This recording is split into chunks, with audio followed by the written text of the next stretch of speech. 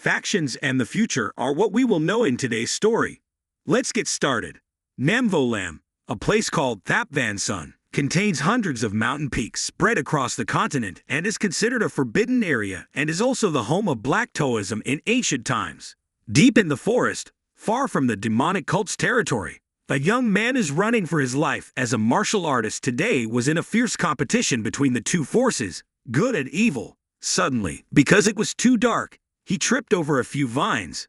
I lost my momentum and cried out, my whole body facing down a not very long slope. I was just not in good shape, so I rolled. His hair was torn down, his clothes were torn, and his face was covered in bruises that showed he had been in a fight. There are already a few masked guys waiting here already. We've been waiting for you for too long. Thien Duck, those wearing masks. The masks all unsheathed their swords. Their eyes were filled with aura. Anyway, I give up on invading this place. What is your reason for wanting to take my life, whether you have martial arts or not? It's all unrelated to Thien Com too. You don't know anything. That's why everything is just according to the Watchman's regulations. So obediently surrender your life to a person with the blood of a cowardly citizen if you dare to dishonor the noble bloodline of the patriarch. Naman becomes extremely angry at the thing he hates the most, insulting words to his mother. He was going to die anyway.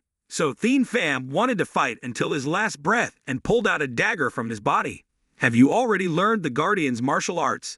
Sadly, Thien Pham is not like that. If you really learned well, now that skill will be very useful. The masked men seemed very excited and said that it was better to kill someone who refused to give up fighting than to kill another person. The lowly guy begged for his life, so all four of them jumped in and bullied a child. Thien Pham kept making noise. Everyone cried out weakly. The guy from afar took advantage of the moment the male lead wasn't paying attention. He used a hidden sword to hit his wrist, dropping the dagger to the ground. He was in pain and glared at the cruel man next. He peeled off his neck and raised it high. Pham's face turned red and his eyes showed that he was not at all submissive. From behind he still defended. Another knife. Another masked man shouted a warning to watch out for the knife, so immediately on duty, he continued stabbing straight at the cruel man's little marquee. All of his accomplices were looking very bewildered, and Thien's whole body was like that. Pham was liberated. He showed a very smug smile because he had defeated him. There was no way a kid wouldn't.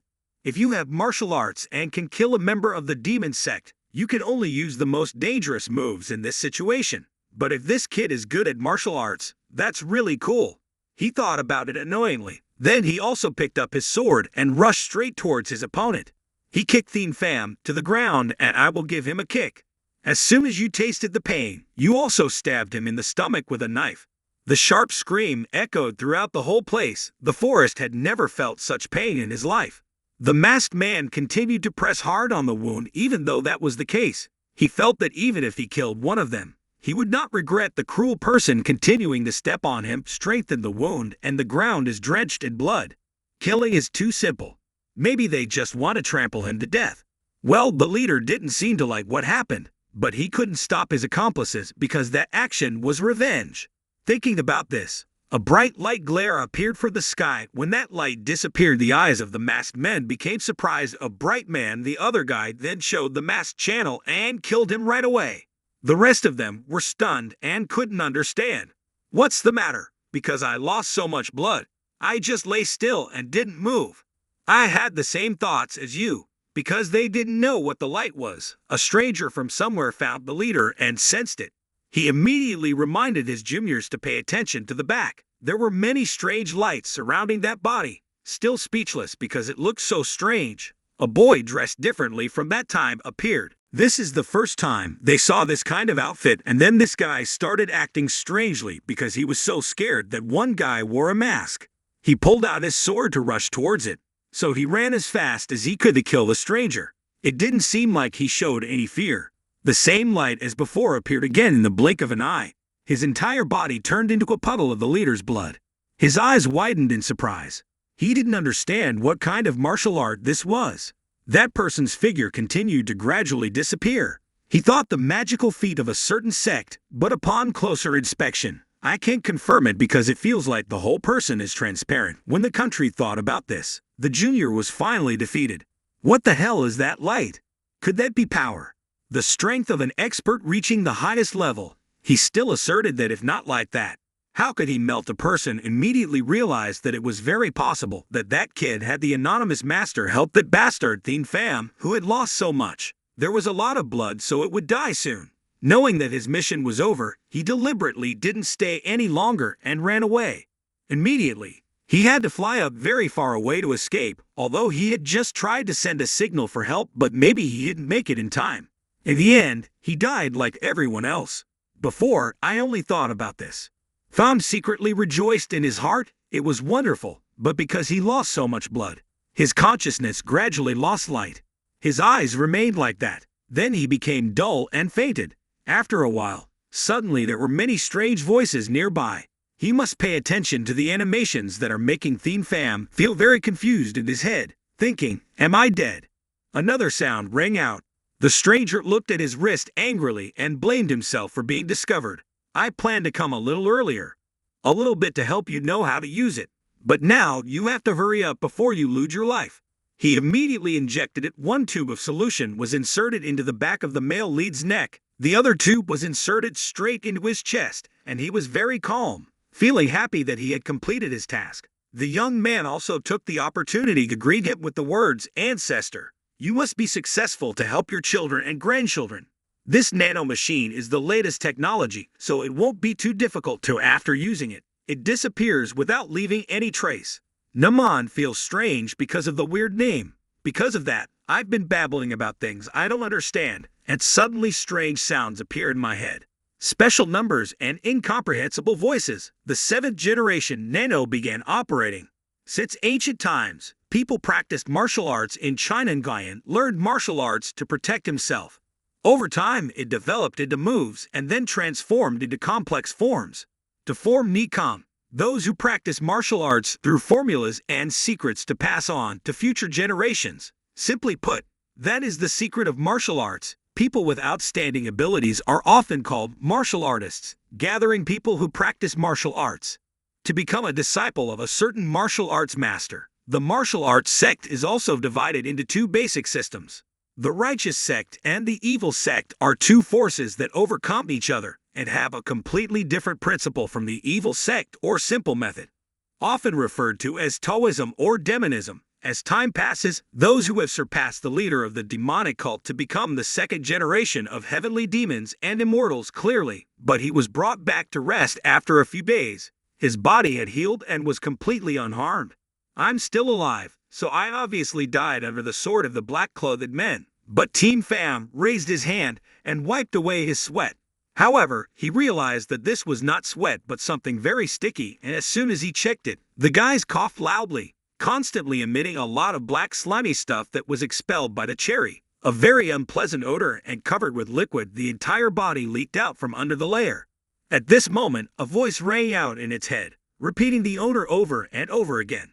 When he was awake, he quickly got startled and stood up. Glancing around, he recognized the voice saying it didn't come from outside, thinking that someone must have transmitted the sound. It's different this time. The system also confirmed that Thien Pham didn't understand anything, so he shouted loudly and asked for their names and found out. The strange thing in my mind is the 7th generation Nano Cloud 9 that is linked and supported inside the fairy brain. Pale because he didn't understand what was going on, the system kept repeating over and over again, causing him to mistake its name for the demon god's face is now tense. The demon god is the entity that the demon religion worships, and only the leader is the one. Was given the ability to connect with the demon god, so he knelt down like he was afraid of something. Generation, when the governor realized that his master had misunderstood everything he said outside, the guardian called a doctor to come and treat him. At first glance, Dr. Bach knew that the young master's injuries were due to assassination. In the past, I have underestimated the assassination, but I didn't expect that yesterday I would be defeated in an instant. Only a blessed ghost could defeat a guardian like you. Thien Kong still survived in their hands. It's truly God's will that someone helped him, but really, he hasn't yet. I found out the whereabouts of your ability, but couldn't guess the whereabouts of their Viet Thuong. So why just think just coming here made Gar Jiang remember yesterday's story. The tragedy before his eyes was truly horrifying. The bodies lying there, on the cold ground, The upper part had disappeared and the parts were scattered everywhere. Only one guy died intact, and that death was caused by it was the young master who placed the sword on his neck. At that time, I discovered the sounds of the young master's labored breathing, lying prostrate in a corner with blood flowing out of the leeches. That person was none other than Thien Pham. Then he died. Bring back the owner. But there was absolutely no trace of external force on his body. There were obvious sword stab wounds on his clothes, but his body was very healthy. The monk said that the leader would definitely not get involved in such a trivial war. Having said that, he felt sorry. I found it very interesting and urged the guardian to quickly lead me to the patient's room. At this time, he was constantly asking about the deaths of the assassins yesterday. If the system denies that it doesn't work on its owner's self-healing, it's because I now understand that it needs to find out appropriate language so that the owner can understand. Nano Ma Chin starts searching through words and terms to Thien Pham is the clearest. The male lead becomes surprised at the sudden change in tone even though he still maintains his mechanical look. I'm trying to send it to the owner. Multiply basic information and instructions for use into the brain so people will accept it. But Thien Pham had to nod without knowing what it really was. The data stream was forcefully loaded inside. So now he couldn't get used to that change. His body couldn't stand it and dug in, emitting many things that are difficult to see and smell. It's a natural reaction after the owner receives the information through the brain and he won't feel it anymore. Pham had a headache and didn't understand what the hell this was. Is it true that people now have tens of thousands of machines in their bodies? 6824 Nano Machine was arranged. He realized that what he was communicating with was not a human or a god, but a machine that wants it out of the body, knows that it is bound to stay until it dies. Until now, he still can't understand what everything was like, from always being murdered by his half-brothers to having Nano Cloud Chi enter his body. If that's the case, then who attached your house to me? Speaking of this, the guard's knock on the door rang out. I don't know how to explain the fact that I'm talking to a computer. I just thought I could understand. So silent mode was turned on. Temporarily, the door opened. The guard and the doctor walked in. Seeing the young master lying on the bed, he immediately ran. I came right away, but then I covered my nose with my hand because of the horrible stench that was coming out. I was so scared because I almost got caught. Even a doctor who has been working for many years has never smelled this smell. His face felt very interested, so immediately asked if the injury had any effect on temporary memory, but it seemed like there was no problem at all. Don't be shy. Reach out your hand so I can feel your pulse. Thien Pham was embarrassed by the fluid leaking out but still held it out for the doctor. After checking his pulse for a while, he widened his eyes in surprise and muttered something that made Guard Jiang worried that the young master will encounter a serious illness. This is completely the opposite because it is also very good for the young master's entire body. All impurities have been cleansed and the blood is also completely circulating. Perhaps if the person has used some kind of medicinal wine or medicinal herb. The doctor's specific intention is, he now has the perfect body of a martial arts practitioner. Pham understood what the old man said, but he still did not dare to believe the black liquid flowing from his eyes and ears. Coming out from the body are actually these long-trapped impurities. Nano, are you doing the right thing? Before hearing this, the answer was that he had to cancel the mute mode. And now it explains in detail the nanos placed throughout the body can help eliminate internal toxins and transform into the most ideal shape to promote the mobility of blood vessels and muscles. Conjecture that it might be because a nano machine like you is actually more shocked to hear that from itself. Who are you? Must be a demon god, right? I'm not a demon god, but a machine. Dear Master, let's learn a little about the past. In the current situation, the demon sect now has 6 sects as its foundation. The leader of the demon sect accepted Sao's daughter. This sect is to marry and promise to give birth to sons who, when grown up, will have the status of small sect leaders. And when you reach a certain age, you will be sent to the demon shop. The opening time of the demon shop is 10 years at a time. The main purpose is to find the most capable children. A few years ago, there were a lot of internal battles, and the only reason why the most important thing is the struggle for power through the small sect leaders who returned to the present that Dr. Bach is still taking care of. He observed the terminally ill person and was afraid that this person would discover that there was nano chin inside his body. Still silently thinking in my head that someone must have helped you, but I still haven't found any reason to prove it. I also give up on that idea. There's nothing strange about my body. I'll prescribe medicine to replenish Ho Vijiang's vitality. Thank you very much. I was about to say goodbye, but I was rejected.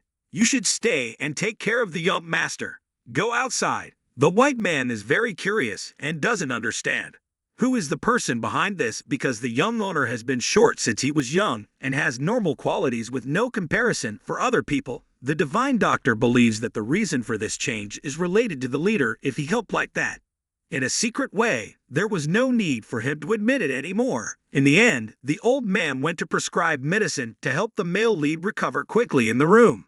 The male lead breathed a sigh of relief because he was not discovered. He knew that even if this happened, he still needed to thank Protector Jiang Toi. NANO treated me, but if the Guardian hadn't appeared on time, I wouldn't have died, so why think about it? Raised his voice to thank him for yesterday's actions, but he spoke again and reminded the young master to go take a shower quickly. However, the smell of the future is too difficult to smell. Thien Pham's fate was decided immediately after being born with a mother who was a female slave. All that remained was for his life was to survive and not get killed. Nanmain didn't talk to Nano for about an hour because it wouldn't have said anything if its owner hadn't asked while he was bathing. But he would have asked briefly and found out that Nano had single-handedly treated him. It's okay until it heals.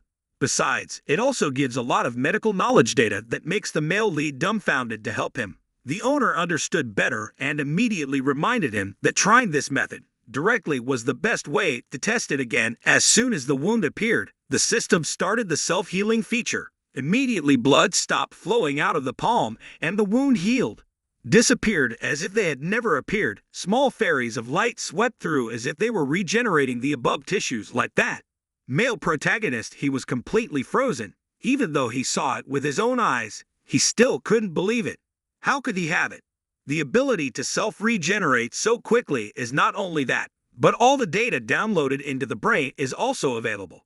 Nano's own features did not disappoint its owner. A few basic features did to his body. As he became stronger, it was restructured to help him have a body that was scientifically similar to someone who had practiced martial arts for a long time. In learning, creating yes or no is impossible, but regenerating the body and muscles is not a difficult task.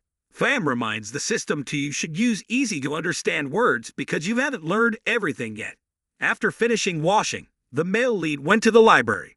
Nano reminded the owner to just look straight at each page of the book, and there are many martial arts secrets inside, even if you read all the mental methods and physical training methods for the rest of your life. Thien Pham took out a book. On the shelf is written about blood energy, although I don't really believe it. But he started turning the pages and moving faster and faster. I didn't notice anything, but my eyes began to concentrate. After scanning, the blood immediately moved to my brain. When the user asked the owner for approval to talk about the word scan, the male lead vaguely understood that it was internal copying. Immediately, he felt as if a bolt of lightning had struck his brain. Many magical animations appeared for now. The feeling of dizziness and headache disappeared as soon as the content was finished moving, and Nano's brain immediately explained a few things. I'm just telling the truth, so there's no need to worry too much. Owner, just think about the information that was transmitted, just like when he received how to use it. Pham thought about blood energy and information that he had never even read before. Immediately, everything appeared in my mind very naturally. It was unbelievable because everything was memorized without having to think about it. I read there was an error in the book that was corrected before it was published. The information about blood vessels was wrong, so I edited it myself. The male lead thought, this is great. You always have to learn and remember it, but with this method, you don't need to waste any more time. Fan smiled happily. Interestingly, there aren't many books in this room, so later on, things will be different when you step into the magic shop. Inside there are all useful martial arts books, and various books plundered from the righteous and evil sects. With this ability we will be stronger and survive faster. Anyone who transfers the scene to the residence of the small cult leaders of the southeastern demon sect becomes a dead devil. Diet blamed his subordinates for plotting to harm Thien Pham, but for nothing. I told you to eliminate one person and now say that the 5 people accompanying him are dead. What do you think? To be able to say that, it seems like there was an intervention from a certain mysterious expert, Sir Moon Guyot, because of being talked about.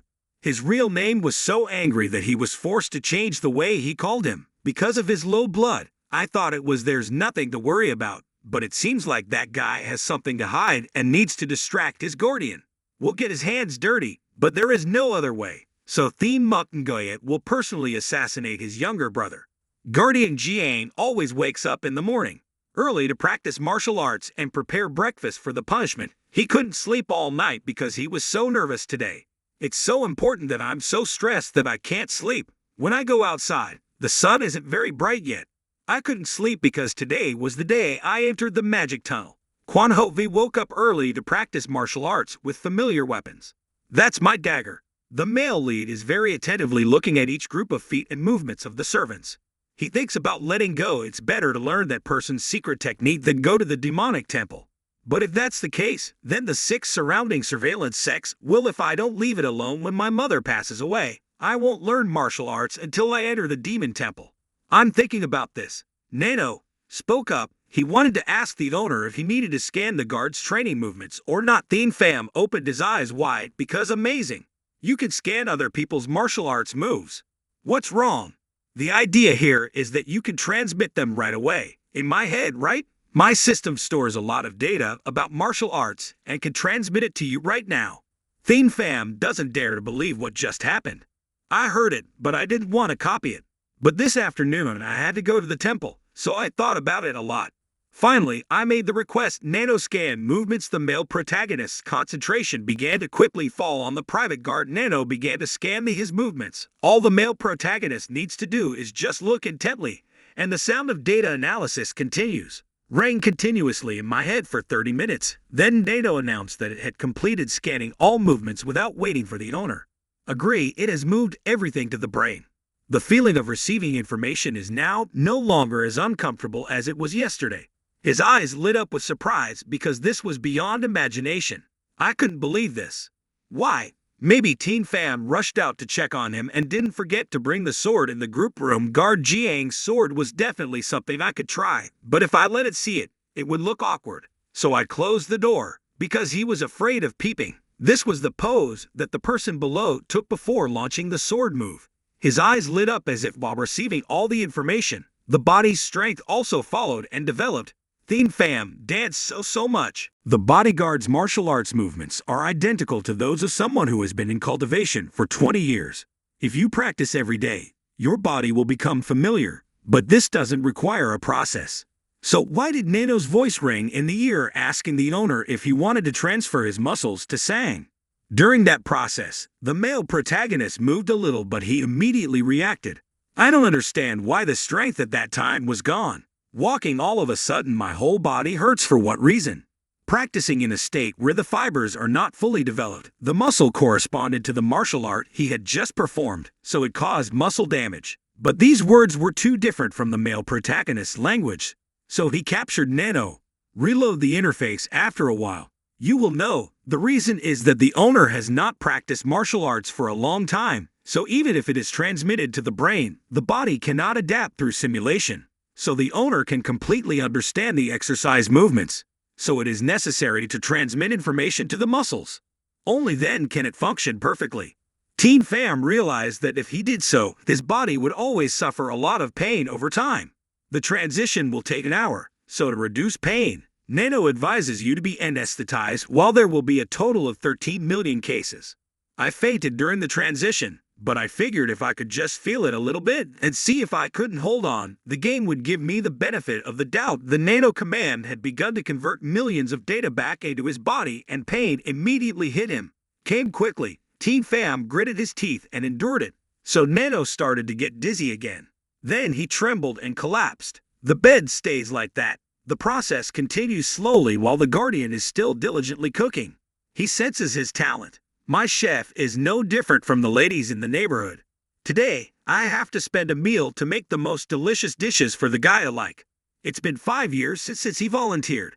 The young master's cook didn't even know how to cook, let alone prepare food. Images appeared in his mind, my wife's photo before her passing into heaven. My mortals must rely on that source.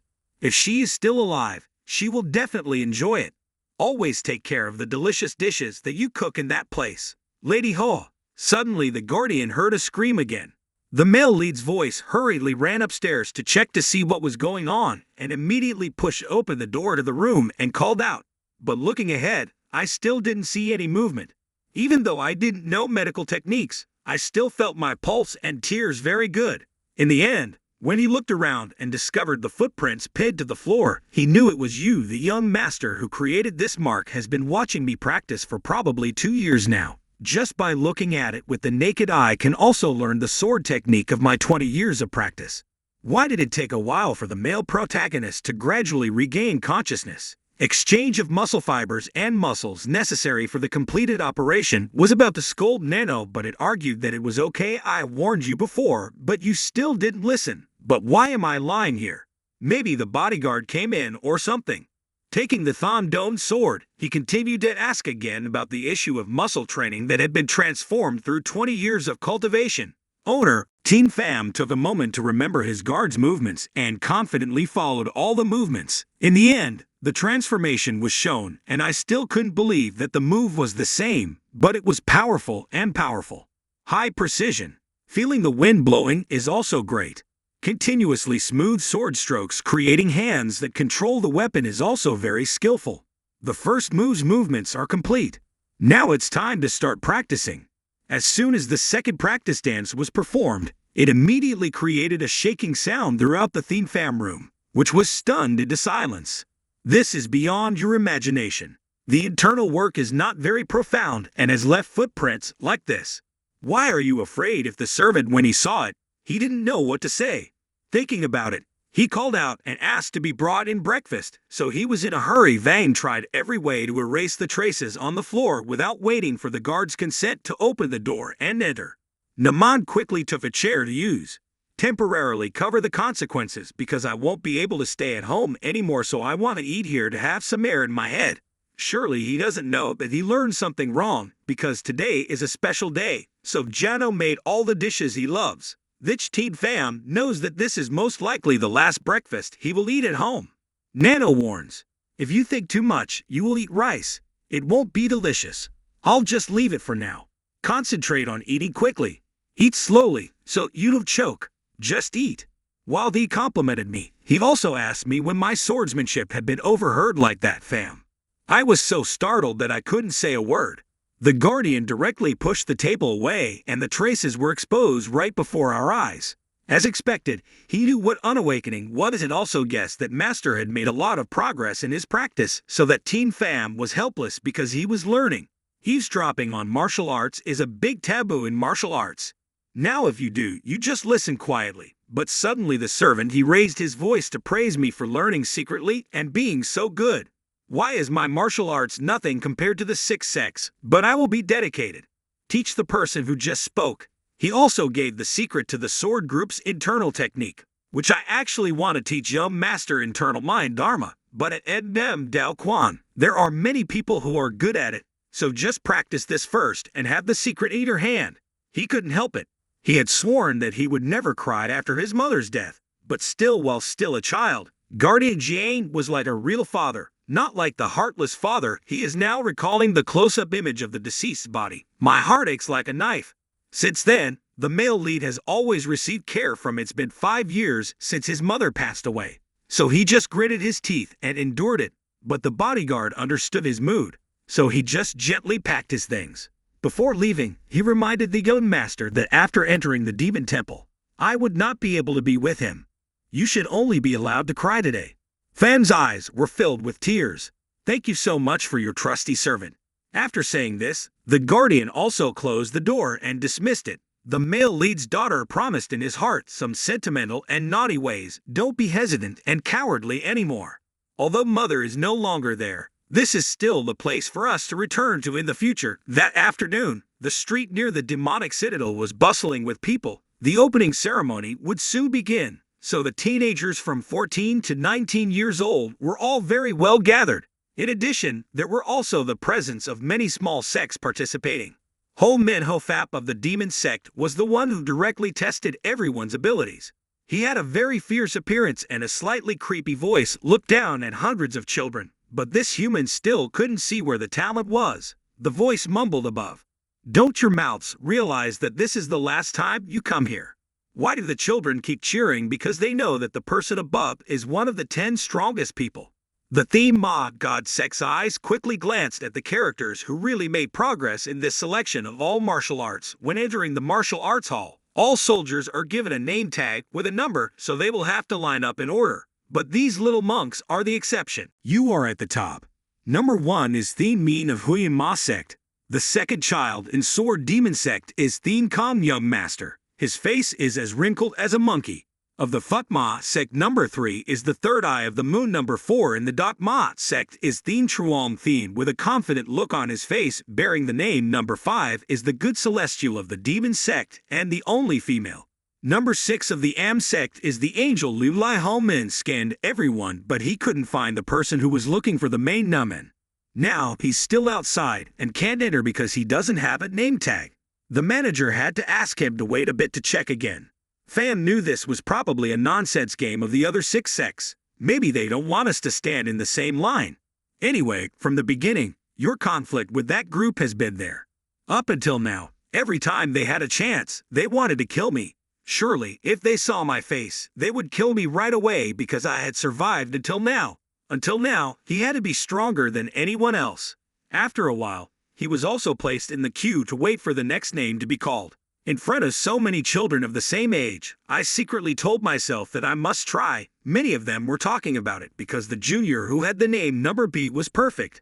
Not knowing martial arts at all, they burst out laughing because they were sure that he would be eliminated first. Lai Ho Min was also at this time saw them out into the sky, truly attracting attention. It's true, the Cardinal's illegitimate son. The horn blew throughout the stadium. People began to stir and hundreds of young girls and boys cheered. The footsteps of the victims. An important object in the heavenly demon sect had appeared. Everyone had to stay silent and hold their breath, just hoping to see their faces once. The children gasped, not only out of curiosity, but also mixed with some sense of fear. The sect leader still calmly walked towards his throne. I followed him. He was a sword mala and used the dream. The atmosphere still became too silent. A strange way described the Dharma protector's observation. Very careful with the approaching dream, he felt that he definitely hated the shabby way of his teammates, not only the bodyguard but also the right guard. The person who still smelled strongly of alcohol, the leader of the Dharma protector Mala sword, turned down with a hidden look in his eyes that meant he was just giving a gentle reminder to the group. Please be quiet and reduce your mouth. The sect leader is now seated with a cold appearance. In addition to his position as sect leader, Ma Thien Lu Tuyen is still the 5th strongest expert in martial arts. The children looked scared when they saw the heavenly lord, silent, not daring to speak out, feeling the heavy oppression that was Thien Pham's father, the great Dharma protector, who spoke out his love. I asked everyone to be quiet. After a while of stability, everyone was very attentive. He respectfully reminded the heavenly master of the auspicious hour. Thien Lu Tuyen stood up and walked away from the throne. His eyes were mixed with venom but also very righteous. A deep, melodious voice rang out to welcome the future talents who would later shoulder the great responsibilities of the theocracy. The people below didn't know. I don't know anything about martial arts, but I also know that the leader has a very profound internal skill. So when I hear these words, I feel like I'm about to punch him. This disaster is proof of the absolute power of the Heavenly Master. You should build martial arts here to create strength for yourself.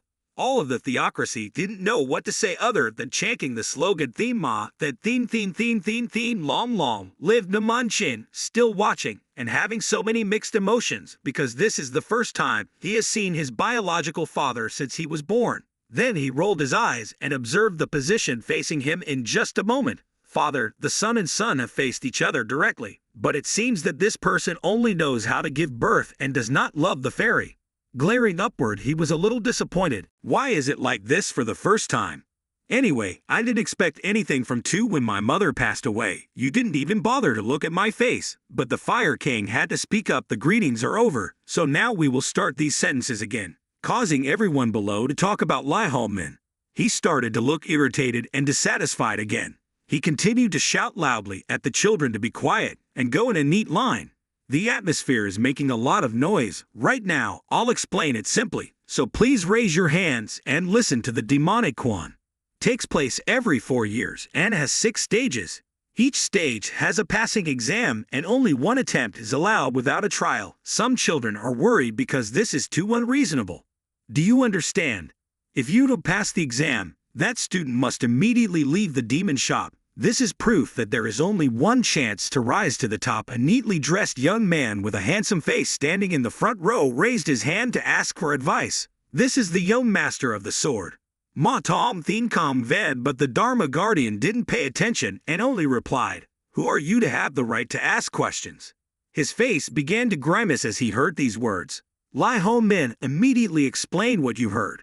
Said that all the benefits of the bloodline of the sect leader and the sixth sex will be revoked from the moment you set foot in the demon temple. Do you want to be eliminated?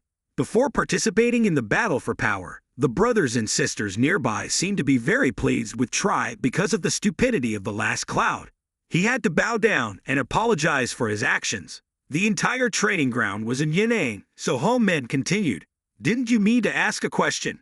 Everyone became curious because they understood that those who stayed in the demon world longer would grow up with strong abilities and receive the first 3 special privileges.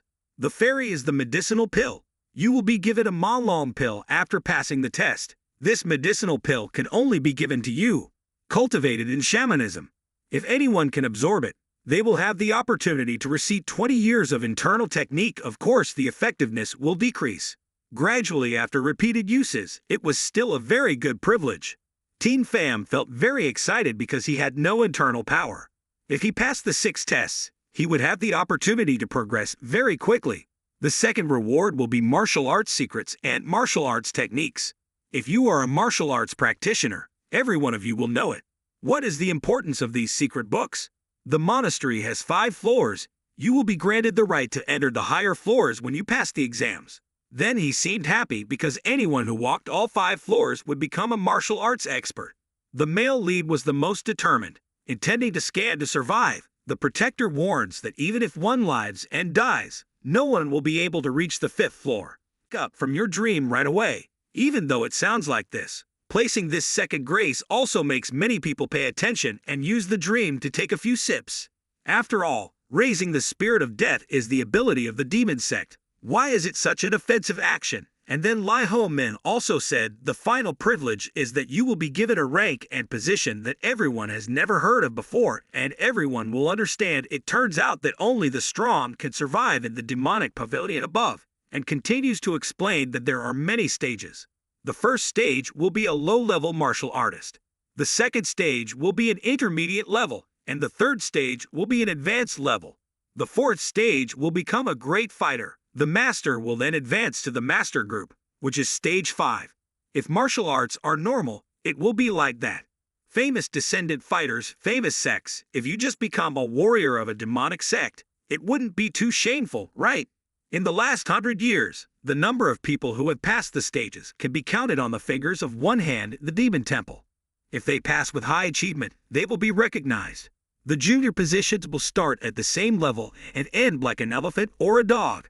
Teen Pham now has his own motto is survival to become the strongest. Ho Min ended his speech immediately after. At that time, Phase 1 inspection will be conducted to redivide the groups of martial artists who became shocked when the incident was so sudden. Suddenly, I couldn't think of anyone who would check half of the kids below on the first day, thinking that at least if you only want to study something, you'll have to take the test. But some of you are planning to take the test now. But suddenly it's obvious that because it's too noisy, Ho Min's assistant shouted, "If you don't pass the first stage, you will be removed from the demon temple and will not be eligible to become a low-level fighter. This is just a basic exam at least. To become a martial artist of this school, you must have the ability to do internal attacks. Those who do not have basic internal skills will not survive in the demon temple." When I went to Thien Pham's place, he shook his head in frustration. It wasn't like he was being kicked out. If he had been good, he would have kept a job as a leaf sweeper.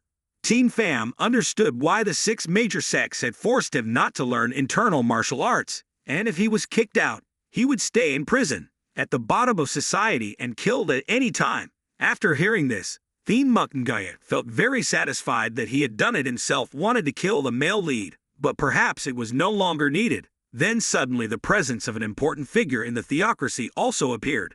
A human-looking female appeared, followed by her maids, who came up to pray. She was the fifth leader of the heavenly demon god sect. The old patriarch of the demon sect Hang Tanu, in terms of power, is greater than the sect master and smaller than the whole man sect leader declared. This is the proctor who will supervise the first test. Elder Fire continues to repeat the warning that if anyone does not pass, they will go out. Even a dog will bite them to death. Well, this year's exam makes everyone feel strange because the proctor never participates in things. As for this one, even the fairy fam saw it. The kids just cover their ears and don't understand anything. This test is an acoustic psalm. If the 5 elders really do it, then you brats won't be able to endure it. So the person who will adjust accordingly shouldn't worry too much. If you don't have internal energy, you can only endure it. With patience, I clearly understand that those who have internal energy can comfortably listen to her play the piano for 30 minutes. The rule of the test is that whoever lasts for a moment without fainting will pass, and with that said, the contestants will pass. The woman began to play the instrument, and the clear sound began to spread throughout the arena. It was clear to anyone who knew how to listen. The kids' faces were all wrinkled, and Fam was also slowly feeling that dozens of teenagers were now lying on the ground covering their ears. After all, I still feel pain in my heart. Indeed, most of the weaker Thok sect have fallen Thien Muk Gayat. Quite confidently, I pricked up my ears and listened to him, understanding that my status as a descendant of the 6 great sects was like this. How could it be difficult since I was young? I have taken a lot of supplements and eaten delicious seafood. So of course I have a lot of internal energy. This guy is enjoying try because he thinks that Thien Pham has definitely fallen to the ground. But it seems like he won't be happy for much longer because this is just a coincidence. At the beginning of the 5th elder, her fingers began to move faster. This was connected, continuing to increase the frequency of the notes. The sound of the instrument resounds horribly, and many people have a heart attack. To Nu Kong didn't pay attention to anyone else. She couldn't understand why Thien Pham still stood still like Ban Thach himself. I also don't understand why I couldn't feel any sound in the arena. Half of the contestants were lying on the ground as I looked. After a while, he realized that those people had all suffered internal injuries. NANO saw that the owner was too friendly and immediately explained that it was okay. Detection of damaging sounds should activate more detailed emergency defenses than temporarily deactivate sound receptors to prevent impact. Despite the external contact, the male lead can still contact it through the thoughts inside his brain. Gu's eyes, the elder, just kept staring at Thien Pham. He felt too scared and thought about asking NANO for help. If so, then I will blindfold the owner's eyes. Hang Tanu's fingers are now frantically playing the piano, and the tempo has also increased so much that Lai Minho standing next to him, I could feel that he knew that the Yin Gong internal force was stronger than before. For those who had internal Gong for less than 20 years, it would be very difficult to endure. The reason is indeed because of the male lead. Is it possible that the rumor of not having internal strength is completely false? He has no conscience whatsoever. This is the first such exciting period since I took on the role of leading the demon. Dao Quan, the remaining contestants were not as lucky as him. They all rolled around on human land and suffered ear injuries. The small homeowners of the Lup Daemon sect were bleeding continuously, and they were still very upset. I understand why the 5 elders are like that. Then the third Igngayat had to turn his eyes towards his junior brother. Continued to look behind, causing everyone to pay attention to the others out of curiosity, but not daring to move because of them. I knew that if I didn't concentrate while doing the work, I would immediately fall into a ghost, but because it was too difficult to understand, I looked back for a while. The group couldn't understand why a person with no internal energy could be so alert. Moongoyet gritted her teeth and agreed. While expressing his jealousy, the boy assured that Thien Pham certainly had internal power in his body, which he himself knew. If I'm not mistaken, the 5 elders and the kids above are angry because they're looking at me. NANO has opened the system panel for easier observation. Analysis. The movements of the facial muscles, confusion, surprise, anger, and indignation were those of the 5 elders. Although they could not be heard, but he still knew that she had bad intentions, so he would have understood if he had passed the first stage easily. If too much, it will cause suspicion. NANO, can you cause internal damage? Internal damage means the 6 internal organs are damaged. Is it bad? His intention now is that when the performance ends, He must cause internal injuries to his body and cause him to vomit blood. Tanu is very urgent. Truong sought me because the exam was about to end. She was mad because the male lead had no internal skills but was still as strong as her. Nothing happened. The corner of my mouth was bitten tightly because I was too helpless. My self-esteem could not tolerate me. I will use half of my strength to see how much you can endure. The melody suddenly changed, causing Lai Ho Min to pay attention. He knew the fifth leader. What is he thinking? But it's dangerous. Maybe now she has forgotten the purpose of why she is here. Thean, although he had internal strength, his body was about to no longer be able to bear it. So Elder Fire had to shout loudly to remind him. The 5 elders immediately realized that the problem was very serious, and the fingers stopped. Most of the martial artists couldn't stand it, so they knelt down from exhaustion and asked Tanu to play a little longer. Maybe the kids below are all enjoying the morning sun and dreaming about it, secretly thinking about taking the position of elder and then taking action. That's really despicable. The supervisor now doesn't know where to hide her face because she's so embarrassed. She angrily thinks that Thien Pham had reneged on the commitment of the 6 great sects to not learn the internal arts. At this time, he began to slowly feel the pain. My whole body was shaking because of the discomfort. My face was red pale because I couldn't stand it and was blind.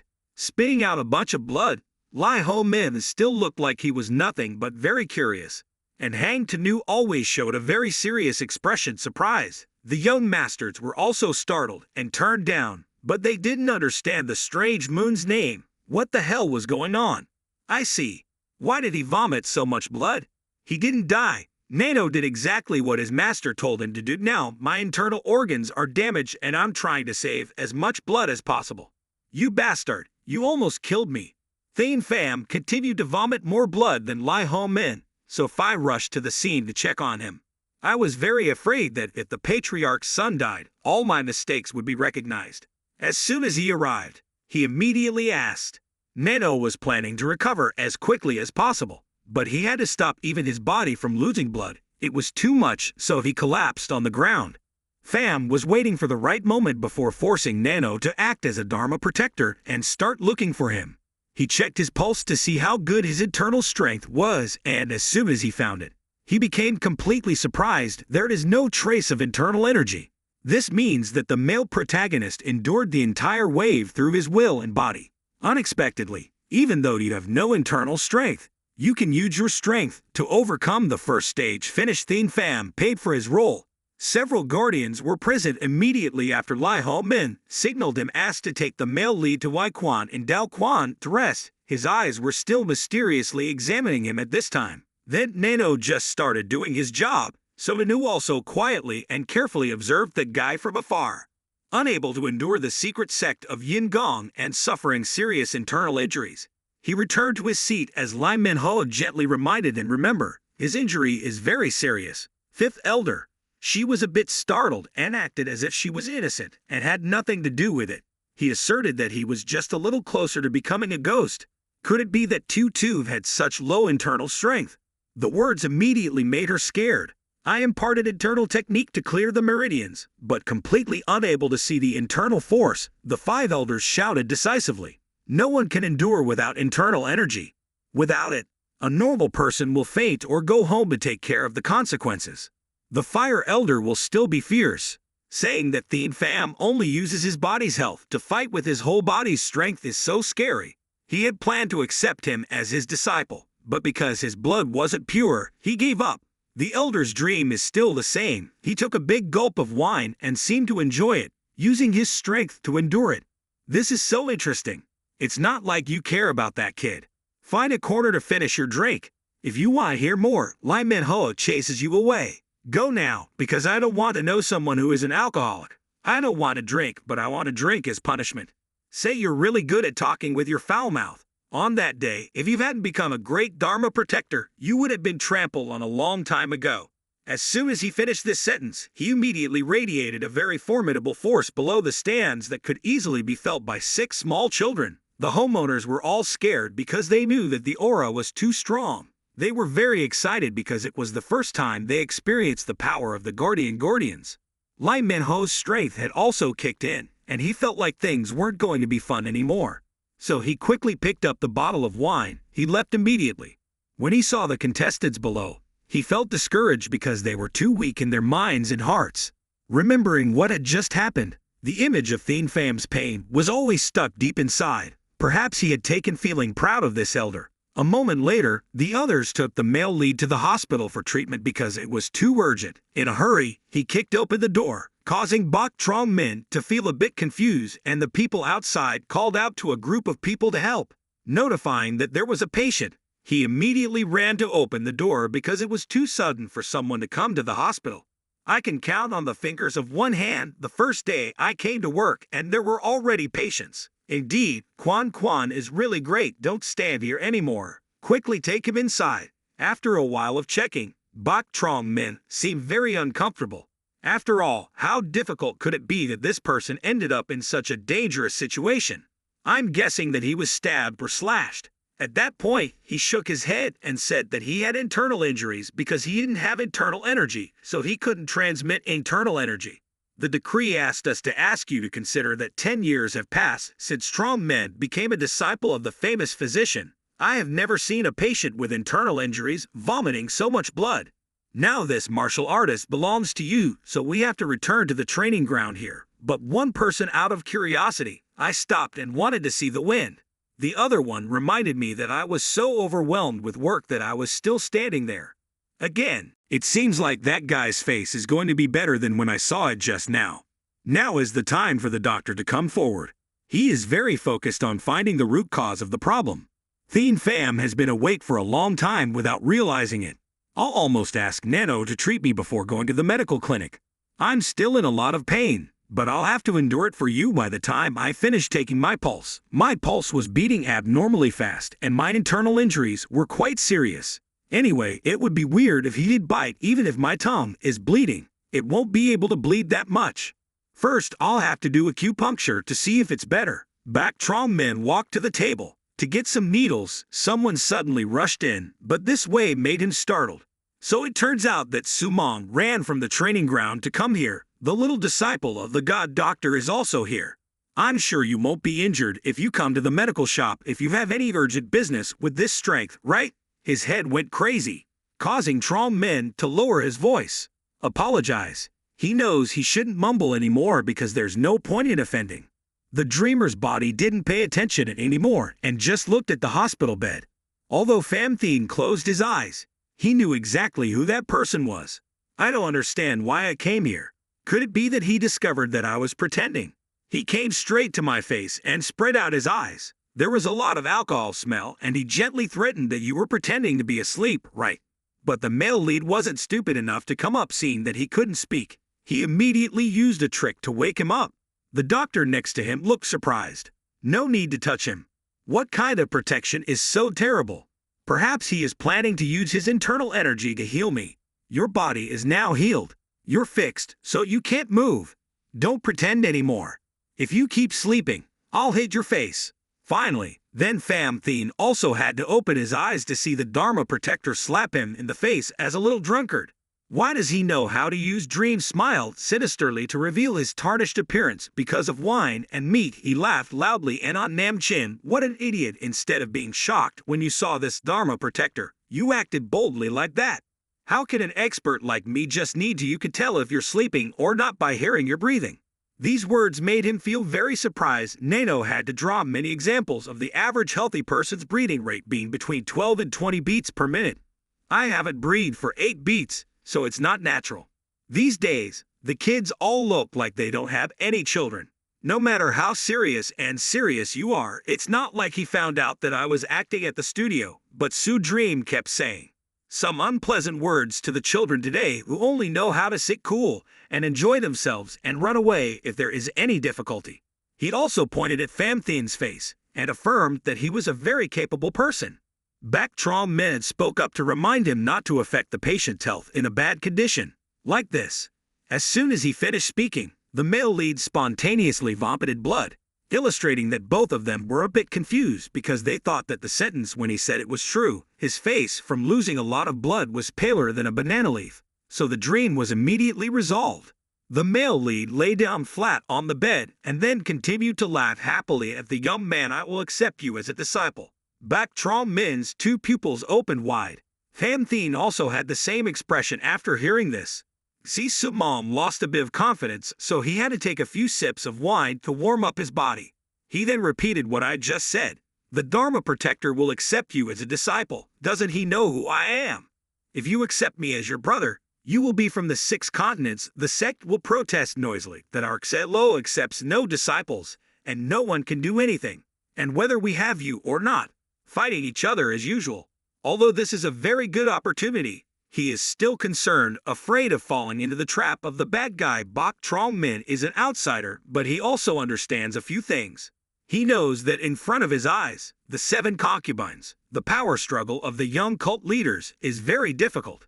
Go but fall. That much blood is too much. Thien Pham raised his voice 50 half want, half no, making the dreamer feel like asking children to be his disciples to teach martial arts. This kid always has too many people, but his life is always the same. So why did he just have to bow down and be humble? If that's the case, then I'll give you a suggestion. The proposal was very interesting. As soon as he said that, he pulled something out of his shirt and something hit the bed. So I don't understand. Whatever it is, the dreamer only said a few sentences that it would be very necessary to preserve one's life in the demon shop.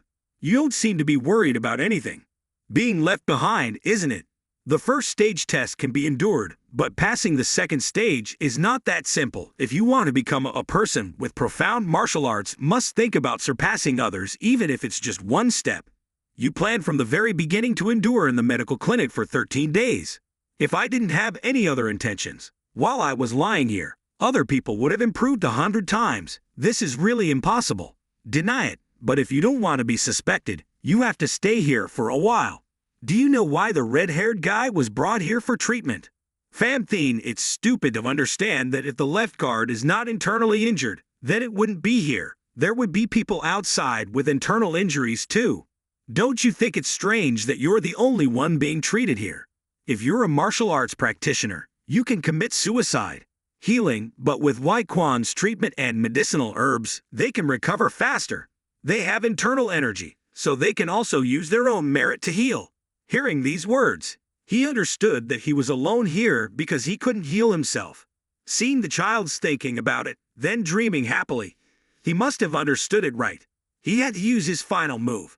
He continued emphasizing the fact that it is impossible to apply merit. If so, can the wound be healed in a short time? Mr. and Mrs. Pham Thien realized that it was very likely that future exams would always require internal energy, which I heard said that those who pass the test in the first part, you can get the Ma Long pill, and of course you are free to enter the first floor of the demonic temple.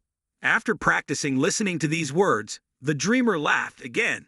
Shooting all the spring rain, he said bad things about Lai Manhwa, who is an expert at swallowing. The magician's secret advice is not a place where you can freely use it. Through each stage, you can only use once. That place is not easy to visit. It is guarded more closely than the patriarch's study. Seeing his dazed expression, Ho Fat became interested. He added that the time he spent there was only 1 hour.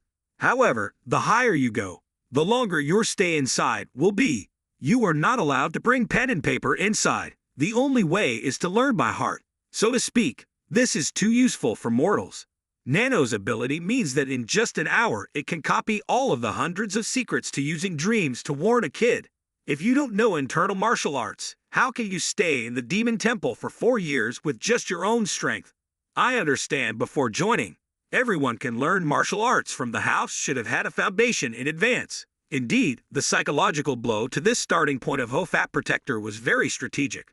Looking at the piece of paper next to me, the piece of paper placed next to my pillow, could it be that it's the inner strength and heart method? It's really you. Observe it really, that is my own Thien Tam Dharma. Now your mind is too confused, even if one person I also have to attract my side because of the devilish promise with Luk Dat Mon sect that I cannot learn martial arts. It was indeed a very good opportunity. After that, the male lead could barely stand up with a pale face and walk down to the bed, curiously looking at Thien Pham. With a heavy look on my face, I bowed to the Dharma Protector as my master, Please accept me as a disciple when I hear these words." Then he just inexplicably smirked and asked the master to accept more of the disciple's dress and use it again. He used magic to force him to stand up. His weak body was lifted easily so no one was allowed to offend him.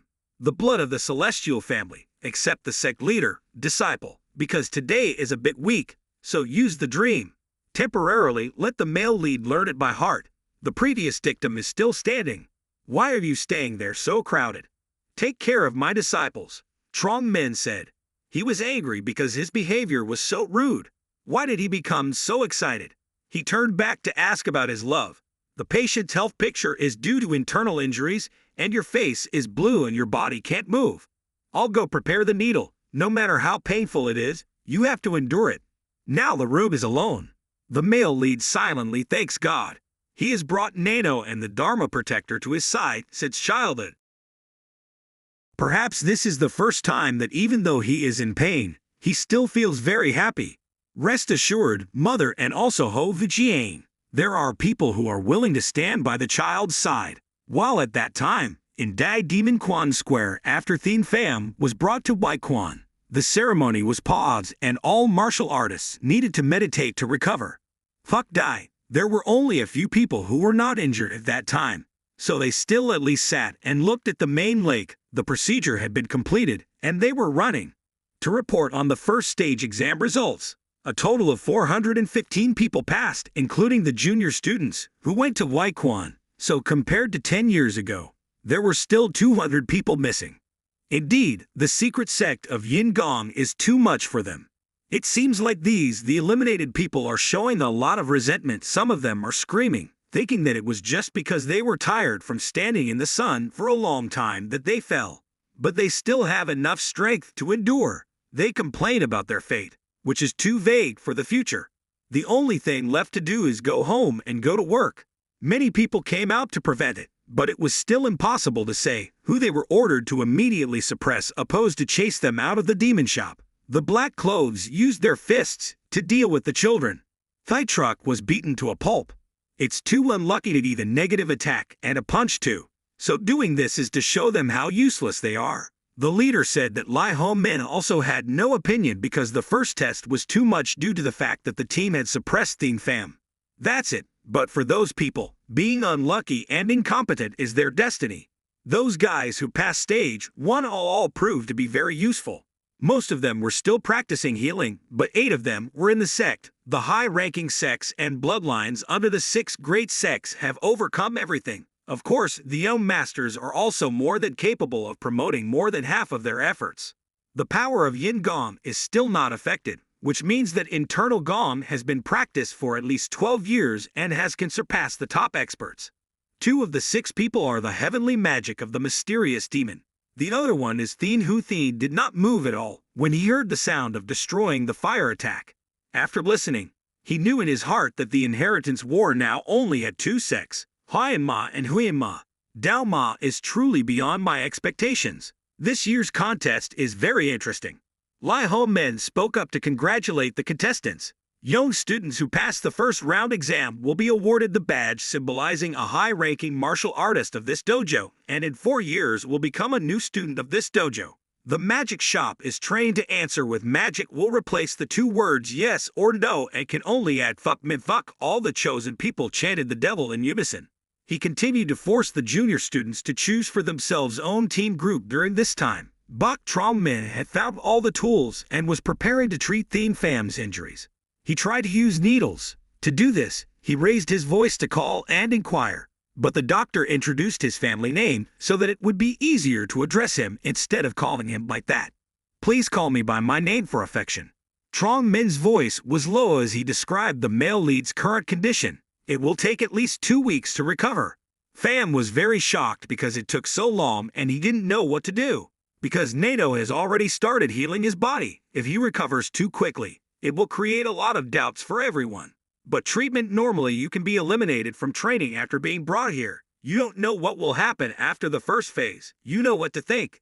In the patient's heart, Trong Min promised to try his best because he was a true disciple of the divine physician Bok Thien Pham. Although I can't comfort you much, I will pretend that I don't know that you learned martial arts from the forensic protector. This monk also comes from a low-class background, so he understands and sympathizes with the male lead situation.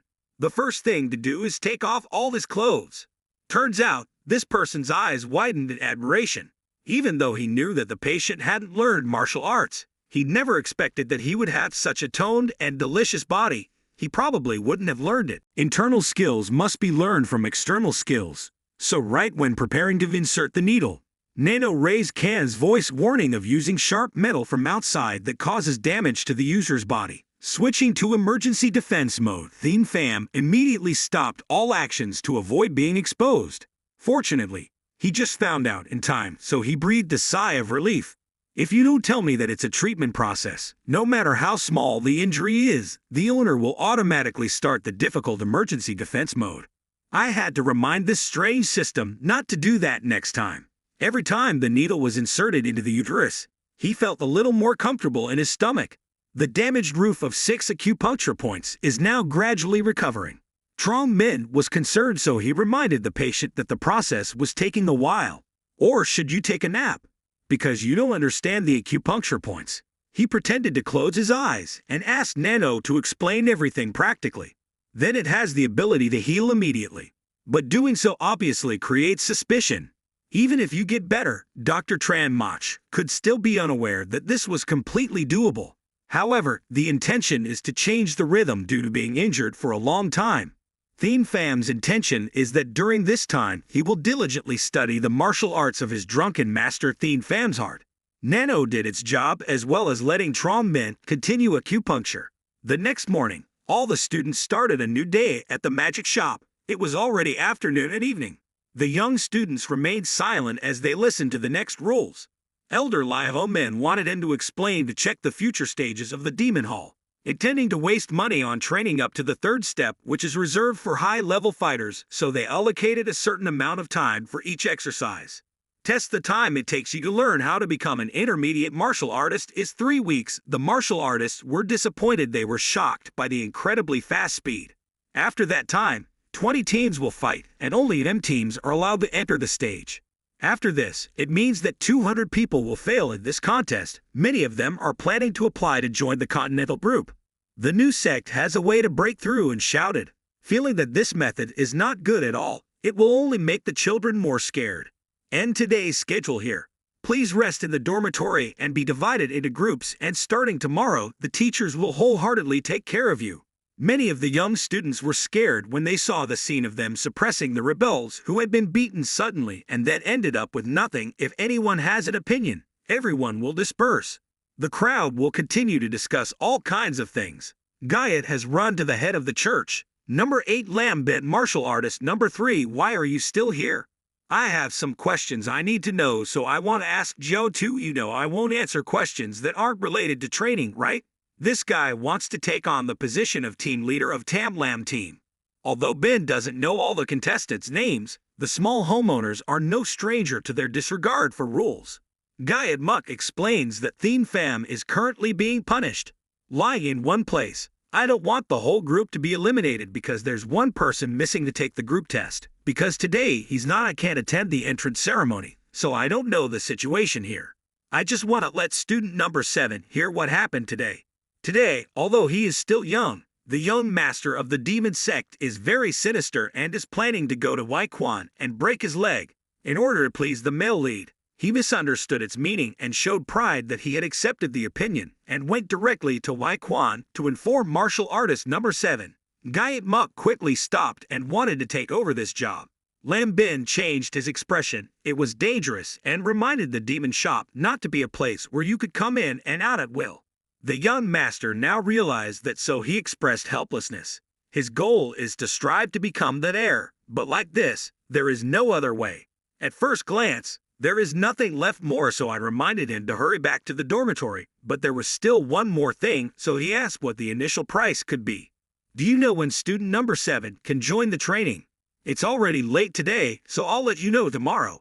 You know that Thien Moon Gayat's plan had to change. He planned to wait for the male lead to recover and make him feel better. Accepting the pain of living is worse than dying. It was evening when Lam Bin ran to Wai Quan to ask after him. He was quite worried because of the time. Thien Phian's recovery took 2 weeks. His internal injuries were so severe that he had to stay here at least 14 days. The first wind revealed frustrated and wanting to find a faster way so as not to affect the next stage. Bok Trong-min believes that if there is internal energy, it can be done. But the patient cannot. Lam Bin started to worry because he had to spend so much time staying for 2 weeks, hoping it wasn't because of him. My team was in charge of being eliminated.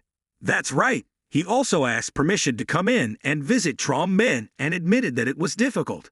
It took a while for him to fall asleep, so the first price was helpless and allowed himself to leave. Before leaving, he stole a few glances to check. After checking, he sighed and seemed depressed and didn't know what to do. Even though he passed the first stage, it seemed like his luck he ended up here, right? Fairy Fam was still crowing, but he didn't know that it was getting late that night. The figure rushes at breakneck speed. The flexible black shadow flies and jumps on the haunted roofs. The location is desired. The main direction is the medical path. The male lead's crowing still sounds like he is cutting wood, and the noise begins to grow louder. Suddenly, the door was broken into pieces. He was startled and jumped up to see who was dreaming with the loud voice. Because he was drunk, he came to visit his newly accepted disciple. Pham seemed surprised because he didn't understand what was going on. The dreamer is still as broken as usual. As soon as he takes vitamin Go, he will ignore the nonsense and no need to say hello, disciple. Please wake up, master. Have you finished the homework I assigned you? The male lead's eyes are wide open. What do you mean? Have you already assigned the secret to inner strength and heart dharma? Did my master say you had to memorize it all before I came here? Feeling a bit frustrated because yesterday I spent the entire day giving Bok Trong-min acupuncture.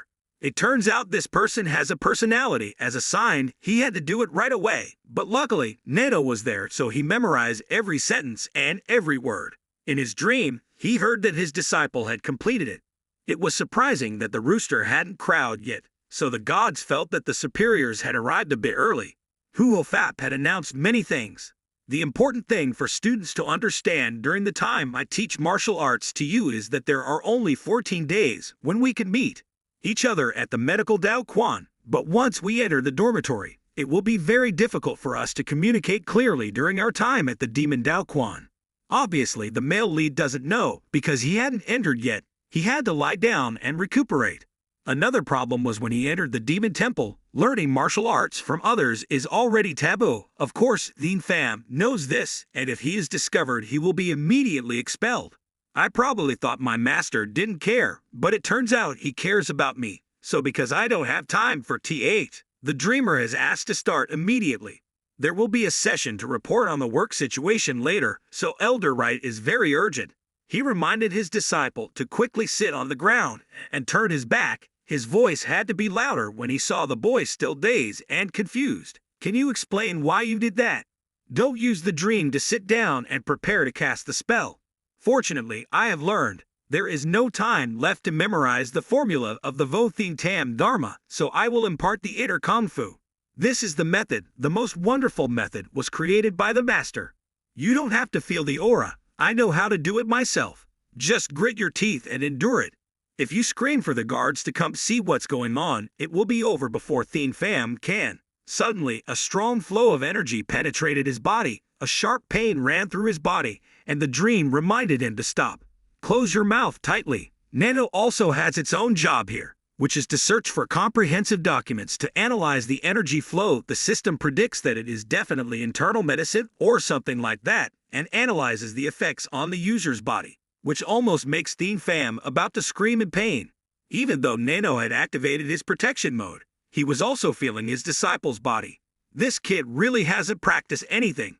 Why do the coronary arteries and 14 arteries have no difficulty in circulating them? Hon Noi Kong's muscles don't look like they're lacking exercise. As far as I know, he's definitely never learned martial arts. The historian implicitly understands that this incident is related to the old sect leader Thien Lu Tuyen, who admired the beauty of Lady Hoa. The two were often affectionate with each other all day like bees and butterflies. So among the 7 wives, Thien's parents are probably the ones. If he was the one who was most concerned, he would have silently taken care of his body and flesh. As soon as he passed on the internal technique, he had a dream. I was excited because if things happened like this, I would definitely be able to create a surge of internal energy in the dormitory within 3 days. The Quan Thien Truong Thien Qua Doc Sex Demon Monastery is being beaten up and the juniors are still standing there, their husbands not daring to attack. After coming in to help fight, they ran to ask about the young master's health. Who is that bastard from the mystical sect who dares? Angry young master of the demonic teachings. Bok Kai smirked and said, "Who am I and who is he, strong man? Because I have won, I will take on the position of team leader No. 12 and return to Thien Pham's place." After completing the process of imparting internal energy, I felt very refreshed and asked the disciple if he could remember anything to mention. My whole body is sore, but I don't forget any movement. I will have to endure the pain for an hour because this is the most suitable method to target for the next 7 days. According to this, your kid will have fully formed his inner strength. The voice of the historian, although happy but also mixed with a little tiredness. Understanding people must have been very difficult. Even though I'm still suffering like this, I'm sure you will succeed and not disappoint your master's expectations. You also know what to say. Why don't we stop here today? Don't forget the breathing and luck of Vo Thien Tam Phap. You should often think about it. After he finished speaking, he had to leave in time to report to the leader. Now only the male lead was left alone to think. The dawn of a new day had begun to flash from the east. He thought to himself that within 7 days he would have to form his inner strength. Shortly after, Magic Square Quan Lai Ho Min has forced everyone to go to the field together. He is predicting that each group will have a captain. Elected last night, looking at their bruised faces, the competition must have been fierce. And that's the reason, because the leaders never entered the dormitory and just let them fight for power among themselves. I was thinking about this when my eyes were also very surprised that Group 12 had a small leader. But why did they have an anonymous number 18 as the group leader? They have had to work very hard to stand strong today. How can they touch someone who has the potential to become a future leader? This guy is not only strong but this is also very brave. Ho Chen Truong reminded. It's time to start the training process for the first prison warden within 7 days. In the morning, we will learn the theory of tactics and the dharma of war in the large lecture hall. Have you eaten yet? In the afternoon, the battlefield will be practiced in the courtyard. No one dares to comment, but only shout demonic slogans. Everyone is left. Move to the lecture hall. In order of group number 1 is the group that goes first. Ngayat Muk looked at Hu Thien's confused face and said in Sung Swong's heart, he was pleased with Tri because his half brother had to follow a small patrol sect disciple. There's nothing interesting about the poisonous sect besides the poisonous sect. That's why I have to obey the low-class sect and laugh after thinking about it. As if he had caught gold and returned to the store, he looked at the expressions of his relatives, but Hu Thien showed bitterness in his heart. His eyes continuously come to Bok Kai's game team leader's place alone. Just play, I'll make you regret ever being with me. My group and I had finished a day of strenuous training and were about to rest when the first wind called our target. Gayat Lai Lam Bin was quite satisfied with his performance in commanding the battlefield today. He announced that martial artist number 7 would have had to lie down and rest for 2 weeks. Even though in theory that was the case, in reality Tutu had no internal strength. So how could he can keep up with us? Now is free time, so you can practice the martial arts of the sect or re-practice today's lesson. Finish listening. According to the head teacher's words, this guy seemed angry, and as soon as he entered the room, he showed his attitude to everyone inside. Even though he was upset, I still have to hold back because everyone knows that when you encounter such an evil person, it's very difficult to live here. It's really miserable. Planning to stay at Vad Waikwan for 14 days, then Tahuan said to calm down the senior. It was the doctor's judgment, so it wouldn't be a mess. At first, he was sure that he had deliberately acted and pretended to fall to the damn dirty-blooded bastard he was only thinking about. I looked so comfortable, lying on the bed. I was so angry that in order to please the young master, martial artist number 80 muttered. After hearing a few words, he seemed very happy and everything went smoothly for Bok Trong Min is yawning because 5 days have passed and no patient has come to visit. He is afraid that Thien Pham will be the patient. I was thinking about the end of my life at this workplace when someone kicked open the door of the Waikwan again and rushed out to see the doctor. Vang ran over to look at the situation of Lam Bin, carrying a martial artist on his shoulders while fencing and was seriously injured by Trom Min Ho. cheerfully reminded him to quickly take him to the hospital bed. After a while, he quickly treated and stitched up the emotional wound. The patient's condition was fortunately to have no duct meridians because he had very good luck. After hearing this, Zhao Tu breathed a sigh of relief. I'm worried because Phase 2 hasn't ended yet and the management team is missing 2 positions due to serious injuries. The doctors don't care, but just remind the patient to stay for observation. Although not as long as martial artist number 7, the stay will be 3 days. Lam Bin has no other choice but to return to this early training session to know for sure. In a few days, he will have to make a report to explain the situation. Show your superiors that late at night, while the doctor was resting, the injured martial artist groped and gently sat up. Without causing any movement at all, he moved to Trong Mid's working tools with a sharp surgical knife. She quickly took his hand and tiptoed to the bed where the male lead was resting and then gently lifted his legs. I'm sure this guy is planning to cut off his tendons and veins so he can't walk anymore. But as soon as he touches me, the mode automatically turns on.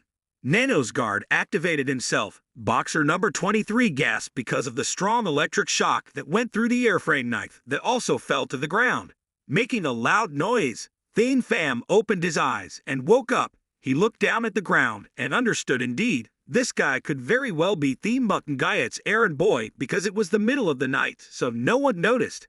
Having figured out this incident, the murderer, after being unconscious for a while, has now regained consciousness. He only remembers the time when he tried to kill him. Then I got dizzy and lay here without realizing that Thien Pham had used a rope to tie it up to use as evidence. Even if I tried, no matter how hard he tried, he couldn't escape the forged cover that had been pulled away when he heard the sound of Thien Pham smiling contentedly. I'd like to politely greet this guy out of breath. What did you do after you fainted? And just put it on the bed. But this guy still doesn't understand why he's like that and is a bit surprised. It was clear that the male lead was seriously injured, but why was he so alert? Thien Pham pulled out a mirror to let him admire the mirror. The mirror reflected his face like an escaped prisoner whose only colored hair was now gone. He felt very lonely, so his whole body screamed because he couldn't accept the current situation, using physical influence to make it shut up. He slapped its ear and the hide didn't work well, but for some reason he fainted again. Not long after, his eyes opened but he could no longer speak in a gentle voice. He asked if he was mentally stable. If not, let's get punched again. His words made him so angry that he couldn't stand it. Can you shut your stupid mouth? Boxer number 23 feels so strange that he's so innocent and yet unexpectedly evil. Who is this guy really? Do you know how I survived to this age? No, Thien Pham raised the knife and guessed it was poison to assassinate me. I have too much experience to understand. As soon as I said this, I pressed myself close to his neck and wanted to play with this thing for a while. If I poked him a little, it would hurt. To what extent? Trying to tell me he was drunk and made you do this, forgetting to cover your mouth and not speak. Okay, so I had to take the piece out. Number 23 was breathing heavily because I was comfortable. Is it okay now? Hurry up, let's go, but don't bother to answer but speak in a sinister voice. I don't know what you're talking about. Moreover, how could you escape while killing people at the medical clinic? In this demon shop, in addition to practicing 2 official jobs, you absolutely must not harm the other person. This guy's sentence sounds so ridiculous. That guy was determined that no matter how hard he was, he would absolutely not open his mouth. His eyes became arrogant as he thought the male lead couldn't do anything. Thien Pham thought for a while, then seemed very excited and continued to lock its muzzle to avoid it. Make noise or not, you just need to wait for me for a moment. I don't have the knack for this, but it's fine here. There are some really good things. I pulled out a bunch of needles from the doctor. I don't know what I'm planning on shooting. First guy. The male lead quickly grabbed his wrist. Although he couldn't speak, it was still in his head. You clearly don't have internal energy. How can you be so strong? Why are you opening my finger? What is he doing? Raise your finger. The male lead smiled so evilly he stuck the needle in the middle of his finger. The pain was so loud that he was about to bite his tongue. Died, then another round of needles were inserted into his body. Just looking at this scene was already painful for him. It's so painful that you can't open your mouth. Is that what you said? No matter what, don't open your mouth. If that's the case, so let's just say I did this to get revenge. The moans keep echoing in the quiet night due to pain. So much so that without realizing it, he passed out again. An hour later, he opened his eyes and woke up again. Thien Pham's voice was still behind him, to prepare for another round. Just now it was the left side, right? Now let's do a little bit of the right side. Maybe this time he should have said, "It's out now. You've thought of something, and don't want to talk about it yet. You should have told me sooner, you dumbass." He gasped because the interrogation didn't continue, but before he spoke, he read out the correct name of the mastermind. Heard the name, Moon's third eye started to be surprised. "You want ask why I knew right. Thanks to the attention of the group leader at the 3 celestial eyes of the moon come every morning to let me know the content of the training in which group I am in. Who is the group member? It's very detailed, but now I still want to hear the words from your mouth. Have you heard clearly? Martial artist number 23 Tiger." The head poked and swallowed his saliva out of fear. He just understood that this was terrible, and if he had a little strength in the future, he wouldn't know. "How can I accept good information from you? So let's end it here. I'm so confused and don't know what to do. What else should I do?" He bowed his head in prayer and asked for a chance to start over. He saw Thien Pham's shadow approaching. He felt reassured. He raised his hand, causing his unfamiliar opponent to press 2 fingers hard on the acupuncture point in his temple. The whole person became dull. His mind gradually lost his eyes, and he gradually closed. He didn't have time to feel anything in his head. These few sentences clearly show that he has no internal power, but why is number 23's first day at the Waikwon going like that a few hours later? It was almost dawn when the master suddenly came to see his disciple as usual. As soon as he left, he felt very excited. He didn't expect the little boy. That guy developed so quickly, his mind immediately thought about yesterday's practice session, and still had familiar movements to pass on Nikom for his disciples. But then he also expressed surprise that after only 5 days, he was able to successfully push Nikom into Dandian. For normal people takes at least 2 to 3 weeks. This is really faster than I imagined. I originally planned to let him accumulate internal energy for 2 weeks before teaching him basic moves. But perhaps the plan needs to be changed to go to the Waikwon tomorrow. Now he doesn't cause a commotion anymore. Pham was waiting at the door to bow and ask for Ma Long Dan when the male lead was there. "Hide it behind your pillow. This is a type of medicinal pill made in the demon religion because it takes a lot of time to refine, so it can only be used to cultivate talents. The first time you absorb it, you will gain internal strength for 20 years, but if you drink it later, the effectiveness is reduced by half." So dreaming is very reassuring because after using it, the disciple will have internal energy for 20 years without needing to practice. This will good for you after returning to Dao Quan to practice. Then he discovered that there was someone in the picture. Looks like there's someone lying there, right? When I opened it to see, the tiger was snoring. Could it be that he was being hit with a Huan acupuncture point? Isn't that right? Thien Pham told me the story that I almost lost my life. I also heard that he entered the demon temple for 5 days, and yesterday, he was seriously injured during a training session. It seems that he intentionally used his injured sword to come here and harm me, doing that at the demon shop's medicine shop and finding out that he will be immediately expelled from here if this guy has the courage to come here. The second level is that there is definitely someone who promised to take care of him and his family and then forced him to do such things using his dreams. He said things that the male lead knew all about. He also said directly that the culprit behind it was Thiem Moongayat, his brother and also a fellow student in the same group. He was afraid because the battle for the throne cannot let him know that his maternal family is also a member of the Fatma sect, the main male generation. I also lost sleep because of these things, so I was so used to it that when I looked at my disciple, my master looked bored and silently pitied his fate. The Sumon tunnel continues to give martial artist number 23 another shot. If acupuncture points have been applied with internal goo for less than a year, then a few hours, the next hour will automatically resolve. If you want to do it properly, you must at least have internal energy for over 10 years. You should clearly ignore it.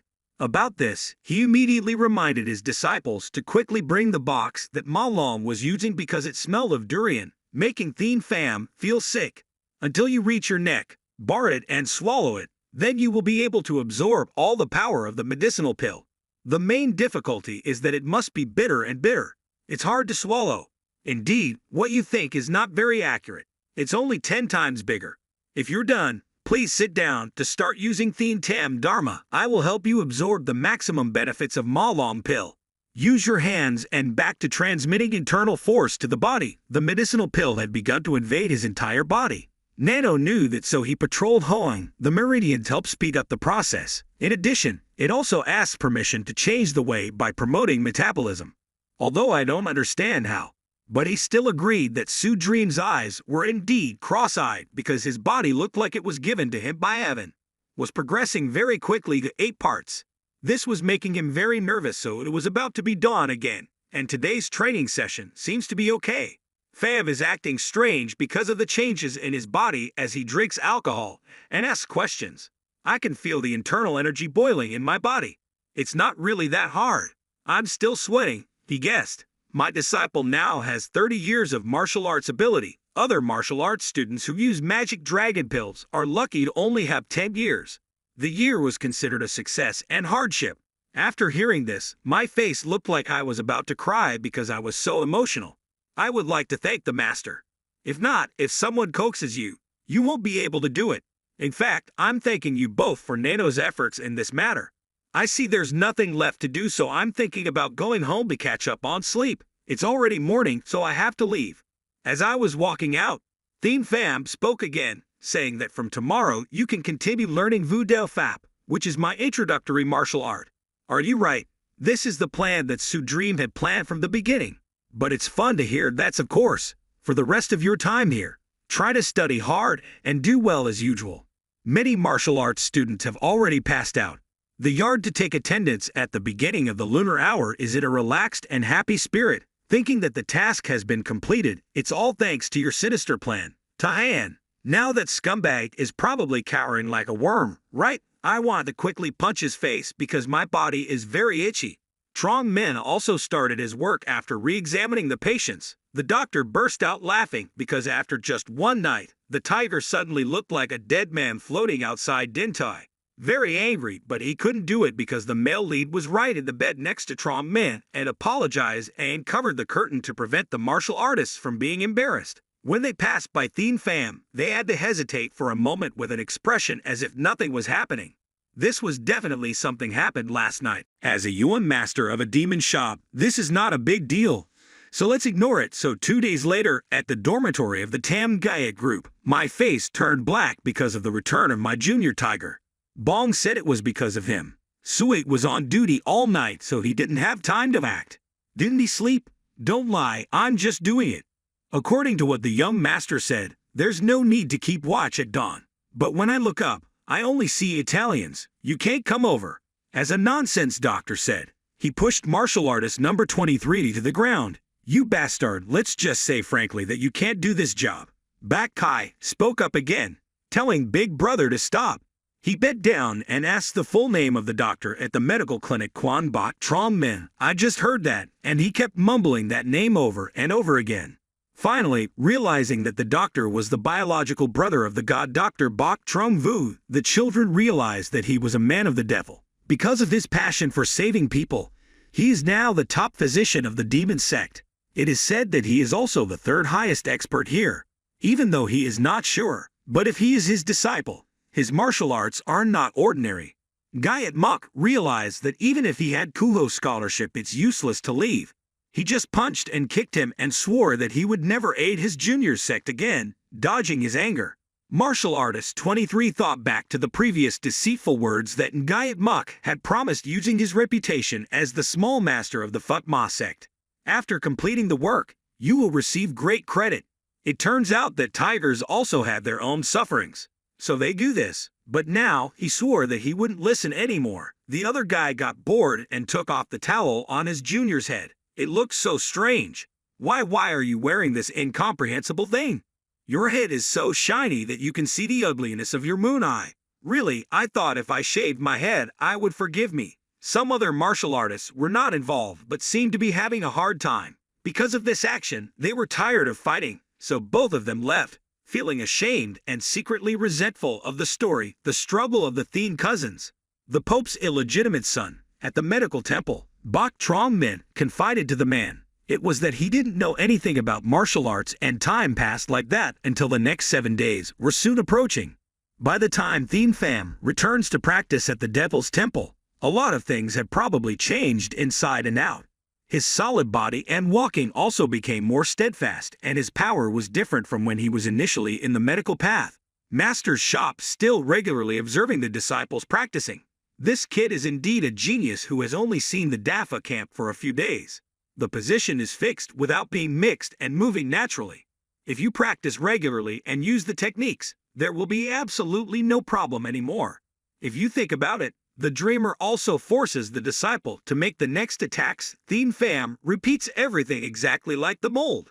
The reason is NANO has scanned all of his master's actions, but he also knows that if Tom Tai is too fast, he will soon become suspicious, doubtful. So in my head I silently told myself that I had to take it slow and move the moves skillfully, using the dream to know how to attack. My method has 24 moves, but now my disciples have memorized a dozen of them. He's very sad because time is limited, so he can't teach.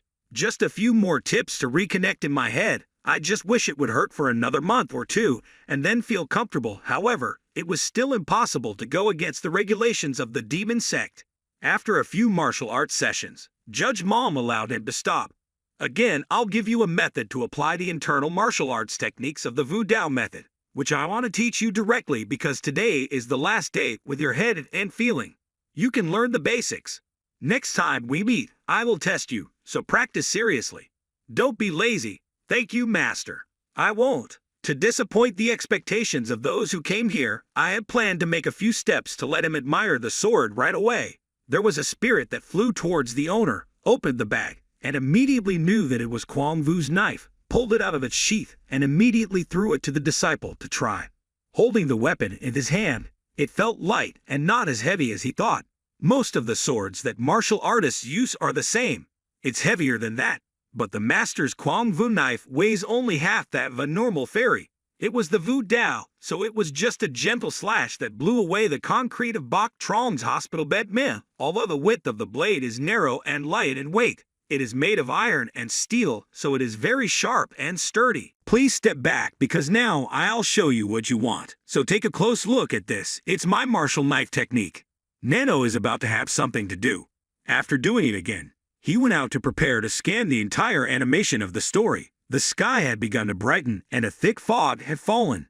After finishing teaching at the training ground, Hugo Fap returned as usual. His movements were blocked by the demon sword and Lai Ho Min saw it all. Perhaps they knew it for a long time, but still silently ignored it without saying anything about how much the Dharma protector should change. That useless guard was just about to walk away when the left guard spoke up, wondering why he cared about that. What's the reason for this? It's certainly not a coincidence that you have the right to teach martial arts from a person with such power and authority. I mean, this is not someone else. Maybe it's the leader. Don't doubt his decision. The demon sword performed the spell and then disappeared. It's true that the deity has already disappeared in front of your eyes. If you want to leave, no one can stop you in just 14 days. Will it make any difference? As soon as I arrived at work, Bok Trong Min had a serious look at his eyes as soon as he arrived. He was already awake, but why is he still sleeping at this hour? Anyway, today is the last day of rest. After getting out of here, it will definitely be difficult for it to sleep a little longer, so NANO still silently copies the Uter skills. The dream predicted that it would take half an hour to reach 100 minutes. An hour later, because there was nothing to do, the doctor still lay down in a corner to sleep in. Perhaps this is the most leisurely job in the demon shop. The sounds of vomiting and spitting made him suddenly woke up and then hurriedly ran over with a worried look on his face. This was the natural reflex of Thien Pham's body after having finished sleeping. Completed the copying job. Why did I suddenly convulse and vomit? Is it okay? Do you feel pain anywhere? Next, after a while, Bok Trong Min stabilized. He continued to check his pulse to check his health. He didn't understand why I just woke up and my pulse beats like I've been exercising too hard. It's unbelievable, and even for someone who's sleeping. NANO is moving into the final steps to calm the mood of Thien Pham. Trong Min has never met the type of person. The illness changed my face like this because I don't know why, so let's just leave here for now and go eat. What are you going to do? Just left the pair. The male lead's eyes have opened and now he feels safe because there is no one in here. The martial arts scanning process has been completed. After completing 100 minutes, just feeling it at a glance makes me feel very strong. The change is so different from 3 hours ago. You know how hard it is for me to practice, right?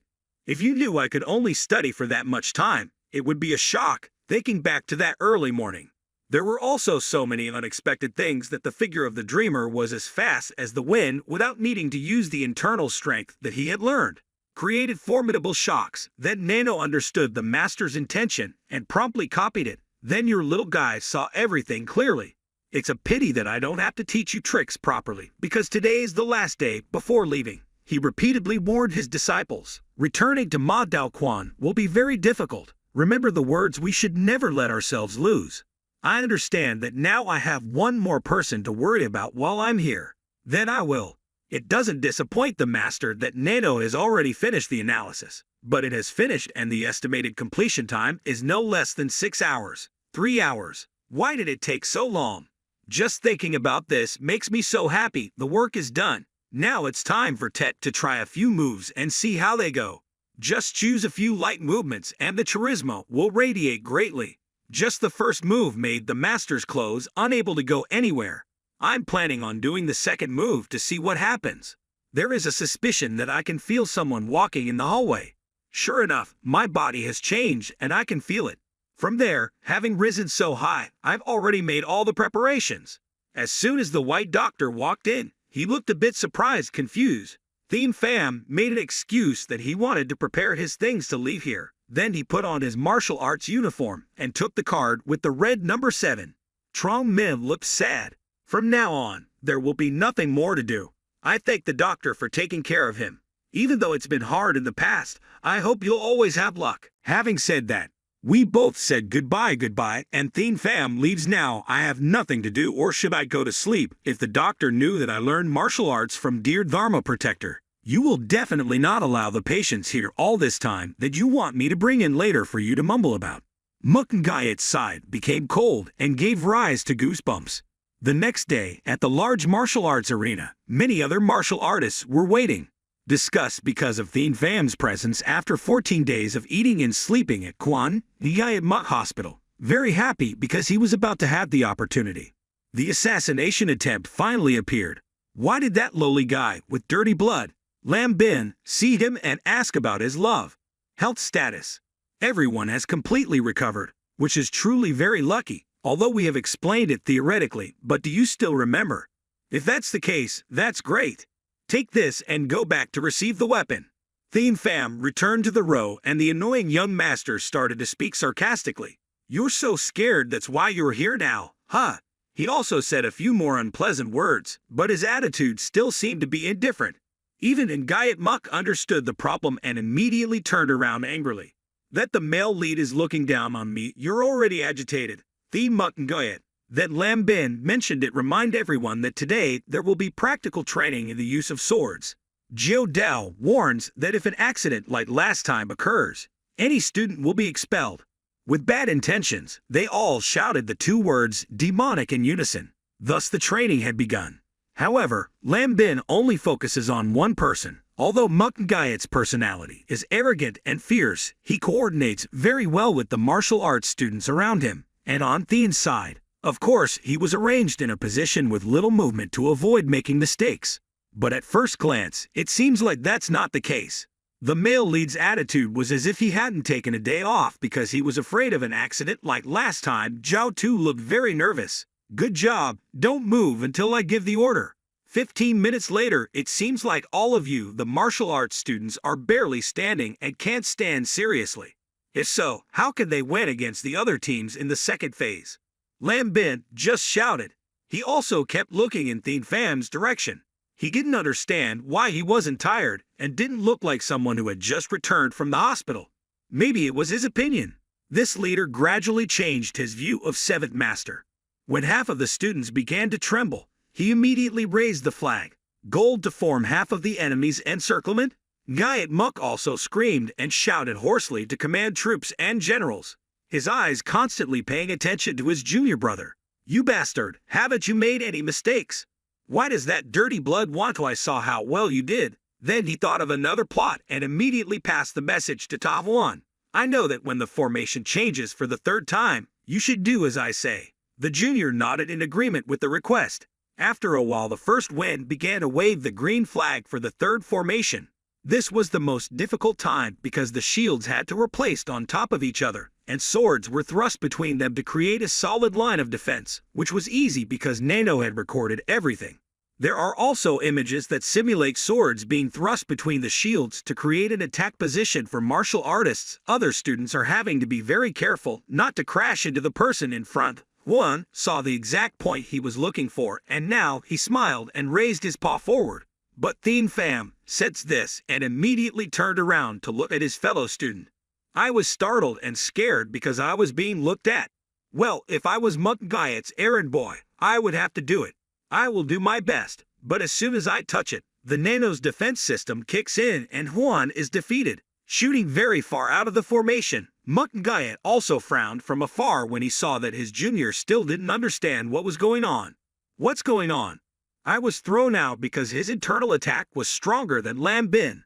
He immediately ran to the martial arts area. That student didn't know what kind of punishment he would soon receive. Thank Huan. He quickly stood up to explain but was just trying to get in the way when he woke up. He felt a sharp pain running from the bottom of his heel to his head, which was the consequence of being pushed out of internal affairs at the time. At this, Thien Pham also turned down to look at his enemy. He gave a mocking smile, full of satisfaction, and thanked Huan, biting his inner lip. I'm angry, but I'm already gritting my teeth. Do you want to learn more? Let me explain. Last time with a hammer to the stomach, did you stab martial artist number 23 in the back? Surely you wouldn't have whenever you have free time in 3 days. Please endure the hellish training of the first teacher until you go to sleep. In fact, many people immediately knew that this action was definitely caused by Ngayet's celestial eye, causing the man's teeth to grind loudly because his plan had failed again. Despite the mumbling sounds like Thien Pham was about to be eaten alive, these images were actually captured by Liho. Min saw everything. He still didn't know how much his internal strength had increased after he ate the Ma Long pill. In his heart, I'm sure that drunk guy's teachings are useless, but does that kid have enough innate qualities to absorb everything? Other than that, there are probably no words to explain the effectiveness of the elixir. After all, half of the blood is. It's really interesting that both candidates for the position of future patriarch are in the same star group as his son. When the practice is over, all the students have returned to the dining room and have not heard the instructor's command before everyone begins to eat the food. Delicious and steaming. The male lead freely enjoyed the delicious dishes.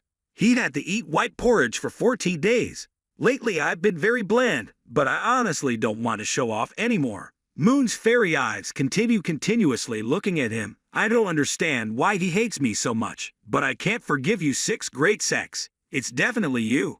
I don't know the feeling of having to watch my mother die as helplessly as I do, but after eating and drinking enough, the leader ordered everyone to disperse. Was the time when Tahuan was most worried that he had to follow Lam Bin alone to receive punishment. Thien Pham's expression was very happy, satisfied that he had successfully retaliated. He slowly returned to the dormitory. Group 8's bedroom on the first floor was really simple. I realized that I was planning to find a place, but that bad guy said that you came here with my permission. Of course it's not wrong. Now is the time for him to start acting like Tak Kwai, evil people forming factions. Wherever they go, they want to be superior. But a large number of martial arts students gathered excitedly, causing the Angel Lu and her juniors to also pay attention. She didn't understand the difference between the two. What else is that person about to do? This is exactly according to the plan that the young master of the Fuck Ma sect calculated. He went straight to his half-brother. A meaningful sentence mixed with contempt came from Du Chuang's mouth. The filthy blood only knows how to hide the Waiquan like a stubborn person. In the past, you lived well, but Thien Pham didn't. Because of these words, he was angry and only said a few words, making it difficult for him to understand. Are you insulting the leader? You have the same blood as me. It's not like you're insulting him. You dare to pollute the sky of my religion's position. Yours is quite high, isn't it? The kids behind continued to whisper that Mukden Guyet's idea was so bad when he planned to do it for you. Angry, but on the contrary, he was humiliated. Thien Vien Lu guessed that everyone in Fuck Ma sect was all brainwashed. Kung Van also silently observed in his mind, thinking, I don't understand why that idiot Moon Guyet keeps doing such despicable things. At this time, Thien Pham is already being punished. He picked up his neck, accompanied by Mukngayat's angry words, and was about to raise his hand to punch, but he immediately gave it to him. Once again, the pain was so painful that I had to bend down and groan. What are you trying to say, that arrogant guy with a bloody nose? Blood from his mouth was flowing around this guy's face. His expression now looked so unsightly. He cursed and rushed in order to retaliate against him. This guy used Fuck My Fist to attack, but Thien Pham promptly moved aside. Seemingly, I don't want to cause trouble here. You bastard. You want to run away. Why do you look surprised? I don't understand why. Having such a strong light attack, Mukngayat shouted loudly, ordering his juniors to quickly chase after him. Now he was very nervous. Angry, he dared to attack me and then run away. If I left him alone, I wouldn't be a miserable person wandering around. At the back of the dormitory, there were a few guys who were struggling to run after student number 203, who didn't understand why he didn't leave. But every time I get close to catching him, he runs away, so I can't reach him. Fairy Moongayat stood in the background, expressing her frustration with her junior's sluggishness. Just having me around should suffice. Wrap up quickly and head home, she murmured, hinting at repercussions for tardiness. Ha! Feeling irritated, engaged in a pursuit with the others until they reached a certain point where Ma Dao Quan deemed it satisfactory and called for a halt. As I tried to rise, I heard someone approach from behind. Exhausted from fleeing, I noticed Thien Pham's eagerness to escape. What's so amusing? I wondered, mustering my energy to advance. On the contrary, our adversary, preferring secrecy, resorted to a forceful blow to my head, catching me off guard. Struggling to defend myself, I instinctively raised my arms, but the impact was overwhelming, sending me reeling backward. Despite exerting considerable strength, I still sustained injuries. How can he possess such strength? Was he plotting this from the start? I pondered, feeling bewildered. Moongayat, intrigued by the newcomer's audacity, observed his lack of internal strength but admired his bold demeanor. As the tension escalated, the juniors intervened, signaling the commencement of the martial Dao technique. However, our opponent regained composure, deftly evading Fuck Ma's strike and retaliating with a powerful blow to his abdomen, eliciting a pained response. Unaccustomed to such adversity, Fuck Ma hesitated, unable to adapt his techniques accordingly. Realizing his deficiency in combat experience, Thien Pham acknowledged his oversight. I underestimated Fairy Moongayat's insight. He admitted ruefully, acknowledging the vast disparity in martial prowess. Determined to retaliate, Thien Pham resolved to subdue his adversaries first before interrogating them. As the confrontation escalated, NANO detected an external threat, prompting defensive maneuvers. Thien Pham marveled at NANO's adept evasion of attacks, facilitated by its analytical capabilities. Desperate to counter, Thien Pham unleashed a barrage of punches, only to be outmatched by the opponent's prowess. Overwhelmed by pain and inner turmoil, memories of his mother's encouragement flooded his mind, urging him to persevere. As tensions escalated, exchanges between Moongayat and Thien Pham turned hostile, their frustration evident. Unaware of the depth of his emotions, Thien Pham found himself consumed by anger, his thoughts spiraling out of control. Seeing the opponent lying helpless already revealed the main issue. The protagonist lacked combat experience, so he didn't know how to effectively use sword techniques suitable for his level. Despite being somewhat surprised, "You rushed too quickly." He raised his voice. "Indeed, you're the one who doesn't know your own limits." Listening to these words, Thien Pham understood why things turned out this way. I underestimated that guy from Jinwoo sect. I didn't expect such a difference in practical combat experience. Your martial arts skills are deeper than I thought. First, I'll have to step back and then slowly inquire. The fifth move of the Fuck Ma martial arts technique was about to come towards me, but the protagonist still didn't know what to do. Suddenly, NANO issued a notification of detecting an external threat. To deal with the threat, it activated enhanced reality information, visual perception, and defensive mode through combat action instructions.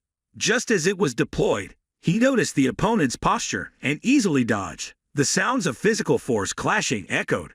Jinwoo sect threw consecutive punches, but they all missed. He even got countered stronger than himself. Thien Pham still hadn't figured out anything. It was all NANO controlling everything. In the end, what was he using? Numerous specific animations appeared in his retinas, guiding him on how to punch and dodge. It means individual guidance, analyzing the opponent's movements and providing results within 0.1 seconds. Tianfan didn't want to, and instead of punching, he asked, "Can you operate the sword technique system?" The system analyzed and was immediately approved. "You're proficient in the Dao Qian. You dirty name. It seems there's much hidden," he taunted, "but your luck won't affect me." NANO quickly switched from boxing defense mode to using the sword technique. Now the protagonist could see all of the opponent's attacks, gracefully maneuvering and avoiding perfectly. "How could you evade all my punches?" he thought, but Tianfan retaliated immediately. He was hit hard, feeling intense pain. His mind recalled some trivial matters. His mother's voice echoed, "If only my child did well, the sect leader would care for you from that poor boy's hand. No matter what, you must win." Just thinking about this, Tianfan became furious. "Do you think I'll lose to a coward like you?" The words win and lose stuck firmly in his mind. His body trembled, moving slowly towards Tianfan, his fist clenched as if he only wanted to kill him. But Tianfan was quick to control the opponent, tightly gripping his arm and pushing him to the ground. He didn't resist anymore. The space became quiet as it was late in the evening. Tianfan didn't bother to fight anymore. Jinwoo sect continued to curse him for being despicable, carrying the blood of cowards. He cried and begged for not being able to fight back. With internal energy, he started to attract the attention of his younger brothers, who began to look at him with respect. If they teamed up, they weren't sure they could beat Jinwoo sect. 14 days ago, they didn't even have internal energy. Now, what to do? The protagonist knew these guys wouldn't dare, so he allowed them to take their master away, whispering to himself, "Not only strength, but also my own authority, then everyone will serve." Seeing Tianfan's embarrassment, the despicable guy, "Why not finish your little prank now?" Tianfan reminded lightly, "If it weren't for the Phase 2 test, I would have smashed your head already. Keep talking like that, and you'll truly be killed." Manhwa continued to curse, but Tianfan felt too much headache and left. Seems like this anger inside him couldn't be suppressed. Walking on the road, Tianfan breathed out softly. "It's really dangerous. If it weren't for NANO, I would have lost." He knew no matter how fast he learned martial arts, experience was a crucial factor. Even if he mastered the sword technique perfectly, he couldn't be like his master. To reach higher levels, he needed internal energy and experience. But the 6 great sects wouldn't let him accumulate quietly. First, he needed to know how to use what he already had correctly. Thinking about it, he spoke up to inquire about NANO. "How many skills can we use from what you've recorded?" Currently, the master can use 3 P-class skills in the internal profile, and there are no cases using more than 30% of the NANO machine's features. He felt relieved. Not all, but there were still many features that could be used. NANO helped the owner transfer detailed information from the 7th generation NANO brain to the brain. One difficult thing was that the programming language here was English. So, Tianfan requested the transmission of English proficiency and detailed functions of the 7th generation NANO machine. This process took some time because the protagonist's body needed to adapt to a lot of information, but the discomfort gradually decreased, unlike at the beginning. Everything was now finished, and it was time to explore everything immediately. All data appeared in the protagonist's mind, images related to martial arts or expertise. Finally, what is this? Can I understand all of this? Looking through the simulation feature, repeatedly facing opponents in reality, he knew that this would compensate for the lacking experience for simulation. He needed information related to the opponent's actions. So Tianfan chose Manhwa. Although the information was not complete, for the time being, NANO could create a simulation based on the notes during combat. It's a bit regrettable, but now is the time for him to test the NANO system. Tianfan found a deserted place to avoid people immediately. The entity of Jinwoo sect began to appear gradually. Those were simulations in reality. Is it true that only I can see this? NANO requested adjustment of the simulation information before activation. Please adjust the impact ratio that the simulation causes to the user. If you want it to be real, then select 100%, otherwise, just lower it. Hearing this, Tianfan immediately chose 100% fade from speech to appearance. It was no different from a real person. He truly couldn't understand why the simulation also included his bad traits. Because it's a simulation, the protagonist can break it as much as he wants. But the important thing is, can he break any of them? If he doesn't see the attack, the simulation of Jinwoo sect will rush in with the Fuck Ma Quian technique. Looking through it, he also knew it was really similar. Tian Pham had actively attacked the simulation, repeating the techniques his master had taught because it was 100% simulation, so it could detect movements immediately. Thus, he exposed a loophole and was immediately retaliated against, forcing him to step back. Also, with pain, NANO informed that it had recreated everything based on the information the owner had experienced. While considering readjusting, Tian Pham said it wasn't necessary. The simulation still portrayed the personality and voice of the original, just like him. Tian Pham felt irritated just by looking at it. He continued to train with it. The sounds on the ground and the sound of Quian Quoc kept echoing in the night. Later, it was already late at night. Tian Pham breathed heavily because he had lost a lot of energy. Judging from the time, it was already 23 o'clock. He expressed dissatisfaction because after training 15 matches, he only won one last match. He knew that he lost the first match because of lack of defense experience and being hit by the simulation. At this rate, if he competed for real, he would surely lose to it miserably. NANO announced that as experience accumulated, the ability increased proportionally. Each continuous training session, the movements of the owner would also change frequency. Using the sword technique correctly was increasing rapidly. Tian Pham didn't know what to do now because using only 3 basic techniques was enough. Beating ordinary people, within 7 days, he was sure he could easily defeat the simulation of Jinwoo sect. Then he returned to the dormitory of the Devil's sect. Because it was rest time, he still didn't know where to sleep. Stepping into the room, everyone was deliberately avoiding and only defeated one of the candidates. The Lil sect leader knew they had paved the way for him. Suddenly, arrogantly, he ran over to welcome him excitedly, showing the protagonist where to rest. There were many others, looking surprised, not understanding why it acted like that. Tian Pham himself was no different, wondering why it changed its attitude so much. Obviously, it had been abandoned by Jinwoo sect, so there was nowhere else to turn. Anyway, life is about to end, so he had to take a chance. After thinking, he knelt down and expressed his desire to be accepted as a disciple. It's strange why it wanted to be loyal to the 7th young master, someone with no power. Your family said they would treat me like a lord, right? Suddenly, it straightforwardly apologized for the previous incident and promised to be obedient for the rest of its life. Tian Pham couldn't believe anyone just by looking at their expression, feeling a bit hesitant. Perhaps because no one has ever done that in their entire life, so the protagonist's attitude spoke volumes. Just by looking at martial artist No. 23, one could understand the meaning.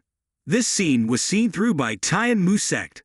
I was gone for just a moment and already saw something terrible. Ta Han-shu is always arrogant, the type to bully others. Generally speaking, he is loyal to someone, so he's afraid and dare not speak up because nowadays, all the young masters are too terrifying. Tian Pham spoke on behalf of his younger brothers. What kind of creature are you to dare call someone else's subordinate a bug? Are you perhaps the real bug following someone else's tail? Upon hearing these words, it couldn't respond. Why suddenly stammer and seem scared? Ta Han gritted his teeth in frustration and felt humiliated. He activated his internal energy, punched fiercely, trying to hit Tian Pham. But Tian Pham didn't care. He dodged the blow and countered, making him retreat, feeling his whole body weak. Compared to the simulation, he felt too weak and vulnerable. Even now, he sat quietly, watching 7th young master celebrate quietly because he didn't choose the wrong person. After defeating his younger brothers, it was his senior brother's turn. They wanted to challenge Tian Pham again. Jinwoo sect didn't dare anymore, it just muttered curses.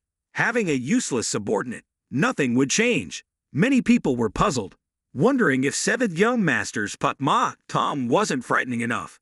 Seeing this, a new wind will blow into the heavenly demon sect. Time passed, and a week later, the second stage of the competition took place. Lam Bin encouraged his disciples vigorously. I've taught you everything you need to know. Remember, the rest depends on you. All will begin to draw lots, and 4 groups will be chosen to compete with each other. Team leaders from groups 1 to 4 stepped forward. The Grand Elder shouted loudly, and the heads of each group stepped forward to draw lots. Many noticed that Jinwoo sect no longer represented Group 8. Lee Ho-min was very surprised at this development. Tian Pham is actually the representative for Group 8. Besides him, there is also his junior sister, Tian Vian Liu, the leader of another group. The little one was resentful because he knew immediately that Jinwoo sect had failed. It recalled yesterday's training session. After the training ended, the 7th young master left to contemplate, but it continued training with the group. Why were these stupid pigs not thinking? All strategies will be exposed. Because it was too bored, the little one left to focus on training alone. Tian Vian Liu appeared from behind with an interesting expression upon seeing her cousin. Jinwoo sect, not understanding why, but since they never liked each other, she didn't care. Seeing this, the little one ran to intercept. Feeling too hot-eyed, so Jinwoo sect had to speak up. What are you playing at? Say what you want. Is it because you're worried that you're showing this attitude? Tian Vian Liu replied, do you think the Fatma sect are all fools? Why did you suddenly fall silent? Finally, it stopped and tried to express its thoughts. Though not explicitly stated, it pulled its collar up, showing everyone that Jinwoo sect had been injured physically. Now, Tian Vian Liu said she was attacked unexpectedly yesterday evening during meditation. You were attacked unexpectedly, or is it a joke from someone not afraid of death? That's not clear because he was wearing a mask. Jinwoo sect believed that it was just careless, so its junior sister was ambushed. Don't believe my words easily because I've never been careless. The 7th young master thought he was cared for, so he was very happy. But specifically, I'm here because the two of us will face each other in the group competition.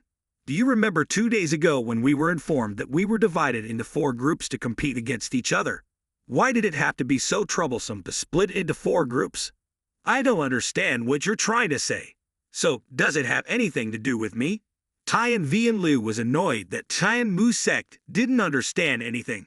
The splitting into 4 groups was already public, so each group could guess who their opponent was. So your idea is that this information was deliberately made public in advance, right? You're not stupid either. Without the team leader, maintaining the team would be very difficult. Nonetheless, absolutely do not neglect tomorrow's exam. Don't practice martial arts alone. It's very dangerous. The successor, as the junior martial arts leader, didn't pass phase 2 and got expelled. People laugh at him and scorn him. After speaking, he leaves without saying goodbye. Gayet doesn't care. She just doesn't know who played sneaky tricks behind someone's back.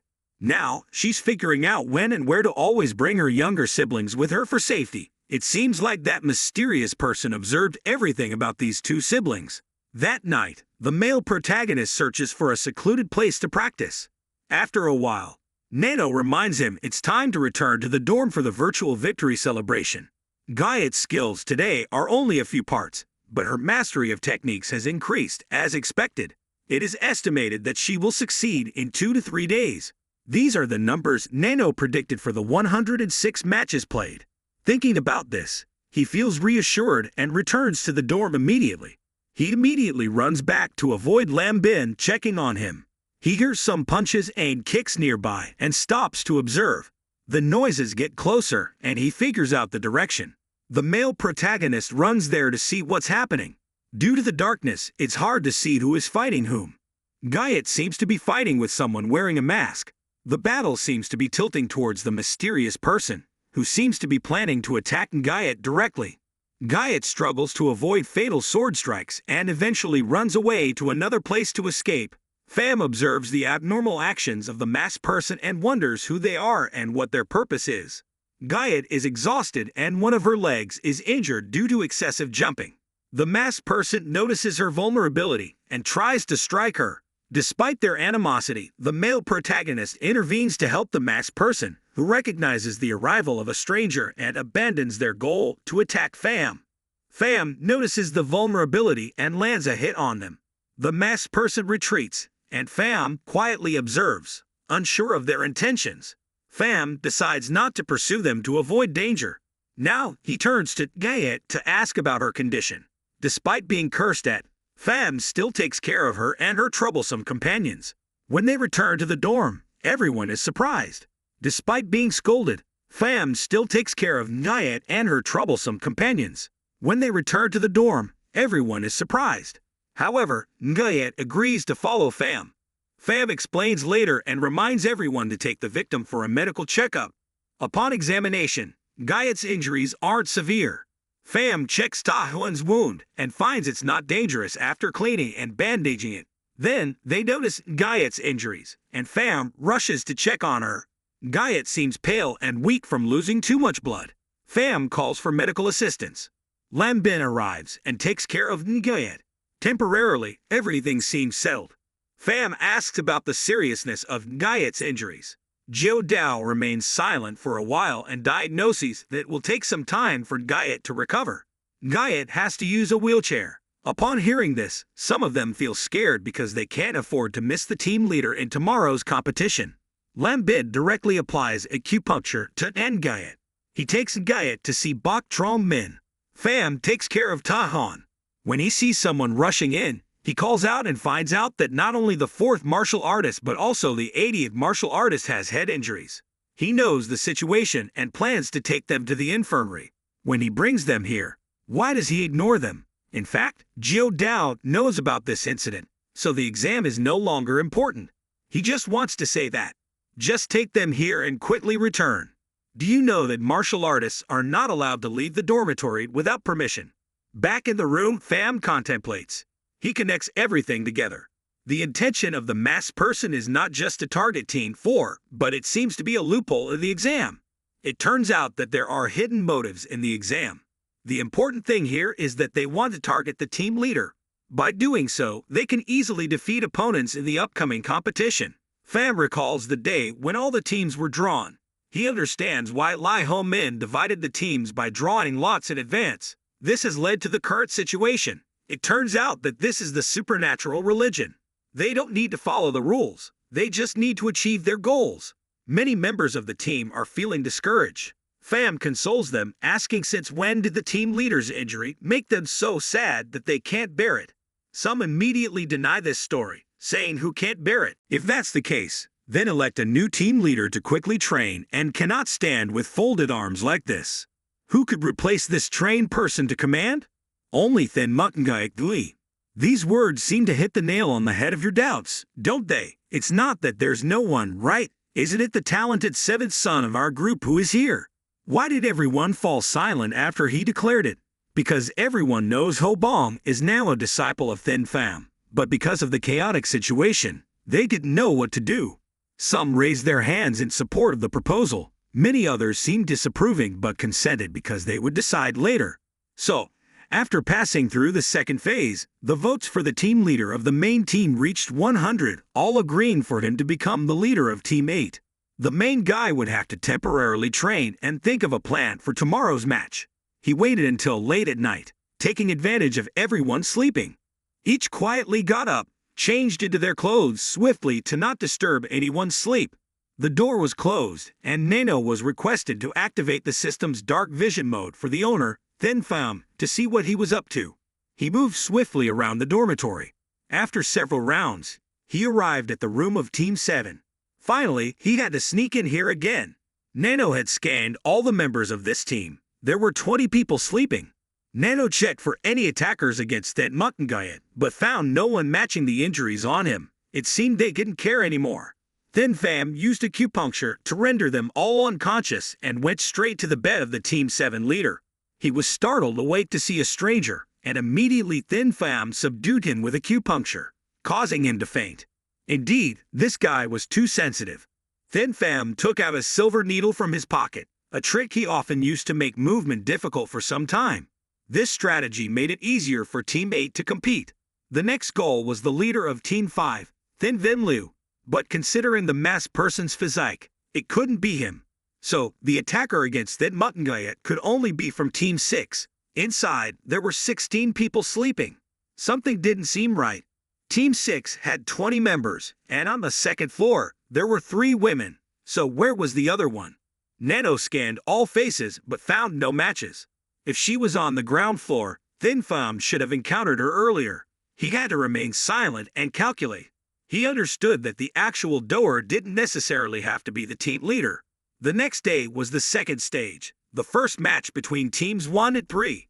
Lee Ho-min, as a referee, noticed the representative of Team 8, meaning someone from the demon cult had been injured by someone. He understood the hidden agenda of the test. Indeed, the martial artists of the demon cult did not disappoint. After a while, all the team leaders finished drawing lots. It seemed everyone was well prepared for this exam. Hopefully, they would compete well. This statement from the elder leader was full of meaning, hinting at the return to prepare for further training. Thin Pham had to pay attention to a suspicious person. Their eyes felt too familiar, so he immediately requested NANO to scan for facial recognition. The system confirmed a 100% match with the matched person. He quickly identified the person behind all this. The next day, the exam's second stage began with the first match between teams 1 and 3. The judges loudly called for the start. The martial artists shouted, creating an intimidating atmosphere, making the opponent hesitate. The Team 3 leader remained calm, observing everything. As the leader, he reminded others to move according to the formation. The fire captain was attentive, noticing that they were arranging themselves in the fire immortal formation. Quickly, the martial artists prepared their leaf armor, footsteps resonating as Team 1 formed a defense. The Team 3 leader continuously urged them not to stop, but many were already overwhelmed. It was not just about fighting, but also about shedding blood. The Team 3 leader saw some others being attacked and immediately reminded them to stay alert and stand up to fight. But as he finished speaking, he exposed a vulnerability and was struck down. So, this battle ended in a one-sided manner, with the dominance of the Heavenly Realm team. They secured victory decisively. Of course, Team 3 accepted their tragic defeat. Lee Ho-min felt quite bored as there was no challenge whatsoever. Next, Teams 2 and 4 also advanced to the next round. Following them was the match of Team 8. Upon observation, several members of his team seemed demoralized. If it continues like this, we'll lose without even fighting. I know changing the team leader has made you uneasy. I feel the same, but if we don't win now, we'll all be expelled from the demon cult. It's too early for that, so we must delve deeper. Let's turn our anger into cowardice. The intention of the team leader is to eliminate us from this competition. We cannot fall into his trap. We must unite to avoid failure. With that, he successfully boosted the morale of everyone. Lee Ho-min was pleased with the uplifted spirits, but he doubted whether this would ensure victory. He wanted to see if the Seventh Son's talent was exceptional or just overhyped. The essence of the match was dominance. Whoever overpowered their opponent would win. Thin Vin Liu, as the leader of Team 5, only desired to fight Thin Muk and Guyet. She felt that defeating Thin Pham would only make his life more miserable. Hence, she ordered an attack, prompting NANO to observe and analyze the situation. He initiated an enhancement of reality through tactical instructions and action commands. Thin Pham taunted the opponent, and Thin Vin Liu immediately began to mobilize her team based on their prepared formation. Recognizing the opponent's strategy, she jumped out to calculate positions within the formation based on the leader's changes. NANO noticed the opponent's adjustments and advised the master to alter tactics. The leader of Team 5 realized this, questioning why they used Formation 3. If their internal energy wasn't profound enough, this strategy would be meaningless. Thin Pham responded confidently, stabilizing the spirits of his team members below. However, even if they matched internal energy with us, they won't withstand direct confrontation. Let's try using the first battle formation against their fish dragon formation. That way, we'll isolate them. As this battle unfolded, it seemed that Thin Pham was changing his team's formation rapidly, catching Thin Vin Liu off guard. But it was too late. Her team had already adapted. The members of his group exchanged positions flexibly, learning from the battle's lessons. Don't panic. Counterattack left and right. Thin Pham quickly changed tactics, surprising the opponents, who couldn't respond in time. One of them warned about the fish dragon formation. Look ahead quickly, but once again, Thin Pham's swift changes left the Team 5 members confused. They didn't know what to do. The leader of Team 5 was perplexed, unable to think of anything. After a while, it seemed the match's pace had stabilized. Both sides awaited further orders. Thin Pham still had to wait for actions to proceed. On Thin Vin Liu's side, it seemed the game was over. Isolated like this, how could she execute anything further? She realized that her earlier cries were just a distraction. Rewinding back to last night before sleeping, the main character reminded everyone that other teams would use numbers as in training formations. So, we'll take advantage of that. When I shout, change positions according to the formation, this is our strategy. Then Vin Lu now realized it was too late. She silently cursed Thin Pham for his cowardice. With the situation now too overwhelming, he ordered a siege on the Team 5 members inside, who appeared terrified, not knowing what to do. Their hesitant footsteps echoed as they slowly advanced, some already dropping their weapons and shields out of fear. The team leader turned back to scold them, asking why they were dropping their shields without permission. But regardless of what he said, no one listened to the order anymore, just thinking, it's over. The young master of the demon sect understood that if they lost now, they would be mocked greatly. The situation was no longer the same as before and became uncomfortable. She stared directly at her opponent, her eyes filled with anger and horror. Thin Pham, you truly are despicable. With that said, she charged forward alone, wanting to duel him.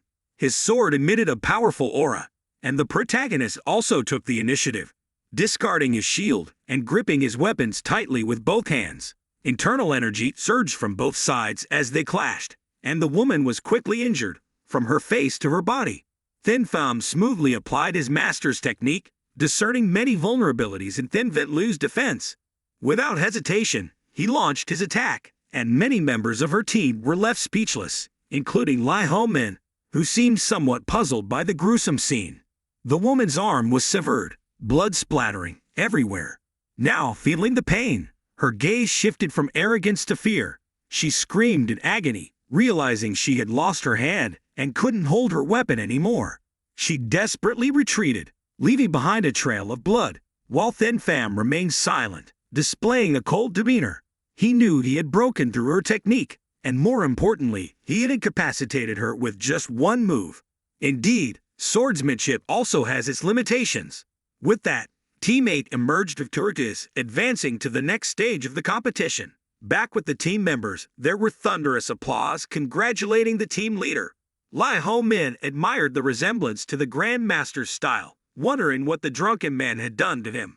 However, the leader believed it was only a part of their victory today, emphasizing the excellent tactics and strategy developed in just 20 days. Isn't that talent in itself? That dreamer took in disciples before the competition. It's really not okay at all. Many now realized Thin Pham's true talent, especially after the match with Team 5. As the battle between Teams 5 and 8 concluded, it was now the turn of Team 7 to step onto the field. The team leader, now slightly injured, was the one who took a blow to the face the night before after fighting Thin Mukungayat. He was furious not only because of that, but also because the other members were no better off, all due to Thin Pham's cunning tactics. Looking at that group, he smirked disdainfully. Team 6 was ecstatic, thanking someone for helping them weaken their opponents. They immediately launched an attack on the members of Team 7, who stood still, not knowing what to do in such a situation. The team leader, however, remained cold and stern, reminding them to be grateful for his help for the rest of their lives after today's events. He then rearranged their formation into a phalanx, knowing that without him, their formation would be useless. Ignoring all the insults, the leader of Team 7 remained silent, waiting for his chance. Putting all his strength into his arm, he swung his weapon fiercely at his opponent.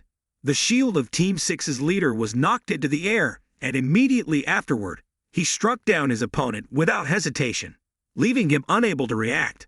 With a bloody face, the opponent continued to rally the team members, who seemed to regain their momentum, charging forward like a stampede.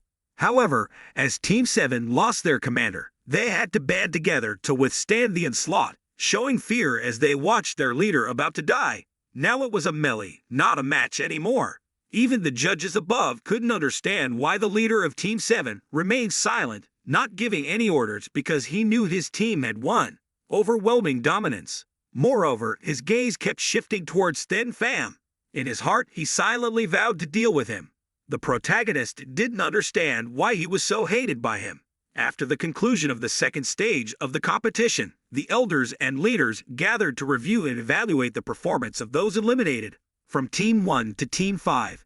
It seemed that many members of the high-level sects had been eliminated this time. Lihomet felt that dividing the competition by teams like this was somewhat unfair. If they followed the guidance when the demon cult was founded, there wouldn't be such fatigue. The political atmosphere seemed to anticipate opposition from the leaders of the high-level sects once the results were announced. Regardless, even though they were proficient in martial arts, they missed the opportunity to obtain the Ma Long Dan and examine the secret techniques. Those who advanced through this stage were probably gathering at the secret technique library now, right? Indeed, everything was just as Lai Ho Men had said. Everyone who won had come here. Glancing briefly at the library, he felt it was more magnificent than the demon sect's office during their time at the Bai Tavern. Other martial artists had already reached the first floor, so today they would probably ascend to the second floor. Sumong then reminded his disciples not to act foolishly, but to focus on continuing their cultivation. The sword techniques and the empty mind doctrine's irrational actions imply that the intent behind them must be the secret manual, right? Thanks to my master, I've been able to learn martial arts techniques from the 4th and 5th levels of the secret manual. Even if I can't enter the first level, I shouldn't regret it. After all, there's no way to compare with the martial arts skills of our sect's disciples. It may seem a bit disadvantaged compared to the others, but I'm confident because I have NANO. Just need to scan through the 1st and 2nd levels, then absorbing the knowledge would be like a breeze. Entering the 1st level for the first time. I've never seen so many books. With only 2 hours here, I must act quickly. Immediately, I ordered NANO to swiftly execute the 5 elemental sword techniques, which took only a few minutes to scan. Other manuals, if thin, took only a few tens of seconds to complete. Not even halfway through the time, yet almost half the work was done. After a while, I paused and asked NANO about the time remaining for checking. There was only 1 hour left. In total, I've absorbed techniques from the sword, mind, Dao, field, and poison arts minus 55 techniques in all. Don't rush to transfer them into my mind just yet. It seems like they're just external bookshelves. After a quick glance, I plan to delve deeper inside for further study. Here, a giant stone tablet emerged, guarded by what seemed to be a hidden grandmaster. Why would they place this in the middle like this? Others began to pay attention to the martial artists of the Devil Sect. Their eyes swept over them for scrutiny, and then they spoke. This stone tablet was discovered by Master Tian Ma, the founder of our sect. After hearing this, I looked closer. The Guardian added that this stone tablet was engraved with precious jade and many inscriptions written by Master Tian Ma himself. Surprisingly handmade. I never expected that. Without internal strength, it would be difficult to carve letters onto the stone with a sword. The remaining jade was inscribed using internal strength. Usually, reading one book would take a while, so nobody noticed. You must have inherited the bloodline, that's why you discovered it. Lost in the secret manual, I nearly overlooked what the ancestors had written. There are many secret manuals like this one. Even in the past 20 years, since I've guarded this place, nobody has come to this stone tablet, not even the Thin family. Nonetheless, there's still plenty of time, so feel free to take your time. After hearing these words, the protagonist circled around to admire the backside of the tablet. There were many sword marks, seemingly concealing something. Immediately, I requested NANO to scan it once more. To analyze, it started adjusting the data, and it only took 5 seconds to complete. Turns out, these marks were caused by 2 objects, obviously difficult to understand without NANO's help. To investigate further, I activated the user's visual perception. Each sword mark had different strengths and angles, making it challenging to determine who made them. These are intentionally scratched on the pre-engraved sword marks. It could also be hiding something else. NANO, are these marks made by the 2 individuals who left the first marks, leaving only the first and last marks for identification? The system analyzed the specific marks of the first and last sword marks. The images were transmitted immediately to the protagonist's mind. He realized these weren't just random cuts. In fact, they displayed countless sword techniques. Now eager to investigate, but still lacking in skill, can NANO create a 3D image of these techniques? Before measuring the strength of the object leaving the marks, we need to know the hardness of the jade stone first. Upon reaching this point, the Guardian also spoke up. Haven't you read all the books yet? You've also seen behind the jade tablet, right? It seems quite chaotic. You feel regretful, don't you? There used to be rumors here about sword techniques containing the profound understanding of the founder, Tianma.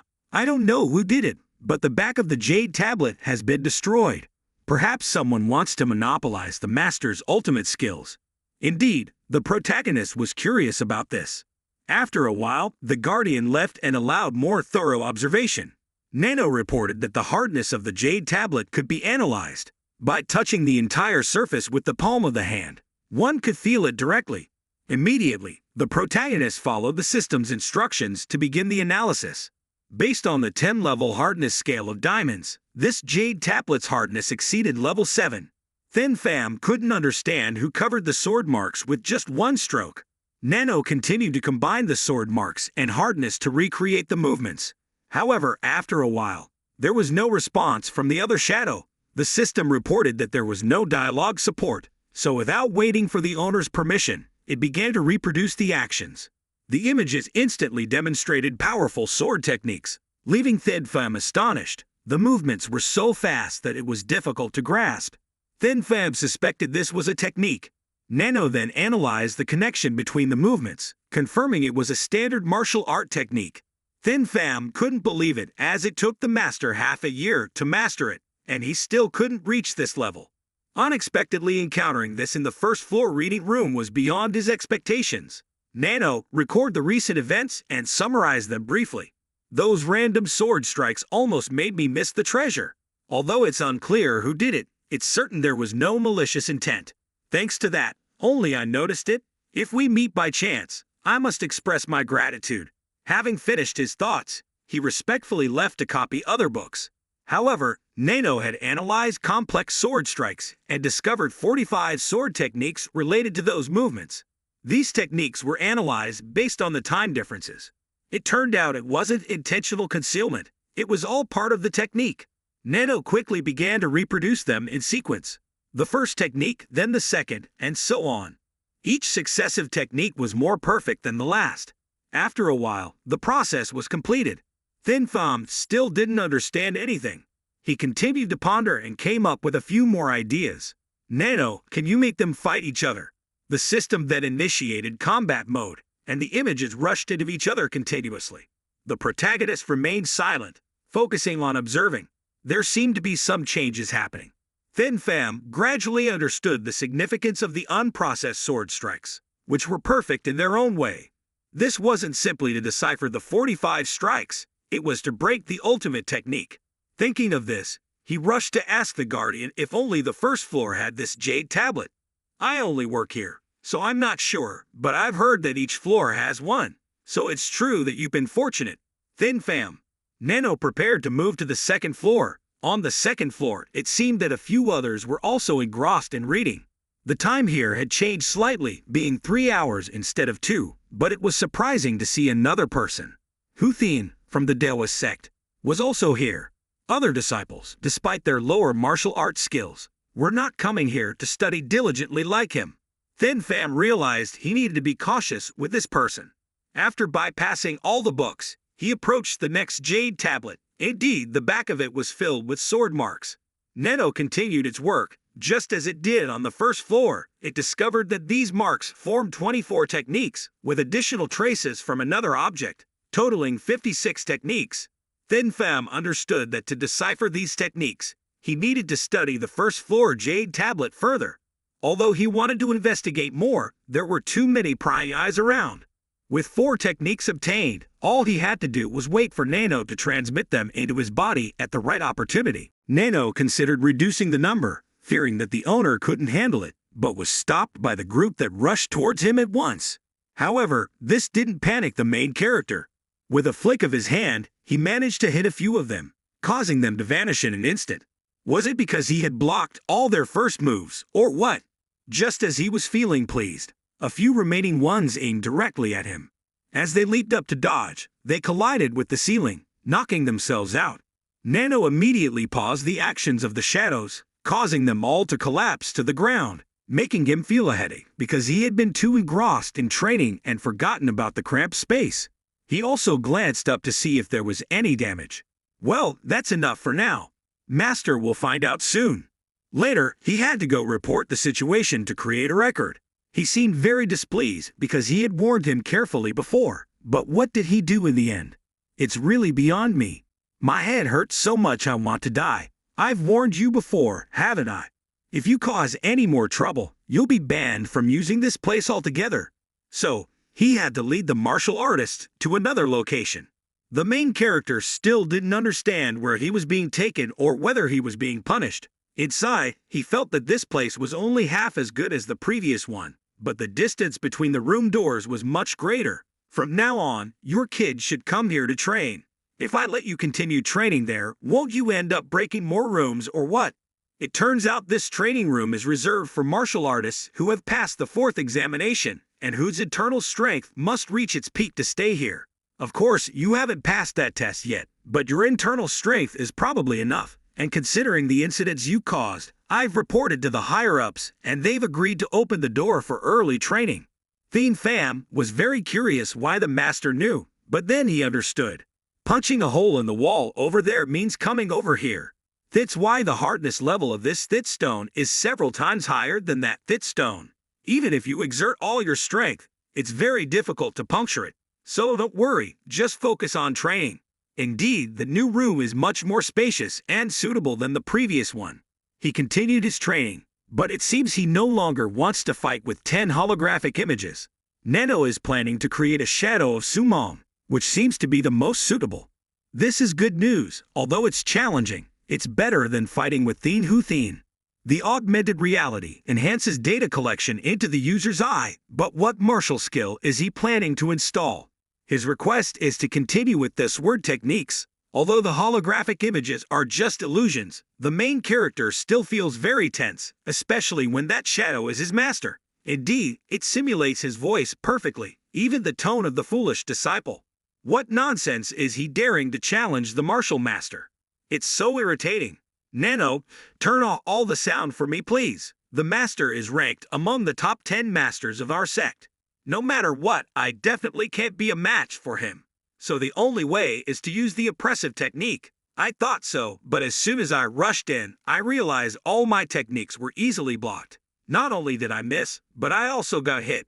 Though it's just a simulation, the bleeding feels real.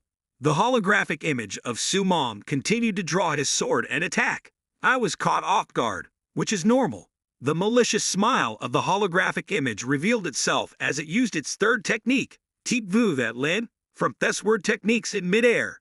The main character was thrown off balance and fell to the ground without being able to react, taking hits one after another. Despite knowing beforehand that I'm absolutely no match for my master, I never thought that I would even be able to withstand a single move from him. The self-power of a supreme master, one of the top 10 masters of the Thien Than Ma Jiao, is truly terrifying.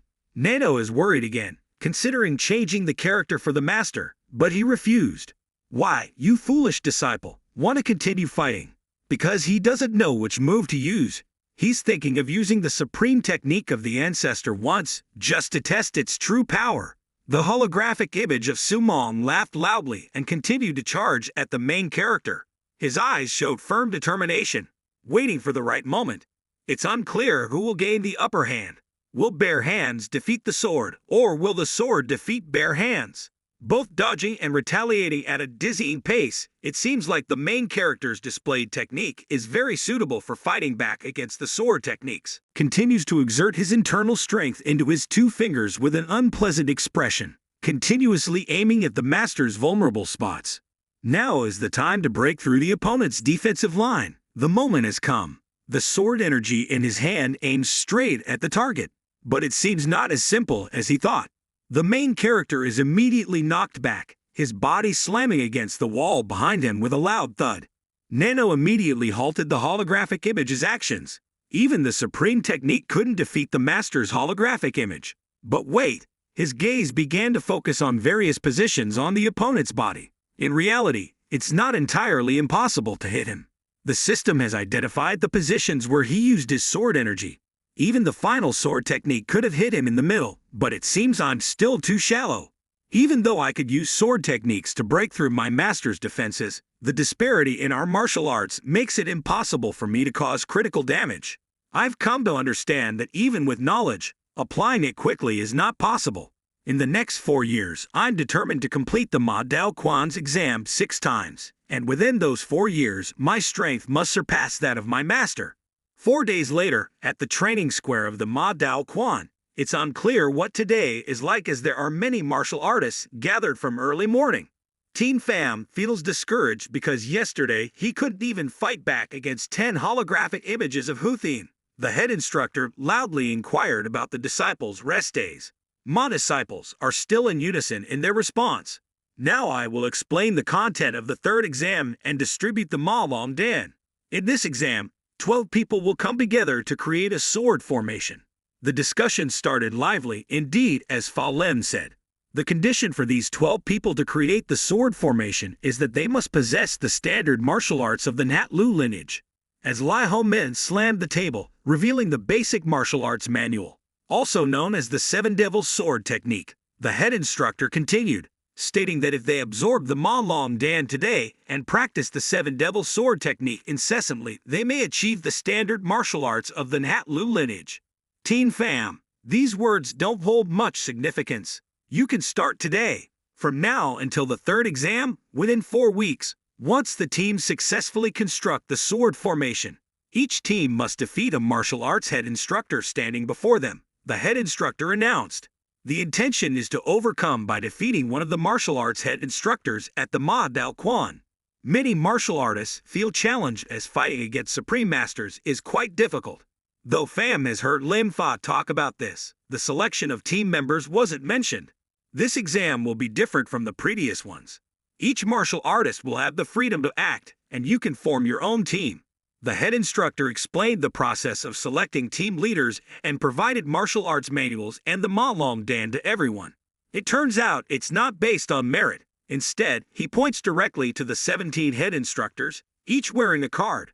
The condition to become a team leader is to obtain one of these cards within 7 days. This requirement is indeed very challenging for all the martial artists standing here. Ultimately, the key is to obtain the golden cards, which would then make it easier to find team members.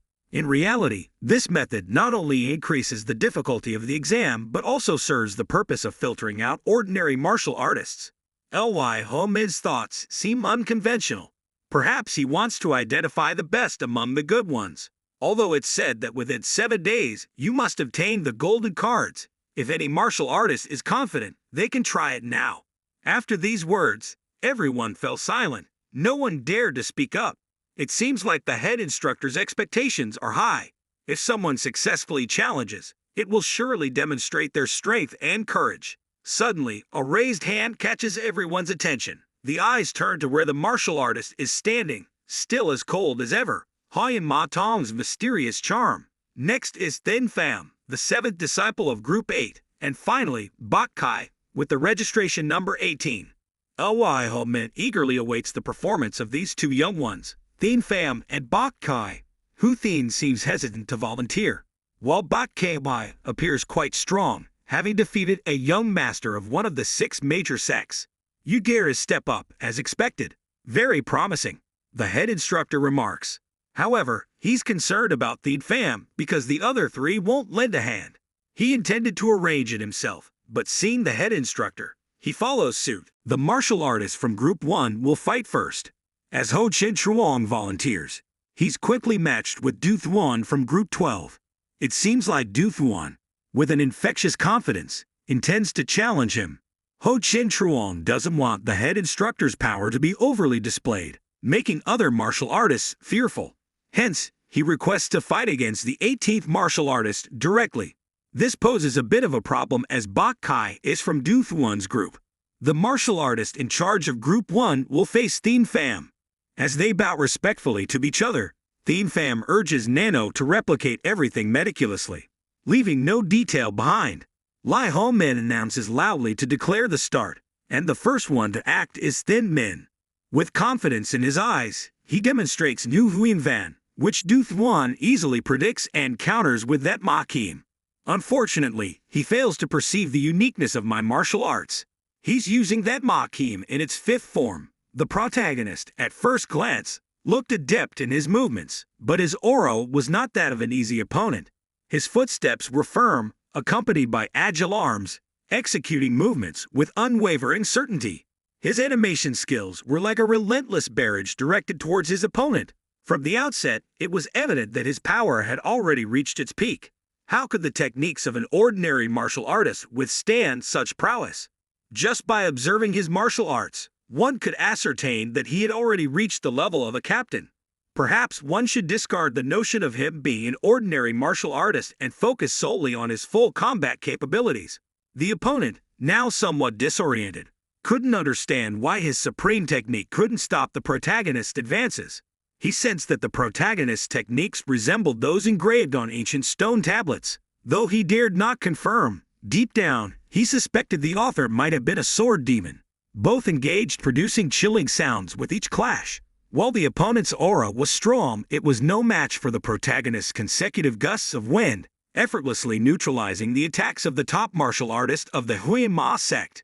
The protagonist himself realized his lack of experience. No matter how hard he tried, he found it difficult to completely block the opponent's strikes. If victory couldn't be determined now, delaying it would only disadvantage him further. Anticipating the opponent's next move, he unleashed his internal energy to its maximum, determined to block the opponent's relentless attacks. He believed this exchange would decide everything. Initially, the opponent attempted to defend, but it seemed futile. As he lunged forward, the Ma sect's top martial artist unexpectedly lowered his body, leaving the opponent bewildered.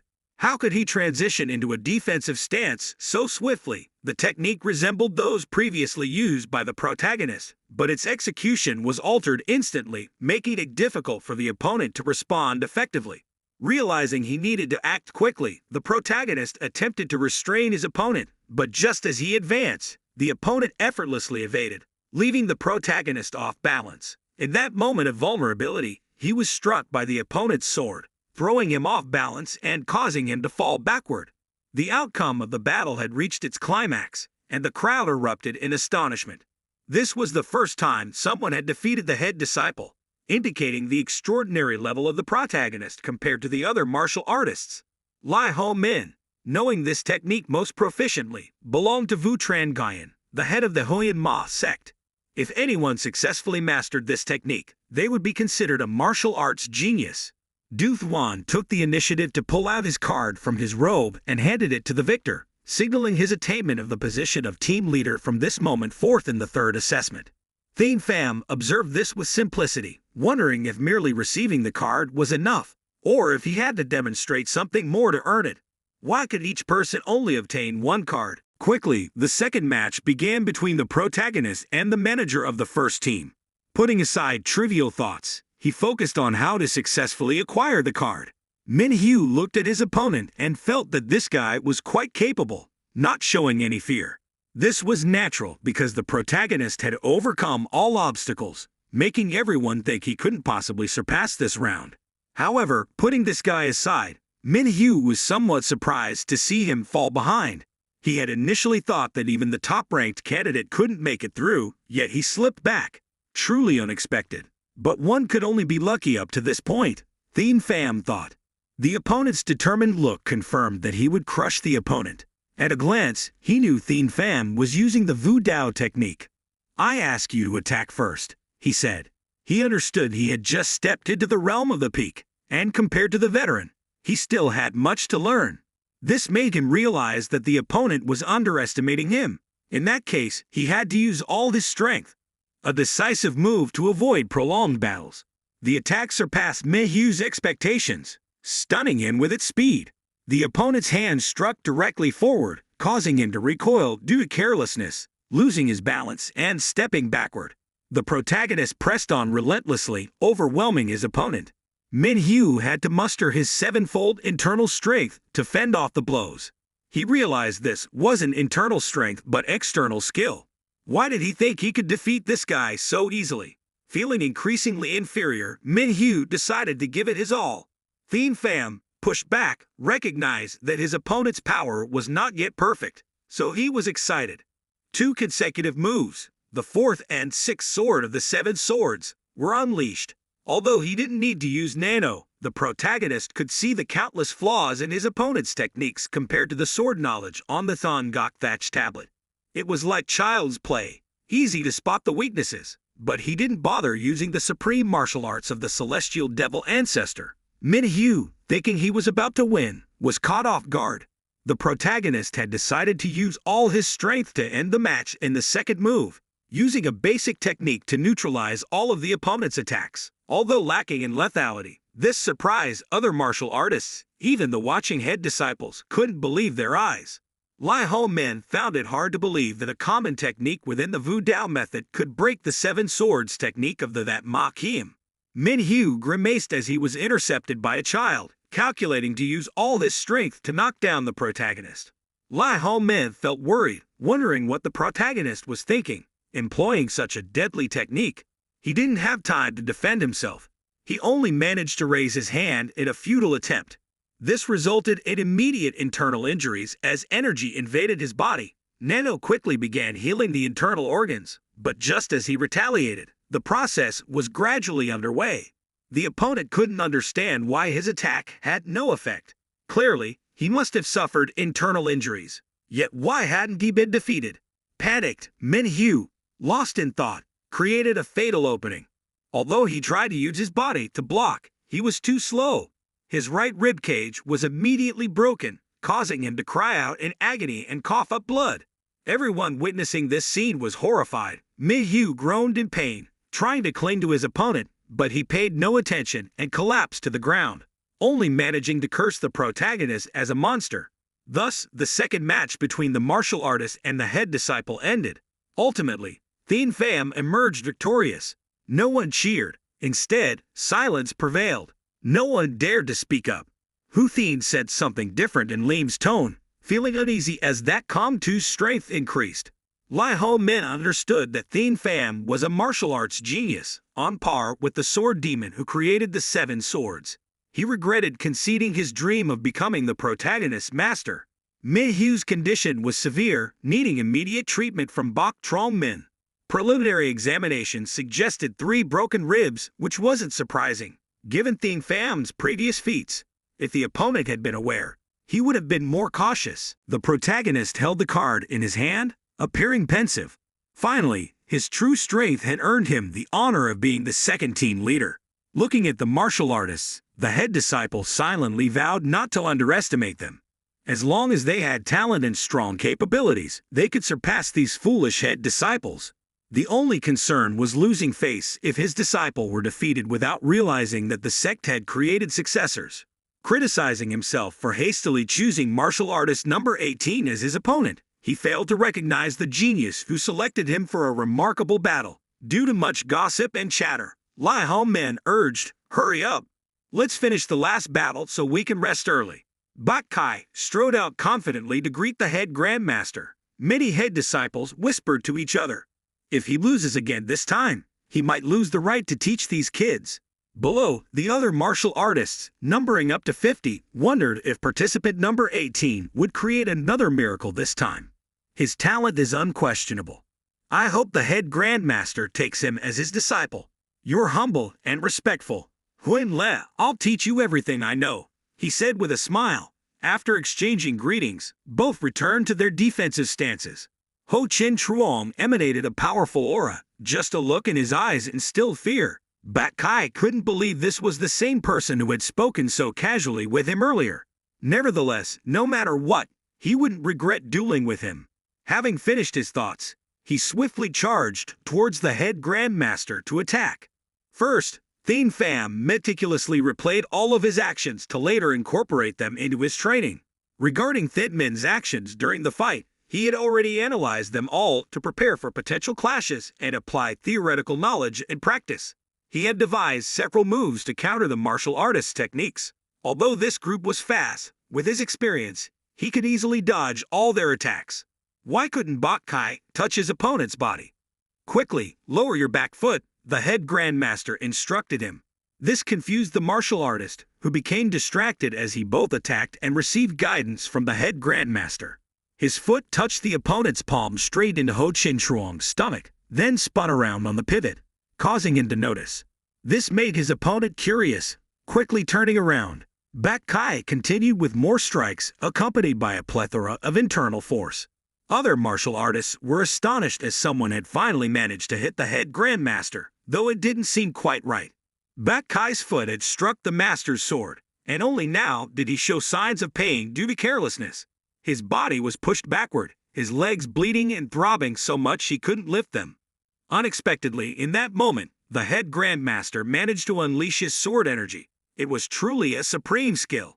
You should use your techniques wisely. If you're injured like this, what will you do? Bak Kai understood that the head grandmaster standing before him had much greater power than the two ordinary head disciples. Although with his current strength, he knew this was illogical. He only thought this far. As he was planning his next move to determine victory or defeat, Ho Chin Truong seemed very pleased with the efforts of martial artist number 18. Despite being severely injured in his lower leg, he showed resilience, and Bak Kai didn't hesitate to continue. Even without his right leg, he still had his left, so he remained confident. Headmaster rushed forward eagerly to confront, thinking his opponent was already defeated, so there was no need to worry. He flew towards Bak Kai, who had lowered himself, causing the head grandmaster to be surprised. With just a quick glance, he knew this was just a bait. Bak Kai again used the same technique as before, despite his continuous bleeding wounds diminishing his power slightly.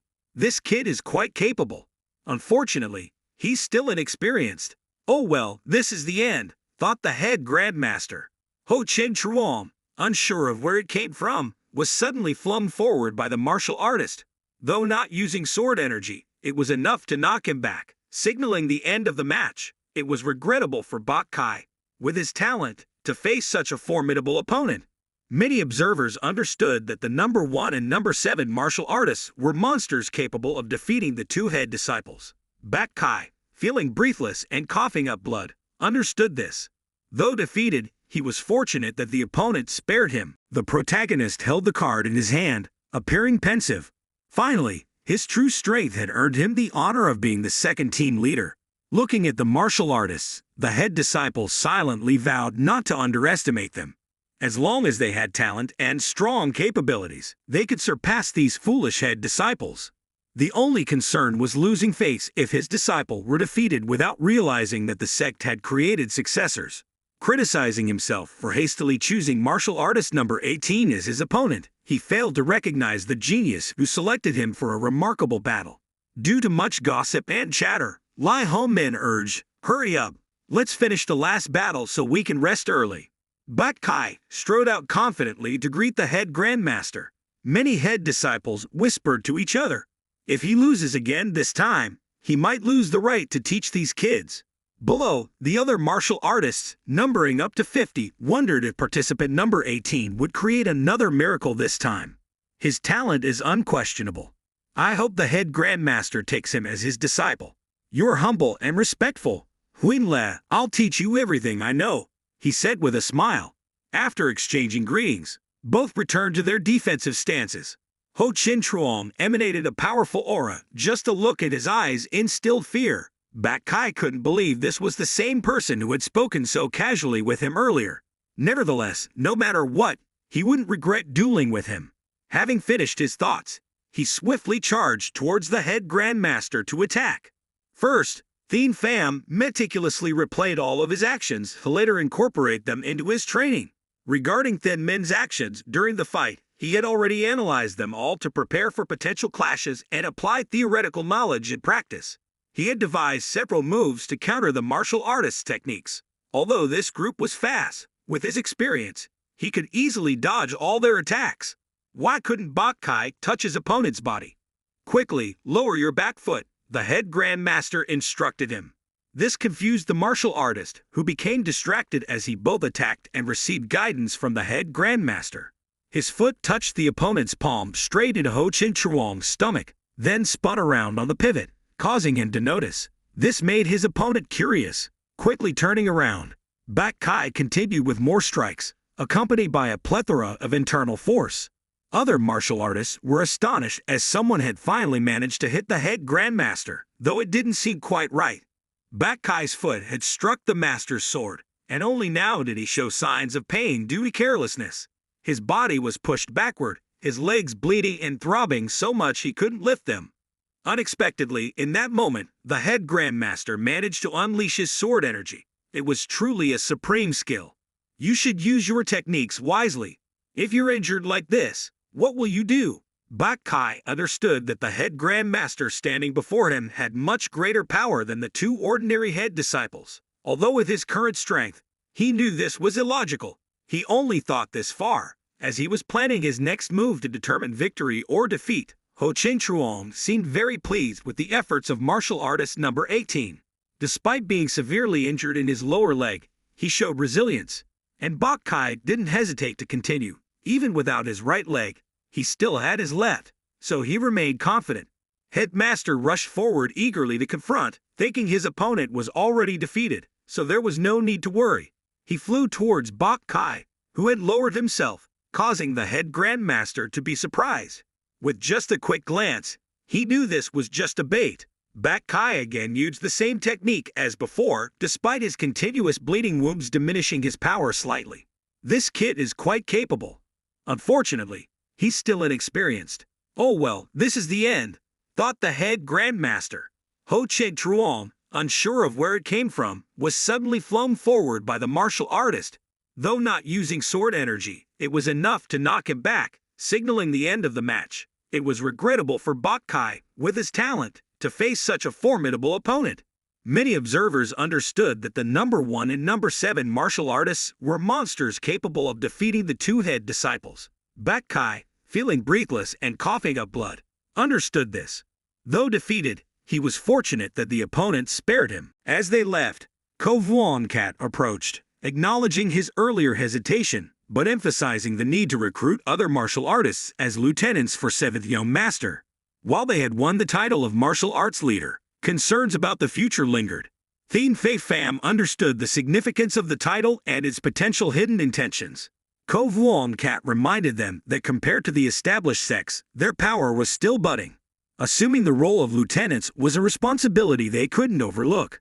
Unaware of the change in training location, Ko Vuong Kat suggested sending messages for coordination.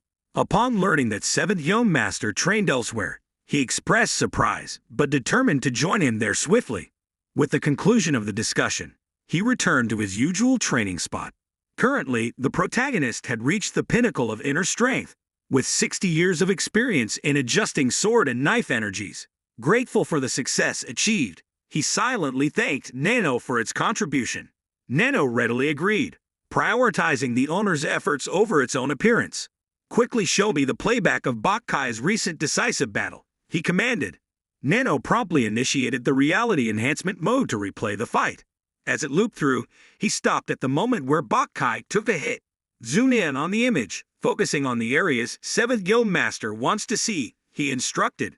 NANO zoomed in closely, revealing the pale complexion of Bak Kai, bloodshot eyes, and bloodstains around the neck. I couldn't have guessed wrong, he murmured. At the headquarters of the Hong Dik Vi sect, memories of the morning's battle flooded back.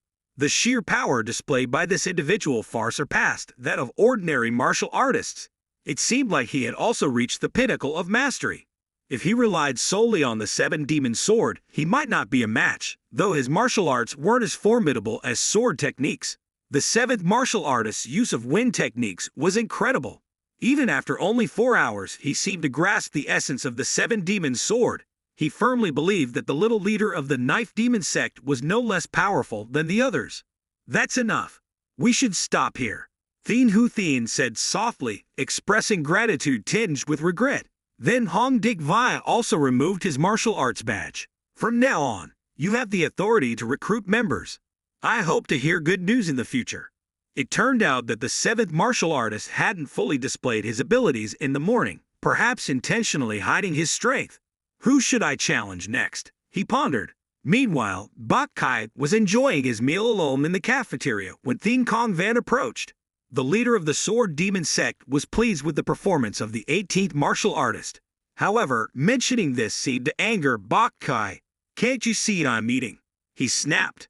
Despite his displeasure, Thien Kong Van spoke gently, acknowledging the martial artist's prowess. He suspected that Bak Kai had just reached the pinnacle of mastery. Although the latter remained indifferent, Thien Kong Van's words caught his attention. If I don't tell you now, you might lose your life later, he warned. Bak Kai looked up from his meal to see seventh young master. You're even more arrogant than the two before, seventh young master remarked. Although not the junior sect leader of the 6 great sects, he wondered how Bak Kai thought he could recruit him. Sensing some misunderstanding, Bak Kai retorted, I'm not threatening you. I'm just saying I'm dying. That's not a threat, is it? Seventh young master clarified. You've been poisoned. Bak Kai was confused. What are you talking about? He asked. Recalling the battle earlier, he realized seventh young master was referring to the paleness and redness he experienced then. This made Bak Kai reconsider. As the leader of the 12th sect, he always had to be vigilant against members of the poison demon sect. However, he couldn't understand why seventh young master would mention this. Even if he were truly poisoned, what did it have to do with him? After pondering, he apologized for the misunderstanding, assuming seventh young master was paying his respects. Why did I think you were paying your respects? He wondered. He apologized again, realizing his mistake. You should eat together for fun, seventh young master suggested. NANO considered reducing the number, fearing that the owner couldn't handle it, but was stopped by the group that rushed towards him at once. However, this didn't panic the main character. With a flick of his hand, he managed to hit a few of them, causing them to vanish in an instant. Was it because he had blocked all their first moves, or what? Just as he was feeling pleased, a few remaining ones aimed directly at him. As they leaped up to dodge, they collided with the ceiling, knocking themselves out. NANO immediately paused the actions of the shadows, causing them all to collapse to the ground, making him feel a headache because he had been too engrossed in training and forgotten about the cramped space. He also glanced up to see if there was any damage. Well, that's enough for now. Master will find out soon. Later, he had to go report the situation to create a record. He seemed very displeased because he had warned him carefully before. But what did he do in the end? It's really beyond me. My head hurts so much I want to die. I've warned you before, haven't I? If you cause any more trouble, you'll be banned from using this place altogether. So, he had to lead the martial artists to another location. The main character still didn't understand where he was being taken or whether he was being punished. Inside, he felt that this place was only half as good as the previous one, but the distance between the room doors was much greater. From now on, your kid should come here to train. If I let you continue training there, won't you end up breaking more rooms or what? It turns out this training room is reserved for martial artists who have passed the 4th examination and whose eternal strength must reach its peak to stay here. Of course, you haven't passed that test yet, but your internal strength is probably enough. And considering the incidents you caused, I've reported to the higher-ups, and they've agreed to open the door for early training. Thien Pham was very curious why the master knew, but then he understood. Punching a hole in the wall over there means coming over here. That's why the hardness level of this thick stone is several times higher than that thick stone. Even if you exert all your strength, it's very difficult to puncture it. So don't worry, just focus on training. Indeed, the new room is much more spacious and suitable than the previous one. He continued his training, but it seems he no longer wants to fight with 10 holographic images. NANO is planning to create a shadow of Sumom, which seems to be the most suitable. This is good news, although it's challenging. It's better than fighting with Thien Hu Thien. The augmented reality enhances data collection into the user's eye, but what martial skill is he planning to install? His request is to continue with this word techniques. Although the holographic images are just illusions, the main character still feels very tense, especially when that shadow is his master. Indeed, it simulates his voice perfectly, even the tone of the foolish disciple. What nonsense is he daring to challenge the martial master? It's so irritating. NANO, turn off all the sound for me please. The master is ranked among the top 10 masters of our sect. No matter what, I definitely can't be a match for him. So the only way is to use the oppressive technique. I thought so, but as soon as I rushed in, I realized all my techniques were easily blocked. Not only did I miss, but I also got hit. Though it's just a simulation, the bleeding feels real. The holographic image of Sumom continued to draw at his sword and attack. I was caught off guard, which is normal. The malicious smile of the holographic image revealed itself as it used its third technique, Teep Vu That Lin, from Thesword techniques in midair. The main character was thrown off balance and fell to the ground without being able to react, taking hits one after another. Despite knowing beforehand that I'm absolutely no match for my master, I never thought that I would even be able to withstand a single move from him. The self-power of a supreme master, one of the top 10 masters of the theme Than Ma Jiao, is truly terrifying. NANO is worried again, considering changing the character for the master, but he refused. Why, you foolish disciple, want to continue fighting? Because he doesn't know which move to use. He's thinking of using the supreme technique of the ancestor once, just to test its true power. The holographic image of Sumong laughed loudly and continued to charge at the main character. His eyes showed firm determination, waiting for the right moment. It's unclear who will gain the upper hand. Will bare hands defeat the sword, or will the sword defeat bare hands? Both dodging and retaliating at a dizzying pace, it seems like the main character's displayed technique is very suitable for fighting back against the sword techniques. Continues to exert his internal strength into his two fingers with an unpleasant expression, continuously aiming at the master's vulnerable spots. Now is the time to break through the opponent's defensive line. The moment has come. The sword energy in his hand aims straight at the target, but it seems not as simple as he thought. The main character is immediately knocked back, his body slamming against the wall behind him with a loud thud. NANO immediately halted the holographic image's actions. Even the supreme technique couldn't defeat the master's holographic image. But wait, his gaze began to focus on various positions on the opponent's body. In reality, it's not entirely impossible to hit him. The system has identified the positions where he used his sword energy. Even the final sword technique could have hit him in the middle, but it seems I'm still too shallow. Even though I could use sword techniques to break through my master's defenses, the disparity in our martial arts makes it impossible for me to cause critical damage. I've come to understand that even with knowledge, applying it quickly is not possible. In the next 4 years, I'm determined to complete the Ma Dao Quan's exam 6 times, and within those 4 years, my strength must surpass that of my master. 4 days later, at the training square of the Ma Dao Quan, it's unclear what today is like as there are many martial artists gathered from early morning.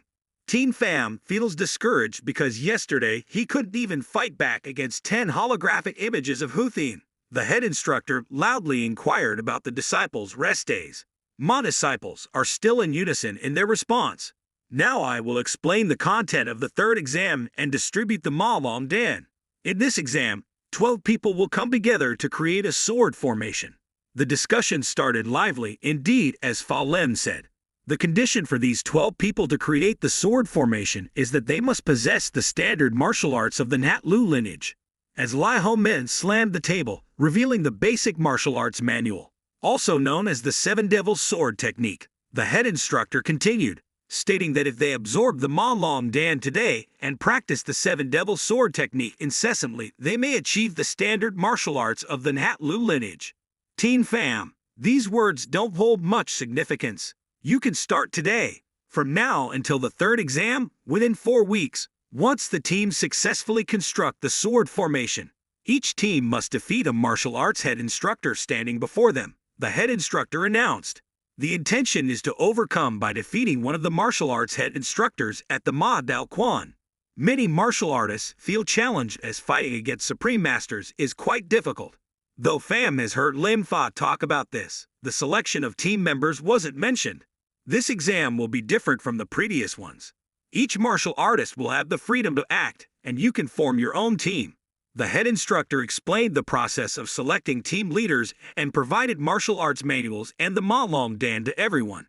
It turns out it's not based on merit. Instead, he points directly to the 17 head instructors, each wearing a card. The condition to become a team leader is to obtain one of these cards within 7 days. This requirement is indeed very challenging for all the martial artists standing here. Ultimately, the key is to obtain the golden cards, which would then make it easier to find team members. In reality, this method not only increases the difficulty of the exam but also serves the purpose of filtering out ordinary martial artists. Ly Ho Mid's thoughts seem unconventional. Perhaps he wants to identify the best among the good ones. Although it's said that within 7 days you must obtain the golden cards, if any martial artist is confident, they can try it now. After these words, everyone fell silent. No one dared to speak up. It seems like the head instructor's expectations are high. If someone successfully challenges, it will surely demonstrate their strength and courage. Suddenly, a raised hand catches everyone's attention. The eyes turn to where the martial artist is standing, still as cold as ever. Hoi Ma Tong's mysterious charm. Next is Thin Pham, the seventh disciple of Group 8, and finally, Bok Kai, with the registration number 18. Ly Ho Min eagerly awaits the performance of these two young ones, Thin Pham and Bok Kai. Hu Thin seems hesitant to volunteer, while Bok Kai appears quite strong, having defeated a young master of one of the 6 major sects. Udgair's step up, as expected. Very promising, the head instructor remarks. However, he's concerned about Thin Pham because the other 3 won't lend a hand. He intended to arrange it himself, but seeing the head instructor, he follows suit. The martial artist from Group 1 will fight first. As Ho Chin Truong volunteers, he's quickly matched with Du Thuan from Group 12. It seems like Du Thuan, with an infectious confidence, intends to challenge him. Ho Chin Truong doesn't want the head instructor's power to be overly displayed, making other martial artists fearful. Hence, he requests to fight against the 18th martial artist directly. This poses a bit of a problem as Bok Kai is from Du Thuan's group. The martial artist in charge of Group 1 will face Thin Pham. As they bow respectfully to each other, Thin Pham urges NANO to replicate everything meticulously, leaving no detail behind. Ly Ho Min announces loudly to declare the start, and the first one to act is Thin Min. With confidence in his eyes, he demonstrates Nu Huyen Van, which Du Thuan easily predicts and counters with that Ma Kim. Unfortunately, he fails to perceive the uniqueness of my martial arts. He's using that Ma Kim in its 5th form. The protagonist, at first glance, looked adept in his movements, but his aura was not that of an easy opponent. His footsteps were firm, accompanied by agile arms, executing movements with unwavering certainty. His animation skills were like a relentless barrage directed towards his opponent. From the outset, it was evident that his power had already reached its peak. How could the techniques of an ordinary martial artist withstand such prowess? Just by observing his martial arts, one could ascertain that he had already reached the level of a captain. Perhaps one should discard the notion of him being an ordinary martial artist and focus solely on his full combat capabilities. The opponent, now somewhat disoriented, couldn't understand why his supreme technique couldn't stop the protagonist's advances. He sensed that the protagonist's techniques resembled those engraved on ancient stone tablets. Though he dared not confirm, deep down, he suspected the author might have been a sword demon. Both engaged, producing chilling sounds with each clash. While the opponent's aura was strong, it was no match for the protagonist's consecutive gusts of wind, effortlessly neutralizing the attacks of the top martial artist of the Huyen Ma sect. The protagonist himself realized his lack of experience. No matter how hard he tried, he found it difficult to completely block the opponent's strikes. If victory couldn't be determined now, delaying it would only disadvantage him further. Anticipating the opponent's next move, he unleashed his internal energy to its maximum, determined to block the opponent's relentless attacks. He believed this exchange would decide everything. Initially, the opponent attempted to defend, but it seemed futile. As he lunged forward, the Huyen Ma sect's top martial artist unexpectedly lowered his body, leaving the opponent bewildered. How could he transition into a defensive stance so swiftly? The technique resembled those previously used by the protagonist, but its execution was altered instantly, making it difficult for the opponent to respond effectively. Realizing he needed to act quickly, the protagonist attempted to restrain his opponent, but just as he advanced, the opponent effortlessly evaded, leaving the protagonist off balance. In that moment of vulnerability, he was struck by the opponent's sword, throwing him off balance and causing him to fall backward. The outcome of the battle had reached its climax, and the crowd erupted in astonishment. This was the first time someone had defeated the head disciple, indicating the extraordinary level of the protagonist compared to the other martial artists. Ly Ho Min, knowing this technique most proficiently, belonged to Vu Tran Guyan, the head of the Huyen Ma sect. If anyone successfully mastered this technique, they would be considered a martial arts genius. Du Thuan took the initiative to pull out his card from his robe and handed it to the victor, signaling his attainment of the position of team leader from this moment forth in the third assessment. Thin Pham observed this with simplicity, wondering if merely receiving the card was enough, or if he had to demonstrate something more to earn it. Why could each person only obtain one card? Quickly, the second match began between the protagonist and the manager of the first team. Putting aside trivial thoughts, he focused on how to successfully acquire the card. Min-hyu looked at his opponent and felt that this guy was quite capable, not showing any fear. This was natural because the protagonist had overcome all obstacles, making everyone think he couldn't possibly surpass this round. However, putting this guy aside, Min-hyu was somewhat surprised to see him fall behind. He had initially thought that even the top-ranked candidate couldn't make it through, yet he slipped back. Truly unexpected. But one could only be lucky up to this point, Thien Pham thought. The opponent's determined look confirmed that he would crush the opponent. At a glance, he knew Thien Pham was using the Vu Dao technique. "I ask you to attack first," he said. He understood he had just stepped into the realm of the peak, and compared to the veteran, he still had much to learn. This made him realize that the opponent was underestimating him. In that case, he had to use all his strength. A decisive move to avoid prolonged battles. The attack surpassed Min-hyu's expectations, stunning him with its speed. The opponent's hand struck directly forward, causing him to recoil due to carelessness, losing his balance and stepping backward. The protagonist pressed on relentlessly, overwhelming his opponent. Min-hyu had to muster his sevenfold internal strength to fend off the blows. He realized this wasn't internal strength but external skill. Why did he think he could defeat this guy so easily? Feeling increasingly inferior, Min-hyu decided to give it his all. Thien Pham pushed back, recognized that his opponent's power was not yet perfect, so he was excited. 2 consecutive moves, the 4th and 6th sword of the 7 swords, were unleashed. Although he didn't need to use NANO, the protagonist could see the countless flaws in his opponent's techniques compared to the sword knowledge on the Thongok Thatch tablet. It was like child's play, easy to spot the weaknesses, but he didn't bother using the supreme martial arts of the celestial devil ancestor. Min-hyu, thinking he was about to win, was caught off guard. The protagonist had decided to use all his strength to end the match in the second move, using a basic technique to neutralize all of the opponent's attacks. Although lacking in lethality, this surprised other martial artists. Even the watching head disciples couldn't believe their eyes. Lai Ho Men found it hard to believe that a common technique within the Vu Dao method could break the 7 swords technique of the That Ma Kiem. Min-hyu grimaced as he was intercepted by a child, calculating to use all his strength to knock down the protagonist. Lai Ho Men felt worried, wondering what the protagonist was thinking, employing such a deadly technique. He didn't have time to defend himself. He only managed to raise his hand in a futile attempt. This resulted in immediate internal injuries as energy invaded his body. NANO quickly began healing the internal organs, but just as he retaliated, the process was gradually underway. The opponent couldn't understand why his attack had no effect. Clearly, he must have suffered internal injuries. Yet why hadn't he been defeated? Panicked, Min-hyu, lost in thought, created a fatal opening. Although he tried to use his body to block, he was too slow.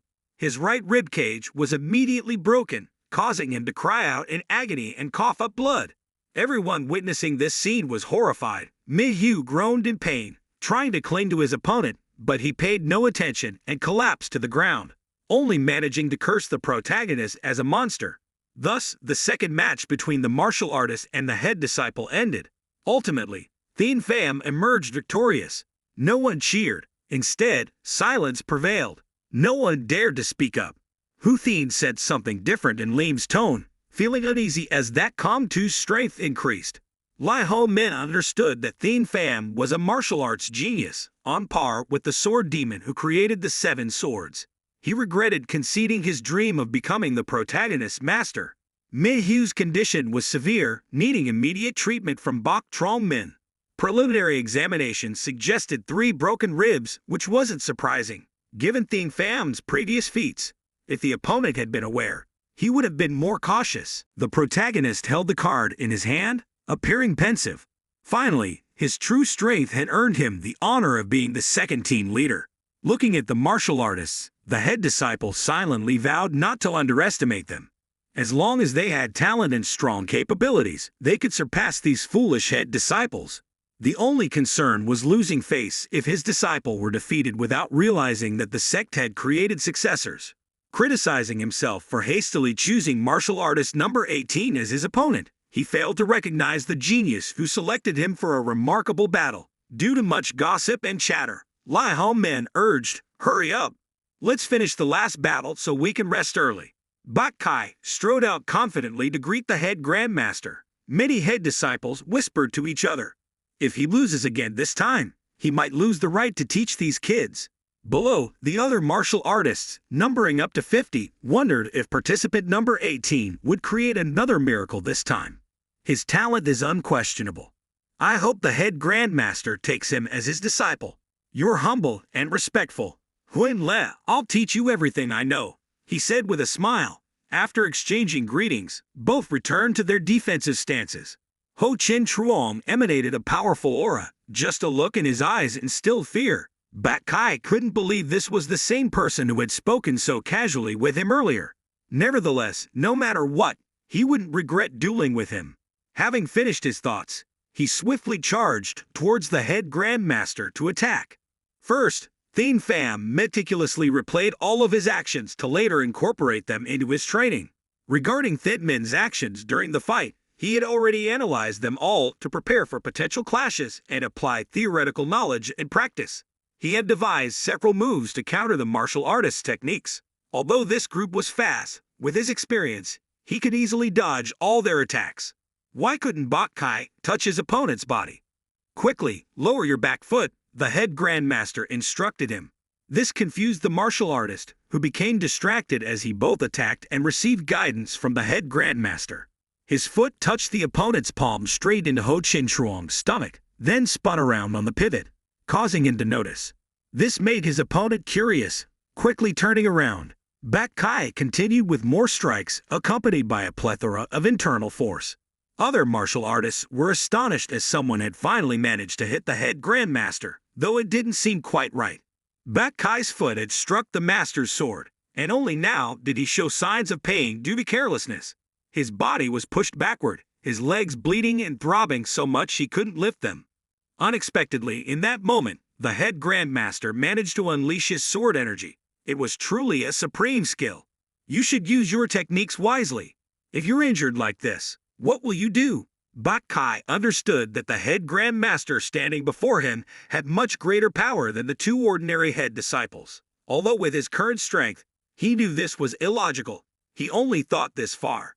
As he was planning his next move to determine victory or defeat, Ho Chin Truong seemed very pleased with the efforts of martial artist number 18. Despite being severely injured in his lower leg, he showed resilience, and Bak Kai didn't hesitate to continue. Even without his right leg, he still had his left, so he remained confident. Headmaster rushed forward eagerly to confront, thinking his opponent was already defeated, so there was no need to worry. He flew towards Bak Kai, who had lowered himself, causing the head grandmaster to be surprised. With just a quick glance, he knew this was just a bait. Bak Kai again used the same technique as before, despite his continuous bleeding wounds diminishing his power slightly. This kid is quite capable. Unfortunately, he's still inexperienced. Oh well, this is the end, thought the head grandmaster. Ho Chin Truong, unsure of where it came from, was suddenly flung forward by the martial artist.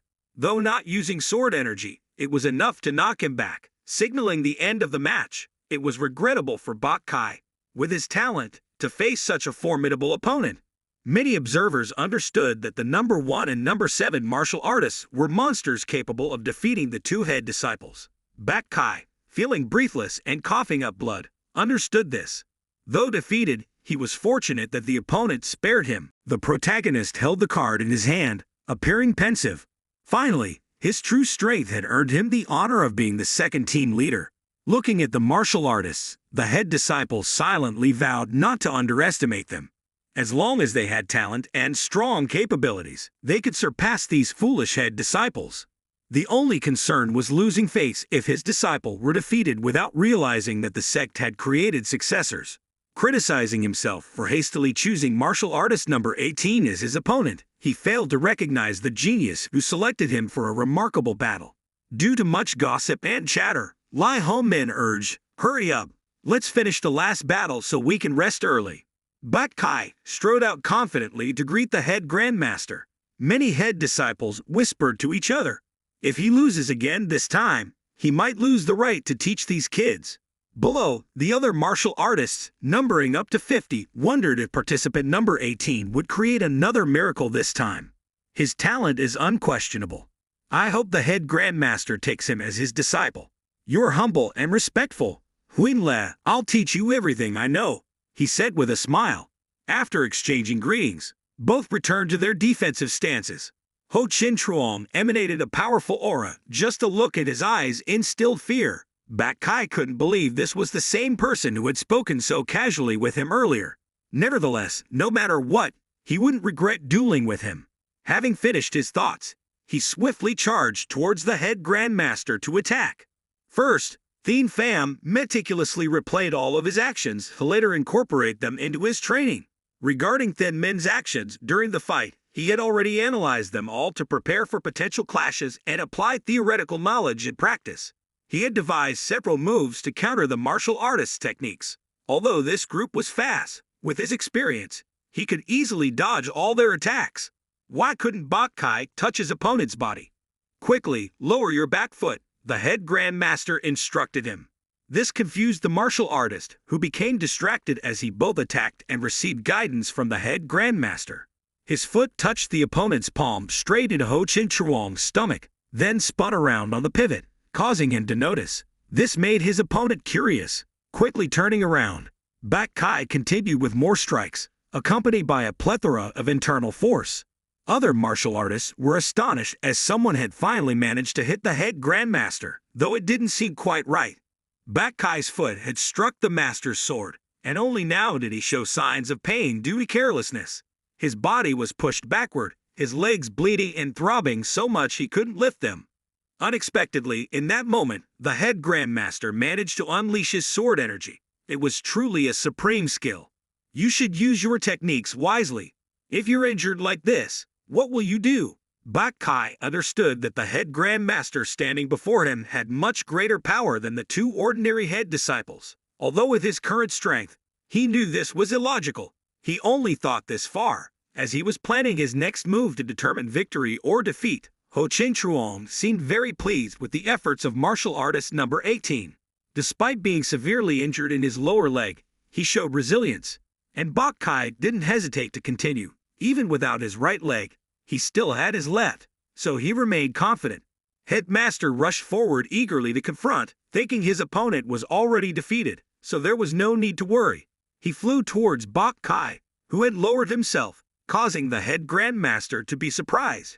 With just a quick glance, he knew this was just a bait. Bak Kai again used the same technique as before, despite his continuous bleeding wounds diminishing his power slightly. This kid is quite capable. Unfortunately, he's still inexperienced. Oh well, this is the end, thought the head grandmaster. Ho Chin Truong, unsure of where it came from, was suddenly flung forward by the martial artist. Though not using sword energy, it was enough to knock him back, signaling the end of the match. It was regrettable for Bak Kai, with his talent, to face such a formidable opponent. Many observers understood that the number 1 and number 7 martial artists were monsters capable of defeating the two head disciples. Bak Kai, feeling breathless and coughing up blood, understood this. Though defeated, he was fortunate that the opponent spared him. As they left, Ko Vuong Kat approached, acknowledging his earlier hesitation, but emphasizing the need to recruit other martial artists as lieutenants for 7th Young Master. While they had won the title of martial arts leader, concerns about the future lingered. Thien Pham understood the significance of the title and its potential hidden intentions. Ko Vuong Kat reminded them that compared to the established sects, their power was still budding. Assuming the role of lieutenants was a responsibility they couldn't overlook. Unaware of the change in training location, Ko Vuong Kat suggested sending messages for coordination.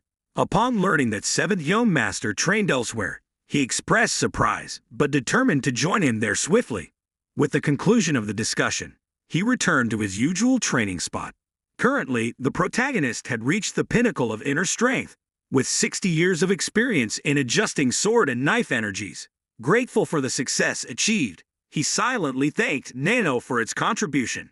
NANO readily agreed, prioritizing the owner's efforts over its own appearance.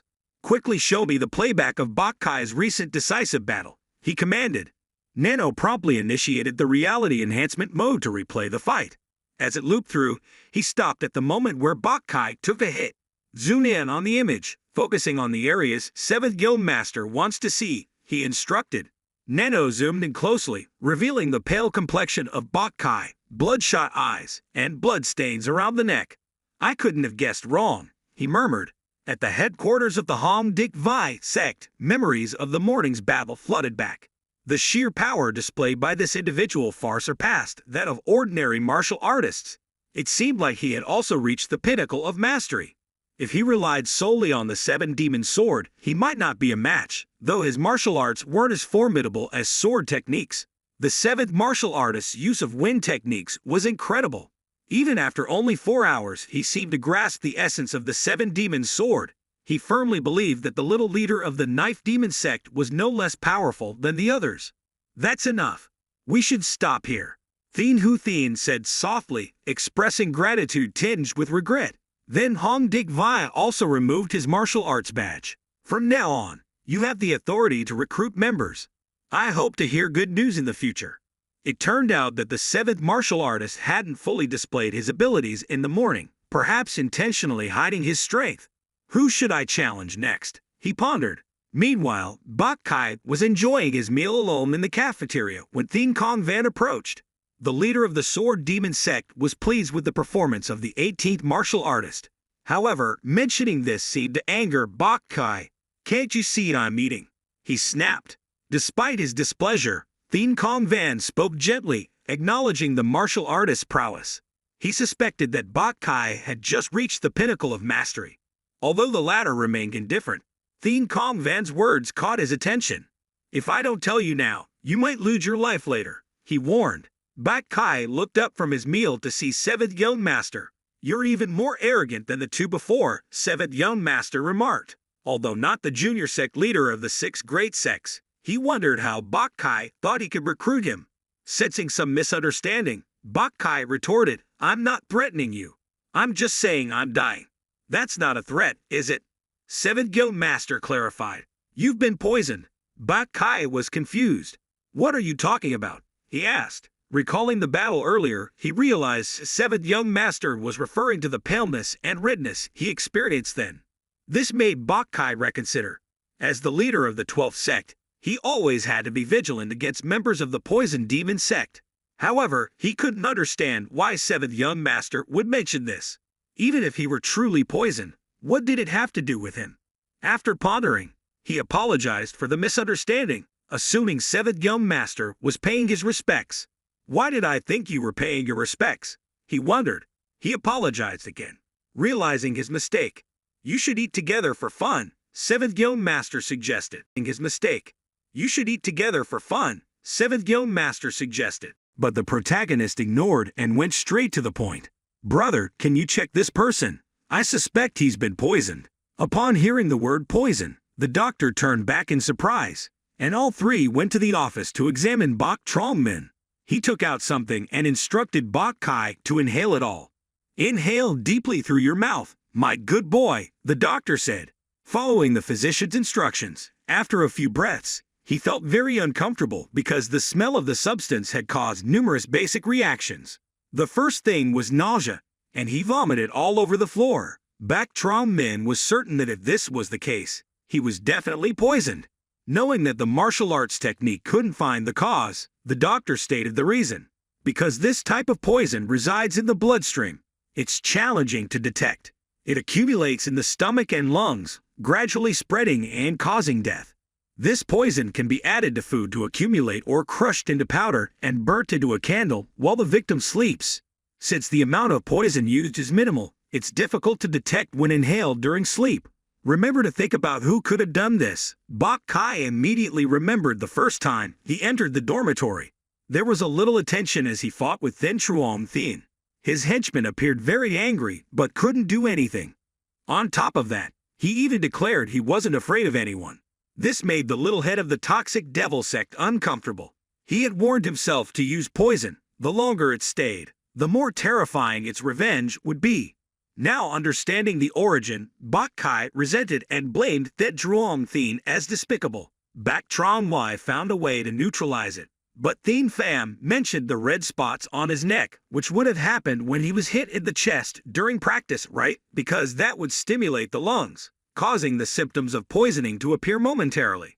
However, if the symptoms of poisoning occur continuously, even the best doctors would find it difficult to cure. Why does that Kong Tu know about this? Because I know it's happened to my parents before, and they died. That's why I always keep an eye on Bok Kai. At this point, Bok Kai tearfully thanked the protagonist for detecting the poison in time, as he didn't want anyone else to die because of that despicable poison. Just as he finished speaking, his eyes and demeanor made Bok Kai notice the fear in his two disciples. Why does Tu Duong have such terrifying martial energy? Bak Trom Min interrupted their conversation and asked the 18th martial artist to stay and rest for further examination. If you go back to the dormitory and get poisoned again, what should we do now? Are you planning to find that poisoner to seek revenge? Indeed, Bok Kai also had that thought in mind. Thien Pham reminded priority should be given to treating first. As for Thien Truong Thien, let me take care of him right now. I'll go find him to have a little heart-to-heart talk. As he was about to leave, the voice of Thien Muktangayat came from nowhere. He mentioned the usual lurking place of the little head of the toxic devil sect, advising them to go to the forest opposite the dormitory. If what he said was true, soon there would be someone lying next to him. Bak Kayan and the doctor didn't understand why the protagonist was scheming like this on the bed. Thien Muktangayat laughed heartily, pleased with his intention to let the two sides fight each other, both benefiting from it. Later, the scene changed to a forest near the dormitory. A martial artist was wandering around, and Thien Truong Thien took the opportunity at night to gather poisonous herbs for preparation because he had used the devil's pill. So, he stepped into the first stage of the supreme skill of destroying the devil's poison. From then on, he was about to reach the 5th level until that wretch died of poisoning. Then I'll see him off myself. Nan Sheng had heard all the soliloquies from behind and asked, do you think torturing others is a good thing to do? How can you, because the lamp is too dim, so you can't see clearly whether this guy is a leader or a martial artist? Why does your wretched family think it's fun to play with others by using poison? Ha! Holding the lamp out, Thien Truong Thien finally recognized that he was his half-brother, different mothers but the same father. Why did your despicable family come here? Why did you know that I used poison? Did you hear it or something? Upon seeing his confused face, Thien Truong Thien burst into laughter and didn't bother to deny it. That's right. Why don't you know about it? Didn't your mother also die from poison?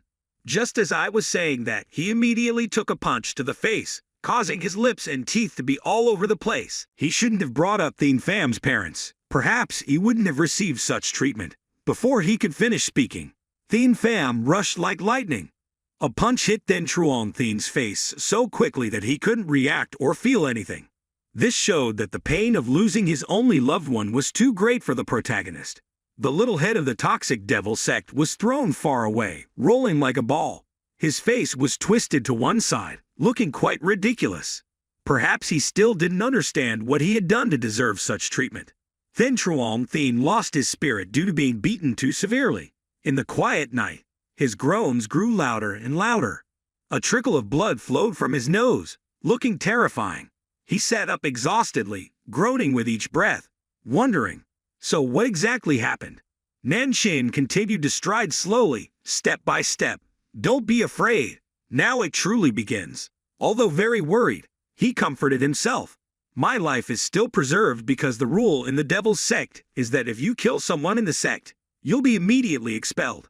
Although eager to get up and fight back, he couldn't move his arms and legs. Do you know you did something you shouldn't have done? And do you know what that is? Ignoring Thien Pham's words, he struggled to move his body. Slowly, he began to regain sensation, albeit with a chilling sensation spreading from his body. The protagonist raised his fist again to continue the attack. Let me tell you the reason why Thien Truong Thien used such venomous words for his deceased mother. His eyes lit up as he managed to control his actions. He then began to stand up and retaliate immediately. You little piece of trash! Who said you could let your guard down? I haven't finished speaking yet. Then, with surprise in his eyes, Thien Truong Thien found that his punch had been effortlessly neutralized. He didn't understand how his successful force didn't have any effect. The protagonist continued to tightly grip his opponent's fist. He forcefully twisted it to the side, causing him to cry out in pain. The grip was so tight that blood seeped from his fingertips.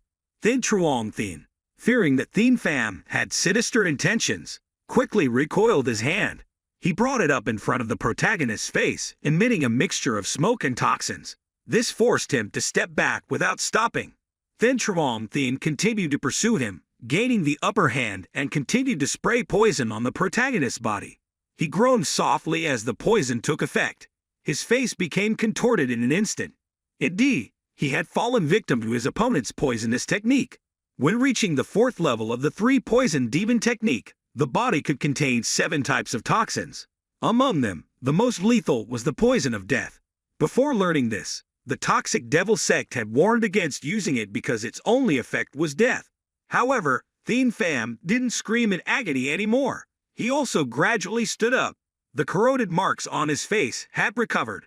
Nan Shin had timely activated his defense and restored the damaged areas. Then Truong Thien stood still, observing his every move, only to witness in the blink of an eye the protagonist completing his recovery and restructuring the damaged areas.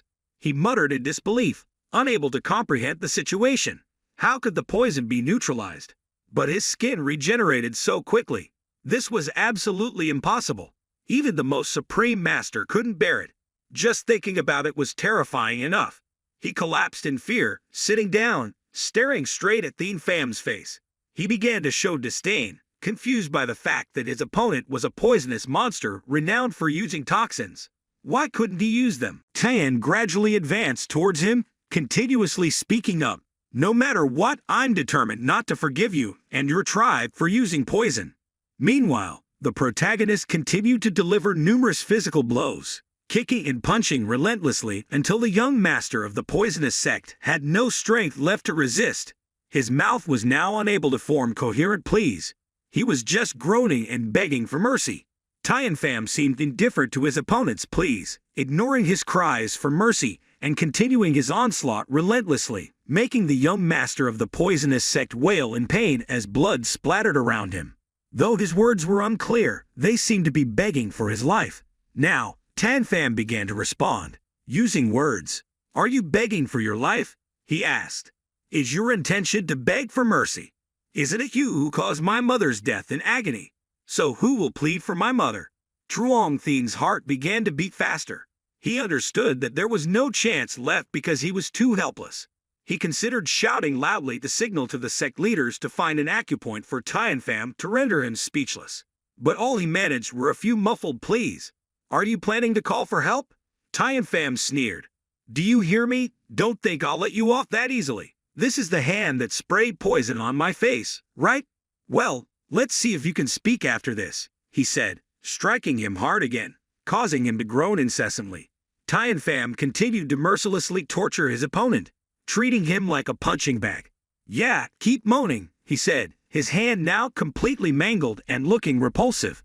"Today, I won't kill you because insects like you don't deserve to be expelled from the demonic sect. Instead, I'll make you suffer to the point of begging for death. Now, let's start with some bones, shall we?" And from there began the horrifying nightmare of Truong Thien. Shortly after, the scene became unbearable to watch. The young master's limbs were completely disabled. Only now did he begin to regret using poison on Bai Kai. He thought about the method of using poison and gradually recalled the past. It was this very thing that had caused the tragic death of Tian Pham's parents 6 years ago when he was still a child.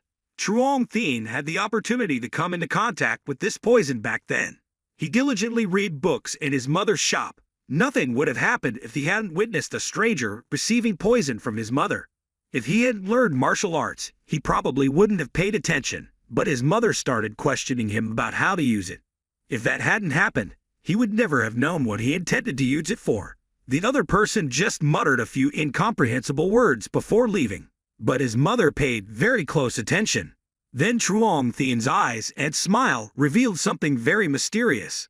Less than a year later, news of the death of the 7th wife of the sect leader spread throughout the demonic sect. His henchmen were ecstatic upon hearing the news, but not long after, the sect leader sent investigators who discovered the truth. Without the help of the White Spider Master, Bok Kong Vu, explaining the type of poison that could be bought anywhere in the world. The matter might not have sunk so far. The sect leader would have had time to investigate the cook using poison, but he only confessed to receiving it from a woman with a masked face. From there, the aristocracy declared the severance of the marital relationship between the sect leader's wife and the wife of the former sect leader of the poison sect. The former sect leader was also relieved of his position as an elder. Then Truong Thien's mother wanted to reveal everything, but it was too late. She warned her son to keep the secret safe. Otherwise, even if the sect leader found out, he would be hated.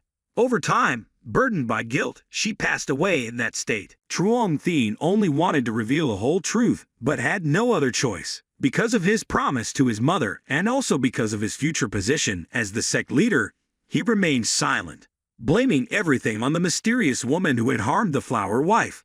Back to the present, he shed tears knowing that there was no chance left. No matter how diligently he trained, he couldn't face Tianfam now. He also raised his voice. If you continue to stay in the demonic sect, it will harm other martial artists. If I can't kill you, I'll destroy your den. After hearing these words, the opponent shook his head, showing reluctance. When the protagonist looked over, he thought he might want to explain further. He had released acupoints to hear those words clearly, but because of the severe internal injuries, he couldn't discern any words. After a while of analysis, NANO pointed out that Tianfam's mother did not die from the poison of the poison sect. The culprit who killed his mother was one of the wives of the sect leaders. So, please let my den be peaceful. But Truong Thien was afraid to be more specific. If he did, it would reveal the person who concocted the poison, which was his mother. NANO continued to analyze, confirming that the real culprit was from the fifth sect. Why are you silent? Observe carefully his face. I trusted him to be the culprit until now, but why isn't he? NANO continued to scan Truong Thien's face. It seemed that there was a change in his facial expression, with a 75% chance of detecting the danger. He groaned incessantly. Tianfam, enraged, added a few more blows for his deceit. The protagonist struck directly below his opponent's abdomen, causing him so much pain that he couldn't scream anymore. He continued, using even more force, reaching the vital points. Now, the protagonist had eliminated a rival contending for the position of future sect leader. Meanwhile, Bok Trong-min was still awake, feeling uneasy. He thought he should prepare an antidote to guard against Tianfam's possible return. Suddenly, a loud kick echoed in the quiet night. Upon seeing the sight before him, Bok Kai and Dr. Ngoyet had to wake up to investigate. The young master of the demon sect was startled when he saw the scene in front of him. He demanded an explanation from the protagonist. Later, the doctor checked his pulse to examine. He discovered that the patient's meridians had been destroyed inside the body, yet contained the most essential part of the poison sect, the 3 deadly poisons. Because the meridians were destroyed, it manifested as poisoning. How could Thon Kong Tu not know the consequences when he did this? He quickly took out his tools to unblock all the meridians to ensure that the blood circulation was not obstructed. The doctor smelled the blood and understood that there was still a chance to save the patient's life. Perhaps he practiced toxic skills, so his body's resistance was strong. However, the current situation indicated that keeping the poison in his body would eventually be fatal. So, the only solution here is to detoxify the entire body internally. After a thorough search, Trong Min finally found the antidote left by his master, which he had stuffed into his school bag to preserve his life. Now in a state of fearing for his life, he asked NANO to find a way to detoxify. However, NANO didn't have the detoxification function of another entity, so as a last resort, he had to instruct NANO to analyze the toxic components stored in the blood on his shoulder. To analyze the toxic components in the blood, we needed the owner to directly touch it to complete the analysis. According to the results, there were 7 types of toxins mixed together to create an extremely potent poison. Knowing the reason, he now continued to request the system to scan all the medicinal materials in the medicine cabinet to see which one could be used to detoxify the quickest. The required medicines included dandelion root, fishwort, great burdock, and nitrocateconite. As for the doctor, he had temporarily suppressed the spreading poison in his body. Suddenly, the scent of the medicine permeated the room. Taking a sniff, the doctor recognized the smell of aconitum carmiculi. "What are you doing?" he asked. "Because of the urgent need for detoxification, I had to prepare the medicine myself," Trong Min replied. Upon hearing this, the doctor appeared puzzled, wondering how he knew about poison, and demanded detoxification. He continued to inspect the medicine ingredients, finding them perfectly matched. Could this kid have studied pharmacology before? He wondered. There was no problem with what he had prepared, but did he know about the toxins in his body? Tin Pham had explicitly stated that there were 7 types of toxins.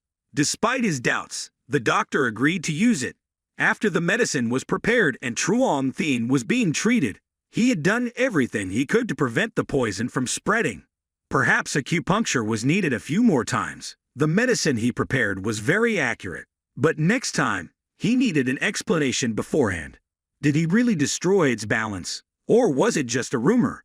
The Taoist temple was a world of weakness and strength. Could this be overlooked?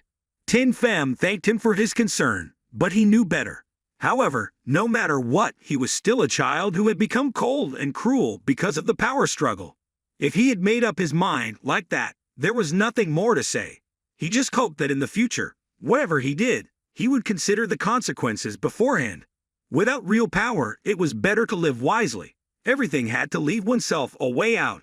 After finishing his moral lecture, Trong Min allowed him to return to the dormitory to rest. Bat Kai also expressed his desire to accompany him back. They walked out of the inn together. The main character had countless thoughts upon hearing the doctor's words. He knew that NANO's assistance was very powerful, but he still couldn't imagine the forces within the devil sect. Perhaps he had overestimated his own strength and become arrogant. Bat Kai, who was behind, also spoke up. May I ask why 7th brother destroyed the opponent's Dandian? At that time, I couldn't control my anger. If I had let him go, not only you, but I feared that many other martial artists would suffer the same fate. 7th brother replied. After hearing this, Bak Kai felt impressed. Although his judgment may be flawed, compared to other sect leaders, he truly knows how to think for others, he thought. As he was pondering further, a distant call echoed, and the juniors rushed over to inquire about the situation.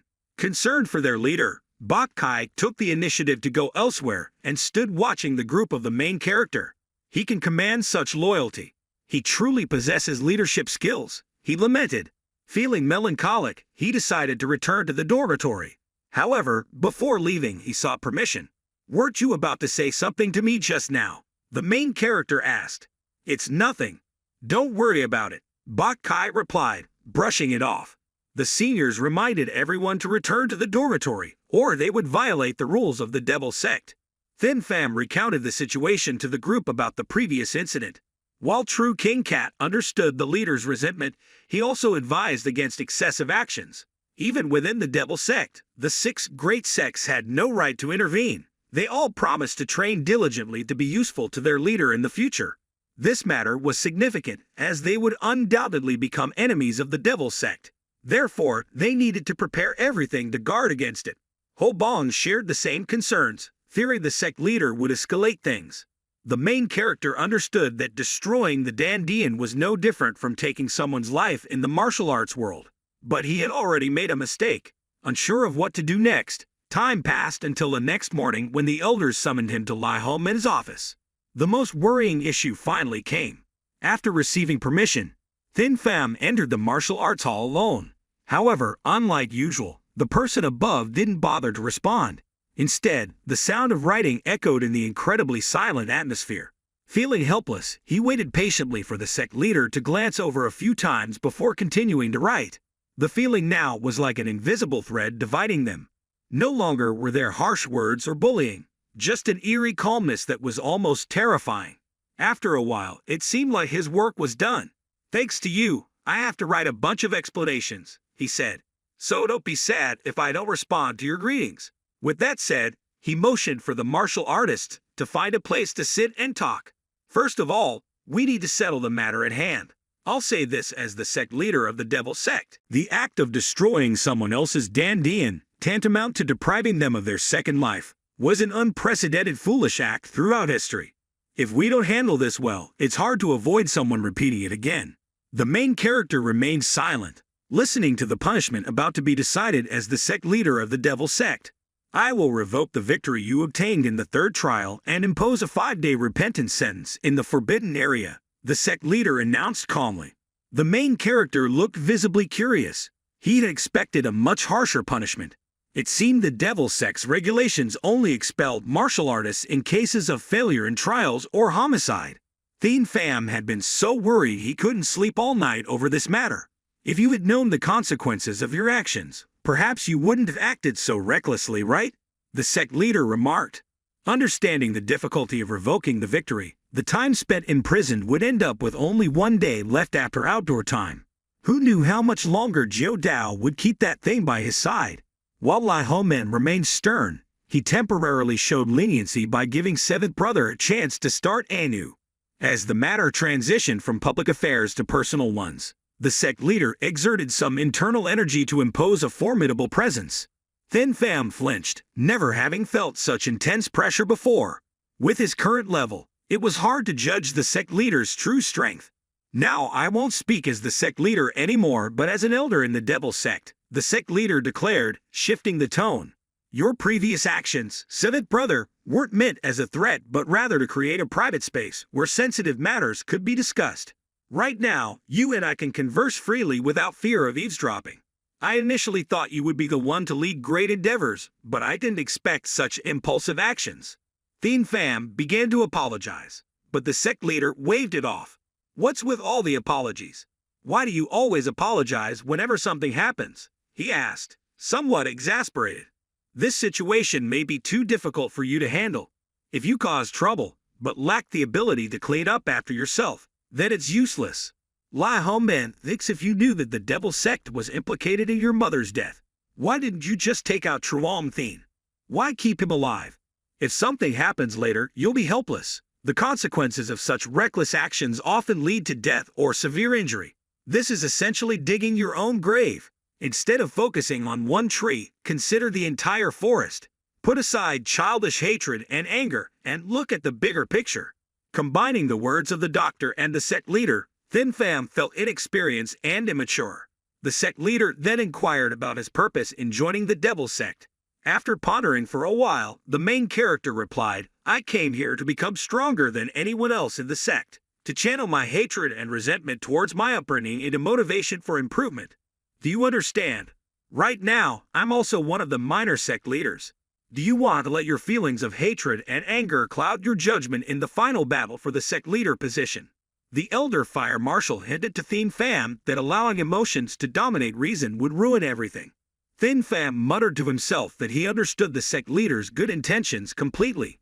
The sect leader angrily retorted, if you understood, then I wouldn't have to go through this trouble. If you're determined to become the future of our sect, remember a few things. Keep a heart as passionate as fire but act with a cool head. Otherwise, forget about revenge, or you'll be crushed even before hatching. These words were undeniably true, as Thien Pham's current actions were solely focused on seeking revenge against the minor sect leaders. The main reason for this was his parents' death, which had driven him to madness. However, seeking vengeance wasn't inevitable. He lacked the necessary composure and rationality. The sect leader observed his every move at this moment. Thien Pham didn't seem mature enough to understand his words. You must understand and compensate for your shortcomings. If possible, the future of Thien Zhao will produce a true monster comparable to the legendary heavenly demon founder, the sect leader continued. Therefore, in his mind, Thien Pham becoming the sect leader would bring about a revolution in teaching methods, as what mattered now was to cut off the divine power. The protagonist's task was to return the token he had previously obtained. He took the disciples' teachings to heart, expressing gratitude for the sect leader's grace. Immediately, the other elders swooped in, officially escorting him to the forbidden chamber for 5 days of penance. As he was about to speak, requesting some time to bid farewell to his fellow disciples, the sect leader dismissed it. You're detained in the forbidden chamber. I'll inform them myself, but now they're no longer fellow disciples. They're just ordinary martial practitioners, the sect leader stated. Hearing this, the protagonist regretted his actions, feeling like a fool who couldn't foresee the consequences. The notice posted in the martial arts training ground stated that due to the destruction of a fellow disciple's cultivation, resulting in complete loss of martial arts, the punishment was confiscation of the token and 5 days confinement in the forbidden chamber. It warned other disciples that repeating such actions would lead to double penalties or expulsion. Many were afraid and deemed the protagonist too cunning and sinister. If he graduated, they might never want to see him again. The curiosity grew. Thien Hu Thien laughed, thinking Thien Pham was truly insane. However, he paused to consider his actions. He worried that his bid for the position of junior sect leader might be disrupted by Thien Pham. Meanwhile, Thin Men remained silent, showing no opinion. Thien Pham's followers were also troubled. Ko Vuong knew that even if they returned, they might not have enough time to obtain tokens from the sect leaders. They were considering stealing tokens from other disciples when Bok Kai suddenly appeared. Though his intentions were unclear, he observed Thien Pham's situation closely. The elders guarded the forbidden chamber vigilantly. Though it seemed late, there was still some internal unrest.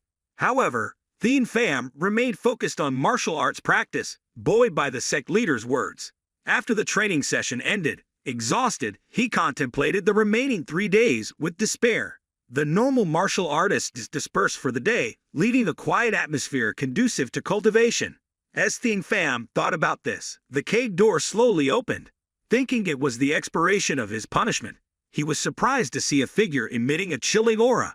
A rough hand gently extended, enveloping him in an invisible force, lifting him into the air.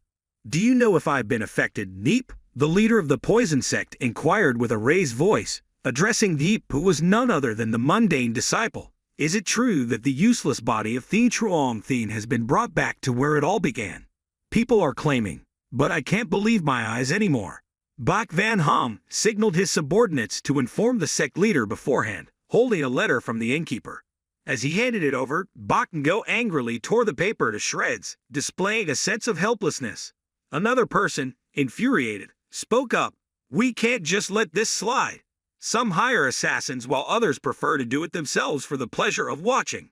Our leader, suffering from the repercussions of the death of Lady Hoa 6 years ago, cannot ignore this." Bak Van Ham exclaimed loudly, "We cannot turn a blind eye. Don't be foolish. If our reputation demands it, why does the ghost sect remain inactive when their own disciple was captured after Lady Ho's death? Isn't the sect leader always seeking opportunities to weaken the power of the Luck Day Tong? Now, if you all act against a newly recruited martial artist within the ghost sect, wouldn't this be a perfect excuse? Must we endure this frustration until that Dan leaves the sect?"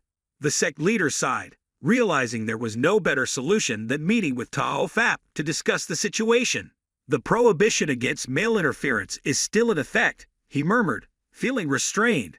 Bak Ngo remained silent, preparing to unleash his mystical techniques upon the perpetrator who harmed his cherished disciple, Thien Pham.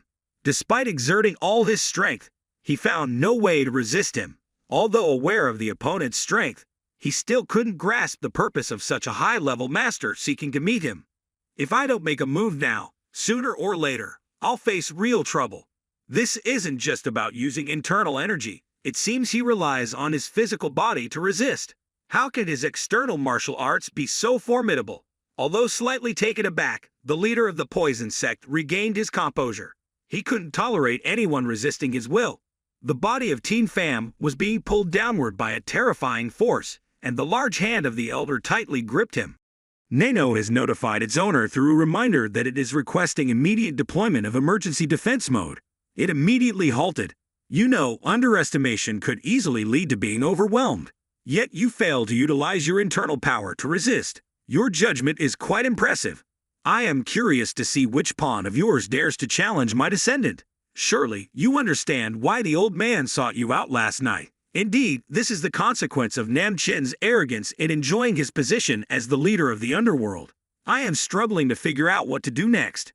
If there's any unusual behavior, it will be met with immediate consequences. Thien Pham also feels your youth, yet you remain remarkably calm facing death. It doesn't exhibit fear but rather resentment towards me. Why does this pawn need a lesson from you?" As I finished speaking, I quickly repelled Namchin behind me, causing his body to collide with the stone wall, shattering it. Consequently, his body suffered internal injuries. Bak Ngo then pulled him back for another blow to test his resilience. Despite this, Thien Pham's demo remains unchanged, his resentment towards the old man entirely intact. It's unimaginable how much it disdains him, willing to shatter Thien Truong Thien's body. If spared now, it will surely bring future calamity. Are you planning to break the sect's rules and kill me here? Your stern words indicate that Bak Go intends to use poison to end me without leaving evidence. Just my disappearance from this underworld den will point the biggest suspicion towards the Venom sect. Do you all intend to follow such strict orders from the sect leader? But he reconsiders, as this isn't his territory. You're right, but I assure you of a moment outside this den. The old man will make it impossible for you to live or die harmoniously. I will crush your identity. Before you plead for mercy, I will release a toxin that will make Thien Pham sweat profusely. Suddenly, Bak Go whispers ominously that his departure is imminent. Before that happens, I will give your pawn a gift. It won't immediately end your life if you dare reveal the poison I just fed you. Regardless of the rules and suspicions within the sect, the old man can ensure your immediate demise. After saying this, he struck a blow to emphasize his anger. Bak Go promised to wait outside, expecting Thien Pham's graduation. Bitter although with his current strength, Nam Chen couldn't do anything. Both quickly closed the tunnel's entrance. The innkeeper spoke up. Did you keep your promise with me? Lai Ho Man looked worried. As promised, I only made Na suffer a little. I admit I acted a bit harshly, but I only caused internal injuries. So you needn't worry. The innkeeper, uncertain of the situation, sobbed. He reminded the Venom sect leader of his promise not to harm Thien Pham during his 4 years in the underworld den. The old man will keep this matter confidential until it's time to meet King Yama. After speaking, he left without saying goodbye. Lai Ho Med pondered, considering the cave's entrance, where Nam Chen, the innkeeper, and the sect leader resided. He could only protect him from external threats for 4 years. After that, it's up to them. Thien Pham, trapped in the cave, struggling as the poison intensified. He urgently requested NANO to expel it from his body. However, the analysis system realized the toxic energy's effectiveness, stimulating his body like the venomous elixir. Bak Go's intention was to gradually weaken him, rendering him unable to pass the upcoming examinations. Despite its deep treacherous nature, how could Lai Ho Min imagine that the NANO was in Nam Chen's hands? NANO promptly removed the toxic elements from my body upon my request. It traced and expelled the toxins inside me immediately. Although the quantity was not substantial, the odor was quite pungent. Most of the disadvantages were eliminated, while the majority of the advantages of the toxicity had been retained. It had already circulated through my bloodstream, simultaneously forming an energy source that stimulated my meridians. Knowing this, I utilized my master's heavenly heart technique to regulate my internal energy. Gradually, I feel it emanating around my body. After a while, I could increase my internal energy from 60 years to 90 years. I felt that this was indeed the small gift the old man had mentioned. It made me wonder why someone from the Venom sect dared to come all the way here. If it weren't for NANO, I would have faced a disaster by now. Still, everything this time is due to my own misjudgment. Perhaps I am fortunate to learn from my mistakes, but next time, I will definitely not be negligent. It's been 3 days without bathing, so the protagonist's clothes are starting to smell musty. I was planning to call for my subordinates to bring in some offerings when a gentle gust of wind whispered in my ear. Although it was very faint, it made me aware. Looking back, all I could see was a large wall behind me. Remembering being attacked earlier, there must be something special behind it. Thien Pham cautiously approached and tapped slightly to examine. Indeed, just a few taps revealed a stone wall. Calculating, I figured I'd have to dig a little deeper. Perhaps it would lead somewhere. After a while, I succeeded in squeezing through. On the other side, there was a spacious cave, or rather a passage, leading to somewhere else. NANO activates the surveillance mode for easier observation. If it secretly conceals something, it must be hiding a secret. My master noticed light deep in the valley, near the end of the tunnel. The rays grew brighter as we approached. Blinded by the brightness, I requested to disable the surveillance mode. I proceeded into a vast space, puzzled by what lay before me. Due to my curiosity, I jumped down below. To my surprise, this forbidden area was secured, but surely it must be an entrance to this place. If it's blocked like this, nobody else could use it. Below, there were many sudden marks, resembling drawn stone slabs. Upon closer inspection, they looked like stone tablets. Thinking of stone tablets, an idea popped into Thien Pham's head, prompting the system to recreate the image of the collective stone tablet on the first floor of the library. Seconds later, the transmission was completed, and I requested it to compare the sizes of these marks. Many animations were created for easier comparison. The marks here and the stone tablet on the first floor of the library were identical. NANO, recreate the stone tablet placed on the second floor of the library. Indeed, the position matches perfectly. I know immediately. This is where the original thatch tablets were placed in the library. I don't understand why these stone tablets were moved and not placed in the same location. Upon pondering, attention was drawn to the prominent inscription, Heavenly Demon Sword Technique. Mentioning these words immediately brought to mind the most powerful figure in the Venom sect, the sect leader, and the martial art that practitioners trained in, the Heavenly Demon Sword Technique. Anyone within the sect knows this, as it's famous as one of the top martial arts in the world. Thane Pham was vaguely unsure whether it referred to internal energy cultivation or swordsmanship. Could it be the story of Truong Ho Vi from the past? Recalling that the sect leader was the practitioner of the most powerful martial art in the sect, this might be the name of the ultimate sword technique depicted on the stone tablets in the library. Analyzing all of them, NANO recognized that the inscriptions were quite consistent.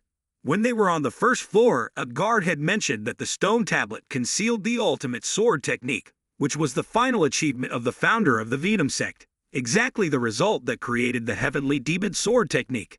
Additionally, upon careful observation, the ink marks resemble ascending dragons. Upon closer inspection, it was unclear how these holes were related to each other. There are 24 holes, and the Heavenly Demon Sword Technique has 24 techniques, but I can't find any clear connections. They must signify something. Why do these holes form the shape of an ascending dragon? Suddenly, a certain idea flashed in Thane Pham's mind. He immediately paid close attention to what was in front of him. Above, a very bright light was shining down. Recalling the words of the Heavenly Demon Sword Technique's founder, secrets are not hidden in darkness but are placed directly in the light. Anything left by people will not be easily accessible. But upon closer inspection, he immediately introduced NANO to adjust the light in the pupils. Sure enough, many dimensional stones appeared on the ceiling. Upon closer inspection, each stone had a very small inscription. Thane Pham was ecstatic to discover the hidden essence of the Heavenly Demon Swordsmanship Nano Technique. Scan all the inscriptions on those dimensional pills. He implies the system. After scanning the dimensional pills, they began glowing brightly. Then they proceeded to reconstruct 3D images for easier viewing. Proactively, Thane Pham delved into understanding whether this revelation had any connection to martial arts techniques. A total of 24 dimensional pills were engraved with images and writings, highly likely aimed at creating martial arts techniques. Except for these 24 pills, Thane Pham struggled to erase everything else, focusing on the core discoveries. The images revealed martial arts techniques similar to vital energy techniques, but required channeling energy through specified meridians to execute them. After some contemplation, Thane Pham realized the techniques felt familiar. How could techniques in the Heavenly Demon Swordsmanship be so seemingly simple? In truth, they were marvelous. He decided to experiment further, synchronizing with NANO's transmitted data and adjusting his breathing to match the powerful energy flowing through his body. Following the main character's simple yet precise movements, Thane Pham found himself effortlessly executing the techniques, almost as if they were ingrained in his mind. His resolute posture appears natural, with his two disciples diligently guarding nearby. Despite feeling a bit drowsy, Thane Pham remained focused on practicing the techniques of the Heavenly Demon Swordsmanship's founder. Lost in training fervor, Thane Pham overlooked everything else. NANO had spent considerable time training him, and despite 2 hours passing, he felt neither tired nor tired. In fact, his energy circulation seemed to quicken. Encouraged by this, he decided to test his techniques further. Instantly, his body radiated immense power as he concentrated his energy. If his speed remains constant, he could utilize techniques according to his will. Truly, the Heavenly Heart Technique was unparalleled. Only when swordsmanship, knowledge, and heart techniques converged did he understand why it was called swordsmanship. Reflecting on this, Thane Pham expresses gratitude for the ancestral knowledge passed down. However, the situation outside was rapidly changing. Major players were being usurped by talented juniors, and the current situation favored the head of the host school. Reflecting on their own weaknesses, Thane Pham acknowledged that challenging the powerful factions like the Warring Heavens and Great Ho was risky. They needed to carefully strategize to avoid unnecessary conflicts. The atmosphere grew somber as Teen Fam's top disciple tried to console the group. Although they lost two potential allies, they gained a highly talented individual when Bok Kai joined. Without him, escaping their leader's captivity would have been challenging. Some expressed gratitude for the timely arrival of number 18, strengthening its strategic significance. Bok Kai, unaware of whether the main character would accept him after being released from captivity, considered it insignificant. "If the leader doesn't favor you, why bother seeking their help?" he remarked. After his comment, everyone seized the opportunity to train, knowing that tomorrow the big brother will be pardoned. Once they finished training, they ended up eating dinner, but Bok Kai didn't join them, leaving everyone regarding that he might leave for another faction. "We usually eat without waiting for dinner. Just go ahead," Ko Vuong can reassured them. Upon hearing this, he also considered skipping the meal. His reasoning was that now Bok Kai temporarily held the position of temporary leader. He had to accompany him for protection. "Don't worry too much. I'm just going to train individually," he assured them. "Besides, when we return to the dormitory, we'll all be together. Just go ahead and eat." The other four didn't know what to do next. Hu Jing and Hu Bong hesitated, unsure of their roles. Eventually, they decided to follow Bok Kai's lead and protect Jack Cop. While they discussed, both Hu Jing and Hu Bong realized they wanted to have a say. Afterward, they both ran after Bok Kai. Curious, number 18, Hu Jing suggested, "Maybe we should skip one meal. It won't kill us. Since you're currently our temporary leader, wherever you go, we'll follow. We don't know who needs protect at this point." Considering their concerns, Bok Kai proposed they all waited together until Teen Fam returned. Finally, they arrived at the place for individual training. Bok Kai reminded both of them to sit outside and wait until the training was over before leaving. Suddenly, he noticed something. The sound of footsteps rapidly approaching.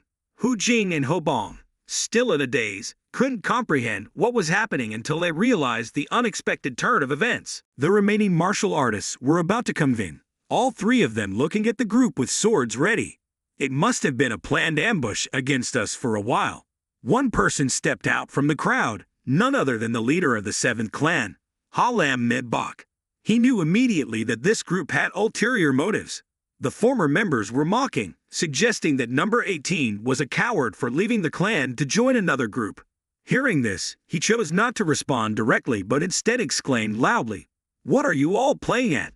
Lam Min smirked, truly unaware of their intentions. "Why, what is your purpose?" Bok Kai replied. "To reclaim your clan's honor. Do you think we'll listen to you? If not, we'll show you what real struggle is."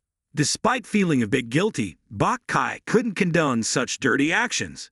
Just as he contemplated, he quickly disarmed two members of the old clan, not waiting for their surprise to fade. Bok Kai attacks initiated on the hesitant old members, who now seemed unsure and surprised.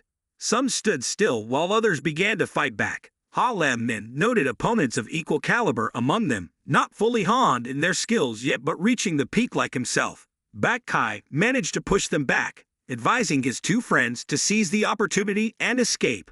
Realizing the situation, Hope Kin and Hoan Kin didn't hesitate anymore. They fled along with other disciples of Teen Fam. Meanwhile, Bok Kai and his companions stopped, realizing that they were about to be cornered. The Seguin group didn't seem to tire. Their relentless pursuit worried Hope Kin. He urged Bok Kai to hand over the card quickly. Without further thought, Bok Kai compiled. The next task for Hope Kin was simply to flee, conserving energy. Each of them took a different path to make it easier to handle if caught. They knew they couldn't let the situation escalate. Otherwise, their clan would be in ruins. The scene changed rapidly as they approached their destination. The curses faded away, replaced by an anxious silence. Hope Kin halted, checking if they were still being followed.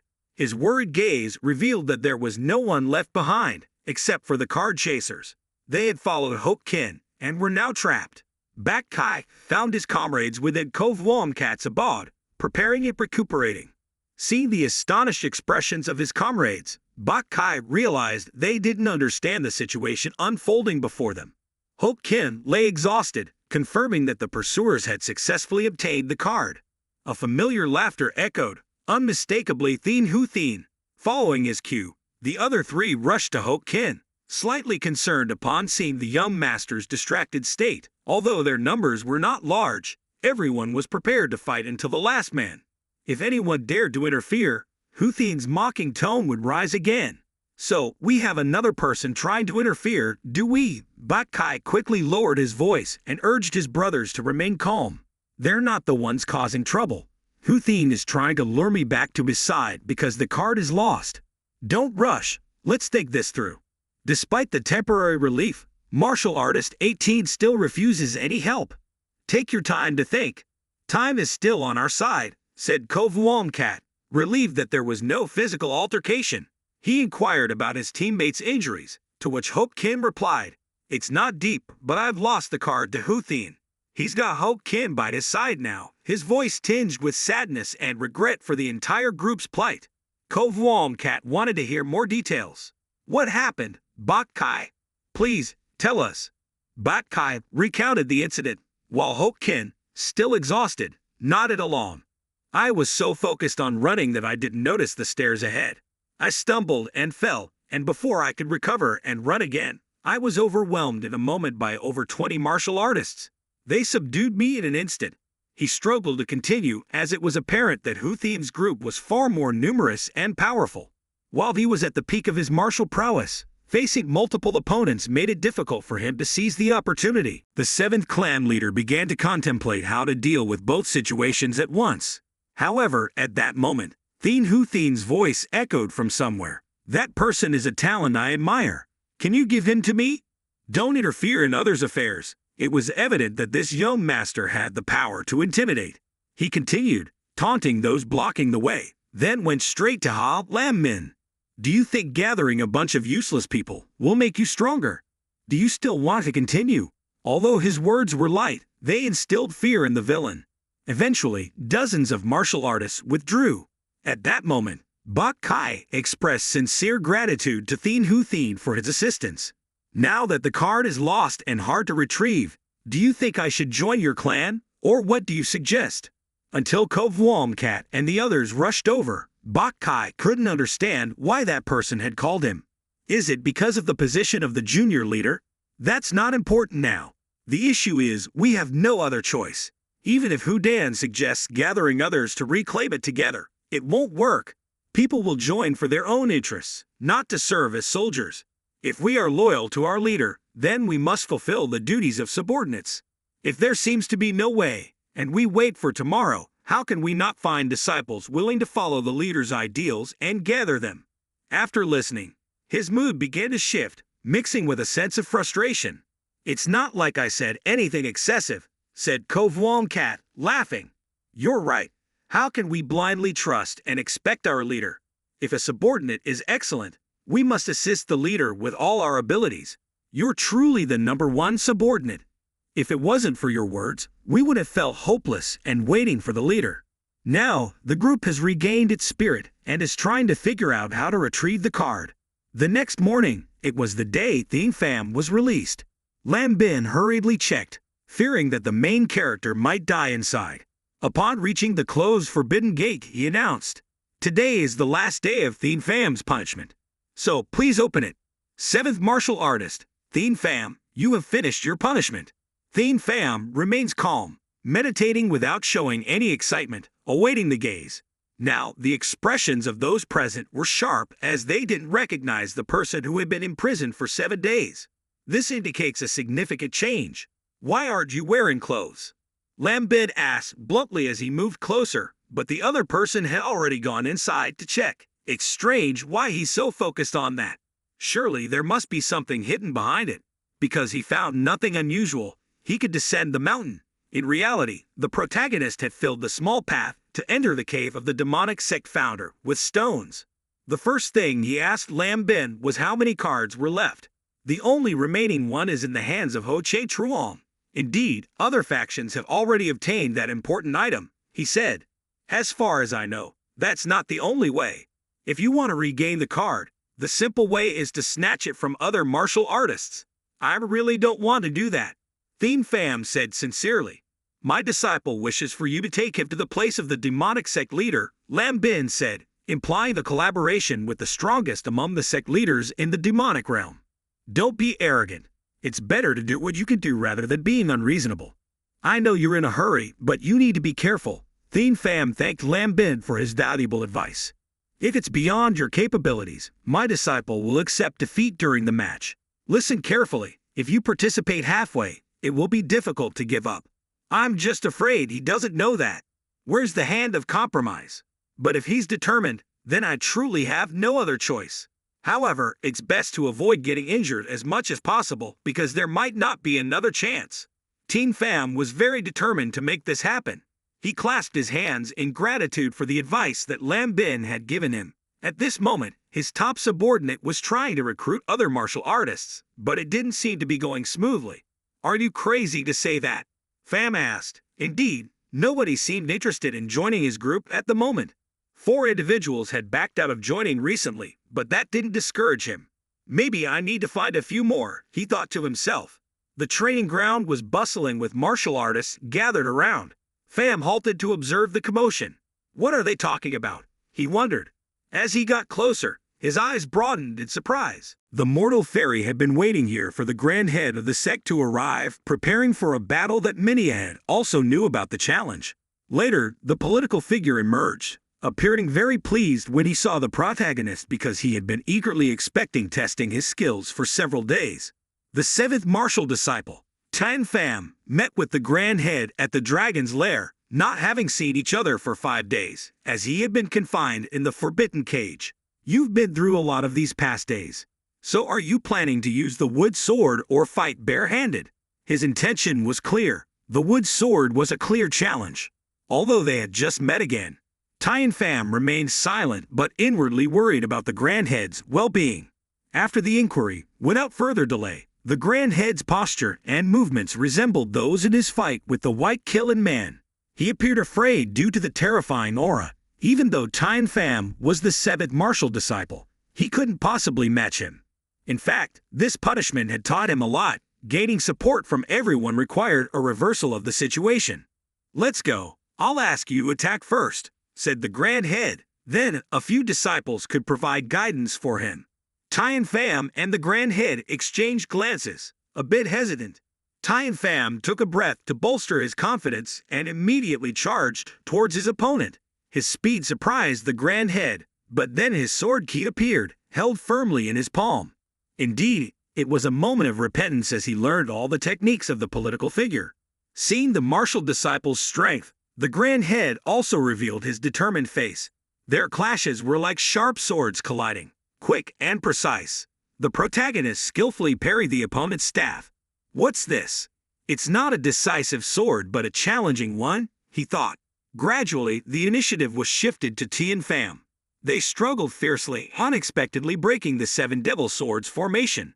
Thien Pham had to adapt and change tactics, knowing he couldn't defeat him head-on. This was what he had expected. After some thought, the grand head spoke up, realizing his opponent's true strength, decided to elevate his power slightly to make the battle more enjoyable. Indeed, Thien Pham was also surprised by the 4th form of the 7 devil swords, which emerged unexpectedly. The illusions were more precise than ever. Despite this, the grand head managed to execute his techniques from the 1st to the 4th forms simultaneously.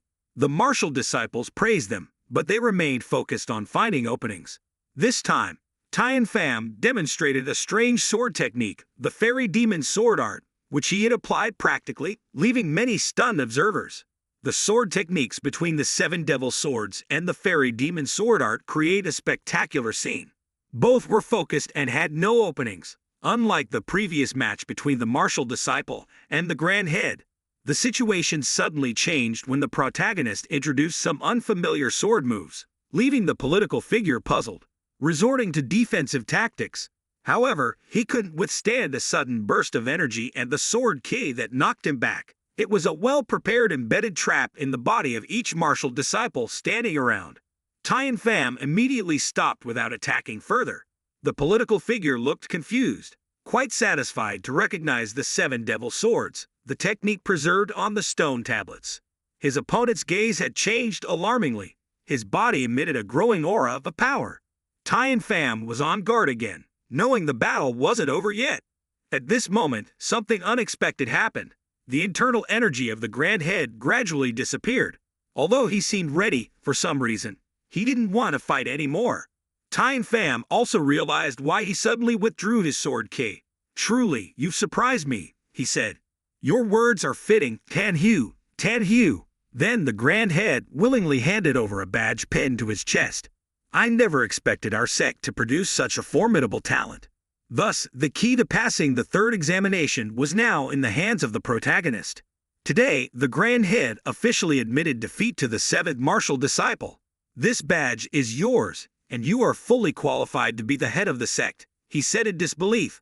I truly appreciate your victory. The martial disciples, although not fond of him, still cheered for his remarkable talent. After receiving the reward, suddenly, Hobong appeared and greeted the final master. I've been waiting for you to return, said Tian Pham, feeling a bit puzzled. I've made you all worried, the political figure said, feeling very pleased that his subordinate followed the protagonist so faithfully. Then Bok Kai also rushed over, attracting attention because no one understood what he was up to. What's he trying to do?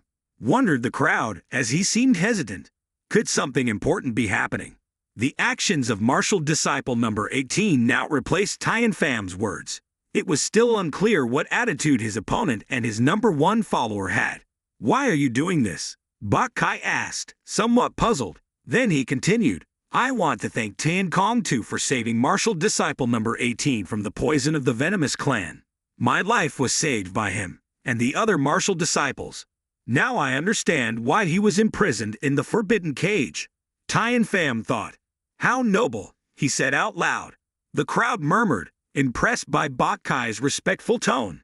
Kung Kok exclaimed, saying, Very well done. Although your words were a bit clumsy, martial disciple number 18 listened to you and managed to gain entry to the Seven Lost Sons group. Inside the office, Lam Bin inquired about the political figure's current mood after handing over the badge to the martial disciple. That kid has enough power to deserve the victory sword technique, he said. It's amazing, but it's probably due to the teachings of his master. If he's a master of scene transformation, then it's possible. Lam Bin knew the protagonist's true strength, but he was only a master of swordsmanship. How could he teach sword techniques to his disciples? They stopped chatting temporarily as each had something to do. Li Huamin had been observing the contest from the rooftop. The political figure went up to greet him, thinking that the earlier incident might have been influenced by the innkeeper. If he didn't convey the message to his subordinates, he might have trouble controlling himself. Tian Pham thought. Facing such a sword technique, anyone would have conflicts within themselves. As a young man, he had participated in hundreds of battles with both righteous and evil factions. So there were no shortage of times when he fought side by side with his sect leader. The innkeeper was the one who truly understood his sect leader's sword technique, and the heavenly demon's sword were almost identical. Contrary to his words, his sword technique seemed even more terrifying than the heavenly demon's sword technique. The heavenly demon's sword technique was the supreme martial art handed down by the sect's leader hundreds of years ago. It was surprising to hear that the protagonist had mastered it. Could it have found the true essence of the late sect founder's life engraved on the green jade stone tablet? He thought. I've been there several times, but I couldn't recognize anything beyond the tablet. Tian Pham said. The political figure was about to speak up and ask more questions, but he was stopped. You should keep this hidden for now. Don't tell anyone, Tian Pham advised. Indeed, the innkeeper has the same thoughts as me. Let's consider this its destiny, he continued. Downstairs, several other martial disciples, out of admiration, had come over to Tian Pham's place. Ho Chlom Ho, a female member of the ghostly sect, also spoke up. I heard the story of how the disciple is willing to sacrifice himself for his followers, which moved me deeply. Knowing that the disciple only accepts talented people, regardless of gender or sect, I am willing to offer my life to pledge my loyalty to him forever.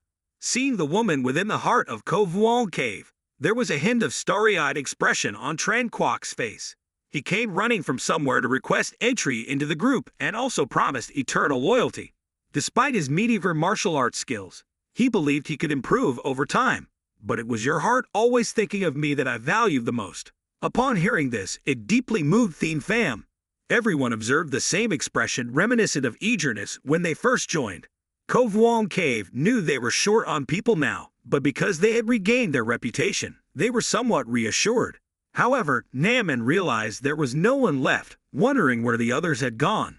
Our leader suggested finding a temporary quiet place for discussion. Then they recounted the entire situation from when he was imprisoned to the encounters with Han Thin and Ho Dae-min outside. They found it difficult to leave, hearing that Vian Dat and Jahu Dan were struggling to recruit others. It was truly a hardship for the two. When I don't see Ho Kin, I still inquire about him, but perhaps no one dares to fully speak out about that matter. Could there be something else happening? Why suddenly reveal the incident of being punished to the extent of having to go to the White Tavern lying down? I also know the main culprit is the cunning Ha Lam Min. Seeing his lord being released, his demeanor has improved significantly. Perhaps he no longer considers actions without weighing the consequences. What does the lord think about Ha Lam Min's actions this time? Teen Pham understands that the martial artist competing for reputation is wrong, but in the evil sect, such actions are allowed. Everyone in the gang cannot forgive his actions, so I will also seek justice for my brethren. I will reclaim righteousness, straightforwardly declared to my subordinates, whatever that scoundrel owes us, he will definitely have to repay it exactly like that. Bak Kai knows that even if he stays in the Forbidden Cave for 5 more days, the Lord's temperament will not change. At that time, Thien Hu Thien's group was encountering another group. We followed the young master's order to incite Ha Lam Min to seize Bak Kai's reputation plate. So are you representing Vu Bin's gang? He has suffered internal injuries and is now in the White Tavern, so I understand on behalf of him. Are you afraid I won't keep my promise? Aren't you? As he spoke, he took out the valuable reputation plate from his pocket. I will keep my word. But haven't you fulfilled that agreement yet? How come you promised to help me capture Bak Kai? Why is he not here now? In the end, what do you want to satisfy to be able to capture Bak Kai? Let him taste more desperation. The more, the better. Let him feel the pain. Eventually, he will come to me. Upon reflection, you are truly pitiful. Unable to keep your gang leader in check. Then the young master of the Dao Ma sect called his subordinates to assign tasks. I will give you a chance to redeem yourselves immediately. What is the intention of the young master? Bring all the martial artists here to deal with Bak Kai. On the way, Thien Pham fought to seize the reputation plate for me. I hope you won't make the same mistake as last time. His intention was to let Lin Fa have the reputation plate and become the gang leader of the others. It would be easier for him to recruit more followers in the future. As the training ground was crowded, the cheers of other martial artists resounded.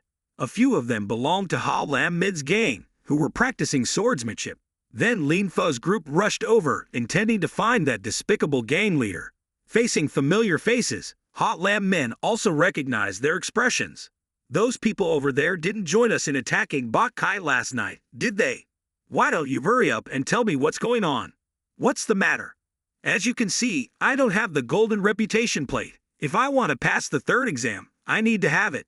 Knowing the intention is to seek assistance, Lam Min directly rejected it because he was busy training. Then Lin Fa hinted at wanting to seize the reputation plate from Thien Pham, whose eyes brightened just at the mention of the name. I have personal grudges with him, so I'm quite angry. Thanks to him, I've endured enough suffering. If we continue to snatch the reputation plate from Thien Pham's gang, won't they disband? Who would follow someone who lost the reputation plate for the 2nd time? If it could be done, won't he be naturally eliminated from the 3rd exam? Indeed, Ha Lam Min and I have the same intention, but his talent is very limited. Finally, these 2 stubborn guys teamed up to defeat the main enemy. Isn't it exciting? Thank you for agreeing to work with me. We'll start now. Ha Lam Min was delighted as he kept pushing the issue of Thien Pham tripping some members of his gang. But in fact, he had already taken action against others before those 2 groups had gathered. They assembled their men and went to find Thien Pham's group. At this moment, his gang was still deeply engrossed in discussion from afar. Lin Fa's loud voice followed by those of many martial artists holding wooden swords. Don't hide up there on the hill like mice anymore. Naman Chin was very satisfied with Ha Lam Min's appearance. I was worried about how to find you. Thank God you brought yourself here. Do you know what situation you're in? And you're still there nagging, not knowing who you're dealing with. Come here, Cat Ian has requested Lin Fa and Ha Lam Min to lower their weapons and surrender. Only then did the two realize the problem. All the other martial artists have clearly shown their attitudes. Now let me ask you again. Thien Pham raised his voice. Your gang spoke earlier about who the fool is now. To be specific, let's go back 4 hours ago to the training grounds behind Vu Bin Hak's gang. When you were planning to retrieve the reputation plate, Cat Ian was concerned about you going alone. Is it really okay for you to go alone like this? No worries, because they requested me to come alone. While this group of mine is struggling with their choice, there's only one reputation plate, but there are 20 members in the gang. For the common interest, the gang leader has no choice but to intend that whoever is strong after obtaining the reputation plate will stay, while the weak ones must leave, replied Vu Bin Hak. Cat Ian, on the other hand, was anxious about involving Bok Kai in the transaction with Thien Hu Thien. Vu Bin Hak promised that once he became the gang leader, he would definitely give him a worthy position. While preparing to leave, Thien Pham appeared and saw his worried expression. What are you afraid of when you see me here? This time I won't go alone, but with my loyal subordinates, he said. Regarding the story Cat Ian mentioned earlier, Bok Kai also overheard it. Why did you bring me here for a transaction? Why do these former gang members look scared? Cao Vuong Cat will surely seek revenge because some of his comrades were ambushed last night. They are now afraid because they couldn't retaliate against Bok Kai, and Thien Pham is even scarier, like a monster. Vu Bin Hak scolded his subordinates. You guys are fools. We have more people. Why should we be afraid? Then turning to Thien Pham, he planned challenging. Why don't you come out and face me if you dare? You were to attack, weren't you? But Thien Pham silently prayed that this time his strike must be moderate, aimed at weakening him.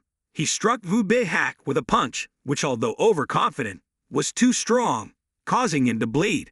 It was clear that his strength had diminished, but he still looked stunned enough that the opponent's body flew far away from where the gang members stood. They were shocked to see their gang leader knocked out in just a moment. Seeing the gang leader defeated, Cat Ian's face turned pale. The leader was already paralyzed after assuming the position. Now his body was lying motionless on the ground, trying to shake him. It seems that Thien Pham has gone too far. It's time for him to stop, Cat Ian said. But Vu Bin Hak was too angry to listen to anyone anymore. He didn't care about what Cat Ian said and continued to approach. Is beating a helpless person like this not satisfying for you? He sneezed. Believe me, I will make them pay for this. I have something to ask you. Do you still believe in the deal with Thien Hu Thien? Cat Ian seemed hesitant, not entirely sure. If what you said is true, do you think will he give us the reputation plate? It's not clear if he promised us like that, but considering that your gang has 20 members, wouldn't 2 plates be enough? Indeed, Cat Ian secretly concealed it very carefully. After hearing it, the other martial artists ran up to scold because acting like this was no different from forcing the remaining people to find a new haven. You're only being used by him. After finishing the job, you'll be separated again. You won't be as you were before. His intention is to cause internal strife with just one reputation plate. Of course, if that happens, everything will fall into chaos. As Thien Hu Thien had planned, the crowd murmured. Realizing the sinister plot of the young master of the Dao Ma sect, they stir up a commotion. So, you only know how to be angry but can't do anything to him, huh? If that's the case, then you should seek revenge on the one who manipulated you, they shouted. Turning back to the present situation, Cat Ian questioned, What are you doing, Lin Fa? Do you think you can continue to exploit us after using the reputation plate as a guarantee for yourself? Do you still consider us fools easy to manipulate? Lin Fa began to explain. I think we might have misunderstood. It seems like someone is trying to sow discord among us. However, the rift within the group was already apparent. What a wretched fellow, lacking the competence to seize the badge of honor from the supreme leader of the sect, yet resorting to skulking and fleeing like a cowardly dog. He even had the audacity to ambush us last night, then had the nerve to accuse us of betraying Ha Lam Min. His face twisted in panic after being accused of theft and fleeing like a dog. If you were so skilled, why did you sneak away last night? Indeed, the scheme to provoke the followers of the late Vuong Cat has been quite successful. Looking at Thien Pham's concern, he must be wondering how to salvage his dignity. But now, There's no way to save face. Should I flee alone? But if I leave my subordinates behind, who will heed my commands in the future? It would be a disgrace if Lin Fa fails to fulfill his duty. He'll be kicked out by the master, Cat Iron. Perhaps we've misunderstood something. Could it be that you don't trust your own son to directly recruit your subordinates? But now that you've fallen into this Lyran trap, it's hard to say. In that case, could you give us 2 badges of honor? If you want all 19 people here to become your subordinates, won't you need 2 badges of honor? Lin Fa himself is just a windbag. He doesn't dare promise anything to Cat Iron. Then he promised to propose to the master to extend his welcoming arms to your house.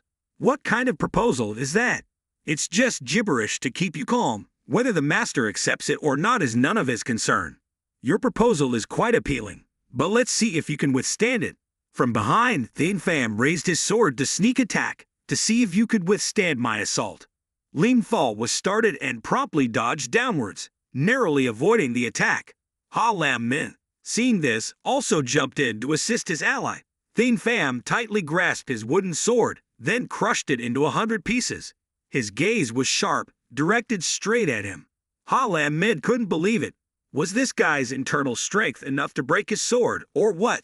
Just as he thought about it, a strike came from behind, targeting him. Bak Kai also intervened without warning. The body of this person was thrown far away due to the extreme pain, only managing to groan a few times, looking forward with clenched teeth as if wanting to devour his opponent. Your opponent is me. New hatred, old resentment, settle at once and for all. How dare you suddenly sneak attack me when my old wounds haven't healed yet? Ha Lam Min realized he had fallen into a trap. His fate was sealed. It was too late to run. Many martial artists cried out in fear, quickly fleeing, not wanting to get involved.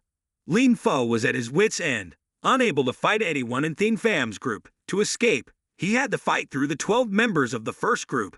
Ha Lam Min turned back to rally his men to regain their fighting spirit, but Bak Kai didn't give him the chance. Fight with me. Where are you going? He had to suffer because he couldn't fight back. Vuong Ken reminded everyone that now was the time to avenge their grudges from yesterday. Ho Bom also determined to seek justice for Ho Ken, who was injured at Waiquan.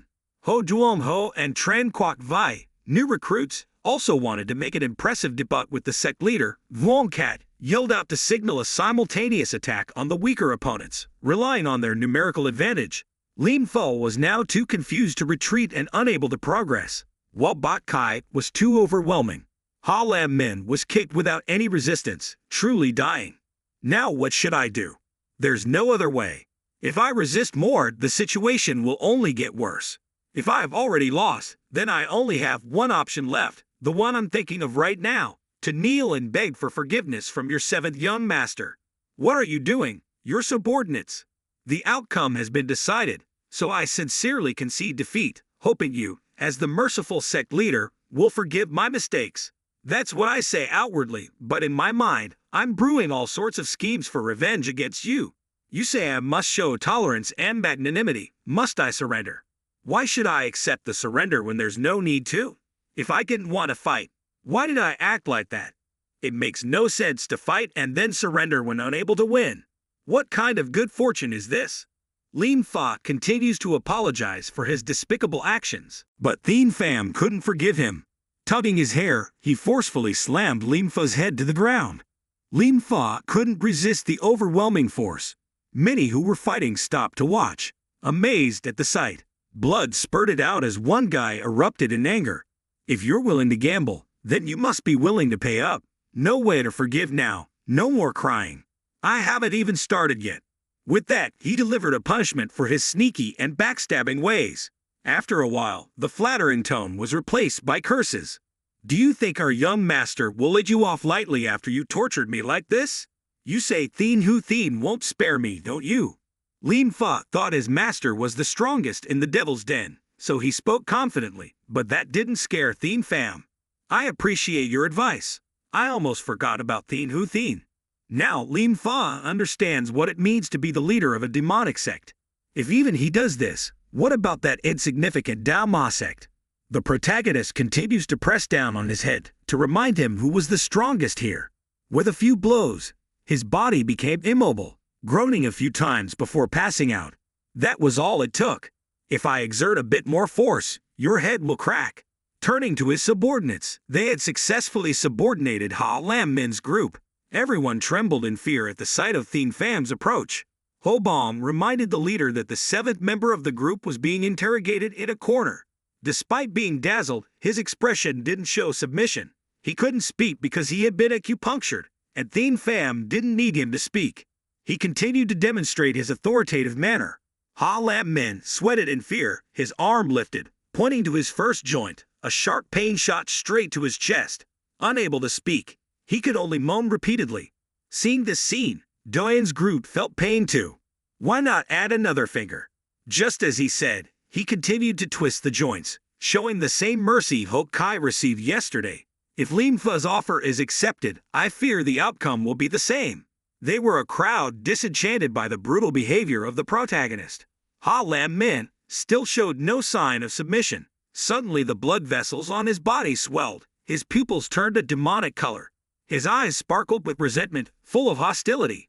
Thien Pham started paying attention to the leader. He couldn't believe that even though he had been acupunctured, he could still move. Be careful behind you, Ho Bom shouted loudly. Ha Lam Min's body now looks like a demon. Hearing the growl, he turned back. But the protagonist had approximately quickly, and before he knew it, he heard Ho Bong scream. At the same time, Thien Hu Thien's group was diligently practicing. He had successfully learned the Seven Devils Sword technique in 12 forms, but it seemed that there were many things he was not satisfied with. I consulted the second half of the Seven Devils Sword manual, but the techniques were all clumsy. The group members had mastered the highest level of skill, but the final step of combining the techniques was too confusing. Perhaps I need to calm down and reread the secret book to see if I missed anything. When you see what's written in the book being displayed, how do you feel? Do you think our sword formation is being constructed correctly? The martial artists in the dual swords sect were just scratching their heads, not understanding anything. No problem if you don't recognize it. It's not an issue. When the subordinates saw everyone wielding the same sword without forming a sword formation, in my eyes, this sword technique felt very ordinary. Indeed, Thien Hu Thien shared the same thoughts as he listened to his subordinates' concerns. The ones set to deal with Thien Pham have returned. Many members of the protagonist group have passed out. Who are you all? Stop there. Our young master is Lin Fa. Why do your faces look like that? Who are you behind him? Finally, who are you? The first to check was Ha Lam Min, the young leader showing great curiosity and suspicion. Other members also threw their questions for the master to verify, including Vuong Cat and Bok Kai. How come they're all Thien Pham's subordinates? Could be that this masked person is Thien Pham. Without Ha Lam Min, the subordinates couldn't have succeeded, as he had fallen into a state of blood magic, causing a sudden change in the battle formation. This is the method to rapidly increase internal strength in a short period of time, yet it is also forbidden to use in sorcery because its side effects are terrible. Light usage causes the loss of rationality, while heavy usage can lead to self-destruction through excessive internal force. Nevertheless, you've already endured a lot. Honestly, I didn't expect much from you before sending this guy to Vaikwan, but perhaps I should have been more cautious. Anyway, just as I was saying, he used his sword energy to strike a few times. As a result, tendons in his legs and arms were all severed, the cruelty no less than that of a demon. However, I haven't destroyed your cultivation foundation, so your right hand still functions smoothly, even though it's numb. Why are you so afraid? Why could you commit such a moral degrading act? Thien Hu Thien, when finished, wanted to see the face of his opponent, but he quickly covered it with a piece of cloth. Perhaps due to his haste, his gaze was bewildered. Lin Fa was already troublesome enough. Now he's labeled as a cripple. He turned back to the one who brought the corpse back with an angry expression, but as he stuck his head out, a fist came flying towards him, hitting his face so hard that it nearly pushed it inward. No one was prepared for what happened, as it happened in the blink of an eye. Are you insane, Lin Fa? What are you doing? Vu Kim was about to speak, but the hostess ran over, trying to punch him. Although not as powerful as the Lord, as he managed to catch it, his body was still thrown far away. Indeed, this was a deep plot that these people hadn't yet realized. Are you still unconscious? Now that everything is settled, everyone can relax a bit from their roles. You deceitful bunch, dare to fool us. After cursing, Ngo Lan didn't see the Lord Thien Hu Thi anywhere. Wait, if he betrayed us, Lin Fo will probably take out all the disciples, right? It's clear that everyone has been prepared for this. Tran Dai, pointing at Lin Fa, accused him of being a deceitful troublemaker. Seriously, why did you trust him? It seems I've done something useless, Thien Pham said, pulling down his cloth. Now you all understand the purpose behind the recent events. Everything was orchestrated by the protagonist. In fact, Thien Pham had already dealt with everything before. Ha Lam Min was still struggling for revenge. Due to the chaotic situation, the Lord's mental state had changed to a terrifying degree. Baek Kai ran over to assist, striking his opponent in the face, but it seemed to have no effect. Instead, he was pushed back by Ha Lam Min's counterforce, possibly because he was about to fall into a state of demonic possession. The other guy abandoned his target and rushed towards Baek Kai, but Thien Pham intercepted him. He showed no fear as he lifted the man's body high, leaving his teammates puzzled as to how he was subdued so quickly. It's strange that his martial arts skills are so advanced. When his body hit the ground, Ha Lam Min, still in a frenzy, felt no pain. Now, Thien Pham was poised in midair, preparing for his final blow. With the momentum and strength, he descended rapidly. A loud noise reverberated throughout the forest near the demonic sect. At this point, Ha Lam Min's face probably needed some cosmetic surgery to be recognizable technique. Due to the blood demon, his body was tougher than usual. He probably couldn't die yet. Everyone in the group knew that this was a forbidden demonic technique within their sect. The rest of Wom Kidney and the chaos was to send those disciples to Mai Quan for treatment. Although we received the news from the informant, knowing the culprit, I still feel uneasy.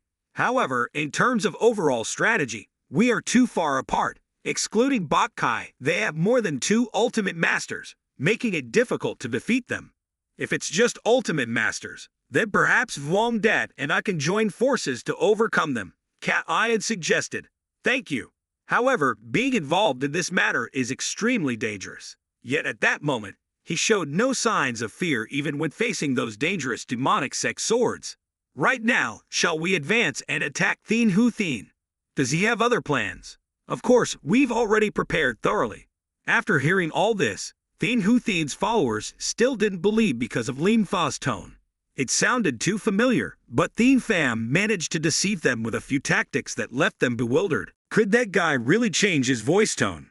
Tran Dai appeared angry for being tricked. Damn it, you deceitful bunch, using what demonic arts to toy with us like this? After speaking, he angrily rushed towards another teammate, fully aware that it wasn't proper, but the opponent wasn't Thien Pham, so there was no need to be cautious.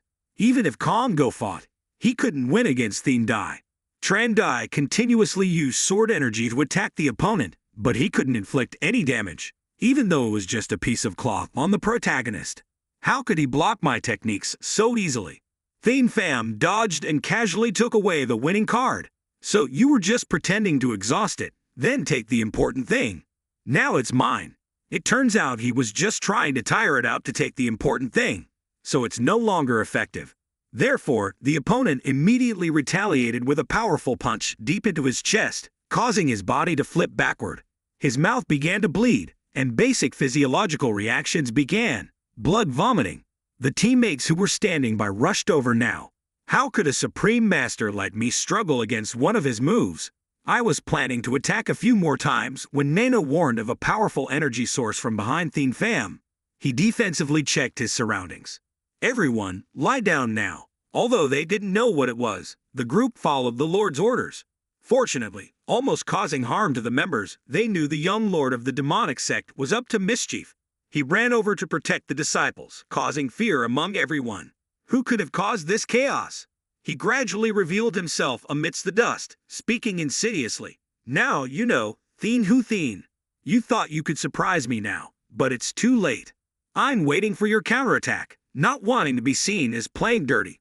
A few days ago, when I encountered it at the Luyan, that Kong, its personal strength was no small matter. With such a rapid increase in speed, it's unbelievable. Originally, that day I should have cut off its arm before the gap in martial arts between us became too wide. The subordinates of the Thien school realized that their master was now seriously fighting. If you lose to him, forget about contending for the position of sect leader. Both remained silent, looking at each other, waiting. Because of the frenzy, the demonic sect's young master was proactive in his actions, disappearing from view, catching Thien Pham off guard. He suddenly reappeared in front and unleashed the phantom demon Dao, combining the power from various techniques of the demonic sect. It was no less formidable than the Wu Dao technique of his master. His strength was extraordinary, so hiding it when fighting someone stronger was foolish. I should have used sword techniques to fight him. What is this madman doing? Do you think you can defend against this move with ordinary sword techniques? My blocking technique isn't as simple as that. His sword energy began to transform unpredictably. Thien Pham barely managed to see that tiny detail. The strength seemed to have some kind of direction, and countered with very lethal strikes. This caused the protagonist to be thrown backward, much to the delight of his subordinates. For Thien Pham, he remained silent, not daring to crow anymore. Although he knew how to break his technique, he didn't expect the change in attack angle midway to be so sinister. Moving into that attack will put a lot of pressure on his arm. But looking at his right arm, he must have cultivated extremely vigorously from that point. Considering this, he seemed to be slightly more effective than me. With his level, he should be able to fight a first-rank sect leader. In a way, you're lucky.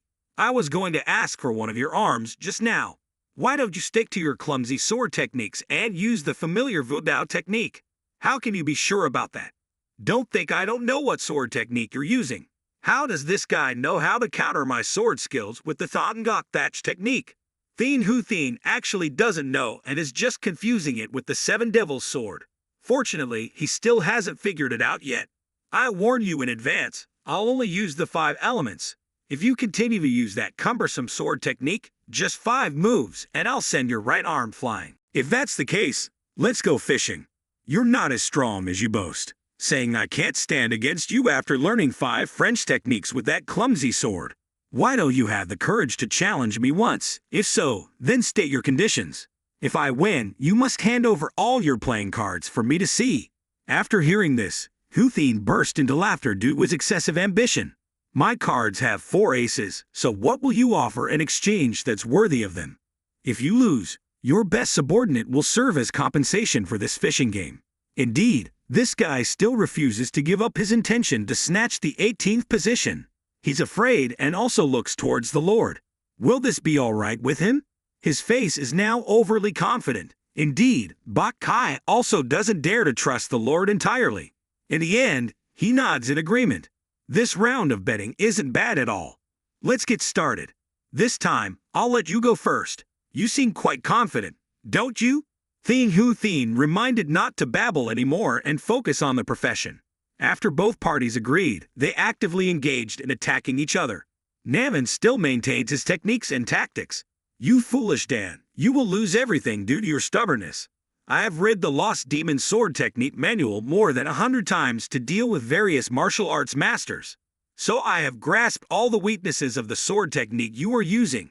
However, your mysterious Taoist techniques seem ineffective against my 4th technique, and you still can't gain any advantage. I have successfully dispelled his Taoist energy using my sword energy to attack directly. Both opponents flew around, creating very fast movements. This is truly the Lost Demon Sword I read about. Its techniques become stronger and harder to block. This is not good. If this continues, I will lose. Thien Hu Thien withdrew far to avoid being affected by his sword energy and continued to use his inherited martial art, the illusory demon saber technique. But as he was swinging, the protagonist appeared from nowhere. I lost my mind. How could he move so fast? Now is the time when the entire advantage of the battle belongs to Thien Pham. Hu Thien didn't know how to fight back anymore. In his mind, he was only curious about the opponent's speed. But Thien Pham remained cold to release successive sword energies. Next, he punishes all the vulnerabilities of his opponent. All the techniques were quickly severed, followed by the most important positions on the body. He hacked at his opponent like chopping bananas. Hu Thien couldn't control the situation. A sword had pierced straight into his right arm, the main force of his attack. Blood splattered everywhere. The confident gaze he once had disappeared completely. This was the moment that decided the outcome of the battle. Thien Pham coldly looked at the enemy and didn't hesitate. He immediately severed his opponent's arm. so the battle was practically leaning towards another side. Despite his indifferent appearance, he was actually a rare genius in martial arts. Since joining the Devil's Sect, he had reached the pinnacle of martial arts. After some cultivation time, he had reached the level of a superlative master, making martial arts enthusiasts admire him endlessly. Some even willingly devoted their lives to him. Now, they regretted that he encountered Thien Pham, so the game ended like this, causing Hu Thien to scream in pain, his consciousness slipping away due to severe pain. He no longer bothered to make it difficult, because he had won. His younger brothers were standing there, not understanding how their boss could end up like this. It's really absurd that just one move could defeat a talented person. He lost too much blood, so he had to acupuncture himself to stop the bleeding before adjusting his painful state. The martial artists were eager to rush forward to rescue, but Tran Dai stopped them because he knew that Thien Pham was still standing there. If you take another step forward, I won't hesitate to cut off his remaining arm. All of you, listen to me, back off immediately. When they obeyed his command, he continued, well, now that the deal has been executed, let's go. Thien Hu Thien finally spoke up. How did you manage to perform such a high-level technique with just an ordinary lost demon sword? Is your intention to trivialize my family's supreme sword technique? If you think like that, then I don't know what to say. It will be a long time before you have enough expertise to discuss sword techniques with me. Hearing these words, he felt very familiar because he had repeated them to Thien Pham before. Who would have thought that today he would have the opportunity to hear them again in such difficult circumstances? I have endured countless hardships to try to become the next sect leader. It's truly cruel of you. Tran Dai, hurry up and give him the playing cards, he said, maintaining his promise despite his wickedness. His body was now exhausted from the loss of blood. Thien Pham, remember this. This isn't over yet. After saying this, he fainted because he couldn't bear it anymore. With just one match, Thien Pham had won over the 4 subordinates of the junior sect leader of the Devil's Sect. Reluctantly, they handed over their playing cards, waiting for their turn. I'll pay off this debt today, he said. Hearing these words made him feel uncomfortable. I've told you, don't think everything ends here. Tran Dai still felt unsatisfied. He had been beaten by Thien Pham for talking too much and causing trouble, as had happened before. Although painful, he still managed to speak up. You villain! We did what we agreed upon. Why did you act like this? I never promised that everything would end just because we got the playing cards. I learned something interesting from Thien Hu Thien, and that is to eliminate all potential threats completely. You cruel person acted against someone who had lost. Why didn't you finish your sentence? Before he could finish, he was beaten again. This time seems to be very strong, so my body is lying down without moving. If you do it personally, it's okay, but if someone else touches me, it will only make things worse. It's too much to bully someone like this. Capture all the remaining ones and break their legs for me, the Lord ordered. The whole group rushed to torture the remaining ones standing there. Everyone was frightened by the protagonist's actions. So, he successfully regained his reputation and playing cards to consolidate everything for the third assessment. A playing card was returned to the Cat Iron team. What is this? Why did you give us the playing card? Anyway, carrying all these playing cards on us doesn't do anything for us, he said before leaving immediately without waiting for their questions. He had no reason to give them the playing cards in this jumbo law. Indeed, the difference is there. This is why the Lord ignores our Devil's Sect. If that's the case, then helping Thien Pham, the young Lord, is the right thing to do.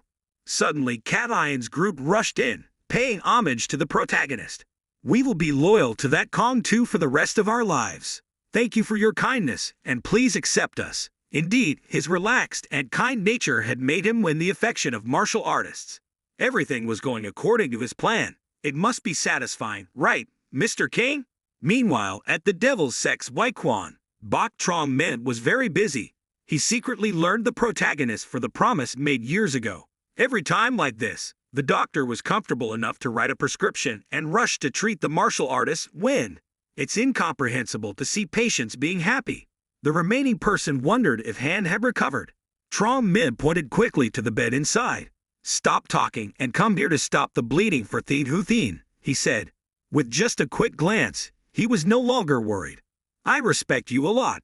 I'm willing to serve you for life, Han said, looking at Ha Lam Min's body. He was sure this was the divine blood technique, and his body had been quite damaged. Upon closer inspection, the Lord checked the wounds carefully, then continued to transfer his energy into the body. Gradually, the blood vessels swelled and disappeared. Ha Lam Min's dangerous eyes opened wide, and he gasped for air like someone drowning. It seems you've regained consciousness, haven't you? Recite the scriptures and return to your usual self. Why am I here? We were clearly fighting with Thien Pham. But let's not talk about it anymore. I'm the one who should be asking you, you brat. How did you know about the divine blood technique? Ha Lam Min stuttered upon hearing the question. The gaze of the sect leader has become very mysterious. The martial artist had to rack his brain to find a suitable reason. He started to feel frustrated with the sect leader's actions. What are you staring at? I don't understand, he said, feeling puzzled. The sect leader began to feel discouraged by this behavior. He used internal energy to control Ha Lam Min's body without touching him, causing him to cry out as if he was being hit. Why are you doing this? What happened? But Lai Ho Min still didn't answer. He continued to control his internal energy, pulling the man closer. Now he was suspended in midair, unable to move. He screamed, hoping someone would pass by and rescue him. But it seemed that outside was still quiet. Your breath has been blocked. Even if you do anything, no one can hear you, Lai Ho Min said calmly. Ha Lam Min, you're from the Trung Tu Mon sect, the Tijvu Kiem Tom. It's a sect with little contact with the outside world. That's what's written in the reports about you until now. It turns out the sect has leader investigate your background thoroughly. Do you think staying silent can get your sect out of suspicion? A 17-year-old martial artist like you can't practice a forbidden technique banned for decades. Do you think staying silent can clear your sect's name? Do you want your Tijvu Kiem Tong to face the same fate as the Deep Mon? Just as it threatens, the sect leader used force to pressure it. Ha Lam Min groaned in pain as his leg twisted in his chest, causing him to spit out blood. Do you think the reputation of your secret technique can be taken lightly, or do you really think I don't know anything? The Tijvu Kiem Tom isn't just a hidden card of the Kiem Ma Tom. It's a sect under the control of the Am Tong Nai Kiem, Lai Ho Min said, causing the man to realize he was about to be exposed. Suddenly, he bit his tongue and committed suicide, blood gushing from his mouth. The sect leader was shocked by his audacity. Ha Lam Min, wake up! I never expected him to harm himself like this, and still managed to sever all his veins, he said, feeling helpless. No matter how much internal energy I use, I can't save him. I thought it was over, but it seems I was wrong. It's really hard to control these guys. This has probably taken up a lot of my time, so I'm not happy about it. Consider this the last thing I can do to make that sect perish. But what about Ha Lam Min? Why is he so easily denying his crimes? At the Tatam dormitory, chaos ensued, with many fighting and pushing each other. The reason was that without teams, the martial artist wanted to join Anho's team. He had worked hard to silence them all and line up orderly. If you want to see the sect leader, line up, he shouted. They fell silent and followed his instructions. Indeed, I think he's a talent in situations like this. But now that I think about it, they must have heard the rumors. It's just happening too fast. The news of the sect leader defeating the leader and taking Thien Hu Thien's hand so quickly. There must be some equal strategy to the sect leaders now. Perhaps only the celestial mystery of the Huyen Ma Tom remains. Therefore, it's not a coincidence that so many martial artists are gathered here. As they each lined up, they hesitantly introduced themselves, hoping Thien Pham would open his arms wide to accept them. At this point, he didn't know how to handle it anymore. If he listened to all of them, it would take forever, perhaps from morning until night. I sincerely thank everyone for gathering here to join, but before that, I have something to say. I'm not just looking for team members for this assessment because I need to find comrades who can become my subordinates and create a new theme moth and sect. This is a path full of thorns and difficulties, so if you don't share the same goal, I ask you to decline. The sect leader became more thoughtful over time. Before, the one who said we would change our sect's foundation was 6 great sects. Instead of showing hostility towards them, he knew how to conceal and prioritize Thien Ma Then sect. However, one thing cannot be denied, that is, the majority of the martial artists here have some kind of relationship with the Luck Dad Tong sect, whether it's direct or indirect. After hearing Thien Pham's sincere words, Some of them have already declined to join. Their main purpose was just to pass the third assessment. It's a pity, but I can't blame them. Time keeps slipping away until late night. Yet Thien Pham still manages to maintain his health to stay with those who remain. Not many perhaps, but likely more than a few after hearing the candid words of Thien Kong too. Although my strength may be somewhat lacking, I am eager to accompany you on the desired path. This is the creed of all martial artists, just like the protagonist. Then, a voice from nowhere echoed with hidden implications, suggesting a desire to meet only the protagonist. Can the young master spare a little time to talk to me? Can you, Wong kid, allow that? It seems he knows something. He looks quickly at the garment with the number 408, unclear of its history, just knowing the name Van Q. The pseudo-Hudan hurriedly conveyed the message to the master, regardless of how he would react. He must acknowledge Van Q. Why must I do this? It's obvious the disciples have acquired much useful information. This one is the grandson of the 9 elders, a member of the 12 elders, the fundamental positions of the celestial demonic religion, with the head still being the religious leader followed by the 12 elders and those who are closer to him, always protecting him, including the 3 chief guardians, the 9th elder coming from a prestigious sect, named Ma Long, who has made significant contributions to the demonic sect. Hence his descendants are considered among the most important candidates for the position of deputy sect leader. Van Q took the initiative to clarify further. Is it true, young master, that you have 6 outstanding playing cards, and one of them belongs to me? The 6 great sects have been in continuous contact with me. As a descendant of the Ma Lam elder, I have always politely declined. But this is the 3rd time Thien Hu Thien has come. However, he still maintains a neutral attitude, not wanting to be involved in any conflict. Therefore, before that, the other person used force and took Van Q's card. Not only that, but he also broke his leg and arm. Bai Kai felt it wasn't too greedy to always want talented individuals at hand. So I planned to seek revenge once my body recovered, but no sect accepted due to the injuries on my body. However, it's not definite. There are also cases where they accept. But the Heaven's Arcane Snake quickly expelled Van Q after just an hour of joining. He is truly vicious. Fortunately, the master cut off his hand. I was planning to ignore Phase 3 to focus on recovering my health, when I received news that the 7th young master had cut off his hand. To be honest, I don't know whether to be happy or sad about this. Therefore, young master, please take responsibility for me even though I know the situation is very bad. But why do you conclude that I must take responsibility? Van Q then voluntarily yielded. Forgive me for being too sad. I spoke a bit heavily. Don't underestimate me just because my legs and arms are broken. Please reconsider your judgment, young master. If you say so, then I will refuse. Van Q continued to explain in various ways, but Thien Pham no longer paid attention. Right people run over to defend him, induced the master to reconsider once more. If you miss such a talent, you may regret it later. All successors to the sect leader want talented individuals. So why give up so easily? If a martial artist of the sect leader level measles on broken legs, it is enough to become the subordinate of the future leader. If everyone has their own story, is it fair to those martial artists we rejected simply because they are outstanding? If that's the case, young master, can you give me 3 days, or even just 2 days? Perhaps you want to join my group so badly that you're willing to do this. To make sure, he immediately requested NANO to analyze the face to see if there's anything fishy. The system thoroughly checked but found nothing. It couldn't analyze Van Q's facial features as they were covered by artificial family members, unable to analyze the subject's facial features. From a brief listen, Thien Pham knew right away that this was someone using a mask to hide their identity. Van Q knew he was being observed but remained confident because even the legal guardian failed to recognize him.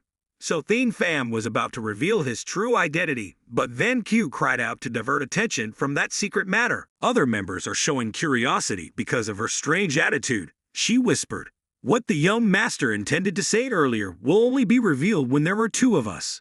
The protagonist reluctantly agreed to accept her temporarily.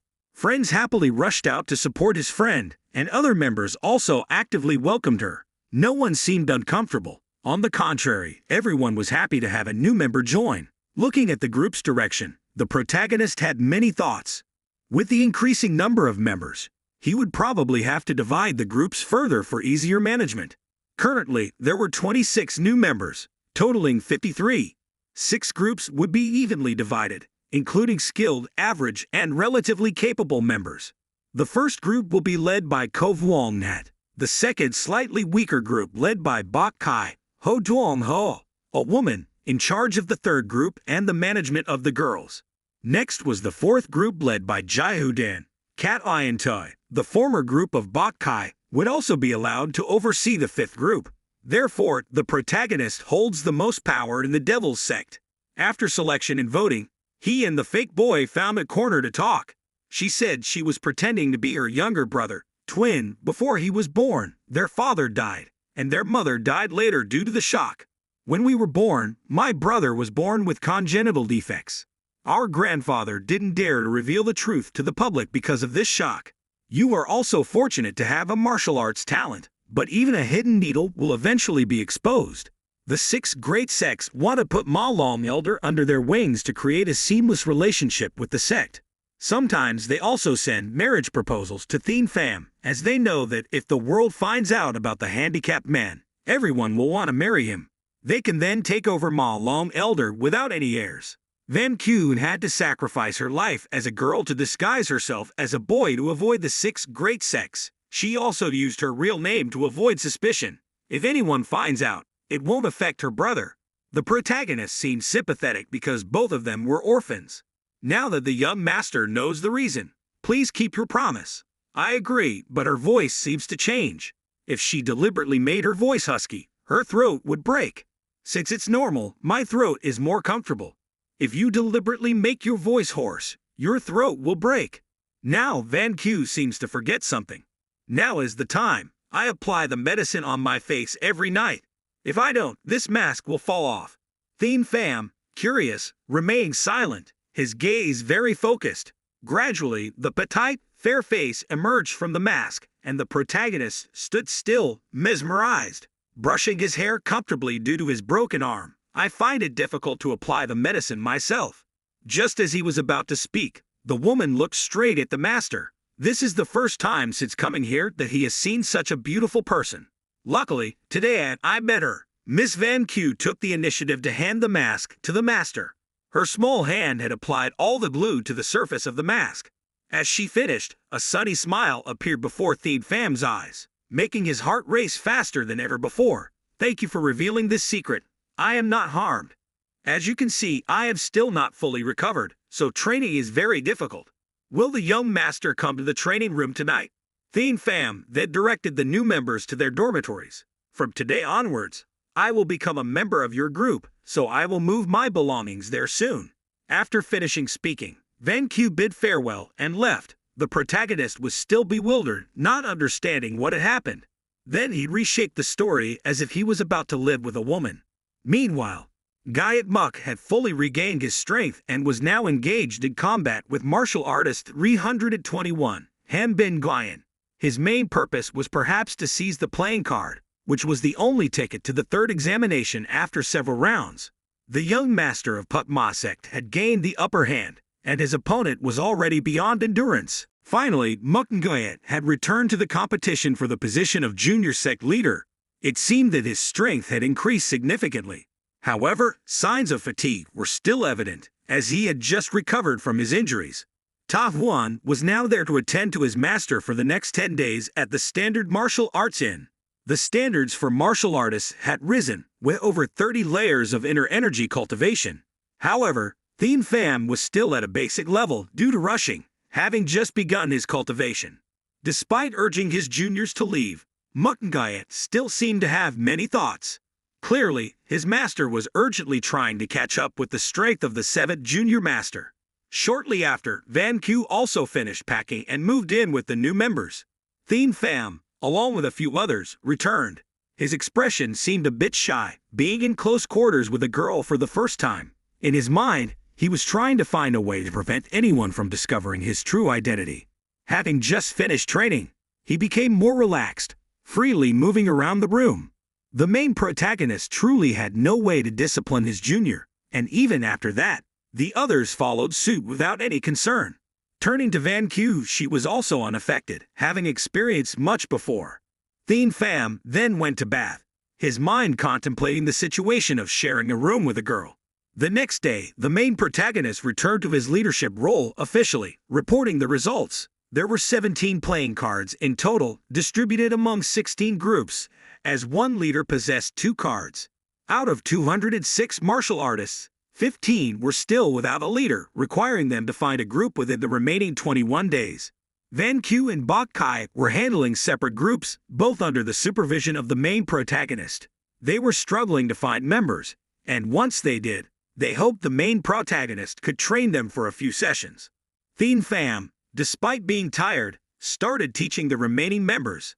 Van Q, though injured, still participated in the theoretical lessons.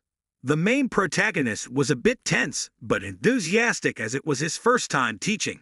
The others were impressed by his precise and efficient movements. Observing this, Van Q couldn't believe that despite being chained for 5 days, he hadn't forgotten his knowledge. It was difficult to master such skills to such an extent. After demonstrating a few basic moves, the main protagonist involves each person individually. They were all amazed by the effectiveness of his teaching. Van Q observed, hardly believing that even after being chained for 5 days, he hadn't forgotten his teachings. No matter how talented in martial arts, it was difficult to become so proficient. After a few basic moves, the main protagonist declared, "That's enough for today. You all understand now. From now on, I'll teach each of you individually. Prepare your weapons and leave here." Indeed, everyone was very excited to be personally guided by the main protagonist. They all eagerly wanted to be the first to receive instruction from him. However, it seemed that the main protagonist misunderstood the intention of the leader. While Thien Pham wanted to teach each person individually, it wasn't necessarily one by one. His idea was that everyone would work together and he would personally correct everyone at once. It was quite difficult to understand his intentions, and nobody seemed to grasp it clearly. Thien Pham exclaimed, "It's so hard to understand. No one seems to get it." And all 17 martial artists prepared to execute the That Ma sword Van Late. While this method could check the uniformity of their swordsmanship, adjusting their postures simultaneously seemed nearly impossible. Should I observe and assist someone? Everyone was hesitant, so the main protagonist reassured them, "Just try it once, it's okay." First, he urged the members of Loi Kiem to quickly deploy their practical observation beads to enhance the analysis of the postures of the 17 individuals. Then, Thien Pham's eyes flickered as he saw various lines and marks indicating different information about the standard martial artist's postures. The That Ma sword began with the initial posture, and everyone repeated the movements while continuously shifting. Van Q, sitting aside, noticed that most of their postures were disorderly.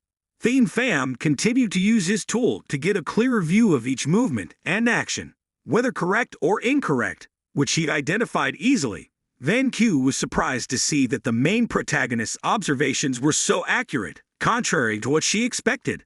His eyes were not simple at all. They were extremely sharp. Thien Pham proceeded to demonstrate a few more rounds, and it seemed to have a positive effect. He silently observed every detail and noted down many things that needed correction. He knew he had to remember them to make adjustments later.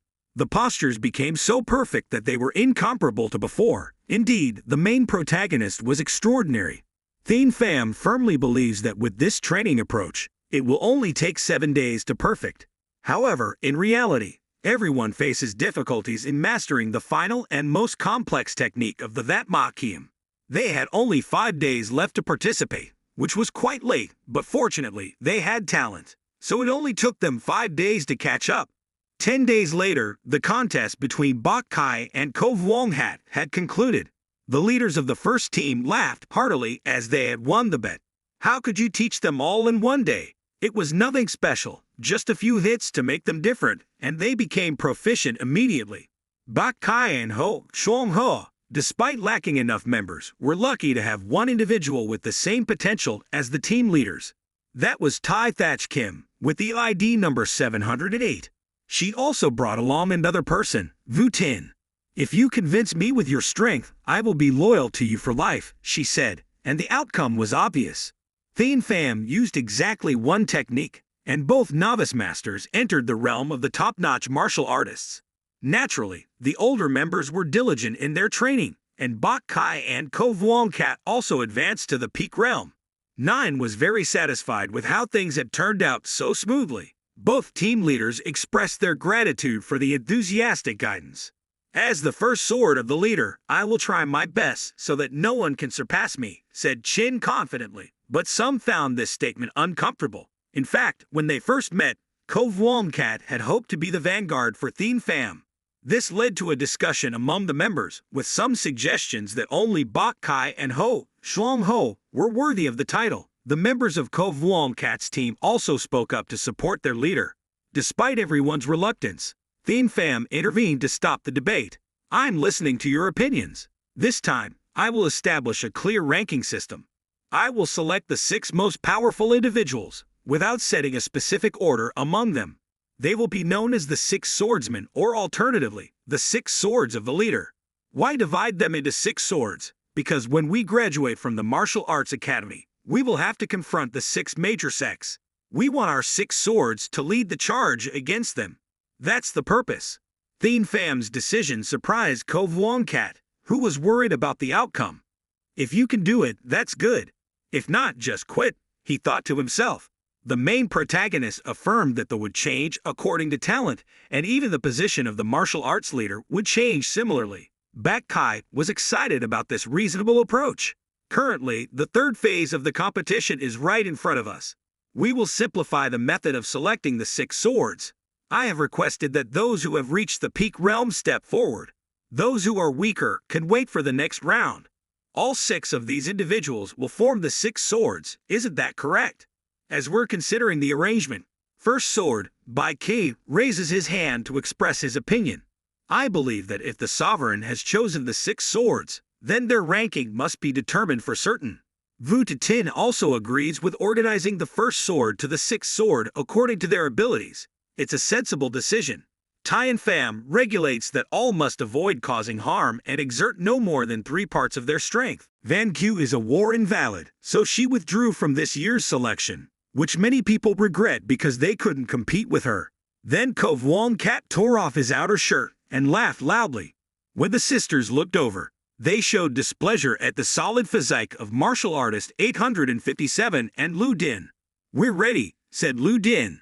Let's get started. Bok Kai, don't you understand why we're fighting?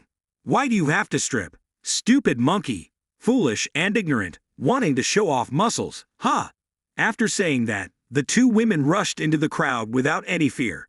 Ko Vuong Kat was comfortable. Tai Thatch Kim and Bok Kai remained silent, observing, and seemed to select their opponents.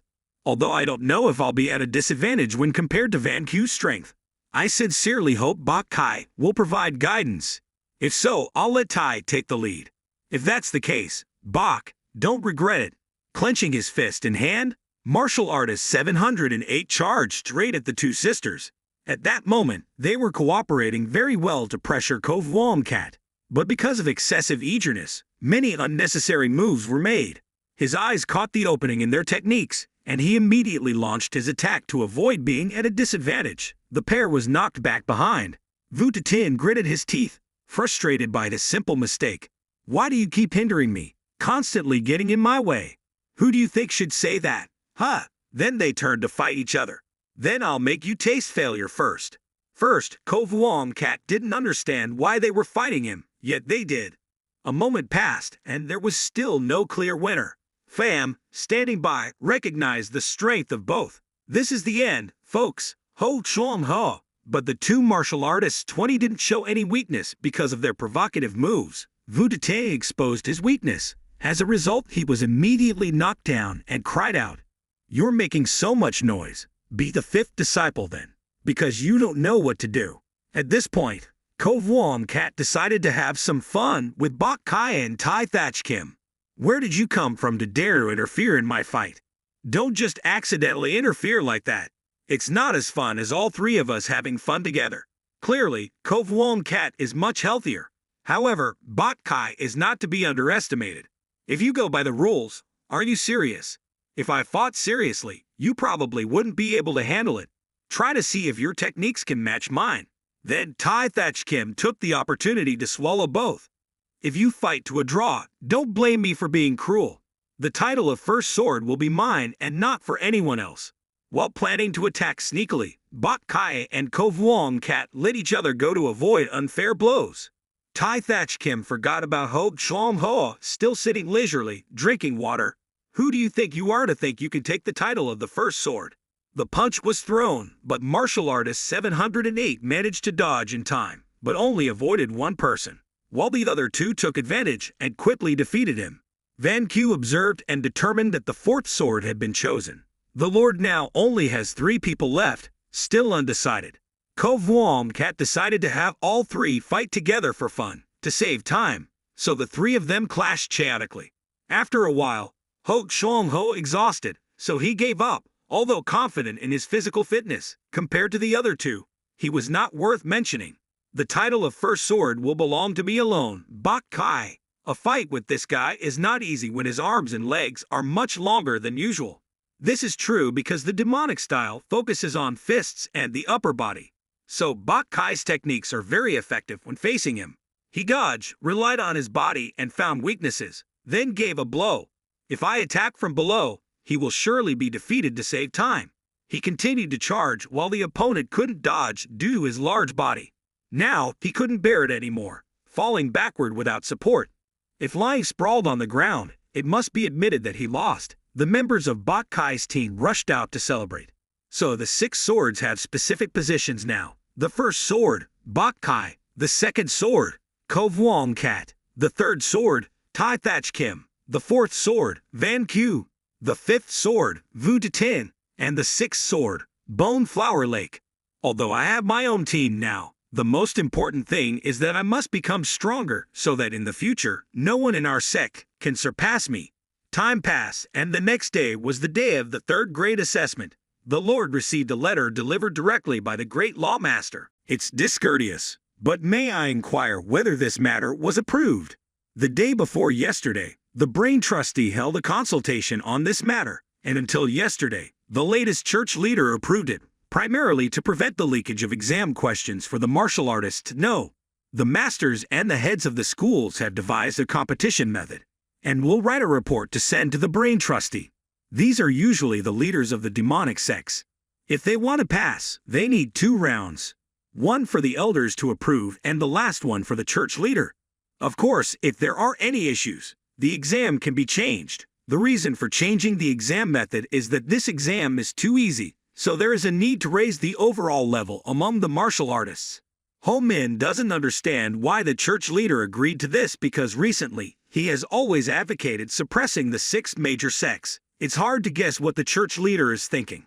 Ho Fap remains silent and doesn't express any opinions.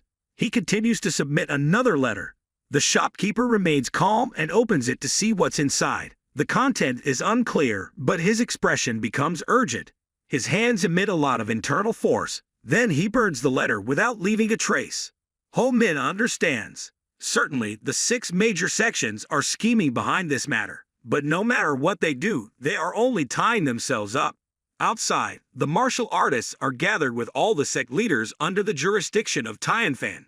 They all seem very confident, showing satisfaction because their efforts for days have not been wasted.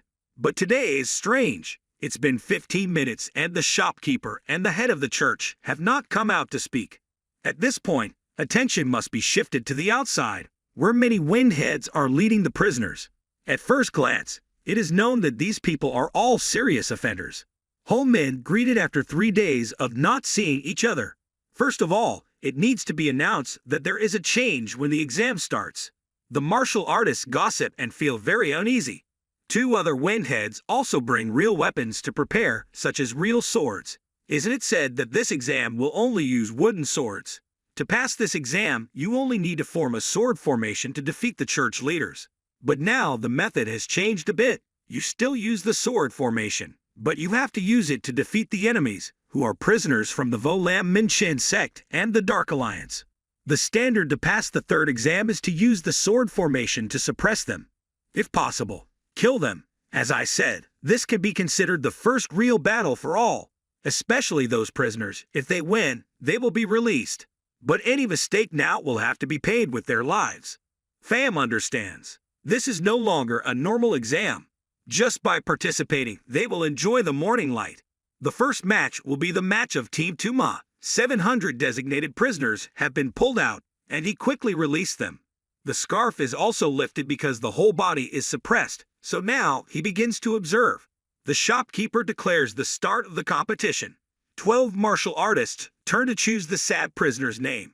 It seems that everyone is afraid, even though I have a sword in my hand to advance to the first battle because I only know that if I break the sword battle, I will be released.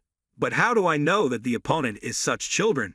Tuma Thak speaks loudly, stabilizing the team members' psychology and quickly forming the battle. The sword tam battle has begun. The prisoners realize that even though they are children, they will be serious. They could display such uniformity. Surely they have been trained scientifically and correctly. If not fully explained in the Thup Ma Kim secret, it is very easy to misunderstand that it is just an offensive book rather than a book teaching swords. At this point, the 12 martial artists are still tirelessly attacking their opponents without any mercy. He also resisted very fiercely. However, the situation was tilting in favor of the martial artists. My muscles, inactive for a long time, were difficult to mobilize. Without hesitation, I continued with the second sword battle. The martial artists moved to the direction. The prisoner kept observing, and he noticed a vulnerability. A sword was aimed straight at a helpless child who didn't defend himself. He grimaced, waiting for death, but the opponent's mind was too confused. Just a little more, and he would have lost his life. Tian Pham realized the sword had stopped. This action made him pay with his own life. The others directly attacked from behind. The prisoner's eyes looked resentful and unwilling. His body collapsed in an instant. It was his first time killing someone, so he lost all his spirit. The people below cheered loudly. Tuma Thak found this victory humiliating as they exploited the opponent's mistake. The shopkeeper announced that only 7 out of the 12 passed the third exam. The rest sat down to see if others failed. Due to the incorrect procedure in the sword battle, Naman realized that the exam will only pass through the sword battle of one team but will selectively screen the results of each team member individually. If a mistake occurs, the next match will be the team of the Heavenly Sect. Their opponent was a master from the T sect. Before they could attack, he rushed forward, forcing the martial artists to deploy defense. He was too fast and dangerous. Additionally, he was very cunning, targeting the martial artist's fear of death. Due to this strategy, he successfully broke the sword formation of the Heavenly Sect's leader. He was very courageous and attacked sneakily, not missing any chance. 5 martial artists used the first sword battle to pierce the body of the master from the dark faction. The result was only 6 people passed, including the Heavenly Sect's leader, but his disciple, Ta Huan, was eliminated in the third round. This team encountered a master from the righteous faction. Quite strange, causing most martial artists to be injured. In the end, only 3 members of this team could advance to the next round. Next, 5 consecutive teams participated in battles. One lost 1-1 against the prisoners. But only one team, the one led by the Heavenly Sect leader, passed all its members. The shopkeeper felt that this year's competition was nothing special. He was sure that the opponents of the Heavenly Sect were very special. Perhaps they had been practicing for too long. Only a few months. Yet that kid had already severed the arms of 2 little sect leaders and destroyed the foundation of another, making him a waste. If not for the pressure from the church leader and the strict regulations in the demonic sect, they would have wanted to dispose of that kid immediately. Therefore, the change in the third exam was likely targeted at Tian Pham himself. Finally, my turn and the team members' test began. Without even starting, I felt frightened looking at the opponent, who seemed worried. Even though I hadn't activated my Tao yet, just looking at his fierce face and his murderous intent made me feel like I was about to die. Regardless, this guy wasn't from the righteous faction himself. I felt he was very strange, unlike the prisoners who had been acting like they were searching for someone all along. After completing the Tao challenge, the head of the church transmitted a warning, advising me to be careful. I was very suspicious as to why the exam method changed at the last minute. Indeed, there was a conspiracy. The shopkeeper above had ordered the exam to start after the trustee's gesture, so that guy became motionless. Why? Maybe he wasn't confident enough. So I initiated the battle. As soon as I spoke, he turned to look at me. His eyes became dangerous, and he immediately transmitted, "I've seen you, others." Now, The other martial artists continued according to the plan, but he only started acting now. He handled it very neatly, not revealing any flaws. Mainly, it was all aimed at the weaker martial artists. The sword in his hand emitted a very dangerous aura. The others seized the opportunity and continuously pressured him. The duong sword was raised high, slashing straight ahead. Both martial artists were unable to resist. Holman was startled led as he wondered why. Upon their collision, the swords of the young ones had all broken. Could it be that the martial prowess of this person wasn't at the pinnacle like the White Crane Supreme Master, and the king's side stood observing, feeling something was missed? Ho Chin Trung interfered, halting the contest. He ordered to Theme Pham to withdraw entirely. The prisoners managed to promptly submit due to a strong youth towards the general's direction.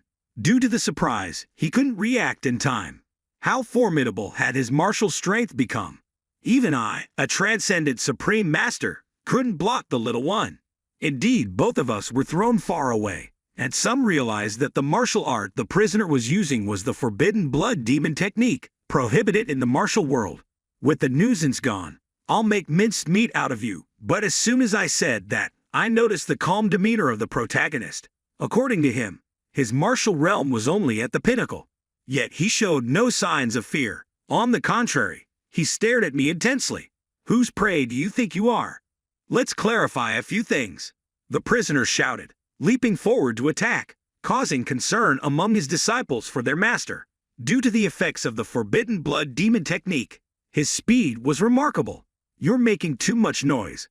His voice echoed, causing his opponent to pause momentarily. The protagonist tightened his grip on the sword. With just one stroke, he suffered severe wounds. This sword technique was the first form of the celestial demon sword technique. As he struck down, the prisoners collapsed. Indeed, no one could believe that the heavenly Pham could achieve such a feat. Gaiet, angry at the unforeseen turn, thought this would pose a challenge. I didn't expect his counterforce to be stronger than I thought, preventing my sword from penetrating fully. This was evident as the opponent slowly stood up, his breath eerie and continuously murmuring, determined to kill the heavenly Pham. Not only that, he roared like a wild beast. The scream carried an internal force, making everyone dizzy. NANO detected a powerful growl with a high-frequency pitch that could harm the owner. It activates its emergency defense mechanism, blocking all those sounds, thus unaffected by the lion's roar technique. Let's see if you can survive this move. We can continue later. The antagonist's tone remains furious as he fiercely attacked. Suddenly, the Master Dream appeared, intercepting and causing him to retreat. Even the protagonist was surprised as he couldn't understand where his master came from to defeat the monster. Despite the injuries, he didn't show fear. Hugo Fap always had a smile, missing only a bottle of wine in his hand. Who do you think you are to dare touch my disciple? Just finished with the technique, the antagonist collapsed. However, due to the support of the forbidden blood demon technique, he still has plenty of strength. The protagonist warned the master to be careful as it was dangerous. In any case, I was ordered to spare his life and take him to the dream. Even in the naked eyes, one couldn't see who he was, just gaping in pain. Now, his injuries were severe, with tendons and muscles severed. Finally, he truly collapsed. Teen Pham understood that the master's realm was illustrated, yet twice as powerful as the simulations he trained with, which was an understatement. The prisoner had run out of options, considering self-harm to preserve information, but Hugo Fap didn't allow it. Are you planning to cultivate internal strength for self-harm? You must ask who I am to allow you to do so. As soon as he finished speaking, a master struck directly at his vital point. Caught off guard, his senses swayed, losing consciousness immediately. Sumam voiced his reprimand towards Hugo Fap for acting excessively. Your red-haired disciple has spent so much time on these wretches. If you handle one, don't go overboard. Duong Duong interfered, indicating that he would deal with the situation. Now only did the disciples notice the tavern master's absence, who had been drunk and absent-minded. This displeased Master Sumam. Additionally, he made some incomprehensible gestures, attracting many black sorcerers. It was unclear where they came from. The children speculated and debated who these mysterious figures were. In reality, they were disciples of the heavenly mortals, directly under the command of the Grand Master, all of them supreme masters. Quickly escort all the prisoners using the forbidden blood demon technique. the protagonist ordered. At that moment, he took the opportunity to approach his master and greet him. He was proud of his disciple, but somewhat didn't dissatisfied because he didn't continue to use the feathered saber technique. Knowing that the heavenly fam couldn't explain, he didn't ask further. Lai Ho Men also refrained from asking. Keep your mouth shut. Don't ask about that sword technique anymore, and remember, never reveal it to anyone. Now we're still in the third assessment, so leave quickly, Su Mong said, scanning around as if he had many things to say but couldn't at the moment. I wish you success in the exam. Carry on with Duong, he concluded, then quickly flew away using his martial skill. The protagonist knew that if he wanted to meet him again, he had to wait for 4 years after graduation. He promised himself that he would become a junior sect leader. In reality, he just stepped outside the gate of the demonic sect. His eyes scanned around, seeing if anyone was following. The sect leader used the heavenly fam as bait for the trap he laid out, not suspecting that the boy was his own son. Yet he still conceals that sword technique. If I'm not mistaken, that technique seems exactly like the celestial demon sword technique. Even the red-haired one couldn't fully grasp the sect leader's plan. If the heavenly mortal was set as a pawn, then the future of the celestial demon sect would be uncertain. I have to complete the remaining tasks. It turns out that Master Sumong misunderstood. He thought the sect leader had passed on ancestral secrets to the protagonist. At this moment, there were still many thoughts in his head. Unexpectedly, they were openly targeting him in a place like this. Even before the eyes of the Grand Master's disciples, the Tavern Master, they dared to act like this. Perhaps the Master foresees this. If so, am I just a pawn to him? I don't understand why my father could silently watch my mother die for the sake of power. If they want me to be a pawn, then I'll make them regret it. The Tavern Master was silently observing, reflecting on everything. Hang To-do was banned for the first assessment and imprisoned for a year. As for the leader of the demonic sect, Bakugo, he was sent for reformation for 2 years because he was exposed for poisoning the heavenly fam. The sect leader already knew today's plot was orchestrated by the sword demon sect. However, everything was manipulated by the sect leader, but they unexpectedly fell into such an obvious trap. So, the heavenly fam was in a winning position to compete for the junior sect leader position. Yeah, I still feel uneasy because now it's hard to predict what tactics they'll use next. It's not like before. The feeling of unease, caused by the poisoning of the flower consort, is hard to shake off. Then, the assessment continued. The protagonist team easily passed, as the 7 teams under the control of the sect leader were likely to pass. Contrary to expectations, the other 7 teams faced strict assessment criteria. Because the leaders were skilled in the 7 demon sword technique and proficient in the art of swordsmanship, the contestants couldn't pose a challenge. In the end, out of the 120 who pledged allegiance to the protagonist, only 38 passed the assessment. So, those who pass the selection will become senior martial artists and receive their peer companions along with an additional exquisite weapon. Seeing their peer companions in hand, they felt delighted. Others, however, didn't pay attention to the companions but focused solely on the weapons. After receiving them, they were deeply moved, treating them like treasures. Many were afraid of Koi Bao Boy because she hugged the big saber tenderly, more than a baby. As for those without their own weapons, they will meet Lam Bin to choose one. The heavenly fam hesitated, unsure which type would be suitable for the celestial demon sword technique to avoid disappointing everyone. So, the Tavern Master continued to announce information about the next assessment phase, starting from the 4th assessment. It wouldn't be limited by time, but rather by each individual's abilities, allowing them to choose whenever they considered fit. You have 4 years in the Ghostly Tavern to conduct the assessment. Indeed, this time span is quite long, symbolizing the difficulty of the 4th assessment. In essence, it's the easiest assessment because it won't limit any martial arts or weapons. Regardless of the tactics or methods you use, you just need to defeat the martial arts leaders. The crowd knows it's easy, but the martial arts leaders haven't unleashed all their tricks yet. 4 years, who knows what will happen? The important thing here is that all martial artists must reach the peak 2 Vi to have a chance. It also helps to filter out all the weaker martial artists. The Tavern Master reiterated that anyone who fails the test will be immediately expelled from the Ghostly Tavern. Then he wished everyone diligent training and success. The members of the group rushed to thank Heavenly Fam. Some promised to come back to request to become his subordinates after he graduated. They hadn't been together for long, and now they had to part, which was regrettable. While they were exchanging delightful farewells, the leader of Group 2H called out the name of the male lead, recognizing Tuong Mon Lu as the one Kin, the tavern master, had broken several ribs of. Vuong Kin quickly reminded him to keep it down, so they wouldn't be expelled. "Now, follow me to the main building," the male lead said. Curious about what was going on, he didn't inquire but just followed. "Let's go. I'll be back shortly," he said. In Heavenly Fam's mind, he was worried about exhibiting the celestial demon sword technique. However, it seemed unnecessary because Tuong Mon Lu led him to some strange place where he then stopped. There were very few people around, as most martial artists didn't venture here. It seemed like it wasn't the tavern master who called him here. "So, it's you who called me?" "Indeed. If you'd said that earlier, it would have been better for me. Are you saying that now you're the fourth assessment?"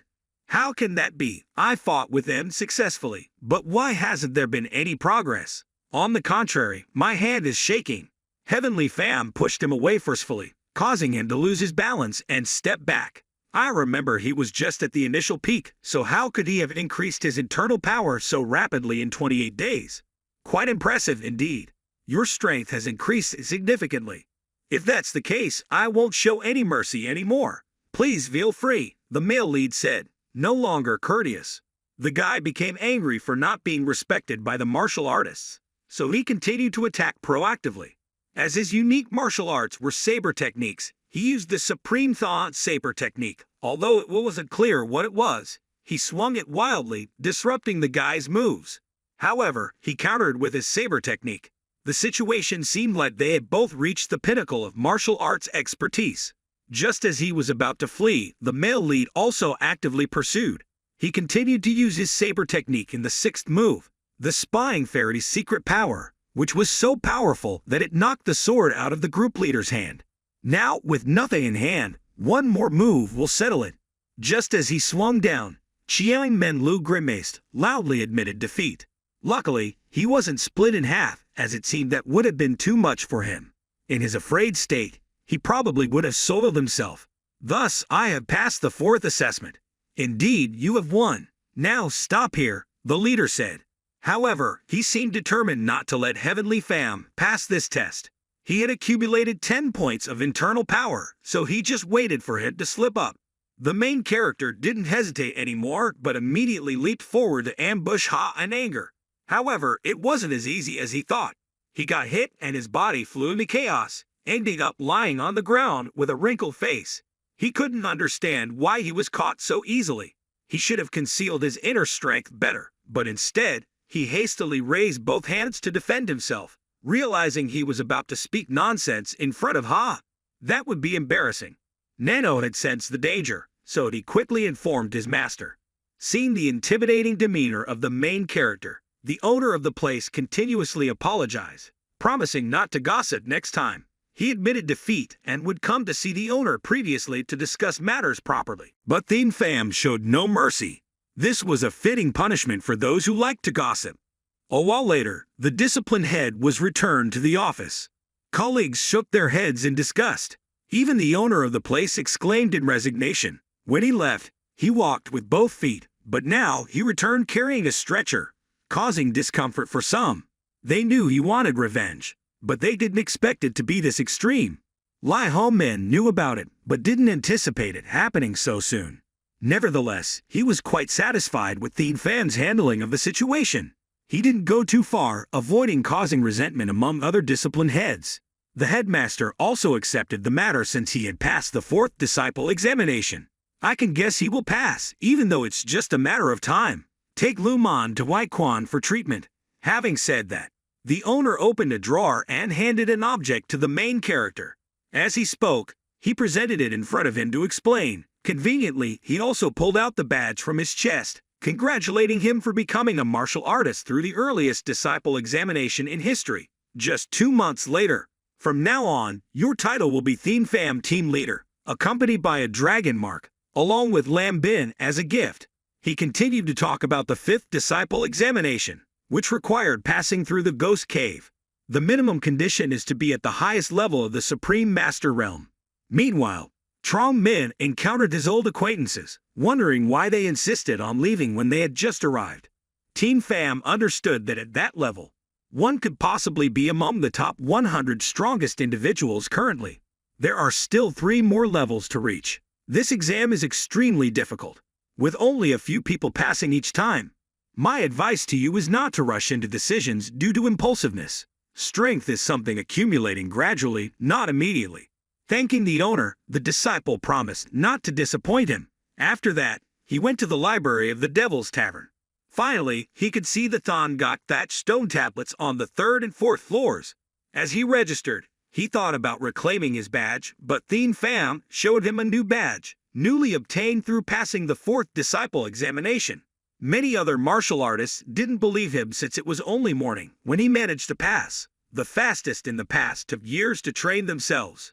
The examiner quickly corrected his attitude, and after completing the procedures, he went up to the 3rd floor. The allowed time here was 4 hours. He spotted some of his peers who were also remembering secret techniques or something similar. Ignoring them, Thien Pham quickly headed to the stone tablets. Compared to the 1st and 2nd floors, this one was much more complicated. He noted a large cut on the top with numerous and deeper sword marks. NANO explained that the retained sword marks here had twice the impact force compared to those on the Thongok thatched stone tablets on the 1st and 2nd floors. Therefore, he didn't want to experiment at the moment and requested the system to make copies for further cultivation later. As he ascended, the number of ancient manuscripts decreased, but their quality improved significantly. They mainly consist of unique martial arts techniques, not just basic ones, but also many secrets from both orthodox and unorthodox sects. Knowing all of them would be very beneficial when facing their practitioners in the future. However, since there were 6 hours available, the main character decided to start by scanning the compiled martial arts techniques, including 100 volumes of the Heavenly Devil Sect, 83 volumes of orthodox martial arts, and 50 volumes of unorthodox martial arts, totaling 245 volumes. This was too much, so he hesitated whether he could learn them all. He planned to distribute them among his subordinates to learn gradually. When he returned to the dormitory, it was already late, and there was no time left for practicing martial arts. He was surprised to find out that his elder brother had reached the 4th floor of the library. At this point, everyone understood that he had passed the 4th disciple examination. Van Q knew that Kong too was strong, but he didn't expect him to be at that level. It was certain that Thien Pham was the most powerful junior head among the junior heads of the 6 great sects. The main character also announced that from today onwards, he will only sleep for 1 night, starting everyone. If he passes the 4th disciple examination, he will be allocated a private room.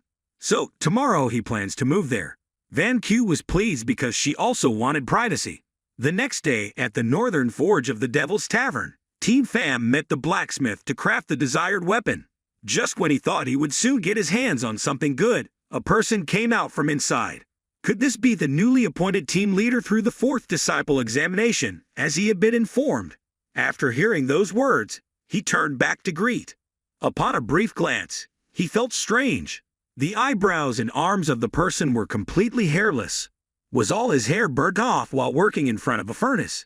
You're looking at me like that, but work turns me into this appearance. Oh well, the man laughed. Enjoying your senses, are you? Let me introduce myself. I am the descendant of Agda. Heard of me yet? I'm not just a famous swordsmith or something. I've read about Agda too forging the Thongbao Kiem, which was widely known, including the Pure Victory military station, fishing school, and the Shortage Forge. I'm proud of my ancestors' reputation, which has been known for generations. If that's the case, then your traditional forging techniques must be excellent. Looking at the weapon you're carrying, you seem to use both a saber and a sword, right? According to the Devil's Tavern regulations, a team leader is only allowed to forge one type first. The main character was undecided whether to choose a saber or a sword. He recalls his battle with the criminal who used the blood magic technique. At that time, he used the Heavenly Devil Sword technique. Upon careful observation, he noticed cracks, indeed, with the ordinary swords. It was difficult to unleash the Heavenly Devil Sword technique. Learning from experience, Thin Pham decided to prioritize the sword over the saber. Before I take the sword, can I perform the usual swordsmanship? Agaham explained that he needed to know the user's strengths and weaknesses. If you put it that way, I understand. Immediately after, the long sword was drawn out of its sheath. The familiar postures and movements of the Heavenly Devil Sword technique made the blacksmith shudder just by looking at them. Indeed, he performed a very impressive display. Simple and harmonious, but powerful. Agaham couldn't think of any words to praise. All done then. How is this swordsmanship? It was the first time this person had to carefully consider to comment. Eventually, he had to express his helplessness. I don't know what to say about this swordsmanship. This sword is afraid I can't create it for you, he said. Hearing these words, the main character felt puzzled. Truly impossible to forge. Then, how about my current swordsmanship? Even with a normal sword, it can't withstand it. If you forge me a solid sword, how will it withstand those techniques? At the very least, a special alloy would be needed, sunk in the cold air of the North Sea, stronger than ordinary iron and only granted to sect leaders. Thin Pham understood that the Heavenly Devil Sword technique was very powerful, but he didn't expect it to be to this extent. Seeing the precious treasure of the sword, even a blacksmith like him felt excited. To become a sect leader, one must pass the 5th disciple examination, so for now, he can only forge a saber first. After watching the sword technique performance, Agaham promised that it would take a month to forge it. But as he was in the forge, he also returned to the Devil's Tavern to practice. There were more martial artists here than usual, so surely many had reached the peak realm. He couldn't afford to lose. He must reach the superlative realm, having already obtained the Malom pill. So he didn't know whether to take one or both because whether to take it or not, it's the same anyway. In the end, he decided to take both to be sure. Immediately, his body undergoes a dizzying transformation. I need to circulate the Heavenly Devil Sword technique. Help me absorb the Malom pill. Thin Pham inspired NANO. NANO reported the rapid generation and reaction of the medicine along with the energy circulation throughout the body via special acupoints. This helps prevent energy dissipation, with a high metabolism rate that could rupture blood vessels. The founder of the Malom pill was also the first person to become the leader of the unique demonic sect, Bokdu. He was a master of toxic and herbal medicine, and the process of creating the Malom pill was meticulous. Therefore, one pill is more than enough for the capacity of an ordinary mortal. Thin Pham didn't pay much attention to these things. He only focused on diligently practicing. Immediately, the Dajuyu acupoint was ruptured, and the cells would separate, with the injured parts recovering rapidly. Of course, none of this would happen without the NANO inside Thin Pham's body. Subsequently, the Lin Dai pillar acupoint, the Chadong spot, and the Haiyan Shu point were all broken and immediately restored. Despite the intense pain the protagonist still had to endure, anyone who took both pills would simultaneously disrupt the body's blood circulation, leading to an explosion of blood energy throughout the house. Combined with the intensity of training, his body became extremely tired. He thought, I'm leaving now. Next time, I won't overdose. Currently, his internal skills have increased by about 40 years, totaling around 90 years, plus another 130 years of training. Not only that skills, but there were also many other things that made Thin Pham unfamiliar with the abundant flow of internal. The repetitive process of destroying and restoring acupoints had made everything firmer and stronger.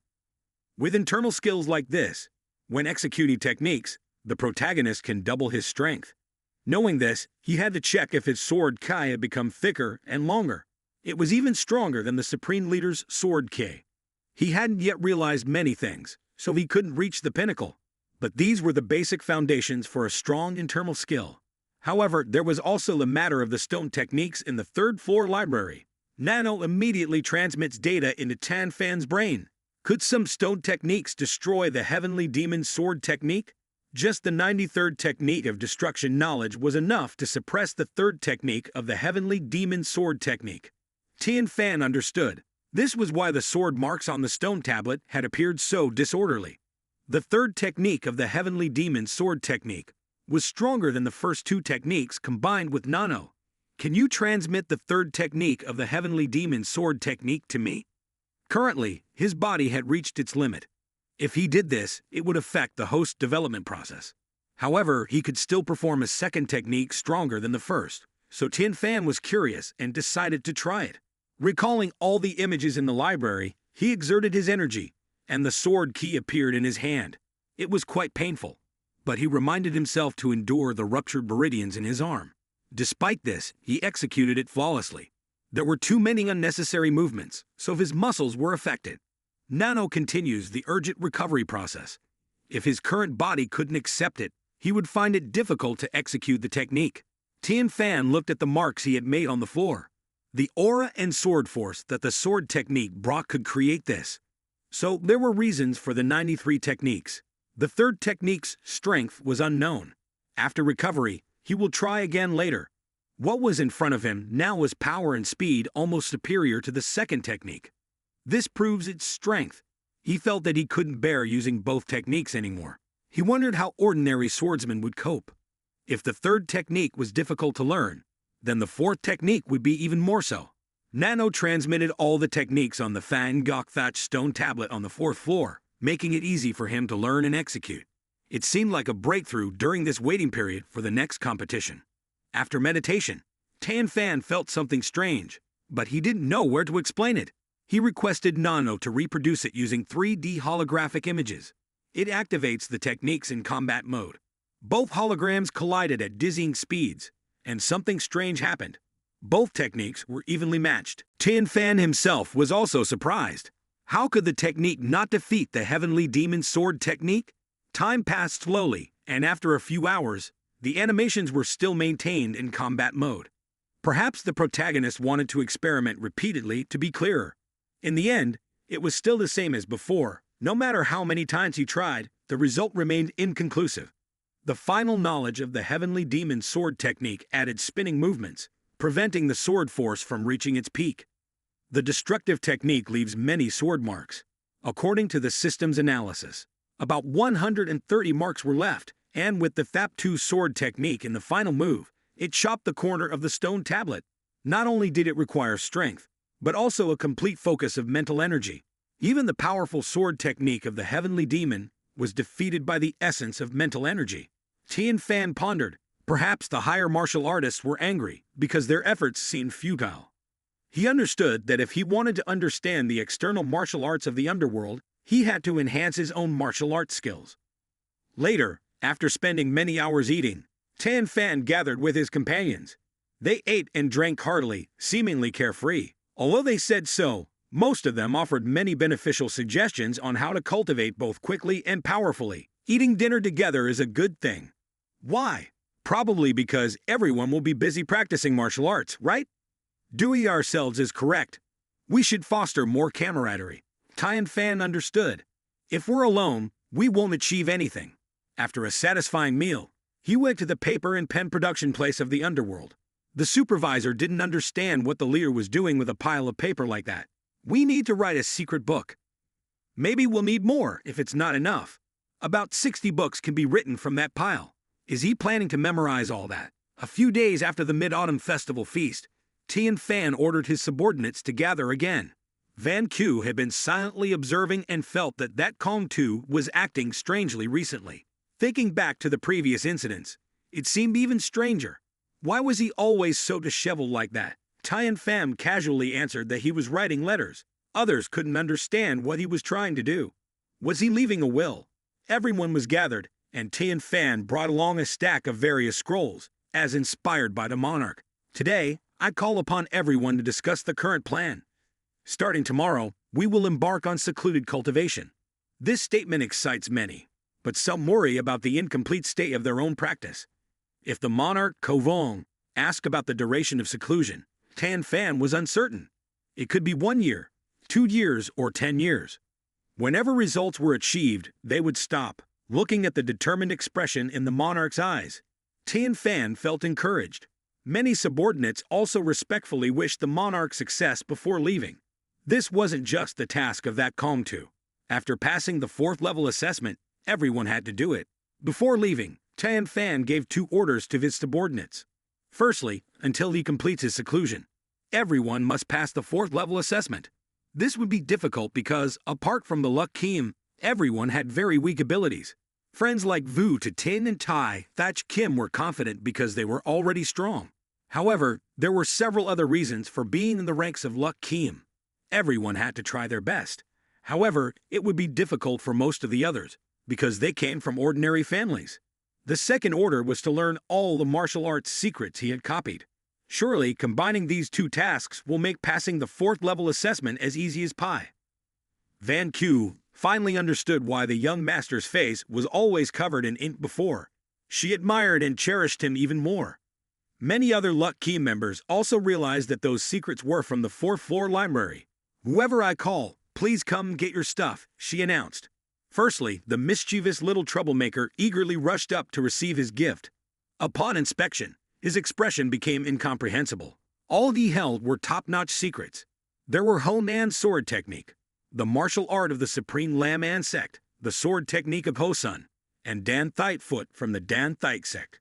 All of them were top-notch techniques indeed. Due to overwhelming gratitude, Ho Bong immediately held a ceremony to express thanks to the divine and maritime powers, which Than Pham dedicated to many who only recently understood that Kong too was a magnanimous and tolerant figure, not hesitating to accept disciples from various smaller sects, even to the point of death. However, until now, his subordinates still didn't know that the remaining 99 handwritten books were all different martial arts.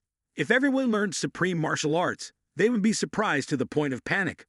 Ho Dong Ho knew the sovereign's new nickname, Det Lump, because every encounter in the library caused disturbances, preventing anyone from concentrating on reading anything. Volnkin understood and spoke up. "Could it be that you have memorized all the secrets in here already, noble Than Pham? Your mind is not that ordinary. Perhaps this should be used for NANO, isn't it true? I don't know what to say about this. I am extremely dissatisfied with the sovereign's behavior. Time spent reading in the library is limited, so one cannot read too much. The 6 individuals chosen by the sovereign are all experts in the martial arts of the top 6 sects. If they knew many types of martial arts, they could analyze them easily. I thought I understood his character quite well, but in reality, I don't. The sovereign is definitely envisioning a great future, which his subordinates have yet to see." Than Pham called each person by name to receive the secret techniques, all of whom were respectful and loyal not to disappoint his expectations. Van Q felt ecstatic, as if embracing the main character. However, he still didn't understand the books he had just received. But it was simple. They must focus on internal skills and mental techniques. It's strange that even Ho Bong's books contained something from Tranquok, making them even wiser. Bach Kai regretted not having that technique, and many others were curious, because they received many types of martial arts not related to Thin Med and sect. After finishing reading, Van Q also noticed that these techniques were superior to the internal skills of their sect, Tai Thach Kim. Unable to comprehend, he asked the sovereign where he found these. But as soon as he spoke, Than Pham's face turned cold, and she had to apologize for her rudeness. The main character also found an excuse to stop mentioning learning strange martial arts, as they were secret techniques in the 4th floor library. 2 days ago, Than Pham was very confused about which internal skills to give to his subordinates, while NANO was still analyzing energy sources released through breathing. Although lengthy, it could classify various internal skills, helping enhance energy circulation. However, the main character didn't want anyone to have the Than Tam Phap. Therefore, how could he find it again and discover the sample named number 37? I analyzed the content of the internal skills in the 1st floor and referred to the internal skills in the 1st floor, and then to the 4th floor to create a new internal skill. So the system creates a new internal skill in the process of analyzing energy released through breathing. Therefore, one could only create it within 2 days. Have you also analyzed the internal skills of Thin Ma Sword Calm? This is a combination of energy generated through movement and energy from breathing in the body, so I haven't completed its analysis yet. First, let me know the structure of sample number 37. It's impossible. I just tried to use a little energy, but it's as powerful as Vo Than Tam Phap. It may be more stable than the method of using external objects. This internal skill will react with all martial arts. But what should we call it? Indeed, Han Duing Kong was created because I only thought of it then. However, my subordinates mistakenly believed that the techniques in the 4th floor were very advanced. However, within it, there was something similar to the Lost Tam Phap of the superior sect. Than Pham reminded everyone to stay in the study room to learn the techniques, then canceled the class. The next morning, everyone went to the Northwest Demonic Sect's cultivation place to bid farewell. He reminded the 6 swords to help each other become proficient in martial arts, and agreed that it was a way to enhance their strength. With nothing more to say, all the subordinates were fortunate to successfully undergo the grand cultivation. Thine Pham slowly entered the designated room, surveying the surroundings. It wasn't much different from the training room, just a bit wider. He had requested many things, but they were all adequately prepared. Even with years of cultivation, reaching the pinnacle was still far away. Without delay, he urged NANO to transmit 245 supreme martial arts techniques into their minds. Although the martial arts were from the superior sect, they were still inferior to the destruction sword technique. Thine Pham believed in the necessity of mastering various martial arts to broaden one's horizons. The schedule was divided into 3 parts within a day: practicing techniques in the morning, sparring with illusions in the afternoon, and utilizing mental techniques in the evening. As it was now afternoon, they will spar with illustrative opponents. NANO immediately activates the feature. Although there was only 1 participant for now, the numbers will increase later, along with the difficulty. Thine Pham's ultimate goal was to spar with the illusions of his master, surpassing what his master had faced when facing the rebellious prisoner Blood Demon technique. At this point, no one could have imagined that Thine Pham would extend his time in cultivation. After a day, he became a candidate to become the junior sect leader of the Hanma sect. Thien Minh, having defeated the sect leader and passed the level test successfully, stood second as the fastest in the history of the demonic sect. In the next 10 days, Van Q passed the 3rd level examination. The 3rd person to pass the 4th level examination was Thien Kung Van, succeeding after 2 wins, and then began his cultivation. Van Q understood the importance of cultivation, but due to the instructions of the sect leader, spent time teaching martial arts to the subordinates from smaller sects. Bach Kai was the 2nd person to pass the 4th level examination in the group of the main character. However, he wasn't very happy. 4 months later, Thien Mut Gait began his cultivation. At the same time, 2 more people passed the examination within the 6 swords: Nai Kim Ko Vom Kat and Nu Kim Vu To Tin. 5 martial arts students were eliminated due to failing the exams after a long time without anyone challenging the sect leaders. The following month, Tam Kim Ho Ek Song Ho and Tu Kim Tai Thach Kim successfully passed the 4th level examination. In the 6th month, Hu Jing Chen Gu and a few others reached the initial pinnacle. Until the 10th month, all those who followed passed the exams, with 15 people being expelled from the demonic sect. It took Thine Pham 2 years to reach the pinnacle, with 80 martial arts students achieving this level.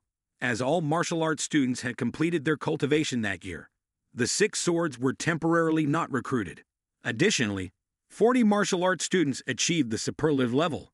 Following that, within 4 months, Thien Minh became the first to complete the 5th level examination at the Phong Ma Cave. Later, 6 more people passed the 5th level examination. However, the 5th exam became more dangerous, resulting in 3 people failing, including 3 deaths, and no one dared to challenge the 5th exam anymore. 3 years later, during the grand martial arts selection in the demonic sect, the situation was greatly different. Since all of Thien Pham's subordinates registered, the results completely changed. Ko Vong Kat became the first, followed by Van Q, then Bat Kai, Ho Kasong Ho, Vu To Tin, and finally Vu Bin. Everyone was lying and waiting for the day when the sect leader finished his cultivation. As usual, the 6 swords always seize the time to confide in each other. People are still not sufficient. Why does Jia Hu say such empty words? And one person has already gone to watch from the sidelines. Although there are 2 people, no one worries about the strength of Hu Jing. Well, that's good, but the competition for the position of the junior sect leader is getting fiercer. It's not Bat Kai who challenges Thien Kung Van at the dining table next time. It seems like I'm someone who won't surpass him, or what? It's said so, but everyone is worried that those junior sect leaders will always resort to cunning tricks. Vong Kat is feeling uneasy today, and at the same time, Ho Bong and Van Q are in the training ground. You wield weapons and gather here for what then? Thien Kung Van is very eager to invite Van Q to join his faction. This is my final offer. Think carefully about my proposition. I've said it many times already. Are you deaf? We already have a leader, but clearly the little sect leader of the Sword Devil sect is not satisfied. If he wins, he overlooks. If he loses, he becomes a follower. I can't stand that shameless behavior anymore. That's why Chu Thane Kung Van is despicable. I said it's not for you. I'm talking to Van Q only. But after saying so, he signaled his subordinates to attack. The two younger disciples of Thine Pham wrinkled their brows because their skills were weaker now, unable to resist from within. He had to use internal energy to relieve the pressure on his subordinates. The three others were planning to kill, but their bodies were all restrained. The two below didn't understand what was happening. Those above were controlled effortlessly by a surge of energy. All three troublemakers were pushed down. You idiots! What are you up to?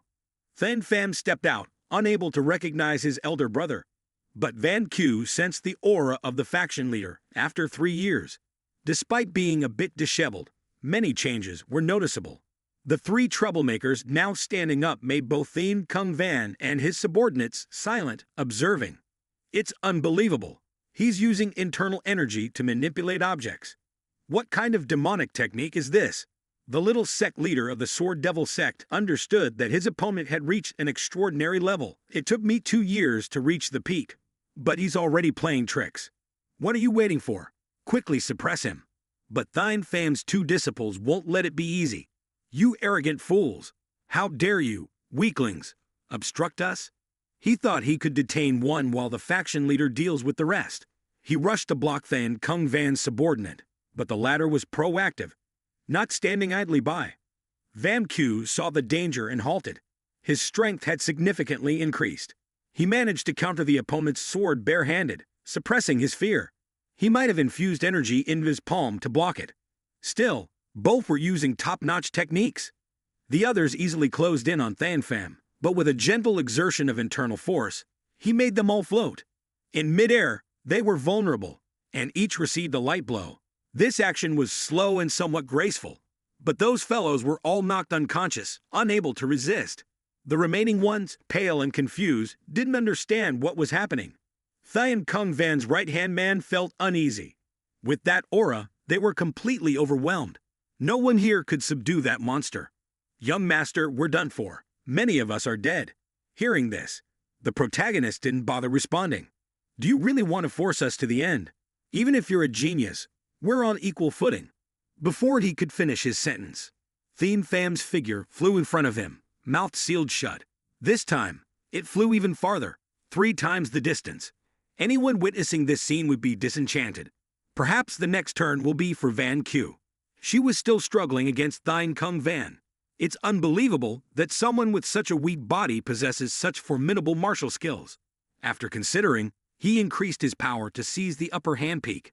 After a while, Thien Pham's subordinate ran out of energy to block his attack. How did she manage to block this strike? Van Q could only close her eyes and await death, but she felt no pain. Opening her eyes, she saw a shocking scene. The faction leader gripping Thien Kung Van's sword full of energy. You've truly reached the pinnacle, haven't you?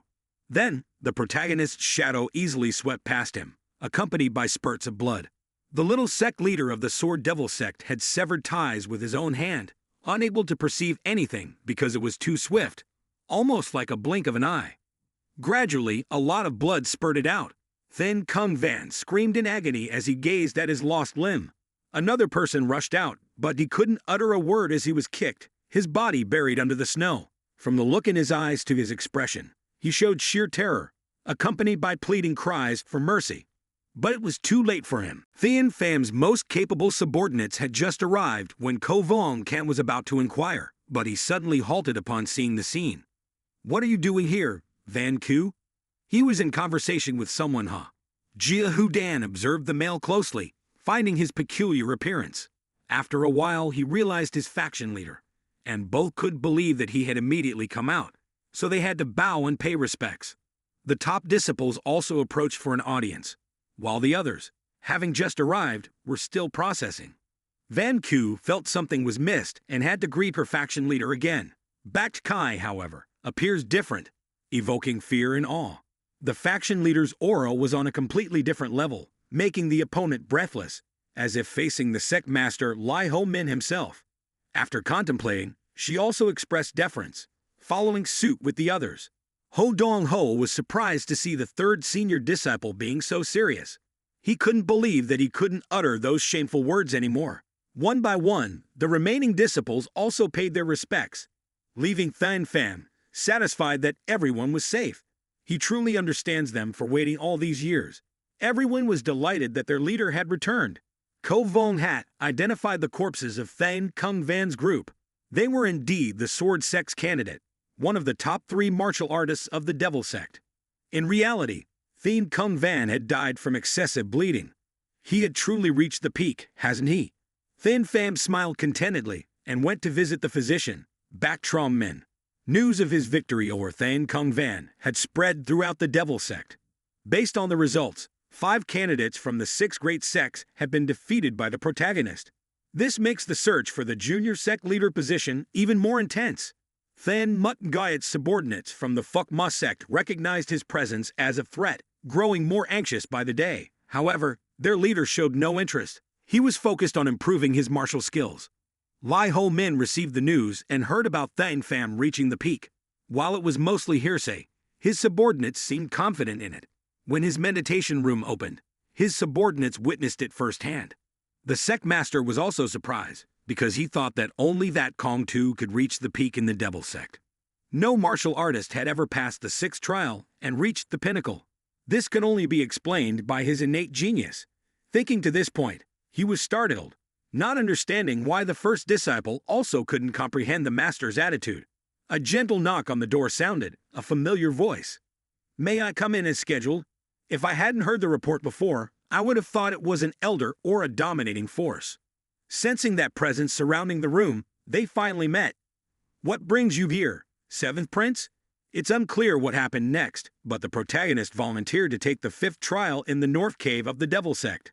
Perhaps Than Kung Tu had something urgent. It was just that my subordinates had passed, so I wanted to complete the trial as soon as possible. It's truly surprising. I've trained diligently and reached the ultimate pinnacle. But now, I'm the one pursuing him without much questioning. The political arena had opened to allow Than Pham to complete the remaining tasks. The cold wind here was much colder than outside. This cave was larger than I thought. You need to pass the 5th trial in the cave of the Devil Sect, tasking you to navigate various traps in the darkness. There will be an exit to the east, where we'll wait for your safety. If we fail, we'll shut down the machines to prevent you from encountering any unwanted accident. So the protagonist began the 5th trial, entering the main cave, sealed by the celestial demons, step by step. He slowly descended the stairs as the wind howled, sending chills down his spine. Stone tablets inscribed with strange lines appeared before him, accompanied by eerie sounds echoing below.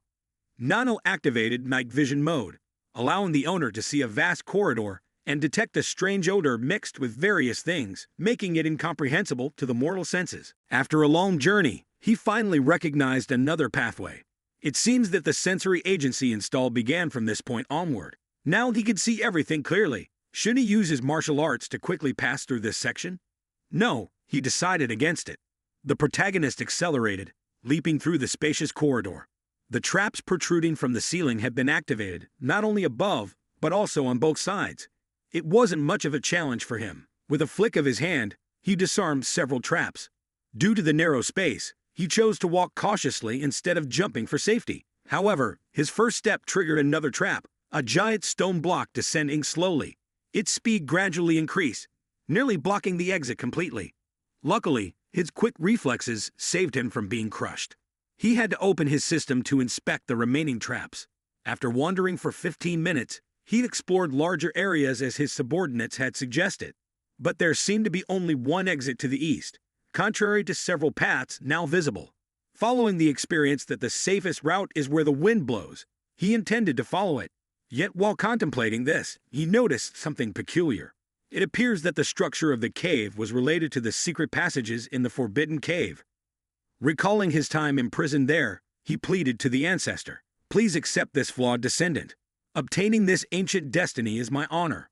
He had decided to destroy this place entirely to prevent anyone from learning the techniques of the celestial demon ancestors. However, a violent earthquake shook the giant pillar at the center, gradually descending, replaced by another structure emanating a different aura, causing cracks in the space. The luminous pearls on the ceiling simultaneously illuminated, not all but those that fell. It was like rain pouring down. forcing him to retreat. After a while, the tremor ceases temporarily. He counted 24 luminous pearls. Upon closer inspection, he picked one up to find it indeed contained techniques and martial principles of the celestial demon swordsmanship. Moreover, the pearls had intricate patterns on the back, forming a map indicating a certain location. Although he didn't understand it yet, he commanded NANO to scan and destroy everything. Back to reality, the system analyzed and created the simulated map.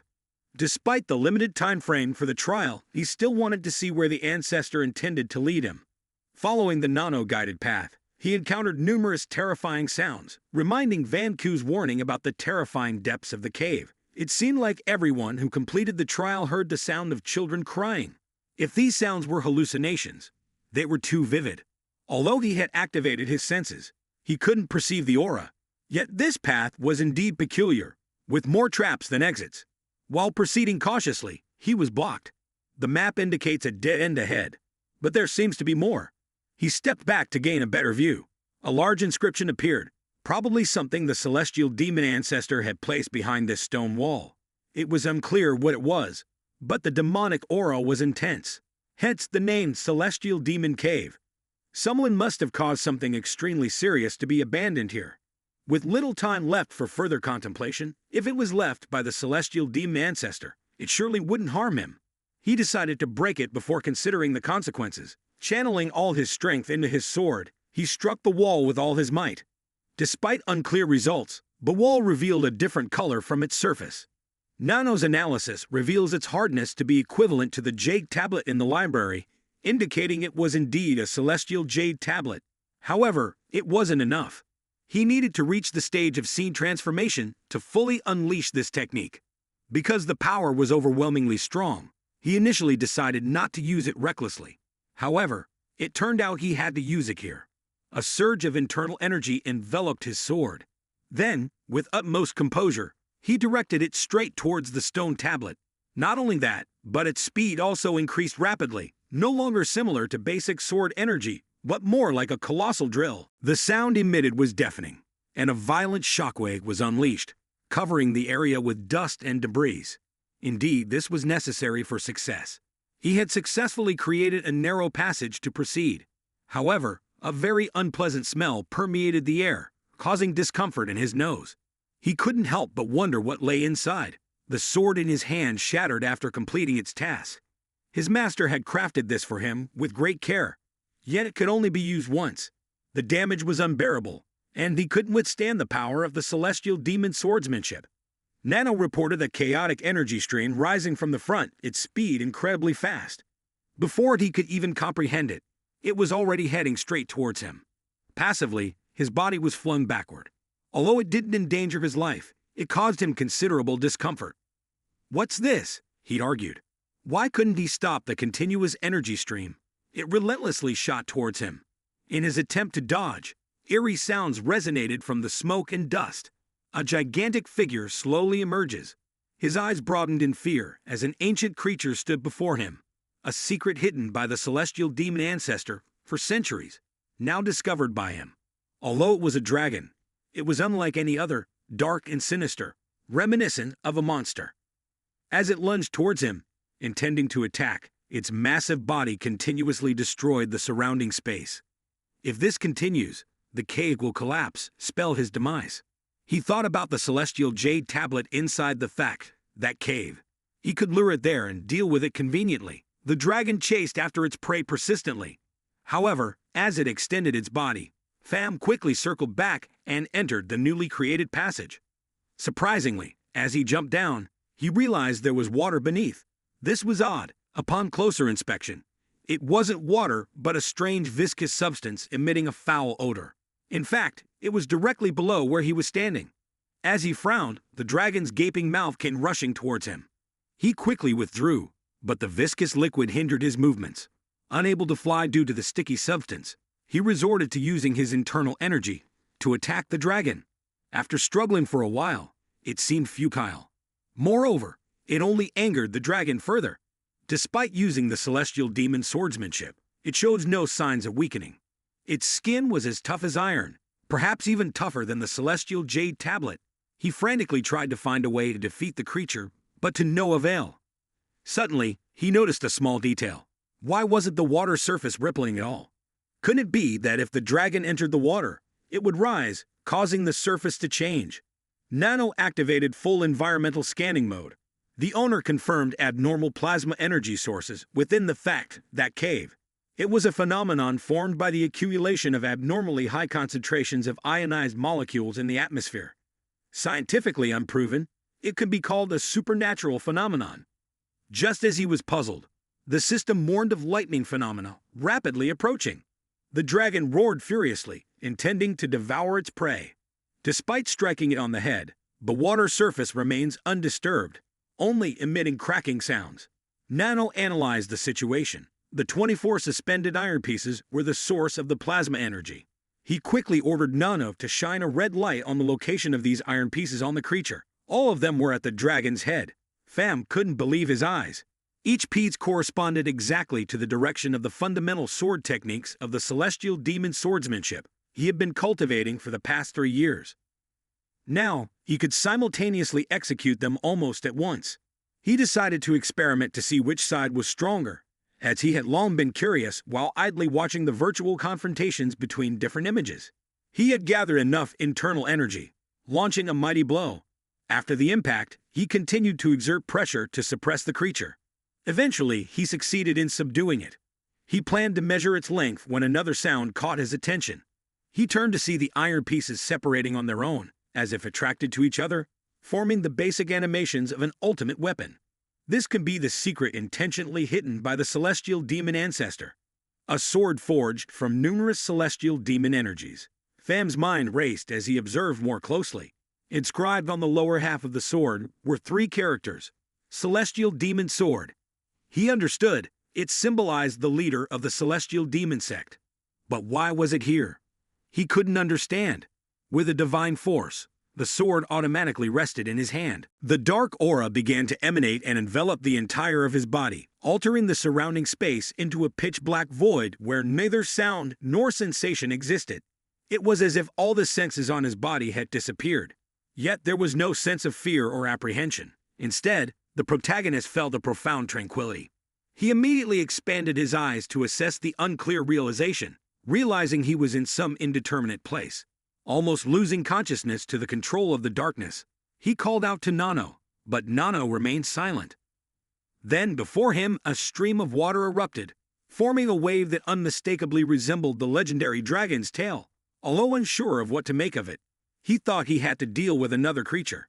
The scene remains familiar as it howled ferociously, seems intent on devouring its prey. The body of the dragon began to transform, its horns elongating, and its body growing larger.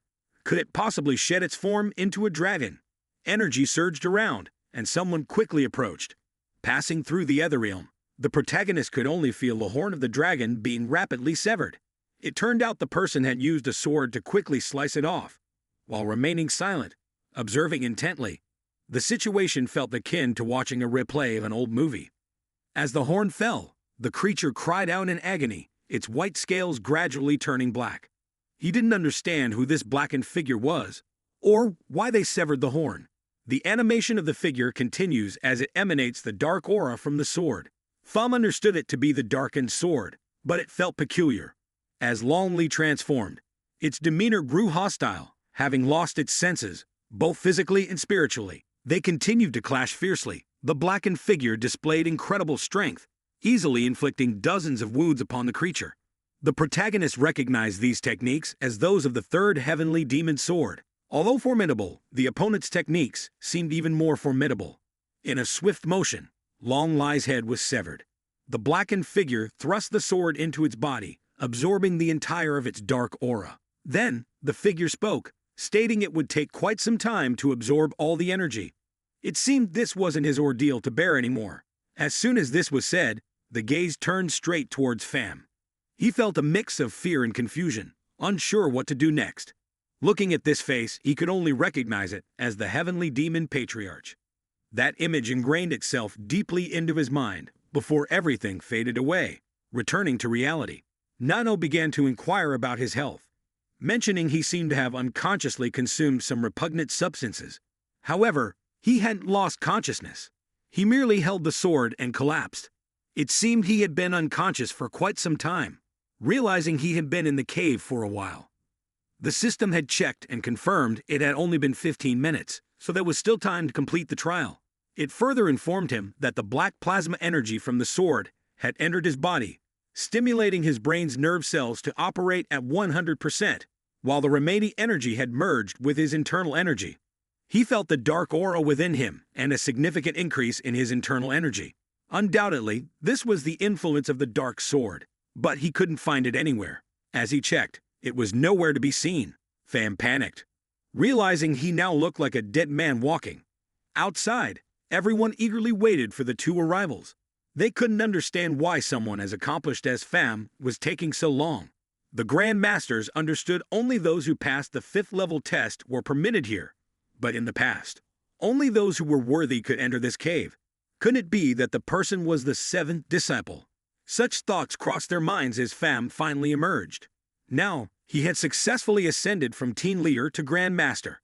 People intended to congratulate him, but hesitated due to the overwhelming stench of death. Congratulations on passing the 5th level test, Grand Master, they said, noting something peculiar, a branch of Long Lie's forest in his hand. Afterward, he returned to his room, refreshed himself, and soaked in the bath until a foul odor dissolved. He had this soak for nearly half an hour. It wasn't a minor inconvenience. Just as he thought that, he noticed an odd item in the ghost cave room. What was he going to do with it? Pham had too many vague thoughts at the moment. Before leaving the cave, he practiced a few techniques of the heavenly demon sword, using the dark sword. Indeed, his mental cultivation combined with his formidable aura mastery had become impeccable. The pieces of Tan Gok Than, once sturdy as ever, had been slashed like mud under his dark sword technique. The Than Makim endured all, for its terrifying power was unmatched. The sword reverted to its cursed form, enveloping his body with dark aura.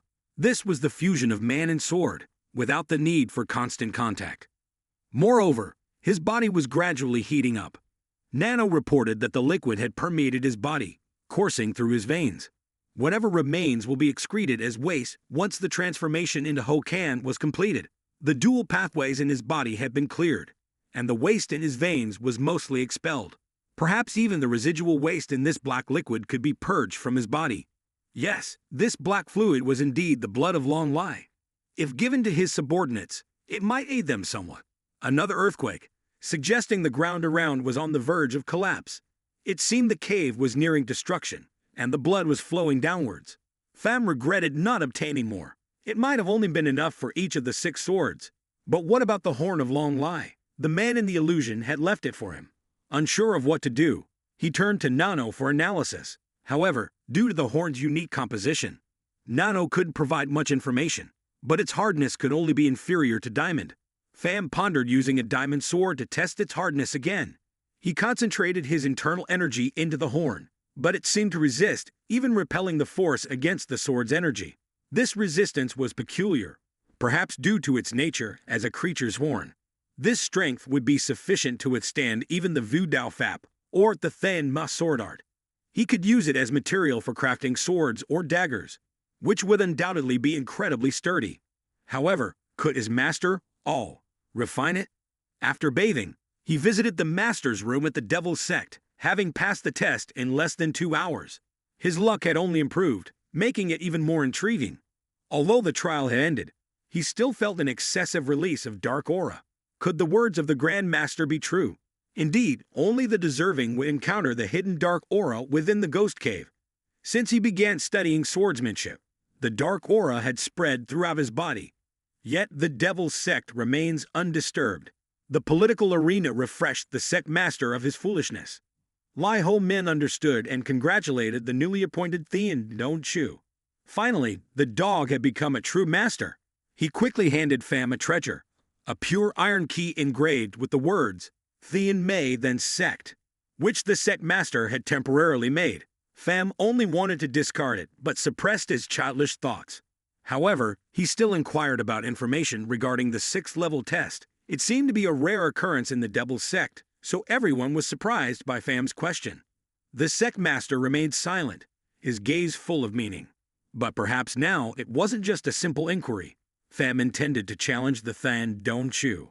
Having earned the right to participate in the 6th-level test, everyone understood that Pham had reached Tu Vi Hokan. Only at this level can disciples enter the competition, with some taking up to 70 years to qualify. The 6th-level test was reserved for masters within the sect who would duel one of the 12 elder disciples. Pham wondered who this elder could be. Was he allowed to challenge them in this test? Regardless, as the Devil's Sect concluded, it was also the time for the 6 major factions to vie for supremacy. Therefore, Pham asked for permission to return home to ponder before answering, and to complete his mastery of the Then Ma Kim Kong. After that, he headed to the library to expand his knowledge. Meanwhile, the sect master remained seated in a corner, his thoughts matured and seasoned. It seemed he had grown considerably, no longer the naive individual from the days of abandoning the Dan Dian of Thain Truong Thain. Surely, the words of Lai Ho Min from years past had altered his character fundamentally. In truth, challenging back Ngo now wouldn't be a wise choice. For 4 years, you have lived under the protection of the demon sect, and now it's almost over. Who knows what will happen when the claws of the 6 great sects are unleashed? By that time, the sects will be in great chaos. How will you deal with them? Heavenly and earthly matters have been recorded in the 5th floor of the library. Here, there are only 20 secret manuals left from the past. Your master once advised you that the Supreme Heart technique is hidden on the 5th and 4th floors. But now, perhaps the protagonist doesn't need it anymore. The only important thing for him is the final move of the Heavenly Demon Sword technique. NANO, analyze this poem and decipher its key points to help us. While waiting, he also ran to the back to see the hidden marks on the lower floors. Then his eyes broadened in amazement because there were no sword marks on the 5th floor jade. The Heavenly Demon Founder didn't leave any because there were no techniques to destroy. However, NANO discovered a sword mark on a stone tablet left by someone. It activates the entire scanning system, allowing the owner to see more clearly. Apparently, that sword mark was very subtle, causing the system to vibrate intensely. This was the sword mark left by the Heavenly Demon Founder, which could delay such knowledge. If so, what about the other side? It was concealed, so he couldn't see it. But indeed, there were traces of penetration. It seemed as if he hadn't used his power. The Heavenly Demon Founder only focuses on the spiritual power emanating from the sword technique, causing it to explode. If there were more than one type of power, or if he had used spiritual energy, this stone tablet would have been reduced to dust. The simple reason behind the lack of specific sword marks was that he couldn't find a way to break it with conventional sword techniques. The mystery of the sword technique that the Heavenly Demon Founder understood in his later years was not about releasing sword techniques, but integrating them together. This includes both the intention of the sword and the intention of the user contained within the sword. Thinking of this, the protagonist sat down to comprehend it. It seemed that there were many gradual changes around him, and the movement of energy became faster. His body emitted a brilliant light, and loud sounds echoed throughout the library. Many scattered secret manuals nearby were overturned. Thus, a perfect scene was created. This made the guards outside rush in. When they were about to ask questions, their eyes broadened in astonishment, and others, out of curiosity, followed suit. They all remained silent. Then they approached the protagonist. One of them recognized that it was the quintessence formation of the 5 elements. He couldn't believe his eyes witnessing this scene. If he reaches the stage of formation transformation, he will be overwhelmed by the fortune of heaven and earth. But this could only be called half of that stage through temporary quintessence.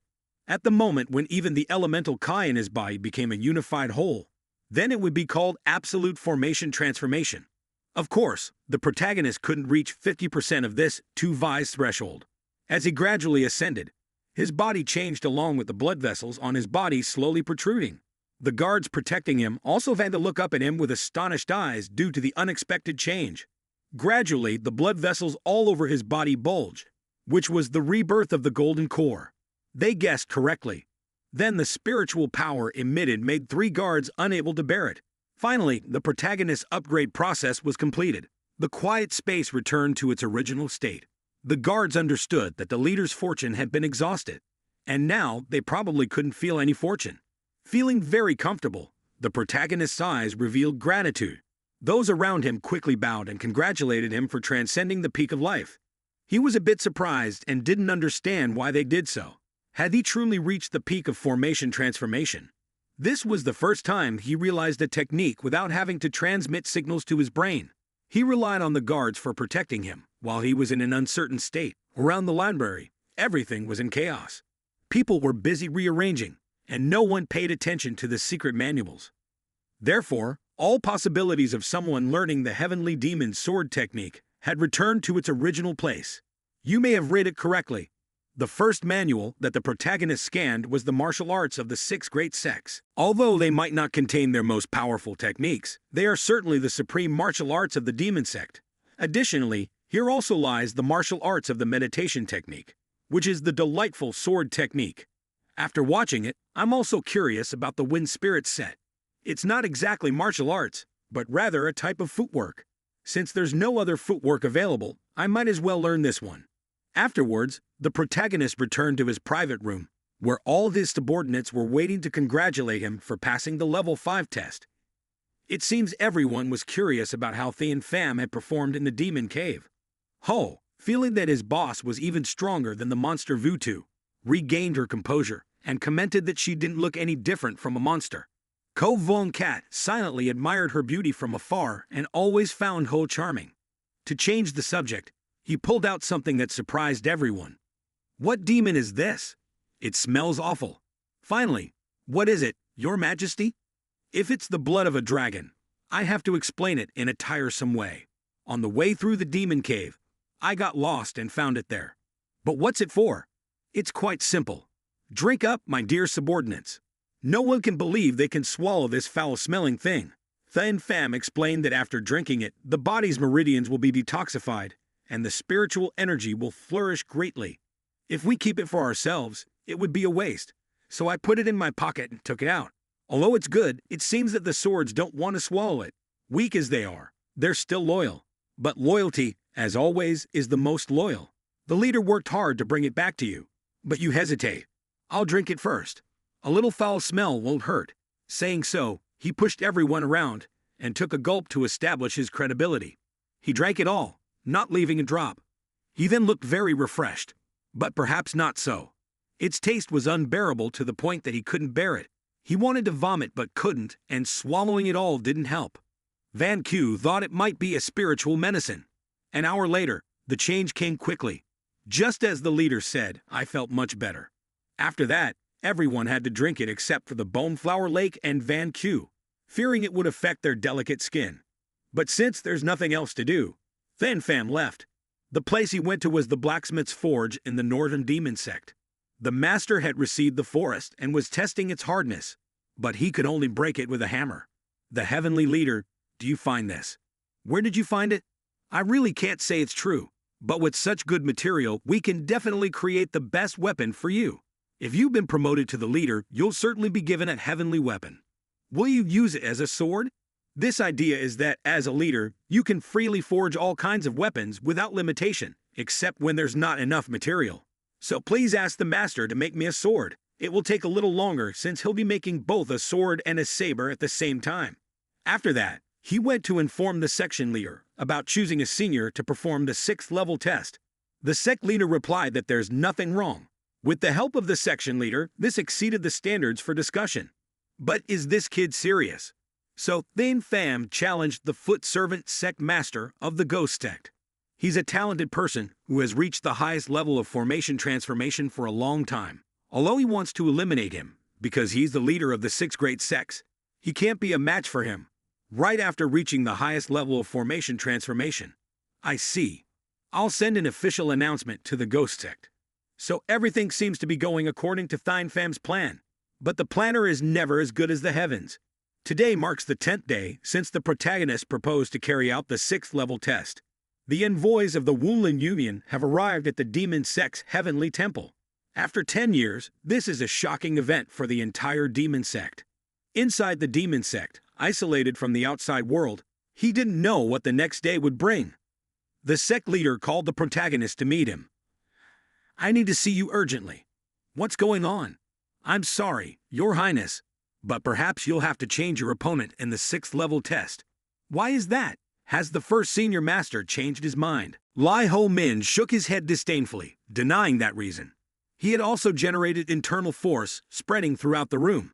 It seems like he wants to tell some secrets. This is important to the section, so we can't be specific. Currently, there are only a total of 4 senior masters, from the 9th senior master to the 12th senior master. After hearing this, Fan Pham understood everything. All the strongest people were absent, so he couldn't compete with the sect leaders of the 6 great sects. The sect leader also added that recently, the positions of the senior masters had changed. Even the white sect leader of the poisonous demon sect had stepped down to the position of the 12th senior master. This is indeed something he approves of. It's better to have that old man than not. Very quickly, the next day, a letter from the demon sect was sent to the poisonous demon sect. The sect leader had to call everyone to the study room for discussion. Bach Ngo felt that Thien Fan was the luckiest one as the senior master was absent. Otherwise, he would have been punished. Currently, it's like a deadly poison in the last 3 years. The status of the demon sect is higher than all the 6 great sects, so the sect leaders will try to weaken their power. However, the anticipated competition involving all the 6 great sects, including the poisonous demon sect, was changed due to the appearance of the envoy from the ruling union. Bach Van Hung reminded the sect leader to firmly reject the challenge from the demon sect. I also think so. If we have to endure more pressure from the 6 great sects, we will collapse. But another person argued that if we refuse, it's like admitting our weakness. Then, lying there because of an illness. Our sect has reached this level, so we don't have to refrain for anyone. A 20-something-year-old kid in the formation-transformation stage is not someone we should be afraid of. It's necessary to eliminate him from the beginning, no matter how strong he is. Despite his power, no one can back him up. Bach Ngo spoke loudly to interrupt the meeting like a command. Indeed, I really want to kill him. But if we act now, we will lose a lot, so my decision is to refuse this request.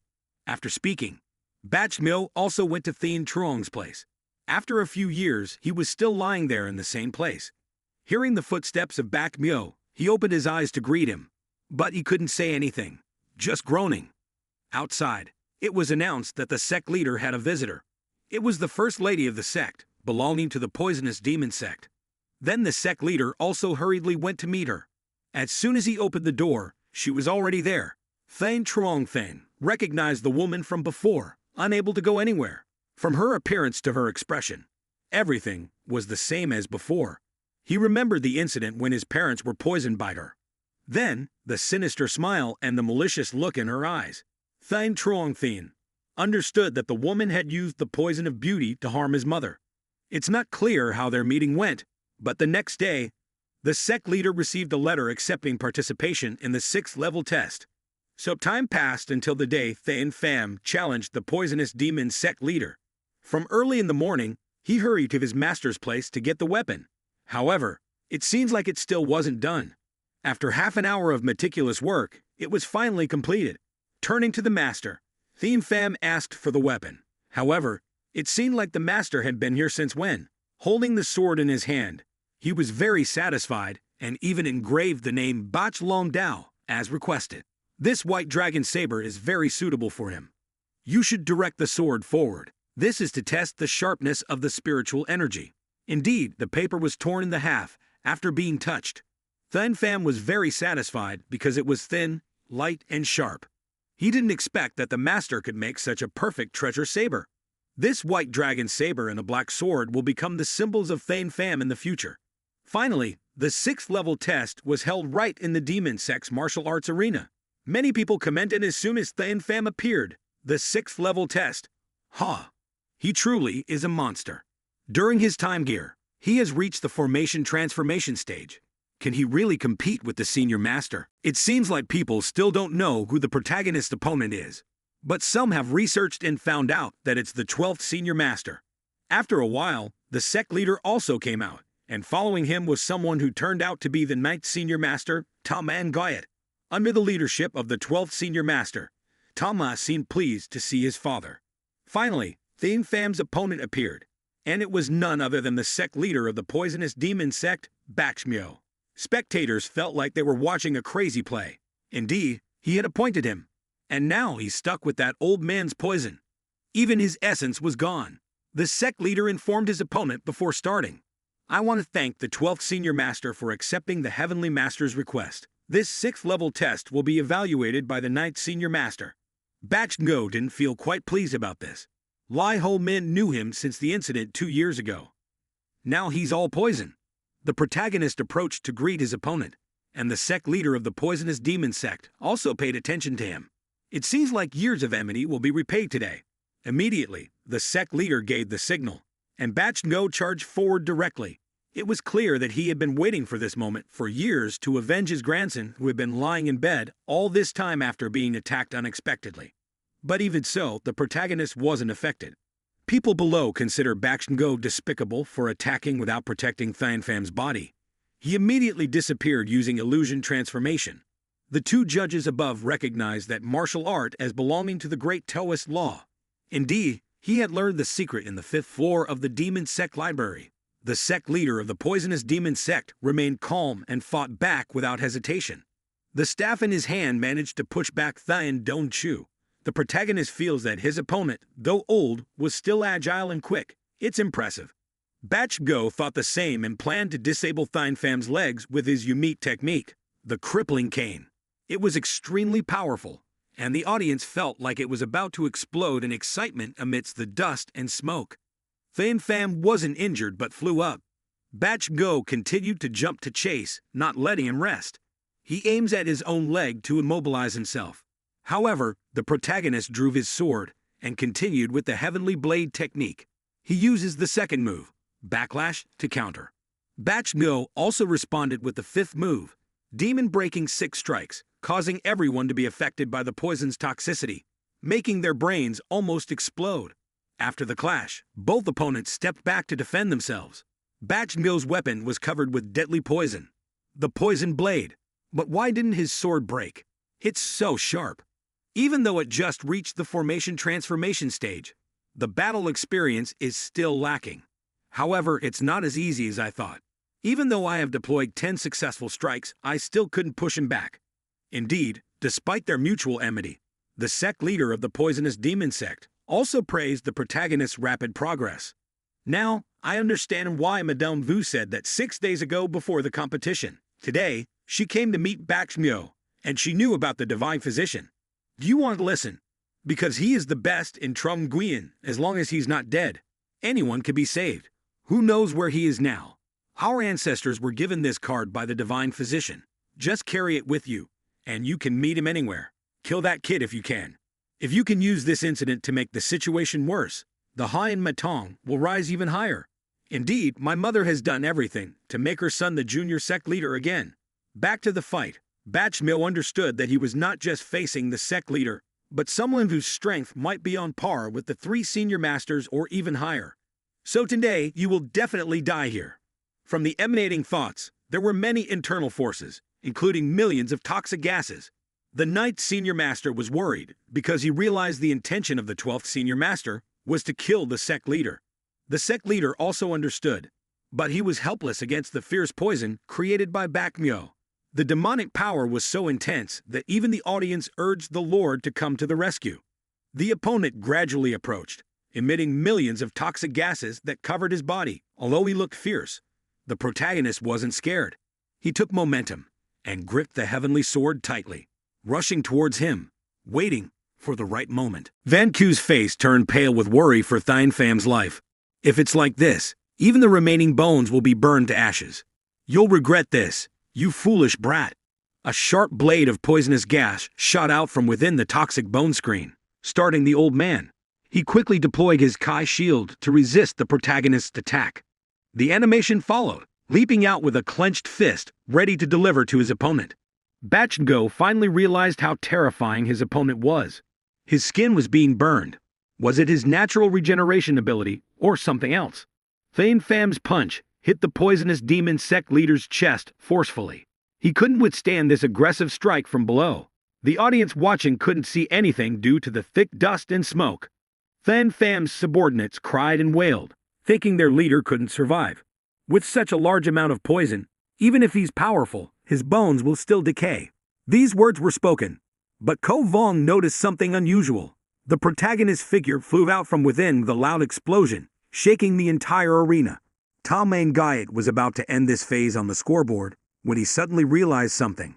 Why did Bach Ngo use such a despicable move? Just as he scolded, he also noticed something strange. The poisonous demon sect leader's body lay limp in a corner.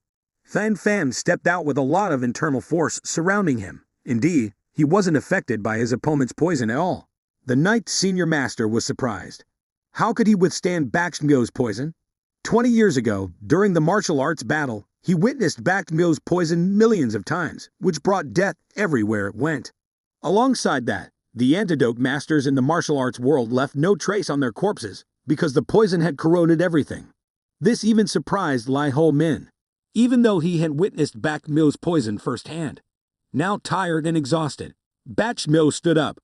Despite using his internal Kai shield, his bones were still crushed from the combined internal and external force, exceeding imagination. Truly incredible recovery ability.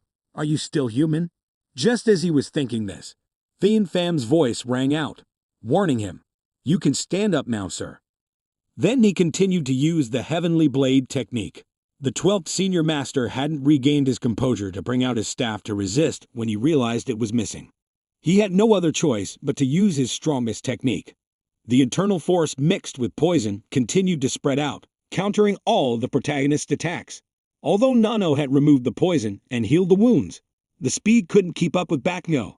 Mio laughed loudly, trying to intimidate his opponent. With that, he shot out all the poison around because it was too dangerous. Fan Fan had to retreat and regroup, returning to face the situation. No one was better than anyone else now. Taking advantage of this time, he paid more attention to his opponent. The poison he released before wasn't the strongest, was it? The sect leader realized the strange poison, so now no one can stop him anymore. His technique, the deadly poison demon breaking technique at the 8th level, turned his body into a deadly toxin, including 100 different types of poison. It makes his body as tough as a shield. The terrifying power would melt even rocks and earth in an instant. I didn't expect you to force me to use this state, to see if your heavenly sword can stop it, Bakshgo remarked. Clearly, he saw that the protagonist's weapon was ineffective. However, he didn't hesitate to change his defensive strategy. The white dragon blade plunged straight down with confidence. His aura became very confident, and the key force poured into the heavenly blade. With each passing day, it spreads out stronger and stronger. The audience once again found themselves unable to see anything. The subordinates could only helplessly worry about their leader. How foolish you are. Do you want to fight to the death? In Fan Fan's hand, the faintest traces of the heavenly demon sword technique began to emerge. Although small, Bakshgo could sense that he still didn't understand what it was. Suddenly, Fan Fan's figure appeared behind him. The demonic sword was gradually taking shape in the palm of the 12th senior master's hand. Surely it was something no one wanted to face. You're too dangerous. I have to make a move first, the old man continued, pouring more internal force into his attack. But it all disappeared, having no effect of. The protagonist stood right in front and swung his sword towards the opponent's face, causing him to show fear and retreat. Due to being overwhelmed and confused, he didn't know what to do next. Bakshgo's hands had gathered all of his 10 successful forces, and the opportunity had come. He quickly unleashed the deadly poisonous devil technique at the critical moment. Once again, a loud noise and billowing smoke filled the air, marking the decisive moment of victory or defeat in this battle. The leader of the demonic sect maintains his stance, seemingly unaffected. With just a glance at his eyes, it seemed that everything was not well. Hundreds of sharp swords relentlessly pierced his body. At this moment, he was truly helpless, unable to resist. The protagonist took the initiative, using his ultimate technique. He changed his grip on the sword and adjusted his posture, while his opponent buried his feet, moving at a speed faster than the blink of an eye. The heavenly profound sect leader quickly moved towards Bakshgo, surpassing even the speed of a lightning bolt. The heavenly demon sword lightly passed through Bakshgo's neck, sealing his fate. As the final outcome unfolded, most spectators couldn't discern anything amid the dust and smoke, and everything fell silent. Returning to the mundane world, the protagonist stepped out of the arena center. The audience's hearts raced, not knowing who he was. The protagonist, despite his victory, wasn't satisfied. He had only resorted to his ultimate technique and felt the need to become even stronger. The quest for revenge for his mother's death had just begun. After, the attendants carried Bakshgo's body away, and the protagonist suddenly approached the sect leader and the elder. Without hesitation, the victory was declared in favor of the seventh martial artist from the demonic sect. Congratulations poured in from the subordinates. Seeing this scene, the young master of the demonic sect felt uneasy. Perhaps his grandmother's plan had failed. She quickly left. Indeed, the blood of the Thin lineage was flowing within the sect leader's veins. He thought he would die before everyone due to the poison. But he never expected that the one beheaded would be the elder of the heavenly demon sect. Despite his victory, the protagonist was not completely satisfied. If he had to resort to his special technique, he needed to become stronger. The quest for revenge for his mother's death had only just begun. After the cleanup was done, the protagonist was invited to the office to meet the sect leader. Curious, he followed along, unsure of what would happen next. As he entered, the aura of Lai Ho Min immediately emanated. He expressed his gratitude for passing the 6th level test of the sect. This action piqued the protagonist's curiosity, prompting him to inquire about the reason behind it. Ho Min explained that traditionally, the sect had strict rules.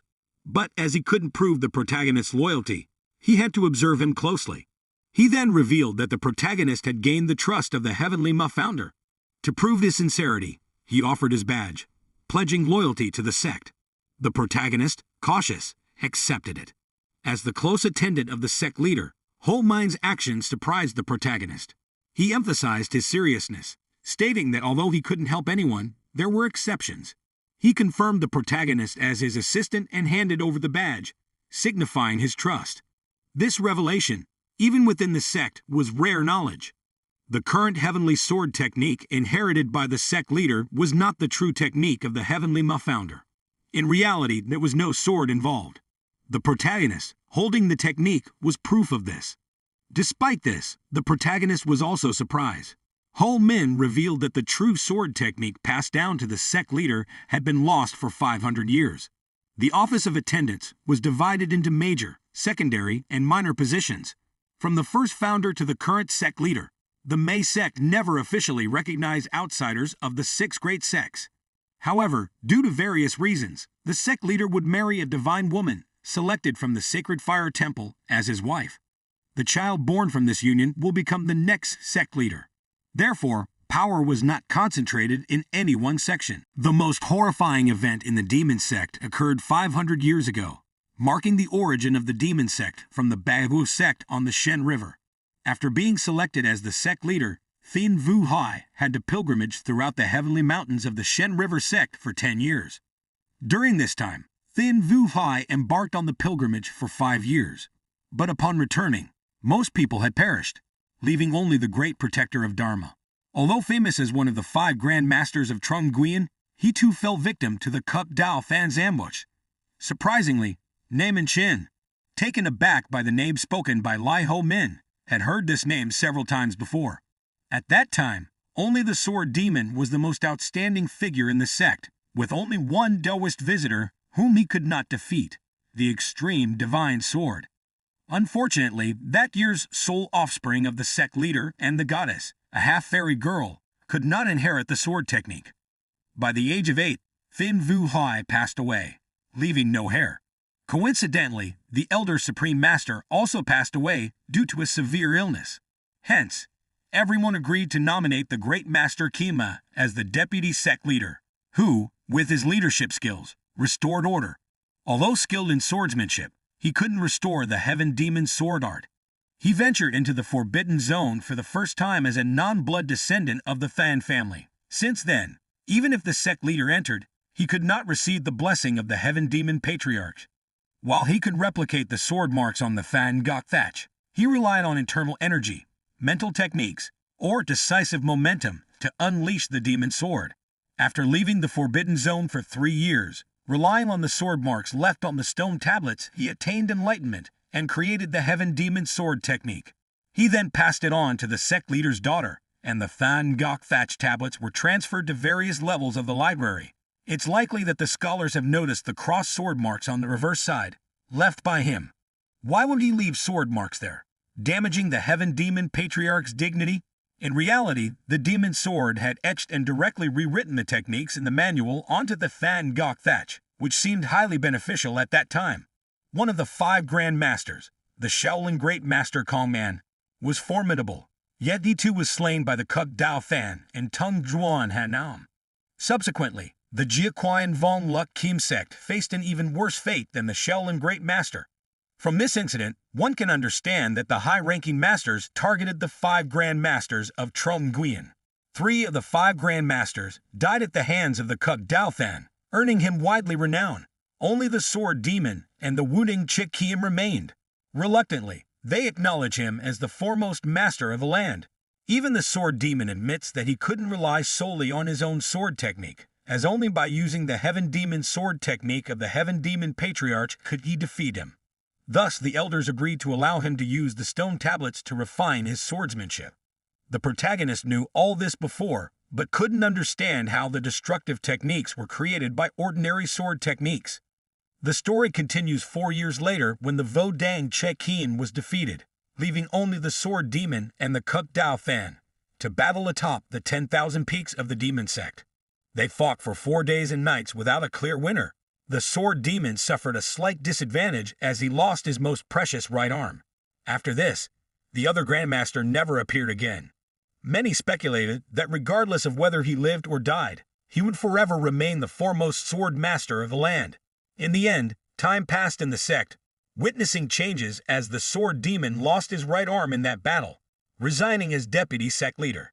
Thatan Hoi Vu's daughter, now 16, was appointed as the sect leader. Although this change seemed unreasonable, no one disagreed. 6 major sections, including Than Vu Ho, were forced to marry 5 husbands.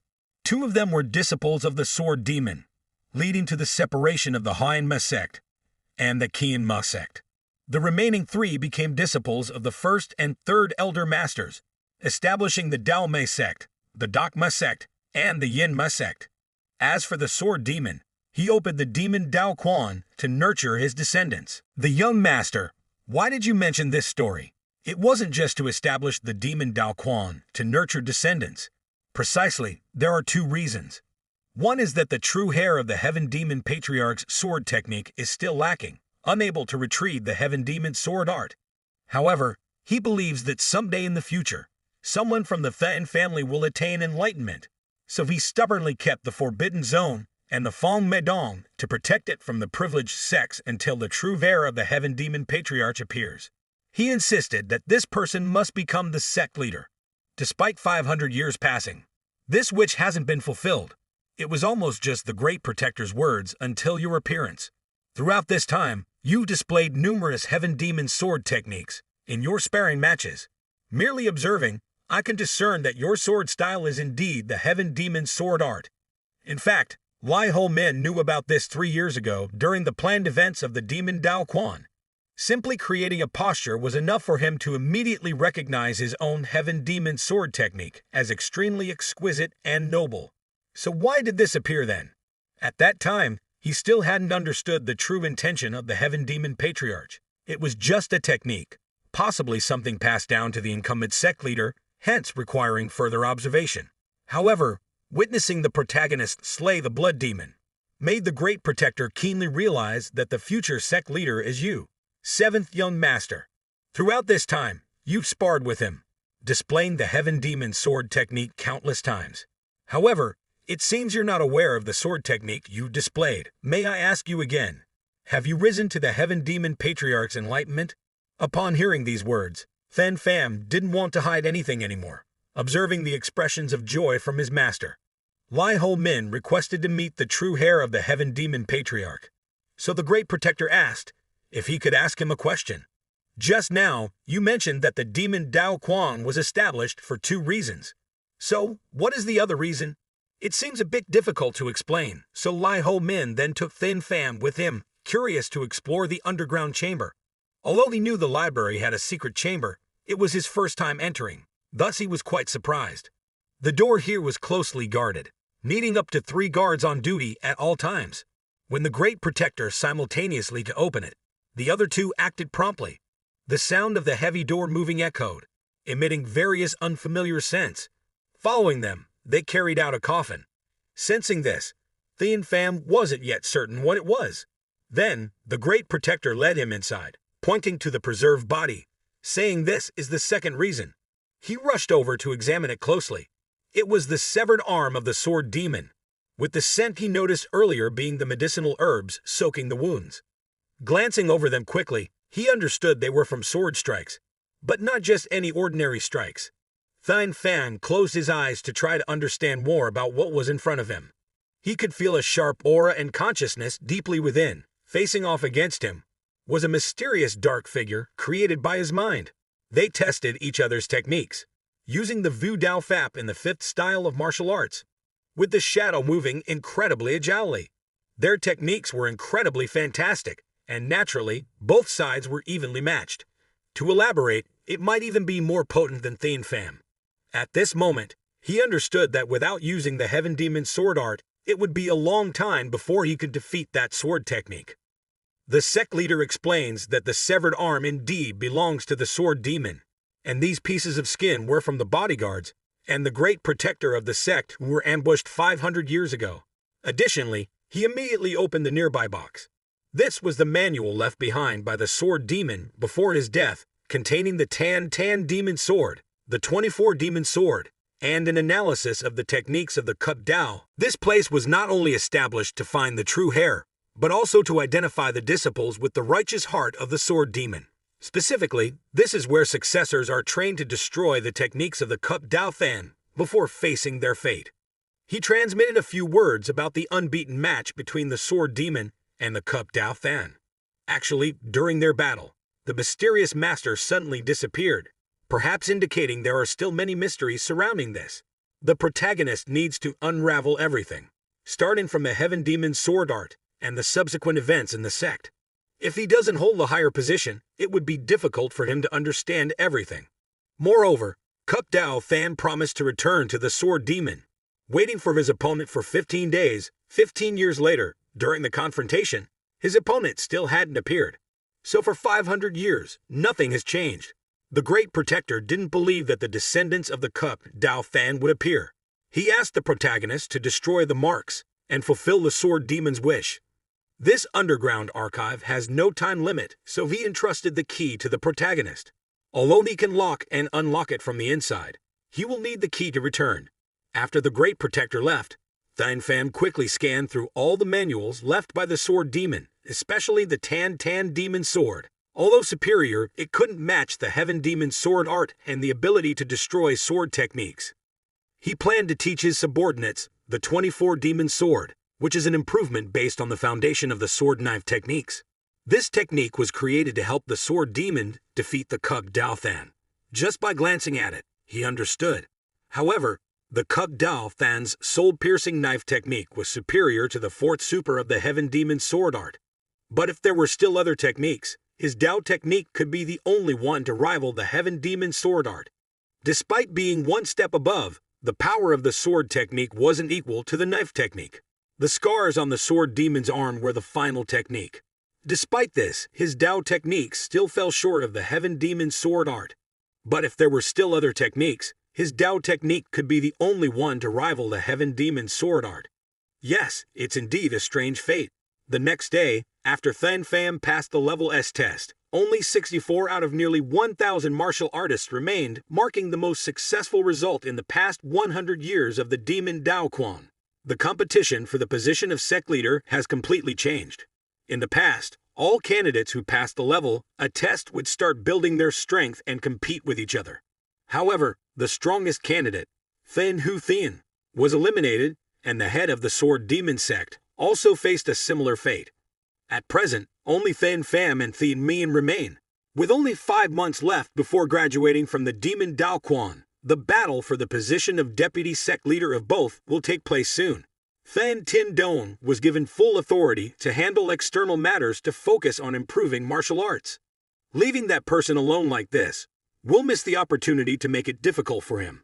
Cup Tran Thien, you're right in saying that, just as we're making it difficult for the one who has already won, the Lone Devil sect's leader. How do we go about pulling in those 10 undecided individuals? If they join our side, it will be even better.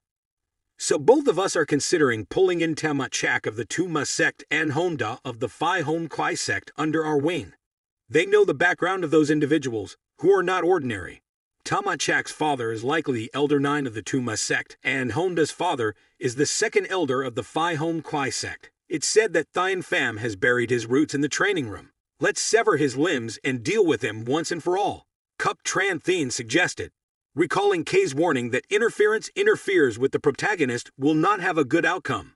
We don't necessarily have to confront someone as powerful as him, do we?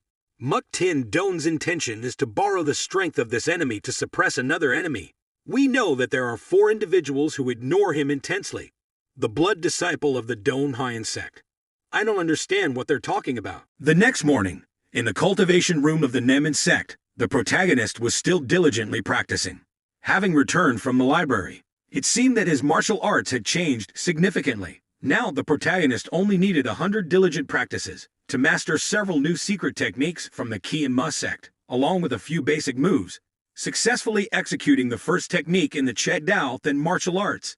Previously, he had struggled to understand it due to his lack of weak Ki determination, making it impossible to complete over the past 3 years and 3 months.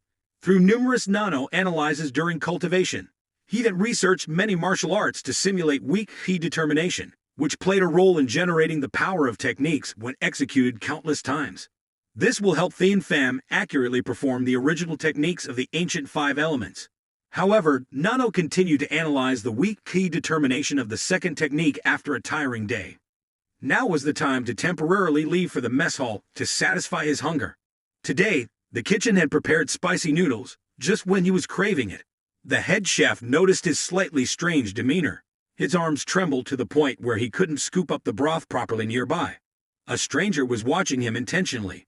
Seeing Thien Pham's attitude, the head chef began to explain, attributing it to fatigue from standing for too long. Then, the protagonist didn't bother to care anymore, and found a seat to enjoy his bowl of noodles. The eyes of the stranger became more sinister. Perhaps the protagonist noticed something suspicious about the food in front of him. Could it be that his tactics had been discovered? The stranger scrutinized his eating actions carefully. Thien Pham felt that something was wrong, but, inexplicably, he finished his meal in one go. The other guy grinned maliciously, and seemed very pleased. Later, outside the cultivation room, Thien Pham couldn't see the sect leader anywhere. He guessed that the leader had skipped dinner. He didn't encounter Vong Cat or Ho Bong in the dormitory either. They were probably out somewhere fighting. If Bak Ki arrived a little earlier, they could have gone to eat with that Kong Tu and Van Q. The protagonist felt that Tam Kim's behavior was strange. It seemed like he admired the sect leader excessively.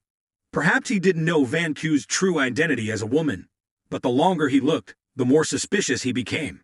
After a while, Bach Kai finally arrived at the assembly point. You should think about the person waiting for you and be punctual. We arrived earlier than yesterday, and I'm starving, he complained. Suddenly, a group of unfamiliar people appeared, blocking their path. It turned out to be Cup Tran Thien and his gang. It seemed that they had planned to make it difficult for Thien Pham's subordinates. At the same time, he was questioned by 4 unidentified individuals, all martial artists from the Nemen sect. Specifically, they were mainly descendants of the 6 great sects. One of them, holding a white silk scarf, confronting him directly, accusing him of ruining the reputation of their sect and harming his ancestor. Don't think you'll live peacefully after that. A commoner like you dares to claim the position of a sect leader? How can you even compare to Bu Dong Kang? He said angrily. Thien Hu Thien was furious because of what happened to his younger brother, Thien Vien Liu. He was about to attack, preparing to deal with the accusations. However, Thien Pham interrupted, saying, "Whatever you're plotting, I'll never believe that the uncle in the mess hall poisoned the food. We don't know if he can prevent poison from entering the body through the internal energy, but how can you stop the poison that has already been ingested and spread throughout the body?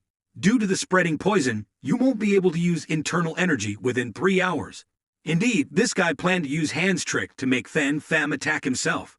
You're about to meet your subordinates at the hospital, but don't think you'll survive and leave here alive," he said, frowning at the thought. He was certain that this person was plotting on behalf of the Blood Demon sect. If Muk Gayat takes action, things will get complicated. Then, without further ado, he said, "We don't have time. Let's finish this quickly." The Blood Demon sect leader, angry, drew his sword and charged forward. "You insolent fool! How dare you dare us after severing my sister's hand? Now, I'll sever both of your hands." The clash of two swords echoed loudly. Han Duet's sword was directly cut in half. The protagonist amplified his right arm, decisively attacking his opponent. "I told you I'm not free now," he said. But before he could finish his words, the opponent cried out in agony, unable to retaliate, clutching his injured arm and retreating home, without knowing if he could mend it in time. Bad Trike Ko looked afraid at the determination in Thien Pham's hand. It seemed to have drained all the soup from the pot in the kitchen. After hearing this, he inquired, "Is this what you call squeezing tightly and releasing a few drops of poison?" Lak Tra was in pain again, even more panic than he had anticipated. "Can these tricks really harm me or not?" he thought, returning mentally to the time at the dining hall, when NANO analyzed the ingredients in Thien Pham's food. He realized that the components contained toxins that underestimate the body's energy. If he showed suspicion, the assailant wouldn't reveal himself. NANO could filter out harmful components to prevent them from entering his body. His face black turned from the terrifying poison used, which was beyond comprehension. The protagonist's body metabolized it quickly. He stopped lingering, avoiding more significant issues. The assassin's actions had disappeared, leaving the other three in fear. Perhaps the next strike would be from the blood cult, he thought, as he struck a heavy blow to his opponent from behind. This forceful strike hits the opponent's vital area, causing him to stagger backward and collapse in regret for falling for the deception of other sections. The wound on his chest hadn't healed. Would he have to go to the medical pavilion again? Thien Pham's actions were different this time. He approached Bui Dong Kang without hesitation, ignoring Bad Trike Ko's pleas, and stomped on him to intensify the terror. Thus, Thien Hu Then's brothers received their retribution early, leaving the remaining two at loss. "It's your turn now," he said mockingly. They began to worry as they understood they would face consequences tonight. They will go home carrying their injured comrades. Luk Dai Tong's disciples wouldn't scare them. "Do you fear us, or the six great sects?" Thien Pham asked, manipulating his vital energy towards the assassin. The force struck the blood cult leader's chest, leaving no room for denial or last words. "If I feared the sects, I wouldn't have started this," he said as his subordinates finished off Tran Then's disciples. Everyone gathered as the sect leader returned quickly. Van Q sobbed in relief, knowing his loved one was safe. "Were you attacked by Thien Mayan's subordinates?" Vong asked, puzzled how he knew. Tua, who was at the door of the cultivation room, failed to persuade Luk Keem to return under the pretext of the Black Demon sect's evidence. Everyone rejected his offer. The head elder teased the sect leader, calling him weak and insignificant. "Do you want to spar with me, weakling?" he asked angrily. Thien Mayan's cousin intervened, asserting that only 7 sons of the 7th realm mattered. "You talk too much," he sneezed. "Let me harm him even more," he thought. He left surprisingly soon after uttering those words. Why would he suddenly abandon his plan? Perhaps because we were too aggressive. They thought. They couldn't understand why the blood cult proposed such an offer. Clearly, it wasn't for our benefit, but to buy time. Thien Pham must have devised a strategy to counteract Thien Mayan's move. Meanwhile, in the Demon Sect's cultivation room, Tim Doan executed the plan outlined by the elder. "Whether alive or dead, it won't harm us," he said confidently. However, the unpredictable nature of a lone wolf could still pose a threat. Their intention was not to kill, but to create trouble for the four sects. Thien Mayan understood that using force against Thien Pham wasn't an option. They had to resort to cunning. As they were discussing additional dirty tactics, there came a loud knocking on the door from outside, clearly despite the sign indicating not to disturb. Who could that be? Wondered the young master aloud. He ordered his followers to open the door and see what was happening. As soon as they did, they were met with not only the head priest, but also several other priests, all armed and ready. "What's going on here?" the young master demanded. "We've been ordered to bring the two of you to the master's chamber. Don't resist, as we don't wish to resort to force," one of the priests said firmly. Afterward, the political arena led both of them to the crime scene. It seemed crucial, but not as significant as they had thought. Muk Tin Doan's eyes broadened in horror as he saw the scene before him, unable to comprehend why the deaths were so gruesome. They had only been at the medical pavilion for 1 or 2 months. However, now they realized the situation was much more dire. Lai Ho Min had been waiting here for a while for the two of them to arrive.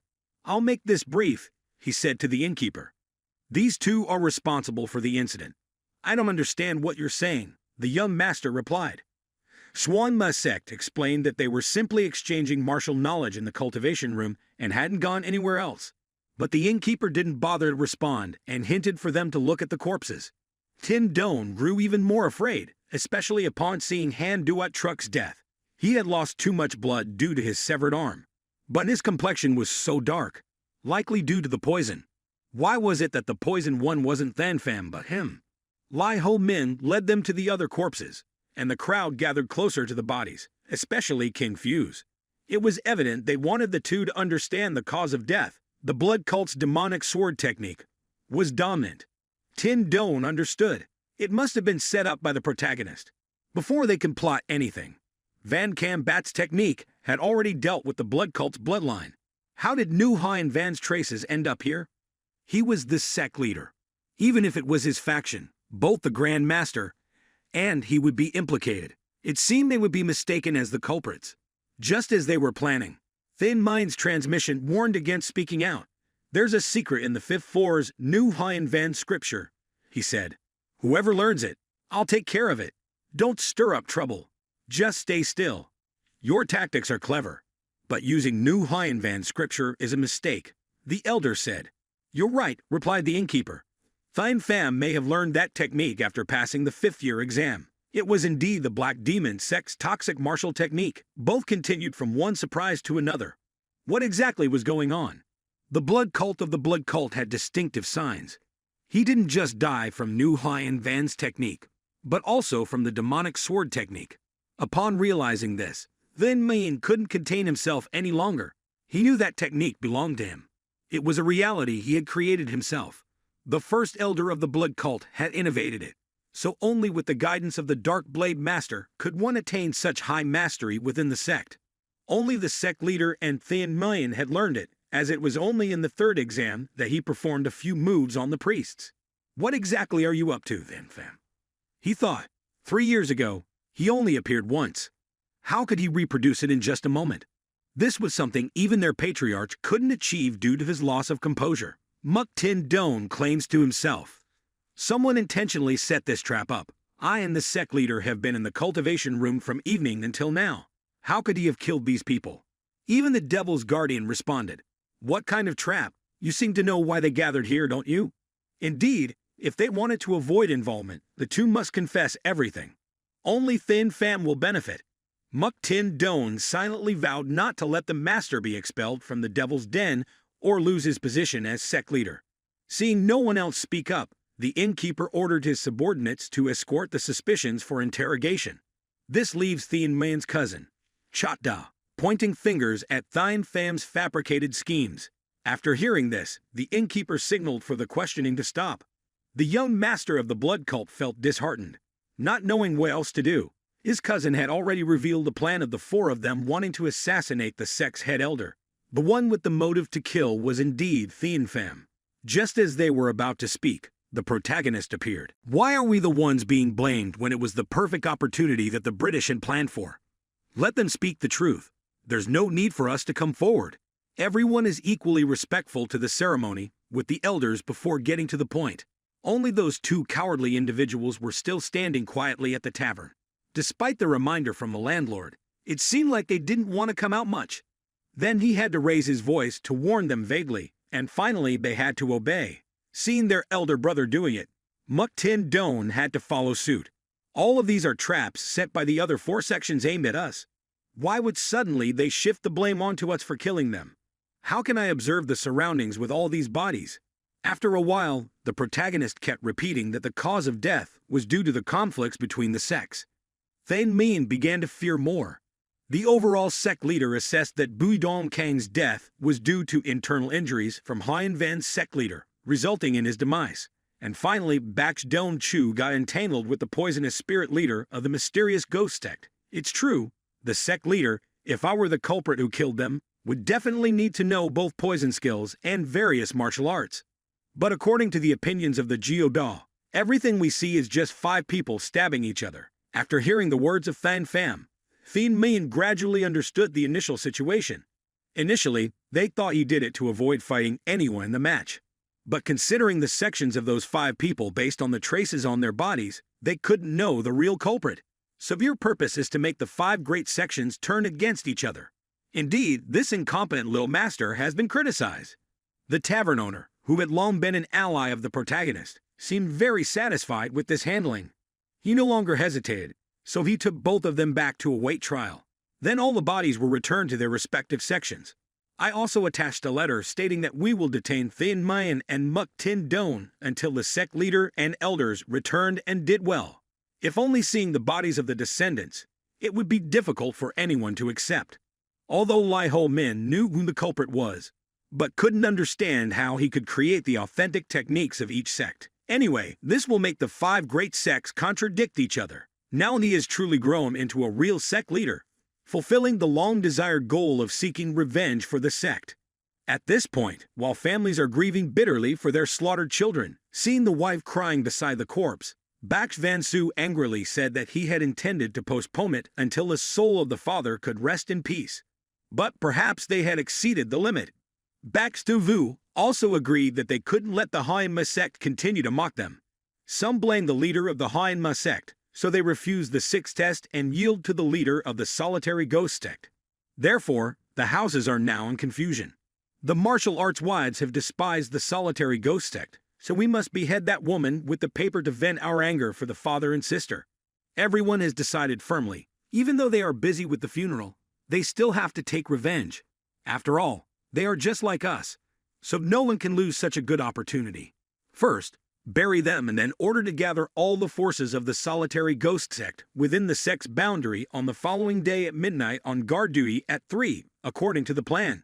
Bax Van Su and his disciples disguised themselves to sneak in. The intention of them was to fight quickly and concisely, not to leave any traces.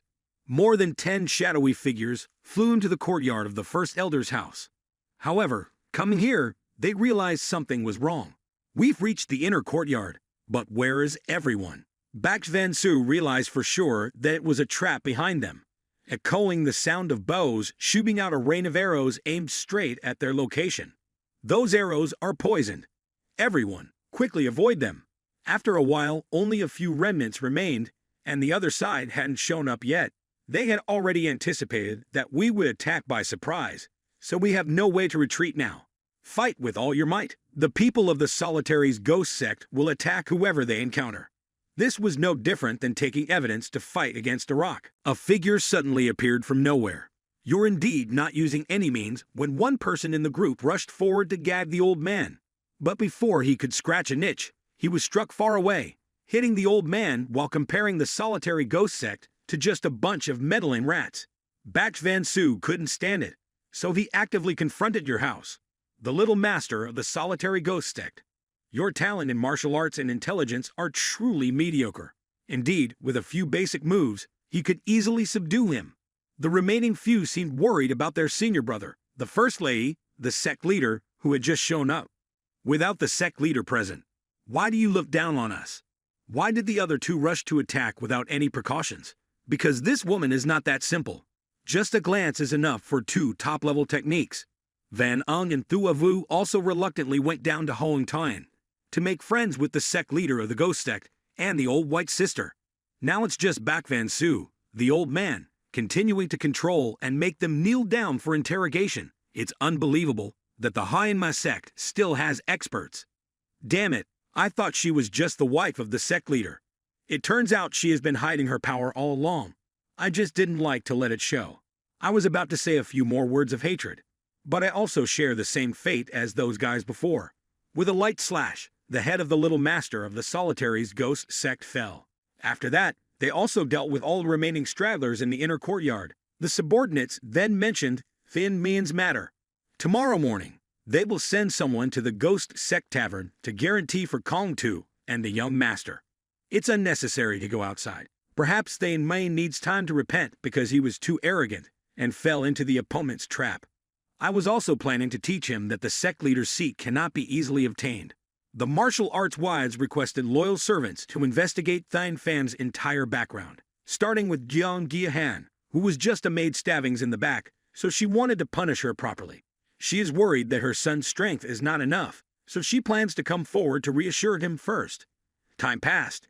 It's been 4 days since the incident of the sect leaders of the 4 great sects died, all of famed Mayan subdivisions.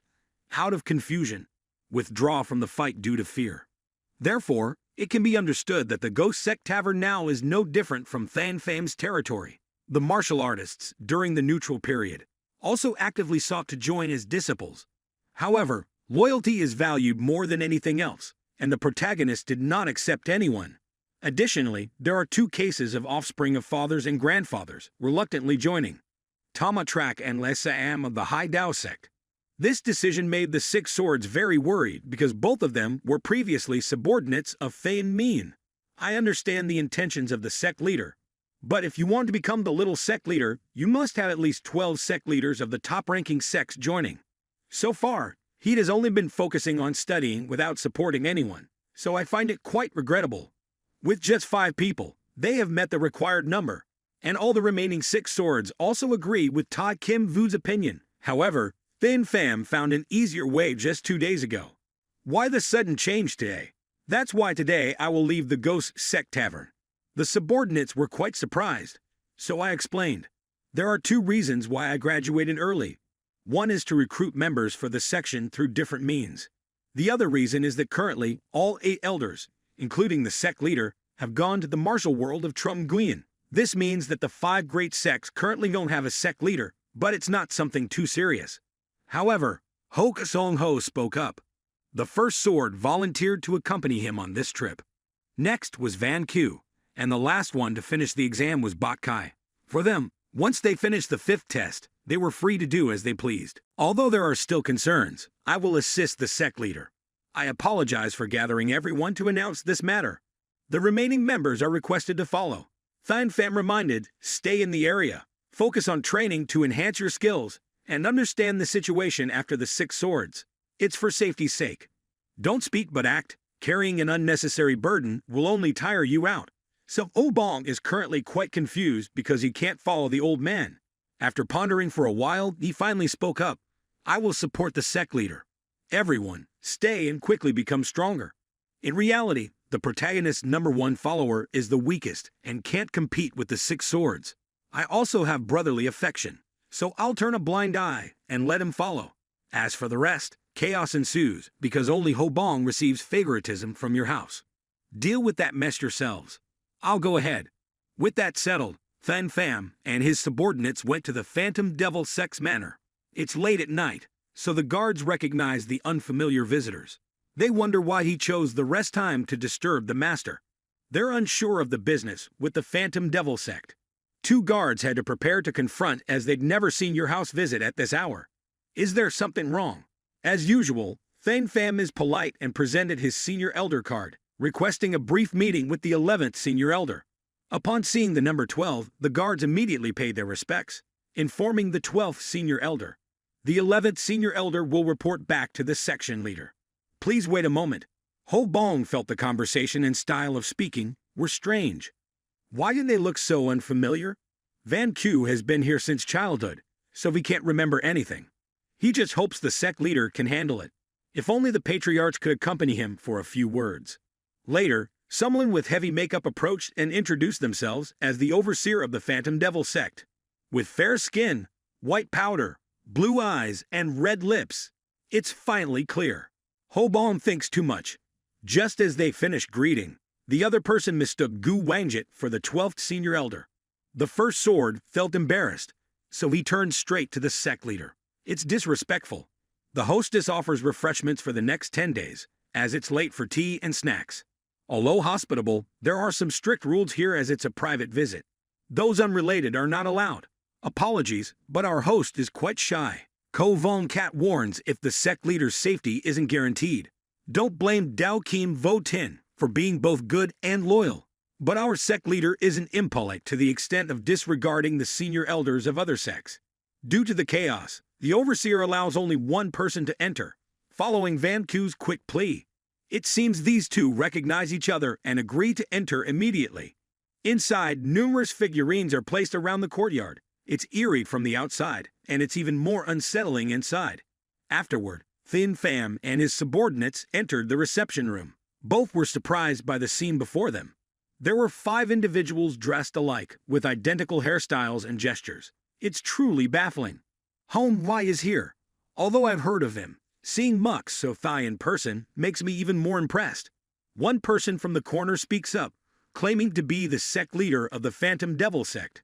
Van Kuya immediately reminds the sect leader that this person looks different from the senior elder we met before.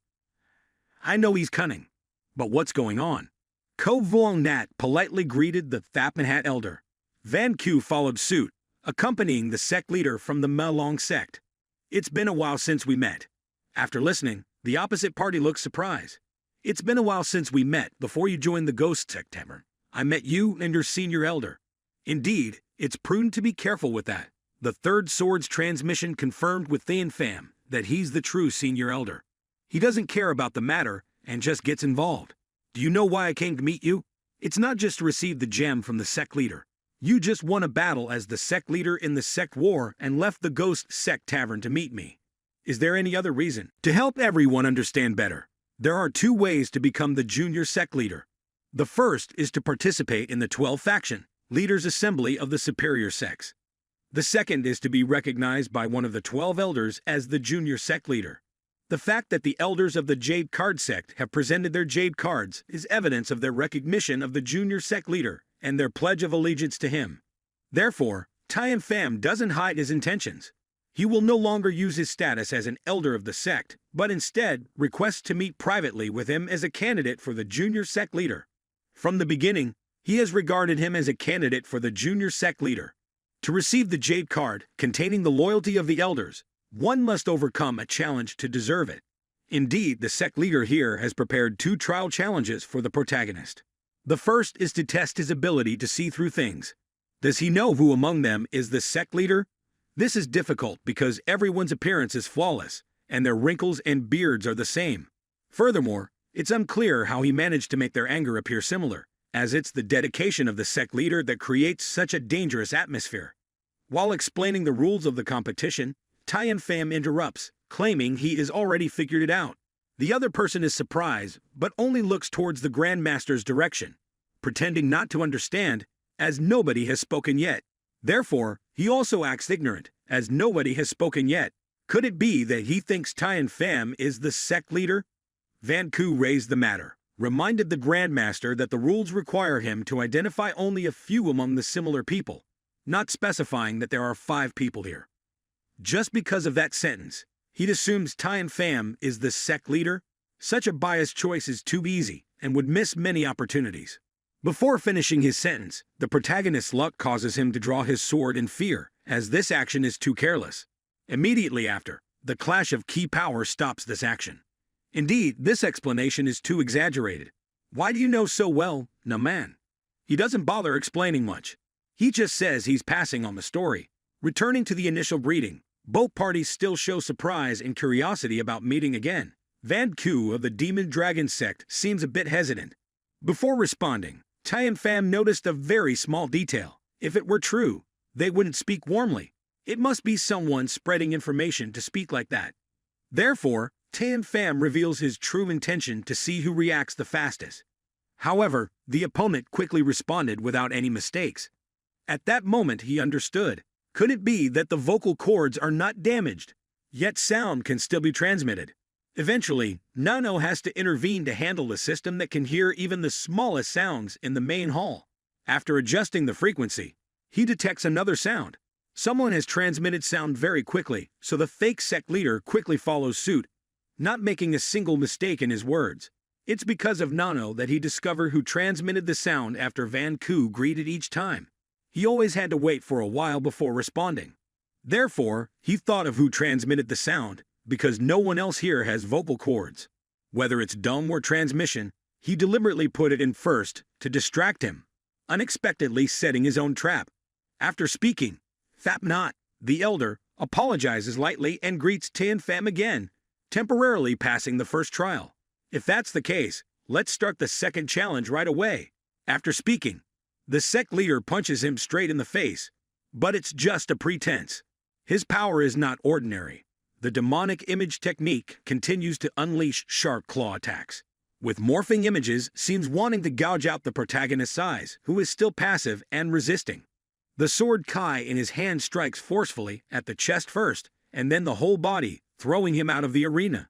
Van Ku is too worried, but can only remind the Grandmaster to be a little careful. Although he was hit, he hasn't suffered any serious injuries yet. We are fighting the Grand Hall, but it seems like the guests from the street are almost gone. They claim not to understand this martial art, but Thien Pham has skimmed through it in the 5th floor library, which is markedly different from the textbook. I heard that he defeated the demon sect leader, so many elders are expecting a lot from him. Despite appearing feeble, he's actually a formidable monster. Although I have the qualification to fight him, I haven't tried it yet, so sparring with him is sufficient for now. Besides, he's received the transmission of sword techniques, so he can also be considered a master of swordsmanship, right? If that's the case, I'll also use sword techniques to confront him. This is our sect's unique martial art, the Demon Saber technique. Upon hearing this, Thien Pham drew his white dragon saber, ready for combat. Seeing the aura in his hands, the sect leader couldn't help but admire. Truly magnificent, the treasure saber. This fight promises to be very interesting. So fight with all your might as if you're battling a white tiger. After saying this, both accelerated and launched attacks. Their full force was directed into the martial spirit as they clashed. The sound of metal clashes loudly, alerting the guards outside. Started by the chaos, they rushed in to intervene. However, before they could act, dozens of strikes hit the first and second sword disciples. Ta Ma, perhaps hesitating, mentioned Ngai, the military commander. Thien Pham engaged fiercely with the sect leader, displaying intense combat. The sect leader taunted, "Can you retrieve the jade pendant from my hand?" Aware that it's difficult to counter the vortex saber technique, Thien Pham had to resort to his ultimate move to handle the situation. Swiftly, he attacked, causing a disruption in the sect leader's defense. Helpless, the sect leader prepares to face his demise. At this moment, the first elder's inner courtyard, heavily damaged, caught his attention. Spotting the approaching sect leader, he was about to inquire, but was intercepted by someone in the courtyard. Reacting quickly, he leaped to avoid the powerful strike, displaying the crane technique of the celestial archery. Although small, it was enough to thwart the attack. In the meantime, Nat Keem and 2 others arrived to assist, all 4 engaging in a desperate struggle against the sect leader's forces. Tamai realized his thoughts were accurate. All the subordinates here wore identical masks. It seemed they were all ruthless and cunning. Mockingly, he asked, "Don't you know fear?" Finally, when Bai Xi stepped forward to respond, Chu Bat, in anger, stopped him. He then presented the devil's token to introduce his identity. Bai Xi inquired if he was the son of the former sect leader Vong Heen. Enraged by the answer, Chu Bo criticized his father's lack of proper education, demanding an apology if his words had offended him. Explaining their intrusion into the inner courtyard due to encountering an issue, he identified himself as the 12th elder of the sect. Thien Pham, could it be the esteemed guest personally welcomed by the sect leader, the 7th young master? Before anything more could be said, the intense clashes shook the attention of both sides. Our sect leader encountered an issue. So how can we stand idly by? Let's see what's happening there. Al Kung refused to interfere, stating he restricted the authority to decide on this matter, so we must resort to fighting. We can't prolong this any longer. You are still young, so I'll give you a chance. If you retreat now, I'll inform the sect leader, ensure the safety of Thang Kong too. The turmoil in the inner courtyard intensified, causing even more damage. The nearby wall eventually collapsed under the strain, adding to the chaos. At this point, the protagonist group stood, puzzled. Al Kung, with closed eyes and furrowed brows, seemed perplexed. When he opened his eyes to inspect, he was truly astonished. A long cut extended from the sect leader's position all the way to this spot. Such a serious matter couldn't be ignored. The group with the 6 swords quickly followed, recognizing the severity of the situation. Almost caught in the crossfire, Home Lai narrowly avoided being cleaved in half. Truly disenchanted by the power unleashed, he realized the true monstrous nature of Thien Pham, believed to be the demon of the heavenly devil sect. In light of this, he proactively paid respects to the first elder of our sect. The leader of the demon sect acknowledged Thin Kong Tu as the junior sect leader and requested him to accept the token of our sincerity. Just as Al Kung rushed over, everyone finally got a glimpse of the true appearance of our sect leader. He arrogantly followed behind. taking the opportunity to express gratitude. Our sect leader was unharmed, as promised earlier. He guaranteed Thien Kong Tu's safety and was received with proper courtesy. So it turns out he always wore a mask. He never revealed his true face. Only before the sect leader could one uncover it. If the junior sect leader were to ascend the sect leader's throne, then we would see. But Honda is the sect leader's biological son, isn't he? Van Q spoke before leaving the demon sect's tavern. She was the first to encounter them, and had been trying to persuade them. However, they insisted they couldn't take sides without the sect leader's orders. Although she knew they also wore masks, they maintained a polite demeanor and referred to their father as the sect leader. That's as far as she knew. Honmai sincerely confessed that it was impossible for us to learn the heart technique of our demonic sect. Our demon disciples have strong demonic auras, so we must be sterilized from childhood to learn it. Hearing this, both Honda and Ko Von Kat felt fortunate not to have been exposed to such a sect. Honda was both adopted and a disciple, so what they heard here today should be erased from their minds. Just as they mentioned this, there was a dangerous air. Then they shifted to express admiration towards Ko Von Kat. Following this, they asked Van Q when she would reveal the truth. However, she was immediately stopped. She planned to reveal it when the sect leader returned. Then they will confront the sect leader. Soon, everyone knew the true identities. Only Thien Pham knew this years ago. After a while, they finished discussing, feeling regretful for not being able to entertain the guest properly. If it's not inconvenient, could they escort the guest from the demon sect back? Not knowing which sect they belonged to, Alt Kung intended to inquire in advance. Thanking the elder for his kindness, he requested to bring someone along. Then he will go alone. That's settled. Thien Pham's group bid farewell to the sect leader and headed towards the southern inner court of the Heavenly Devil sect. It had been a long time since they last visited, and their subordinates didn't know their home, so they decided to invite them for a visit. As they approached the familiar gate, the protagonist was filled with various thoughts. Everything remains neat and unchanged. The guardian of the river was as diligent as ever, rising early every morning to clean. Finally, they could meet him again. They wondered what expression he would have seen them grown so much. As the gate closed, they all entered. Inside, Van Q looked around in curiosity. Suddenly at the door, Thien Pham paused at her strange behavior. Worriedly, he asked what was wrong. She seemed scared. He couldn't feel any anger from the guardian. His belongings were still the same. Surely there was no reason for him to leave at this hour. Yet he couldn't feel any warmth in the room. It has been 3 or 4 days since anyone lived here. If there had been signs of a struggle, he could have guessed. Like if the guardian had been kidnapped, those offenders would be more skilled than him, he thought. NANO, scan the entire house and the area under the garden to confirm if there are any signs of intrusion, he ordered. 5 minutes later, the scanning process was completed. The system indicates an abnormality not far away. Thien Pham rushed down to check it out. There was a blurry sword mark. Not left by a physical sword, but rather a sword aura. If he could visualize the chant, you could easily search for clues. Ko Von Kat also approached to inspect it with the sect leader. Mumbling to himself, he suddenly looked frightened. This was the first time Thien Pham had seen him so silent, like a volcano before erupting. So when he said that the guardian wasn't any different from his father, was it because he was told so? Ta Ma deduced that among the 6 great sects, only 3 used the sword demon sect, the Enigma sect, and the dark sect. The Enigma sect holds a grudge against the other 2 sects, so they wouldn't concern themselves with us. They must be cautious, perhaps taking advantage of this act. Alt Kung showed favor to our sect leader, so why don't we try searching in the other sects? It's said that the elders are not present here, making it easy to infiltrate. Tama must be warned again, even if it's like this. It won't be good. I didn't feel good when I was at the demonic sect's courtyard. At that time, their target was the sovereign, not just the guards. If they knew he had left the demon sect, they would approach him. So perhaps it's better if he keeps doing this. King Ko has already planned it in his mind. At this moment, the cries of pain from the guards echoed. Indeed, he must have endured a lot of humiliation, his body being controlled in a gruesome way. Not only that, but he was also tortured brutally. Who allows you to doze off like that? His father's stern voice echoed along with intermittent interrogations. Until will you answer all my questions? If you can't, don't expect to survive outside. The courts outside will also be pleased to have your mouth sealed. Still, you're just an ordinary guard. Don't waste my time. I'll ask one last time.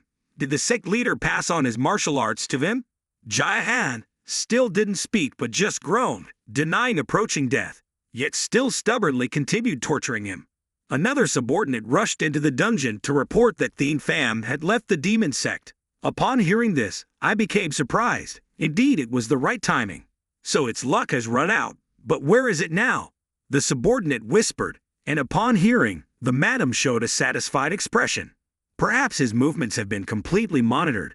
The guards were helpless, only begging for everything to be well for that calm too. The next morning, at a small inn outside the demon sect, the protagonist and two subordinates were here, following King Ko's plan to lure them out. The rest will observe the movements around. It's really cunning. But whether they're approaching or not, Thien Pham remains silent, eavesdropping. He had already heard the conversation of the demon sect. Indeed, he had been following them. Since leaving the demon sect, someone outside had warned the others not to use their abilities to avoid unjust deaths. They weren't ordinary. This threat was different from when they were in the demon sect because their own people were kidnapped and in danger, so they were enraged. NANO, find where the transmission is coming from. I've heard it. Hearing different sound wave frequencies, he adjusted to the one his master's hearing used. The first matter concerning the toxic sect. Go to their sect's courtyard at noon. When you arrive, you must come empty-handed. Bringing a sword on your hip will cost you a hand. Since the door, this was evident, as you must approach alone within a radius of 300 steps. If any shadow appears, their life is forfeited. After hearing this, Thien Pham identified the position of that sneaky person. Although he didn't know their face, he was certain they were at the entrance. What should he do before they disappear from his senses? He thought and then performed a few strange actions, and those around showed their disapproval. Not only those nearby, but most of the diners here were suspicious.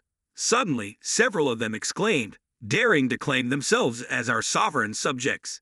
In an instant, the protagonist eliminates those inside.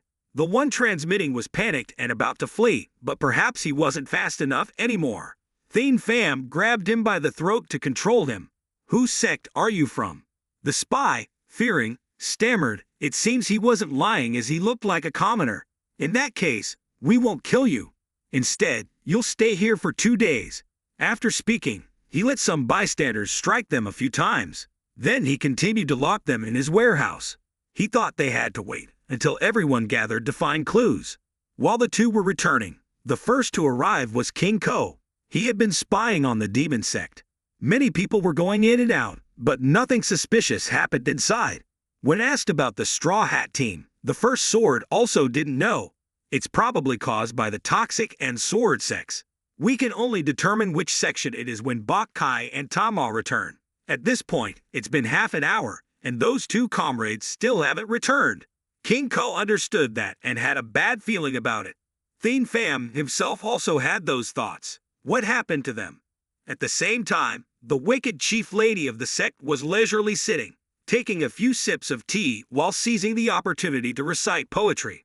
As her subordinates returned, following they were two bodies lying unconscious, indeed Bok Kai and Tamatrak. As the lady said, we discovered someone lurking near the Sword Devil sect's courtyard. Although so, this person is quite powerful.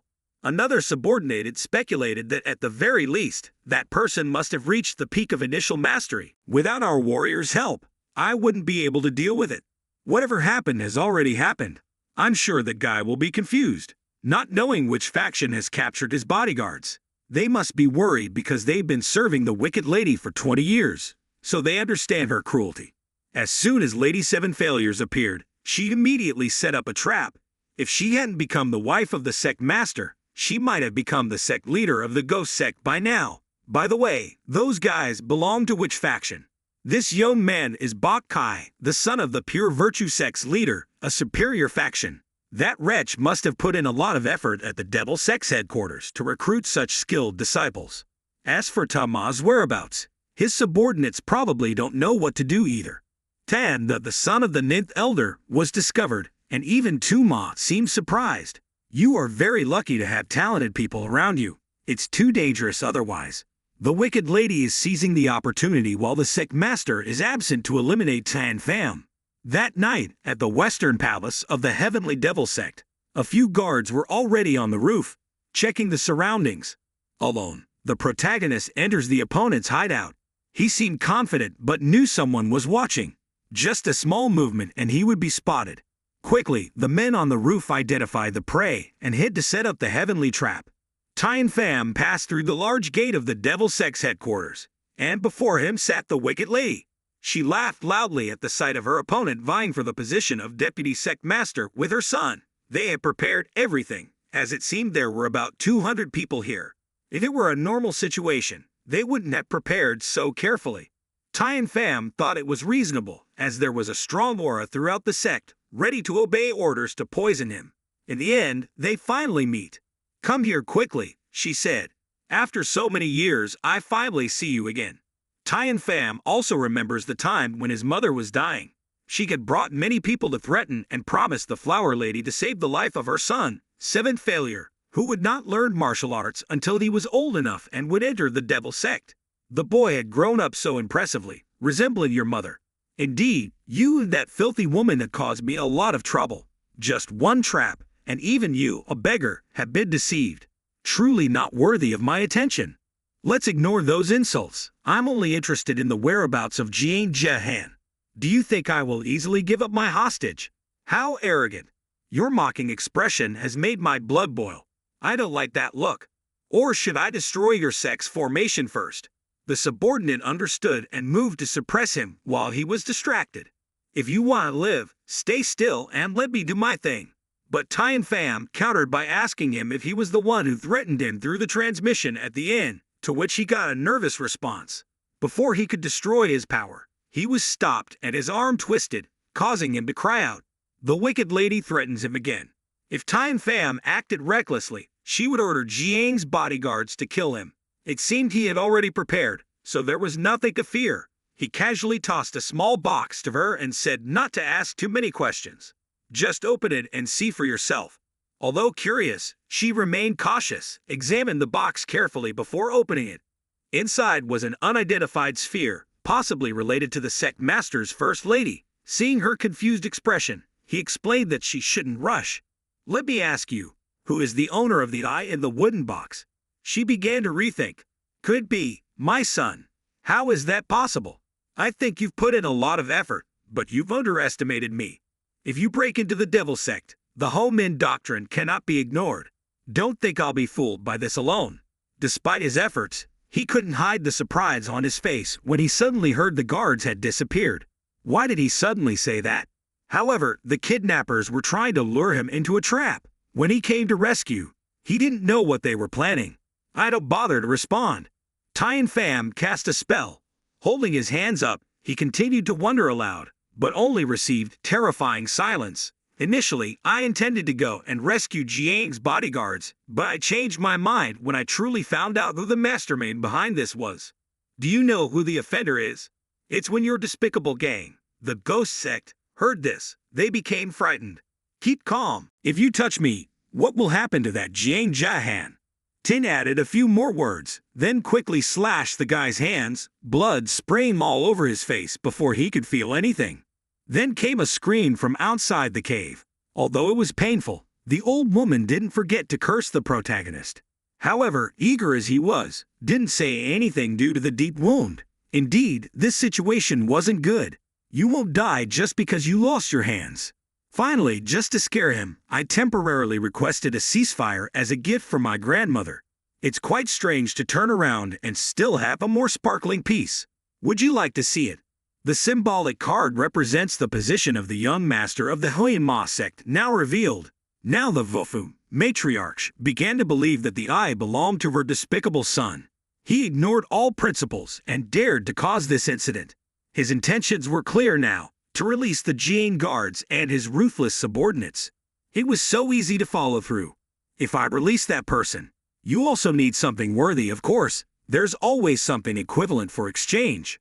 The Vofu ordered her subordinates to bring all of the Thing Pham people up. "Now, show me your willingness. My son is here, and I'll send someone of mine there."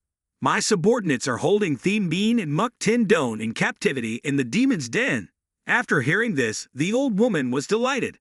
She didn't expect Thien Pham to be so cooperative. After wiping out all your subordinates, I'll regain the initiative to establish authority. You've thrown the card. Let's hand it over, and my people will bring them directly here. Holding the senior card in hand, the person reminded the attendant not to release the hostage hastily, but to exchange them at the designated place. It was quite a hassle for you to go through another battle after eliminating them all. After the children return safely, I'll make sure they die a miserable death quickly. The gang entered the demon's den to discuss secret matters, and it was still terrible inside. The person in the demon's den must have been killed long ago.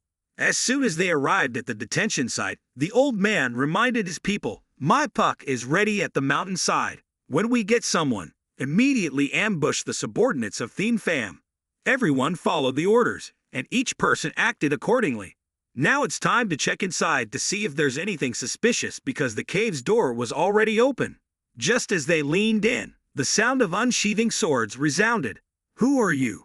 How dare you brazenly intrude into the demon's den? It was fearless to break into the demon's den like that.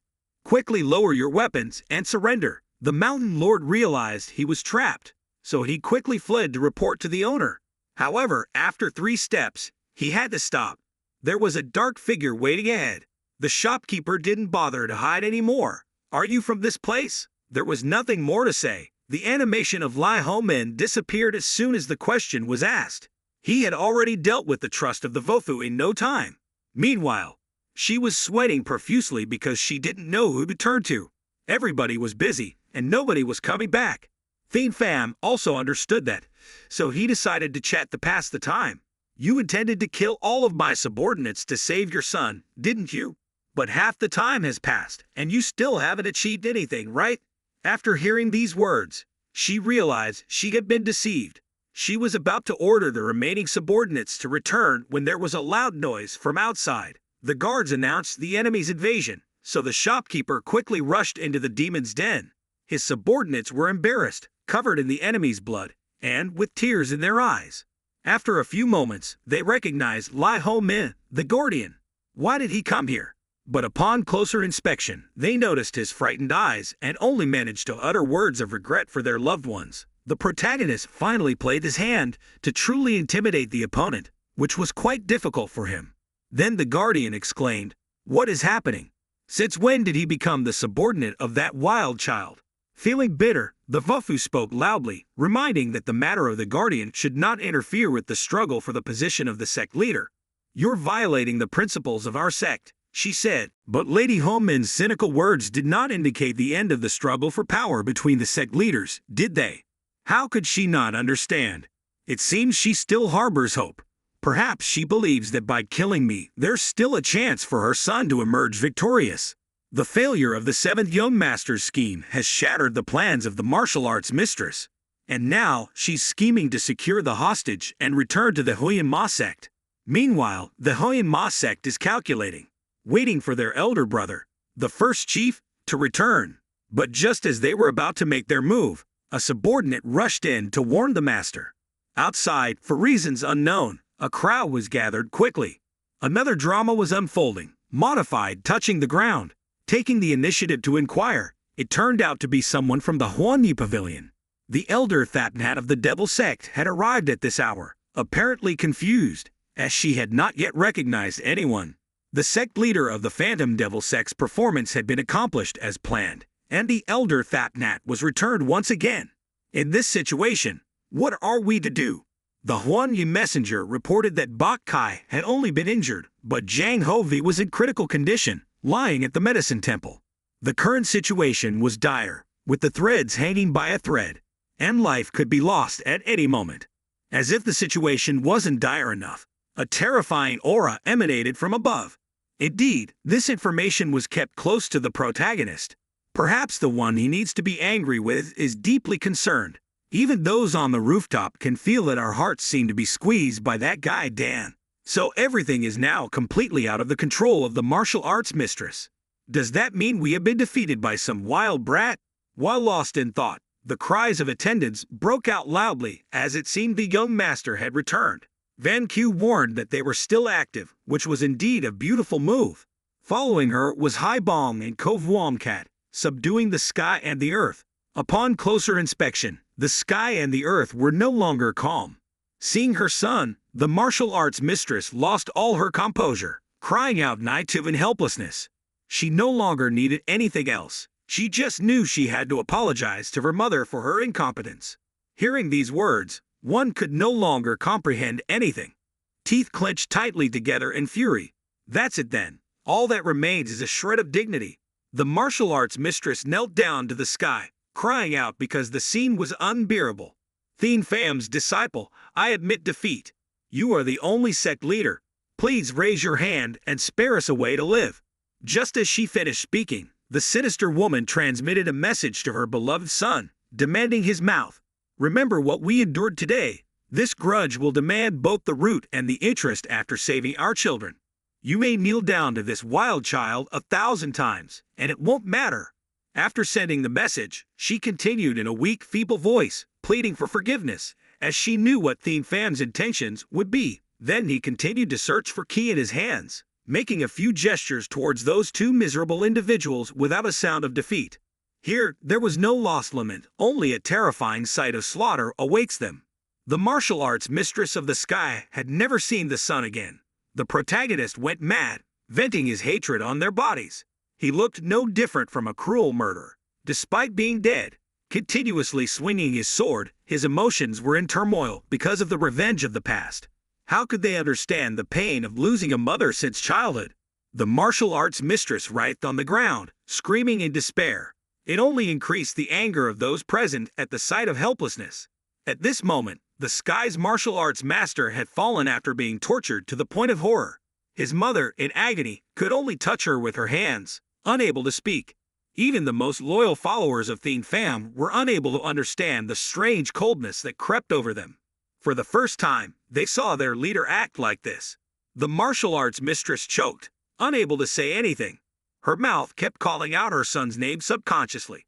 She looked like a madwoman, completely losing her mind. Only now did the protagonist inquire about the current emotions of the opponent. That is the pain we endure when losing our mother and loved ones. Now it's her turn to bear it. Several men, including Trung Than, were planning to rush in to seek revenge for the wife, but a powerful force stopped them. Anyone attempting to cross this barrier would face the wrath of Mothu, ruthless and unforgiving. If you're not afraid to die, then come and try, shouted one from afar, even attempting a sneak attack. But with no one to restrain, vengeance would be swift. Why is it like this? She lamented. Where did I go wrong? Why do you treat me like this? Attempting to kill me, why harm my child? Blame, debt, and guilt lie with you. Killing me is justifiable. Why do it in such a way? Indeed, this woman knows no shame, even daring to question me after killing my mother. What audacity! Yet she still begs for mercy, oblivious to the truth. Thien Pham retrieved something from his person and threw it down, a letter for her to read. As she began to comprehend its contents, Thien Truong Thien, of the Diabolic clan, explained his motive. He rewinds time slightly. Back at the Diabolic clan's main hall, where the righteous school's master had come to be a servant delivering news, the Mystic clan had stirred, as per the guard's reports, similar to one of Thien Pham's subordinates. How dare they touch a valuable subordinate of his? Not long ago, the Diabolic clan's power had been waned by eightfold due to raids from the Mystic clan.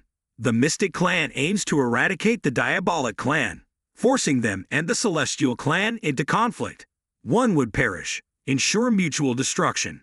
Therefore, he ordered his subordinates to handle the matter, for this letter reveals the true offender behind the subordinate's capture and the circumstances of his demise. Facts even the clan's records did not reveal. Having pondered, the vile woman made no more denial. Indeed, it was I who killed that despicable woman. What of it? She challenged. How dare you, scoundrel? He returned. My elder will not let this go. If you touch me, all here will perish. I've had enough. Irritated, Thien Pham lightly slashed her eyes with his sword, enveloping her with darkness. You have no right to see any more, nor do you have the right to speak, he asserted, gently slicing his opponent's tongue. Thereafter, no screams or curses could escape. This was the price of years of misconduct. Stop. Are you not afraid of retribution? She pleaded. Those here are not all our forces, he warned. The first elder, upon learning, won't spare the air. But I care not for their words. Engaging his internal energy, he pointed behind him, and the warehouse doors burst open, revealing scores, even hundreds, of corpses. Among them lay Thien Truong Thien, the diabolic clan's young master, vanquished in the struggle against the mystic clan. It seemed that they were unaware. Now those remaining from both factions trembled, as Thien Pham's aura intensified. I command you all to finish off the rest, he decreed. With swift obedience, the Dharma protector and the first elder's disciples hastened to slaughter.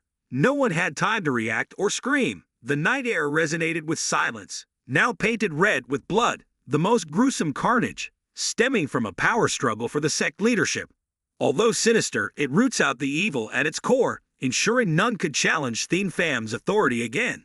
The diabolic clan's compound now lay strewn with corpses, with only a handful of survivors, scared and fleeing. Perhaps their fate mirrored that of their master. All would perish, none spared, a secret Thien Pham wished to keep. His minions gradually eliminated the last remnants, leaving only the cruel woman alive. My soldiers have died in vain. Why do you only end this now? She asked. Finally, as her screams cease, the tale spanning years concludes. You wretched scum! Now that this vile woman had no resistance left, her mouth could only whimper, unable to scream. Nearby, meticulous examinations of the corpses were conducted by the Hofap, ensuring thoroughness as dead bodies lay strewn everywhere. My lord, everything is finished, the head disciple reported. Elder, please order the soldiers to search the diabolic clan's chambers. If they find any poison, neutralize it from the mystic clan's bodies. Thien Pham promised. You truly think deeply, my lord, the elder acknowledged. The body of the cruel woman still rides weakly, crawling aimlessly.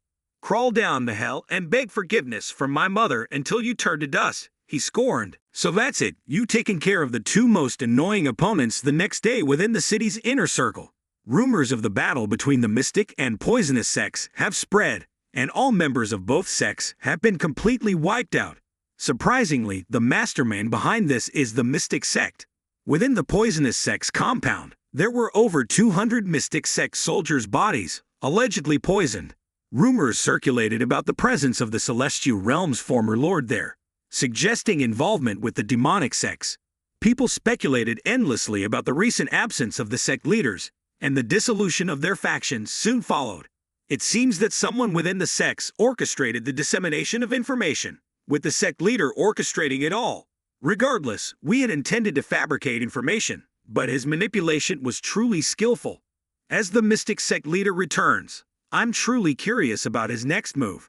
Meanwhile, Thien Pham remains vigilant at the Demon's Pass, with his followers doing the same, aware of the Lord's night-long vigil for news of Bok Trom Min's health. After a while, the door opened, revealing an exhausted Thien elder still present. Surprisingly, Physician Jiang and Guardian Ha didn't show up. It turns out that the reason for Ta Hofap's personal visit was to inquire about this matter. Perhaps the Thien elder holds this person in high regard, hence the urgency. Admin then softly updated on Guardian Jahan's condition, stating that she had lost all her teeth, but her life was not in danger. Nearby attendants promptly congratulated the Lord for faithfully tending to the patient all night. Advising him to rest, they urged him to leave as they had to go outside. Everyone mentioned Thien Pham, urging him to rest after staying up all night. The Lord paused, making those behind him wait for orders. Regardless, we have no time for such matters. According to the Thien Elder's information, the sect leader is returning soon. We must recruit 2 more members before then, as both the sect leader and the 6 sect heads of the 6 great sects will be absent. Dealing with the martial artists was made easier by their absence. If they return, they will surely try to regain control. We must prepare carefully. It's time to convince the Elder Council about our faction. When he finishes treating Tam Ma's internal injuries, he will join us. We already have the answer about where to go, right? Yes, we will go to the Mystic Sword sect. The invitation of the floral banquet is one of the 12 elders of the sect. She and Hang Tanu of the dark sect are the only 2 female elders. Despite being called a sect, there are only 2 followers, one of whom the sect leader dislikes, the elder guardian of the fight demon sect.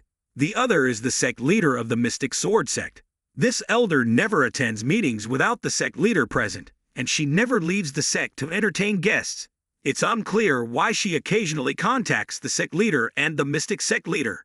These details come from Tahoe Fap. It seems they often meet at the mountain peak, rarely visited by anyone else. We sent Tamnu, but her martial arts were too high to approach the meeting. It was strange, but after the meeting, she stayed in the sect and remained unresponsive. The Lord stopped monitoring her 7 years ago. She lacks influence and achievements among the elders. She only belongs to the lower ranks of the Book of Annals, but her martial arts are exceptional. She's certainly talented, but her peculiar and stubborn personality prevents her from having any followers. Ho-min suggested finding someone else for the Lord's advisor, but he insisted on her. Now that we've arrived at the Mystic Sword sect, the four of us approached the main gate of the floral banquet hall. Boldly, we knocked on the door. After a while, someone came to greet us. "Welcome, gentlemen. What brings you here?" This person was the 12th elder of the sect. "Please convey to the chief elder that someone has come to see the steward," I said. He seemed surprised since the steward appeared to be only 20 years old, yet held such a position. Tian Pham had to show his jade tablet to confirm his identity. After seeing it, the elder immediately rushed inside to report. An hour passed without any movement. Eventually, the steward came out, looking apologetic. "Is it the sect leader who sent you here?" our sect leader asked. "No, our sect leader said she wouldn't meet anyone who wasn't sent by the chief elder," replied the sect steward. Indeed, this person has an extremely eccentric personality, so the protagonist is pondering how to approach her. Should he try to appeal to her martial nature? After considering, he also gathers his luck to exude a great aura, aiming to draw attention from the subordinates around. However, none of them understand his intentions. Everyone speaks up, asking why he is acting this way. Despite their inquiries, there is no response from her. She truly lives up to Hofap's description. Annoyed, he conveys his message to her one last time. Hopefully, this will prompt her to reconsider. With a few cryptic words, she decided to walk the same path as the Chuan Ma sect and Sword Ma sect. How hopeful he is that the 12 elders will wait. Just a moment, and we'll announce it right away. Why is the Lord here to collect the gems? Why ask such a question? Curious if she is an outsider or will become our enemy, we don't know. Perhaps His Excellency no longer needs the gems. If that person is not an enemy, then it's good to know. While talking, an intense internal energy emanates from within. Clearly, this is the only way to quickly change the 12 elders' minds. The steward rushes out to announce the Lord's request to bring him inside. Thus, the protagonist and his subordinates follow the order and enter. Bird's nest flowers stand above, waiting in a strange manner. She seems unwelcoming. Nat Kiem and Tiger Troop don't understand why the head elder draws his sword. The person calmly descends to talk. The 12 elders request to meet the protagonist. Despite his boldness, he shouldn't expect polite treatment. We only receive the sect leader here, not anyone she ignores. He is as fiery as ever, not only determined to respond but also cursing and causing chaos. Then, he unsheathes his sword with clear intentions. "How dare you? Do you think our sect's sword is the same as those betrayers? Today, I'll make your boy understand." He rushes forward quickly, causing Van Q to panic, reminding the Lord to be cautious. Not only that, but the movement and swordsmanship are unfamiliar. This surprises Thien Pham, who quickly draws his sword to counter. Both clash instantly. Yen Mako is also curious about the opponent's swordsmanship, realizing something as they fight. She can't believe this. How could this happen? She stops a few more strikes, then both step back, no longer fighting. "What are you? Why did you destroy my sword technique?" The Lord should be the one asking that question. Why did you learn this sword technique? Yet Muhoa doesn't understand why the 12 elders knows the same sword technique she does. Then, she admits it's the Tan Tan Demon Sword, a legendary sword technique of the Demon Sword sect. This is the first time she's heard of someone outside the sect learning it. The subordinates are astonished to hear the Lord speak of the mythical sword of the Celestial Demon sect. The protagonist reads the technique correctly. The Tan Tan Ma sword, written in the ancient script, is the second only to the Celestial Demon swordsmanship. Vuong Kit doesn't understand, But he knows this technique has been lost for 500 years. Just by destroying one sword, how did he do it? Jinwoo speaks up again, asking if he's the heir of an unknown person. Hearing this, Thien Pham is also confused. He doesn't understand what's going on and who the mysterious person is. How did he know the Tan Ma sword? If he didn't know, he couldn't have executed the technique to destroy hers. Thien Pham is also puzzled, so he keeps asking why the head elder learned this technique and why she, who is not a member of the sword sect, understands it. That's right, it's the Tan demon sword, the sword technique of the sword demon sect. But you're not a member of the sword sect. Listening to those words, Jinwoo grits her teeth angrily. Damn you! You're really tired of living. I'll use my strength to make you spill it all. The male protagonist understands that the opponent can't do anything, relying too much on herself. She's too confident. The sword and Jinwoo's nose are large and majestic, and the energy is aimed straight at him. As she approaches, her body moves elsewhere, and the sword swings fiercely towards Thien Pham. Seeing the movement, he also successfully responded, demonstrating his talent to impress Jinwoo. However, the other person doesn't seem to be at a disadvantage. Clearly, they're of the same caliber, but she has changed and overcome the weaknesses in the textbook. To see if he can withstand it any longer, if he's too stiff, he'll have to lower some more internal energy to enjoy. The main character decided to demonstrate his strength by engaging in a fierce duel with two opponents, seemingly without any intention, but endured nonetheless. Indeed, this despicable fellow seemed to have mastered the Tan Devil Sword technique and the Yamu Flower retreat maneuver. I have reserved this move for dealing with such despicable rascals.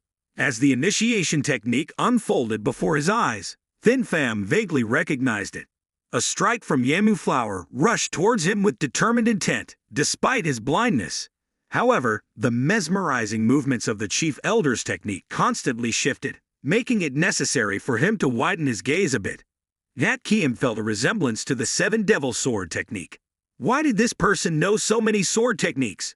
Not only had he mastered the Tan Devil Sword, but he also added this one. Although it resembled his own sword technique, the sequence and execution were entirely different. Ultimately, what was this technique? As blows rained down, Yamu Flower seemed to have countless elusive thoughts. She continued to attack chaotically as if her body was being drawn in by the protagonist's divine power. He quickly closed in and struck. Although the sword technique didn't pose a lethal threat, it dispersed the energy in her hands. With his internal energy and agility, he continued to overwhelm his dizzy opponent. Now was the time for the final blow, as per theory. Yamu Flower widened her eyes in fear, and then, nothing happened. The protagonist's internal energy and the Chief Elder's body collapsed to the ground. What next? She wrinkled her face in frustration, realizing there was nothing left to fight against. He hadn't misjudged that rascal. He must have used that anonymous divine sword technique. Now, could she teach him that sword technique? No, if she wanted retribution for her failure, he would willingly let her strike his other hand. Thien Pham didn't know how to handle this stubbornness, so he changed the subject. He wanted to confirm if she had any connection to the Demon Sword sect or the Dark Demon sect. She seemed uncomfortable at the mention of these sects, the reason being, they couldn't coexist. Could she be a descendant of the lost clan of your sect? Were you discussed at the elders' meeting as the seventh disciple of the sect? If it's fate, then it could be called that with these two sects. But he only felt it as an ill-fated connection. 500 years ago, the Demon Sword had 3 disciples. He always emphasized absolute loyalty to the sect. Disciples of the Sword sect had to be talented, and only one among them would emerge victorious. The others would become the current guardian of the sect. But they, the young and ambitious, became greedy. They relied on the smaller sects for support and engaged in illicit affairs with the sect's master. The Demon Sword was disappointed and angry, thinking that power had made the disciples greedy. Therefore, he ruthlessly expelled them all. Despite the downfall of many sects, the Demon Sword was not forgotten. Eventually, the legend of the Demon Sword sect disappeared from the world. Unable to nurture his disciples, the Sword sect's lineage was severed. The founder, Yan Hong II, proclaimed himself as the successor and established the second Sword sect, but wasn't recognized at the elders' meeting. However, the meeting recognized the demon sword sect established by Qin Thien and the dark demon sect established by Wu Chao. The founder took offense and was imprisoned. 10 years later, when those sects had grown powerful, the demon sect couldn't compete. Therefore, the Dain Kiem sect was founded to prolong the lineage of the sword and restore its original martial art. Tan Devil's Sword, as Thin Pham felt, had enough time to recover over the past 500 years. It was inexplicable how Yamu Flower knew about the 24 Devil's Sword, created from the destruction of the sword technique after the competition with the Supreme Dewa's sword. She added that the third purpose of the Dain Kiem sect was to remain loyal to the sect's master and reclaim the identity of the sect from the two corrupt sects, the Dark Demon and the Demon Sword sects. He thought that the disciples of the demon sect were only excessively greedy, but among them, some genuinely sought to understand the true essence of the sword sect, and their descendants then began to praise this sect. The Dain Kiem sect was indeed the true successor of the sword sect. He said the sentence that all generations of Dain Kiem sect successors wanted to hear. If my father or master were to hear these words, they would surely be deeply touched. May I ask the chief elder of our sect, also the true successor of the sword sect, a favor? May I join your faction to become a candidate for the position of deputy sect leader? I ask you, sir, that the dominance of the 6 great sects over our sect, causing havoc within our faction, will never happen again. Can you really make a difference? If it were that easy, our ancestors wouldn't have failed. The words of the sect leader are not mere rhetoric. He himself drove the Dark Demon sect to destruction. There are no members of the Dark Demon sect left in our faction, nor are there many survivors from the Dark Demon sect. What you are saying is true. Since you have heard, I won't beat around the bush anymore. If Elder Yan is willing to submit and pledge loyalty to me, then I will officially assist whoever can continue the legacy of our sword sect. I still don't understand your intentions. As the legitimate successor of the sword sect, I will impart the sword technique of the sword sect for you to listen to. Yamu Flower couldn't believe what she was hearing. Do you know what you're saying? It's difficult to explain. Do you know why the demon sect was established, right? It was established to leave behind the sword sect's inheritance. Only those who passed the 6 great trials could obtain the lifelong martial arts. This was the oath of the sword sect. If you don't celebrate, it's not reliable. So Thin Pham intended to let Elder Yan inspect a few moves. He stepped back further, and his internal energy took on the form of the first technique of the Tan Devil's Sword, creating a mesmerizing illusion. There was no mistake in leaving behind such a powerful technique that it affected anyone nearby. The chief elder recognized it as the Tan Devil's Sword. She observed with broadened eyes to further comprehend the sword technique, which had become even more ethereal. Not only that, there were many refinements in Thin Pham's movements, so natural and uninterrupted. It seemed as though the person performing was the sword sect's disciple from years past. This is the Tan Devil's Sword, the second technique. Have you recognized it yet? It's stronger than the techniques we used in the competition. Indeed, the more they fought, the more indescribable Yamu Flower's emotions became. Is this the 12th technique or what? This is the key to unlocking my stagnant martial arts. Just as she finished thinking, Yamu Flower exhibits unusual behavior. Her body suddenly sat down in a moderate posture. Even with all my efforts, I couldn't understand it until now. I now understand the true purpose of the sword sect from years past. This person is gradually entering the process of advancing in cultivation. The essence of heaven and earth's quintessence emanated greatly. After this process ends, the chief elder will reach the stage of transformation. Suddenly, a poisonous dart flew from somewhere towards Yamu Flower. She couldn't defend herself and hastily flew out to intercept it. Upon closer inspection, she learned that there was a deadly toxin in the dart. The mastermind must be trying to escape. So he rushed out to suppress the culprit. Since he was discovered, he planned to flee, but he wasn't very fast, so he was quickly captured. You won't escape. Don't resist. It's futile. Another person nearby was also caught alive. Nat Keen couldn't understand why there were so many. Then he looked down at the captive and was startled. He had bitten the poison in his mouth to commit suicide in order to preserve information. He immediately lost consciousness and lost his life. Your teeth contain poison. Thin Pham used his divine power to prevent the remaining person from trying to bite, but no matter how hard he tried, he couldn't make the broken tooth bite harder. If you think you're a spy, you won't easily give it even with broken fingers, right? The shabby butler couldn't resist anything, just helpless resistance. But how could he endure such excruciating pain that numbed to the core? His subordinates were still focused on protecting the chief elder. They looked over and were chilled to the bone. Jinwoo Flower's cultivation advancement process was almost complete. Her body began to undergo noticeable changes. The old bones and skin were gradually shed to make way for the new. The energy of the quintessential cultivation continued to emanate greatly. Those around were no longer paying attention to anything but were astonished. The chief elder had undergone a perfect transformation, from cultivation to physical changes. Then she said nothing and walked calmly forward, where the protagonist stood. The next moment, she respectfully performed a ceremonial gesture in front of him. The leader of the demon sect, Kim sect, pledged allegiance to the celestial prince as the top swordsman, and marveled at the beauty of the new chief elder's reconstruction. How adorable! Finally, I have acquired the second person into my hands. As the description of the secret technique stated, now Yen Mako is the highest-ranking deputy I have, so she will be a powerful ally. However, when the chief elder invited everyone inside for tea and learned about the attempted assassination earlier, she became angry for having spent 10 years nurturing Tan Pham. Tan Pham also wanted to learn about Yen Mako's relationship with the two rival sects.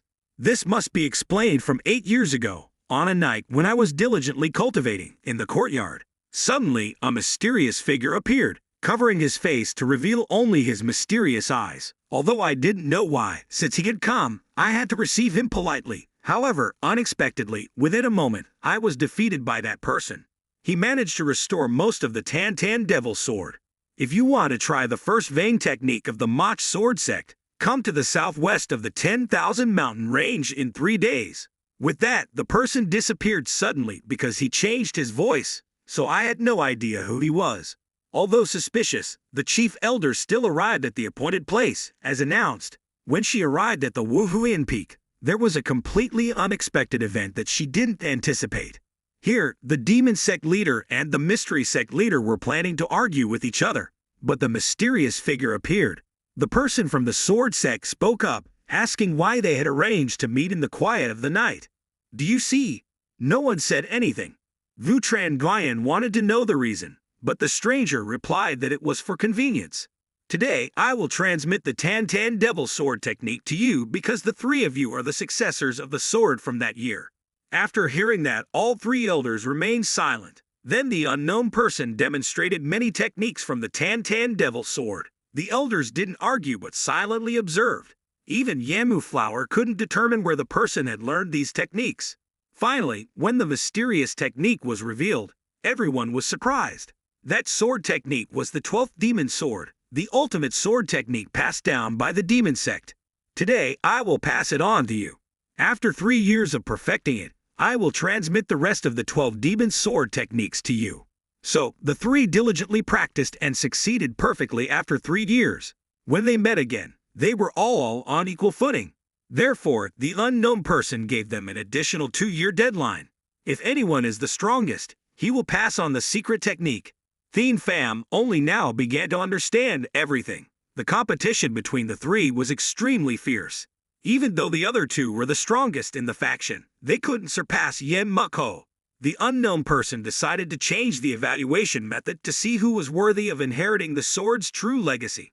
Surely, you all remember the first technique in the 12 Demons Sword. If you remember, that's good. There's no need to repeat it. In the next 3 years, if anyone can execute that technique perfectly, I will pass on all the secrets to the main realm without any concealment. Since there is no route for external cultivation, failure is not an option. Vodan concludes that it's still okay if nothing happens. He was about to ask more questions when the person said nothing, leaving everyone stunned in contemplation of the magnificent technique, as it was too powerful. Vodan also lost his voice in amazement. Those 2 villains finally realized something mysterious. The mysterious person reiterated the 3-year deadline, and with that, the story of Jinwoo Flower's past few years came to an end. The assessment period is approaching, and the chief elder intends to announce it first to prevent the 2 sect leaders from obtaining the secret legacy of the demon sect. As for Nam Chin, he really to know who Vodan is, but perhaps technique he has also learned the secret wants from the storage vault in the demon sect. To achieve this, he must pass the assessment. The sixth one that no one has passed for 70 years, plus the sword technique that can counter the 24 devil swords, can only be the heavenly sword technique. The Grand Master surely remembers when Vodan demonstrated that sword technique 3 years ago. If that's the case, I would like to ask if you could spare some time to accompany me to the observation platform. After listening to Yen's explanation, Yen Mukho was quite surprised, but ultimately she also had to follow Theme Fam's plan. In order to break through it, there was only one way: to use the Heaven Demon Sword technique in its first form. This technique indeed bore some resemblance to the technique executed by the anonymous individual, which piqued the curiosity of the old captain. He immediately asked why Theme Fam could know it. Not only that, but he also displayed it more seamlessly than the others. Upon hearing this, he understood that Theme Fam had learned the Heaven Demon Sword technique back then.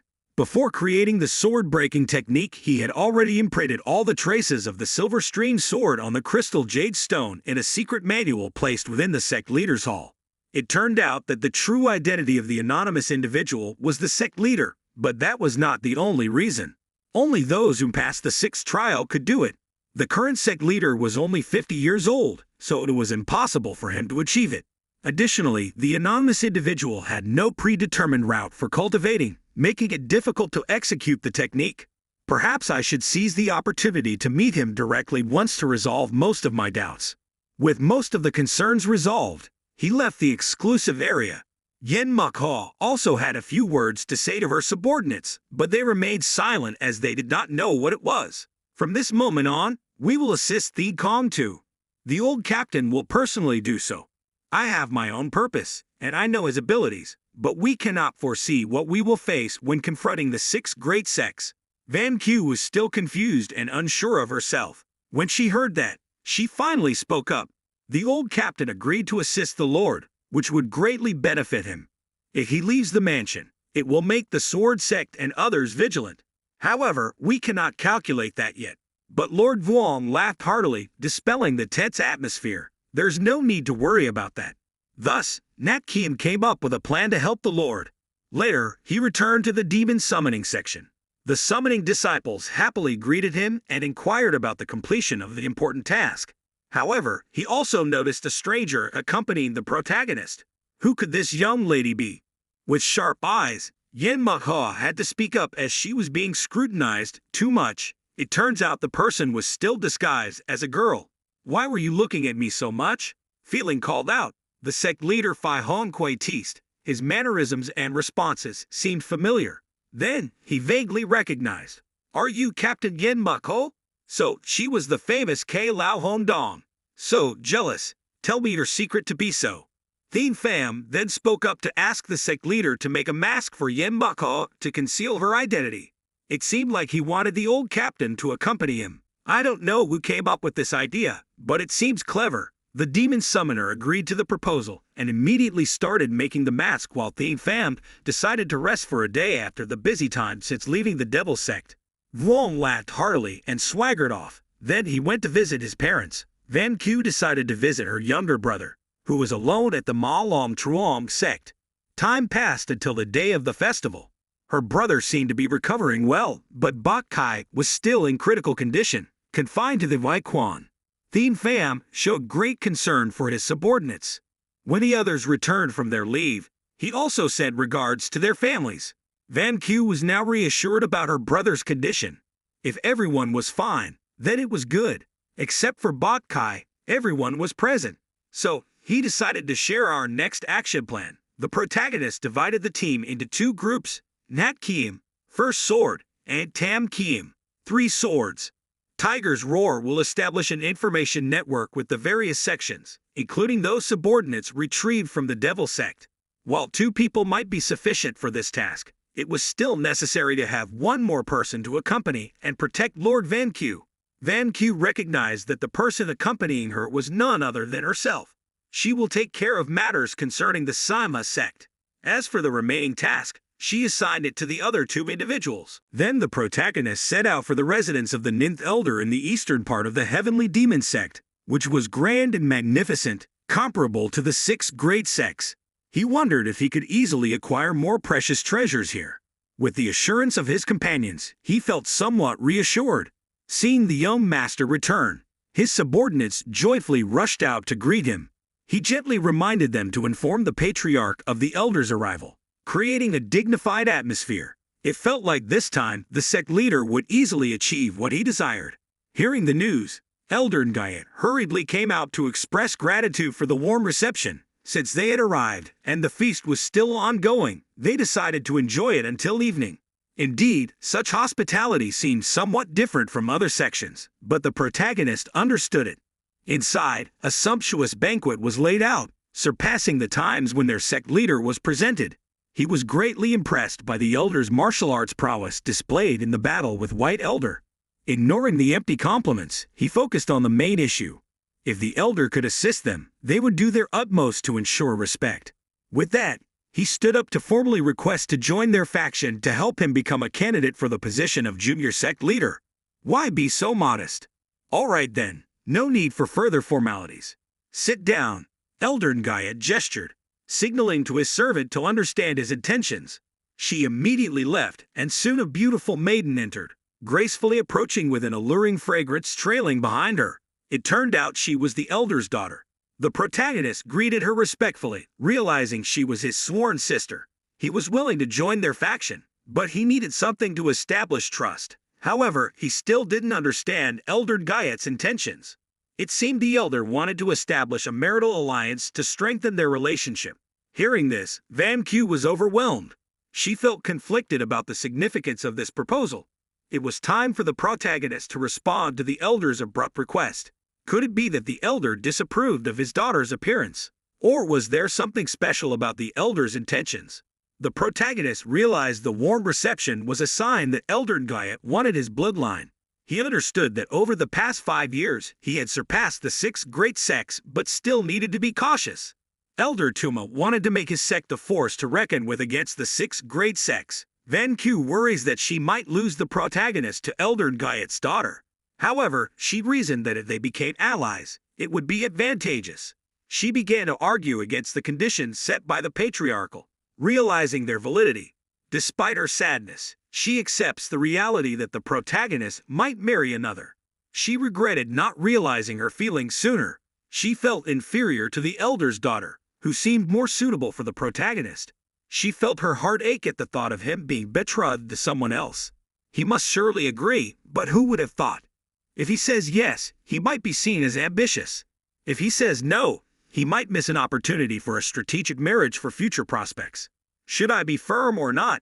In reality, the protagonist wasn't afraid of the 6 great sects. If he dislikes me, then I'll be the one at a loss. Elder Ngayat might start cutting off ties with the sect leader. May I speak a few words? Since your victory over White Elder, I've admired and paid attention to you. Today's feast is prepared because we believe you are suitable for the position of junior sect leader, whether or not there's a marriage alliance. This statement must have helped my father greatly. Surely, he would agree with his son's viewpoint. In that case, the 9th elder is also aligned with me. Thank you for your honorable reception. Van Q felt a mix of sunshine and worry. What if he rejects? Will there be any uncertainties in the future? Seeing that it was not appropriate to linger, the protagonist took his leave. He obliged his subordinates to return quickly. The 9th elder hurriedly followed, questioning why he was leaving so suddenly. Could it be about the marriage? While I could follow his wishes, do I understand why I want to become the junior sect leader? Isn't it because the dominance of the 6 great sects needs to be rectified, and the sect restored to its original state? Why would he use a title to establish a close relationship with me and do things the 6 great sects have done? I don't need those ties. Seeing Elder Ngayat's expression, I realized he was impressed. Although young, the protagonist's talents were indeed exceptional. Thank you for the kind gesture, but your intentions do not align with mine. As for marriage, I wish to marry the one I love. There's nothing more to it. There's nothing more to say. I ask for your permission to leave. Ngayat hastily apologized for his oversight and asked for forgiveness from the protagonist for not understanding his thoughts. He confessed with the 9th elder to forgive him, expressed his loyalty and willingness to accept the protagonist as his subordinate. Indeed, the sect leader seemed to soften up easily. With that, he successfully obtained the precious gem from the elder. This was enough qualification for him to become the junior sect leader of the heavenly demon sect. As he watched the silhouette of Thien Pham departing, Ngayet couldn't help but wonder about the thoughts of this young man barely in his 20s. Dominant and pledging loyalty, how hopeful it was that he chose him. But could it be that he had chosen wrongly? Son, don't worry too much. Just snatch the flowers from the pot if needed. Ngayet consoled him. I believe in you. Ngayet felt relieved. He will endeavor to influence Thien Pham in the future. As they all left, dusk was set in. Van Q was still confused.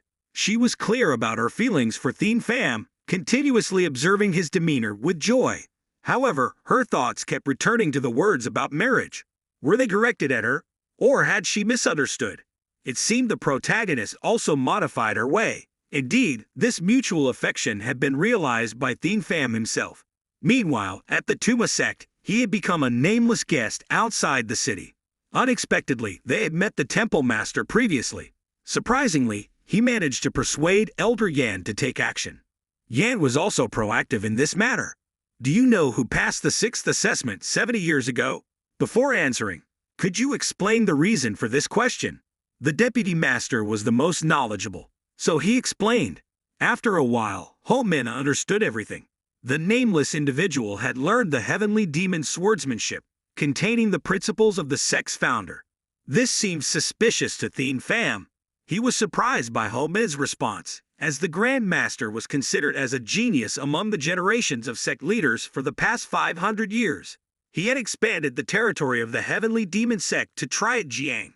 However, 20 years ago, he disappeared without a trace. So who was this nameless person?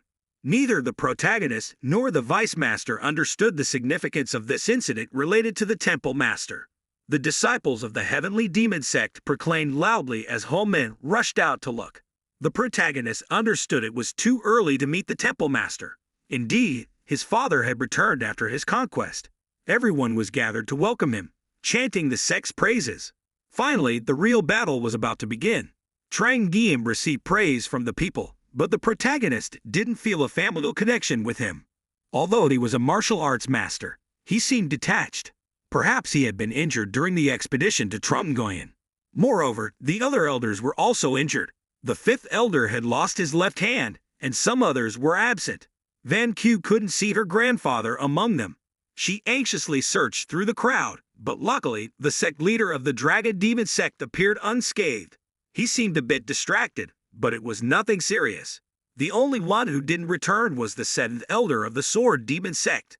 The 1st elder appeared a bit confused when he didn't see his sister and his sect's representatives. Although he didn't know the reason, he had a bad feeling about it. Some people were surprised to see several more representatives from the Union of Martial Arts compared to the last time. Some were in awe of the numerous martial arts masters from Trumgoyen. The demeanor of the heavenly demon sect was too intimidating. Thien Pham still didn't understand the significance of their presence. The 1st elder had also returned from somewhere, indicating something interesting was about to happen. The protagonist immediately asked to know more, as his sources were blocked. It was very likely that their section would join hands with the Union of Martial Arts. What did he mean by that? A little later at the main hall of the Heavenly Demon Sect, the elders and several prominent sects arrived immediately to welcome the sect leader. The guards announced the arrival of each elder in a loud voice, most of them having arrived early. It is advised to engage in some small talk with the elders before the Trin ordeal, although it becomes incomprehensible when the presence of the leader of the Dark Devil sect is absent, followed by the signal of the presence of the 11 and 12 elders. Hang Tenhu, noticing the tension, must have made the others uncomfortable, so they deliberately arrived late.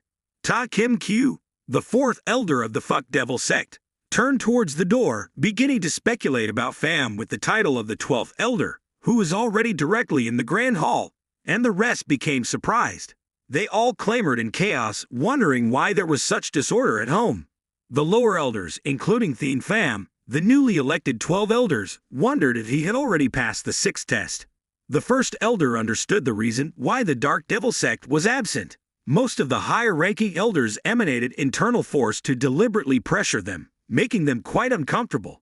They remembered how Thien Pham had previously mistreated the descendants in the house. It was just the child of a lowly concubine. It will take a long time for them to acknowledge him. They wondered how he reached this level. How could anyone admit it?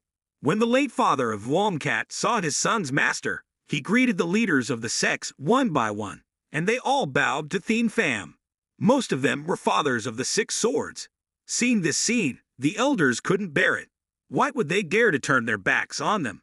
Thien Pham understood their actions. They were all due to the excellent support of his subordinates. The 5th elder now realized that there might have been some change during his absence. A shrimp could easily handle at any time and turn dangerous like this. They were angry. Their eyes glared towards him. Finally, the guardians outside had to announce loudly that all the patriarchs of the celestial demon sects had arrived, and the heavenly decree was proclaimed. After observing the room for a while to see if anyone was missing, the leader sat on his throne. All the subordinates shouted in unison, "Heavenly decree of the celestial demon sect! Heaven decree! Heaven decree! Let the humble people of the celestial demon sect pay their respects to the sect master." This basic procedure was completed, and as he sat down, Thien Pham noticed a change in his father. Why would the sect master have breathing issues? Perhaps he got injured during the Tren ordeal, but his complexion seemed healthy, so his injuries were probably not as severe as the other elders. Huofap was stunned to see his adoptive son, whose eyes were round with disbelief. Even his aura was controlled so well. Surely, he had transcended his level. Now, he couldn't be called a disciple anymore. The protagonist was a bit confused because it was his first time meeting his father in such a master-servant manner, and the imposing aura of the sect master made him feel overwhelmed. Perhaps even the heavenly decree couldn't believe it when they saw the child they raised now grown up like this. The meeting began, with the 9th elder reporting the main news during the master's absence. The first matter was the situation of the Dark Devil and Mystery Devil sects after the chaotic battle overnight, where both sides suffered heavy losses, with no survivors. Many high-ranking sects and those not present at the sect were disgusted. Teen Han and Dat Truck were killed, disappointing the elders. The faces of Duong Kang and Huofap were full of pain. The death of Vu Chenguyen was even more indescribable because he lost several close relatives and trusted aides. How could they accept such illogical reasons? Furthermore, Vi Yin killed Bok Chet. The evidence on the body points to the original cause and clear result. Even the sect master was surprised. He couldn't believe that his eldest daughter, with her insidious and venomous nature, could die so easily. Taho Fap looked at the assembly hall as if it were a celebration, secretly delighted. If this were the case, then Thien Pham's role as the sect master would be even more significant.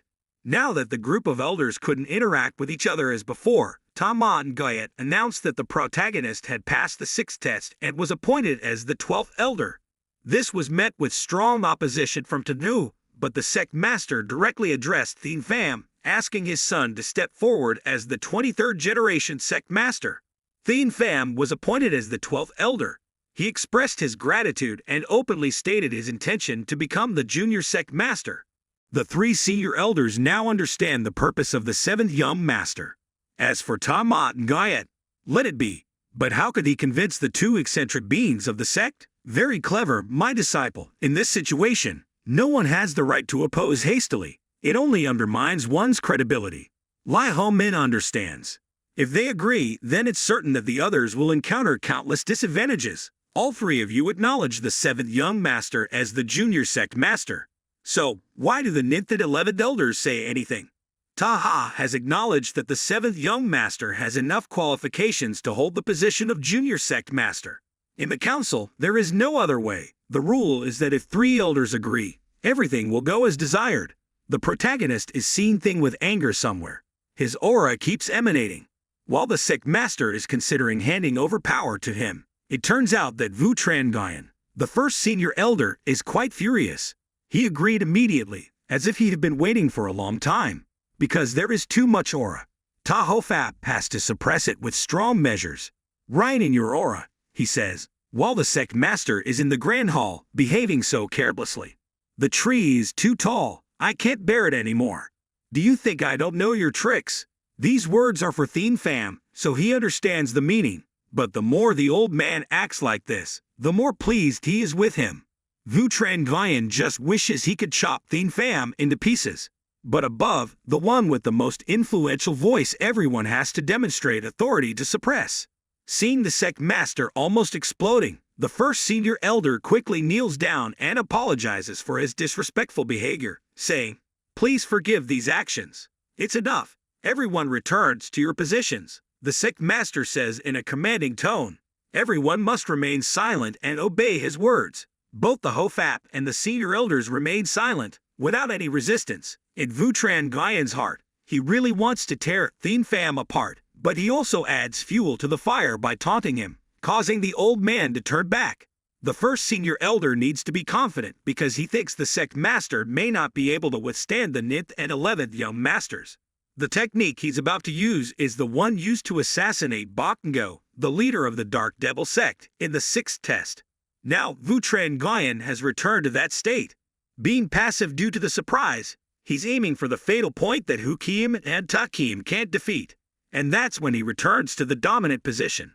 The first senior elder is confused by the relatively vital points. Not only that, but the knife attacks are also aimed at the vital positions because he has read the secrets of the sword techniques, so this is relatively easy. Perhaps Thien Pham's opponent hasn't faced such a master before, so he didn't understand anything. This knife technique is too illustrative, full of wine and poeticism, like a dragon ascending to heaven. That's how it is. The first senior elder of the celestial demon sect was beaten to a pulp by him. The sect master lets it happen without intervening. Now the senior elders on the opposing side are very discouraged because their strongest member has been overwhelmed. They looked at their juniors showing talent, and their master's dream has become very surprising. How did he learn the Phi Long Dao technique so perfectly?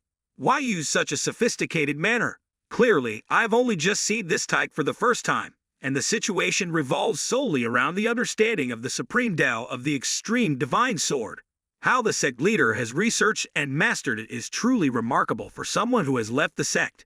Even down here, the Malaki sword still quietly contemplates everything, demonstrating the grandeur of the great Dharma.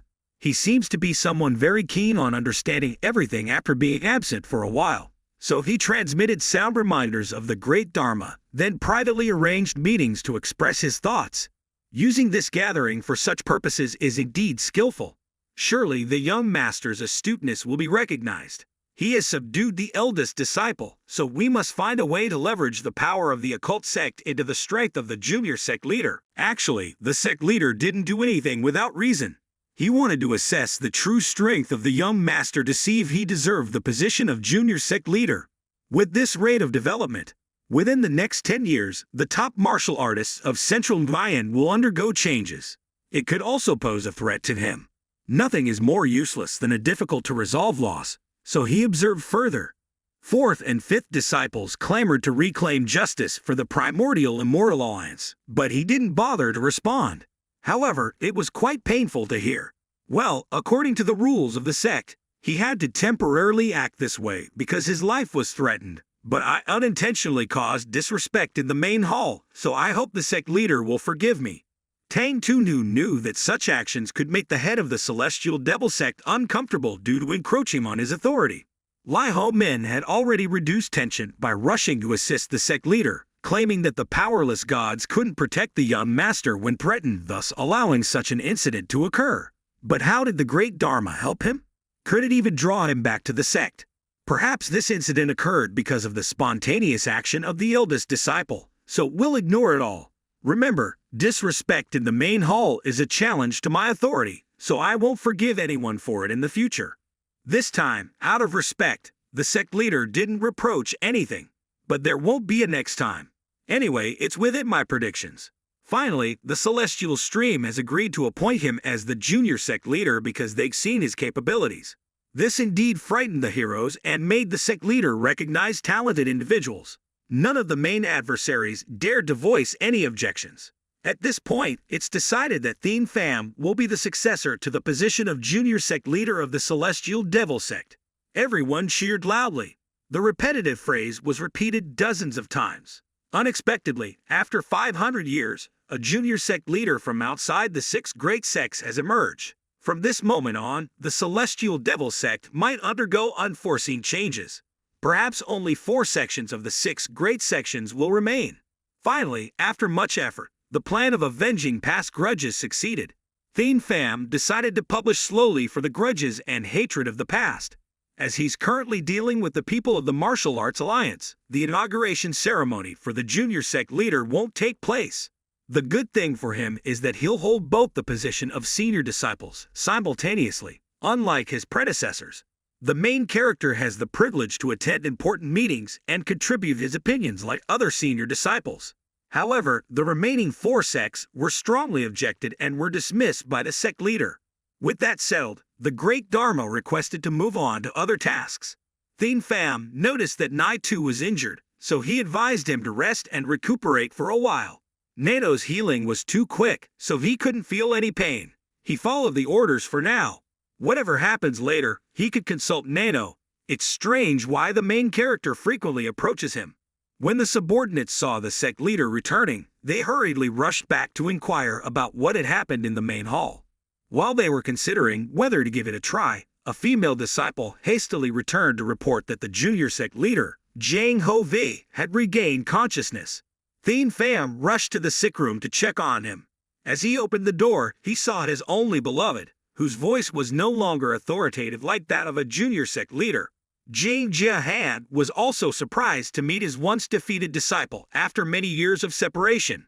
Thien Pham was still a child in his eyes. When facing his most trusted protector, he realized that Thien Pham had truly grown up. His reputation had been heard far and wide. Perhaps he couldn't help the disciples anymore, so why did he say that? He must stay by his side and protect him. Now that Thien Pham had become a useless cripple and his cultivation was destroyed, he couldn't bear to let him suffer like this for the rest of his life. He had taken care of him since he was a child and had taught him a lot. He couldn't let him suffer such hardships in his remaining life. To restore his cultivation, NANO would need a lot of time, so he couldn't help the master immediately. However, the first thing he could do was to restore his broken teeth to make eating easier. He will provide the necessary data to proceed for the master. I didn't expect you to possess such incredible technique. Restoring intricate weavings is more difficult than reconstructing teeth for Jiang's bodyguard. It's essential and practical. Moreover, Thien Pham also hinted at delivering good news to Jang Jia-han, letting him know that we have won the inheritance competition at the demonic sect. Not only that, but we have also officially become the junior sect leader of the Thien Pham sect. It's all true. How the young master has become a junior sect leader already. Upon hearing this news, he became ecstatic to an indescribable degree. NANO reported that due to excessive joy, it led to a lack of blood flow to the brain. It's unbelievable that this could cause someone as strong-willed as Jiang to faint. In the future, we need to be mindful of such actions. A while later, the 3 elders finished their meeting and returned to congratulate him on fulfilling his wish. Only then did the loyal subordinates learn of the matter. They were all astonished. How could this be possible? If it weren't for the words of the elder chief, the sect leader would have already ascended to his position with great prestige. Why didn't he mention his joy earlier? Today is indeed a joyful day, and we should celebrate with a grand feast. Thap Nat Elder reminded them to set aside that matter for now, as Thien Pham would have to entertain guests at the palace tonight. The guests are from the Martial Alliance, who had just realized that their leader has changed significantly. Now, they have the leisure to teach martial arts anymore. Thien Pham understood that Thien Pham sect wanted to establish friendly relations with the people in Central Guyana, just as he speculated during the meeting at the palace. The sect leader has decided to ally with Vo Lam Bin. Most agree with this decision, so the sect leader can only approve it. During the recent mission of our sect, unexpected events occurred. Both our forces in Anhui province and our Jiang disciples were defeated. It wasn't the work of evil sects, but rather some mysterious faction unknown to Thien Pham sect. Despite the countless experts, our sect was defeated. It's unbelievable. In Jiang, there are a total of 9 branches allocated throughout the city. Anhai has 15 branches, all managed by the Nam Kong family, led by Nam Kong Hai, a martial arts master. Despite their strong defense, their strategic positions have made them vulnerable to attacks. These provinces are where the 3 major forces intersect, and conflicts arise continuously. They have always been cautious of each other. Recently, both Anhui and Zhejiang have been simultaneously attacked by a mysterious faction. However, The Ma then sect has dispatched experts to investigate, suspecting Vo Lam Min's involvement. However, after 2 weeks, the investigation team completely disappeared. Therefore, when anxiety was high, Vo Lam Min's people were sent to The Ma then sect to express their anger. They intended to execute their envoy immediately. However, after hearing the whole story, everyone in the palace was astonished and frightened. It turned out that the branches of the martial alliance in Anhui and Zhejiang were also attacked. Nam Kong's family, including Nam Kong Hai, was slaughtered. Both sides suspected each other, but fortunately, The Ma then Zhao and Vo Lam alliance sat down to discuss. A covenant of alliance between the sect and the alliance was formed. Both sides agreed to cease fighting and investigate the situation together. Vo Lam alliance continued to send experts to the sect to propose a cooperation agreement. Both sides selected their top experts to launch a comprehensive counterattack. This is how the sect leader and the elders have been absent for so long. Although they outnumbered the mysterious sect, they couldn't defeat them, as the young master witnessed at the palace. All the elders bore injuries, with the most severe suffering the loss of the seventh elder. It's unclear which force could cause such serious damage to both sides. The fam knew that tonight's meal was to boost morale after the recent failure. Ultimately, it's about increasing the influence between our sect and Vo Lam after the battle. After investigation, both sides identified the third force, which is the Kukdao faction. However, why did the head of the sect react so strangely? When the junior sect leader, who is the one we've been waiting for, appeared, he seemed uninterested. What is he worried about? His concern is now about the Kukdao faction. Although this matter wasn't clarified at the meeting, a senior from Kukdao faction, Luk Vomon, cut off the hand of the seventh elder and took out one of Hugo Fap's eyes during the attack on the Jiang's residence.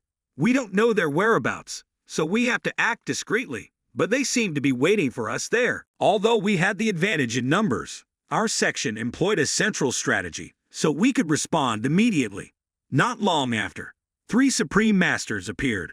At that time, everyone thought we could counter the Kukdao faction, but they easily killed the elders and sect leaders. Finally, the elders had to intervene directly. After a struggle, the 7th elder passed away, and the 5th elder lost his hand, collapsing under pressure. Due to the urgency, both I and the sect leader had to step in. While not much better, we reluctantly managed to hold them off. The opponents we faced were experts in swordsmanship, formation techniques, and trickery. They act as if these extreme martial arts were ingrained in their blood. While narrating, the Sword of Annihilation also displays wounds on their bodies, all created by a martial art named Lai Ho Min. Seeing this, Lai Ho Min himself felt afraid. Why do these wounds look more like they were inflicted by a sword rather than a blade? He thought. Those wounds resembled the techniques of the extreme knife faction too much. If that person could employ blade techniques instead of sword techniques, then my fate would surely be similar to that of the 7th elder that night. A considerable number of guests arrived for the banquet, including representatives from Vo Lam Min. All the prominent figures in our sect had arrived early because they disliked the sect leader. Thane Pham appeared quite despondent but still had to sit next to the elder chief. The elder chief hinted at Headmaster Yen's lackluster attire, which diminishes the dignity of his position. Later, Bong Chidan, one of the disciples of the 17 Grand Masters of Vo Lam Min, entered. He was also the head disciple of the Hosun faction. Bong Chin and was proud because he was the first beauty of Central Mayan. Some even speculated that he was more beautiful than the Empress of the West. Due to the lively atmosphere, Vo Lam Min had to intervene to stop the chatter. Then, the second military advisor of the Vo Lam Alliance, Kat Tahai, paid his respects to the sect leader, hoping for forgiveness for his earlier rudeness. The sect leader had sent a distinguished guest, so he apologized once again. However, to everyone's surprise, the representative from the main faction of Vo Lam Alliance was young and talented. With a youthful appearance, red lips, and bright eyes, seems around 20 years old. Everyone in our sect was amazed at such youthfulness. Long Jia felt proud because she was considered the most beautiful woman in Central Mayan, while others believed she was the reincarnation of a goddess. However, the sudden action of the black cloak belonging to Vo Lam Min kept observing, not making any move. His gaze was fixed upward. At that moment, he took the opportunity to chat and interact with others. Suddenly, he knocked over a wine jug on the table, and the sound reverberated as if an electric current ran through the military advisor's body. She seemed to be controlled as she stood up with an unconscious expression, then walked straight to Thien Pham without greeting the elder chief. Yin Mukho, may I give up my seat for you? What was she intending with this action? Even the people from Volam felt embarrassed. The beautiful woman sat down naturally and stared directly at Nam Chin. I've admired you for a long time, and I've wanted to meet you, she said in a casual tone. Long Jia frowned at the military advisor's inappropriate behavior, not only for her words but also for her intended familiarity.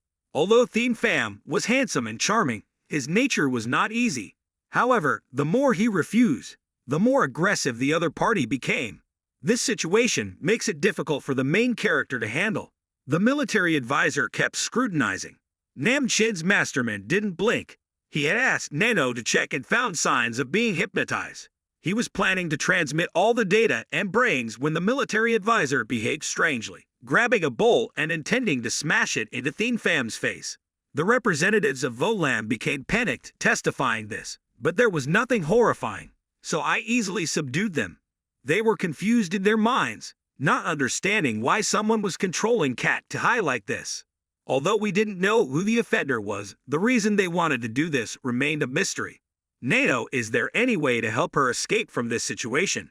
Simply hypnotizing the subject actively to dispel the control will wake her up. Or, simpler yet, we can use electrical waves to stimulate the central nervous system of the hypnotized individual. The second method sounds simpler, so the male lead immediately uses his one-handed control to restrain the beautiful women from the Trung Nguyen group, while some in the group quickly and softly plead, asking the young sect leader to stop. Why dare you attack him? Please explain, they said. What is the intention of our military advisor's actions? The mysterious figure still calmly sits and watches the show. Is it just to add fuel to the fire? All right, both sides will fight until they break off the engagement. Despite the objections, the male lead still instructs NANO to proceed. The energy of tens of kilovolts is being transmitted to the military advisor's head, causing her intense pain, and she now returns to an unconscious state. What are you doing, young sect leader? Fourth Elder Quat speaks up, his intention clearly to provoke conflict between the two sides. After a while, she gradually regained consciousness. Mo Long hastily approaches, worried about the beauty. What happened? Could it be because of excessive drinking? He wonders aloud, frowning at the bewildering situation.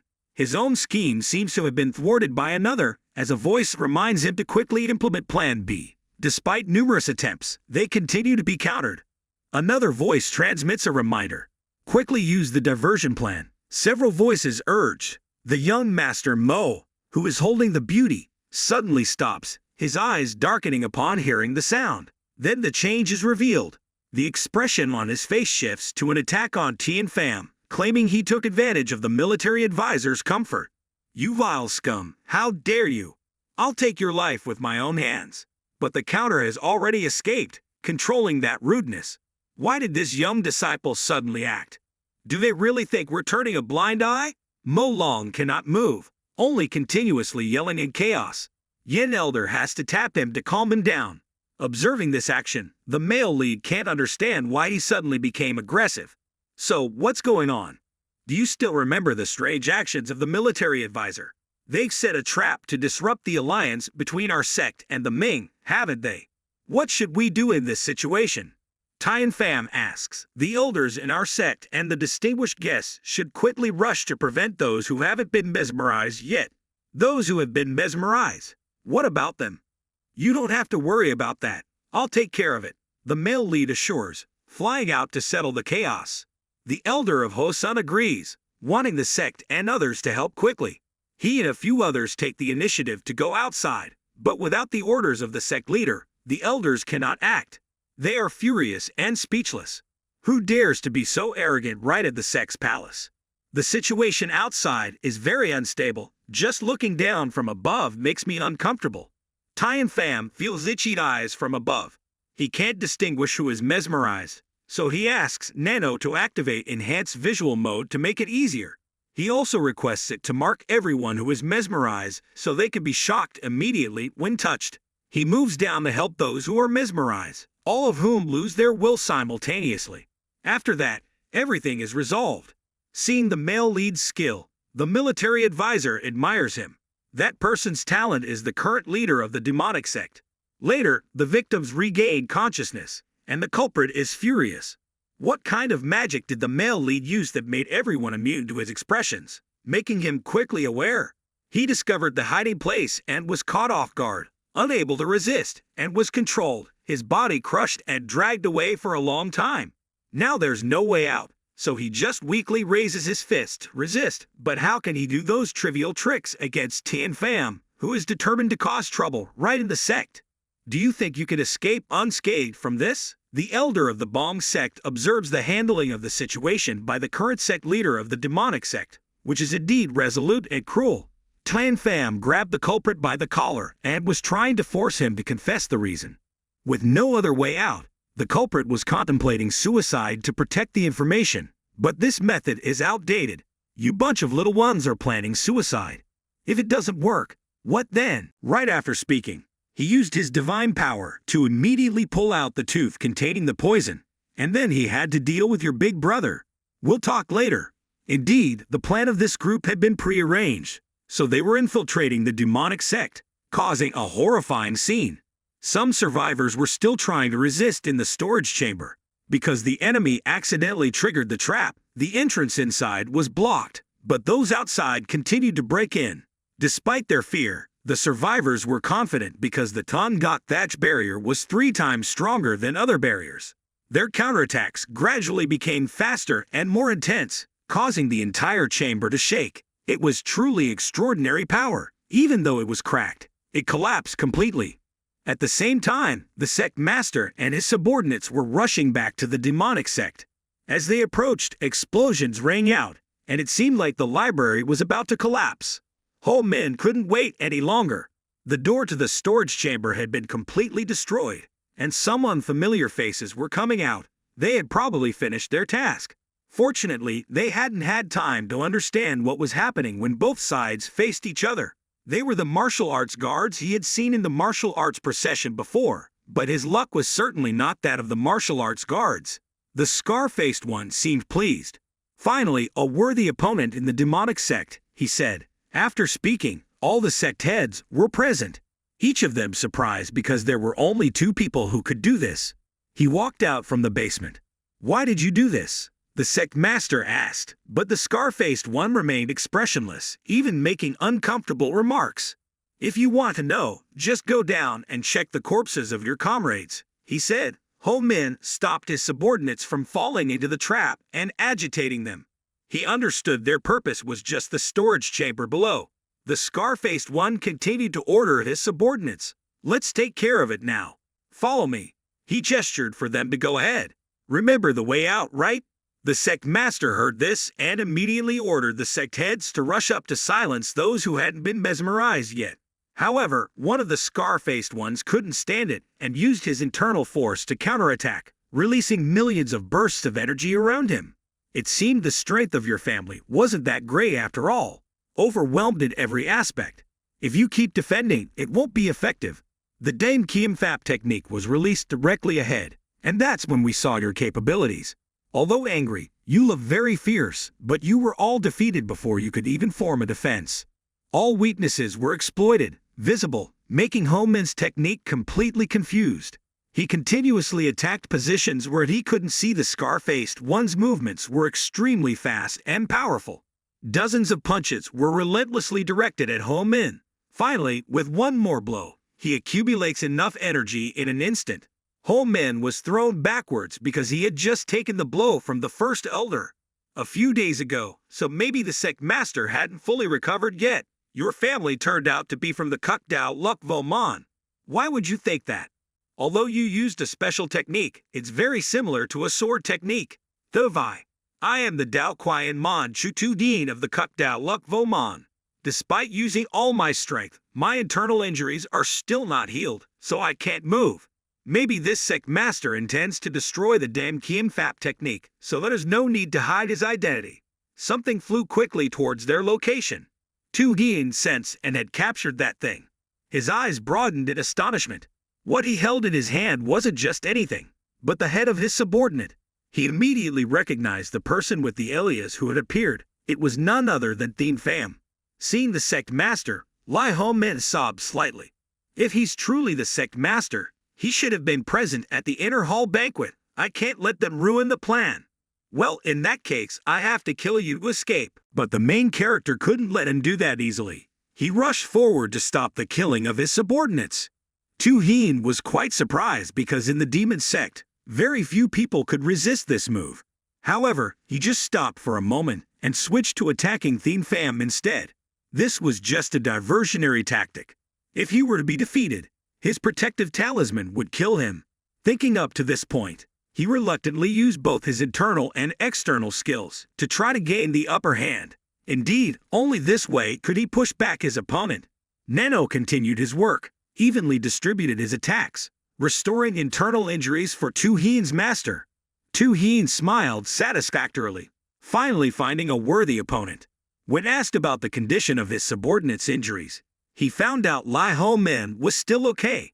Take this with you and call the sect leader and the elders here. They are at the gate of the demon sect. Leave this one to me, hurry. Tu Hien quickly ran off to call for reinforcements, but the others couldn't easily accept defeat. He thought he could escape from his grasp. The main character also had to chase after to protect the escape of his subordinate. Tu Hien kept avoiding, not wanting to engage in a fight yet. He couldn't get close, so he sent out his subordinates to shoot down Lai Ho Men. In just a moment, the main character's energy dissipated the opponent's energy, injuring the leader of the sword sect. You're just a mere pawn. Don't pay attention to anything else because I am your opponent, he said. A lot of internal energy emanated from Tu Hien, making him appear quite uncomfortable about Thien Pham's resilience, wondering why he wasn't affected by internal injuries. I can't ignore this anymore. Perhaps now is the time. Thien Pham murmured. Regardless, that person must be related to the extreme sword sect. If you know him, then of course, the demon sect is our enemy. From afar, there were many movements of troops from the heavenly demon sect, getting closer to where the two were. The southern demon sect was almost surrounded by masked guards. We can't easily escape. In that case, I have to take you as a hostage to escape from here. Do you think you have the ability to do so? Tu Hien immediately jumped forward. The technique he used made him realize it was one of the extreme Dao's moves. This technique had been completely legalized, but its power was no different. If you wanted to neutralize it, you could only use the 24 Deaths sword. Although knowing this, in practice, the power of the 24 Deaths was gradually weakening. Due to too many thoughts, he had not paid attention. He was trying to find his opponent's weakness but reveal a flaw while using a transformation technique. He successfully approached Tu Hien but couldn't keep up with Thien Pham's pace, so he temporarily wielded a few swords to push back his opponent. Do you think using a sword can make it difficult for me? Tu Hien's punches became faster and more powerful, proportional to the increasing force, making it difficult for Thien Pham to hold on. Although quite strong, he was one step ahead in every aspect. It's unclear why the main character was constantly passive in this fight. Perhaps he had never encountered an opponent with both strength and high morale. In terms of experience, Tu Hien could also outsmart him, so him taking the upper hand wasn't surprising. Being beaten up was just inevitable. However, this beating was relentless. He hadn't died yet. Right, I should praise you for what you've done. But with the sword technique of the sword demon, it's no match for me. He's known this technique for a long time. Now the result is clear. The demon sect can win against our sect. Don't resist in vain anymore. Just obediently follow me. This statement seemed to touch Thien Pham's pride. He threw the sword in his hand down. You said our sect can't win. Tu Hien noticed a strange expression and quickly focused on his opponent. He rolled his eyes very quickly to observe carefully. It seems there have been many changes. The simple is that the wounds from before are no longer present. How could his wounds heal so quickly? Surely he's the most dangerous person in the demon sect.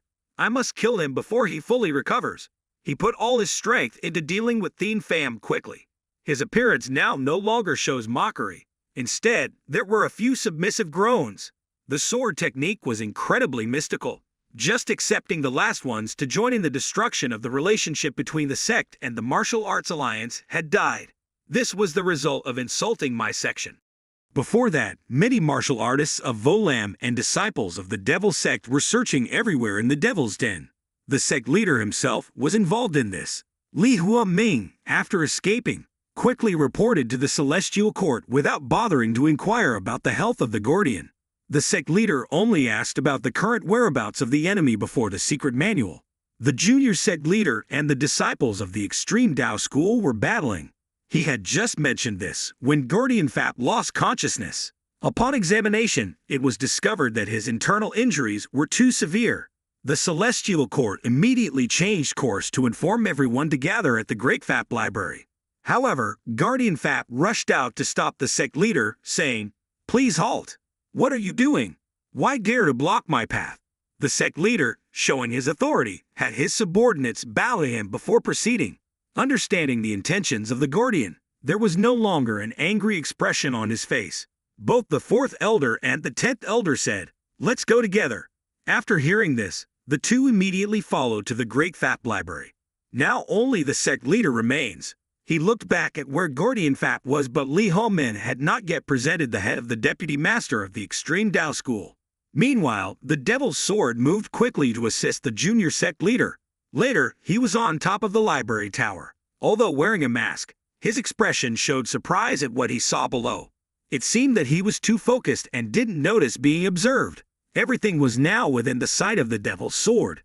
The opponent's face still shows fear when seen again. Then, Guardian Fap examined him more closely.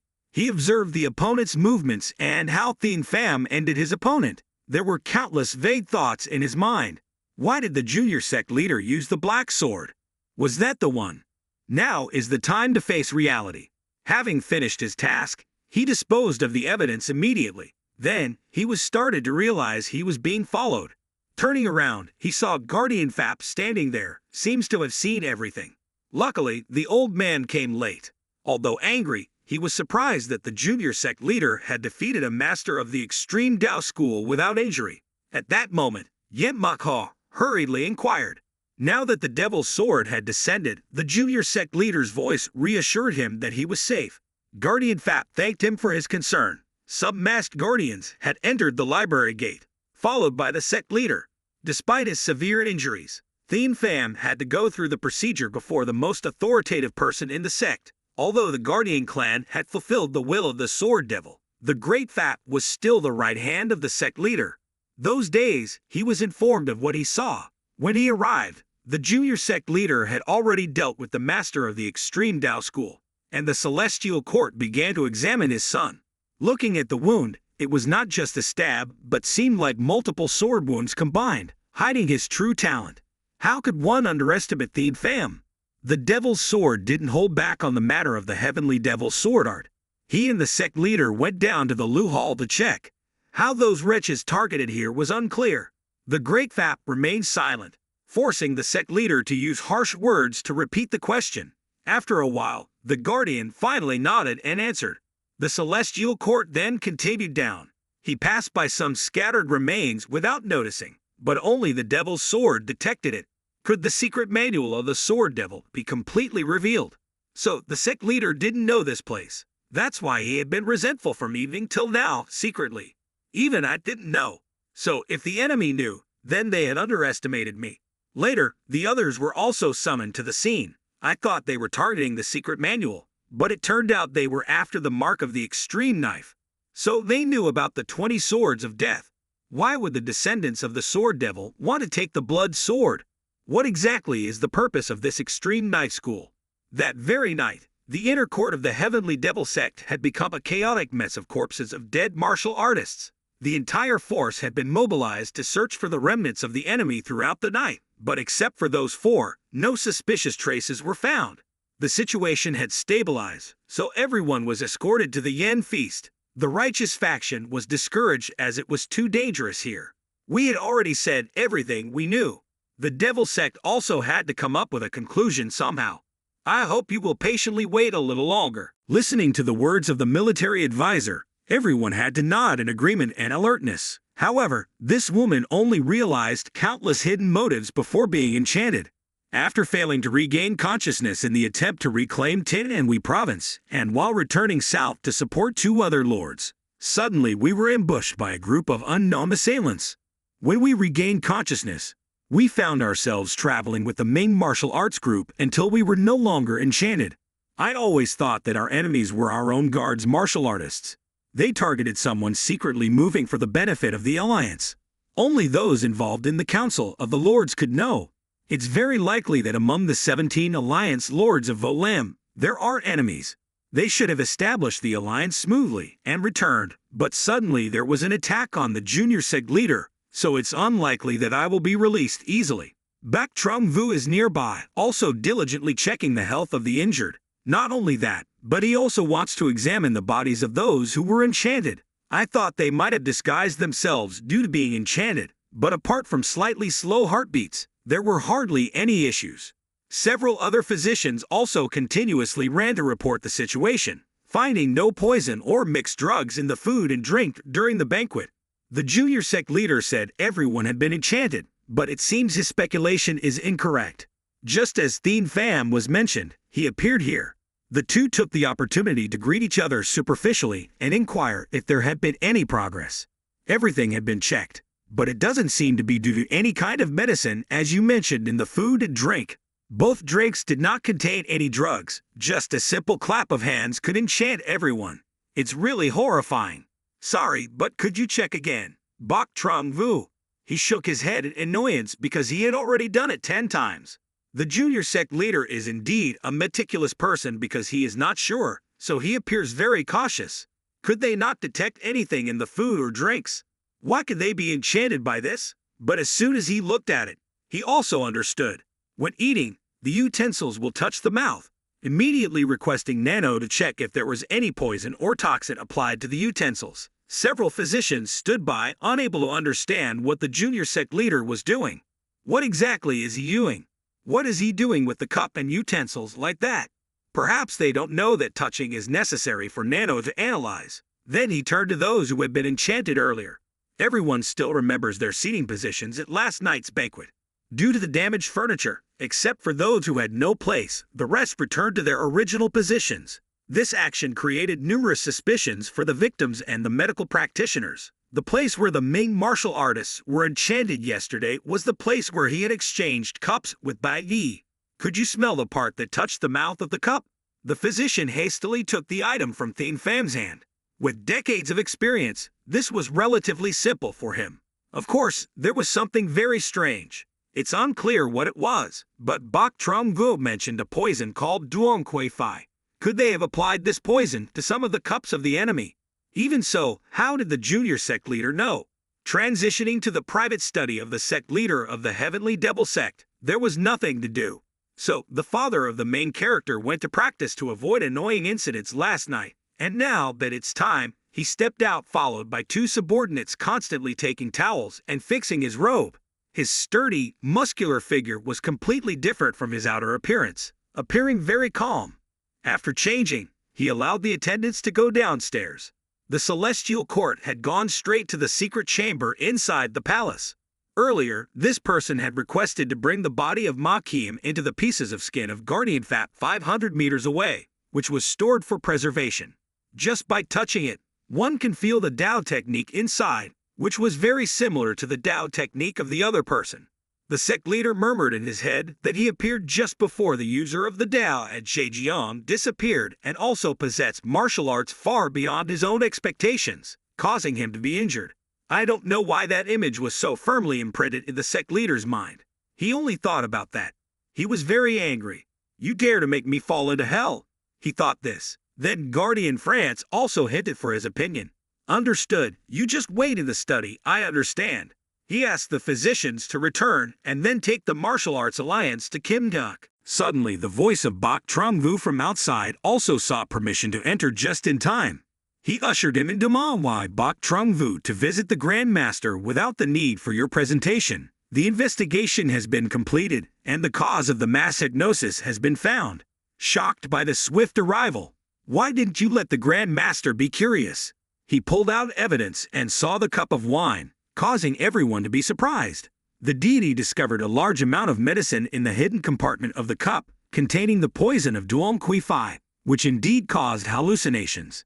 Due to haste, The Chief Justice did not have time to erase all traces. The Grand Master regretted letting inexperienced people investigate. Who discovered it?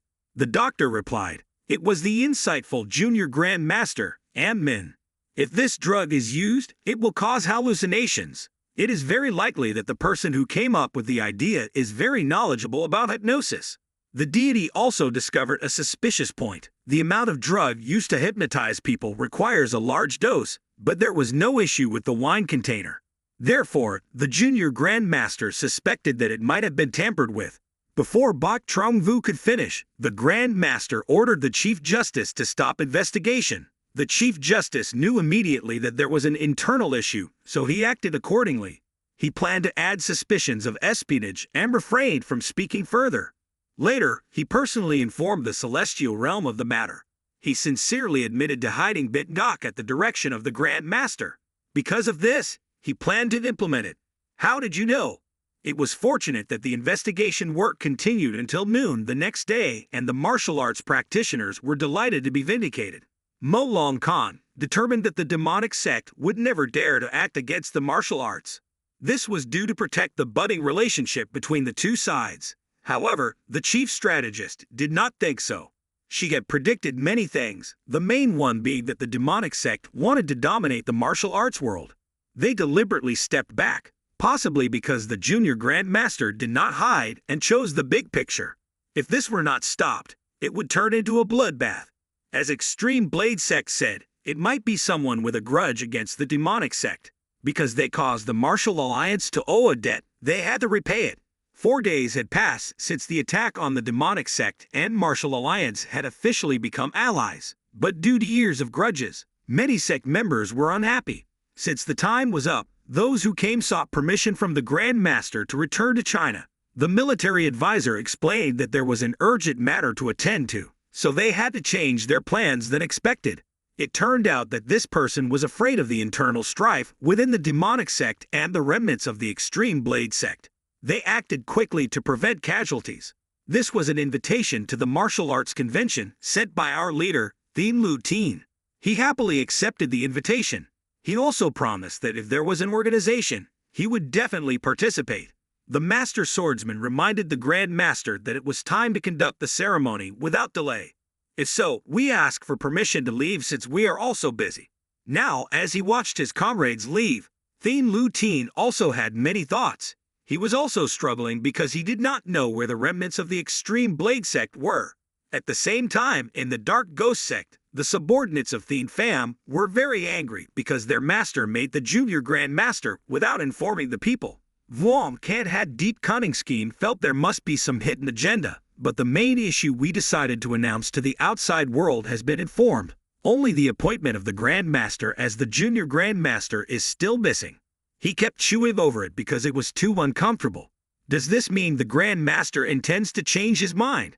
The battle for the position of Junior Grand Master, even the newly admitted members, must undergo new procedures to reach that position. This could be changed just because the Grand Master was shaken by the Junior Grand Master's power. If the 6 great sects did not resist, he could do anything. Thien Pham knew about this, but he didn't seem to care much. He felt that his master didn't understand what he was thinking. Later, he planned to say more, but now was the best time to persuade the remaining members of the Dark Ghost Sect. We must continue to contact them more, but last night when I arrived, there was no one in the Dark Ghost Sect. Could it be that the other 4 sections have already taken action? Yes, just as you said. Half of what you said was wrong and half was right. The meaning of the Chief Elder's words is that the subordinates of the Grand Master have all done this, and half of the remaining members of the Dark Ghost Sect have joined the Sword Devil Sect and the Blade Devil Sect. Tu Chu understands that the Grand Master is openly supporting those 2 sections. Clearly, he intends to obstruct the Junior Grand Master. Thien Pham had to speak up to explain to his subordinates that it wasn't just about obstruction, it was about restoring balance. He strengthened the power of those 2 sections and restored balance by restraining our power. Not disclosing the position of the Junior Grand Master to the outside world was also because the other 4 sections still had opportunities. They want us and the other 4 sections to fight each other. Why would he do this to the Chief Elder? He arrogantly said that the chief elder, being a longtime member of the sect, also understood. The Grand Master we know is ruthless when it comes to his bloodline. Blood honor doesn't exist. Everything is just a card to protect and increase his power. Indeed, because of power, even dignity doesn't matter to him. I want to ask everyone here a question. The main protagonist stood up and said loudly, "No matter what happens, everyone will still trust and follow me, right?" This statement surprised his subordinates. "Now, you, the Grand Master, have made too many mistakes. I want to return the section to the era of the Heavenly Demon Founder's establishment. This means that I'm ready to confront those influential figures in the sect. Now, I want everyone to trust and obey my orders without hesitation." The number one subordinate was very enthusiastic. "Even if the chief went down any path, I am willing to follow him unconditionally." Vuongkat and Tamatrak also pledged eternal loyalty. All those present in the meeting unanimously obeyed Thainfan's orders. Indeed, them very loyal subordinates. Now, what does the Junior Grand Master plan to do if we continue to confront the four great sects like this? It's very tiring. Anyway, we will have to withdraw all the plans made so far. Therefore, I want to restore the balance, so we have to abandon those plans. The protagonist's intention is that he himself will have to find a foothold to gain influence. So, he will go to the main hall of the Ma Long Truong sect to increase his power. The chief elder's plan is to connect with the elder of the Nine Sword sect and the sect leader of the Dreaming Sword sect. Once they know, the protagonist will invite Hakim and the seventh elder to follow. Van Q looked reluctant, but reluctantly spoke up, asking to go too. Thien Pham disagreed. Although he was the most harmful, his enthusiasm was doubled. "The remaining subordinates are okay. You will go with me on this trip." Vuong Kat, on the other hand, asked for permission from the chief to take Bok Kai along for fun. After all, even the two of them together cannot guarantee his safety. Please be kind, as Bok Kai doesn't understand. Why do Nhat Kiem and the second sword always quarrel? With arrangements made, Thien Pham went to the inner court of the Ma Long Truong sect. The sect leader was still studying history when his servant Fu urgently ran in to report. He mentioned the arrival of the Junior Grand Master, surprising him. He quickly called the steward to lead the guests to the guest hall and prepare to welcome them, absolutely not to be negligent. The whole group arrived at the rendezvous point for the meeting. Since it was his own home, Van Q introduced everything inside. "This is my house," he said. "Even someone like me without eyes can feel that this place is very beautiful. Why does your only pleasure involve tending to the garden?" Talking about various things, Van Yin, the eighth elder, bowed respectfully. "Hello, Junior Grand Master." The main character also quickly bowed in response. Seeing his granddaughter, he wasn't very surprised. "Why are you still wearing a mask until now? I'll personally take you to the guest hall to have tea." "Let the servants do it. You shouldn't go," Van Yin said. He also reminded his subordinates, about a dozen of them, to go elsewhere to escort the Junior Grand Master. Before leaving, he also reminded them to be polite. Van Q explained that there was a twin sister, but didn't they plan to marry her to the Junior Grand Master like the Sima sect? This guy thinks too much to the point of being ridiculous. Then he disregarded minor details. Thien Pham was about to discuss with Van, but it seemed like some guests were getting impatient and eager. Although the servants tried to prevent it, they couldn't stop both Ta Kim Q and Bui Du Long from following the two elders to the Moon Palace. Thien Pham was angry because it seemed like now only he had the qualifications to compete with Van Elder. The elder apologized and asked to excuse himself for 5 minutes for a private matter. "I beg to see the second and third elders and the young master first," he said. "Since there are guests waiting for me, I asked all three to wait." "What kind of nonsense is this, Junior Grand Master? You're here too, so how can I not meet the one who might become the sect leader? So I have to be polite. May I greet him for a while?" Third elder and fourth elder. The third and fourth elders didn't need to agree and went to the ceremony right away, but the protagonist didn't bother to say anything. He just scrutinized his opponent. Moknkoyet seems quite responsive. After all, they used to be peers, but now he's above him. Finally, he reluctantly greeted according to the rules. Unexpectedly, the Junior Grand Master also needed to meet Elder Van. Budai long asserted that he also came here to discuss business with the elder, but Van Yin was puzzled. "Because I didn't receive any letters," he said. "Why would you make things difficult for others like this? I sent a carrier pigeon to you not long ago. How could you forget? The elder was speechless. Didn't you tell me to think about it? Because of that statement, the Mukngayat sincerely came to see the elder's granddaughter. The elder couldn't refuse directly at that time. So I said I would reconsider.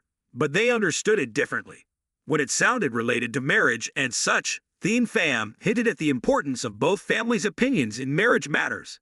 This statement seemed to help Van Yen understand. Indeed, I always respect the choice of the young lady. The third elder was resentful. No matter how important both sides are, can he refuse the Grand Master's son so bluntly? Van Q also didn't bother to hide her identity anymore and actively went out to respond to those rude people. Mukngayat didn't know what to do. Why was she standing here? Then Thien Pham's woman also revealed herself.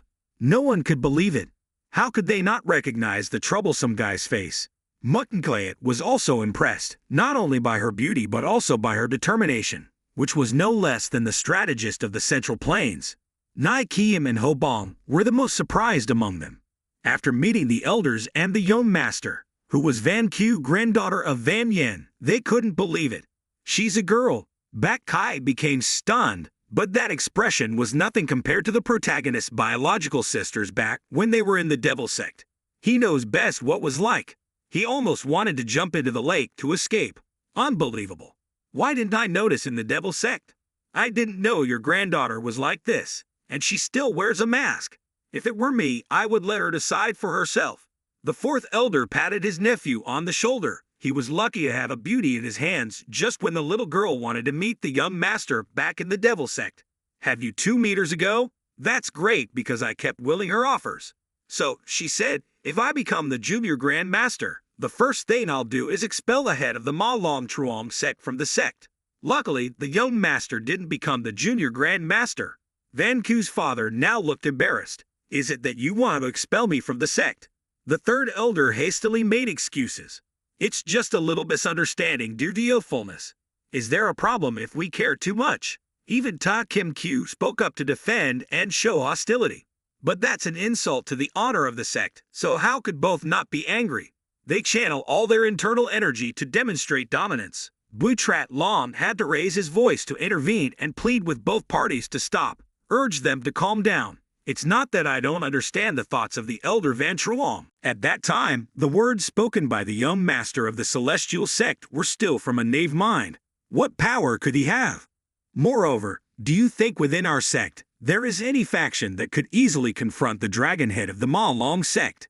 As far as I know, several years ago, Elder Van Truong always wanted to find a talented physician. Indeed, this old man also knows about the mental issues of Van Q's descendants. If his granddaughter and the young master of the celestial sect were to become engaged, we could use this as an offering. Clearly, this hits the crucial position of the Ma Long sect's leader. This will help him encounter the divine physician, and I will absolutely not retract my words.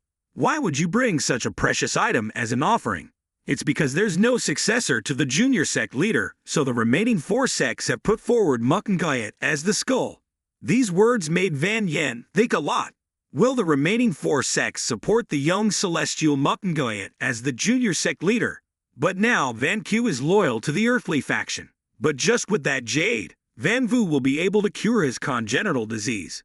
It's quite difficult to choose between the 2 grandchildren of the 3 elders. He wants Trung Thon absolutely. Like us, we brought what Elder Van Truong wanted. Who wins, who loses, it's already quite clear. You'll agree to the engagement of your granddaughter and the celestial young master.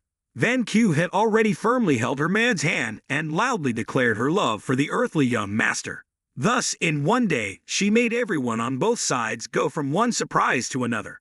Elder Van Truong couldn't understand anymore. The main character blushed because he had fallen in love with a daring woman. The Lord and the Lord have been advancing so fast. Van Q quickly transmitted the message that she only did it because she didn't want to marry Mukngayat. He also breathed a sigh of relief, but he was very happy inside. Then his eyes changed at the cowardly Phut Ma sect leader. He had been following the main character since the days of the demon sect until now, still unable to catch up. The main character, due to the nature of the earthly faction, often shone off, so he also played a few small actions to let that guy know where the limit was. He had everything stolen from him. A despicable guy. Not only that, But the Celestial also flashed a few bursts of anger and momentum in Mukngaet's heart, which rose as if about to erupt. Elder Yen noticed the danger enveloping him, so he immediately drew his sword towards the two remaining elders, who saw this and warned loudly. It was just a small guard who dared to point a sword at their necks. Who's that? He had shown his intentions against the junior sect leader. Ta Kim Kyu knew that the other 5 were not safe. Now only this grandson was left, so he had to keep him safe, but it seems that he has fallen into another trap again. The tree is too dense to do anything. So he vented all his anger on the sword. Yen Mok Ho, what's going on? It's just a guard, but why is the sword so steady in front of me? Finally, what's the reason? Tu Pham had obtained the position of junior sect leader, removing Vu Tran Glyan and the masters of the 4 great sects of Kup Dao Luk Vo Man. The remaining sects realized the danger posed by him because the sect leader had given him a new title in mockery instead of choosing Mukngaet as the heir just because he was the only candidate for junior sect leader with all 4 limbs intact. Seeing Yen Mokho's sword still pointed straight at Mukngaet's face, making him go crazy. The blow wasn't over, and he immediately cursed the 10 elders as despicable bastards. Bui Dulong was afraid because he remembered the death of Vu Tran Vian just because of the danger, and he also understood that Tu Pham would probably use this as an excuse. So he kicked him in the eye to signal to Kim Kyu to understand the situation here. Both were proactive, performing the rituals, begging for forgiveness for the rude attitude of the descendants, but perhaps they made it difficult for themselves when Tu Pham didn't care why we had to do that, right? Guard, deal with that guy quickly. Yen Truong Lao coldly ordered. Obeying the Lord, the 3 elders quickly ran to intervene to prevent him from screaming and also knock down the sword wielder Ha Thing Pham's family. Still confused. I don't understand what's going on. Once again, Yin Mukho rushed to kill him. Triat Lal raised his treasure knife to clearly demarcate the boundary, but with just that, it only made the Maduyan sword sect leader even more interested. She actively stepped forward to strike directly at the 3rd elder. Both sides display a series of sword techniques and knife techniques. It can be seen that no one had more power than the martial arts guard, yet they had such strength. After all, who is she? While they were concentrating on fighting, a loud scream echoed, not from anyone present, but from the celestial sect's Moon Gaiet. At this moment, death was looming over him, and the one responsible was none other than the Celestial Pham. Is it you who defies my orders? Without waiting for an answer, he continued, Stop. I won't marry anymore. Fortunately, those words saved him from almost losing his head as Mukngaet's head nearly fell to the ground. He breathed heavily, trembling with fear. I'll grant the sect leader whatever you wish, just please spare him. Confessed the junior sect leader. I'll even have the precious gem returned. If that's what you desire, then hand over the jade scroll. Perhaps you can beat the divine physician. That may be so, but preserving his life is paramount, the celestial stated firmly. He quickly withdrew a scroll from his person and respectfully handed it over. Understanding your opponent's desires and fulfilling them is the way to gain what you seek, he said with a hint of disdain. Although young, the male lead demonstrated his cunning and resourcefulness. The 3 elder leaders recall the boasting when presenting the Jade Scroll. Elder Bui, you were truly insightful. You taught me a valuable lesson. It's knowing what your opponent desires and offering it that earns you worthy rewards, the Celestial Pham said, interrupting their thoughts. Feeling something amiss, the 3 elders became more wary. Suddenly, the Celestial Pham quickly moved towards Mukngaet's right arm. His face turned pale with incomprehension. He didn't cry out or resist, only silently observed. The suddenness of the attack caught even his subordinates off guard. The pain now began to intensify, spreading through Mukngaet, who cried out in agony. Ta Kim Kyu rushed to tend to her nephew's wounds. From the beginning, she knew Mukngaet was the heir. Yet still, he chose to act this way. Is there anything else you find dissatisfactory with me? Questioned the Celestial. No, nothing, replied the junior sect leader, grateful for the mercy shown. The 4th elder simmered with resentment, pondering silently. I must endure. It was Mukngaet's foolishness that caused this.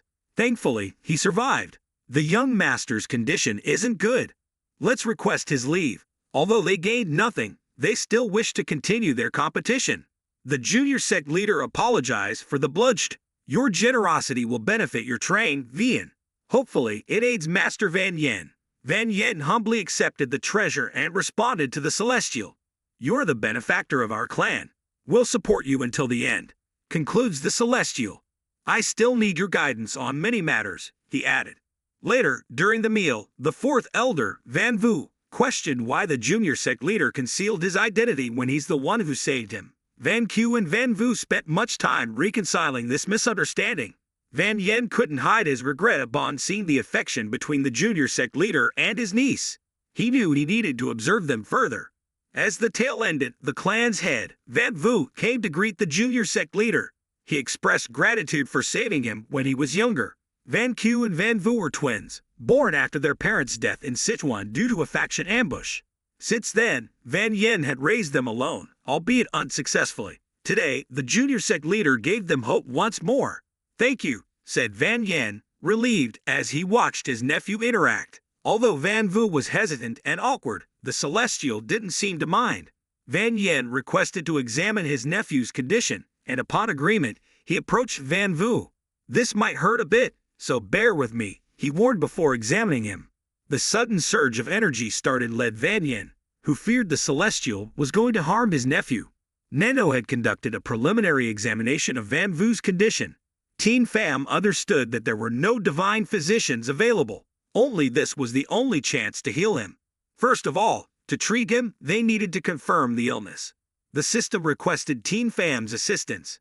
The first step was to conduct an MRI scan from the patient's palm. Then, the information board displays the condition of Van Vu's brain. The red dots indicate poor blood circulation, which leads to brain hypoxia. To cure him, they needed to remove dead cells and accumulate blood.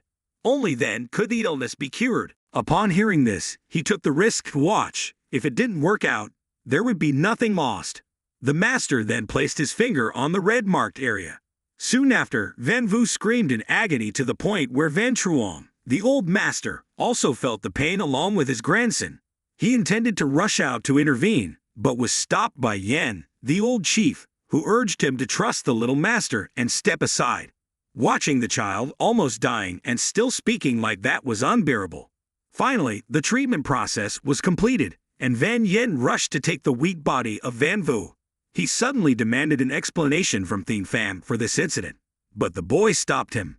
Then, a clear voice rang out, calling for the grandfather twice, saying, "Grandpa, my head hurts too much, I can't bear it anymore." Knowing this, the old master paid even closer attention to everything. It was unbelievable that the boy's eyesight had returned to normal, so he had recovered from the illness. Overwhelmed with emotion, he hugged the normally lively grandson tightly, now even more admired than before. Since the poisoning incident, it was evident that he had understood medicine.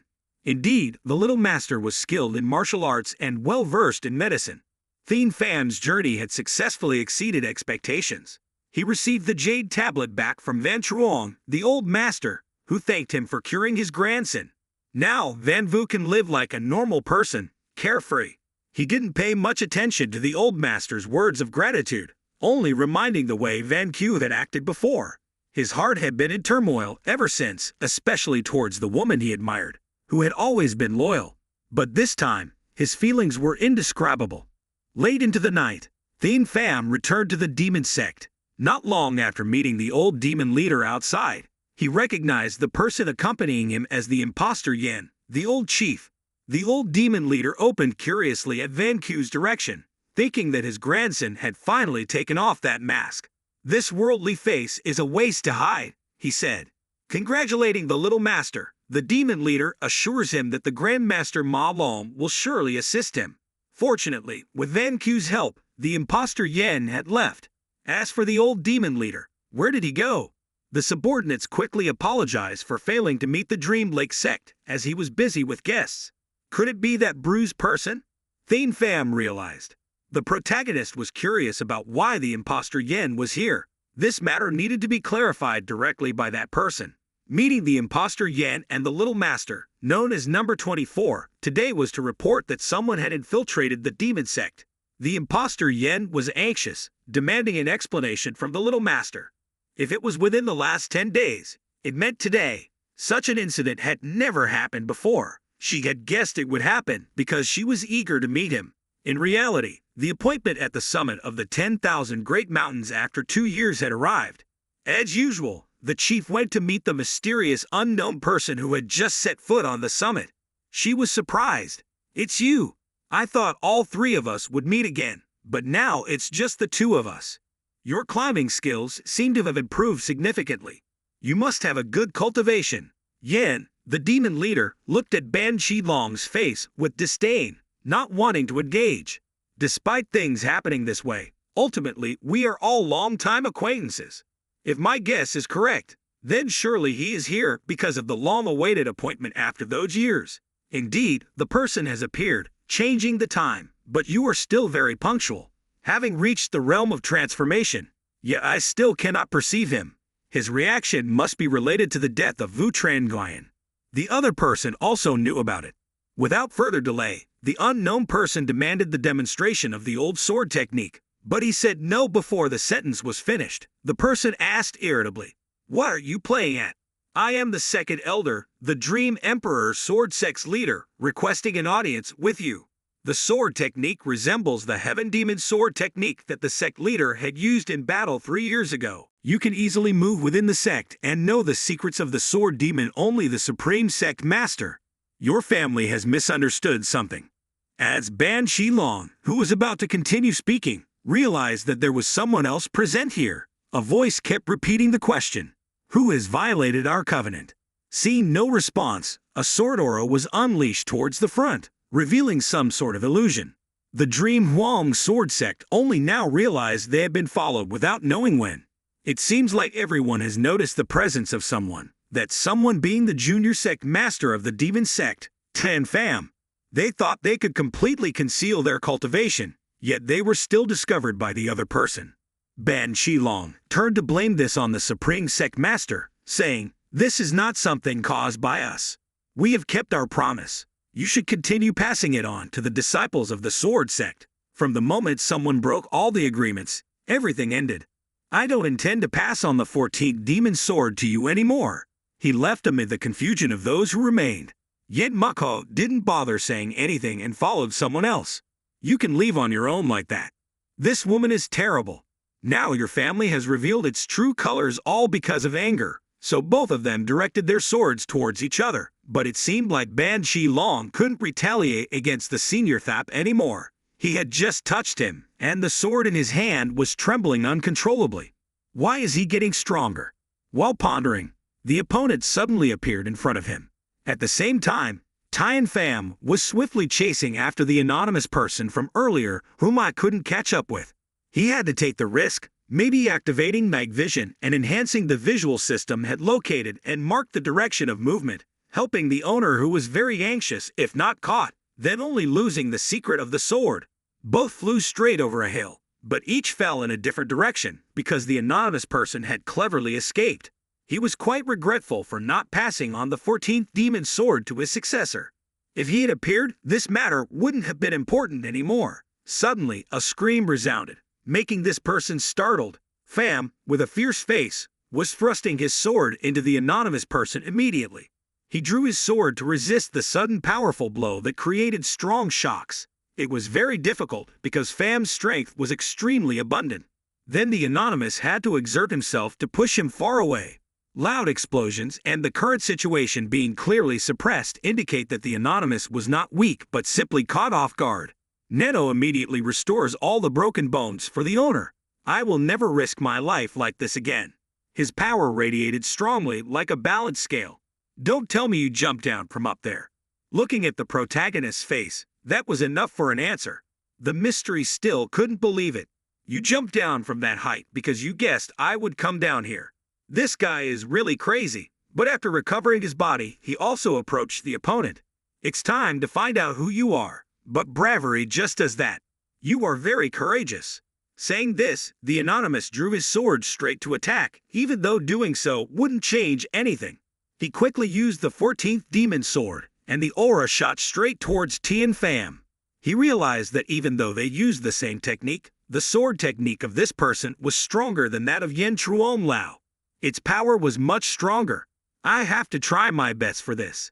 He displayed the technique of extreme sword to resist the anonymous person who knew of the existence of this technique, so he also realized his weaker power and a recent fall must have affected the sword technique of the extreme sword, making it one level higher than the technique of the 14th demon sword, so it couldn't determine victory or defeat immediately. Indeed, this person deliberately didn't want to fight anymore. Some basic sword moves were deliberately used to push the junior sect master back. He didn't hesitate to continuously exert force. We can't let him escape like this. He quickly approached, making the opponent to defend himself. Dozens of sword energies were emitted from the protagonist's body, looking very terrifying. This was the third technique of the extreme sword technique, the unwavering sword ki. Without hesitation, the anonymous person gave up the ki boundary in his hand and also used internal energy to release sword energy from his body, seemingly wanting to isolate Tian Pham. This is the essence kiss sword technique. It looks so dangerous. Moreover, due to weak determination, he used it inaccurately, so its power was halved. I guess that must be the second form of the heavenly demon sword technique. Now it's Tian Pham's turn to be overwhelmed. The opponent has spotted a vulnerability and closed in on him quickly, spraying blood like the sword in his hand pierced into Tian Pham's shoulder. Continuing to press the attack, aiming to worsen the wound, Tian Pham's expression was indescribably agonized, his face contorting in pain. Finally, he had to forcefully withdraw his sword to avoid being overpowered. He's strong indeed. I never expected someone like him in this martial arts realm. Surely, you've noticed the disparity in our abilities by now, haven't you? You're not my match, so stop following me. His gaze remains sharp. So, he truly is from the poison sect. Despite being weaker, he doesn't seem afraid. The aura emanating from him is also a warning. This time, it won't stop at a mere slash on the shoulder. He has channeled a lot of internal energy into the sword, then directed it forward with great force, creating a burst of ki. The sword energy swirling around makes it hard for Tian Pham to anticipate a counterattack. This is indeed the fourth form of the heavenly demon sword technique, full of surprises. At this point, Tian Pham doesn't know how to cope. He takes a deep breath and charges forward, still relying on the extreme saber Dao techniques to withstand his injuries. Suddenly after, the NANO recovery technique of the heavenly demon sword technique kicks in, truly living up to its reputation. If this continues, I'll lose here. Thinking so, he decides to resort to the final move, a series of demonic ki emanating from his body, forming and reconnecting many fragments of the heavenly demon sword.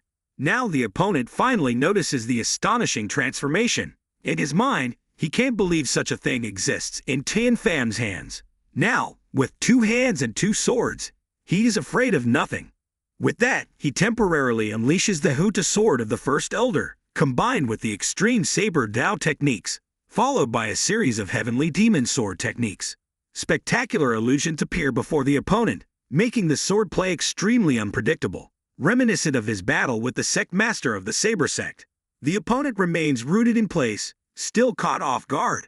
Before he can recover, he steadfastly directs his swords toward the opponent's center. The 2 swords, full of power, clash, creating deafening sounds. However, the heavenly demon sword, with its hardness and age, overcomes the opponent's ki, shattering it into pieces. Now, he begins to feel fear and confusion, not knowing what to do. Tian Pham's speed is too fast to react to, and the opponent's body is now defenseless. He crashes hard into a nearby tree, desperately trying to regain his senses to find a way to escape. But as he raises his head, a sword and a saber strike his neck. Indeed, he's a monster. He thought he had won. How naive. Despite the vast difference in realm and profoundness, both are incredibly strong. This one understands that Tian Pham is combining the heavenly demon sword technique with the extreme saber Dao. Then he used the technique of the First Elder to quickly deliver a decisive blow, disregarding the opponent's thoughts. The disguise is quickly torn apart, revealing a masculine face mixed with the maturity of a martial artist. Never before has he seen him like this. He also proactively asks about the little sect master's identity. There's no need to fight or flee anymore. Just give up what you have and leave. Hearing the voice, he immediately recognized him as the Grand Protector.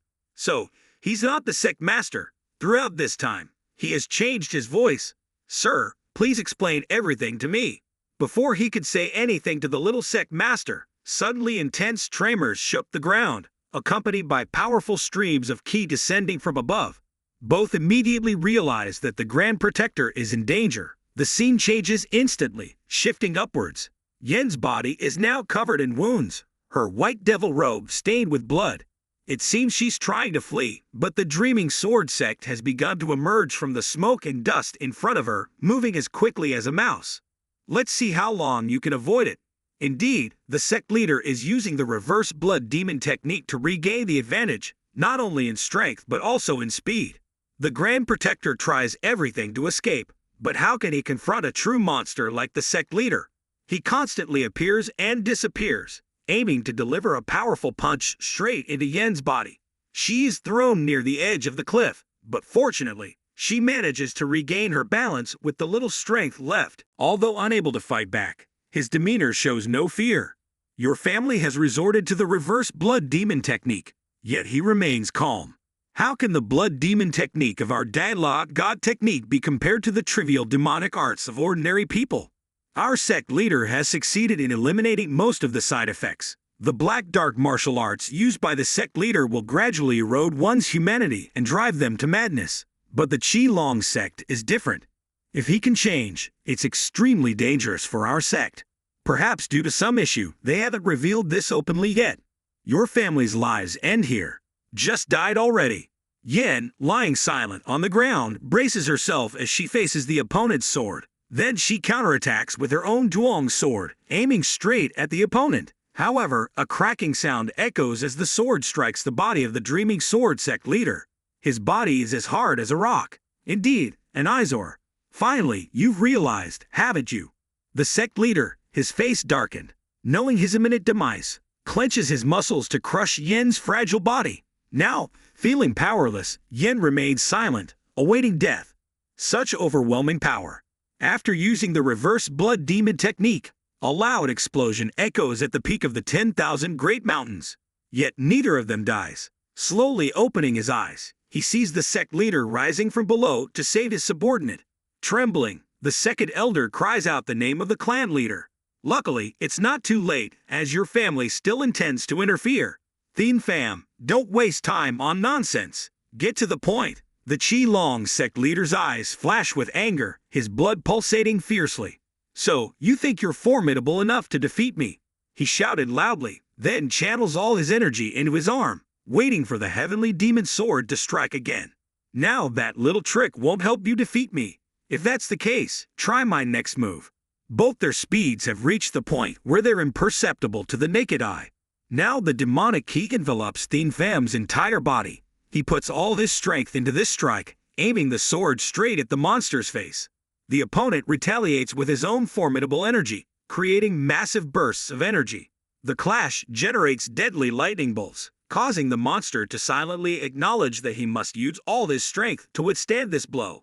But the protagonist is not holding back either, putting all his massive body strength into the attack. He flies past, and the opponent's internal energy disappears. Qi-Long doesn't feel any pain from the terrifying scene just witnessed. The bloody spectacle is also noticed by the Grand Protector and Yen. Thien fam's body is now utterly exhausted, collapsing to the ground. The second elder's trembling hands, upon realizing his condition, are filled with ki and blood, unceasingly restless. His eyes sway, then everything turns dark. It's the sect leader's hard-fought victory against one of the strongest members of the celestial demon sect. Now it's NANO's turn to fulfill its duty. Fortunately, the body has recovered in time. Thien fam plans to examine the body for something unusual, but the Grand Protector approaches without a word. He then respectfully performed a ritual in front of the sect leader. "Greetings, contemporary celestial demon sect leader," he says, somewhat confusingly. Yen, the sect leader, sees the face of the Grand Protector for the first time. "Indeed, you are the one who called me and taught martial arts all these years. But what exactly are you talking about?"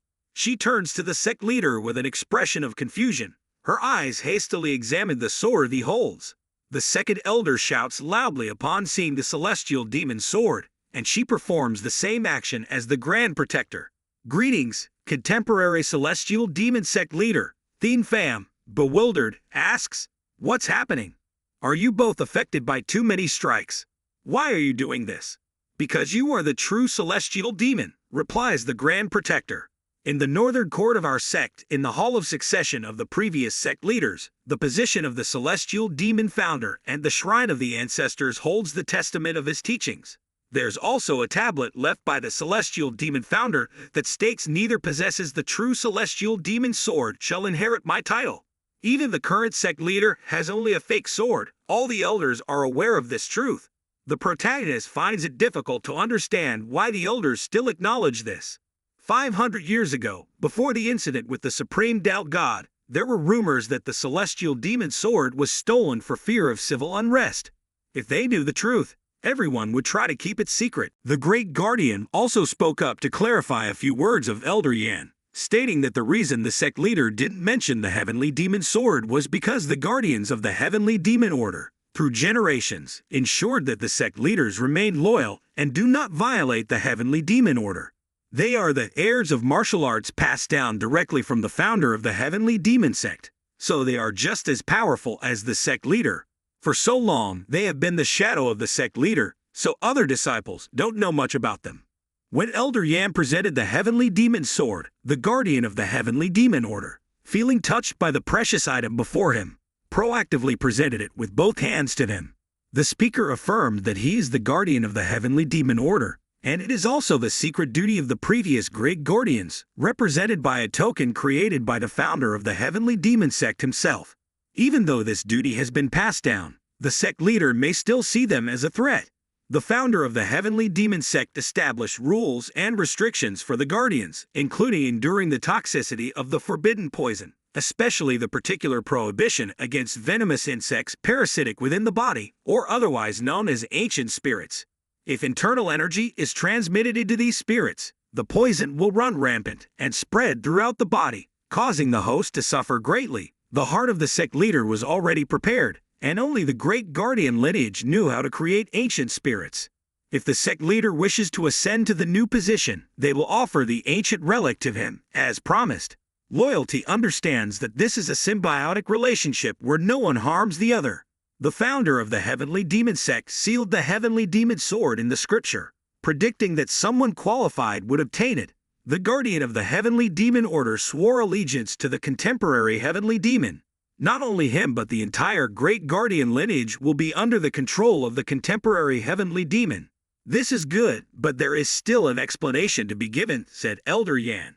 25 years ago, the supreme sect leader suddenly relinquished his position. After stepping down, he immediately went into seclusion for cultivation. When he returned, 5 years had passed and his power had increased significantly beyond comparison. Before disappearing that night, he inspired us to remain silent and gave no indication of his whereabouts. The scene returns 20 years ago to the chamber of the heavenly demon sword, where all I said from that moment onwards was, "From this moment forth, you will only reveal to the sect leader. And you also know about the existence of the Tan sword and the 24 demon swords in the library, right? We are about to go to another unfamiliar place in 10 years. If we don't return, there is no need to follow the guidance of the sword of the devil, but continue to teach martial arts to anyone who is destined." After delivering these words, he handed him a letter. "Read it, and you'll understand." After reading it, the great guardian was surprised. During the 5 years of cultivation, he had researched these techniques. During his absence, you continue to research and perfect the heavenly demon sword technique to assist us. Although intending to refuse, he still believes that you could accomplish it within 10 years. The great guardian had waited for the supreme sect leader for 8 years and spent 10 years studying the heavenly demon sword technique, but only reached the level of key energy. The main character didn't pay much attention to those things.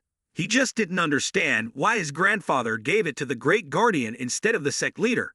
At that time, the supreme sect leader didn't like the sect leader very much. Elder Yan also remembered a few words from the supreme sect leader before he left, saying that if he didn't return in 10 years, the sect would face a great danger. Did he already know about the existence of the 6 schools of extreme sword? It seems so. Only after witnessing their formidable martial skills could he determine. Elder Yan continued to question the great guardian, implying that there seemed to be many hidden motives behind his proactive intervention at this time, which had yet to be clarified. The devil's sword kept glancing towards Tian Pham, making him think the reason was himself at this moment in the sect leader's residence. The chief guard of the heavenly demon sect, who was monitoring the great guardian closely, had been ordered by the sect leader to pursue him. However, with the current strength of the guards, it was difficult to track him down. What about the actions of those two? Tian Lu Tuan continued to inquire. The supervisor at the Dark Demon sect reported that they had not seen the junior sect leader return, and Elder Yan also hadn't. Upon hearing this, the sect leader's expression darkened with displeasure. A voice suddenly echoed from behind, stating that they couldn't continue to use this pawn anymore. Wasn't it the sect leader's rule to discard expendable pawns? Let's resolve this before it becomes troublesome. Ban Shilong will not return. If we have been monitoring his actions continuously, surely we'd deduce something by now. He no longer serves any purpose, so we just need to dispose of the rotten parts, and the rest of the body will heal naturally. First, we need to care for his limbs. That's a wise choice. The sect leader immediately ordered Bu Yin, bring Lai Ho Mei here and confine him before dawn. Tian Pham and the other guards quickly buried the body of Elder Nai using their skills to expedite his recovery. The great guardian had sustained internal injuries while they worked on their cultivation, and the main character vigilantly returned when the sky was just beginning to brighten. He said something strange even before entering the heavenly demon sect. The guards seemed more vigilant than usual. Therefore, he had to order the junior sect leader and the 10th elder to conduct the ceremony hastily. However, it seemed like just a formality. Due to too many suspicions, the main character asked NANO to eavesdrop and relay important information directly to him. He had returned. Hurry to the sect leader's residence and inform him. I know the sect leader's residence has been closely monitored recently. It could be a sign. The great guardian said that they had already begun. When the devil's sword returned, the chief guard apprehended him and took him straight to the sect leader's study. Without entering, Tian Lu Tuan reprimanded his subordinates. You're good at sneaking out at night, aren't you? Last night, when Elder Nai sneaked out, why haven't you returned yet? As he was about to explain, the sect leader waved him off. Not only that, but the junior sect leader and the 10th elder also didn't appear in the residence. Did you know that? I didn't expect that. Not only did he control the great guardian, but also the main character. We only guessed that something had happened to Ban Shi Long's body. If it enticed him out of the residence and killed him, it would definitely have exceeded the limit due to personal grievances. The devil's sword understands this. It's surely to pressure the contemporary heavenly demon. That has nothing to do with personal grievances. Mr. Section Leader, if not, then it's for something else. He immediately spoke about the second blood devil technique. The 10th elder died from an overdose, so I informed the sect leader to bring him back to the residence. We will send someone from the guard team to accompany you. Bring his body back. The mysterious figure spoke up again. Surely the devil's sword is helping that kid. In that case, we can't proceed with the plan as intended, but we must do it anyway. The sect leader took out a key and opened a secret box containing a rather important object to him. In fact, it was an ancient spirit. This is what the great guardian received when carrying out the oath of loyalty. I didn't drink it but showed it to Ma Wai. Recently, he got some results. What results? It's unclear, but doing this is to coerce the great guardian. From now on, that kid will have to obey my orders. As for Tian Pham, he also knew that both loyal great guardians had been arrested. Not only that, but the 6 swords were also assigned to 4 factions for management. The sect leader issued instructions under the guise of enhancing the responsibilities of those in the leadership team. The sect master cried, "It's too late to find a solution now." The sect master's residence is currently crowded outside. Someone rushed in without greeting, reporting that even the delegation of the sect master of the Dark Demon sect and the guards of the sect leader's residence were there. Who is that person that started him so? He is the Sword Sect leader belonging to the Sword Sect, the subsidiary of the Sword Demon sect, known as the Hidden Power of the Sword Demon sect. It includes the Sword Sect leader and the Great Martial Sword Sect. However, 3 years ago, due to involvement in the incident of criminals practicing blood magic during the assessment, the entire sect was dissolved. Now only the Sword Sect leader remains, so it is called the Dark Sword Sect. Indeed, this force is formidable. Even the Grand Master is afraid. So, Tian Fan had to handle it himself. His actions had surprised most of his subordinates. He had too many thoughts. From the matter of the junior sect leader, Now, to the real sect leader. It was too troublesome. The resentment towards him was only because he had abandoned his mother. Even in death, he never expected to encounter that person in such circumstances. Perhaps this is fate, or something else. Everyone was worried, so they followed Tian Fan. He included the 10 Supreme Elders previously, as I had asked them to prepare. After hearing it, their confident eyes and demonstration showed they didn't understand what Tian Fan was planning. In the demon sect's main hall, many subordinates were calmly waiting. Bui Dai Nan seemed to be leading them. Du Qin spoke up. He was the sword sect leader. Although the 10 elders were a bit slow to react, they were now mobilizing their full strength. Finally, the door opened, and someone came in. Tian Fan had taken the initiative to meet most of them, respectfully performed the ceremony as usual. Ani's expressions were all very natural, revealing no flaws. He didn't show any signs of resistance either. Tian Fan couldn't understand why so many warriors were at his doorstep. Tian Fan raised his voice to instruct the chief guardian. Upon hearing the order, the chief guardian requested permission from the junior sect leader. Upon receiving it, Tian Fan issued an order for the junior sect leader to lead the sword sect to the north gate of Pupkin City to stop them. Indeed, their intention could not be mistaken. Due to the urgent time, the junior sect leader could immediately set out. He ordered himself to handle matters outside the sect. Upon hearing the order, he became restless. He demanded to accompany to protect the sect leader. This was an order from the sect leader. How dare you interfere when the sect leader has issued an order? They mustn't attract attention to this matter. He didn't need to care about this. If he's back, just go straight to the main hall to meet the sect leader. The meeting had already begun, so they had to hurry. The sword demon sect was curious about what was being discussed there. Perhaps it was a meeting about deposing the junior sect leader. Upon hearing this, Dai Hofap was filled with suspicion. He left without saying a word. Now, he was the subordinate of the junior sect leader, but the junior sect leader was not in the main hall. A moment later, he went straight in. It was a meeting discussing the deposition, but the main character was missing. Why was the chief guardian from his faction here? Tian Liu asked Dai Hofap to come forward to hear orders. He would ask a few questions, and he only needed accurate answers. Was it true that you were present at the scene witnessing the junior sect leader's ambush and murder of the second elder? Before he could respond, the sect leader threatened Dai Hofap. Just answer what I want to hear. Otherwise, the poison in your body will start to act. I'll ask one last time. Did the junior sect leader ambush and murder the second elder or not? The junior sect leader didn't ambush the second elder. Dai Hofap started to feel the poison acting inside him, but strangely, Dai Hofap didn't seem affected. He continued to answer the question smoothly. Why aren't you reacting? His subordinates were still explaining frantically. The sect leader was too anxious, so he rushed over. He had the power and wanted to attack his subordinate directly, but another force intervened. Two streams of energy clashed repeatedly. It turned out the chief guardian had acted disrespectfully towards the sect leader. Dai Hofap continued to speak louder. The reason for Ban Qilong's death was because he had practiced blood magic, so the junior sect leader intervened to prevent him from going crazy. How dare you do this to me? However, the voice was somewhat unfamiliar, and he admitted he was not the demon sect leader. To gain credibility, he removed his mask. Tian Liu was surprised to see that the person in front of him turned out to be Tian Fan in disguise, infiltrating the main hall. Observers were stunned by this sight. It couldn't be true. Why are you here, junior sect leader? I'm here to inherit the position of sect leader. Before that, the main character obediently followed orders. He had prepared his troops and was ready to go, with his followers close behind. The two sword sect leaders felt that they were just 150 miles away from their destination, so they used their eyes to communicate.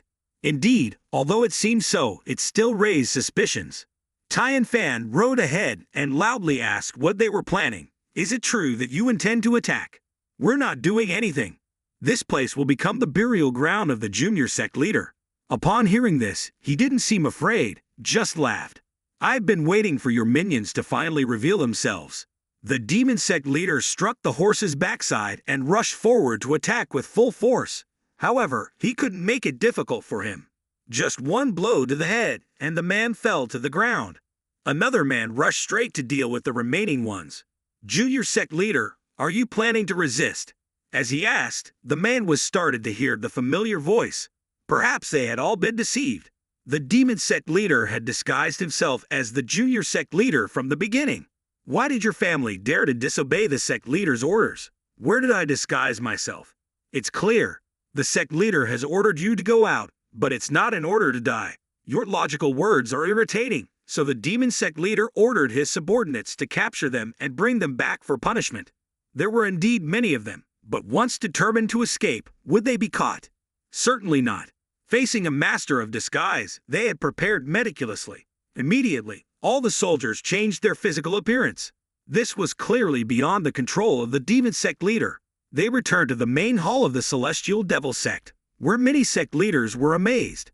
The disguise of the main character was so excellent that his voice was indistinguishable from his real one. Tian Liu was suffering a headache because his plan had failed. He saw his son adjusting his voice and suspected he had practiced some sort of dark magic. Why did you accuse me of ambushing and killing the second elder and deposing the junior sect leader? But he didn't get any answers. Tian Liu demanded that the demon sword capture the main character for rebellion. Daho Fap was disappointed and said he couldn't do it. Upon hearing this, the sect leader's smile blossomed. Look, Daho Fap has surrendered to the junior sect leader, not to me. Yet you still believe him. As evidence, I know Daho Fap has long promised loyalty to protect the junior sect leader, but if he makes a mistake, he will surely pay the price. With just a snap of his fingers, many guards appeared from nowhere. These were the subordinates who would never show up unless there was an urgent matter. Here, it was only related to the safety of the sect leader. They immediately arrested the junior sect leader and Daho Fap for me. The guards began to surround Tian Fan and his subordinates from the outside. A loud scream stopped the commotion inside. Stop, everyone. Some guards tried to stop them, but maybe they couldn't. If they couldn't speak, they had to resort to force. The deputy commander broke through the door and immediately apologized for being late. She said she was busy finding important evidence, so she was delayed. Then she used her divine power immediately. The corpse of Ban Chi-Long, which was half embroidered, was thrown into the middle of the main hall. The crowd erupted in discussion, confirming that it was blood magic. So Daho Fap was mistaken, and Tian Liu regretted letting Bu Hian destroy the evidence.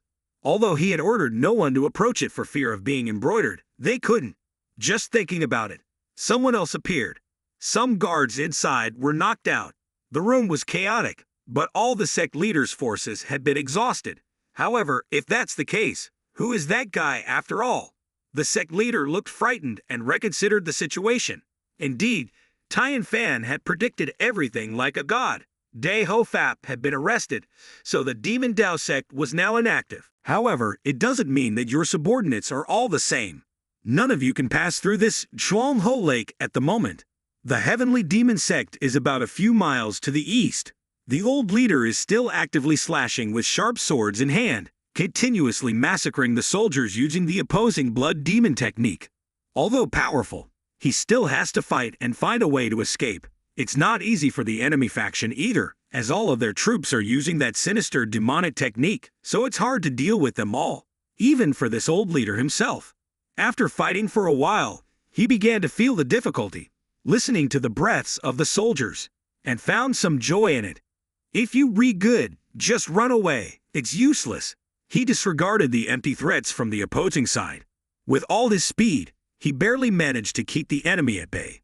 But unexpectedly, there was a vast empty space in front filled with numerous Bin soldiers waiting, seemingly led by the chief of the Thap Nat faction. Today must be the end because those people up there are not allies. They belong to the demonic sect. This is beyond my expectation, the sect leader thought. Perhaps I can only come this far, but I am still satisfied because at least I could help people at this moment. Meanwhile, the enemy had already approached your home, and it seemed your life was about to end. The opposing leader looked at you as if you were a cornered mouse, taunting you with meaningless threats. But it wouldn't be difficult for you because he knew he had to die here, so he didn't bother running anymore. If I have to die here, I'm willing to use all the internal energy in my body to fight for survival. I will do anything to kill as many people as possible, all for the greater cause of our sect. Those who practice the opposing blood demon technique are not to be underestimated. They fearlessly charge into battle, Suddenly, soldiers from behind the enemy also surged forward. The chief standing at the front shouted loudly, following the command of the Heavenly Emperor, urging the cavalry to attack directly. The swords pointed straight at the subordinates of the Heavenly Emperor. The leader in the middle couldn't understand what was happening. What's going on here? He wondered. In the meantime, in the inner hall of the Heavenly Demon Sect's palace, the sect leader asked, "Do you really want to confront me to the end? I'm not here just to refute false accusations, but also to inherit this sect leader position," he replied. Upon hearing this, the Heavenly Emperor immediately ordered all the faction leaders, along with the senior members of various sects, to suppress this rebellion and bring some of his elite fighters to chop down this rebel. Many high-level fighters from his faction rushed forward to attack, but most of the people in the palace showed signs of support for the Heavenly Emperor. Seeing his subordinates being overwhelmed made the sect leader worried. He couldn't believe how quickly the situation changed. Even former adversaries were now on the same side. Meanwhile, at the border of the Dao Demon Sect, Thin Pham had directly met with Bui Shet Long. There were many subordinates waiting outside, ready to intervene if necessary, indicating the cautiousness of the Dao Demon leader. Thin Pham had heard all the transmissions between them and was somewhat surprised that there was already a large group here. Indeed, the defensive measures of the Dao Demon Sect were much better than other sects. They controlled the eastern mountains and rivers of Quam Dung City. Just by acting, they could assist the struggling old leader in confronting the Sword Sect. The old leader was quite surprised when he thought the visitor was the opposing leader himself. If he hadn't taken off his mask, he would have mistaken him for the old leader. Certainly, without this action, Bui Shet Long would never have met him. He overlooked personal grudges and thought about the sect leader's position, which he had heard from the sect leader. It seemed reasonable not only to himself but also to other leaders. The strange actions of the Heavenly Emperor in recent days had aroused curiosity.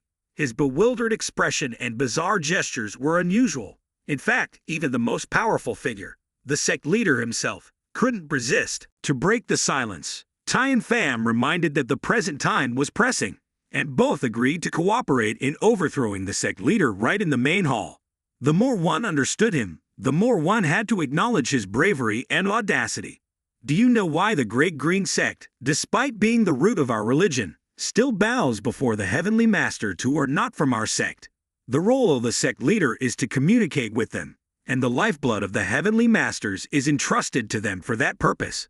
So, what the young sect leader is doing now is no different from overturning the sky, a senseless and irrational battle that will lead nowhere. Even if we put aside this destined relationship, there's no reason to blindly follow the young sect leader's orders. As we were discussing, there was commotion outside, and subordinates sought permission to enter, concerned for their master. However, Long, the guardian, adamantly refused, reiterating that no one was allowed inside. Inside the study, the demonic energy emanating from Thin Pham was intense. The sect leader, startled, turned back and asked what he intended to do. Before him stood the presence of the Heavenly Demon Sword. Hence, the current situation, where all the elders were protecting the young sect leader. Tian Lutan saw the loyal disciples turning against him and became furious. "How dare you disobey the sect leader's orders?" he roared, exerting his internal strength to suppress this rebellion. However, this was the perfect moment for the protagonist to reveal the demonic energy emanating from within him, proving his point before all the sect leaders and even the guards surrounding them. The appearance of the Heavenly Demon Sword validated the words of the Heavenly Demon Patriarch. Whoever possessed it would gain the title bestowed by the Heavenly Demon Patriarch. At this critical moment, when the factions were surprised, both the most powerful figures possessed the Heavenly Demon Sword. It was unbelievable. How could that brat possess such a sword? Did the elders protect him because he already had it, or was the sect leader's mind too confused? Everyone knew that the artifacts he was using were fake, but before anyone could say anything, a voice from behind spoke up, demanding that Tian Lutan would never be acknowledged. If he admitted everything, it would end as he couldn't prove the authenticity of the sword. "Destroy that sword," the sect leader commanded, attempting to break the Heavenly Demon Sword. But as soon as he touched it, a surge of demonic energy attacked him. In front of him, Long Lai was roaring as if about to swallow everything. This frightened Tian Lutan, but it was only in his mind. Outwardly, everything remained calm. "What happened, Black Dragon?" What had caused this? Could the sword have induced an illusion? Tian Pham knew this, and he explained that it was indeed the true heavenly demon sword, made from the bones and blood of the Black Dragon, an artifact decided by its owner. Now was the time for the Grand Law Guardian to begin his plan. Disregarding the sect leader's instructions, he stood up and declared that all the followers of the great heavenly demon sect should accept the heavenly demon decree, holding the demon slayer sword, a card revealed by the heavenly demon patriarch himself. No one dared to oppose. All bowed and awaited the instructions of the heavenly demon decree, seeking the protection of the heavenly orders, waiting for the sect leader. Now, Tian Lu Tan seemed helpless, unable to stop this, as the young sect leader had passed the test. I will transfer my authority to the young sect leader, Tian Pham, said the shadow behind repeatedly, urging Tian Lu Tan to act, to carry out the orders of the heavenly demon, the successor of the founding patriarch. These words seemed to pierce the sect leader's mind, causing him such a headache that he couldn't bear it. Then a voice in his head blamed him for being useless, defeated by a younger generation. Who are you to challenge me like this? This incident made it more certain, as everyone knew that the sect leader often talked to himself like a madman. But no one dared to speak up, so Tian Pham took advantage of it to argue for seizing the position of the Grand Law Guardian. Why did he have to hasten that day? What was the reason? Lately, the sect leader has been suspicious of his subordinates ever since he returned from the archives beneath the Demon Dao Temple. The demeanor of the sect leader, as perceived by contemporary demons, has indeed changed compared to before. He used to be more composed, but it's certain that he's not someone who speaks without purpose. It's challenging to convince others of this, but recently, the sect leader has been facing issues, or rather, he has changed. The story is remembered when the protagonist is at the peak of the 10,000 Great Mountains, seemingly often talking to someone named Tian Du Zhang. Yen Mukha appears surprised and asks, "What do you mean by talking to that nobleman? Are you talking about something strange? Isn't Lord Tian Du Zhang the one who fell in battle under Emperor Hong's hand in the war against the Dark Alliance 30 years ago? He was once a supreme master, one of the 5 great masters of the martial arts world, under the leadership of the heavenly supreme master Thenan Shi, who disappeared and encroached upon the territory of the heavenly demon divine sect, leading to the war that occurred on the precious Chao Plain, which was the battle that helped the current sect leader be recognized as one of the new 5 great masters. Are you saying that the sect leader is talking to the dead, or what?" After regaining control of the Jiang sect, the sect leader always looks at the empty wall or dark place to converse. Initially, he didn't talk for long, so I didn't suspect anything. But surely something is eroding all 3 of them, making them incomprehensible. Why is Tian Lu Tuan acting like this? Returning to reality, the 3 elders spoke up to question the sect leader. Who are you talking to? The junior cannot understand what he is doing either. Didn't you see Lord Tian Du Zhang sitting behind there? Perhaps because of his lust for power, he has become deranged. Who would talk to someone who died decades ago? You're going too far. If you exceed the limit, we won't forgive you. Leave the great hall now. Mala Kiem raised his voice and decisively said, "There's no one behind the throne, and Lord Tian Du Zhang has fallen on the battlefield for a long time. Go see Mr. Y now to get treatment." Before finishing speaking, a surge of energy flew past the great court hall. "You want to turn me into a madman to create trouble? I'll restore order to the demonic sect myself." Tian Lu Tuan pointed his sword straight at Tian Pham Daho Phap's direction. The courtiers rushed to intervene, but were stopped by him. Perhaps now is the time when they can't act impulsively. Indeed, his guess was correct. It should have been recognized since regaining control of the Jiang sect. The suspicion of being the leader of the 6 veins of the extreme blade ignited the war on the mountain peak. The sect leader was injured, and he didn't look well at all.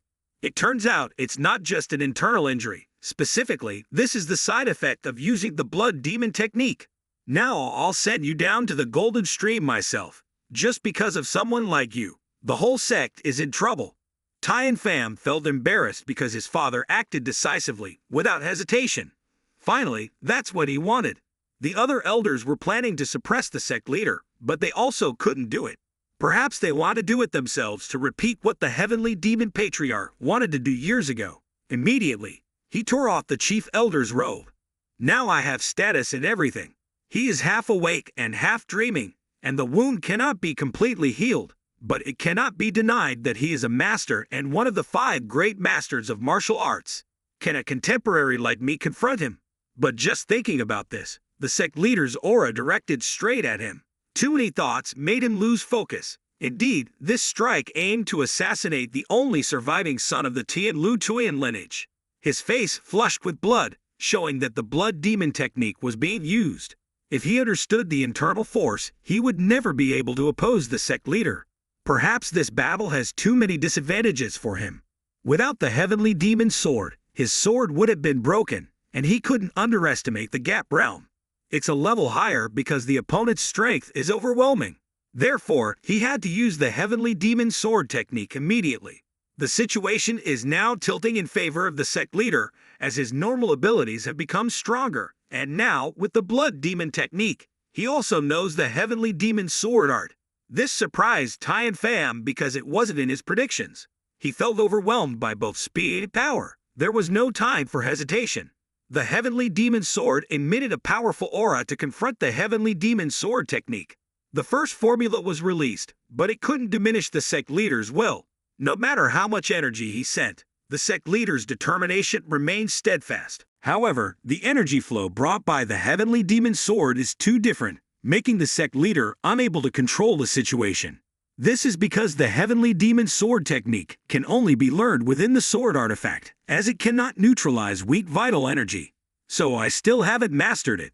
How could it be learned? Feeling uneasy about this, Tian Lu Tuyan had to change his divine tactics. From the palm of his hand, the divine power spread throughout. The swords in the hands of his subordinates were easily controlled. Indeed, the sect leader's realm was not easy to fall. All the spirit swords surrounded him and were ready to be launched at any time. Tian Pham was not afraid. On the contrary, he was very relaxed. It turns out he also had thoughts like mine. Immediately, he shouted loudly, calling his junior brother to come and assist him. Unexpectedly, from nowhere, a tiger and leopard jumped straight into the great hall. It turned out to be disguised as a female servant since when? No one knew. Lord, please take the white dragon sword quickly. As it was rapidly heading towards its master to deal with someone stronger, this was the easiest way for Tian Pham to grasp the white dragon sword firmly.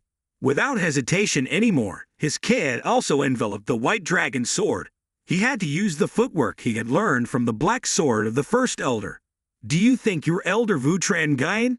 That's ridiculous. Just as he said that, the sect leader began to act. The spirit swords at the Trung Kao stage were shot towards Tian Pham. Now, he began to gather strength to respond.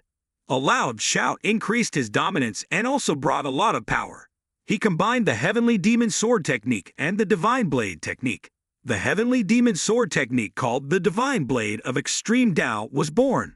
The miraculous swords of the sect leader were all shattered. He couldn't believe the power was so overbearing. Nothing could stop it. But at this moment, you despicable thing, you'd used the wrathful sword before. So why should I thank the Grand Law Court for the power of this sword? It seems even stronger than the power of the 7 swords combined. If so, then the remaining 4 swords will also be shattered, and everything will be much simpler. Although the spirit swords were controlled very miraculously, they could not touch him at all. The situation changed 180 degrees as the sect leader gradually became weaker. His mind was also unstable, so the spirit swords were erratic unlike before. The protagonist also noticed this, and the elders sitting there appeared admiringly. He had severed the connection with the vital energy of the wrathful sword. Indeed, it was because of that wound that the sect leader became weaker, and he was shaking his mind. If the heavenly demon sect does not let go, this is an opportunity. It's unclear how Tian Pham will deal with the sect leader now. His opponent seemed to be in pain and exhausted all over because of the side effects of the blood demon technique. The child was determined to charge forward with heroic spirit, causing the sect leader to panic. Now, he didn't know how to fight back. His eyes had changed. His pupils had become deadly rays. This showed that the sect leader's inner strength was not yet exhausted. Suddenly, the ground beneath them began to crack, and the tremors started within the great hall. A giant stone platform erected to create a shield was just in time. Tian Pham was about to leap in to finish it off, but he became hesitant. A loud scream from behind the stone platform drew everyone's attention. The sect leader screamed in pain. not wanting anyone to approach him. He swung wildly, shaking everything around him. Tian Pham was still very close and swung his sword down. It showed the affection was gone. Now would he spare the old man's life? The tips of both swords clashed at the same time. Due to the speed being too fast, they passed each other, sparking. This also caused him to be lightly injured. So, the two masters used their strongest weapons to retaliate against each other, seemingly without any problems. Only the sect leader was constantly overwhelmed by the demonic energy, causing his strength to diminish gradually. His realm was slipping away and the key in his hands was gradually becoming unstable. Continuous cracks were created, and the fake heavenly demon sword was shattered when facing the true heavenly demon sword. Without letting his father rest, the protagonist continued to approach again. He felt it was too time-consuming, so this is enough. The rest of the work will probably be done by the White Dragon Sword. Dozens of paths of the extreme Dao Divine Blade technique were unleashed, striking all the vital points on the sect leader's body. Tian Pham remained cold and showed no mercy. The leader had lost all his strength and couldn't do anything anymore. The crowd gasped in amazement at the skill of the junior sect leader, who could only use a backhand stroke but still generate such terrifying power. The fake heavenly demon sect leader fell to the ground, indicating complete victory for Tian Pham. The sect leader couldn't utter a word. His mouth just kept opening and closing, spewing blood. The struggle for power between the two sides had ended, and many subordinates of Tian Lu Tuan expressed their fear that their leader would die soon. They were furious and felt helpless, unable to save their sect leader. Tian Pham quietly looked at his father's appearance. With eyes like this, he probably wouldn't have any murderous intentions. Tian Lu Tuan looked no different from a madman, accompanied by hurried breaths. Those around understood that this was a sign of weakness when facing a contemporary heavenly demon. Then the sect leader's moans began to echo, his voice repeatedly saying that he would let the victory fall into the hands of the traitor. Did he intend to ignore the betrayal of the 6 great sects, which had caused the deaths of his beloved mother and wife? The sect leader regained his strength and approached the protagonist. Don't step back. Instead of retreating, kill the traitor right in front of you and behind those who support him to restore order to the heavenly demon sect. The atmosphere returned to its original state. As long as he didn't step back, the blood rebellion divine power would withdraw its support. Tian Lu Tuan was in pain, unable to control his anger. He didn't know what his current state was. Many images of the past rushed back, enveloping his mind. Kan Ha-an, his mother, was the daughter of the previous sect leader of the Sword Demon sect. Coincidentally, while she was pregnant, Kan Duan, the younger brother of Kan Ha-an, was also pregnant. Thus Kan Ha-an gave birth to the protagonist, while Kan Duan also gave birth at the same time. This made the sect leader very confused because, at the same time, Heaven gave birth to both his children. According to the sect leader's intention, both were recognized as candidates for the position of junior sect leader. But not long after, Kan Ha-an claimed to be the rightful one and constantly belittled and looked down on Kan Duan and other concubines. Finally, she fell ill and was on the verge of death before she weaned the protagonist. At that time, the sect leader was always cold-hearted by other concubines. His job then was to help his younger brother ascend to the position of sect leader in place of his mother. He apologized to his older brother. Regarding the recent incident, he was determined that his younger brother would become the junior sect leader and that these things would never happen again. It seemed like the brotherly relationship between the two of them was very good when they were young. Tian Lu Tuan grew up amidst the contempt of everyone, and his only joy was Tian Duan, who treated him like his real brother. But that didn't last long. As soon as he entered the demon sect, the remaining 5 great sects continued to look down on him. They hoped that as long as his younger brother became the junior sect leader, all these things would disappear. This hope seemed never to be shattered and began to collapse when Tian Lu Tuan's martial arts talent showed outstanding talent that other candidates for the junior sect leader could not match. By the age of 13, he had also passed the 5th level test of the demon sect's training. There were many rumors and discussions, and the feelings between the brothers were divided at that time. But the sect leader tried hard to reconcile. However, he couldn't do anything. The relationship between the two became more distant, realizing that his own talent was what caused him and his younger brother to drift apart. Since then, Tian Lu Tuan stopped training and chose to hide, Even when other candidates for the junior sect leader called for voting him, he still didn't allow anyone to register. But there was one person who, despite being rejected many times, still wanted to be under his command, and that was Jinwoo of Puck Sword Sect. At that time, the sect leader had always refused and demanded that he go help the main disciple, Tian Du-chin. But he still persisted and pursued until the end. At the end of the 4th year in the demon sect, after leaving the sect, he immediately attacked the other candidates for the position of junior sect leader. They had decided to join forces to eliminate the previous person, and junior sect leader Tian Du-chin agreed with that. Upon hearing this, the sect leader angrily denied it, saying not to talk nonsense like that to him. He knew they would focus on where they could. If he didn't believe, he could go there himself to see that both had secretly followed and heard a few words from Tian Mausen, the junior sect leader of Huyan Ma sect. The next day, we will attack him right when he graduates from the demon sect. We won't participate because we don't want to use that method. Tian Due, the junior sect leader of Puck Ma sect, spoke up. Du-chin, what do you think? Are you also changing your mind for him being from the same sect as you? There's no such thing. Do you think I will acknowledge a descendant like him? I will also participate. Hearing these words, Tian Liu Tuyen declared sadly, accompanied by a sense of betrayal and disappointment when the person he considered closest did this. But don't worry, brother, in the future, no matter what happens, I will still stand by your side. Those words seemed to make the current sect leader's rationality collapse. He didn't know what to do. Then Jinwoo immediately advised him, "Have you figured it out yet, sir? You have to attack them first to survive. I have to ask you, why did you let me know about this? Puck Sword Sect belongs to the Sword Ma Sect, and because I myself share the same bloodline as the main disciple's mother.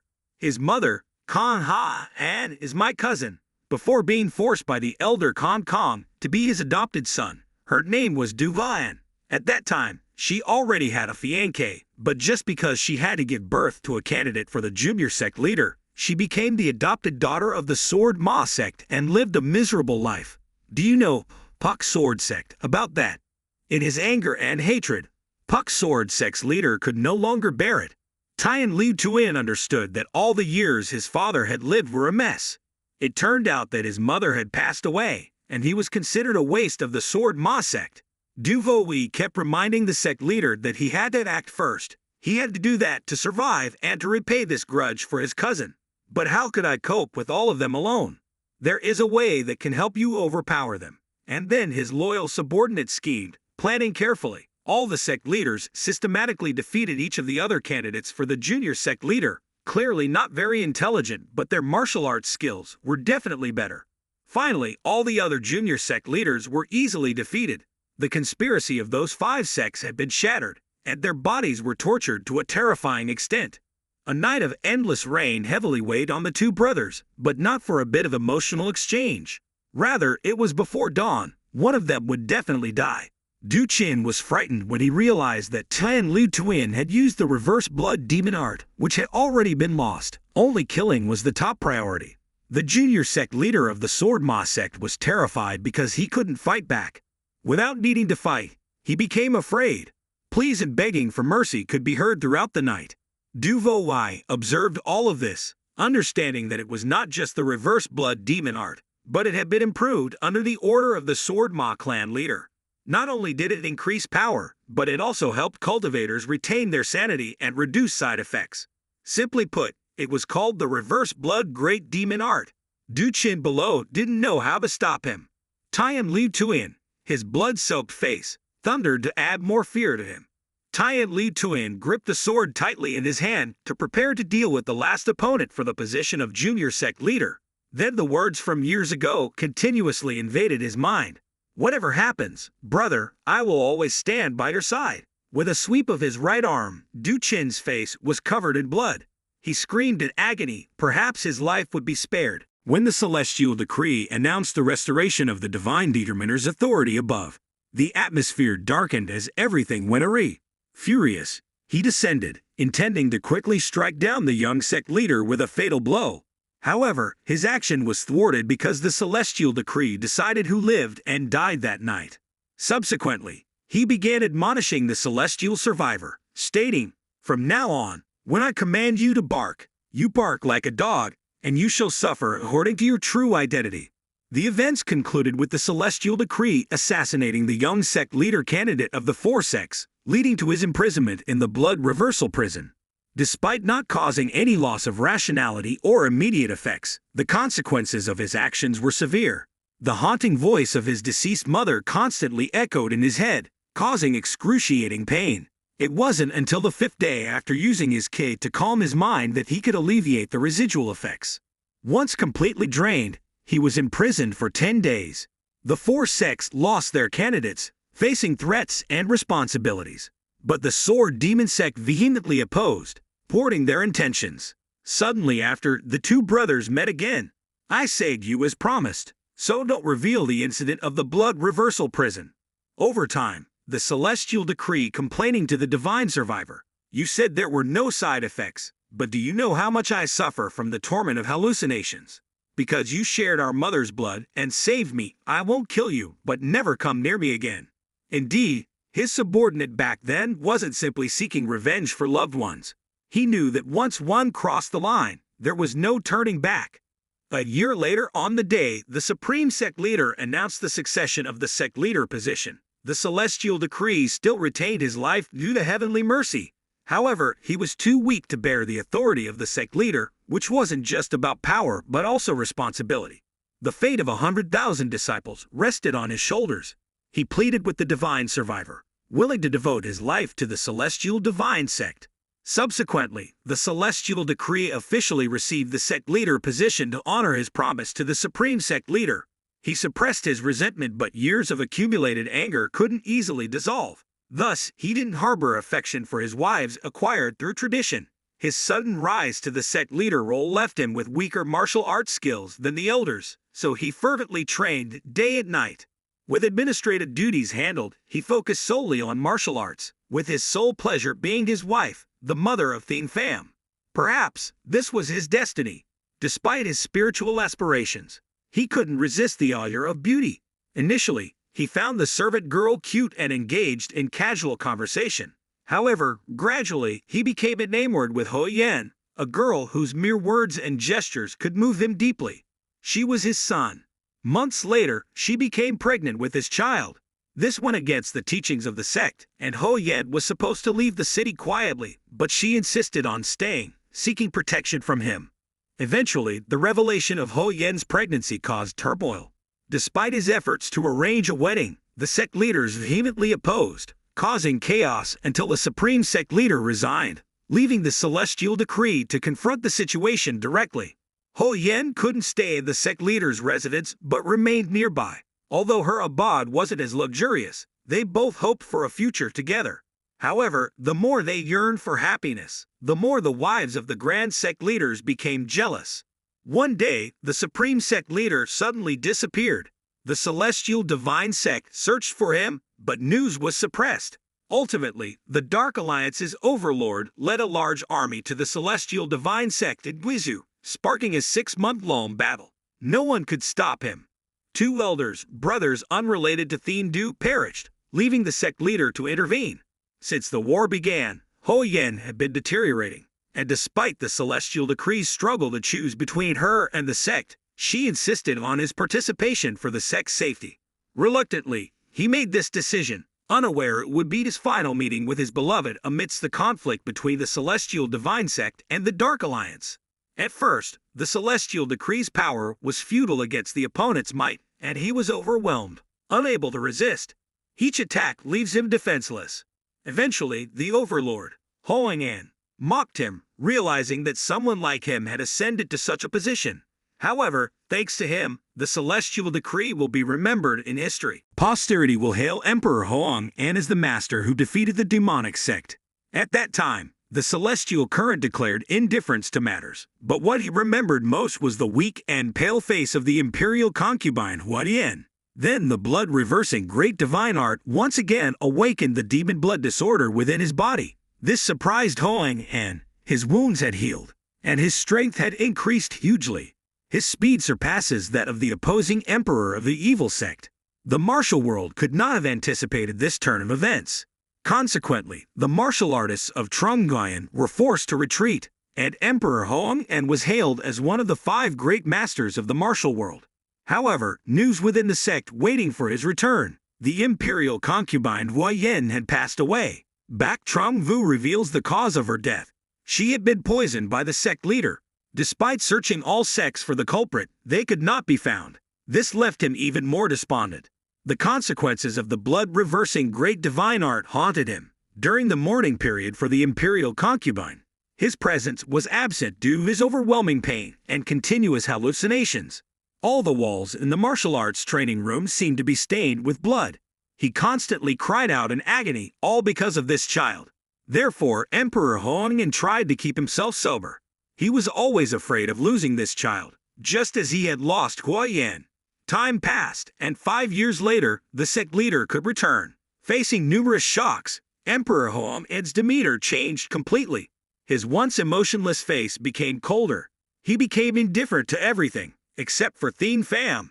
If he neglects the concubines of the Luk Dai Tong sect, this child will face danger. The concubines promised that Kong too would be banned from martial arts training until he joined the demonic sect to learn about demonic techniques. That Kong too had been poisoned by the sect leader, becoming resentful and vengeful. He wanted to tear apart anyone related to the death of the imperial concubine. Thien Lu Tuyen was determined to change the situation within the heavenly demon religion, making the Luk Dai Tong section no longer an easy target. Despite wanting to raise Thien Pham under his protection, it became increasingly difficult. Protecting the main protagonist became harder when it was difficult to find the culprit. The sect leader used him as bait, and 10 years later, on the first day Thien Lu Tuyen entered the demonic sect, the sect leader appeared. He couldn't hide his tension. Just seeing Thien Pham made him afraid. However, due to his authority, he couldn't show weakness. How could he not pay attention to his beloved child? His eyes continuously scanned the hundreds of disciples below. Just a glance, and he could recognize him. His facial expression resembles Hua Yan so much that it stung his eyes. Unable to bear it, he turned away, pretending to be indifferent. Did the Dharma Protector notice the child? The Dharma Protector couldn't accept his son's failure in passing the lowest level test of the demonic sect. 2 months later, before the level 3 test, the sword sect also kidnapped him. They have used prisoners to study the demonic technique. Thien Lu Tuyen ordered the Ho Fap to arrest them all, with a kill order for any resistance. 3 years later, Zhejiang was captured back, and the situation worsened. The sect leader intended to form an alliance with the orthodox martial arts sects to defeat them, fearing a new conflict after 15 years. He was extremely anxious, not for his sect's doctrine, but for his return and his inability to protect his son. These opponents were more dangerous and aggressive than the master of the 6 paths he had faced before. During a confrontation, the sect leader felt like a mere child, unable to reach the realm of the mysterious opponent. He was manipulated until he managed to retaliate, but even after 10 moves, he could only defend himself. The opponent continuously repeated, "Not you," and finally delivered a blow. All the past images flooded Thien Lu Tuyen's mind, and he silently vowed not to die. If he did, the child would be left alone. Bak Trong-vu had examined and knew the truth, advising against using that martial technique.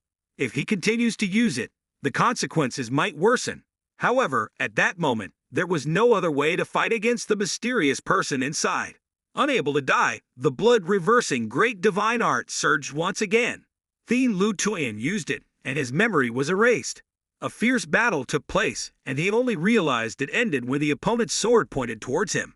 Thien Lu Tuyen didn't understand what had happened. The enemy withdrew upon hearing the Dharma Protector's words. He was disenchanted, unable to remember anything.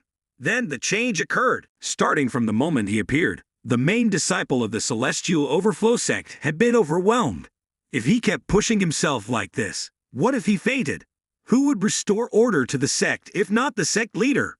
So, brother, don't exert yourself too much. Listen to those words and feel the fear creeping in. Think about your responsibilities, what you have and what you stand to lose when sitting on the throne. Indeed, those whispers had unlocked the deadlock within. The temperament had changed, no longer the same as before. Yes, I will restore balance within this section and return to the present. The elders looked afraid as they stepped in at the sect leader. His eyes were reddened. Could he be displaying the blood demon technique? It seemed there was another mysterious figure secretly using telepathy to provoke our sect leader's anger. We must try our best to eliminate both the junior sect leader and the 6 major sects to accomplish this. If this place were to turn into a bloodbath due to your mistakes, it would be even better. The power of the celestial overflow sect was unclear, somehow reverting everything around. Many sect leaders were considering escape routes due to the conflicts between fathers and sons, causing great headaches. Once again, the demonic energy within him surged, his figure rapidly changing, a terrifying form about to be recreated, just like the second elder. Gradually, his voice changed significantly, revealing a monstrous creature devoid of reason. People in the Great Hall were running around in panic, but due to the random rocks flying, they could only stand still. Frantically, Pham quickly demanded the system to fulfill its NANO mission. Show me where these rocks will fall. Apparently, these objects were being controlled by the celestial overflow's divine power, moving at a certain speed, surpassing all terrains and the hail of rocks in the Great Hall. Pham's figure maneuvered everywhere, unable to stand still, watching innocent people suffer. Find a safe place. Go! Pham shouted loudly. Then he aimed straight for the sect leader to attack. Whoever opposed him would die. As he spoke, he struck the ground forcefully, controlling the troublesome stones. But he easily dodged them because he had analyzed their previous movements. With one hand, he firmly pressed on the sect leader's vital point of the celestial overflow, surprising him as he couldn't counterattack in time. So NANO continued his healing work. A huge electric current penetrated the sect leader's body as Pham's right hand touched it to absorb his demonic energy, while his left hand released toxic gases harmful to his father. He groaned in pain as the 2 energy streams clashed inside him. Indeed, Pham had no intention of killing him, but only wanted to help. After a while, the expulsion process ended, and the sect leader lost consciousness without movement. The scene in the Great Hall resembled a battlefield, yet everyone remained silent, not understanding what had just happened. Perhaps they couldn't believe that the junior sect leader, proficient in both martial arts and medicine, could achieve this. It wasn't luck, but thoroughly researched the body of the second elder before going into battle. Nevertheless, he couldn't trust the words of the great Dharma protector. He didn't consider himself an enemy, but instead protected him. If so, then I will listen to what you say from your own mouth, the truth, and there is another person to ask. Pham's image immediately disappeared, and he appeared in front of the mysterious figure who had continuously provoked the sect leader. With one hand, he controlled and interrogated him. Who are you? Indeed, without speaking, he already knew what he had done. But he remained silent, willing to confess anything. An elder explained that the person was Jinwoo, the sect leader of the Prosperous Sword sect. The Prosperous Sword sect was one of the hidden enemies of the Celestial Overflow sect. Pham transmitted his voice with the intention of executing the junior sect leader, but he heard everything and responded unexpectedly. How dare you, Jinwoo? Now you're pretending to be ignorant? It's too dangerous if he really heard his own voice. If he wasn't careful, the plan would be exposed. So this person pretended to speak up for confession, but Pham wasn't fooled. Who allows you to speak up? Then another telepathic voice informed Jinwoo that the plan had undoubtedly failed this time. We must accept mutual fate with the junior sect leader, and during that time, we will handle this and retreat immediately. The protagonist's gaze pierced straight out, recognizing the figure outside as Captain Buihin. Realizing that the name Jinwoo inside was displaying the rebellious bloodthirsty Dai La divine art. He knew the trick. It wouldn't work, so once again, he used nanotechnology to eliminate the demonic power from the man. But it seemed futile as the transformation process was too fast and his weak body couldn't keep up. At that moment, his arm was no longer there. The protagonist's arm was forcefully pushed back, followed by a powerful punch to attack. He blocked the Baho and Gok points, which the opponent had been moving through.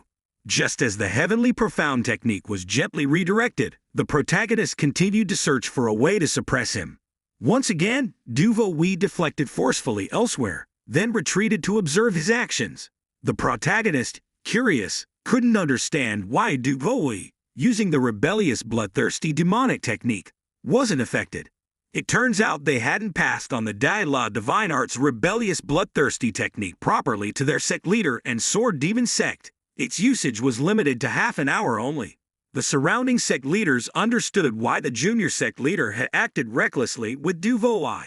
They hastily joined forces to subdue him. However, the sword demon's aura made it difficult. He punched anyone who got close, causing severe internal injuries to many sect leaders.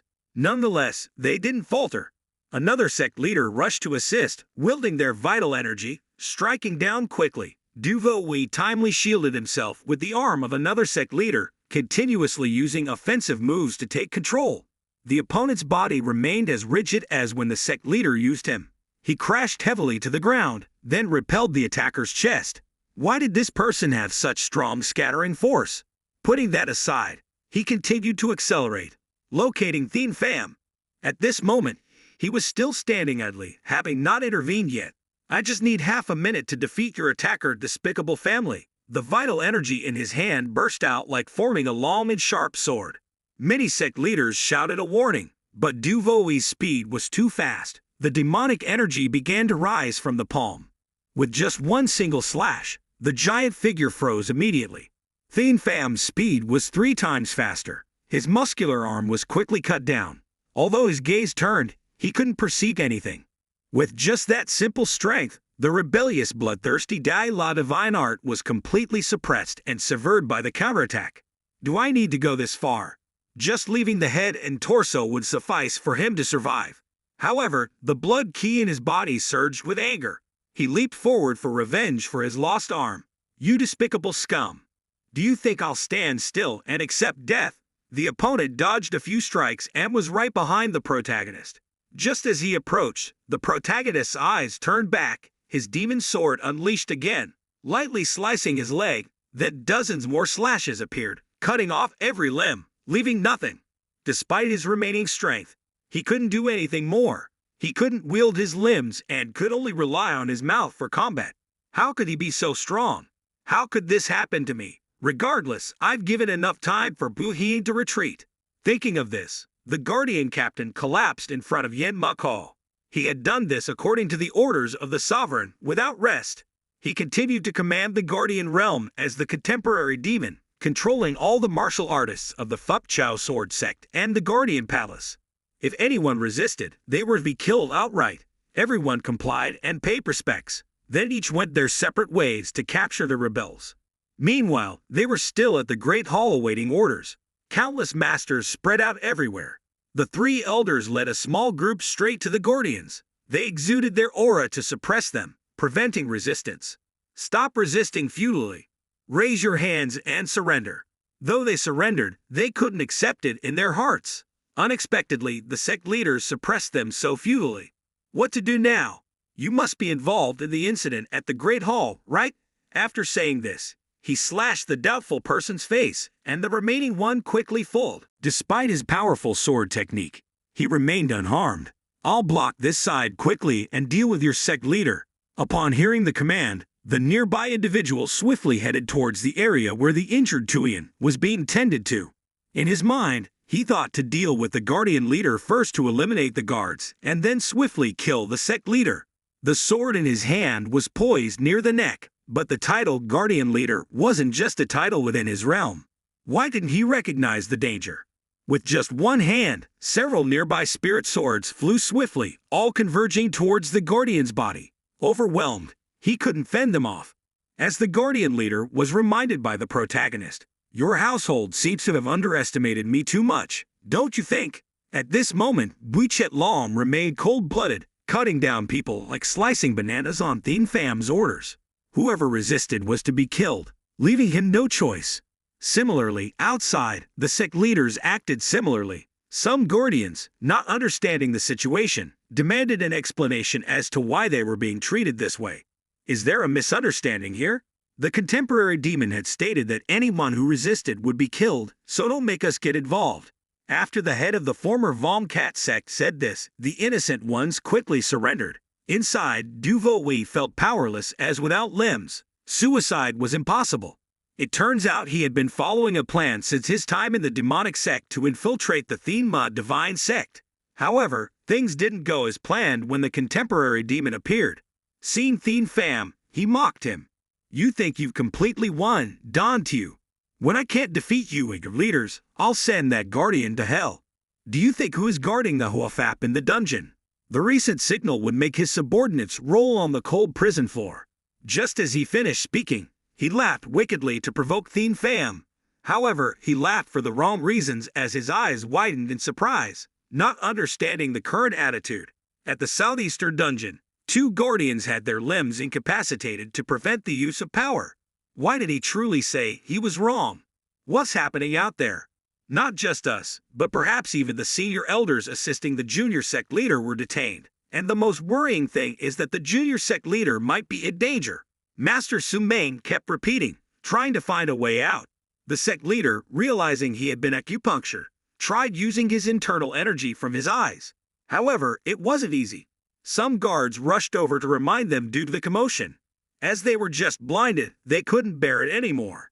Why were they in here and still unaware of the situation, planning to argue with us? 2 guardians bickered, causing the guards to become irritated, and they gave up as they knew they were suppressed. However, the signal had been transmitted, startling them. Then the sinister smile turned towards the person inside. Huafap was sweating profusely, realizing their intentions. Just as they were about to behead him, the explosion shattered the prison door. Someone recognized the situation and anxiously asked for their identity. The answer he received was just a punch. Whole men recognized the rescuer. It was Nat Kiem of Thien Pham, who had come to rescue the sect leader and Loud, the sovereign's master. With the situation calming down outside, a few rushed in to stabilize it. Another figure swiftly arrived, kicking the 2 who just entered, causing them to lift off the ground, screaming in agony. Then the assistant of the protagonist appeared this time. Both Nai Kiem and Nat Kiem accompanied each other. Whoever infiltrated, capture them all. Bat Kai shook his head as he couldn't see the outcome of those kids, yet still tried. However, Von Kat had rushed ahead and ordered his subordinate to follow. Meanwhile, at the Great Hall, Thien Pham played psychological games to extract information. Du Vo couldn't be left like this. It's clear he spared himself, meaning to extract information about the person behind him to survive, then tortured himself like this. It's better to reverse the internal energy and end this life than have such thoughts. Truong Lao noticed this, reminding the owner, "Pay attention, this person seems to still want to try, but it's useless. Don't be too complacent because we've overcome this danger. There is nowhere our sex power cannot reach." His response was just a terrifying silence. The protagonist's hand emits a bright light, pressing onto the helpless body of Du Vo. But he remains fearless, raising his face, enduring the electric current coursing through him. This time, it seems that Thien Pham has maximized his strength.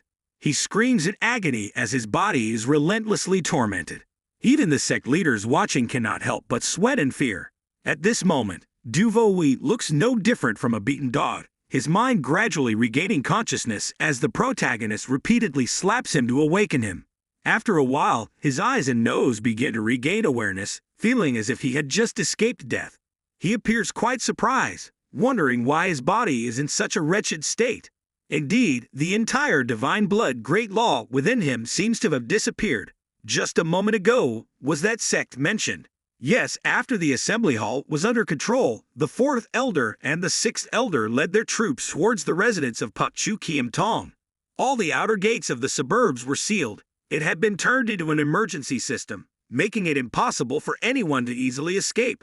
Despite such meticulous preparation, they couldn't foresee what awaited them. As they arrived, massive fires engulfed Puk Chu Kiem Tong's residence. After 4 days, the Grand Guardian reported the situation to the sect leader. There were no survivors. Most had been burnt to ashes, and the remaining had taken their own lives. It seemed they were always prepared to erase all traces. How the investigation into Kiem Ma Tong and Du Vo was progressing, the Grand Guardian couldn't tell. Although they had investigated, they found no information. Everyone associated with the Fu Master Sword Sect within the Sword Demon Sect were just lifeless bodies of the Sword Demon Sect. Their soldiers had all been disbanded, and all interrogations had stalled. Among the palace guards, there were 14 individuals from Puk Chu Kiem Tong on paper, but recently, 9 more had been added, and both were currently exchanging duties. Outside, the eldest elder had requested an urgent audience as there was something to report. The protagonist hadn't asked hastily, but was rather pleased that he had survived. Then, he started recounting the events 4 days ago when they fought Puk Chu Kien Tong. They realized the bodies of Puk Chu Kien Tong, Cha Kiem, and 4 others were missing. They said the tracking team and, through the network of connections, found them in Fujian Province and Zhejiang. Today, they received news from Fujian Province. According to the report, they found them but lost their trail. Neither blamed them, it was understood. Continuing the conversation, the protagonist reviews the entire territory of the Ma Then sect in the northern province of Fujian, Lei Tongwumen, necessitating a crossing of the Changjiang River. Indeed, their prediction was correct. At the banquet with the martial arts masters, the palace guards also inspected the borders. So, the likelihood of Puk Chu Kiem Tong's involvement with Kut Dao Luk Vo Man was significant. The demon's sword provided further information. Puk Master Sword Sect, after losing to Thien Ma Then sect in the north, submitted and worshipped demons and holy fire. It had been 60 years. It was perplexing why they had waited so long. The appearance of Chi Dao Luk Vo Man in the martial arts world just a month ago was too long to establish a connection. Remembering Duvo's words, Thien Pham was certain the sect he referred to wasn't Puk Chu Kien Tong. How to get him to speak again was the question. Lost in thought, he suddenly had a brilliant idea. Grand Guardian, prepare to leave. It seems I must visit Bok Trung Vu. Immediately after, Thien Pham and some of his subordinates headed to the inner sanctuary of Thien Ma Then Jiao, where Bok Trung Vu eagerly waited for news. Outside the gate, he waited to meet with the Kien Thien Ma. But before that, he had come to inspect the situation of Thien Lu Tuan at the request of the sect leader. He looked exactly as expected, with an air of arrogance not much different from a lion. His mouth kept uttering apologies, but it was incomprehensible. Looking at that scene, Thien Pham felt helpless.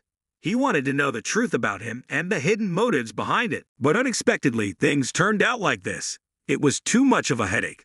So he temporarily set aside that matter to ask the divine physician a few things he didn't know.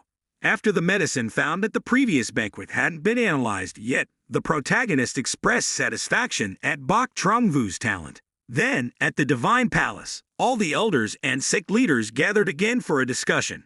From outside the palace guards, an announcement about the contemporary situation of Thien Ma was made. Everyone stood up and immediately performed the rituals. Catching up to the main seat, Thien Pham found it puzzling to see another chair next to the sect leader's seat. It turned out to be the intention of those elders. Since the situation wasn't favorable, they had reluctantly joined forces with him. Could it be that they thought helping him wouldn't bring them any credit? No matter what happened, they expected to be repaid graciously later. Of course, the protagonist understood their intention implicitly. He moved at the extra chair as if it were merely a decorative piece, then sat down in his designated position. Elder Bui nervously stood up and pointed at the extra chair next to the sect leaders, but before he could finish his sentence, it turned into a pile of broken wood. Seems like he was mistaken, huh? Why would there be a chair next to him? The third elder felt powerless and didn't want to say anything. The 4 elders furrowed his brow because the force was too strong. Even a slight touch was enough to cause such damage. The elder Yin, on the other hand, felt that he was indeed a stubborn person. Bui Du Lam overlooked it and considered reorganizing the elders, but before he could speak, he was interrupted by the Grand Guardian, requesting a discussion about the succession of the sect leader. The others immediately responded, showing their disapproval. Before coming here, they had no idea about this matter. Why suddenly discuss something unplanned? As for the succession of the sect leader, they should wait until he regained consciousness and then discuss it properly. But it seemed the words of the third elder didn't carry any weight anymore. He seemed apprehensive because his authority was no longer as before. It was all rather ridiculous. Bui Du Lam understood that Thien Pham had built his own power and had previously destroyed all 3 major sections, leaving only half now, so he didn't know what to do. Only 3 people opposed this, right? The demon's sword still held its tone, and the Green Elder seemed to be waiting for this attitude. But unfortunately, no one stood by their side. It seems this number is too few compared to their desires. Bui Triat Long was tired and increasingly disillusioned. The elder lamented inwardly, thinking that Thien Pham had re-established his dominance and now controlled the majority. The Grand Guardian then straightforwardly asked if anyone objected, and a few arms went up, followed by a few more people voluntarily standing up, revealing their faces. But it seemed this number was too few for their liking.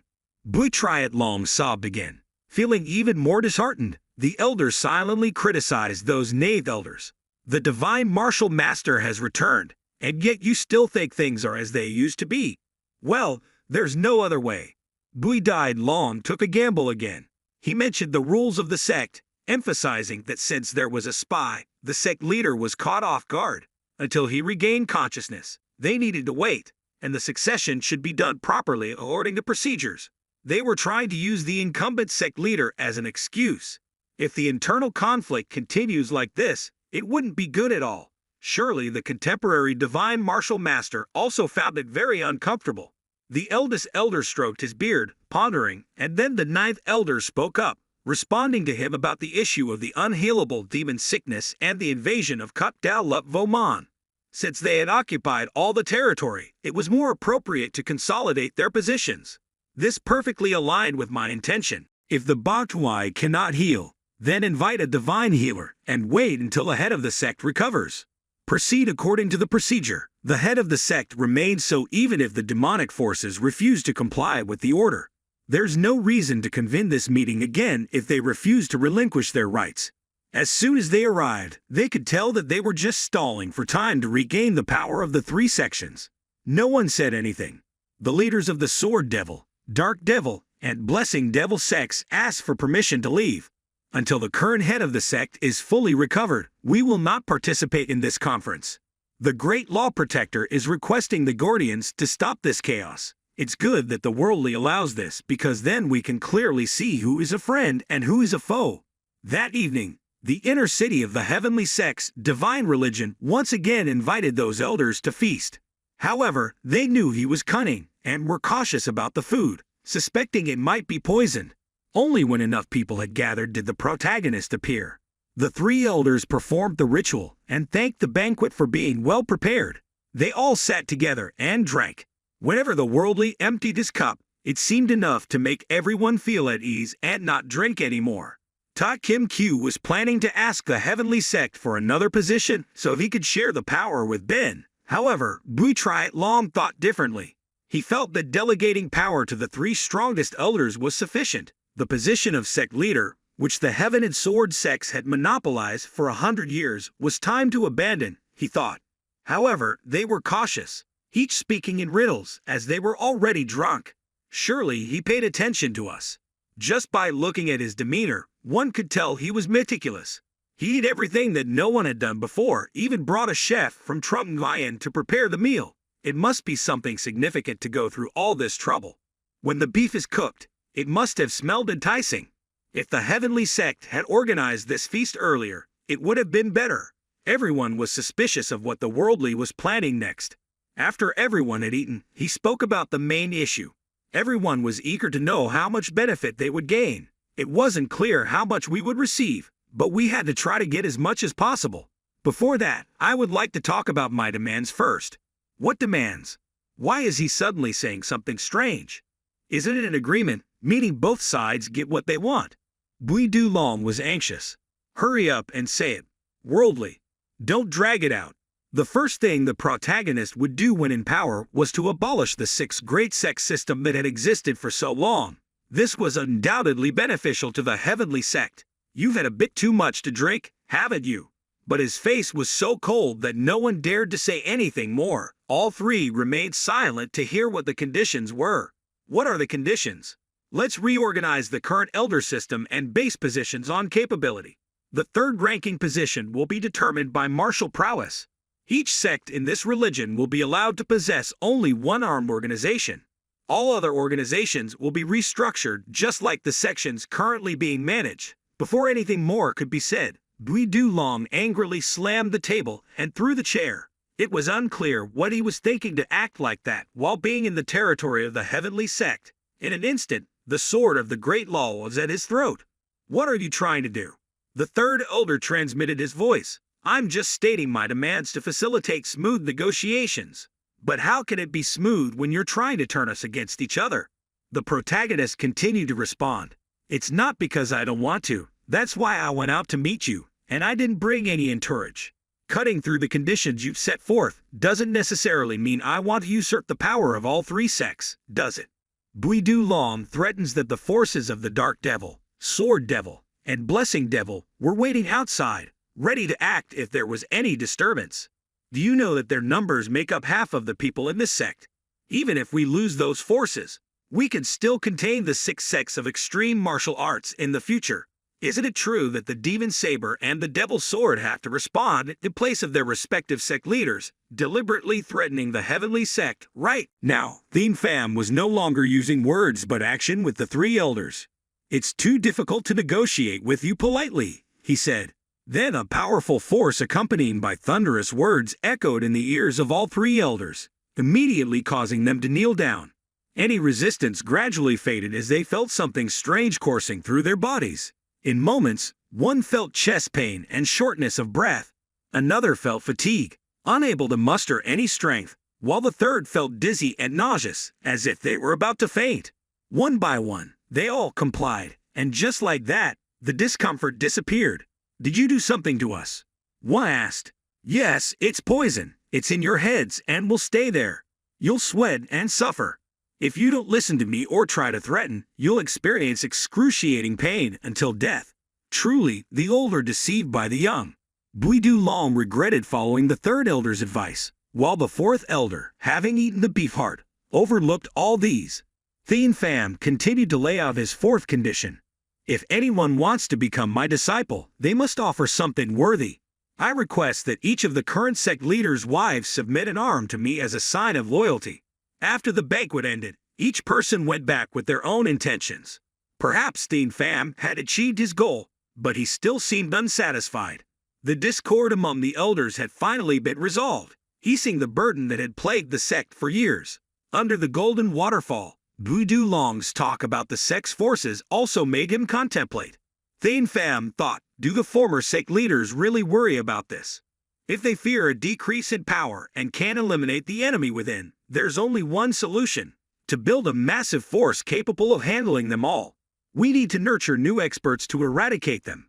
That won't take much time with me, will it? As he pondered, dawn broke, reminding him it was time to prepare for the ceremonial dress.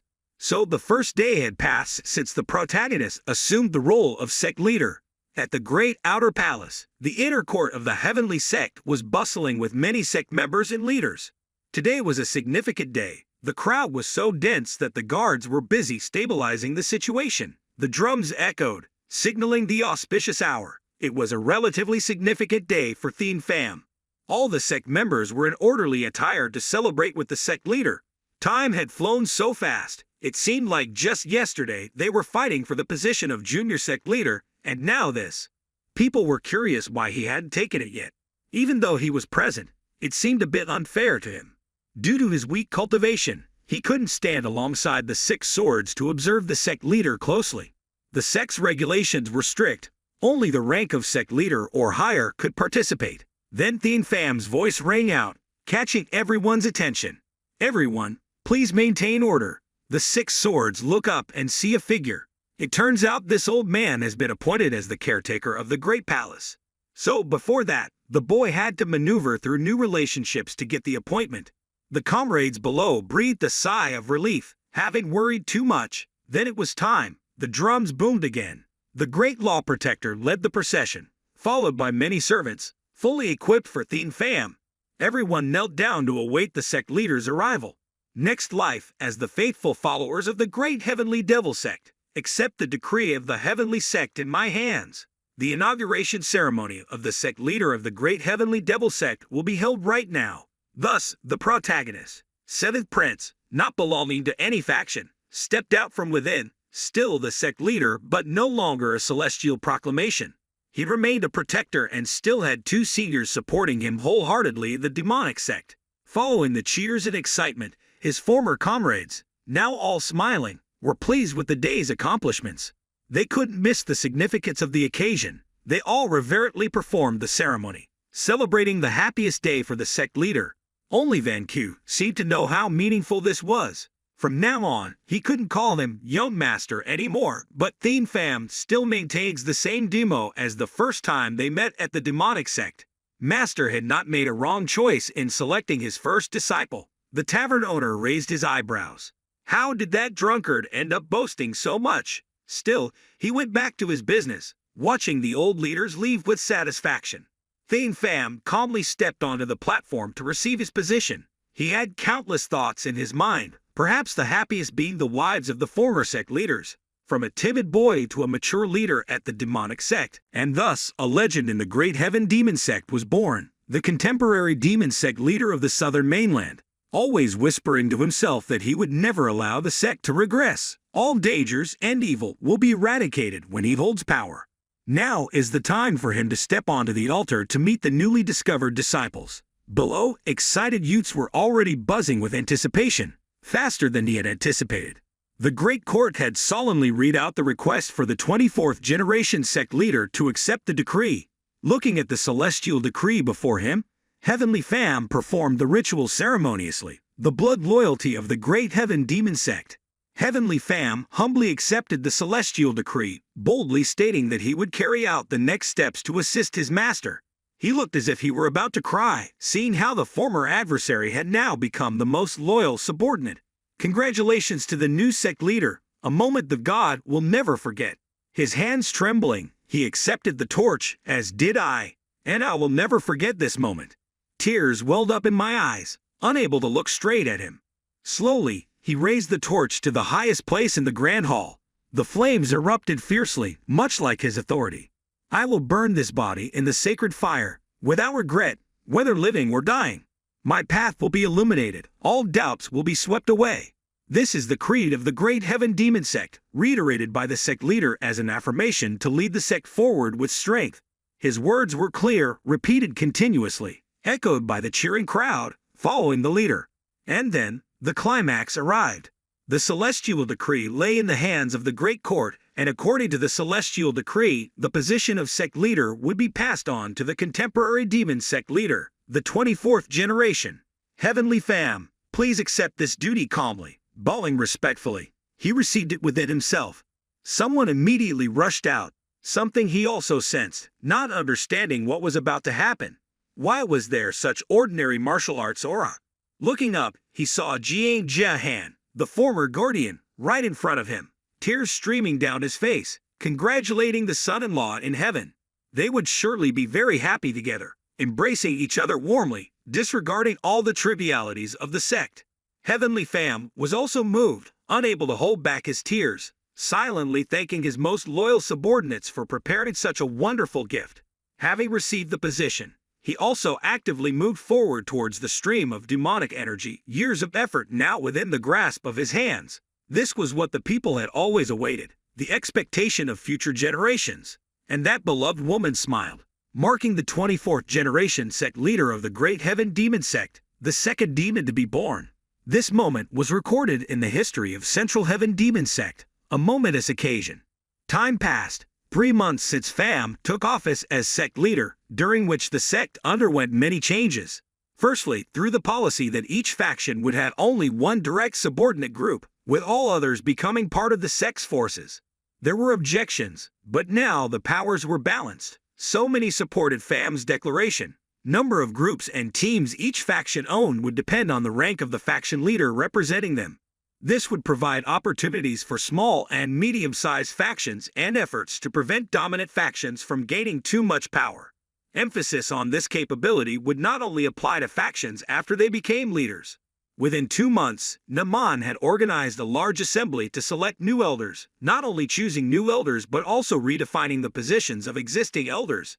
The minimum criterion for participation was to reach the pinnacle realm, and to become an elder, one had to achieve the transformation realm. Since no one at the first assembly reached the transformation realm, the standards were relaxed, summarizing both the results of internal cultivation and those passed down by the authorities. 45 people registered to participate, of whom 32 passed the preliminary martial arts and strength rounds. There were also hidden experts who stood out, with the chief of the Dream Emperor sword being the top, Lamb. Everyone was amazed because within the same faction, there were 2 individuals who had reached the transformation realm. This person displayed remarkable talent, as he had previously fought on the Western Front of Kwaichao, gaining a wealth of experience in overcoming life and death situations and experiencing numerous enlightenments. The second person was the chief magistrate of the northeastern province of Honam, Duong Dan Ho. He had mastered the transformation realm skillfully, despite his humble origins in this province. Due to his love for battles, he had come to Honam, and although he had concealed himself in the martial world, he became very interested when the extreme Tao 6 martial arts emerged. Lastly, the third person was the one recommended by the Great Court, Tu Thien Ma. Let me tell you about Thu Dang, who had been on Kwai Duong Sea Island for 15 years, a place well known to most elders.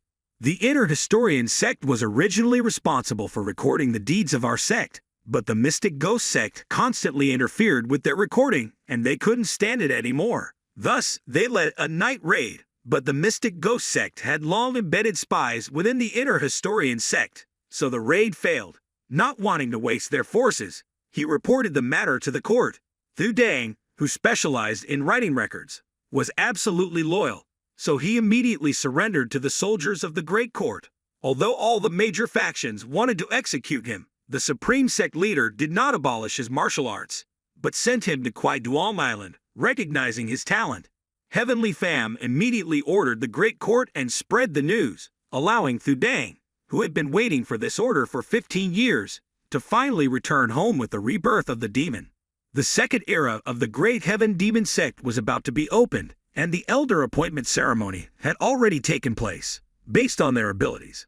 All positions had been completely changed. The Mystic Ghost Sect and the Sword Demon Sect had disappeared, and the Sword Demon Sect leader declared that all his opponents had disappeared and had been eliminated in the second round, so they could not enter the senior ranks. Thu Dang had defeated Lady Yen Mu-ho and had cultivated the 34th Devil Sword of the Sword Demon Sect to become the first elder in 15 years of exile on Kwai Duong Island. This had allowed him to cultivate his martial arts and achieve the ultimate transformation realm order. When Lady Yen Mu-ho became the second elder, followed by Lady Van Yen and Duong Dan Ho in positions 5 and 6 respectively, Bui Chit Long of the Dream Dragon Tomb and Hon Kiem Sect each had 2 elders.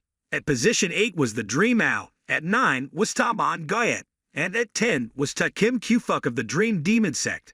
The weakest was Hang Tadu of the Yin Demon Sect, who, although not yet at the transformation realm, had excellently achieved the position of the 12th elder. Chao Chu Dum of the Nine Gate Sect became the 13th elder. This was the biggest change in 500 years. Heavenly Pham had passed a grand assembly to propose a bold plan to organize a major elder appointment ceremony every 5 years. The purpose of this was to encourage those who had become elders to continue to improve themselves and to open up opportunities for other factions to also become leaders at any time. The competitors were not only the elders, but also the expansion of the palace guards. The inner and outer palace guards would be divided into 6 sword groups, and their subordinates would have to compete with each other. Most of the soldiers in the sword groups were subordinates of Heavenly Pham, who had been conquered in the demon realm.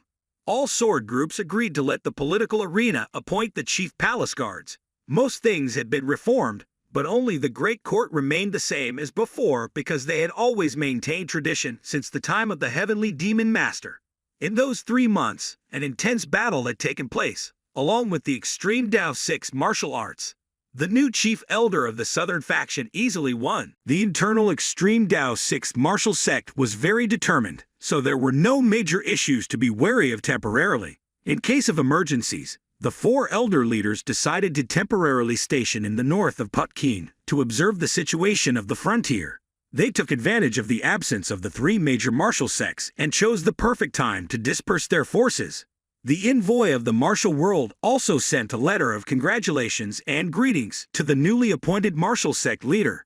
Along with this, news of the martial arts convention arts scheduled for the beginning of the year had been postponed due to an investigation by the internal elder leaders of the martial world, suspecting infiltration by another sect of the extreme Tao 6 martial sect. With many participants, it was not immediately possible to identify the investigation. Due to the complexity of the situation, investigations on Du Vo and Bu Hin were difficult and time-consuming, so they had been temporarily suspended. During this time, The illness of Thien Lu was relatively severe, and Bok Trung-vu was at his wit's end. Finally, Thien Pham only thought of the divine doctor at the Great Protectorate of the Central Yuan, who had sent someone to find out that the divine doctor was located in the Pho Kiem Cup in the Hubei province, the gathering place of aristocratic families and martial arts sects. It was understood that there would be many people spying on the divine doctor during the meeting, making it very dangerous to meet. Ma La Kiem expressed condolences to him, so he sent experts of the sect to go on reconnaissance missions beforehand. It was decided to send experts unknown to outsiders. The second elder and the bone flower of the 6 swords, along with Bok Kai, were specially dispatched. Yen Mako was very suitable for this mission, as she also wore a mask, disguising herself as a few spies of the Dark Path sect. Currently, at the martial arts arena, there was a small competition happening, and the 6 swords had trained privately with the martial sect leader. Even Van Q was involved in this competition. From the observation deck of the Great Protectorate, everything was closely watched. Only Thien Ma was faster than everyone else. It was unclear how Thien Pham had progressed to such an astonishing level. Initially, it seemed simple, but he combined internal energy and added divine techniques, making his movements unpredictable. Just tracking him with the eyes was already difficult for them. Meanwhile, Cao Vuong Cat was outside, waiting to seize the opportunity to notice any openings from the sect leader. He found it perplexing because there seemed to be no way to counter Thien Pham's attacks. As he was contemplating this, the protagonist approached, landing a light punch that broke a few ribs. Nat Kiem cried out in pain. After that blow, he turned to the others, intending to finish them off. Conveniently, he added another strike to Cao Vuong Cat. His massive body flew straight towards Van Q. Fortunately, both she and Tai Thatch Kim managed to evade in time. It was unbelievable. Why couldn't they harness their abilities? Thien Pham was becoming increasingly powerful each day. His martial arts displayed today were vastly different from his usual techniques. It resembled more of acrobatics. Thien Pham had combined all kinds of martial arts from the sect, thanks to NANO and the system's analysis of De La's divine martial arts, integrating them into his own body. Despite his exceptional skills in the sect's martial arts, he still needed to be even stronger because there were countless experts in the Central Yuan. Nat Kiem unfortunately fell backward, perhaps both were exhausted. Thien Pham hurried over to inquire about the condition of his subordinates, asking if they were injured. Indeed, he was formidable. The 4 of us couldn't match him. Thien Pham was very modest. He was trying very hard to reach the realm of mystery, but he hadn't achieved it yet. At that moment, the temporary elder leader rushed in to deliver urgent news. The sect leader had received a letter from the headquarters of the Dark Path sect in Hubei City. After hearing it, the protagonist understood that this was news from the group of experts they had sent out before. They were currently searching for the missing divine doctor at the Pho Kiem Cup. They had arrived there 10 days ago, and were currently looking for a temporary lodging to rest. The innkeeper had given them directions enthusiastically. Passing through that forest, they would reach the upper-class area of the Blood Valley. He also warned that entering there would only lead to death. I just want to tell you that going there on a foggy day is as good as courting death. However, the elder leader and the 2 6 swords disregarded this and continued their journey. They wandered for several days in the dense fog of the Pho Kiem Cup. After a while, they finally spotted a signpost indicating the area where the divine doctor resided. Yen Mako noticed some strange sounds and hesitated whether they should follow those sounds. She ordered the group to obey her command, and so the 4 of they continued to venture deeper inside. However, the deeper they went, the more mysterious sounds they encountered. The people around still didn't understand what was happening when suddenly a certain fierce energy surged towards them. Yen Mako swiftly drew her sword for defense. A mysterious figure flew past the group of experts of the Thien Ma sect, and then, 20 days later, at the basin of the Huang Ha River, the sect leader and his loyal followers went to investigate the disappearance incident. Upon seeing the loyal followers of Thien Pham, the 4th elder, Duong Dan He, appeared melancholic. His first task after taking office as the elder leader was not to engage in battles but to lead the way in the Central Yuan. It's a must. Otherwise, the Great Protectorate would have had to go directly, and then the sect leader. If we pass the Huang Ha River, we will reach the territory of the sect that uses masks, and no one will recognize us. It could be very dangerous. So I'm even more worried. If we go down, we'll see a bustling area right here, with many people passing by. We should be quick rather than reckless. Van Q was very excited to be on a boat for the first time. This action of Thien Phams was secretive, but all the 6 swords wanted to follow him. He only chose the 2 most trusted people because the rest of the 6 swords were too powerful, and he was afraid they would attract attention. Van Q thought Nat Kiem was too impulsive and might cause trouble, and now he was worried about the safety of the 2nd sword, N Gai. It seemed that Ho Bom trusted Bok Kai very much. The 4th elder really couldn't understand how he could sit at the same table with these 2. He knew Ho Bom was a special advisor specializing in security at the main electrical hall. No matter how you looked at it, his position in the sex hierarchy was higher than that of the 6 swords. He was at the peak of the sex hierarchy, but he still focused on using people and emphasizing the strength of the sect leader, which was still unbelievable. Anyway, as long as he was recognized as loyal, during the 10 days, I had supported the sect leader wholeheartedly without rest. The sect leader is currently using a mask to disguise his true face. It's sweet, even sweeter that he's a highly skilled martial artist, second only to the sect leader in the 6 swords. However, the most surprising thing is that the current head of the Thien Ma sect is the 2nd Thien Ma in the history of the sect, and he's not even 20 years old. He managed to dissolve half of the 6 great sects twice to save the sect from danger. It's hard to believe. Duong Dan Ho thought he really wanted the opportunity to compete with Thien Pham once they crossed over. After the group of Thien Pham's people set foot in Hubei, they traveled continuously for 5 days without rest. Fortunately, Duong Dan Ho had lived in the northeast of the southern lake, so they could move smoothly without difficulty. Finally, the 4 of them reached the vicinity of the Pho Kiem Cup, the northwest. The 4th elder was worried because if they continued, it would be dark again, and it was about to rain. Ho Bom saw an inn and headed straight there to rest. Thien Pham agreed for everyone to stay overnight here. He felt that this place was extremely dangerous and strange to him. As for the martial arts skills of Yen, the elder leader Bok Kai, and the Bone Flower, I don't think they will be easily defeated. But we're almost there. Please everyone, let's not have any trouble. Arriving at the inn, Van Q noticed that it wasn't very spacious, but there was a place to lean back, which was good enough. Duong Dan Ho led the group inside. As he opened the door, he became very cautious upon seeing the people inside. We've done our best to avoid any conflict with orthodox martial artists, and yet we still have to meet them. Why did I suddenly encounter the martial artists of the Vodang sect here, and then thunder and lightning accompanied by a torrential rainstorm swept in as if on cue? Duong Dan Ho felt uneasy because even before any confrontation, he was already facing the martial arts sect, despite their leader wearing a mask. However, if the orthodox martial arts sect knew about their whereabouts, it would be hard to escape. Thus, he transmitted a message to Thien Pham that there were members of the orthodox martial arts sect present. Though they were mostly minor disciples, the martial artists were from the Vodang sect. So what should they do now? The protagonist also surveyed the surroundings to assess the situation. He suggested it would be best to avoid them to prevent unnecessary trouble. Just as he mounted his horse and was about to leave, he was immediately approached by a deputy minister who reminded him not to show any emotions. So, he remained silent and stealthily made his way back to his seat, where nobody exchanged a word, waiting only for the innkeeper to take their orders. Duong Dan Ho continued observing Thien Pham's 2 subordinates, Van Kut and the deputy minister, who indeed seemed tense. It was said to be the first time the sect leader had shown himself, yet he remained unusually calm, making it hard to decipher his thoughts.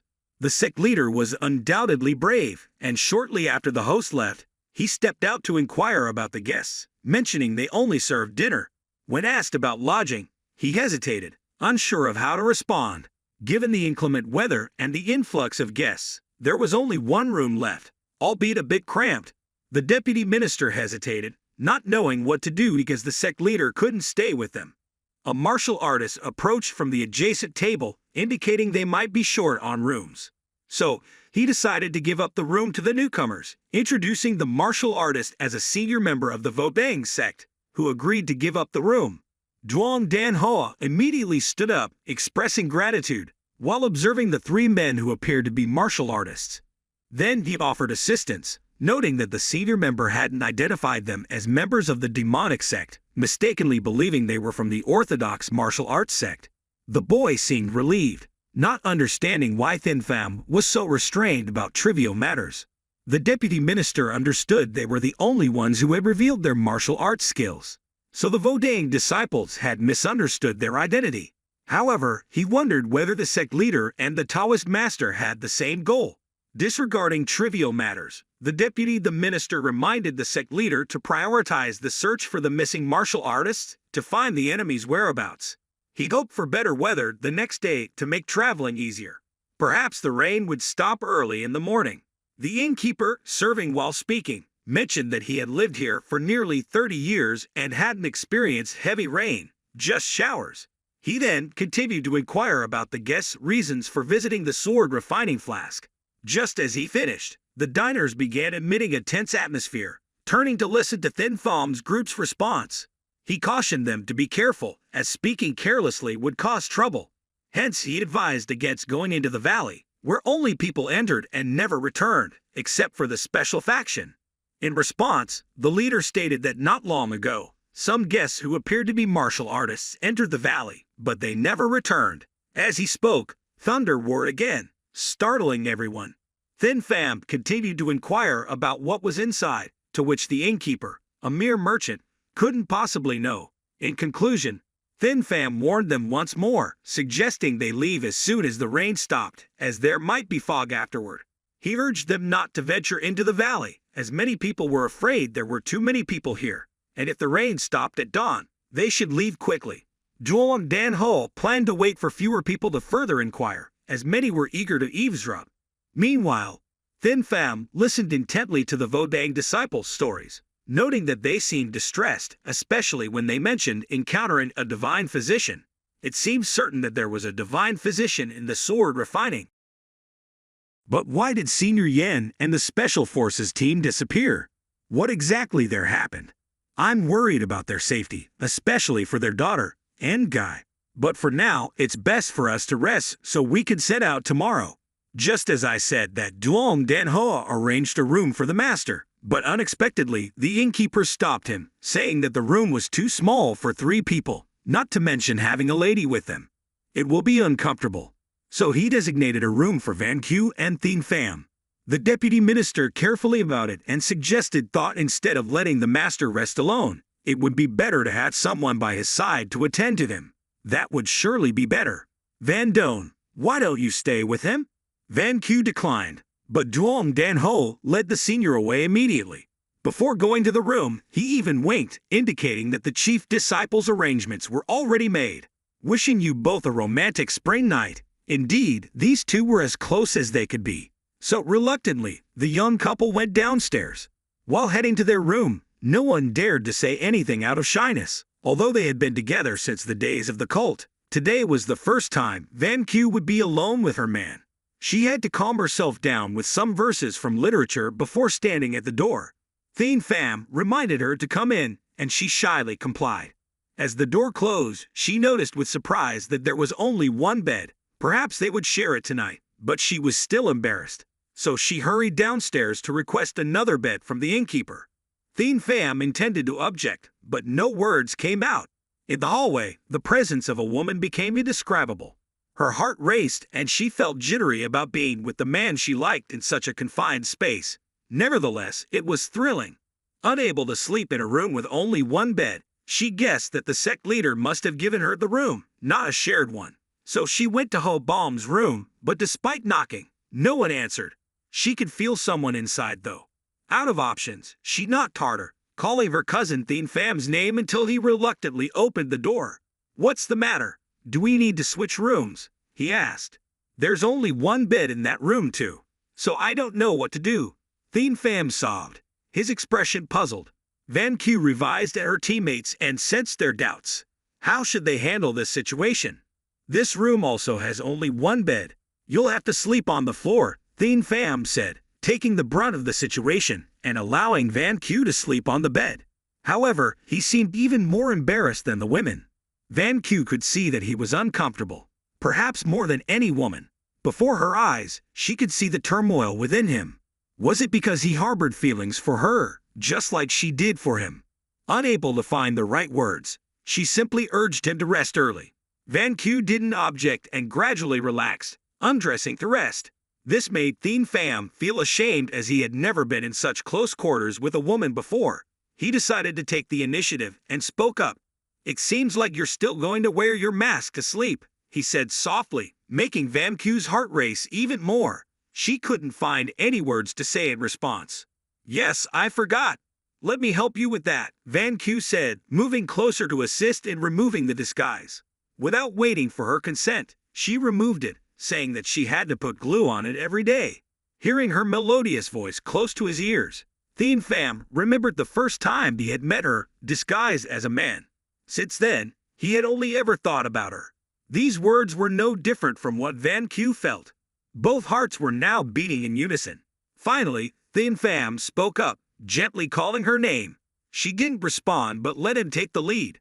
Nervousness filled the room, causing her heart rate to skyrocket.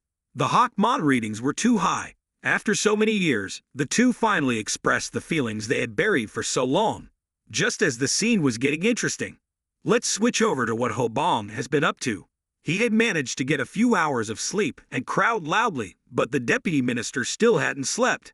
Now seems like the time for him to start moving. He carefully stepped outside to assess the situation.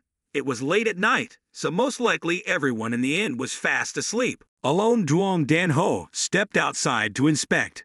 Earlier, he had entered the owner's room, but the old man was nowhere to be found inside.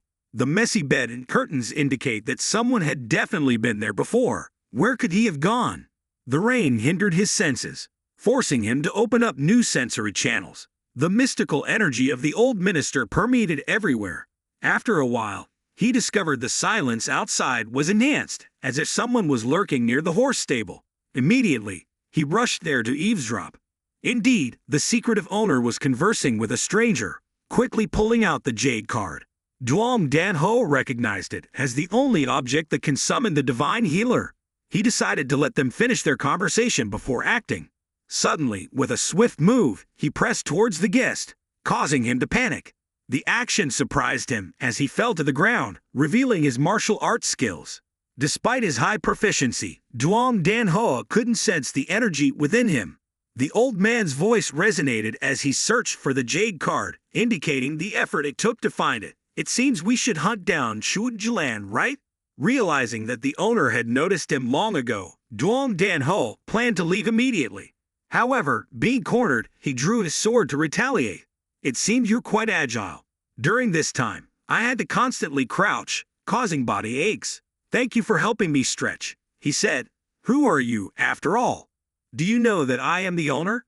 Duong Dan Ho noticed that this person had disguised himself, but the rain had smudged his skin, revealing his true identity. Thinking so, he was about to strike, but before he could, a powerful force attacked, deflecting his blow. The room was suddenly filled with images, half real and half illustration. As the owner lunged forward to attack, Duong Dan Ho struggled to distinguish between reality and illusion. Eventually, he mistakenly struck the shadow, while the owner, with a sinister smile, launched a counterattack. Duong Dan Ho dodged and retaliated, but his petite figure couldn't match the owner's strength. Another attack came, but the old man's swift movements easily evaded it. "You also know how to use your brain, don't you? Useless ones like you will soon become my lifesavers." As he spoke, the owner displays internal power, creating numerous miraculous images. The two shadows, half true and half false, advanced to kill. The old minister, avoiding confrontation, tried to evade both. However, they encircled him relentlessly, making it difficult to discern between them. Finally, his subordinate had to stop to face an incoming sword, but perhaps he couldn't match the opponent's speed. He narrowly dodged a blow, then aimed to destroy him. Duong Dan Ho leaped up and struck downward, but with his small stature, he couldn't harm the old man. Another attack followed, but the agile figure quickly evaded. "You're quite clever. The useless ones are coming to your rescue." He paused, then unleashed another powerful blow, but this time, Duong Dan Ho realized the danger and withdrew. Pham, who was busy with his own matters, had to rush out to assist, barely having time to put on his mask. It turns out you're not just the owner. The old man's thoughts raced, realizing that the items thrown were a signal for this person. I thought it was just a clueless fool, but turns out you're a skilled martial artist. He spoke loudly, asking for the true identity, as there were many unusual noises. Everyone was waking up gradually. You're lucky to be alive today.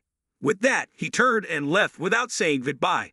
Nam Chin didn't chase after him. Instead, he hurled his sword, but the old man's speed was so fast that it almost touched his body. Once again, the man seemed to have eyes at the back of his head, evading immediately. As he was about to pursue, the old minister stopped, seeing the injuries of his subordinate. Unable to confirm the true identity of the owner, he couldn't guess his martial arts level. He must be at least of equal rank or even superior to me. Then he applied pressure points near the wound for Duong Dan Ho. Hastening inside for treatment, both of them were supporting each other when disciples from the Vodang sect appeared. They inquired about the situation, and the old minister explained that they were ambushed while inspecting the stables. Upon investigation, they found the innkeeper had killed a man. Upon hearing this, others rushed to the stable. The two stable hands were in a state of panic due to the death of their master. He said he went out to get information from the innkeeper. But why did it turn out like this? It seems like something important happened, so he had to rush out to inquire from the actual innkeeper again, as if the real host had been murdered by the guest. So why did he witness it with his own eyes? He was afraid someone might come after him, so he ran back towards Thonglong. Someone listened and told others that something was missing, and quickly chased after him. Then they galloped away into the night.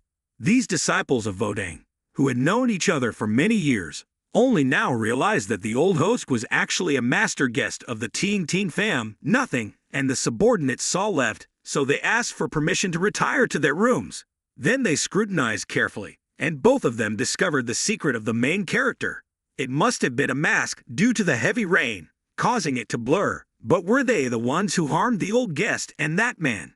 Probably not, because the person who died was stabbed in the head, but both of their weapons were swords. Here he sobbed deeply. Another storm is brewing. The next morning, as the old host said, the mist covered everything, and the Vodang disciples had already left at dawn since last night. Thien Pham and the other guests investigated, but he knew nothing and only found out that the host had been having mysteriously for the past month. Nevertheless, due to its sinister nature, no one cares anymore.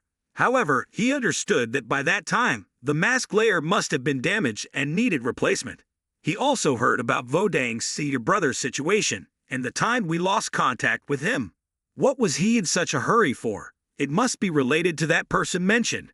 Anyway, since they all came to Phet Kiem Kok, they must know something. They had already taken the initiative to take the horses and continue the journey. But he had to pay attention to the old master and Van Q, who were now no longer hiding anything. Indeed, after a night like that, the rice had already turned into the biggest benefit. It must have been because of the tiger, so everyone was on edge.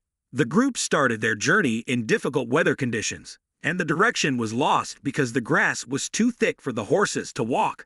Thien Pham also felt that way, so he asked NANO to analyze, but the system was very slow and could only draw a map without completing the process.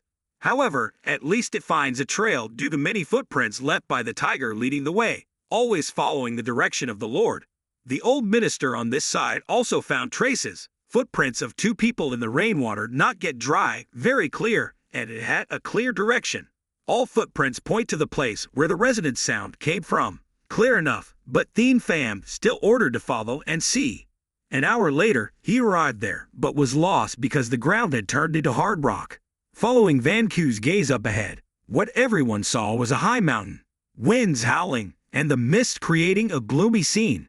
It seemed that this was the place where the resonant sound was emitted louder and seemed to reveal something. Only the main character and the old minister could see it clearly. Certainly, someone had used power to create this because it was the first time in Trunggayan, so everyone was surprised. The tiger also noticed something and shouted to the Lord that there was a cliff ahead, so we shouldn't get too close. As the mist cleared, a deep, eerie abyss appeared. Then these two also noticed the marks engraved on the mountain wall, a unique sword character on the rock, probably to let people know that the sword was the first in the world. But this character seemed familiar. Van Q pointed for Thien Pham to pay more attention, and when everyone turned, something was stuck there.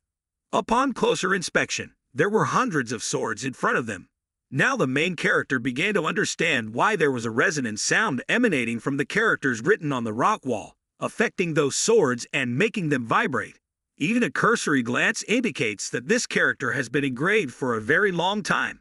This was a scene that even the transformation realm couldn't reach. The old minister transmitted his voice again to remind the Lord that he was feeling the presence of someone nearby. Immediately, he used his internal force to see more clearly, and the energy stream was found at the top of the mountain cliff. Hobon complimented it as beautiful, but was reminded to be quiet. "Quickly gather your spirits and follow me silently," he said. Afterwards, the whole group found many small caves on the fairy rock wall. Pham was thinking, could that be the residence of the probability doctor? Most of the caves here seemed artificial, as if they had been expanded, so he pointed straight to the largest cave. Our intuition also feels that way, but there must be a problem there, my lord. If we want to move forward, we only need to jump once, but the distance from here to there is about 100 meters, easy for Pham and Dan Ho, but difficult for Van Q and the tiger. Dan Ho will take responsibility for carrying my younger brother across to Van Q. Can she jump over there? Maybe this lady can do it because she's confident in her love. But Pham is worried again. If it's difficult, I'll carry her over. But Van Q stubbornly refused for some reasons, and in the end, she had to obey her man's words. I'm going to jump, so hold on tight. Pham took a long leap and reached the edge of the cliff with full speed. He jumped vigorously, and both of them floated in the air, looking dangerously above. Van Q's heart beat wildly, not afraid, but only admiring the handsome face of her master. They safely reached the other side. Dan Ho scratched his head and ears, relying on the old man and with each other. Quickly climb onto my back. If so, then I apologize.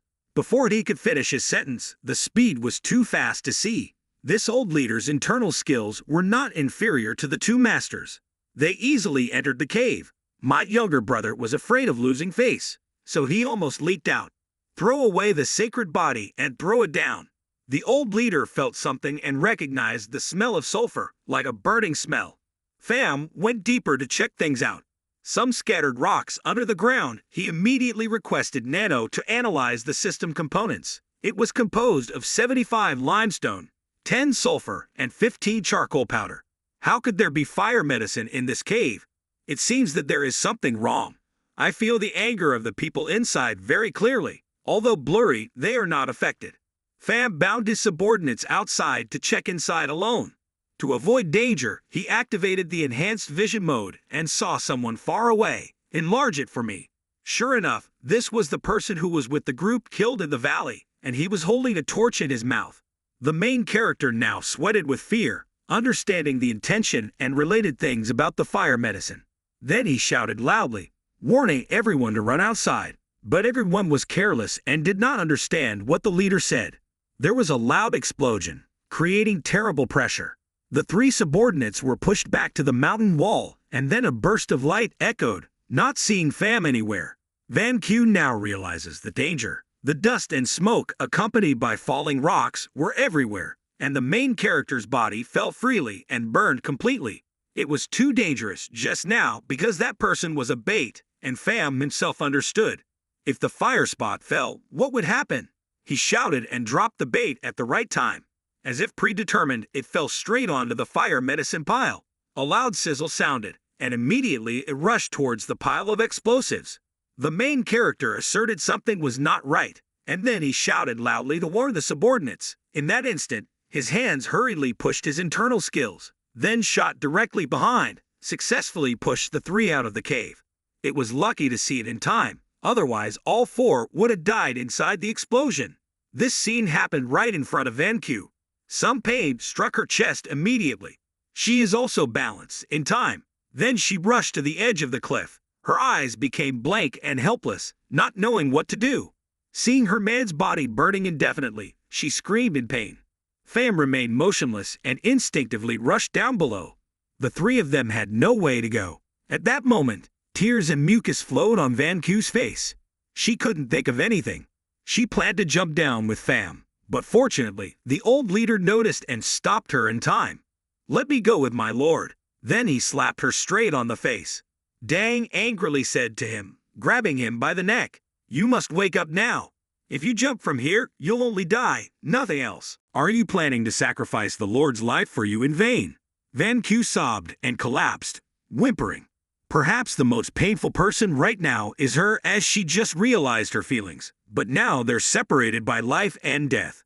Dan Hoa also felt sorrowful because his dear leader was no longer alive. Maybe he should have fooled. It's a waste to waste the life of the master who saved him. It's so helpless. Then a voice came from inside the bushes, saying unexpectedly, "Caught you here, huh? You're the bait I used to lure other fools. Didn't expect to catch someone in the trap. If that guy is there, it'll be very uncomfortable." The tavern owner appeared. Luckily, he knew what to do and fell off the cliff. "It's true that we were lucky." Van Q gritted her teeth when she recognized him as the offender. Maybe now she just wants to crush him with one hand and scatter him into pieces. "A man cries like a woman, huh? So strong," he said. The old leader's internal skills emitted a terrifying aura. Perhaps this guy intends to settle the matter quickly. He immediately rushed to attack while everyone was still unprepared. Pham was unaffected below. His body was still falling fast. After a while, NANO's miraculous recovery abilities restore his consciousness. The system regenerated the burned skin.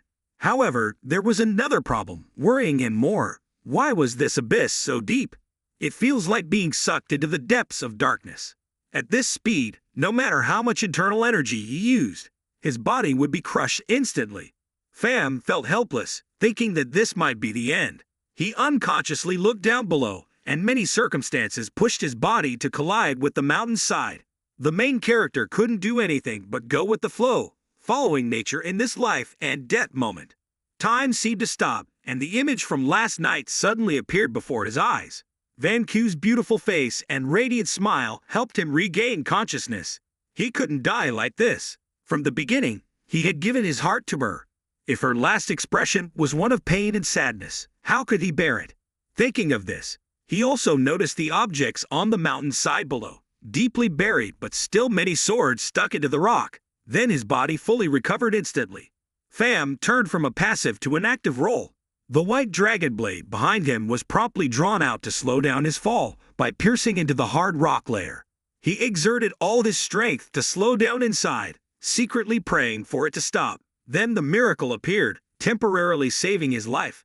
Some parts of his body were broken, but he looked down below and the abyss wasn't far away. With this height, he can use King Gong. He thought about it and then took out his sword to jump down. Luckily, there were no problems. Indeed, martial arts are not perfect in all aspects. Depending on the situation, he could die at any time. But first, he had to find a way to climb back up the rock wall. The system activated enhanced vision to see clearly in the darkness. It turned out there were many swords stuck into the rock, but because it had been too long, most of them were rusty. Then he had a premonition. His eyes scanned around to observe. This place contains many skeletons, perhaps millions of martial artists who died here. At a distance of about 900 meters from the ruined sword cup, the cruel tavern owner was injured and staggering. He silently recalled the battle. If it hadn't used such a powerful aura to attack, he could have resolved everything. His hungry eyes couldn't forget, but it didn't matter. Anyway, we found the person who came out of that cave. Now we need to heal our internal injuries and then search for clues. While thinking about this, the subordinates appeared from somewhere and greeted. 2nd Division Leader Lai Chung Nat pays respects to Sword Sect Master Dao Kiem Man. So these guys are all members of the Extreme Dao Sect, a mysterious martial arts sect that has been hiding for a long time down the abyss. Pham temporarily found a set of clothes from a dead person to wear. Since his own clothes were all torn, he had to borrow theirs for now. It seems that these are clothes of the deceased, so they're a bit old and worn out. He was wondering about the reason why they died down here. It seems like they didn't die at the same time because there are swords scattered everywhere. Without the whirlwind blowing from the middle of the abyss, it would be impossible to climb up from the bottom. I was thinking about walking around to observe, but after walking for a while, I had to stop. There are many sword marks and slashes down here. How could there be signs of people fighting in such a deep abyss? I was thrown down here by an explosion. Why would someone come down here to fight? But upon closer examination, The marks on the mountainside didn't seem to indicate that. These sword marks look very familiar. They are the techniques of the heavenly demon sword art. Except for a few differences, they are identical. Could it be that these marks were engraved here before those on the Tongok thatch? Wait a minute, I recognize the sword inscription up there. It looks familiar. It belongs to the founder of the heavenly demon sect. He had endured punishment and exile to the four corners of Hubei and Hainan. So he must have fought someone here. That unmistakable pain mark must belong to the extreme Tao god. He first appeared 500 years ago, which means he existed at the same time as our ancestors. This technique, I've never seen it before. Compared to the 6 sword techniques I've learned, it's incredibly powerful. Except for the final technique of the heavenly demon sword art, all others are on par with each other. It's fortunate that in this misfortune, I had a stroke of luck. I had NANO rescan everything. There are other sword marks that are different from the rest, repeated several times, similar to the traces left by the sword devil's art on the Tongok thatch. Why are there the words impossible here? Have you extracted all the sword marks here? Recreate that image for me immediately. A hologram appeared before Fam's eyes. The system had recreated the scanned sword marks into 3D images. First, categorize the sword marks and then recreate the animations. A few strokes amazed the protagonist. The sword techniques had been classified into martial arts, then recreated similar to the extreme sword techniques. They had added sword techniques transcending boundaries, allowing humans to move. It was unbelievable. The founder of the Heavenly Demon Sect had combined the Heavenly Demon sword art with the extreme Tao God sword techniques. What about when I encountered them in 20 years? A woman will appear who could match the second elder. Van Q now recounted the whole situation to Ho, Shuang Ho, and burst into tears. It turned out that the special team had disappeared and was now here. Cao Lo Tuve had not yet met the master, but felt a great deal of gratitude because when he was injured, his subordinates were so sad. The senior elder did not express gratitude and wanted to get back to business. I've already said it. Can you accept my request for treatment? But she didn't say anything. Just gestured towards the door with her 2 disciples who were always on guard. They must have discovered something. Anyway, the atmosphere here is strange. This wound needs regular treatment. Once it's healed, you'll be fine. After saying that, the physician left, but it seemed like there was something she wanted to say but couldn't. Yan Bokuo was also here and hadn't given any opinions. Now it's really hard to understand. Zhuang Danhua understands that she's being closely monitored. How is this possible? The two communicated silently, realizing that they had overcome those people when they arrived here. When they enter the abyss, they immediately sense danger, so the Chief Yan drew her sword to confront them. She remembered the dark shadow sneaking past the special team deployed for reconnaissance. Both sides engaged in fierce combat. After a while, it became clear that the masked men we encountered were actually martial artists from this hidden sect. Who are you and what brings you here? One of them raised the jade token to state their purpose. It turned out they were guests of the healer, apologizing for their rudeness. Remembering the jade token makes it easier to convince them to let us go. However, suddenly the innkeeper and 3 other masters attacked us. Those old men were formidable, and the remaining 3 were also top-notch masters. In the blink of an eye, they had slain the soldiers of the Yin sect, and 2 martial artists from the Train Manor also perished. The leader was so powerful that Elder Yan had to exert all his strength just to hold him off. At that moment, another figure appeared and interfered, helping us drive the old man away. It seems that the person who helped is also helping Duom Dan Ho. Both understand and recognize that his identity is one of the martial artists of the 9 schools and the head of the martial arts faction, none other than Vodang Ba Kim Huyen Van Tuyet. He is also one of the top martial artists in Central Nguyen and the rumored successor of the 9 schools. They are known as the 9 schools, and one of them is the legendary sword master, Huyen Van Tuyet, who has a high reputation in the martial arts world. He helped us drive away the old man so that we could enter here, but we still haven't convinced the Divine Doctor. Surely there is a reason for the Divine Doctor's attitude. Fortunately, Huyen Van Tuyet still doesn't know our identities. But they will soon find out because they have all reached a level of enlightenment, or perhaps they already know but are trying to take advantage of us. At this moment, the martial artists are still discussing in the middle of the night, and there is no other way.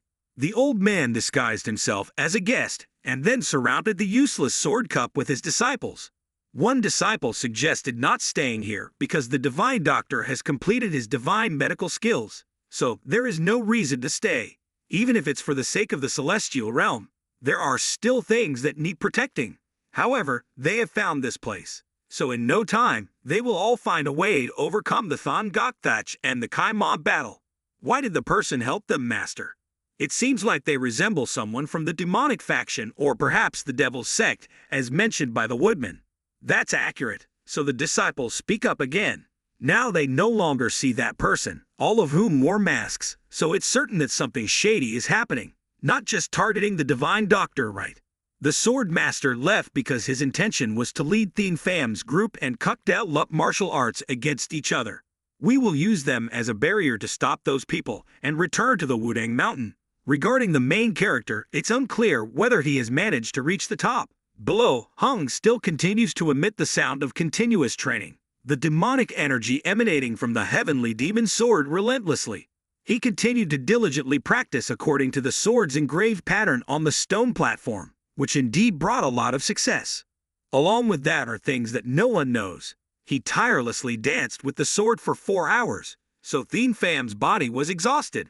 This is not an easy task. The heavenly demon patriarch is not like me. He not only mastered each martial art, but also tried to create something new by learning from the sword techniques of Chai Tao.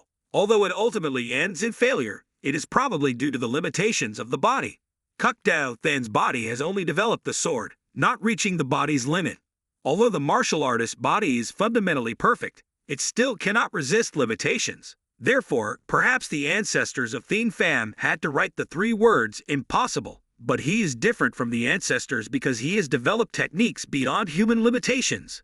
He can even perform the movements created by the ancestors to test them easily because it is not a perfected martial art. The most difficult thing is to use the create movements and then piece together the heavenly demon sword technique. It is currently very suitable for the sword's movement, feeling like the body is creating a series of techniques by itself. Thien Pham used NANO simulation to analyze the sword's movements. Above all, the main character wants to realize directly by breaking his own limits. Therefore, he continuously combines new sword techniques in as many ways as possible. 4 hours have passed since the experiments, and the court has acknowledged the failure. Thien Pham continuously displayed the heavenly demon sword technique tirelessly until all the internal energy in his body and the available sword techniques were exhausted. The technique of breaking limits did not harmonize with each other. They should have harmonized on some level, right? Thinking about it, he realized that he didn't need to use all the available sword techniques if they weren't effective. He just needed to eliminate them to set his own limits because freedom needs self-imposition, and harmony requires self-freedom. It comes from opening up rather than forcing oneself. At this moment, a surprising thing happened to him. Enlightenment came from a deep process of integration, so he achieved a state where he could completely control his internal energy. However, at a higher level, one becomes free through coercion by someone else, because controlling the energy of that person both internally and externally can be harmonized, which is miraculous and is also desired by martial artists. They call this state the supreme return to the residence of Lam Lo Tuba Kim Vodang.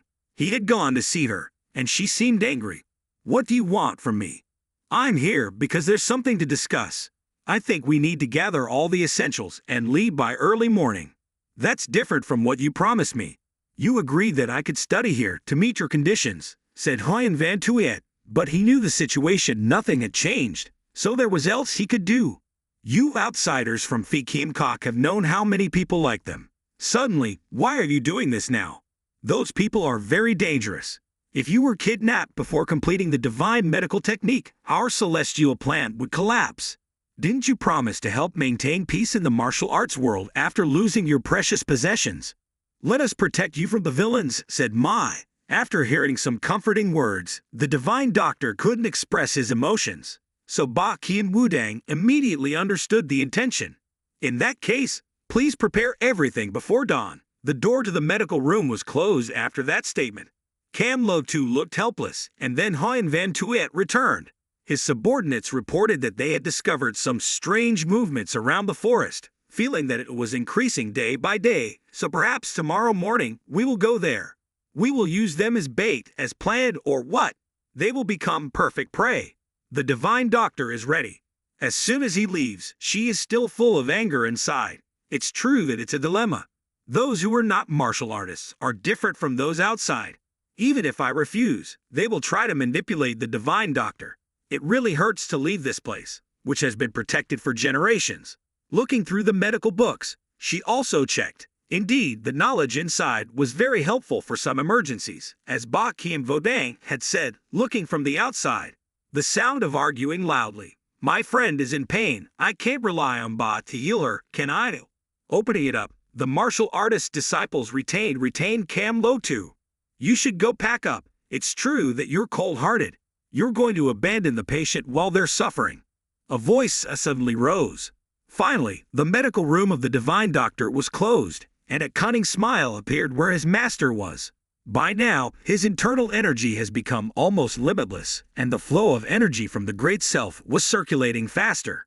However, he still couldn't harmonize the techniques, but he could almost double or triple his strength compared to when he was at level C. That scene had increased a lot, so he fell into the abyss. Thien Pham had reached the realm of mystical vision. It seemed like he was very happy and forgot that there were still many people to protect. He had only postponed too much time to concentrate, so Van Q and his subordinates all thought he was dead, so he had to hurry. Just as he flew to the foot of the mountain, he felt discouraged. He didn't know how to climb this steep cliff, but looking at the sword stuck there, he came up with a good idea. So I don't have to go around anymore. It turned out that he had calculated to step on the sword to climb slowly. However, the plan was not as good as the plan of heaven. After so many years, with the weight of an adult, the oxidation had become too much for him. Thien Pham fell freely and hastily drew his sword to regain safety. He thought he could use the key of the sovereign sword to create a place to step on easily, but the weather conditions below were so windy that even the great protector master couldn't do it all. So now, he had to follow the crude method from the heavenly demon sword that had appeared. Neman had to slowly climb up. Although it was slow, it was safe. At the Phi Kim Kok, the divine doctor had reported that the military equipment was ready, and now it was midnight, so Thien Pham's group was still sleeping, and no one noticed anything. Hien Van Tuyet asked for confirmation again and brought Kamlo to his task, calling his disciples in the faction to assist them. By the time they knew, we would have escaped. If the sealed space is broken by Tongok Thatch and the consciousness agency, those outside will quickly infiltrate. This is our perfect trap. Listen to my orders and immediately head to the study. However, he felt something strange. Other subordinates who were monitoring him on the roof had disappeared. The door slowly opened inward to see if there was any danger. Everyone acted like that, but the person on the ceiling finally realized something was wrong. But it seemed not as smooth as he thought. Immediately, the door was opened wide to get a clearer view inside. There were no monitors inside. All the people lying there were disciples of Wudang, in deep sleep from the drug I put in. It seemed ineffective.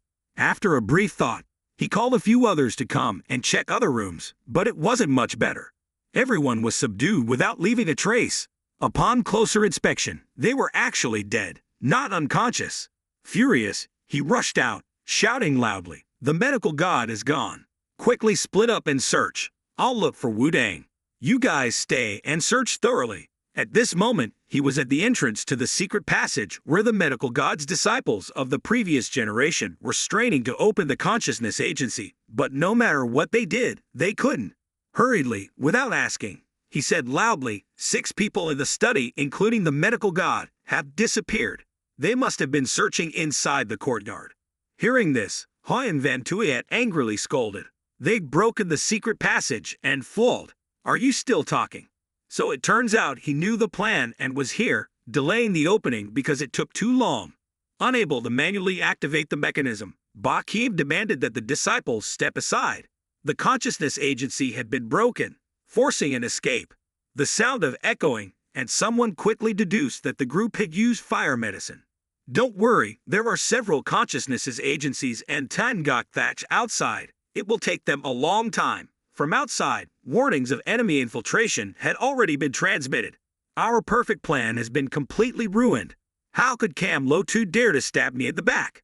At the same time, the subordinates of the protagonist had safely left, It must be that they had come to the courtyard.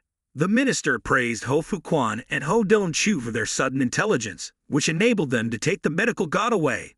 But Bok Kai was the hardest working of all. He had to carry a heavier load than everyone else. It turned out that because he hadn't moved for a long time, Cam Lo too had to carry him to go. Yen Mokho reminded them that time was pressing. There was no time to dawdle. But as soon as she finished speaking, a large shield appeared in front of the leader, blocking them. The medical god explained, "We're all blocked here. You just need to push it out." Then Yen Mokho approached to do the job, and the internal energy in her hands appeared, breaking the huge rock in an instant. But as soon as she looked up, there was a sound from below, and a large number of black medical practitioners were waiting. The minister was worried because he had to deal with at least 2 lives quickly. "Let's rush ahead. Everyone stay close behind," he said. After that, the animation disappeared, and right below, a series of them were murdered mercilessly. Indeed, after taking up the position of deputy minister, Yin Ma-ho was stronger than before. Someone from a distance couldn't bear it and resorted to a cunning tactic.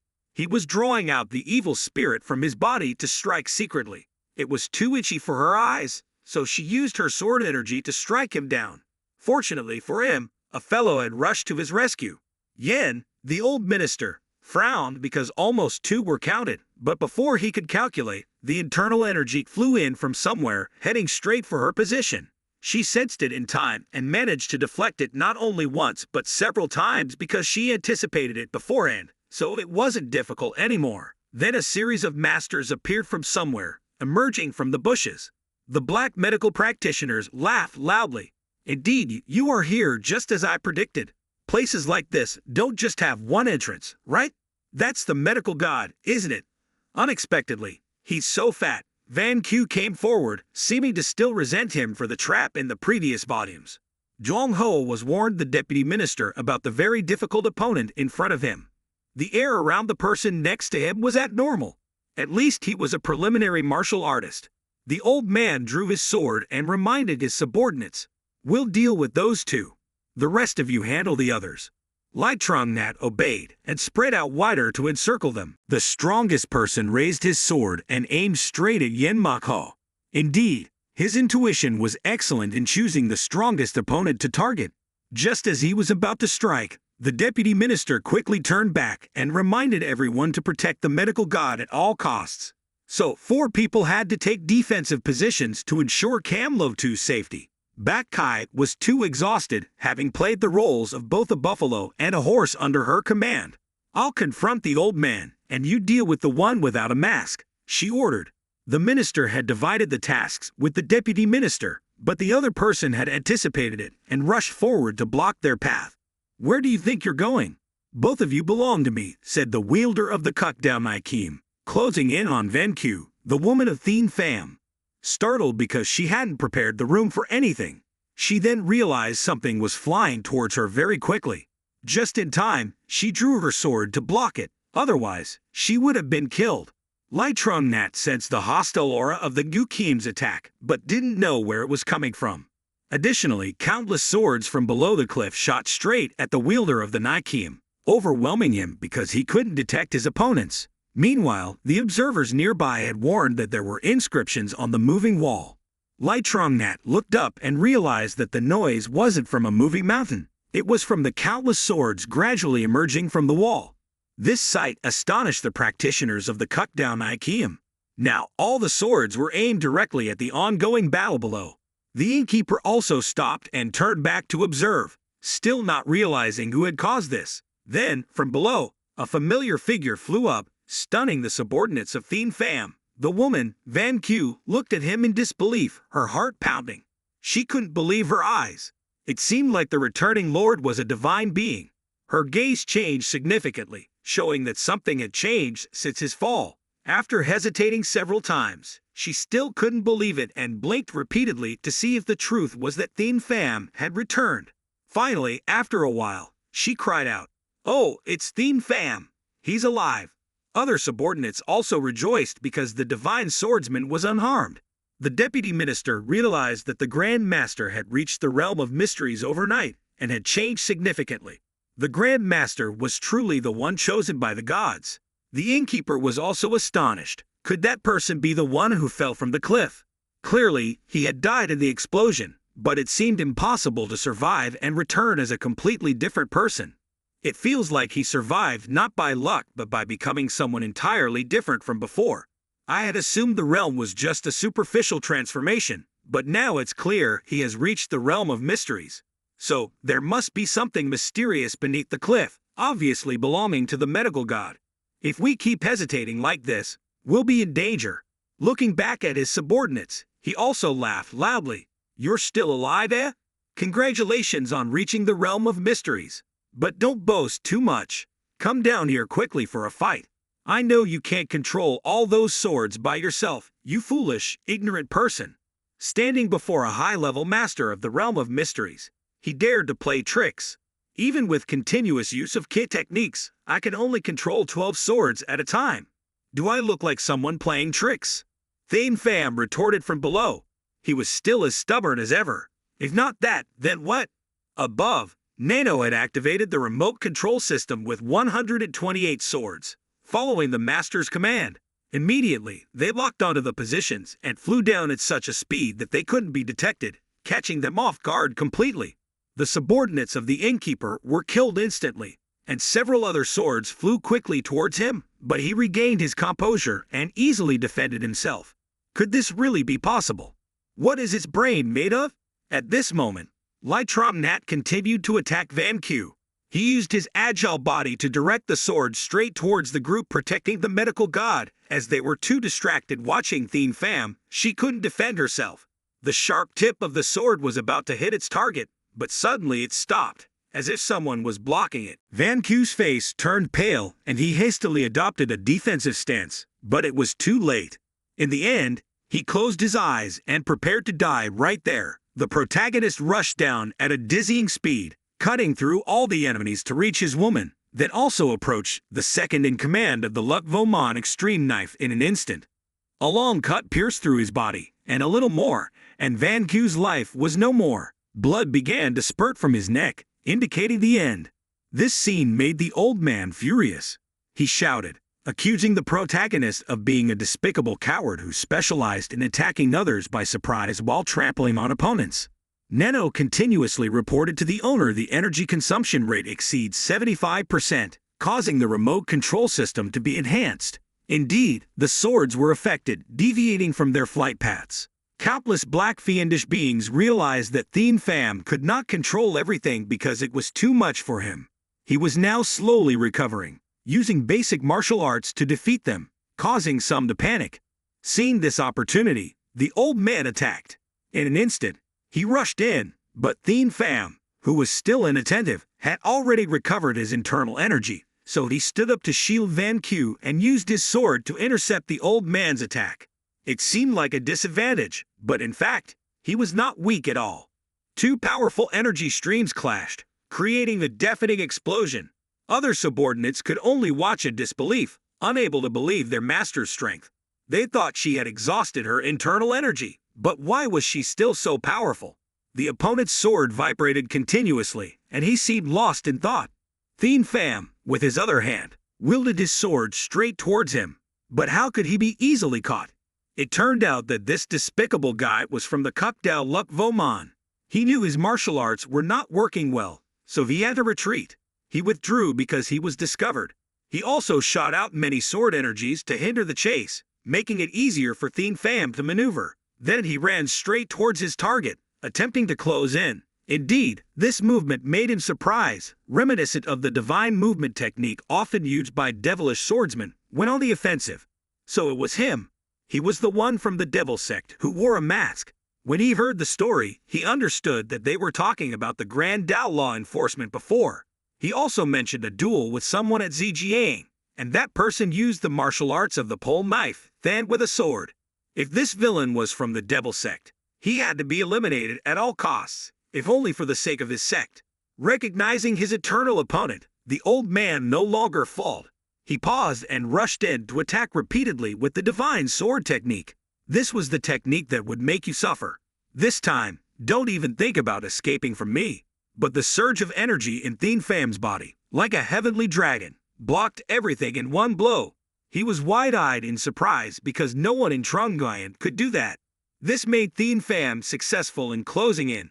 He pushed the opponent's energy back with great force, causing the opponent to retreat more and more. The more he attacked, the faster and stronger he became, causing the sword in the opponent's hand to almost break, and he couldn't regain his composure. After the overwhelming technique, Thien Pham flew backwards, causing his opponent to stand still. But the blood in his body erupted. Oh, as he felt the pain, he groaned and asked, "Why do you know his sword technique?"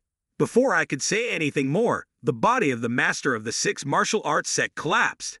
Thien Pham used just enough force to ensure that the man didn't die, as he needed to preserve his life for further investigation into the mysterious martial arts sect.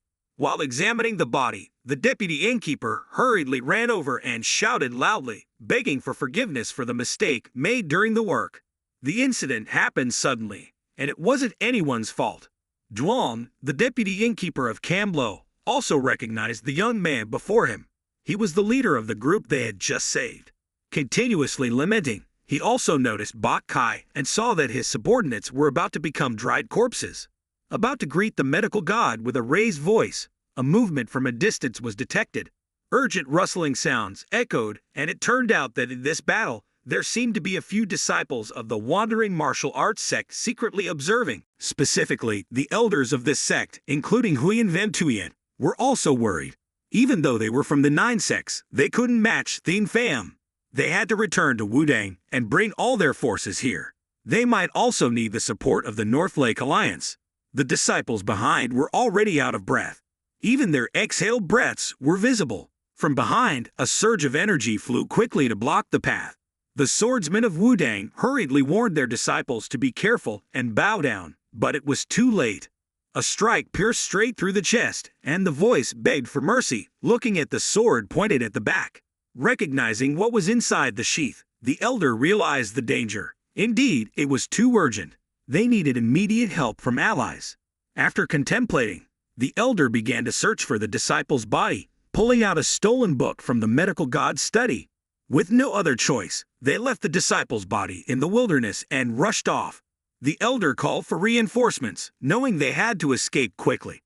After that, Thien Pham, the one who controlled the swords earlier, because of this maneuver, his strength had quickly declined, so he ordered Yen Mokha to come to the scene and assess the situation. After receiving the order, she quickly flew over and immediately saw the disciple's body lying in the vast wilderness. This sight made her truly realize how dangerous the enemy was. The sense of the sect leader had been enhanced and was truly terrifying. There were footprints of another person. Could it be the one they were thinking of? If it was, they would have pursued him immediately. If he managed to escape, everyone would be in danger upon returning to the sect. Yen Truong, elder without fear, continued tracking. In the battle, Thien Pham's subordinates had gathered the bodies of the White Kim members. Bak Kai reminded Ho Bom to erase all traces and leave nothing behind. Why were they just embroidering these bodies here? There were many corpses on the other side of the courtyard as well. Thien Pham's intention was to create fake evidence so that anyone who saw it would understand it was a battle of martial arts and the masked men. Since there were still a few items not brought along, the group returned to the medical god's residence. Upon arrival, they searched through everything, but there was nothing they wanted. Surely it was the book that the rogue swordsman had stolen, clearly stored in him. Now, where could it have gone? Outside, Thien Pham rushed in to ask for help, knowing that he was very busy, but he might be able to help. However, he was surprised when he opened the book. All were precious medicinal herbs. Although there were some, they weren't many. What was the little protagonist planning to do with that medicine? In the meantime, at the small hospital in the medical god's residence, Thien Pham's subordinates removed the mask of the innkeeper. Upon opening it, both of them were surprised. They conversed as if the elder was younger than expected. It turned out that the body of the man trembled, making everyone cautious. He was just moving, right? It would probably take a considerable amount of time for him to regain consciousness. Knowing this, Van Q asked the bone flower to stay behind and check, then report to the sect leader. The man was slowly regaining consciousness. He understood that his captors had deliberately spared his life, determined to extract information from him. Do you think I'll easily reveal everything? You're mistaken, he thought to himself. Struggling to break free, he realized that all his energy was gone, and he couldn't perceive any internal energy in his body. Then, he focused on the actions of his captor. What else was Thien Pham planning to do? Is this what you're suggesting to me? Among the sect leaders, there is one who considers himself very proficient in dark magic, so he joined the devil sect and became obsessed with superstition. Could it be that he's already dead, or what? Thinking about it, I understand. What will the final outcome be? He began to smile painfully and said, I was worried about your martial arts prowess, but it turns out you're just a fake as foolish as you can be, yet you call yourself a sect leader. Why do you think my sect wouldn't be wary of someone like you? Those words sounded too harsh, so Thien Pham shut his mouth and tightened it. You are the fool here, and you smirked cunningly, tearing open the medicine pouch onto yourself as if I couldn't foresee that. The vial in hand poured all the herbs straight into his mouth, his groans echoing throughout the room. After a while, unable to bear it any longer, you stopped. I told you it was futile, you stubborn fool. You know how to make medicine, but our tolerance is vast. But before I could finish my sentence, his eyes swirled and blurred, becoming difficult to see anything. You vile creature, what did you put in the medicine? NANO had analyzed the components of the herbs previously and concocted a drug to stimulate the central nervous system. Let me listen to your endurance. Your endurance is impressive. You began to feel the changes in your body and grew increasingly afraid. The thorns became larger, and you felt more and more exhausted yet still wanted to continue speaking. Applause rang out like a sign of your belief that I couldn't do this. Thien Pham repeated actions that surprised him, making him more confused the more he did, his clapping distracting his mind, and he eventually fell into an uncontrollable state. Every time I snap my fingers, you will answer one of my questions. The first thing the protagonist needed to ask was my identity. I am one of the 6 great sect masters of the ultimate saber sect, named Lai Bei. I want to take my away because she holds something by her title. Thien Pham revives her as a goddess. Then he extracted a lot of information from the sword sect master while he was mesmerized. The thing the divine healer was holding was an anatomical map that could create the ultimate body, meaning a body capable of fully receiving the ultimate saber divine power and the sword technique of the ultimate saber divine sect, which Thien Pham had been studying for months. This is a martial art that cannot be learned in the conventional way because the practitioner must cultivate their body through great methods to overcome the limits that humans can endure. Why do you need that anyway? How do you know that the divine healer is holding the anatomical map? It's because of the underground organization of the Martial Union. They are spies of the Celestial Alliance. They use the divine healer's techniques to nurture those martial artists who surpass human limits. That's why you targeted the divine healer. I've answered your questions. Now let's talk about the ultimate saber divine sect. At the same time, in a mysterious place, a black figure slowly entered a room full of various poisons, and a box named Lai Bei, which emitted many unpleasant sounds. He began to open it to check if the poisons were still screaming continuously without stopping. I said you did get back what you said. Nonsense, what's that? He said before crushing the poison in his hand. I don't know who that is, but if you think you've extracted any information from him, you're wrong. He returned to Thien Pham, who continued to inquire about that mysterious sect. Why do you call that person the ultimate saber divine? Is it because Lai Bei's body has begun to undergo obvious changes? Your strategies have been exposed. You divide them into 6 sections, just like their namesake, but no matter how much you ask, this person won't reveal anything. Then Thien Pham realized the signs of poisoning in him. I told you, you won't get anything from me. Right now, at the moment of revealing information that cannot be disclosed, the poison planted by Kohathai in my head will send a signal to avoid losing valuable information. So the protagonist requested NANO to scan the subject's brain by taking an MRI. The result confirmed that there were matching poisons planted in the brain, which were continuously swelling. This also resembles the act of implanting poisons into the heart of Daeho Lai Bok, who still frowned. In the end, you won't know anything from me. Without further delay, he continued the electric shock to preserve his life. The body is now as dry as a dog due to the electric shock, so the poison in the subject's brain temporarily stopped moving. The protagonist asked the system to remove it and keep the brain from being damaged on the outside, but the divine healer was still wandering around. What are you looking for everywhere? You still haven't found it, huh? There's nothing in the medicine avenue. Did you find any special books made of special paper lying outside? But neither Bai Qi nor Hobam found anything special. It seems that it is very important to her, so she became very depressed. Outside the gate, another person also entered immediately. Everyone inside recognized the power and paid no attention to the divine healer's story anymore. Everyone turned back to see what that action was about. It seems we have a guest. Divine healer, stay silent. When he was about to exert himself to reveal his identity, he realized it was his man. So it turns out that Elder Yan has returned after investigating the disciples of Vodang. Upon closer observation, it seems she's trailing something quite eerie. This person must be the formidable Vodang Bakim, right? Why would she do such a thing? It's unbelievable because this person is too formidable, having defeated someone from the 9 sects. Looking at the mangled body, Kamlo too feels a chill, imagining the possibility of all limbs being severed. These people are indeed merciless, certainly not from the righteous sects. Elder Yang congratulated Yan Elder for her efforts when suddenly there was a loud bang from the direction where the protagonist was investigating the master swordsman of the extreme saber, from the Vomon sect. Everyone the seriousness of this incident and rushed to see if it poses any threat to the safety of the sect leader. Meanwhile, the protagonist was preparing to pull out the parasitic worm from NANO's body, which he had controlled within the user's energy range and remotely accessed one of his eyes, as if it were about to explode.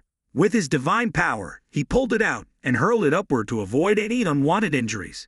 In reality, the eye contains the parasite, preparing to fulfill its mission.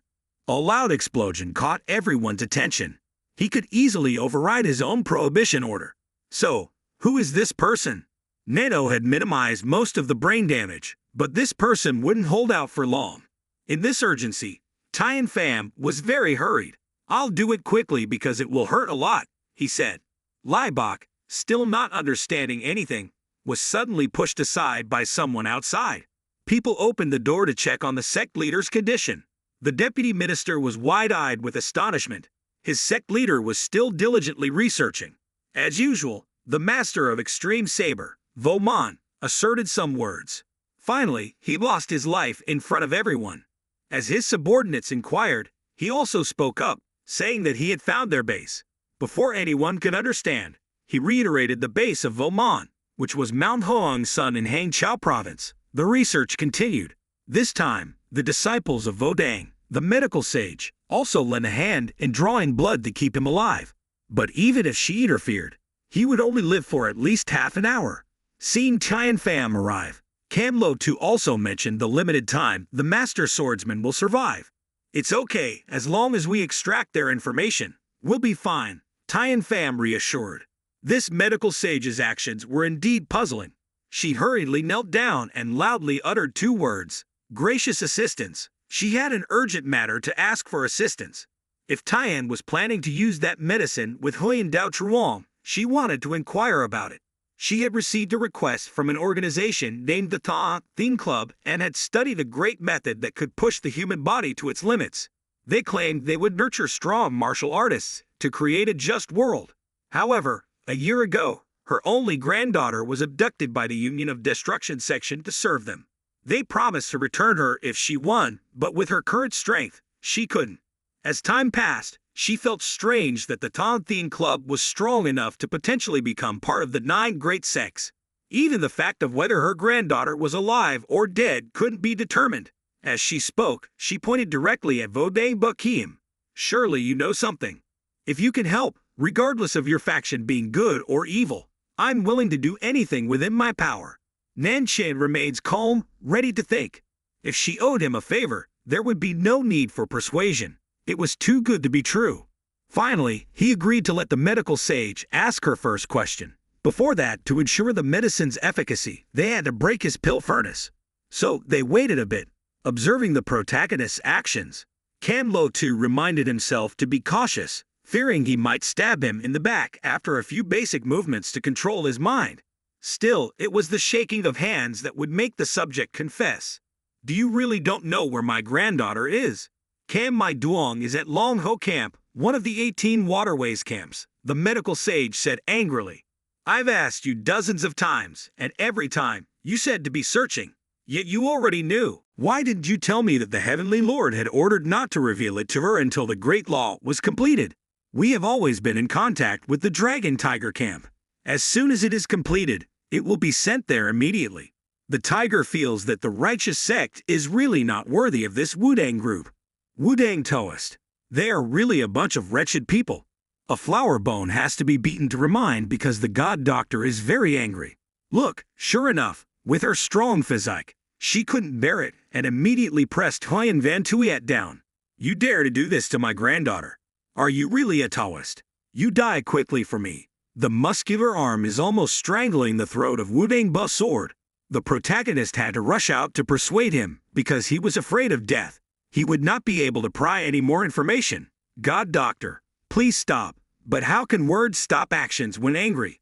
She is really an immoderate person. Thinking about it, he also used divine power to free Wudang Ba Sword. The strong body of Cam Lo Tu flew back to the four elders, and then also reminded the subordinates to temporarily take it to another place to stabilize their mood. Back to the main job. What is the purpose of Ton Thien Hoi? NANO warned that due to shock and loss of too much blood, his heart and lungs were weakening. The death rate is now very high, up to 98%. The protagonist hurriedly shocked to stimulate the heart and lungs, but he did it without any reaction. This time it was a bit dark because he died immediately. Knowing that, I asked first to avoid guessing nonsense. Just hope that the god doctor knows something about Ton Thien Hoi, the doctor who strangled the death Taoist, or what is really strange. It is thought that they are all human beings. I thought they wouldn't be different from my section, but it turned out not to be. Thinking about it, the elder Yan spoke up. After successfully capturing the Wudang Ba Sword, he also found something. It was inconvenient to talk just now, so I didn't say it. Before I got this thing. Huyen Van Tuyet burned it. Zhuang Elder touched on it and thought it must be what the god doctor was looking for because its material was very special. To be sure, the protagonist asked NANO to analyze it, but even the system couldn't do anything because its program didn't have data. It's been a long time since NANO was locked out of information, right? You can't recognize the word, can you? The word on the next page looks like his handwriting, not the kind of word I know. The system mentioned that it is indeed simplified characters, also his handwriting. The way of writing is simpler than traditional characters. The program is locked out of information, so I can't let the owner know what NANO can do. Now it can only translate these simplified characters. The original text is that I made a mistake when targeting him. He is not the founder of the demon sect for nothing. Because of greed, I messed up. It is said that this is a body map that can create extreme martial arts bodies that the god doctor is looking for, but the content is not very similar. Moreover, it is related to the demon's ancestor. It is likely that the person who created this book is the ancestor of Kuk Dao Luk Vo Man. If you think about it in the direction of the god doctor, it is quite reasonable. The part that was not burned later would have known more information. It's no use anymore. You guys give it back to her. After that, Thien Pham reminded everyone to leave here immediately. So the work at Fat Kiem Kok has been resolved. Cam Lo Tu also apologized for the overaction just now. But the protagonist also didn't care because he also had enough information. Suddenly she continued to kneel down to beg for something else. My niece is trapped. The pirates on the Huang Ha River have been in my hands for over a year now. How can an old woman like me just stand by and watch?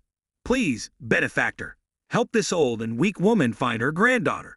Because it took too much time, he didn't want to agree and also raised his voice to reply that this matter is very difficult for him. Most of the subordinates also understand that if they wander in the Central Plains for too long, they will encounter danger. No one said anything anymore and they turned around and left immediately. Before reaching the cave's entrance, the woman continued running ahead, then fervently begged with the same old words, imploring desperately if he could save her granddaughter. She would devote her entire life to serving as a loyal dog or horse. It was unbelievable that a deity of his stature could utter such words. Her oath of loyalty was a very advantageous proposition for her section. Cam Lo Tu had no other choice but to comply, so then Thien Pham also used his divine power to channel into the body of Luk Dien, pulling the woman up and responding. If you said so, then you must keep your word. Thus, there was another journey in this Central Plains. Cam Lo Tu, tears streaming down her face, expressed endless gratitude. and we would reach the 18 river passes just as the Judge Ho had said. Suddenly, it dawned on Ho Bong that the story told at the Yellow River had become reality. He had read the chronicles of Chung Guiyan's travels, which mentioned a group of skilled martial outlaws named the 18 River Bandits. Although their leader was surely long gone, these river bands were still formidable.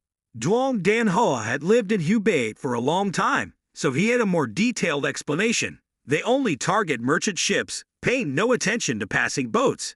As they were planning to leave quickly, the divine healer interrupted, inquiring about the protagonist's reputation. Despite being late, could you tell me about it? I have no reason to conceal my identity. It's not like you have anything to hide either, Mr. Pham. Your name sounds unfamiliar, yet somehow familiar.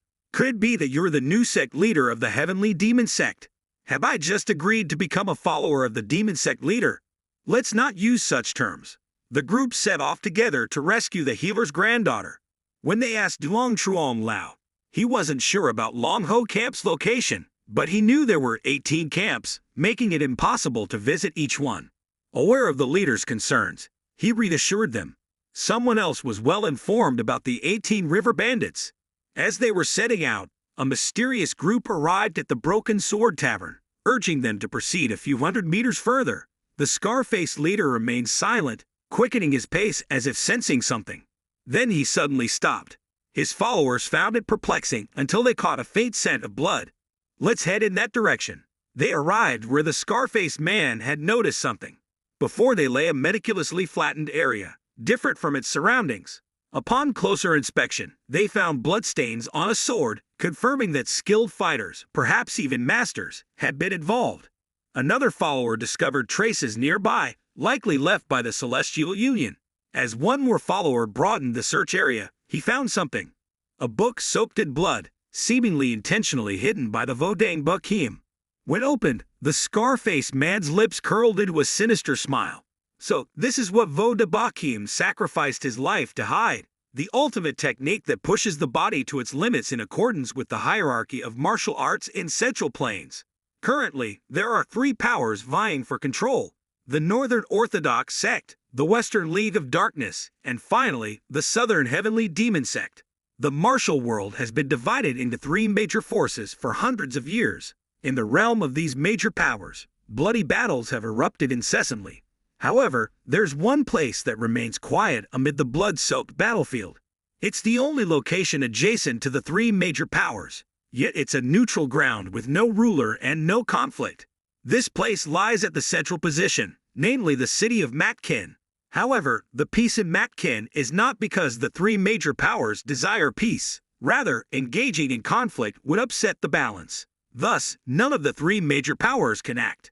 Thien Pham's group has arrived here for the first time, so everyone feels quite curious. Bak Kai reminded Ho Bong not to draw too much attention, as his name tends to attract notice. Fortunately, without Van Q, the group split up to take action. Yen Truom Elder went to Hubei, Duom Truom Elder took the master to investigate somewhere, and the rest went inside to inquire. As they entered the gate, the mocking laughter of the women resounded. You gentlemen don't want to have some fun tonight. We still have plenty of pretty ladies here. Ho Bong noticed the women in front of him revealing their chests, while Bak Kai panicked at the lecherous behavior of his teammate, missing Van Q and the late Vuong Cant dearly. If they were together, surely those two would indulge. After passing through the alley full of beauties, the group arrived at their destination, a luxurious building called Gilthuom Lao. Inside, all they saw were courtesans welcoming guests. Could they gather any information from here? Even the master thought so. However, his subordinates couldn't do anything but look elsewhere. Just as they were pondering, countless women surrounded them, inviting them in. The new voices echoed, "Come here for a drink, dear guests." Thien Pham's cousin had to close his eyes and recite prayers continuously, while Bak Kai blushed all over. Duong Elder had to speak up to disperse the crowd, only allowing them to sit where there were 3 teacups. The beautiful women understood immediately, offering to lead them downstairs. As they ascended to the 3rd floor, everyone looked around cautiously, unlike the first 2 floors filled with martial artists. Once seated, a servant appears, ready to take their orders. When they were ready to order, they could call the servant. This was the information market, similar to the righteous sex associations, and the wicked sex underworld, as it was a neutral zone. They make money by providing information. The 3 teacups they ordered before symbolized the hierarchy of information. The red cup represented lower-tier information, the green cup middle tier, and the white cup higher tier. The information Thien Pham sought was at the middle level, as informed by the servant. He hurriedly poured tea for them, asking the same old question repeatedly. Have you decided on your order? Then Duong Dan Ho said something like a code phrase, sounding like a signal. After hearing it, the servant understood and reminded them to wait a moment. Suddenly after, could they move to the upper floor? The owner personally wanted to receive them. This was too sudden, so Duong Elder had to relay it to the sect leader. According to the divine, the upper floor was only for guests seeking top-tier information. It was indeed suspicious. However, they needed information, so they decided to meet first. Thien Pham found it perplexing, but he could sense no danger upstairs. So the group followed the steward to the master's door, where they were graciously invited inside. Immediately, the door to the room opened, and the owner enthusiastically welcomed them without formalities. I am Van Gogh, the owner of Nil Thuong Lao. We are honored to personally receive esteemed guests like you. Before they could sit, Duong Dan Ho interfered, asking why they were called up here. It was clear that they were only asking for middle-tier information, yet the tavern owner explained that the desired information was at the top-tier level. He continuously hinted at a vague dreamlike pursuit. He explained that for a group seeking information like theirs, there were many backers, and this was just one of them. He wondered if they knew where they were. Ho Bon recognized the name 18, which the man boasted about. This young man was indeed quick-witted. He stated this not to sell information about them to avoid disappointment, but to promise that if they sought the location of Long Ho Camp without ill intentions and paid a fair price, he would sell it. As he finished, there was a commotion outside. They were surrounded by about 30 people. The tavern owner continued, "You have just returned from the 10,000 Peaks not long ago, right? Do you agree? The northern sect's leader, Duong Dan Ho, and even I are curious about who this gentleman before us is. Someone with such a high status in the demon sect like you, Duong Dan Ho. Why are you treating us with such respect?" Seeing that the name Pham Thuong Jiao Chu was present, his subordinates were considering taking action immediately. It seemed they didn't need information. They were just discussing the price they had to pay. Van Gogh understood that the young master in front of him must hold a high position in the demon sect, so he intended to investigate Thien Pham's identity thoroughly. If he still wanted that information, then surely the reason seeking for Outlaw Ho Chai was extremely important. Who knows, perhaps they would obtain valuable information. At this point, Thien Pham began to speak, responding to him with cryptic phrases. Just by capturing the supporter here, one could immediately feel the power in their hands. Immediately after, a guard who was serving him was dragged over for questioning. The master of the lair was furious at their audacity. Questioned, "What are you doing in our territory? I have no need to converse with a mere subordinate." Indeed, he had noticed they were using bait to test their intentions. Now he wanted to ask the young man directly. His gaze shifted towards the attendant. Why would a master of a sect pretend to be a martial artist guard? What's the evidence? The impostor continued to insist that he was just a guard. Why do you sound so ridiculous? The master secretly assessed the situation outside. The aura was intense as his subordinates were ready for action. Just by slightly touching his guard, they reacted vehemently. What should we do now? The impostor continued to transmit messages for instructions, but his master, overwhelmed, couldn't come up with anything. He silently cursed the monster in front of him, realizing he couldn't even budge a finger against someone who had broken through to the peak of perfection. Clearly, the impostor was afraid, knowing a single mistake could cost his life. If he exerted a little more force, surely his head would be separated from his body. In this situation, what could be done to spare yourself? Then he began to whimper, whispering softly for mercy. Some guards outside heard his plea. "Please spare my life." This was a signal from their master. Recognizing the signal, they burst into the room. The impostor screamed in fear, trying to stop them, but he couldn't. Many guards rushed in, attacking Thien Pham's subordinates. The ones nearby also joined the fray. They looked towards their captured master. A sword swung towards them, but was blocked by Duong Truong Elder with a simple gesture. He deals easily with the attackers. Even a second-rate martial artist is mediocre compared to me, he thought. A few others tried to attack, but he quickly handled them all. Despite being the weakest in the group, he wasn't one to be trifled with. A few others were planning to attack, but he quickly managed with them using simple moves. More people rushed up from downstairs. Some shouted orders to kill them all. They targeted the protagonist's younger brother, but despite their numbers, he fought back fiercely. The balance was clear in favor of the protagonist. A large figure attacked from behind, but Duong Yelder easily dodged and countered with a powerful kick, knocking him down instantly. Although outnumbered, the enemy hesitated to attack, intimidated by his strength. Some even withdrew to avoid endangering their comrades. Those who remained stared in awe, realizing they had to demonstrate their worth. The onlookers gradually backed away to avoid putting their lives at risk. Some gasped in amazement, seeing the sword dance, demonstrating that he was indeed the weakest in the group. Clearly, there was no deception in his words. Earlier, when he saw the marks left by the heavenly demon founder on the mountain wall in the Broken Sword Valley, he had a realization. And now, his realm had reached its peak. He shouted at himself, "I must be quite strong now." Those watching became visibly nervous. In the end, everyone had to sheathe their swords and raise their hands in surrender. The protagonist was very pleased with the display of strength from his younger brother. He decided to stop suppressing the troublesome Lair Master. Just as the latter was released, he gasped for air as if he had been suffocating. He immediately knelt down to apologize for concealing his identity. It turned out his name was Du Hyan, the Lair Master here, and the name Van Gogh was just his steward. Are you talking about the support of Thap 8th Waterway, or something? Does that mean they are a subordinate force? He began to explain in a low voice that it was only cooperation for benefit. Ran over to do it in one go, and then reminded him that his voice also mixed a bit of color around him. Don't say such nonsense words in front of my monarch anymore. Then Nam Ching got straight to the point. I was asking where Dragon Lake Tri was located. Then they started transmitting to discuss. We should still invite the people in the sad house.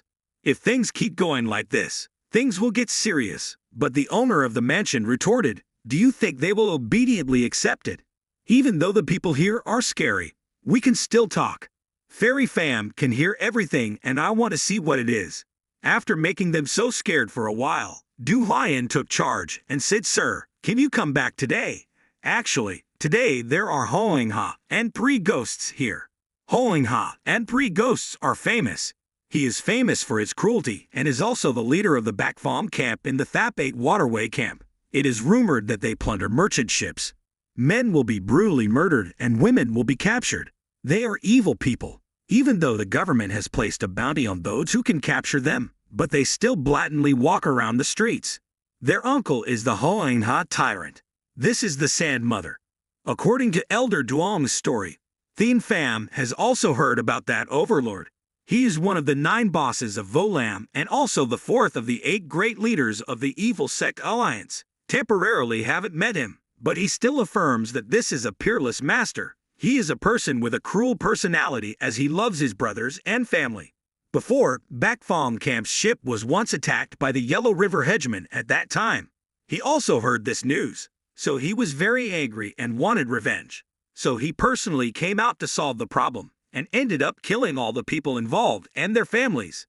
Because they have the boss to protect them, the water pirates continue to rampage, but the government officials do not dare to touch the male lead. I feel that they also have a good support, right? The owner also had to tell me about it by sound. Bakfam Camp is the place that supports us. This castle will be protected. If we provide information, in fact, among the subordinates here, there are spies planted by Hoang Ha Tam. For the great hero, we only need to get information. That means it's over, but for me, I still have my family's livelihood and the destiny of the dark sect will end. So he already knelt down and screamed and begged sincerely. I'm sorry, sir, but I can't. Even if they can sell information to you, even if they are high-ranking people in the demon religion, the Yellow River 3 ghosts are still people who should not be touched, but I didn't expect that there would be such a thing. The Yellow River 3 ghosts or something. On the 2nd floor, Star Du Hyan quickly replied, Thank you for your understanding. The 3 ghosts who were currently on the 2nd floor received information, and 2 of his trusted subordinates immediately went down to see how tough they were. Seeing the tiger and white flag flying down, the castle owner was scared and spoke up clearly.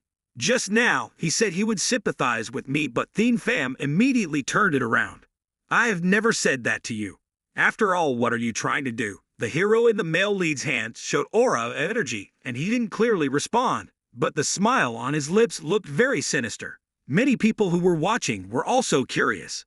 I couldn't understand for a long time what the host and the guests were talking about. Then suddenly one of them had his neck twisted to the side. Immediately after a preliminary check of the situation, he was completely dead. With just one attack, the spies were now scared, trying to be tamed, and then ignoring the three ghosts. We should still take care of our bodies first. As expected, they fell into a trap when they didn't know that Thien Pham had the ability to hear sound transmissions, which is still the old trick when using magic. He had the power to eliminate the gangsters. He stretched out his hand and grasped it tightly to strangle those guys. Several bodies had already fallen to the ground. When he saw them, he also realized that the guys in front of him were spies. It took a month for the three ghosts of the Yellow River to infiltrate us and find the three people. He came here for a bit and already found them, but as soon as he finished thinking about it, his subordinates were present immediately. The three devils were all carried by the tiger and white flag to the shop owner and manager. Eyes widened in fear as they looked at the three gang members. As expected, if you look closely, you can't go anywhere. However, he still continued to transmit sound in hopes that Thien Pham would explain why the senior brother acted like that. Clearly, the destiny of the dark sect has been set against them, but what does your destiny have to do with me? After hearing this, Du Huyen was surprised because he thought this special guest would sympathize with him. If it's your matter, then deal with it yourself. He will definitely not do as others wish. I was mistaken, it's too dangerous. Everything our sect has built will collapse from now on. I won't talk to this bunch of masters anymore. He approached to investigate a fully clothed figure who had been chosen as the first. He interrogated loudly, "Do you know who I am? Quickly confess this nonsense. Dare to mess with anyone. Do you want to die so much that you become a ghost?" Just after being beaten, the protagonist approached and asked directly, "I don't care who you are, but just answer one question. If you answer, your life will be over. Do you dare kill me? Do you know who our clan leader is?" After he finished speaking, he called the master to come out to laugh for himself. Looking at him, his fate was sealed. The protagonist ordered immediate execution without finishing his sentence. Its head immediately parted from its neck. Blood splattered on the faces of the remaining two, making them afraid. He continued to assert, "If you keep talking nonsense, you will meet such a death." The one wearing earrings began to ponder. If he continues like this, they will all die. Elder Duong noticed the strange attitude, so he headed to the head of the sect. He also came closer and asked, "Where is the Dragon Lake camp planning to ambush us? Do you think our big brother of the Yellow River will betray us? But if they keep doing this, they will kill us. So we must ensure our lives first. You guys go along the Yellow River to the east about 900 meters. You'll encounter a mountain called Van Sun and Long Ho Che lying at the entrance where the river splits from that mountain range." To confirm the truth of his words, Thien Pham turned to look at the master, who dared not speak but nodded to confirm the truth. With an attitude like this, there's no need to ask this dark sect anymore. As soon as the fat one finished speaking, he loudly said, "Release me quickly because I've said it all. It seems you're mistaken. Did I ever say I would spare you?" After hearing this, they were shocked and couldn't say anything more, since they were no longer effective. Perhaps they would soon reincarnate into another life. The protagonist ordered his subordinates to kill them all without sparing anyone. The one who had just confessed became indignant and started cursing at Chu Thien Pham, but he couldn't say anything as his head was already separated from his body by Duong Truong Elder's sword. He then his blade turned towards the remaining one, perhaps the youngest, who had already wet his pants without any action, looking at the bodies torn apart in pieces. The people around were frightened. This was indeed the demonic sect. I thought they were just slightly more cruel than the evil faction, but I didn't expect them to be unintentional this ruthless. Both the master and the manager were disenchanted because Thien Pham's group had obtained information that they would surely kill them all. Luckily for them, he didn't. Du Huyen shouted again, "Hold on, senior. Why did you spare us? You already told me the location of the Hoang Ha Tam Kwa. We're on the same boat, so naturally, we should help each other. In short, I've got the necessary information, so I'll pay you a fair price. The master saw up with relief because the spies had died. If they were alive, they might be misunderstood. Hearing this, he also reminded them of one more thing. It seems you don't know, but there's still another spy. No one is allowed to leave the tower these days. The group went outside, pretending to be very respectful to the senior leader. How could he find that spy? I just fooled him. There's no spy at all. This continuous trickery is really good. The master and the dark sect will always search for it, then doubt each other and live in fear. Before they can act, we must quickly go to the Dragon Lake camp and save the daughter of the Divine Doctor. So he and his subordinates set off in the right direction indicated by those Hoang-Hatam devils. Indeed, after a while, they reached a river dividing into two directions. The deputy elder explained that the smaller stream would lead to the Van Sun duel. When they arrived at the riverbank, it was also the time when they reached the bustling place, where boats and camps were busy coming and going. Surely this was where Kamlotu's granddaughter was being held captive. They must cross the mountains to see them. Escaping like this, it's difficult to find them. However, he still continued to transmit sound in hopes that Thien Pham would explain why the senior brother acted like that. Clearly, the destiny of the dark sect has been set against them, but what does your destiny have to do with me? After hearing this, Du Huyen was surprised because he thought this special guest would sympathize with him. If it's your matter, then deal with it yourself. He will definitely not do as others wish. I was mistaken, it's too dangerous. Everything our sect has built will collapse from now on. I won't talk to this bunch of masters anymore. He approached to investigate a fully clothed figure who had been chosen as the first. He interrogated loudly, "Do you know who I am? Quickly confess this nonsense. Dare to mess with anyone. Do you want to die so much that you become a ghost?" Just after being beaten, the protagonist approached and asked directly, "I don't care who you are, but just answer one question. If you answer, your life will be over. Do you dare kill me? Do you know who our clan leader is?" After he finished speaking, he called the master to come out to laugh for himself. Looking at him, his fate was sealed. The protagonist ordered immediate execution without finishing his sentence. Its head immediately parted from its neck. Blood splattered on the faces of the remaining two, making them afraid. He continued to assert, "If you keep talking nonsense, you will meet such a death." The one wearing earrings began to ponder. If he continues like this, they will all die. Elder Duong noticed the strange attitude, so he headed to the head of the sect. He also came closer and asked, "Where is the Dragon Lake camp planning to ambush us? Do you think our big brother of the Yellow River will betray us? But if they keep doing this, they will kill us. So we must ensure our lives first. You guys go along the Yellow River to the east about 900 meters. You'll encounter a mountain called Van Sun and Long Ho Che lie at the entrance where the river splits from that mountain range." To confirm the truth of his words, Thien Pham turned to look at the master, who dared not speak but nodded to confirm the truth. With an attitude like this, there's no need to ask this dark sect anymore. As soon as the fat one finished speaking, he loudly said, "Release me quickly because I've said it all. It seems you're mistaken. Did I ever say I would spare you?" After hearing this, they were shocked and couldn't say anything more, since they were no longer effective. Perhaps they would soon reincarnate into another life. The protagonist ordered his subordinates to kill them all without sparing anyone. The one who had just confessed became indignant and started cursing at Chu Thien Pham, but he couldn't say anything as his head was already separated from his body by Duong Truong Elder's sword. He then his blade turned towards the remaining one, perhaps the youngest, who had already wet his pants without any action, looking at the bodies torn apart in pieces. The people around were frightened.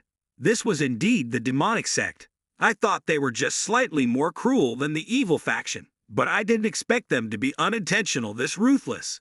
Both the master and the manager were disenchanted because Thien Pham's group had obtained information that they would surely kill them all. Luckily for them, he didn't. Du Huyen shouted again, "Hold on, senior. Why did you spare us? You already told me the location of the Hoang Hatam Kwa. We're on the same boat, so naturally, we should help each other. In short, I've got the necessary information, so I'll pay you a fair price." The master saw up with relief because the spies had died. If they were alive, they might be misunderstood. Hearing this, he also reminded them of one more thing. It seems you don't know, but there's still another spy. No one is allowed to leave the tower these days. The group went outside, pretending to be very respectful to the senior leader. How could he find that spy? I just fooled him. There's no spy at all. This continuous trickery is really good. The master and the dark sect will always search for it, then doubt each other and live in fear. Before they can act, we must quickly go to the Dragon Lake camp and save the daughter of the divine doctor. So he and his subordinates set off in the right direction indicated by those Hoang Hatam devils. Indeed, after a while, they reached a river dividing into two directions. The deputy elder explained that the smaller stream would lead to the Van Sun duel.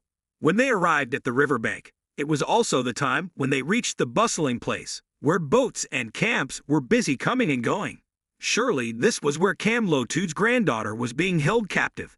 They must cross the mountains to see them. Escaping like this, it's difficult to find them. And she gradually woke up, but upon seeing the stranger, the palace shouted loudly, causing the old chief to cover her mouth and explain that they had been sent by the divine healer to rescue her. Therefore, if they remained silent, they could safely leave without any worries. He assured her that he was only temporarily unconscious due to acupuncture. They quickly left and arrived at Bat Kai, where they felt that these two resembled each other too much. His task remained simple, to carry Miss Cam away. Although he didn't agree, he reluctantly did it because his position was inferior to the old chief's. All three hastily fled to the location where the sect leader had prepared a boat. However, before taking 2 steps, they heard many approaching footsteps, and several guards discovered that someone had intruded and shouted to warn them. It was clear that they couldn't feel any anger, but suddenly, many pirates rushed onto the boat from the inside with terrifying expressions, as if they were about to devour others. In an instant, the 2 subordinates of the mortal were surrounded. A loud voice spoke. Indeed, as the master predicted, although they were only cautiously vigilant, it seemed that they were lucky.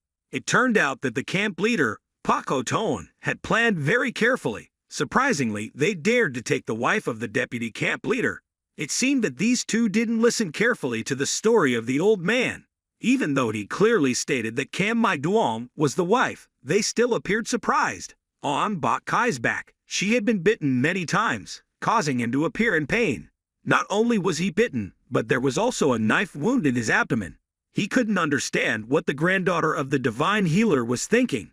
Therefore, he had to release this woman immediately. How could the granddaughter of the divine healer treat him like this? If the other guy said the wife of the deputy camp leader, meaning she was his wife, it seemed that he knew that they had come here to rescue the military counselor. He spoke, reminded them to surrender. Otherwise, they would not be able to compete with the experts on this boat. In this place, water surrounds them. They couldn't go anywhere. Now Duong Dan Ho understands everything. It was a trap. He had wondered why they anchored downstream, connected to the Imperial River. It turned out to isolate them from the beginning. No matter how cunning they were, they couldn't have expected this. When the scar-faced man saw that he was about to give up, he ordered the guards to come and hold them but be obedient. They wouldn't hurt them, but fortunately for him, only the rope was cut, and his head remained on his neck. This action also meant that he wanted to fight a big battle with the pirates. The camp leader continued to threaten, saying there were only 2 of them. They couldn't do anything. They didn't see anyone else respond. He didn't believe it, because who would have time to come here? He could feel the anger surrounding them. To ensure his safety, he quickly went out to check the boat's net.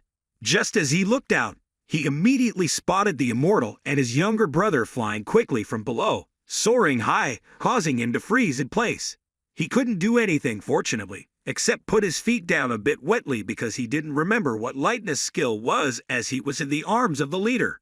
The camp owner now realized that his boat was in danger. His subordinates gasped in horror, looking up at the sky. Even the military counselor no longer believed his eyes. The pirates were extremely shocked. The protagonist had to use his flying sword to maintain a little dignity with them on top. The mortal predicted that there were only 2 people worthy of being called masters. One was the man in the hat who had reached the realm of transformation, and the other was the camp owner in the superlative realm. The leader below also saw the flying man who had killed Vodang Ba's sword. He mistakenly thought he was the master of the extreme knife, the newly emerging 6 martial arts. The protagonist also understood that they knew about the incident at the abandoned sword tavern, that they were members of the Heavenly Society. Upon hearing this, he started not understanding how they found out and became so skilled. The vice chief quickly reported the situation. The divine healer's granddaughter is currently an ally of this pirate group. It seems she has collaborated with them to lure us in. The immortal looked at Kam My Duong for a moment to calculate everything. In the end, he decided to take the divine healer's granddaughter with him. As he declared this, the large figure was lifted into the air and then brought to the place of the subordinates. It seemed that this person still couldn't bear to return to the abandoned sword tavern. "Miss Kam, please cooperate with us a little because we can't stay up here forever," he said. "I have to deal with these pirates myself." He drew his sword and drew a boundary line that made everyone disenchanted and dared not cross. And of course, they also understood that once they crossed it, their lives would be in danger. The owner spoke up, trying to calm him down. "I know you have reached the highest realm, but can you smoothly take that woman away while you're on a solitary boat like this? Are you worried about me? If so, then try jumping down and see." The scar-faced man, not knowing what to do, hastily asked the camp owner if the child was still on the boat. "Are you planning to use her for something?" The deputy camp leader had suffered enough beatings himself, so he had to let the girl hide with him. Anyway, they didn't know, so it was useless. The owner understood that if the immortal couldn't rescue the divine healer's granddaughter, she wouldn't intervene to save her husband and son, both of whom were in their hands. "Do you think she will cooperate?" After hearing this, the vice chief understood why Kam My Duong's attitude was so strange. She had no choice but to join forces with them to save her child. "If you command, the child on the boat will die immediately. If you touch a finger of my subordinate or Lady Kam, step off this boat, you know what will happen."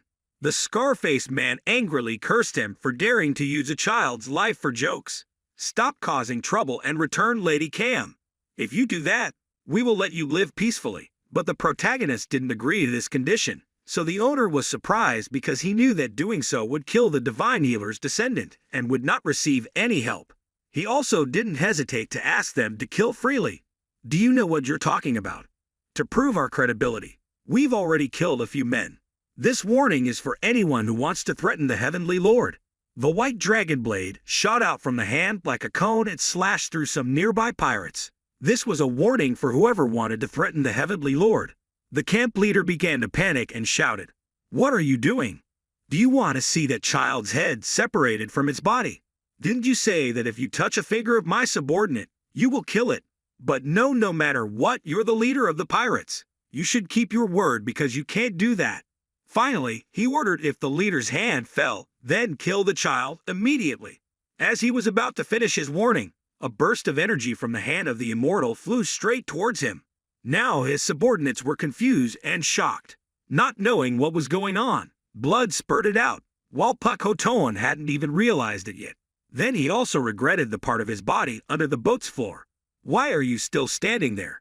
Get your hands on it. The camp owner's arm has fallen off, so follow the order." It turned out there was no child on the boat, so they hesitated like that. Feeling the atmosphere silent, he had to add a few more strikes to the landlord. Seeing the leader wounded but no subordinate daring to rush in to assist, they only screamed in vain. As he struck, the protagonist also threatened, "Do you think you can deceive me with a non-existent child's trick? Now, your subordinates finally understand the truth. There's no child on the boat." Occasionally, he mistook the sect leader for being able to read minds or hear others' thoughts. Now he understood why he could overthrow the 6 great sects. But the biggest problem is that woman. This situation would repeat itself if she continued to worry about her child. Why doesn't he know there's a child on the boat? We need to act while his attention is still focused on the landlord. After thinking it through, the leader immediately transmitted a message to the subordinates to run up to the shore and bring the child back to the boat.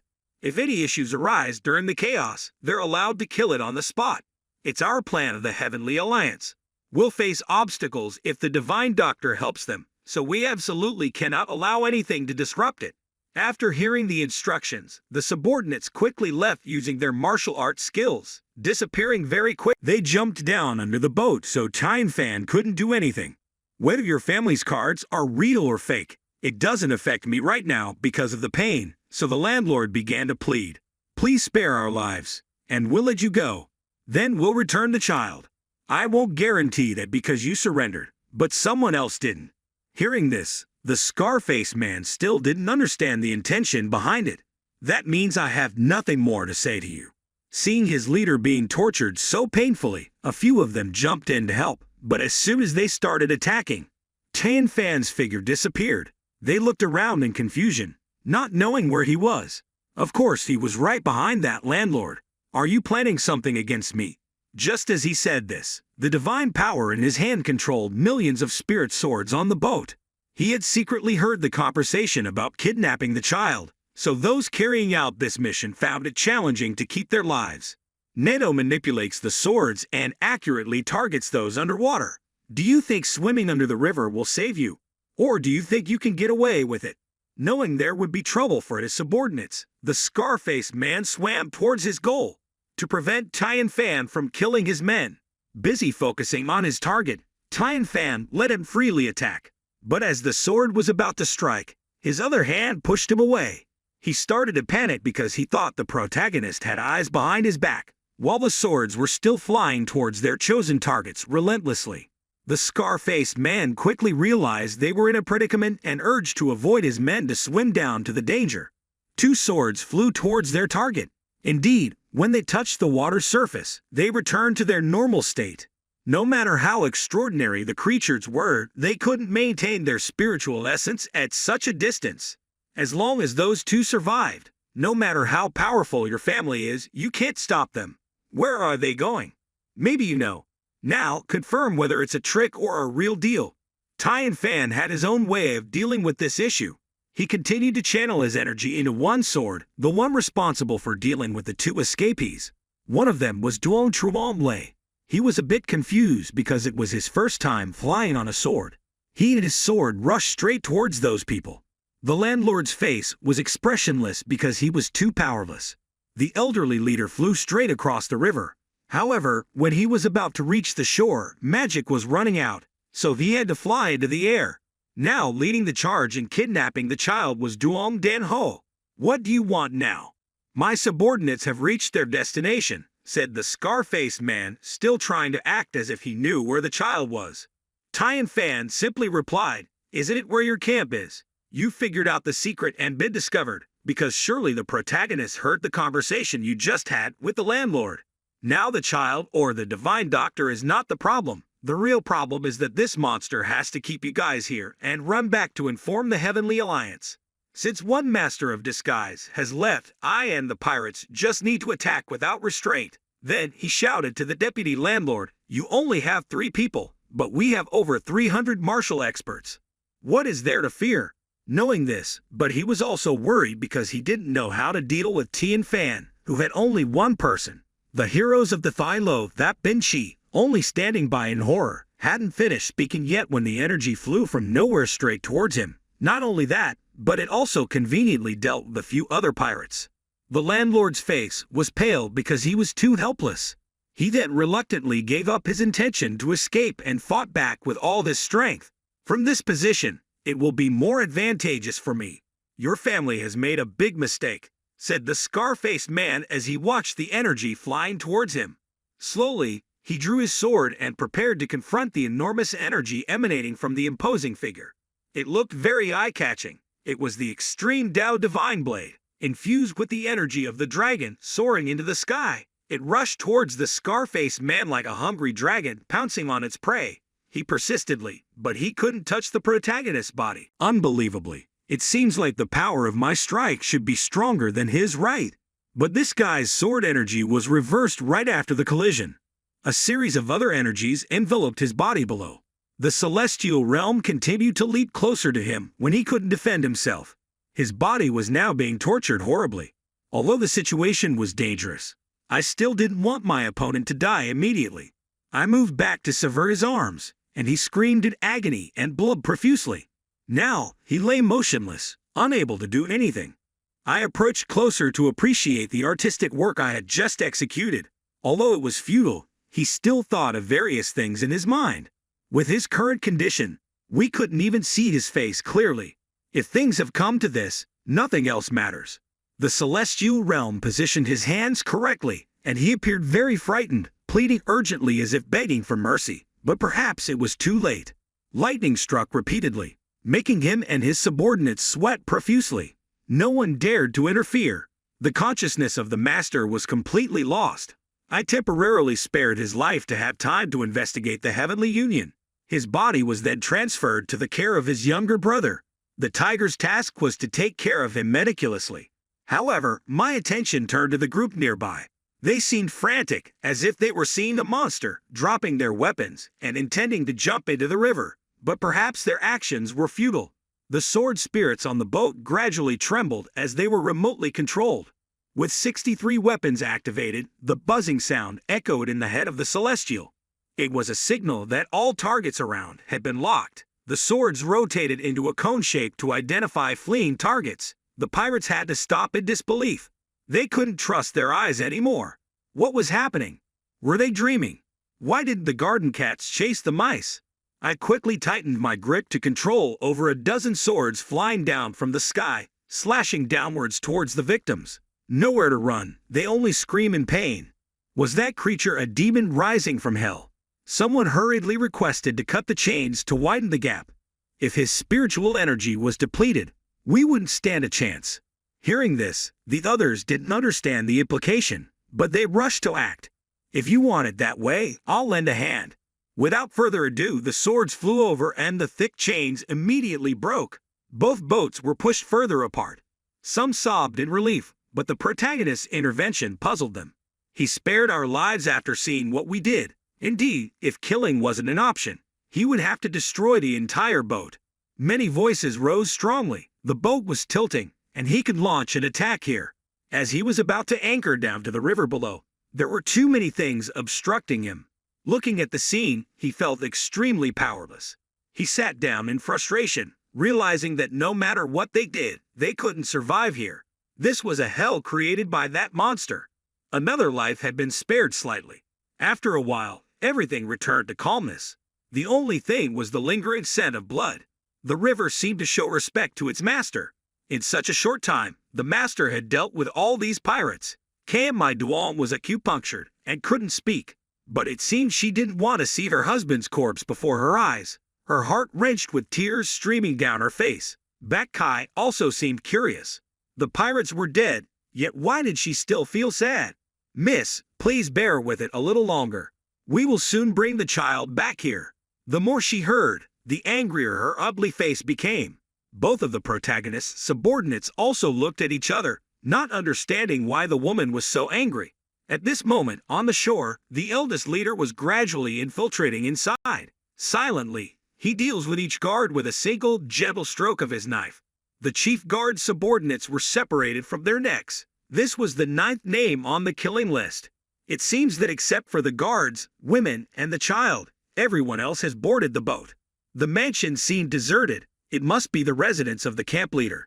Knowing that there was no one left to protect it, Duong Dan Ho naturally entered inside. Here there is also a wet nurse taking care of the baby. But before Madam could say anything, the elder had already suppressed her. Thus, they successfully gained control over the child of Madam Mai Duong.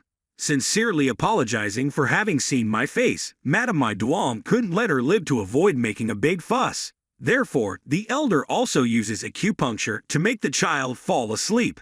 After tidying up, it was time to go out and meet the sect leader who had just arrived at the riverbank.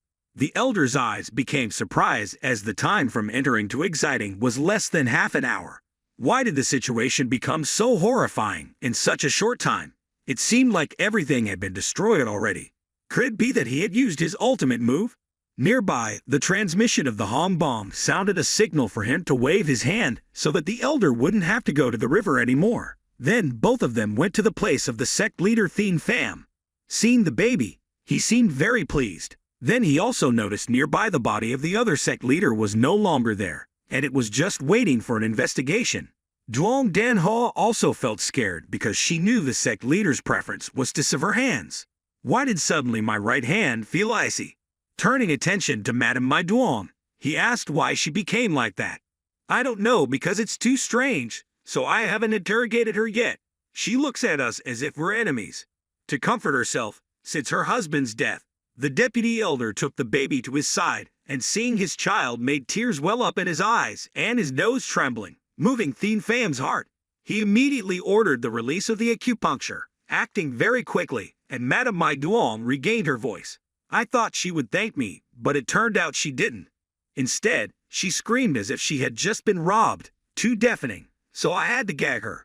What is the miss doing? If she continues like this, I'll cut her tongue. So she obediently listened without making any noise anymore. You have already killed my disciple. Please forgive me. Why don't you understand the meaning of those terrifying words? Each effort. Why did you use the miss's intention as the deputy sect leader? You already know that. So why do you still act against him? It's really hard to say. Who would have thought those tears were for the one who kidnapped her? Conveniently cursing. Madame Mai Duong cursed Thien Pham as a despicable person, bullying the weak, killing innocents for no reason. Truly the demon. Listening to the anger, Thien Pham felt embarrassed as clearly he intervened to help, not to thank him like that. Upon examination, it was known that she had developed a complex syndrome after being kidnapped and abused. When this symptom is severe, the victim will develop feelings for the kidnapper. It's really unbelievable, but it's true. He understood that she had formed a close bond with the deputy sect leader for a long time. Although she had to endure a lot, the enmity towards the child prodigy would no longer follow the original intention. Now, do you agree to come here and save me, which is clearly the intention? It's obvious, so surely it's to ask my grandmother to save someone, right? The elder deputy explained that we believed she was kidnapped and brought the baby out to threaten, so we didn't consider the situation. Madame Mai Duong sarcastically replied that she thought we didn't know that. Then she wouldn't get what she wanted. We absolutely won't get what we want.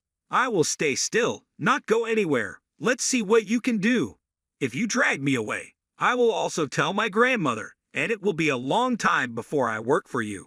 And you will also lose the person you love in exchange for the river.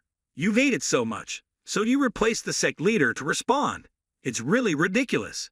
Do you think we are like the orthodox ones? If so, you haven't heard the voice of our sect leader yet. Hearing the two words, sect leader, Madame Mai Duong was surprised. Ah, I understand. In this world, there is only one place with a sect leader. Thien Pham stepped forward to talk about the moral implications of losing loved ones and whether she valued it or fell into the trap of the kidnapper's affection. But it doesn't concern me. Whatever threat you make, it will be a long time before I change my mind. My grandmother will mediate between us. Just wait and see. After hearing this, Thien Pham laughed loudly at the sheer fabrication. Indeed, only the dead remain silent. What does Senior Duong think of my words? He pondered. In a battle like this, the death of a hostage is just like setting a meal. The relatives are grateful. The divine doctor might be saddened, but it will pass. Cam Mai Duong is only now trembling with fear. You thought we came here to save you. Yes, we came to save you because you are the divine doctor's disciple. Besides that, you are nothing. And isn't it your own family who abandoned that life-saving float? The power of heaven decrees it. Then a sudden sound echoed, and human force Diane received a swift and just death. Pham felt no regret, only peace, knowing that the child beside him slept soundly, unaware of the corpse nearby. The person from the Tom Thien Association was also disappointed. This person must be truly insane to kill the disciple of the divine doctor. As he pondered, the protagonist turned to interrogate him, gripping his neck firmly. Do you think closing your eyes means I can't see? Look at yourself now, a pitiful sight. You can't explain your actions, can you? Perhaps now it's time for you to face King Yama. Meanwhile, at Long Ho Camp, inside a dense forest, a young man was carrying someone on his shoulders, traversing a large lake. He felt uneasy with countless thoughts swirling in his mind. Why is it so deserted? Shouldn't they be resting by now if they've finished plundering? Still, it wasn't his concern as he already had her. The closer he got to the camp owner's residence, the more uneasy he felt. As he ventured in, he was startled led bushes to find, hidden in the dead body of Duom Ho Dan. The broken neck indicates a brutal end. Who could have done this? The more he looked, the more he realized there were about 500 people here, all children and women. He deduced that the young man must have dumped his spoils in front of the camp owner's house before advancing. Knocking on the door yields no response. Should I enter? He wondered aloud. A faint echo replied, Enter. The atmosphere grew eerily quiet. Vuong Bon's cautious mobilization accelerated. He went to a few neighboring houses, luckily finding someone who was still alive amid the chaos of the night. "What do you want? Dai Heap?" the person asked.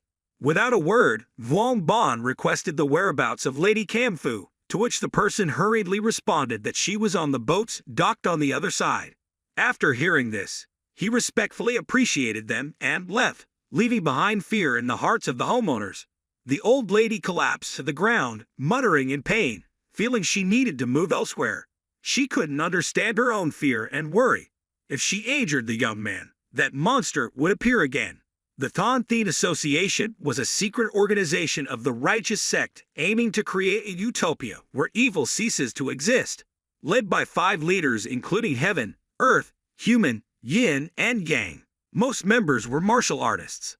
Their goal was to eliminate all those affiliated with the demonic sects.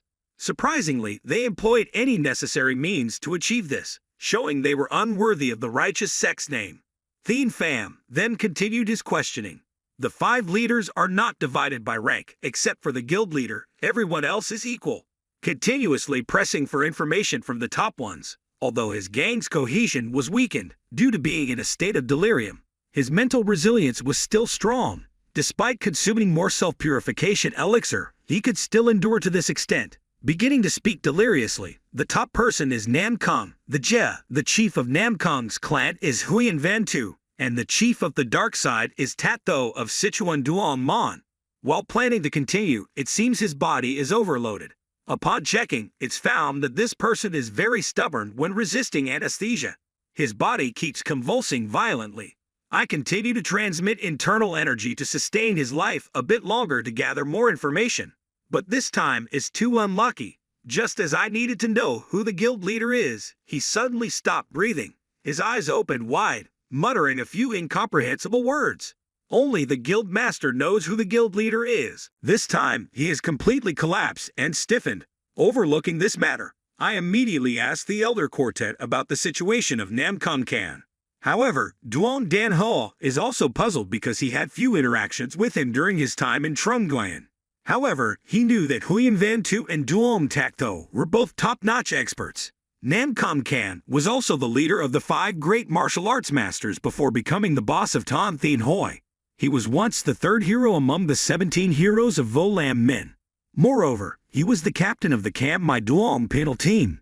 As he was about to continue, it seemed his body was overburdened. Upon inspection, it was found that he was very stubborn when resisting anesthesia. His body kept convulsing violently. Upon hearing this, the main protagonist spoke up to inquire further. The elder quartet secretly reminded the sect master that there were suspicious individuals appearing at the lower levels, believed to be from Thon Thien Hoi. After speaking, he signaled those around him to remain silent. Indeed, there was a terrifying aura approaching. Upon a quick glance, it was a young man carrying a tiger, seemingly looking for Cam Mai Duong. The elder quartet and Bok Kai leaped out from the bushes to intercept him. Seeing the crowd, the youth hesitated, then gradually began to speak in a discouraging tone. There were clearly only 2 of us angry, but except for the deceased, the rest were not counted. However, just as he was about to say something, his afraid gaze turned to the corpses of Cam Mai Duong, who had been dead for a while now. This made him anxious, and finally, he pointed his finger accusingly. "Are you the ones who did this, right?" Without waiting for a response, Tan De Kiem was drawn from behind. Bak Kai remains bewildered, not understanding what was happening. In a flash, his figure was already moving towards the target, raising his sword. Fortunately, the elder quartet appeared to assist. It seemed that both sides were evenly matched, observing and estimating each other's abilities. Both sides engaged in continuous fighting, creating a noisy atmosphere in the quiet night. Then, with a clenched fist, Duong Dan Ho increased his strength. Seeing this, the youth became worried. A punch towards his key boundary caused a loud noise. Although large in stature, he found it difficult to resist and quickly withdrew. "It's too cruel. I was about to deal with the weakest among you." However, upon hearing this, Bok Kai's face showed displeasure.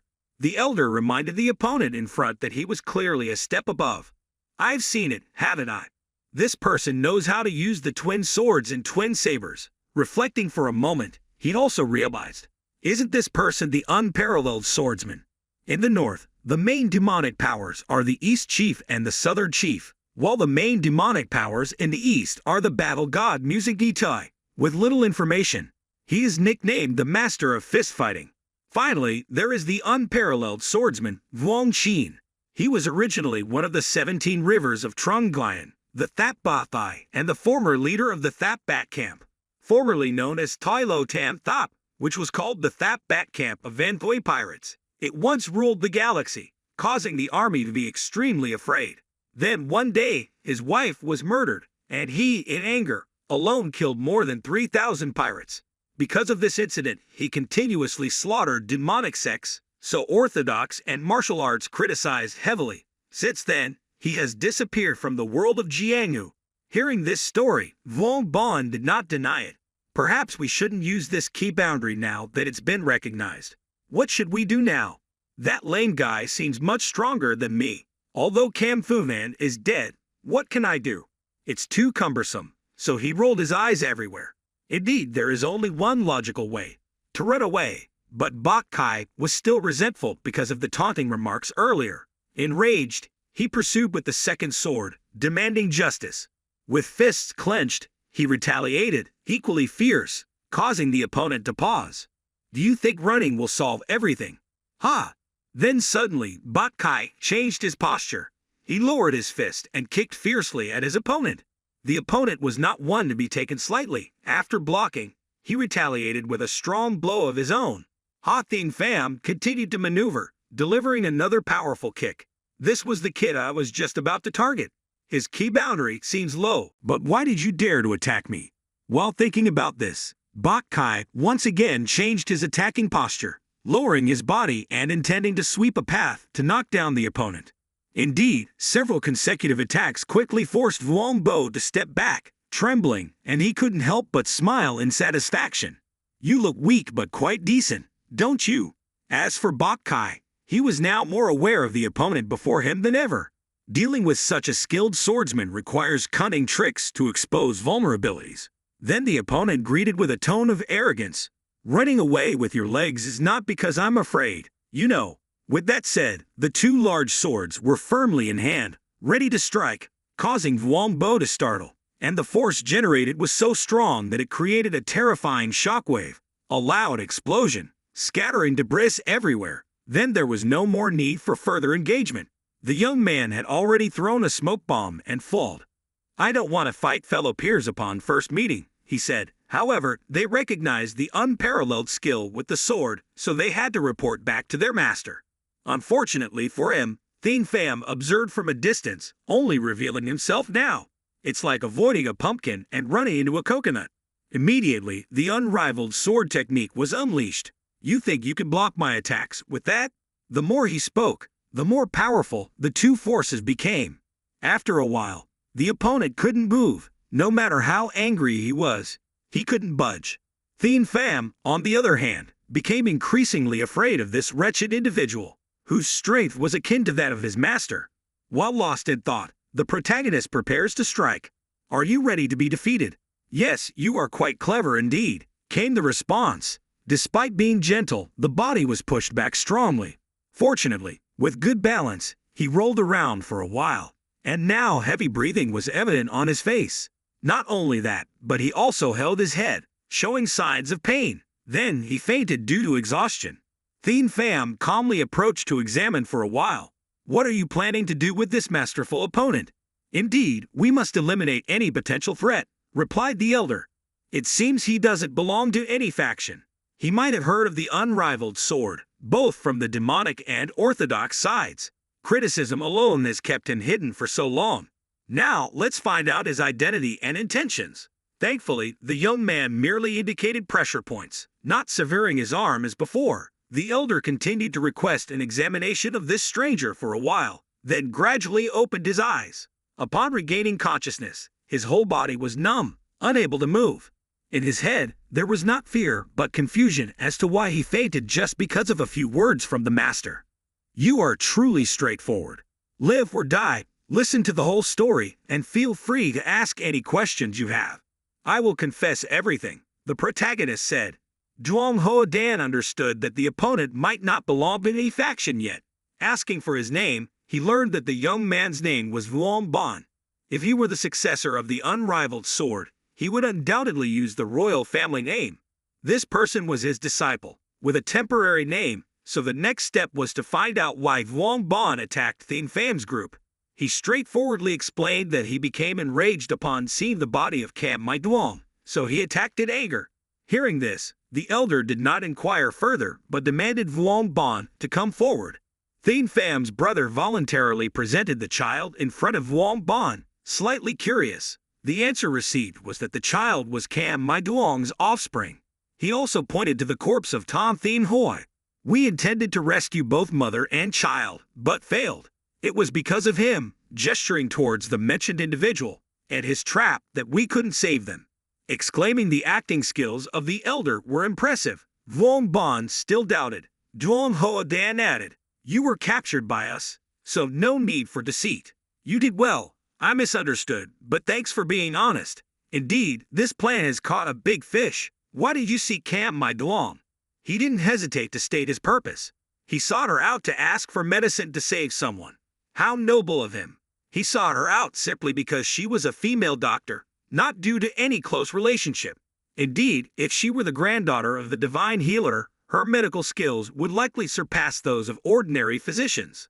Ho Bom couldn't help but chuckle upon hearing this. "Are you the long-time addict, aren't you?" Vuong Bon expressed firmly that he had no ulterior motives. However, both parties continued to argue heatedly until evening. The elder continued to inquire about Bitch's requests for medicine. It turned out that he had a younger sister who had been ill for a long time. All the doctors they consulted were helpless, except for Cam Mai Duong. "You also have your own suffering, so it understands that you're angry," the elder acknowledged. However, Duong Ho Dan knew there were still many uncertainties.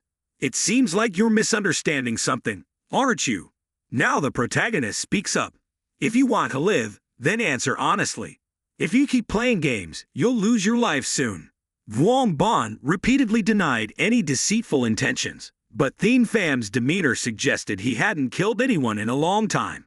Seeing this, the young man finally grimaced, his face devoid of any blood, and sobbed, expressing his true feelings. "Actually, my sister's condition is very severe. Others call it frozen blood vessel, but my mother refers to it as 9-yin frozen blood vessel." The elder was moved by this revelation. As Thien Pham saw his expression, he asked NANO for details, but the system remained silent. Then he transmitted a message asking for detailed information about this illness, a condition where the blood vessels are blocked due to excessive cold energy, primarily affecting girls in the martial arts world. This disease has no cure, the patient carries it for life. Some may survive, but the imbalance caused by excessive yin energy in the body will lead to death before the age of 20. These were just some minor details that Duong's elder learned. Vuong Bon was worried because the medicine was running out and his sister's condition was worsening, especially now that Cam Mai Duong had died. He had something in mind after looking at that face. He had begun to ask Duong Ho Dan about some things.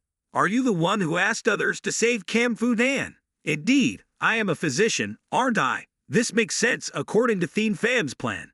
If she is his sister, then there must be some connection to the unrivaled sword, the Vuong family. Although he cannot make him join the sect, there may be future usefulness." The elder understood his meaning and also mentioned that the person who requested Cam Fu Dan's rescue had medical skills far superior. "If that's the case, can you help us ask her to treat my sister?"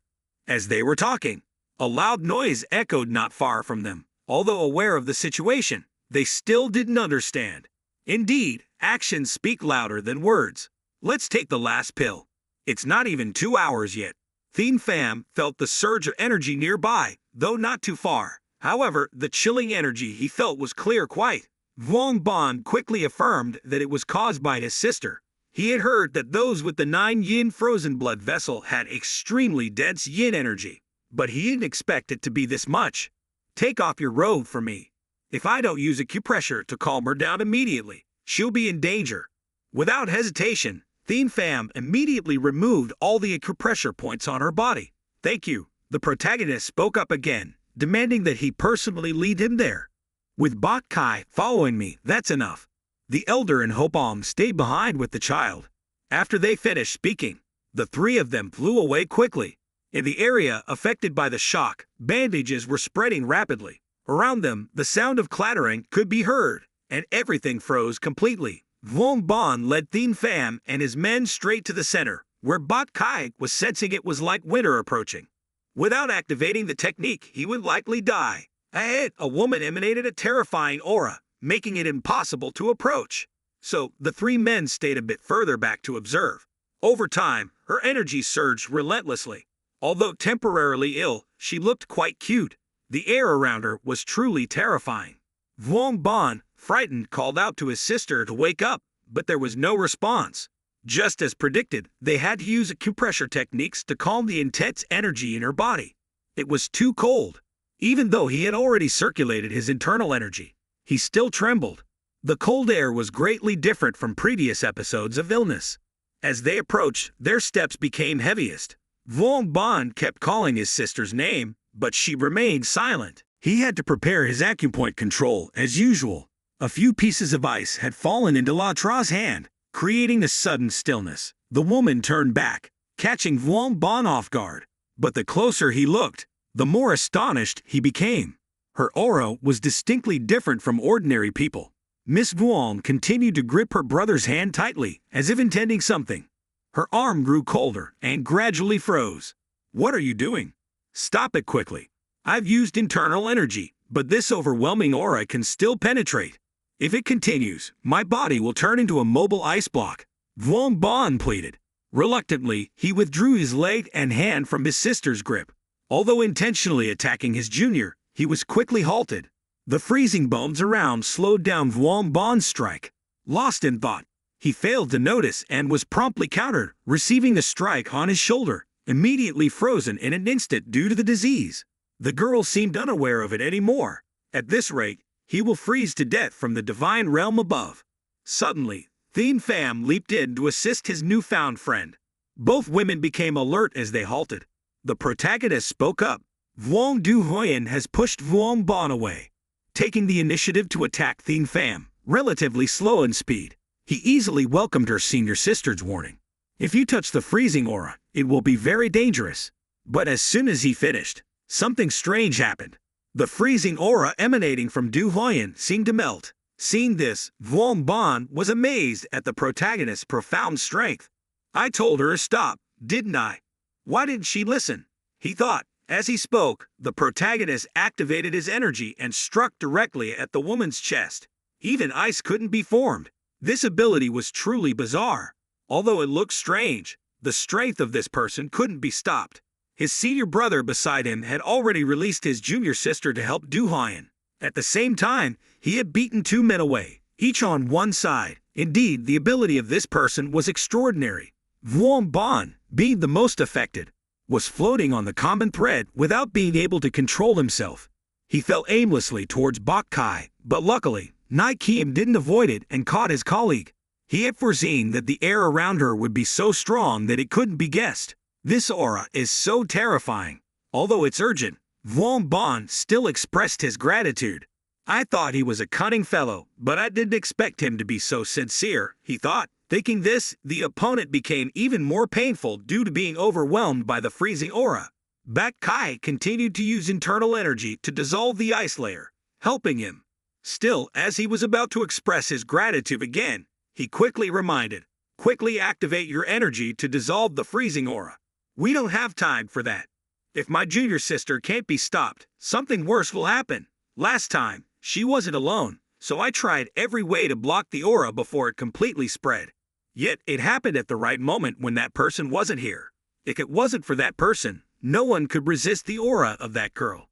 But then his eyes had to be surprised when he saw Thien Pham displaying his true power. Vuong Bon understood that if that person didn't stop it, the protagonist would surely suppress Du Hoyen's power. If he couldn't stop it, something worse would happen. However, I didn't think that would happen. Looking towards Bok Kai, Vuong Bon silently prayed, trusting him too much. Is he similar to that person at the center of the aura? This woman remained silent amidst the aura. Perhaps her reason had completely disappeared after an unexpected outbreak of power. Her internal energy seems boundless, emitting such strong aura while still enhancing her momentum, different from those who practice ordinary internal energy. He thought to himself while effortlessly blocking numerous ice shards shot towards him. Indeed, facing such an extraordinary woman for the first time, he felt interested.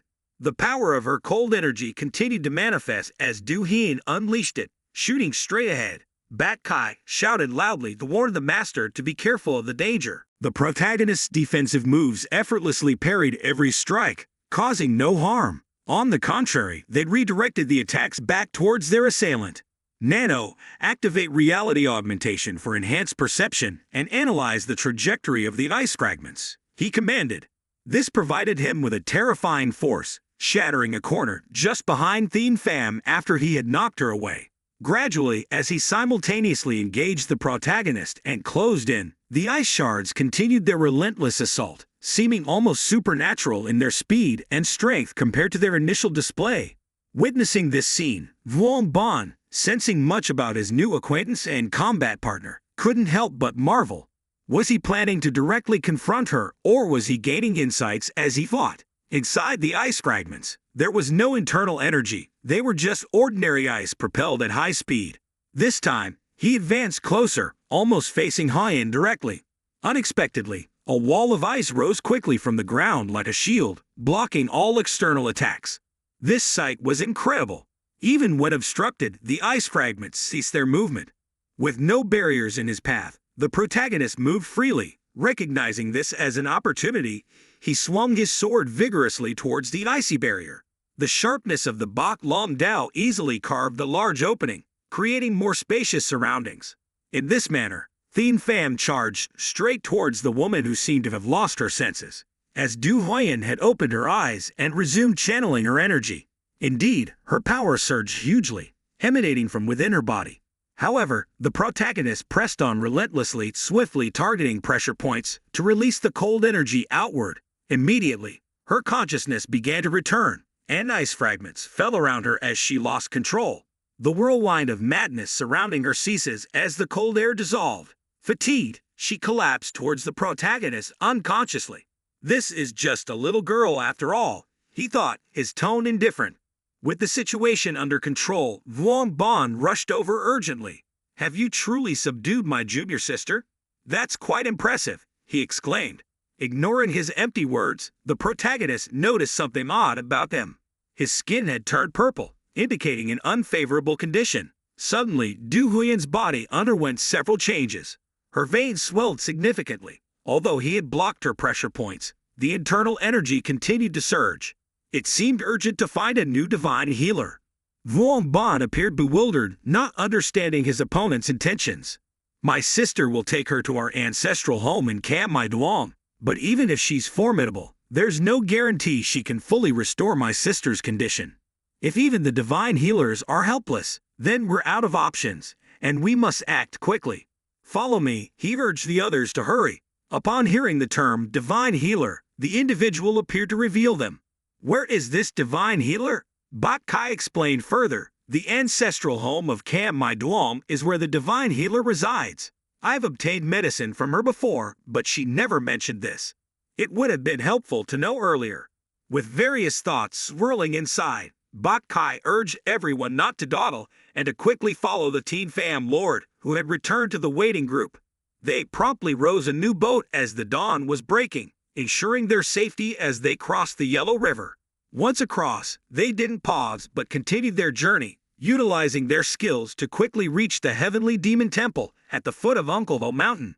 The master of this fortress hurried out to welcome the Thien Pham Lord, encouraging the presence of the divine envoy. The crowds of devotees eagerly surrounded, hoping for a glimpse of their leader. Vuong Bon received another surprise as his newfound acquaintance turned out to be such a prominent figure. Surely, he had utilized some extraordinary method to preserve his youth. Without much ado, Thien Pham inquired about the whereabouts of the divine healer. The attendant hastily reported that the divine healer was at the First Guest Avenue, hosted by Elder Duong Chuong. Bak Kai temporarily leaving the child with her body and attending of other matters first. Afterward, they could visit the divine healer. Following this plan, they made their way to where the divine healer was taking a break within Van Q. near the Bone Flower Lake. She appeared serene, enjoying her morning meal. Seeing the man in her heart returning, Van Q appeared very happy. She hurried out to greet him with very charming words, but then also showed curiosity because the main character was carrying someone on his shoulders. Upon careful observation, it was indeed a strange woman. Her mood began to decline, and she continuously asked about the condition of the other person. After a while of explanation, the patient quickly received the examination of CAMLO2, this disease being very rare, so it took a lot of time to recheck, and explain to Van Q that the master only brought the patient to her to repay the debt of treating the illness. After hearing this, she was very satisfied and thought that her master was not a libertine person like that. At first glance, if only saying that the patient was normal and also a beautiful woman with snow-white skin, she was indeed concerned. The master was not the type of man swayed by the beauty of his biological sister, Thien Pham.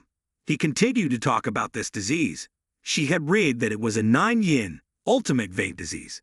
If someone with very strong positive energy carries it, it will harmonize the yin and yang and help alleviate the illness. The only treatment method mentioned is the combination of male and female. Everything they were talking about was overheard by him. After a while of pulse-taking, CAMLO2 sobbed to talk about the situation. This is indeed a 9-yin, ultimate vein disease. How could I have thought I would never encounter this disease again in my life?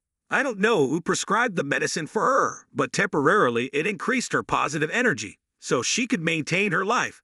I really wanted to talk about the death of Pham Mai Duong, but was stopped by Thien Pham because if spoken out, Du Lion would not be able to run for treatment in time. Just now, she said she thought she would never encounter this disease again, so does it mean she has been treated before? But the doctor shook his head with the implication that it cannot be cured, which means she has never been treated for this disease before, right? Seeing Van Bon's anxious expression for not understanding her words, if she couldn't transmit positive energy, what other way could she use to treat it? One is not feasible immediately, so it is almost impossible. The other way she thought was impossible was what? CAMLO2 was very hesitant to speak out about this. Then suddenly there was a lot of aura emanating around the courtyard. It seems that no one here could feel that aura, only I could feel it. It seems that the other party is a master of the same level, even surpassing my expectations. Thinking of this, he also included his subordinates to stay still to check outside alone. Each person has their own unique aura, and it's the same as the energy in the body. Each master who internal energy can feel the aura practices of others. The higher the level, the further they can feel. A master of mystery can even feel the aura emitted from very far away, even if it is mixed into the natural energy streams. Earlier, after the main character rushed back to Dao Hubei, there was also a master chasing very quickly. The negative energy from Hoang Sun had passed Hoang Ha and headed southwest. Why couldn't he catch up with this journey despite using the fast traveling technique? He hadn't been able to approach the culprit's energy traces, indeed the culprit who kidnapped my daughter. If that group of people can suppress that girl's head, they must be all masters, and they must be extremely skilled. Truly unparalleled swordsmanship. Wang Qin discovered that his son had been kidnapped. He silently vowed in his head that if caught, they would surely pay a big price. Passing through the Thien Ma then cult court, he felt the surge of energy, and also descended. He just looked at the sign in front of the gate. The fact that the culprit came out from here was unexpected. But it doesn't matter because they will have to die by my hands. A guardian quickly approached to ask what the person in front of him had to do, but it seemed like Wang Qin wasn't someone who liked greetings very much. He displayed an angry expression, and in the blink of an eye, the two weak guards fell to the ground without understanding what had happened. Seeing this, others also rushed over, questioning, "Who are you to dare to confront the disciples of the heavenly demon sect?" It was still a cold and imposing action, clearly demonstrating immense authority. With just a wave of his hand, many were subdued. As General Chi Vian arrived at the scene, even he became frightened. Just one move, and 4 of our martial artists were defeated. Realizing this, he raised his voice in the manner of Master Trin Thuong. "Please, cease your hand. How could you act so recklessly in the heavenly demon sect until now? Because of your arrogance, Wang Qin no longer wishes to speak further. I warn you, if you don't want to die, hand over my child immediately." "What are you saying? We don't know anything about that, and cannot be responsible for it. You still deny and resist. Then I will personally investigate. Feeling the recklessness of this action, Captain Hope ordered the remaining subordinates to charge forward to detain. Despite their formidable strength, the opponents showed no fear, immediately branding their peerless swords, demonstrating a mysterious power. The weapons in the hands of those individuals were inexplicably controlled. Hundreds of swords hovered in the sky, astonishing those below. Some the technique recognized as the sword sovereign's technique. How could such a master come here to cause trouble? This is your final warning. If you want everyone here to die, quickly release my child. Unaware of what Tian Pham had done, he continued to deny. We of the heavenly demon sect will kneel before such a threat. Indeed, a stubborn lot. I will show you what a festival truly entails. This is your choice, so don't blame me. As soon as these words were spoken, all the swords above plummeted straight down, aimed at those below. No one could do anything but await death. Then suddenly those swords began to tremble violently. It seemed like they were losing control. With just a little more, a river of blood would have been created right in the heart of the Monchi temple. People became even more afraid and still didn't understand why this was happening. Vuong Qin also showed surprise. My aura combined with the swords has been severed. Indeed, no one else could have done this except Tian Pham. He stepped out slowly, causing the great master to startle. With a gentle handshake, all the opposing subordinates retained their lives. Still surprised. Why did that happen? NANO succeeded in channeling the internal force of the owner into those swords, and then controlled the remaining 4,000 swords to attack the enemy immediately from the pinpoint of Tian Pham's gaze. He locked onto the targets he had controlled all the ki that had been manipulated back, all the ki that had been held by Vuong Qin. Seeing this scene, he had never thought about it. This was the first time someone had stolen my swords and used them to attack back. How extraordinary! With so much sword energy, how could that kid have enough internal energy to control them all? He's only about 20 years old. How could he have internal energy equal to mine? Surely he belongs to the heavenly demon sect. I wonder what his identity is. Then that curiosity was clarified when everyone around knelt down to witness the heavenly demon sect master. Vuong Qin also learned about the situation, that the heavenly demon sect had a young master who had recently taken office. He must be the one who subdued my daughter. Outside the door, Fan De Hobak Chihin rushed to report because that gentleman had rushed into our place and attacked the disciples of our sect. He said we had kidnapped his child and imprisoned her here, and also threatened to release her. Upon hearing this, he understood that the person in front of him was the peerless sword sovereign. Vuong Qin's other subordinates heard and understood that the person was one of the 5 great martial arts masters of China. Why does he know about me? Surely the kidnapper must be this brat. If I were to confront him, it would be quite difficult, not a simple task. And the longer it takes, the more the demonic influence will spread. By then, I'll have an opponent that truly cannot be defeated. Feeling uneasy, he withdrew his sword and no longer waited for Tian Pham to speak up. Instead, he took the initiative to greet the honored leader of the devil sect at Ha Vo Song Kim Vuong. Upon hearing the greeting, the protagonist also gathered his thoughts. All the swords lost their strength and fell to the ground. He ordered his subordinates to take the unconscious martial artists to the Waiquan for treatment. Initially, it was thought that they were all dead, but upon re-examination, they were all still alive, only suffering minor internal injuries. He expressed his gratitude for resolving the matter in this way. Tian Pham then spoke up, confirming that his intention was not to incur enmity with anyone. He only intended to warn and punish the person who had harmed his daughter. It was unexpected to meet the leader of the devil sect directly. In such a situation, he should have been more polite. However, he could sense his daughter's fate and wanted to know why the leader had taken them away. The protagonist was very pleased because he was about to gain a great advantage. He apologized for causing Vuong Qin to misunderstand, explaining that his daughter's condition was too severe, so he had to quickly bring her here. He relied on the leader for bringing her here with good intentions. Although he acted in haste, it was a mistake on his part. However, the physician caring for his daughter Ha was also very competent. Before he could finish his sentence, a cold aura spread strongly, indicating that perhaps she had already released the pressure points. Wondering only about this, he requested Vuong Qin to accompany him to check on their condition. They quickly flew to Cave Lo Tu's location. As they approached, they saw the entire room had been destroyed. Even before getting close, a chilling atmosphere pervaded. It seemed as if winter had arrived. Ru Huayan had already subdued the protagonist's subordinates to a corner. Perhaps she had released the pressure points herself and then reverted to her uncontrollable state. Duong Ho was considering inviting the sect leader or the senior Duong for assistance, but before they could do so, the woman manipulated the ice to attack, forming a path of sharp ice shards. Now, despite the situation not being clear, Van Q still requested moving the physician to a safer place. Both she and Duong Ho flew up to avoid it. Then they unleashed their abilities to suppress the source of that power, but it had no effect. As soon as they arrived, it disappeared entirely. It was unbelievable how their strength disappeared upon reaching there. How could their strength vanish upon arriving? Du Huayan emitted a lot of cold aura from within her, creating a terrifying impression. Although the swords were strong, they couldn't withstand this level of energy. It froze instantly wherever it reached, accompanied by countless ice shards flying towards the physician's location. The group didn't know how to handle this.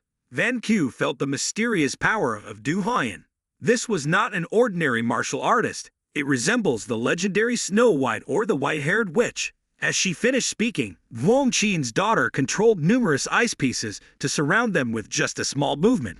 They all rushed down quickly this time, faster and denser than before. Van Q had no choice but to try to resist, but suddenly everything stopped right in front of their eyes. The ice shards gathered in the air strangely. Luckily, Thien Pham arrived just in time. Another moment, and the woman would have died in his arms. Wu Song Kiem also appeared, surprising everyone. He didn't speak but immediately restrained his daughter with just a gesture, and all the power above disappeared completely. The protagonist, seeing this scene, was deeply impressed. With a sword skill like this, he could completely block the Gu Kiem's energy. Glancing towards Ru Huayan, Vuong Qin felt uneasy. He guessed that the girl would get sick unexpectedly, but he didn't expect it to be this serious. He needed to act quickly. As he was thinking, he immediately rushed in to try to get close to the acupoints to stop the entire negative energy, but a wall of ice slowly rose. His figure was very agile and penetrated this shield immediately, then displayed his acupoint skills. It worked instantly, but then his body resisted. Understanding that the negative energy was too strong, so even half of his strength couldn't do anything. He tried once more to see if it was feasible, but his body was filled with negative energy, resisting internally. After a while, the situation stabilized. Although consciousness was temporarily restored, a lot of cold aura rose, so much so that just touching it made the body feel icy. What to do from now until reaching Long Ho Trai will take half a day. By then, Du Huayan might have frozen to death. With a headache from not finding a solution, the physician stepped out. Vuong Qin observed carefully. Who was this muscular woman? Why did he feel so familiar? Cam Lo Tu didn't say anything, just stared at her pulse, rechecking her body. Seeing Wu Shuangjian's curiosity, the protagonist explained that he had brought the talisman to the end, and the negative energy had spread all over her body. If this continues, that miss won't be able to endure much longer, at most half a day. Now, there really isn't any other choice. Just as he said this, Cam Lo Tu touched on Thien Pham and said, "What do you mean by that? Is something wrong with my daughter? Now, the only way to save this girl is through the union of yin and yang." Hearing this, even someone as composed as her father was taken aback. Then his aura flared up from the disbelief. Unable to accept it, he grabbed the physician by the collar and angrily exclaimed, "What nonsense are you spouting? What do you mean by that?" At this moment, Vuong Ban finally recognized his father and spoke up. "What are you doing here? This is the person father has been looking for. She is Cam Lo Tu, the renowned physician." The situation had stabilized, and Du Huayan was back in bed resting. After hearing the story from Nam Shua by Great Master Kuhayan, Vuong Qin couldn't refute anything. Van Q, on the other hand, murmured about the union of yin and yang. Clearly, she couldn't accept the idea of her man being with another woman. Thien Pham felt the same way, fearing that many concubines would only lead to trouble. Having experienced firsthand the consequences of the 6 great sex actions, he understood better than anyone else that he couldn't betray her. Song Ho was certain that his sect leader would intervene to help the unfortunate woman. Of course, this was truly unfair to Van Q. If she thought more deeply, not only would she earn the gratitude of Vosom Kim, one of the 5 masters of Tronggoyen, but she would also turn him into an ally. Cam Lo Tu had repeatedly reminded them that time was running out. To control the flow of internal energy, they can only reduce the aura. However, this wouldn't prolong her life. Vuong Bon had to console his father. Although he felt uncomfortable himself, there seemed to be no other choice. The immediate priority was to save Du Hyen. While he understood this, he couldn't help but felt troubled by the fact that his father entrusted his daughter to someone he had just met for the first time. If something happened to her, it would be solely due to destiny. A knight's fate and the consequences would have to be borne by him. Despite his esteemed status, it wasn't certain that Vuong Qin could avoid responsibility for this matter. However, realizing the depth of the bond between Van Q and Thien Pham, he was worried that his daughter might end up as just a concubine rather than having a rightful place by his side. However, he heard that many generations of sect leaders in the demon sect had many wives. At least he didn't seem like a covetous man. Just as he thought about it, Ru Hoyen began to experience intense pain again. Gritting his teeth in agony, he turned to the protagonist, seeking the intervention of the sect leader. Since my existence, I've never begged anyone, but today I may have to break my own rules, he said before kneeling down in despair. Quickly, Thien Pham helped him up and heard his confession, whispers to the sect leader, begging him to save Du Hyen, his daughter. He earnestly implored the sect leader, not as one of the 5 masters, but as a desperate father. He had discarded his pride and made this plea. If rejected, it would mean becoming an enemy. However, Thien Pham couldn't fear this person. But he knew that despair would forfeit an opportunity to gain the support of the 5 masters and potentially other sections. There were too many conflicting thoughts about concubines and the like, making NANO suggest activating the contraceptive implant during their work. If not understood, she explained in detail. The implant was a channel through which sperm moved. Nanomachines in the body could effectively block this channel compared to surgery. This was a logical solution, but Van Q still spoke up, clearly feeling the pain in her heart. Similarly, Thien Pham couldn't accept it. Before being the woman on the sidelines, standing shoulder to shoulder, being a mentor of the great heavenly demon sect, and being his loyal subordinate, of course, he couldn't refuse. She understood the great and profound intentions, so she accepted it, wanting Thien Pham to agree to Vuong Qian's plea. But now, the protagonist still adamantly refuses, as it just didn't feel right. However, he had done so much for his daughter. If he had a father, he would definitely do the same. And if that girl were to die because of the 9 yin ultimate vein, it would indeed be regrettable. What's beauty to me? Van Q is the most beautiful woman in the world. Thien Pham's woman appears to be pleased by those words, likely just to cover up the mistakes he was about to make. This time, it was about human life, so she would understand. Besides Lady Vuong, she wouldn't accept anyone else. That was the end of the discussion, so the couple had finished discussing it. In the end, he took the initiative to agree to the request to save her. He couldn't turn a blind eye to the desire to save the daughter of the master. However, he repeated his plea incessantly. Cam Lo too continued to remind them that time was running out. Fortunately, they had finished conversation, so they had to hurry. Besides, even the union of yin and yang wouldn't save her now. But the protagonist still didn't know how to perform the method, so she requested everyone to leave. After Thien Pham's subordinate's withdrawal, the physician explained the method of treatment through the union of yin and yang for him to understand. Of course, it was nominally treated, but mainly contained of tender words. At that time, there might be a fierce resistance, potentially turning into a fierce battle. But he absolutely couldn't stop. Remembering this, Thien Pham's face seemed puzzled for some reason. Cam Lo too finished her affairs and left the two to there. There was nothing to hide on this side, so he planned to find a peaceful place. Both of them entered the study room inside. Although he had reluctantly agreed to his father's plea, he still felt very reluctant. In his mind, he silently wondered whether doing such things was truly right. First, he had to unlock the acupuncture points so that energy could be transferred. If she opened her eyes, it could easily turn into a fierce battle indeed. He began to remove the fabric covering the woman's body, revealing a figure that made Thien Pham unable to look away. Despite being inexperienced as a man, he was clumsy. He had to be gentle to stimulate her.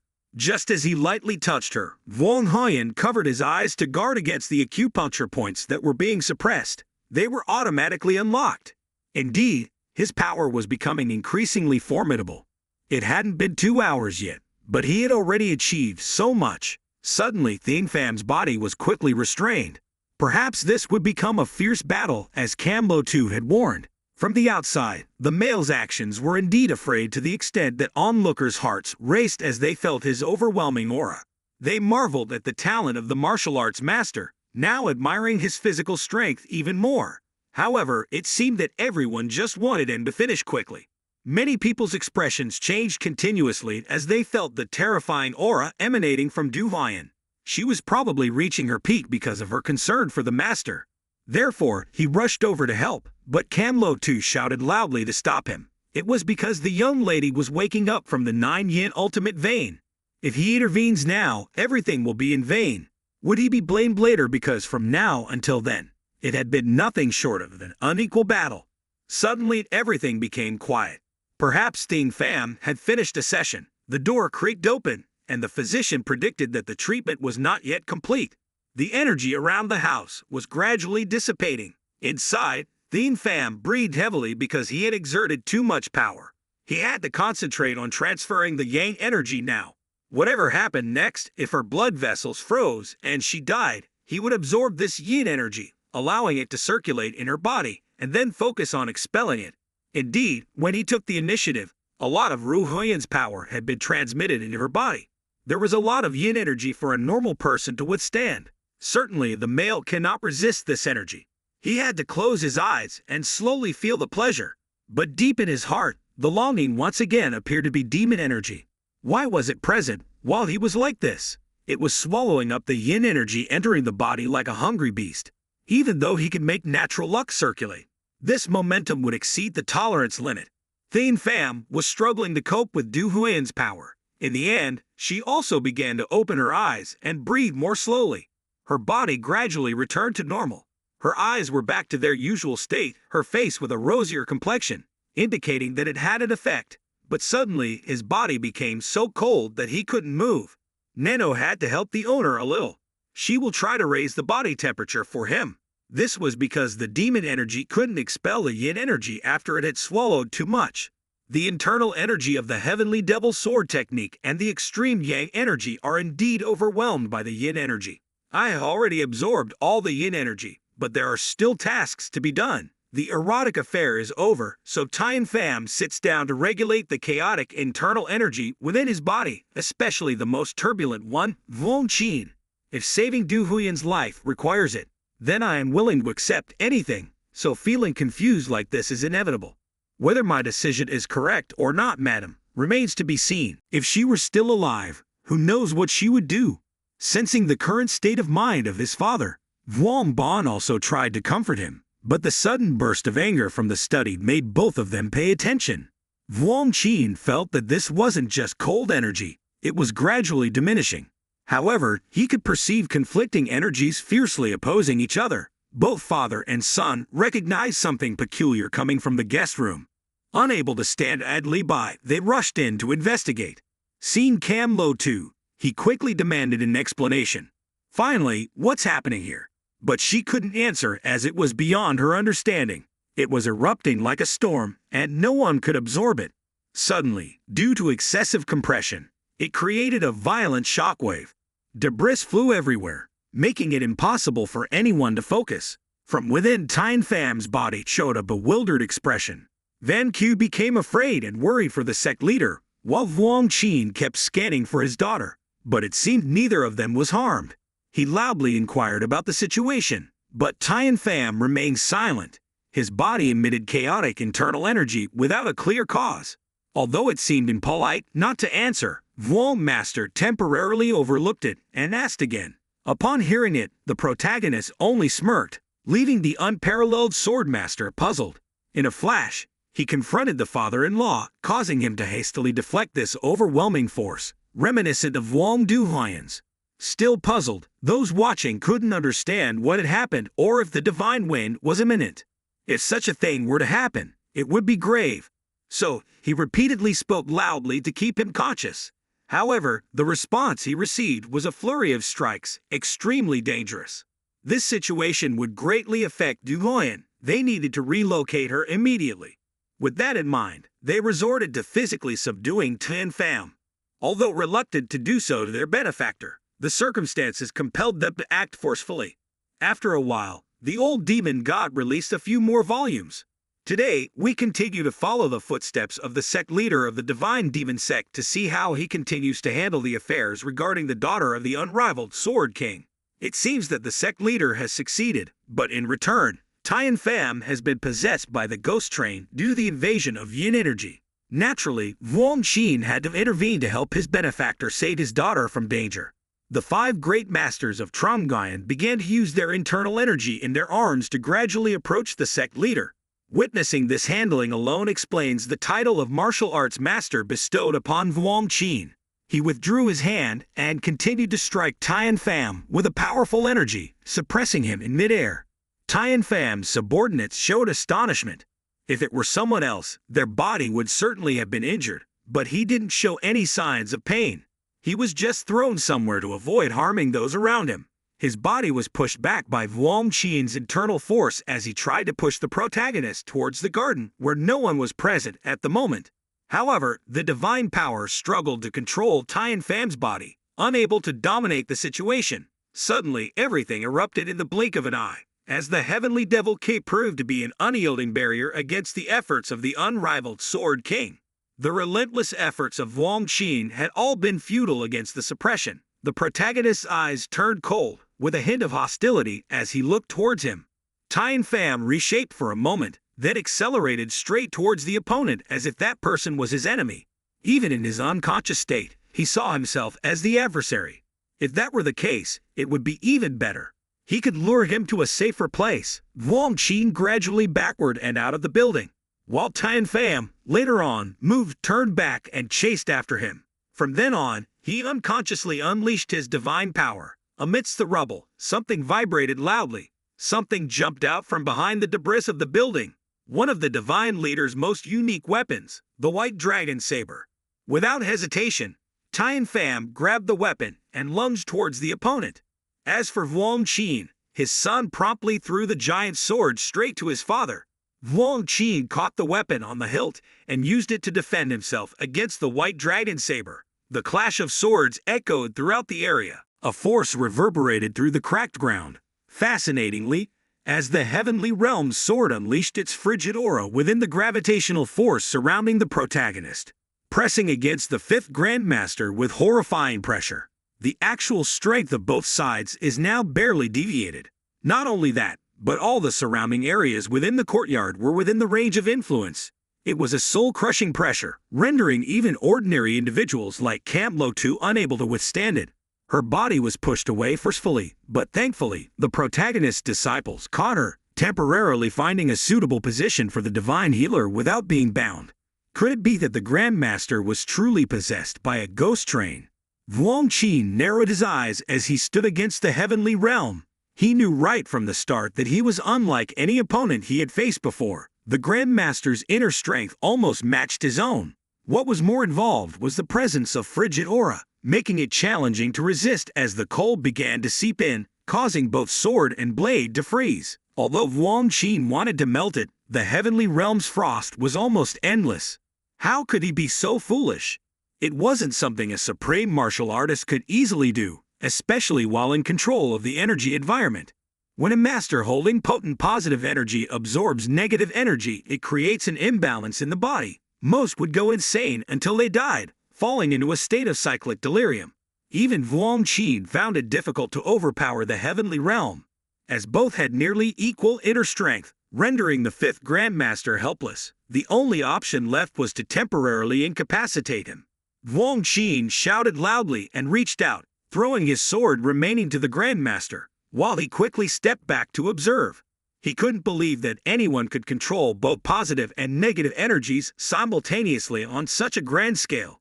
The heavenly realm exhaled slightly as the divine sword moved to protect its master.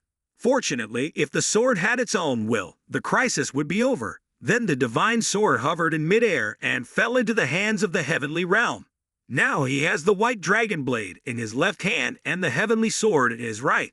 Could he have controlled the two massive streams of opposing energy? Vuong Qin stated, the heavenly sword is now surrounded by intimidating black energy, and the heavenly sword, emitting chilling blue-white aura from the white dragon blade. I've never seen anyone being possessed by a ghost and still being able to control two opposing energies simultaneously. This has never happened in this martial world. While he thought so, who could believe that a 1,000-year event would happen right before their eyes? What's even more unbelievable is that the heavenly Grandmaster is gradually awakening. His eyes began to return to normal, his demonic aura, the terrifying energy stored within the heavenly sword for years, was now stored within the heavenly realm's inner strength, but it acted as if it were alive, with its own will, unlike other energies, as it was aggressive and destructive. This is why the protagonist rarely released it unless absolutely necessary. Now is the time to control the freezing aura. The heavenly realm meditated through the divine aura to enhance his positive energy, attempting to release the negative energy outside, but couldn't because the heavenly sword had absorbed and stored it internally. Then a thought emerged. Unable to eliminate one of the two types of energy, they must coexist. After considering how to combine these energies, the heavenly realm fell into a transcendent state. Suddenly, he opened his eyes and breathed in a mixture of positive and negative energies, creating a harmonious blend. It was manifested in the black and white energy on the sword and blade. Just as he regained his resolution, the protagonist also understood. Vuong Qin had wholeheartedly assisted him when he lost consciousness. Without one of the top 5 Grandmasters present, this area could have been turned into dust. Suddenly, another change occurred. The white energy on the blade began to turn black, and the black energy on the heavenly sword began to release frigid air. Thien Pham utilized two extreme energies at once seemed unbelievable, but it appears that now those opposing forces are attempting to merge into a perfect blend. Van Q hastily inquired. The only one truly understood what was happening was Vuong Qin, who murmured in agreement, stating that he was creating a fusion between two conflicting energy sources. In the demon aura exuded a chilling demeanor with the ability to harness that energy through the sword. Even the king of battles had to dread. The energy had also increased significantly compared to when he first fought, seeming like, at this moment, Thien Pham had cultivated more internal power than the 5 Grandmasters. He had reached a level unattainable by others. Even a newly created monster made everyone silent, watching the situation of the sect leader instinctively. They all knew that Thien Pham was in the process of breaking through. A small sound was created with powerful energy surging, surrounding the protagonist. The disciples of the Bai sect hastily gathered around to observe anxiously. The Bone Flower Lake hastily stepped out to hinder them. The main sect leader trembled because there were too many doubts about what was happening with the sect leader. Hearing the commotion, they came here. These powerful auras, what were they? Our sect leader is breaking through, so you all must return immediately. Everyone, retreat and absolutely do not disturb him at this time. Meanwhile, Cam Lo too was trying to recheck the situation of Vuong Du Huyen. The most worried person at the moment, perhaps, was Vuong Qin. The eyes of the divine doctor broadened with astonishment at something shocking that left her speechless. Luckily, the fiery energy in this woman's body had completely subsided. Firstly, we will take her to the medical hall for further examination and observation. Vuong Qin was very relieved when Cam Lo Tu said that the girl was fine, and his eyes softened with relief. It seems that all the efforts in searching for treatment methods have been rewarded. The divine doctor continued to request assistance from relatives to follow him, but he refused. As long as his daughter is fine, it is enough. So everyone, trust him. After finishing speaking, he also asked Vuong Bon to follow the divine doctor for support. Thus, Vuong Qin requested his son to accompany Cam Lo Tu down to the medical hall, while he volunteered to stay here to assist the law for Thien Pham, who was in a trance. But in expressing his gratitude, the only person leaving in the courtyard now was Vuong Qin. The Bone Flower Lake and Van Q on the ground began to darken and freeze. This was truly scary, and the strong cold energy enveloped the entire courtyard. The only one who could withstand such energy was Vuong Qin. Van Q silently admired the greatness of the Grand Master, who stood here to assist our sect leader. Truly, he was very grateful to him. Then suddenly, a lot of anger was emanating. making everyone feel a unique energy stream. It was none other than from Thien Pham. Not only that, but it also spread outside and then was sucked back inside the meditative state. At this moment, his meditation state had changed rapidly. His body suddenly floated into the air unconsciously, under the absolute safety assurance of his subordinates. Everyone was surprised as the entire body of the protagonist began to crack and break apart. No one was unaware that this symptom was the shedding of the mortal cocoon. It was a phenomenon where the body changed to adapt to the new realm. The protagonist had experienced it once when reaching the pinnacle of a sect master, and now it was the second time. His bones began to change, and his skin cracked, causing his body to tremble except for Wang Qin. The others witnessed the shedding of the mortal cocoon for the first time, so they were shocked. All impurities on the protagonist's body were completely expelled in the blink of an eye. A very large energy stream spread outward, making everyone unable to see clearly. When the layer was completely shed, the new appearance of the demon sect leader was revealed. If there were an ideal physique in this world, it would likely be the physique of Thien Pham at this moment. Van Q was looking at her man with a curious and very concerned gaze. How could his body be so beautiful? As for Wang Qin, he was truly amazed because Thien Pham had unleashed such powerful energy beyond the limits of a human. It seemed that the protagonist had accumulated internal strength. Even the supreme martial arts master like him, who had been famous for many years, couldn't reach this level. He felt Thien Pham was no different from an ordinary person. This meant that the body had returned to its original state, and martial artists used it when they reached a stage where it absorbed all energy in and out of its source. This was a stage that even the unparalleled sword, Vuong, secretly dreamed of achieving one day. The loyal subordinates all knelt down to congratulate the success of the demon sect leader. It was just an act of assistance for a woman he barely knew, yet it could bring him such a wonderful gift like this. Certainly, this was a stroke of luck.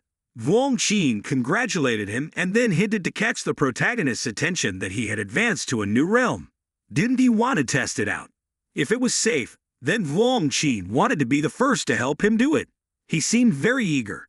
Before he was just a father wanting to save his daughter. Now he had become a master and wanted to test his skills against a stronger opponent. Most people were excited somehow. One of the top 5 grandmasters even requested a duel. They had fought not long ago, but this was completely different from the chaotic battle earlier. Thien Pham didn't refuse because he was the most eager to test his new strength. The white dragon sword was firmly held in hand, and the protagonist had a few words to say to Wang Qin. Afterwards, the group selected the grain plain, not too far from the demon sect's stronghold in Hunan. It wasn't a vast land but devoid of people, making it suitable for combat, and of course it was a match held in secrecy. Therefore, all subordinates stood guard with a radius of about 5 kilometers. This was a historic showdown that no martial artist wanted to miss. And of course, it was a battle between the strongest master of the demon sect and one of the top 5 grandmasters of the martial world. In a fight between two people in the sect, they usually use wooden swords, but with the title of the strongest, they both used their ki.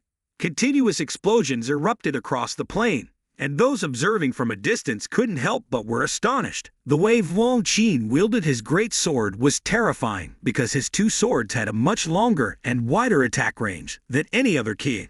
And even more surprising was that he countered all of Thien Pham's techniques. Any moment of carelessness could give the protagonist an opportunity, but his opponent didn't show any. He deserved to be considered one of the top 5 grandmasters, but he also had to continuously create techniques with his great sword to keep Thien Pham at a certain distance. It was clear that if he let the protagonist get too close, the danger would increase day by day. Wang Qin had to struggle 3 times to resist Thien Pham's sword technique since the battle began. The blood on his right shoulder was the result of that. Not only that, but this grandmaster's internal energy was also gradually depleting. If the battle drags on, he will definitely be at a disadvantage. So he had to try to end it with just one strike. Just as he was thinking, a swift sword struck, or rather, an illusion of the protagonist, but it was useless as his opponent knew it was just a residual image. This was the highest realm of using the spirit body technique, allowing one to change form in the air. Just as they arrived, Wang Bon had to shout to warn his father. Meanwhile, he was struggling with somewhat chaotic thoughts in his head. The protagonist had flown from nowhere and directed his sword kick towards him for an attack. Thien Pham and the 5 martial arts grandmasters had agreed to a duel to test the protagonist's new brisk strength. Both sides fiercely fought back and forth, showing that neither of them was negligent in climbing to their current positions as grandparents. Thien Pham's use of the spirit-body technique surprised Vuong Chien a bit. His loyal followers knew that, but no one expected him to demonstrate it so skillfully in such a short time, even better than the Great Protection technique where there were more vulnerabilities, especially behind. So Vuong Chien exerted all his agility to wield his sword swiftly, leaving no time for the opponent to maneuver. With his years of experience, he sensed a slight delay in Pham's movements. In a split second, Pham emerged from behind and thrust with the Heaven's Fury sword fiercely. Recognizing his own prowess, Vuong Chien quickly turned to parry Pham's attack. Unleashing his full internal strength, Pham's force grew stronger by the day, making it difficult for Vuong Chien to anticipate his movements. Once again, Pham's figure disappeared, bewildering his opponent. Suddenly, he reappeared from behind, launching an unexpected attack. Despite being aware, Vuong Chien couldn't land a single blow. While Vuong Chien understood the art of combat, he struggled to devise a strategy to counter Pham, the Grandmaster of the Heavenly Sect. Pham not only possessed immense strength but also unmatched agility. He effortlessly demonstrates the essence of martial arts, particularly the ethereal footwork, ascending to exploit any vulnerabilities and striking with the dark aura-imbued Heaven's Fury sword. Vuong Chien felt his sword growing heaviest in his hand. He struggled to maintain his stance as long as possible, but it was evident to anyone observing that defeat was inevitable. His internal energy seemed insufficient, while Pham's imposing momentum was overwhelming. Vuong Chien voiced his concern, defensively wielding his 2 great swords. Van Q looked worried, while Thien Pham appeared eager, contrasting their thoughts. Onlookers sensed that this battle seemed as if it were born from destiny. The elders noted that neither the sect leader nor the 5 grandmasters had employed lethal techniques. However, the power display was still terrifying. After nearly 50 exchanges, it was clear that Vuong Chien was being dominated. Feeling that further combat moves were unnecessary, Vuong Chien sought to elevate the match. "Can you enlighten me with the knowledge you gained at the pinnacle of martial arts?" he inquired. He wanted to understand the strength that Thien Pham had attained upon entering the realm of supreme mastery. Although it might pose a risk, he was prepared for it. "Don't worry, I might be weaker than you, but there's a reason I'm one of the top 5 grandmasters," Vuong Chien reassured Thien Pham. Sensing his concern for his own well-being, he knew that if things escalated, he would unleash his full potential for self-defense. In fact, Vuong Chien also wanted to test his own enlightenment as he reached the pinnacle of martial arts. The knowledge he sought within the ranks of the Supreme Masters interested him. Thien Pham considered this before returning his Heaven's Fury sword to its defender form within his body. Vuong Chien was slightly astonished as he regained his sword. It meant that Thien Pham was demonstrating something related to his internal energy. Pham withdraws his finger and aims at his opponent. At that moment, Vuong Chien found Thien Pham's words perplexing, especially as his internal energy surged, enveloping the area. Not only that, but it turned chillingly cold, and a black aura began forming beneath Pham's feet. Vuong Chien recognized Pham's absorption of yin energy, but he couldn't believe it. Onlookers couldn't trust their eyes either. The freezing aura gradually condensed, creating millions of ice swords suspended in the air, creating a sword frost. This was a technique Thien Pham had used during his illness. Despite absorbing the yin energy, achieving this was astonishing. But it didn't end there. The number of ice swords exceeds 100. All hung in the air, circling around Thien Pham. Feeling satisfied, Thien Pham began adjusting his strength. It felt as if he commanded an army wielding swords. All the swords were aimed forward, moving with incredible speed.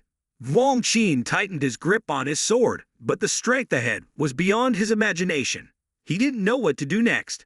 Compared to their first encounter, there were more swords now, yet he couldn't avoid thinking that he could handle it.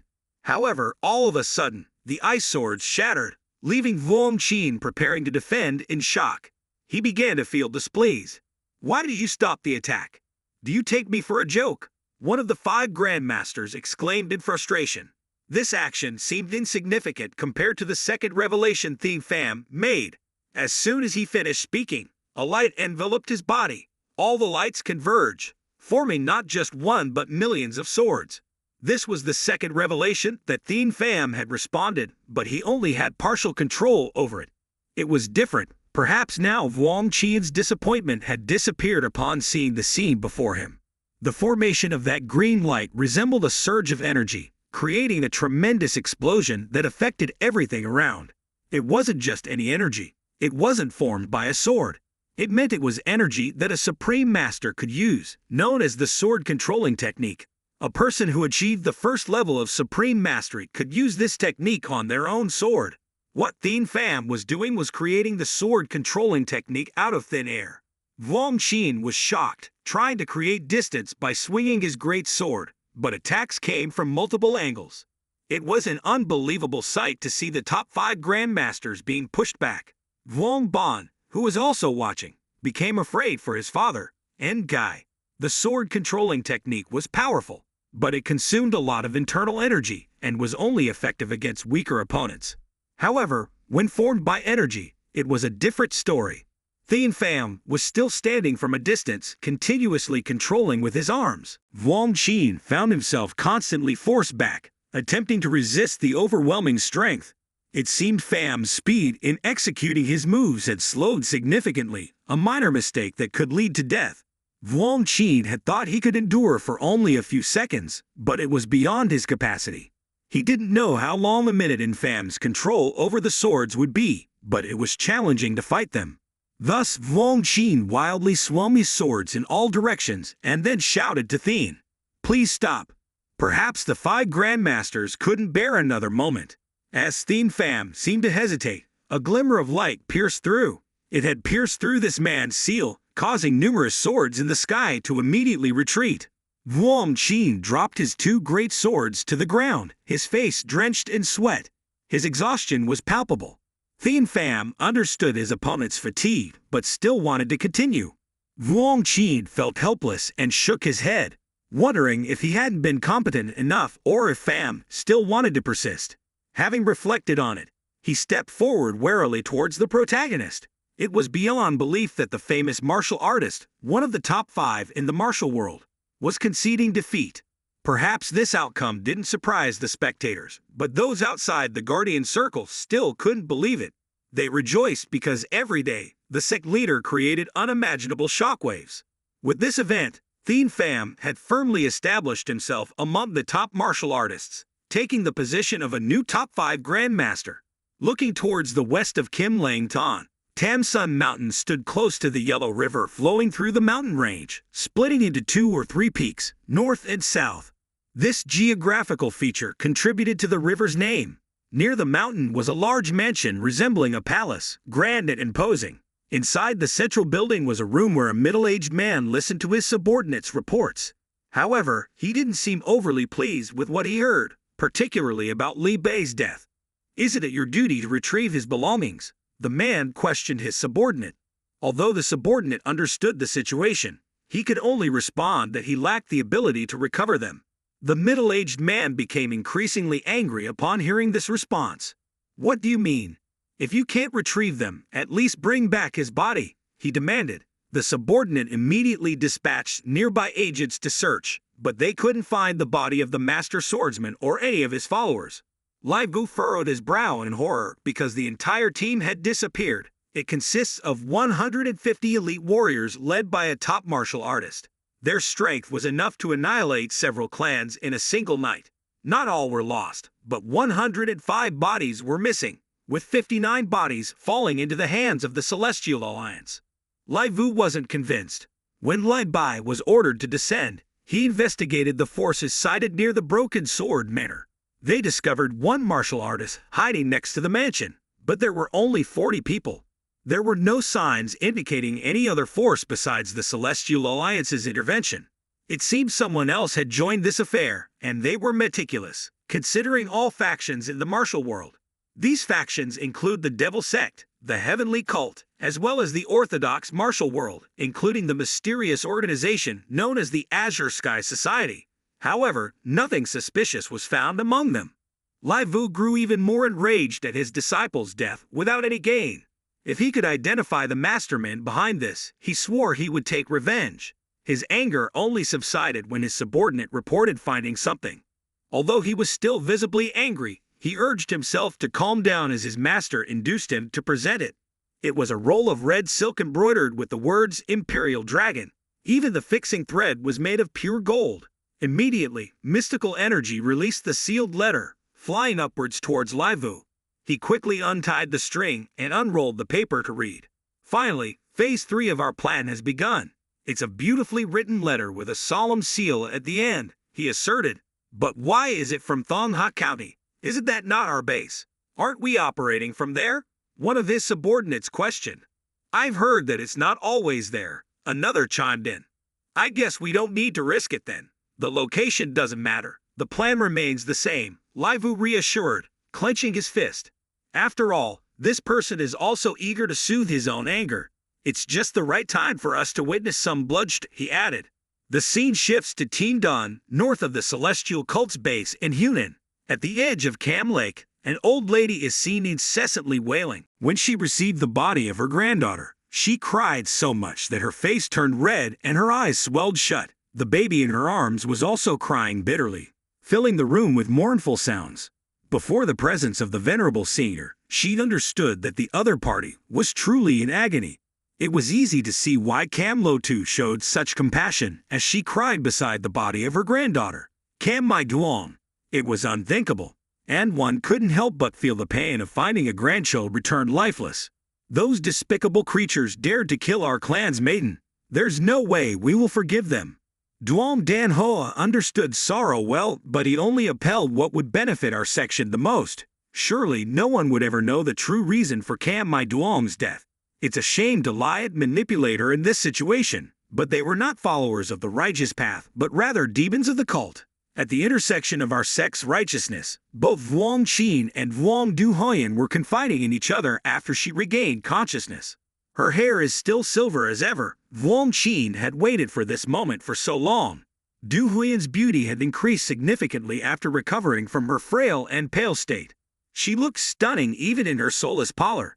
Gin Nian now appears like a flower anyone would desire to possess. They had been conversing for a while, but now fell into silence. It was time to discuss an important matter they both wished to avoid. Du Huyan had slept with Thien Pham, and Vuong Qin understood this truth, but what's done is done. He only wanted the protagonist to save his daughter. However, with age, he started to show affection towards the sect leader after the decision battle. Vuong Qin now realized he was like a monstrous being, while Thien Pham, though young, had defeated 5 martial arts masters despite exerting all his strength. Not many were dubbed the greatest martial artist in history, but it seems likely that in the future, the leader of the demon cult will be the next. Of course, Du Hoyan will now be safe in the arms of the protagonist. She could refuse this opportunity, but there was no choice, and he didn't want his daughter to live in loneliness. It seemed Du Hoyan also had something to say to her father. That's why, after a moment of hesitation, she spoke up. I heard father lost to the sect leader, is that true? He didn't mention this matter out of his pride as a martial artist and a father. He also grew angry knowing how much nonsense was being spread. When Thien Pham's disciples came to see the divine healer, it seemed he had been very affectionate with Du Hoyan. At least he didn't mention that he had called her his wife as if they had been married for a long time. Father, I've decided. If you allow, I want to accompany the sect leader. It's destiny. I just met him, and I truly believe in him. Vuong Qin fell silent upon his daughter's decision to accompany the sect leader of the demon cult. From what he knew, his family wasn't the kind to fall in love just because they had relations with the opposite sex. Perhaps it was because of the loss in the previous competition. If that were the case, Vuong Qin would likely be very disappointed. Of course, Vuong Du Hoyan, being someone from Tronggoyan, could admire a strong martial artist and consider Thien Pham realistically talented and handsome. However, her next words surprised her father. I heard from my cousin Obong that he already has a betrothed, but still helps others. Once he has a betrothed, it's difficult to do something like that. Vuong Qin frowned out of jealousy. Don't worry about it, my dear. Men are not always naive and innocent. Haven't I told you many times? Du Huyan smiled at her father's concern. Of course, Vuong Qin wasn't like anyone else. He always cares deeply for his children. Yet he also felt uneasy about his daughter's cryptic words. If it wasn't about marriage, then why follow him? Wang Qin continued to furrow his brow at his daughter's statement that she wouldn't marry the sect leader. The leader saved your life. If not for his help, you would have died. How could you disregard that debt? There was something strange about her words, hinting at wanting to join the cult as a servant rather than a wife. Upon hearing this, the father sobbed deeply at the unexpected turn of events. He never expected his daughter to react like this. Do you even know what you're saying, my child? I'll be straightforward. Even if he saved your life, you two have already slept together. Why are you avoiding the topic of marriage and considering joining a cult? Your father is a woman living in the martial world. You don't want to marry just because you've slept with someone. Moreover, he already has a betrothed. What's the point of discussing marriage? You are the daughter of Wang Qin. You have no inferiority.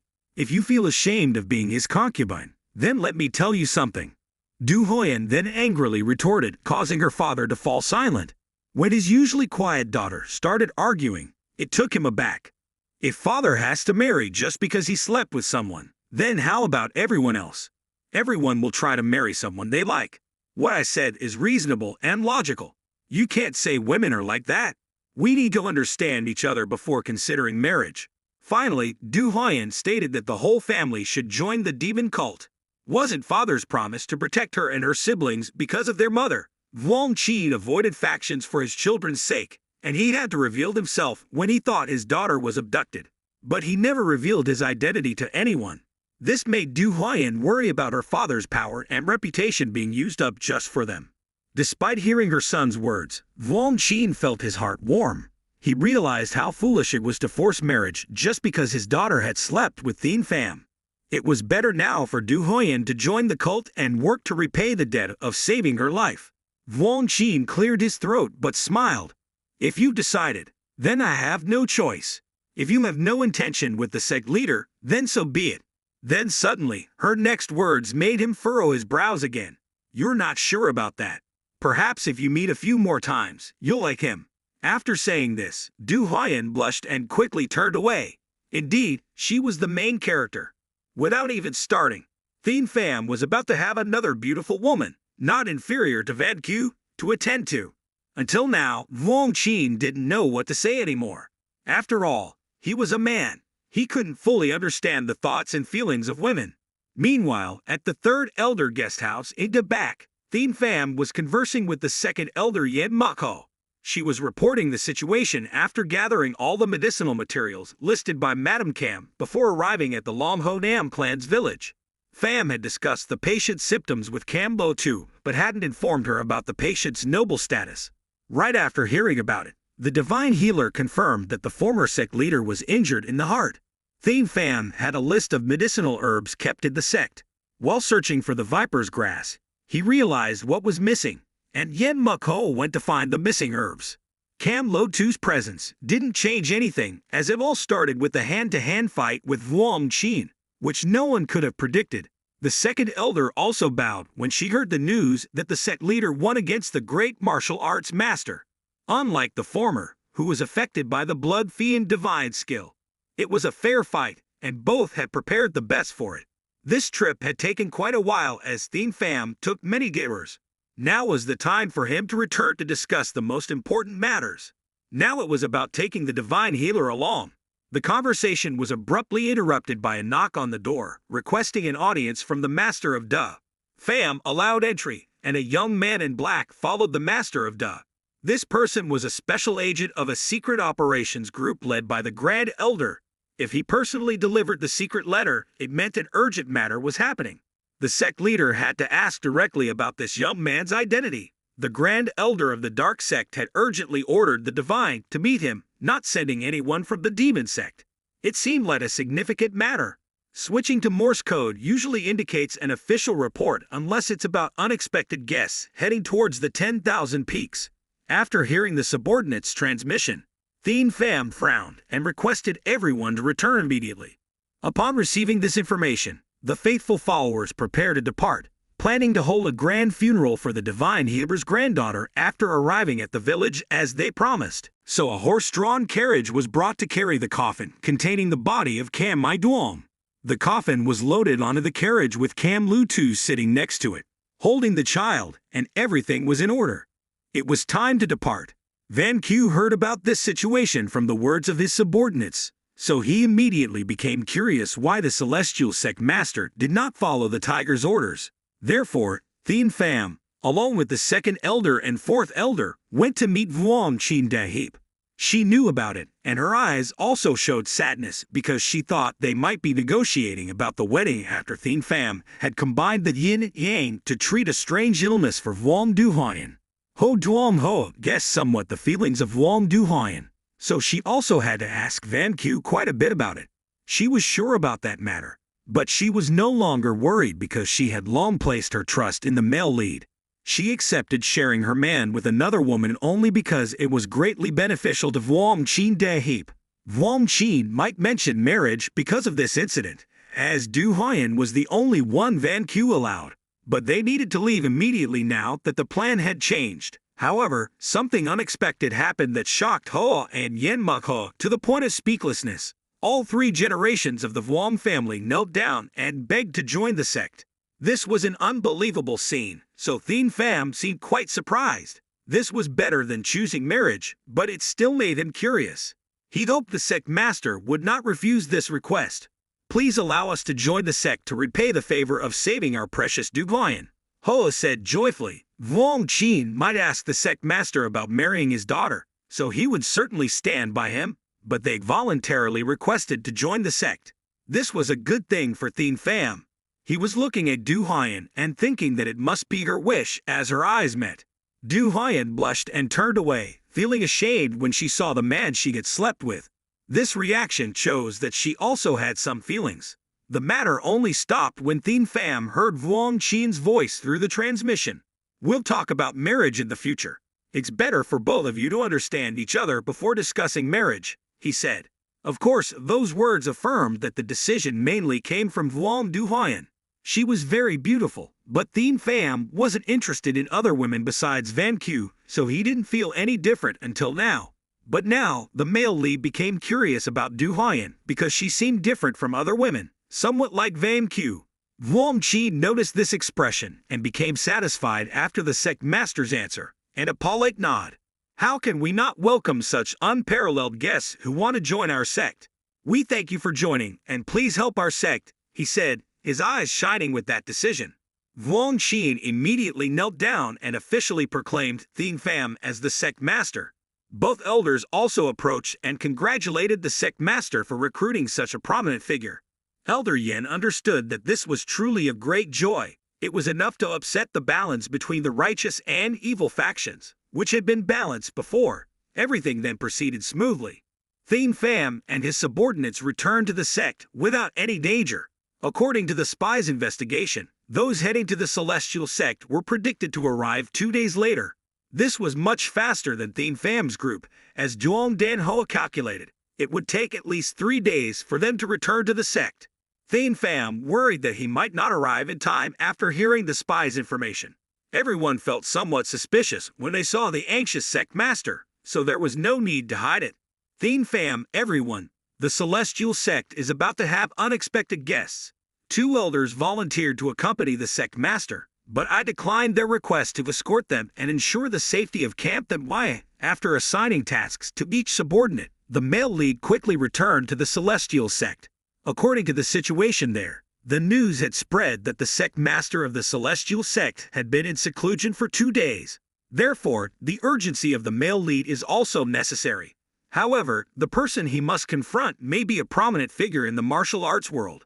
Time passed, and 2 days later, in a mountain alley near the 10,000 Great Mountain, Pham increased his speed to the fullest as the target was only about miles away, which was no longer far. In the past 2 days, he had been running and flying incessantly until he finally approached his territory. Suddenly, the sounds echoed, causing him to halt and observe. He heard the sound of horse hooves and faint trembling on the ground. From a distance, a group of people gradually emerging, advancing towards the southern heavenly demon sect. At the forefront was a man on a high tree, overlooking a luxurious horse carriage with flags adorned with the mark of the royal court. Many guards were stationed in the area, indicating a procession of over 3,000 people. Thien Pham became curious because usually, officials rarely involved themselves with martial arts matters. Furthermore, these soldiers were undoubtedly martial arts practitioners, ranging from intermediate martial artists to grandmasters. A man at the front on horseback, wearing orange armor, stood out with his martial prowess distinctly different from the others. Thien Pham recognized that he had reached a higher realm in martial arts cultivation. Intrigued by such a formidable figure within the royal army, Thien Pham's enhanced vision allows him to discern their martial skills. Despite the imposing demeanor of a general on the battlefield, he appears more like an aristocrat than a mere soldier. Later, he observed the presence of a mysterious figure inside another unfamiliar horse carriage. Strangely, this person emitted no internal energy. Meanwhile, towards the northern gate of the sect, cultivators were busy preparing to welcome guests from the royal court, with silk-lined paths and various other preparations underway. On a higher vantage point, the elder steward appeared anxious, receiving no news from the sect leader. Perhaps he was gazing into the distance with relentless anticipation. Amidst this tension, a storm of tension loomed. This demo belongs to the Grand Master of the Demon Sect. Naturally, his public appearance indicates the unsettling state of affairs within the sect, especially in the absence of the sect leader. The elder steward dispatched spies to investigate the uninvited guests who were not too far away. If the sect leader was absent, not only would they be endangered, but also the disciples would learn the truth. Thien Pham, with his amplified senses, conversed with the elder steward, sensing something approaching at incredible speed. This indicates that the approaching individual surpasses even the Grand Master in cultivation. If this person was stronger than the Grand Master, they must be one of the top martial arts experts in the martial world. Sensing the overwhelming aura, the Grand Master warned the elder steward to be cautious. The sword of malice points to where he saw a figure, ensuring that someone was indeed spotted. The elder steward focused intently and discerned something unusual, indicating a powerful foe. A little more, and everything will be revealed about this mysterious figure. Both grew more anxious, realizing the potential danger to the sect. Consequently, the elder steward ordered the guards to be on alert.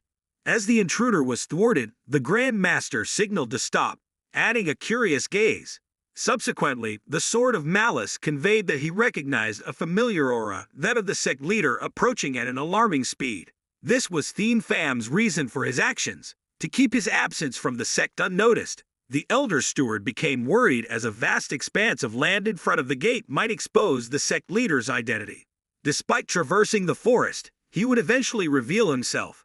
However, amidst these thoughts, another unexpected event occurred at the edge of the southern forest. The protagonist leaped high onto a tree. Finally, at the empty plot of land, this event started both the elder steward and the Grand Master. They couldn't understand why their sect leader would leap so high. The warriors atop the walls were too preoccupied with welcoming the guests to notice anything. This was a technique of aerial flight, where one utilizes internal energy to move through the air. This technique was considered a masterful skill of Qigong, comparable to the sword-drawing technique that all martial artists coveted. Of course, the Grand Master recognized immediately that his sect leader had broken through a realm. This was something he had almost considered impossible. At this moment, the protagonist drew his white dragon saber and threw it into the air. The sharp saber flew straight towards the direction of the base, so Thien Pham aimed towards his realm's boundary, then soared upwards. Both the elder steward and the Grand Master were drenched in sweat as they witnessed the fisherman saber's aerial technique. They were left speechless. Following that, Thien Pham shot through the fortress wall and entered the inner court.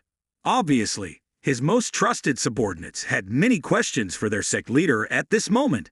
However, it wasn't the time for idle curiosity. The Grand Master quickly followed where their leader had passed. The protagonist had truly become more formidable within just a month. Not only that, but he also possessed strength comparable to the top martial artists in the martial world. While contemplating these matters, they suddenly noticed the movements of their two subordinates below, Ma Lak Kiem and Hon Mai, who quickly followed Thien Pham into the inner court. Understanding their intentions, the protagonist halted his actions and landed below to observe. He saw that the sect leader hadn't entered the inner court but remained nearby. Consequently, both the elder steward and the Grand Master rushed to Thien Pham's side. He stood in a secluded corner, visible to few, understanding that his subordinates would soon come to meet him. Immediately after seeing their sect leader, they knelt down to initiate the formal greeting ceremony. They didn't inquire about events in the Central Plains. Instead, Thien Pham focused on whether there had been any recent disturbances within the sect. Those within the sect couldn't possibly encounter any disturbances unless it was a divine decree. Thus, the sect leader's behavior was discourteous. Nevertheless, it was perhaps more prudent for him to proceed to welcome the uninvited guests. They quickly escorted Thien Pham back to change into his official attire with the purpose of receiving the uninvited guests. All the remaining elders within the palace were now present. In reality, no one knew where the sect leader currently was, causing great anxiety. However, their perplexing thoughts were soon overshadowed as the protagonist stepped in, followed by his most loyal subordinates, including the Grand Master and both loyal guardians. At this moment, the protagonist's demeanor seemed as though he had never left the sect. As they saw the sect leader, the third elder and all the other elders immediately knelt down to pay their respects. The protagonist had affection for the granddaughter of the third elder, but currently he seemed reluctant to discuss any marriage matters. Regardless, they needed to address the uninvited guests who had arrived. Thank you all for managing the sect in my absence. I heard that the royal procession is approaching. Elders and soldiers, follow me to the north gate to greet them. Fortunately, Thien Pham had returned just in time, as those within the royal court were preparing for various basic procedures. The sect's notable figures had gathered at the north gate, and the atmosphere grew tense as the sound of horse hooves approached. Everyone understood that they were about to face the southern heavenly demon sect. Hundreds of horses trampled the ground, causing everyone to fall silent. Soon after, the royal army emerged from the forest. As they closer, the soldiers formed neat rows, lining the entire route. In the middle of this formation, a luxurious horse-drawn carriage advanced, and the general that the protagonist had observed earlier slowly rode towards the southern heavenly demon sect's location. As per the Grand Master's assessment, it was evident that these martial officials had likely broken through to a higher realm. The general approached the main gate and then stopped. He displayed an arrogant gaze before announcing, "I am General Nam-chan, appointed by the Great Ming Empire. All members of the Southern Heavenly Demon Sect are hereby commanded to present themselves." This declaration leaves everyone within the sect astonished. Immediately afterwards, the elder steward transmitted a message to the sect leader to provide him with more information about the title Kamwai Imperial Guards. The Kamwai were the elite bodyguards of the royal family, much like the Eastern and Western Chambers, the Imperial Eunuchs, all of which were specialized organizations of the Great Ming Empire and were highly trusted by the emperor. These individuals commanded high-ranking officials of the empire. Of course, the protagonist didn't know who they were. However, both of them were famous figures in the martial world. Additionally, he was becoming increasingly curious about who was inside the horse carriage that required such high-level martial escorts. The other carriage had started to stop rolling, and it seemed like someone inside wanted to go out. The carriage door was finally opened, and a certain figure also appeared, his hand also carefully holding something, then take the initiative to step down just like that immediately. All the generals and soldiers of the empire had to kneel down and pay their respects. The general saw all the civilians and no one took any action. He also became cold and learned, so he had to speak louder to remind everyone how rude it was to not quickly kneel down to receive the royal order. In fact, the purpose of that mysterious person coming here was to give God's decree. The emperor, and of course these people all worshipped the holy fire. In fact, they did not bow to the Ming dynasty at all. That general himself understood that these demonic cults would never kneel easily. However, he and I must also be very curious because I don't understand how the attitude right now could be so indifferent. He started to become angry.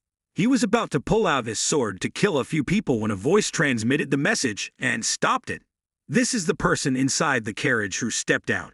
He is not tall but has a plump body and eyes that are not very bright. Perhaps this person's achievements are not in the imagination that the male lead had in mind. The person from the Damin Empire began to boldly declare that he was the Holy King Chu Tai Kim. "I am the one who received orders from His Majesty the Emperor of the Damin Empire, and came here to command you to gather, Before, the Holy King Chu Tai Kiem appeared and said that the purpose of coming to the Ma then sect was to transmit the decree of the Emperor Dang Min. All the people in the sect who were chosen to welcome everyone were quite surprised at the information. In this news, some people who heard the name of the Holy King knew that he was not the Emperor's son or changed his clothes to be the person in charge of intelligence and could not expect that the man stepped out from the royal carriage. Yet, the Holy King Chu Tai Kiem became angrier than ever because of the attitude of those he considered evil and pagans. It's true that you disrespectful people can still stand after seeing the Emperor's edict. Out there, now I have appeared, but you still don't quickly bow your heads and knees down. Why do the people of this religion all become worried and they all look at their leader with countless worries, the fam, and he was dressed in luxurious black robes and stood at the main gate? And the crown prince began to look at him and point. He knew clearly that the person facing him was the leader of the heavenly devil sect. He tried to observe more closely and recognized him. This sect leader is still too young and immature. I can't feel any aura from him. This guy is worse than a normal person. Let alone martial artist Lam Minho became colder as soon as he heard about this. The man who was insulting his leader, the great protector of the Dharma, showed anger behind that mysterious mask. However, he still could not act because he had not received permission from Headmaster Chu Tai Kiem and did not care at all. With those expressions, he only enjoyed pointing them straight at Thien Pham, the cult leader. Don't you quickly kneel down to receive the Emperor's orders? Why did his last words make everyone the fire god users became angry right now? If the male protagonist decides to attack them, the elders will definitely take action immediately. His face turned gray and also showed an angry expression. Very dissatisfied with that crown prince. All the people chosen to welcome Dang Min's people right now all radiate their murderous aura. Very terrible. It is a very strong aura, so causing the horses they were leading to become chaotic and difficult to control. The male commander sensed this and began to draw his sword and point at you guys who dared to radiate a fierce aura to threaten the Holy King. Your Majesty's order, is it true that you are trying to rebel against the demon sect, right? Chu Tai Kiem above became satisfied. It seems like these people are becoming arrogant because the royal palace has treated them with respect from the past. However, the Bai gunmen are still subjects of the Great Alliance and there is no way for them to oppose their own country right now. Van Q's grandfather hastily had to preach. This elder told the leader of the religion to remind his superior that the other person was Chu Tai Kiem and the second son of the current emperor. This guy was originally a person who did not understand the industry well, so can I show my face, Thien Pham, right now? If I handle it myself, that fat guy will probably die. That's why I ordered the elder to have the right to speak up, and Van Yen stepped forward and bow slightly out of respect for the other person's high position. That Holy King felt like a mess of a leader, but he didn't personally show up. So why do you think that's the case? After all, he also showed that he had a bit of dignity and waited to see what the other person's actions would be. As soon as Van Yen reached a certain area, he clasped his fists in both hands. It was an honor to meet His Royal Highness the Holy King of the Great Empire. The guard nearby began shouting how dare he use his fists to salute the saint. Vuong Sao, that old man, quickly kneeled down in front of him.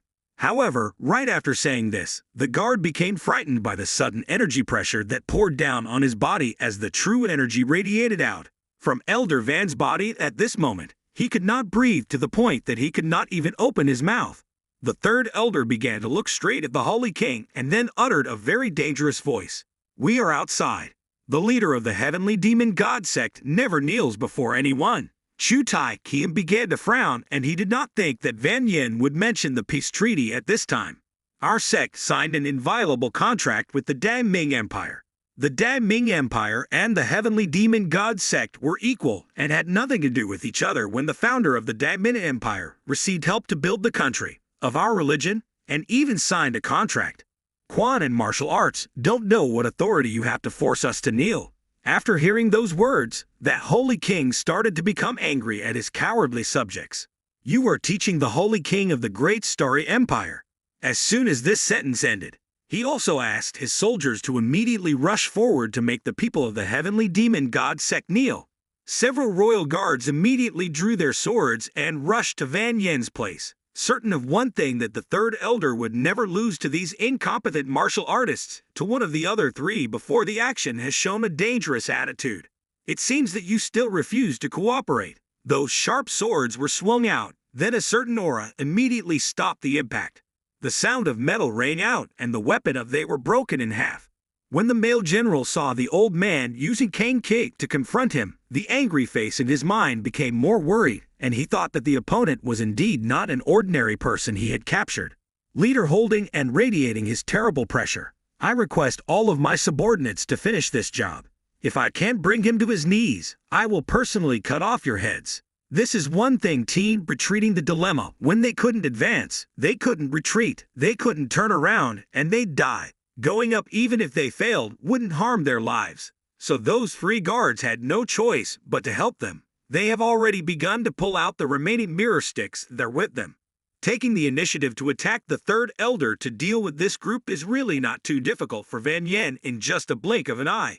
His eyes defeated each of the guards in turn, which was unfortunate for them because they themselves did not know that they had to confront one of the strongest elders of the divine demon religion. Chu Tai Kiem felt that he couldn't believe his eyes anymore because he was very confident that Cam Bai Vi had practiced royal martial arts, so he wouldn't be harmed. However, the truth was exposed right before his eyes, and he couldn't deny it because so this guy started ordering the rest to rush forward to suppress Van Yen. As soon as he finished saying this sentence, those weak bodies immediately shot towards him before reaching Thien Ma. He thought that everything would go smoothly according to the God sect, but right now everything has gone far beyond control. The entire Cam Bai Vi has been defeated not only by the hands of the third elder. Fortunately for them, if Thien Pham took the initiative to take action, his body would definitely not be able to heal. Since when did the six swords appear, and their presence is also a very taboo thing? Only when the safety of the church is in danger. It was only because of the influence that this happened that Mr. Vuong pounded hard on Cam Bai Vi's chest and glared straight at him, implying that is there anyone else? Let's hurry up and end the situation right now. It's too confusing right now. Therefore, the Southern General reminded all of his subordinates. They are traitors. Everyone should hurry up and protect His Royal Highness. The royal family guards immediately withdrew their weapons and used steel shields to defend themselves. Create a defensive line of massive, heavy shields that immediately appear as if they were a wall of steel. According to the eye, we can see that they are trying to complete many layers of protection. However, the fighters are all very weak in martial arts and can only use their numbers to overwhelm the Thien Ma. God sect Chu Tai Kiem seemed very excited because what he wanted had happened. If not for this incident, it would have been difficult to use an excuse to create war. Then those sinister thoughts were immediately extinguished when a sudden figure appeared. Suddenly he rushed towards the cold fairy and demon leader who appeared in front of him, and he wanted to ask why this guy had such an attitude. Although it was unclear why the opponent was able to penetrate Cam Bai Vi. And he also quickly backed away, and then threw his head back to fight back. He grabbed Mam with his right arm and pressed a heavy force into Thien Pham's chest. He flattened out a bloody shot everywhere, making viewers frown. Each finger tried to dig out as if it wanted to crush the male lead's heart. However, it was clear that he was wrong because now he didn't know where his fingers were anymore. The pain went straight to his nerves. And as this guy started screaming in pain, the blood flowed even more and his hand to touch the beauties in his harem was no longer there. In the previous episode, Chu Tai Kiem deliberately attacked Thien Pham in a way that was not allowed. No one could have expected that. He felt very happy at that time because he thought he had killed the leader of the Dai Thien demon god sect. It was clear that this guy was acting very knave, and one thing was certain, the ending would come. Is very worthy of blood spewing everywhere from right in front of the male lead's chest. However, this is not his blood. It originates from Chu Tai Kiem's arm that was severed before he noticed. That hurts. Emperor Dai Mid's son began to shrink and hide his right arm, which was immediately removed. This guy continued to roll his eyes angrily at Thien Pham. With his hand remaining, he put all his strength into it. I can't help but want to scratch his delicate face. It's so unlucky that I know how hard this guy is still trying. That effort has helped him balance his disability with his remaining arm. Chu Tai Kiem fell backwards, and he started screaming and rolling around like a piece of wood being pushed down a slope. Thien Pham's hobby is chopping off hands, so he also felt that these things were quite normal, right? The pain is nothing compared to what the male lead did to his own half-brothers. Teen Pham thought that this was nothing at all, and he also grabbed Chu Tai Kim's fat face tightly. Quickly, the force of the grip was so strong that each finger seemed to want to gouge out both of his eyes.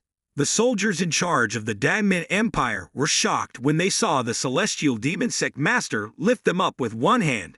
The only thing Chu Tai Kim has right now is his big fat body, which is his mouth, and so he is threatening the person who is oppressing him. Do you know what you are doing? This could make you guys angry. If you become an enemy of the royal family, then for a crown prince with a high position in a large imperial house, the male lead cannot choose to bow down to him. He also feels that the male lead, if he kept this guy near him any longer, he would definitely lose his life, so he threw that trash body straight back to his subordinates, the royal guards. Jara right now is trying to hold the shield firmly, to defend against the very door of the Thema God sect. Those who are not paying attention to their duties are trying to get out before the crown prince bumps into them. Chu Tai Kim's body was thrown right in front of the main gate of the Dathen Demon God sect, and he could not stand up because he had lost his arms at this moment of being able to face the name representing the great god. His empire was the elders, his eyes became afraid, and he felt the aura in the most important people of the heavenly demon god sect. Although he had become worried, his mouth was this guy still can't wait to go anywhere. You can't be safe when you touch Bon Vuong. Hearing these two words Bon Vuong, Teen Pham didn't take those words into his eyes. He gave a strange smile, and showing his eyes directed straight at Chu Tai Kim, he thought that that name would have no effect here at all. If this crown prince shows his authority in another way, it would be better than showing off his authority. Truong Than, they had paid the price with his own hands. Time temporarily moved back to 3 days ago. Right now, Uncle Tai Kim and all his subordinates are on the way to deliver Emperor Damezigik to Thema, then sect. There are many things, but this crown prince still couldn't find out, and so he asked his subordinates for information. The voice in the carriage asked where the Namtown Tai was, and a servant said yes, Namtown Lord. The king of Namquan is currently right next to his highness. At that time, Chu Tai Kim was quite curious about this fertile land and wanted to know who was temporarily in charge. Of course, the people living in Daemin at that time, they are all children of the empire, and he has no difficulty understanding the people living on his father's land. But General Nam still only tries to say that everyone is a subject of the great empire. And His Majesty the Emperor's angry voice from inside the carriage continued to come out from there. Why do these martial arts bastards dare to disrespect the great empire like that? They should have come to the capital themselves and Baotao to receive the royal destiny. Why did the king personally come to him like this?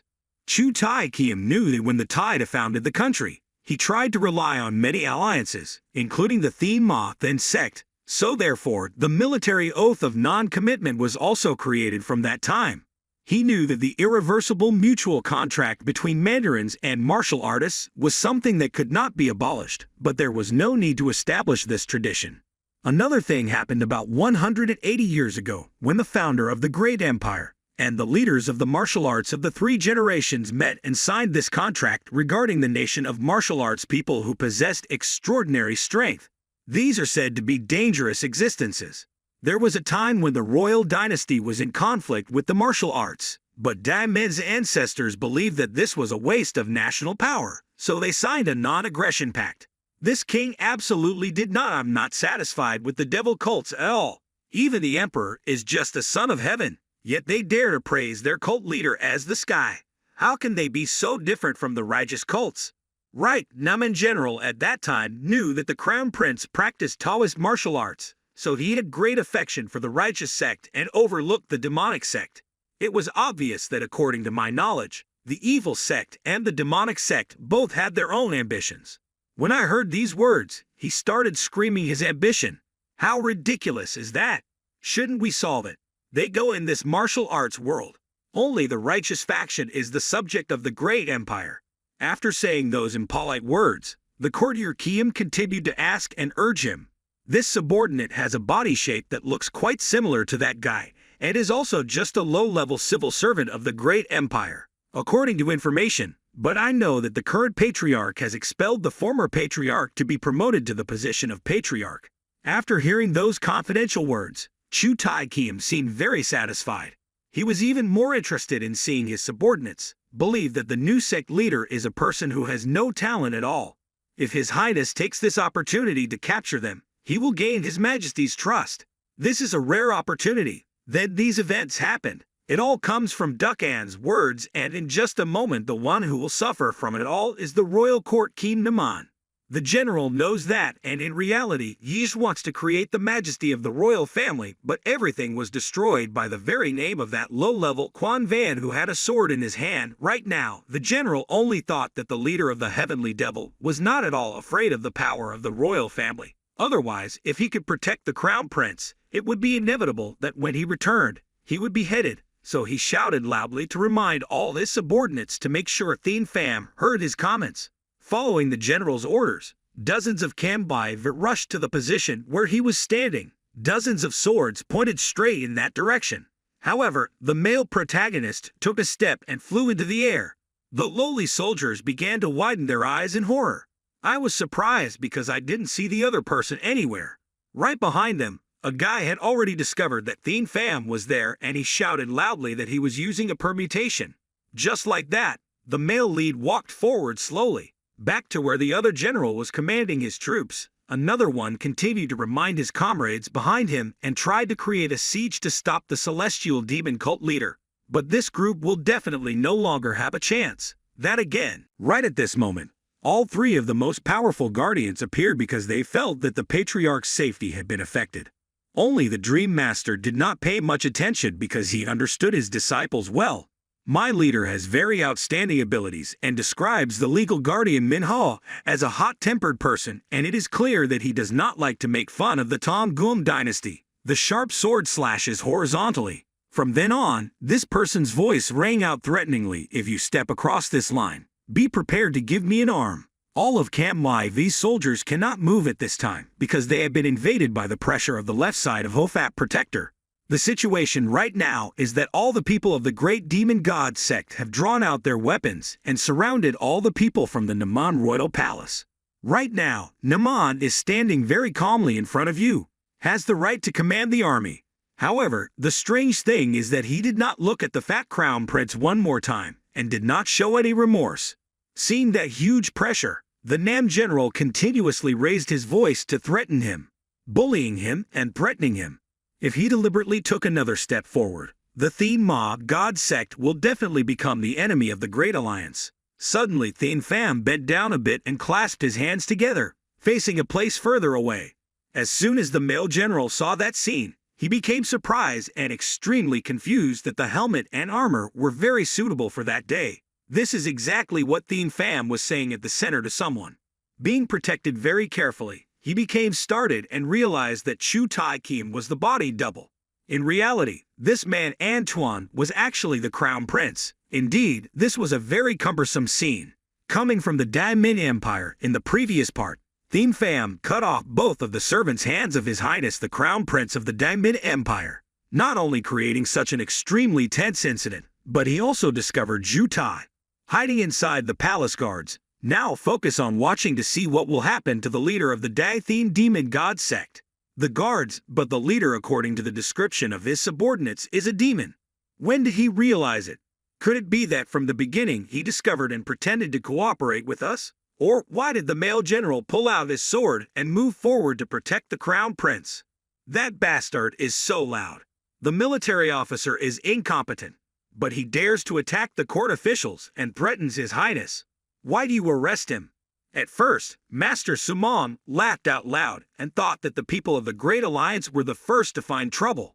As I said, it was a bait for the Crown Prince who captured all of this. Most of them came out of the city walls to welcome them and show the utmost respect to the court, but they kept urging the demon god's subjects to kneel. Serve him right, but if hidden, if you submit to the martial force and rely on the contract that cannot be violated, then what is the authority of the royal family? As the male leader of the Taita Palace, you must definitely stop it. Even so, you are not enough. In fact, no matter where he was, Chu Tai Kian was still an arbitrary action. The emperor's son, and it was clear that this person's power would not be changed in response to the general's denials. Thien Pham had to sigh. I wanted to ask His Highness the Holy King of our religion. The impersonator of the sect leader will be dealt with immediately, But in the royal family, how will the impersonator of the prince be dealt with? The Crown Prince Kiam looked confused, and certainly would not be able to refute it compared to the court will severely punish those who dare to impersonate His Highness the Crown Prince. Whether he is the leader of the sect or not, the male lead will never kneel before someone else. I tell your highness, knowing that without an inviolable contract, that guy would no longer be alive. After hearing those words, Chu Tai Kiam understood that in the royal family or in a demonic religion, the regulations would be very strict. One thing was clear in his mind. The leader of the heavenly demon god sect was not only strong in martial arts, but also had good willpower. The Nam general saw the look on the Saint King's face and also began to point his sword to relieve the siege. Help in short, your current actions are disrespectful to the royal family. Having said that, he also asked the other party to stay away from the sight of His Highness the Holy King. If compared in terms of rank, it is clear that both are equal, so this is really unreasonable. Perhaps that general also doesn't know about some things in the Thema God sect. If there is someone who dares to endanger the life of the patriarch, then the great Dharma protector himself will have to appear without having to listen to anyone's orders. The Mala sword will rush forward and Fang will give the great Ms. general a blow. This martial artist has started to show off his whole face and slap my hand so easily. What the hell is so powerful? This general thought that no one would be able to fight him except him. When he was the 5 great masters of martial arts, his understanding was too weak, and he was very curious behind the mask. No matter what background this person had. One more thing was that being beaten like this was very embarrassing for the other soldiers. So the southern general took the initiative to scream and rush forward in response, stabbing the sword in his hand very hard forward, but the great protector was very easy to dodge. Then this person continued to wriggle behind, and then pointed many acupuncture points on the general's body in a moment. It was not really called acupressure points, but rather skin techniques. So the blood on his body began to shoot out clearly. Mala Kim was holding back because this person at least had a title at the court with a little martial arts learned from his Nam Kong family when the general felt the pain and kicked back in response. How could the Dharma protector transform? With just one sweep of the turret, General Nam lost his balance and fell down. The difference in strength was obvious. There was no need to waste time fighting. If Mala's sword alone could do this, at least the people of the court would have understood what the patriarch's power was. Instead of frowning in shame, the sword in the general's hand was taken away from him. Using divine power, he pulled this weapon towards him. Then he grasped it tightly and pointed it straight at the person lying on the ground. The male general suddenly did not dare to do anything, but his hands were motionless, holding them out like his head. Even though he wanted to stand up, he couldn't do it anymore. A voice like thunder rang out, causing even the others to hear it and scream with a sword to warn them not to ever point their sword at him. Our patriarch's jade body and the royal guards really wanted to help but couldn't because they knew that the person in front was very strong. His Royal Highness the King had not made any move but only had millions of thoughts in his mind. We have already suppressed the Namchan Palace, so if this continues, they will threaten this king. In any case, we cannot defeat them in terms of force, but we cannot be subdued by them either. The only thing that Chu Tai Kiam has now that is the same as Chu Tai Kiam is the mouth of you people who dare to suppress this king's guard, Namchan Fu Tai, and threaten Kam Bayadi. Are you not afraid of hundreds? Naman was quite surprised because he thought that this display of strength would make the Holy King afraid, but that was not the case. Chu Tai Kiam asserted in his mind that no matter how outstanding a martial artist is, he can't handle hundreds of thousands of arrows. So he told himself in his heart that he needed to be stronger in order to be able to do that, and then his mouth were bold enough to look straight into his face. Thien fam, seems like you still don't know that if you just touch a hair of this king, the demonic religion will completely disappear.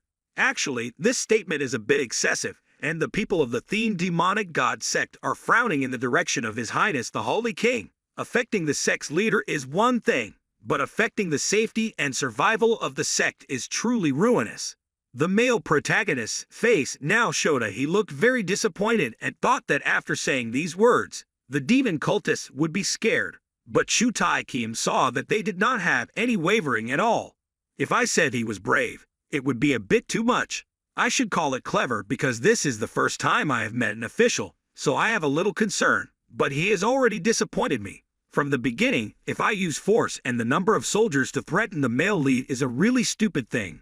Even if there are hundreds or thousands of people, it doesn't mean anything to the hero.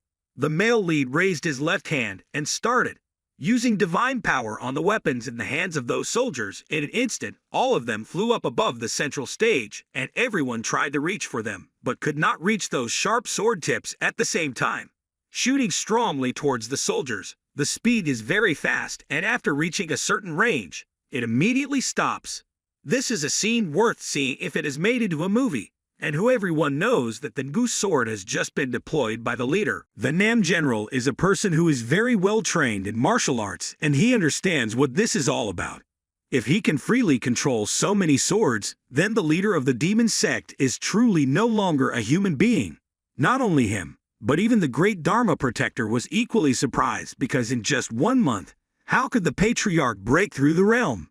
But the atmosphere right now is becoming so cold that it makes him angry. Goosebumps and the people of this religion all knelt down and shouted the words "Heavenly Demon is coming." They kept repeating those words over and over. Then Thien Pham also took the initiative to move towards the Holy King. His Highness Chu Tai Kiem now was really scared and couldn't speak anymore. His mouth was constantly whispering incomprehensible and inconvenient sentences. Backing away like that, this person couldn't control himself and fell. If diving to the ground can be used with weapons, then surely the male protagonist can do it with humans.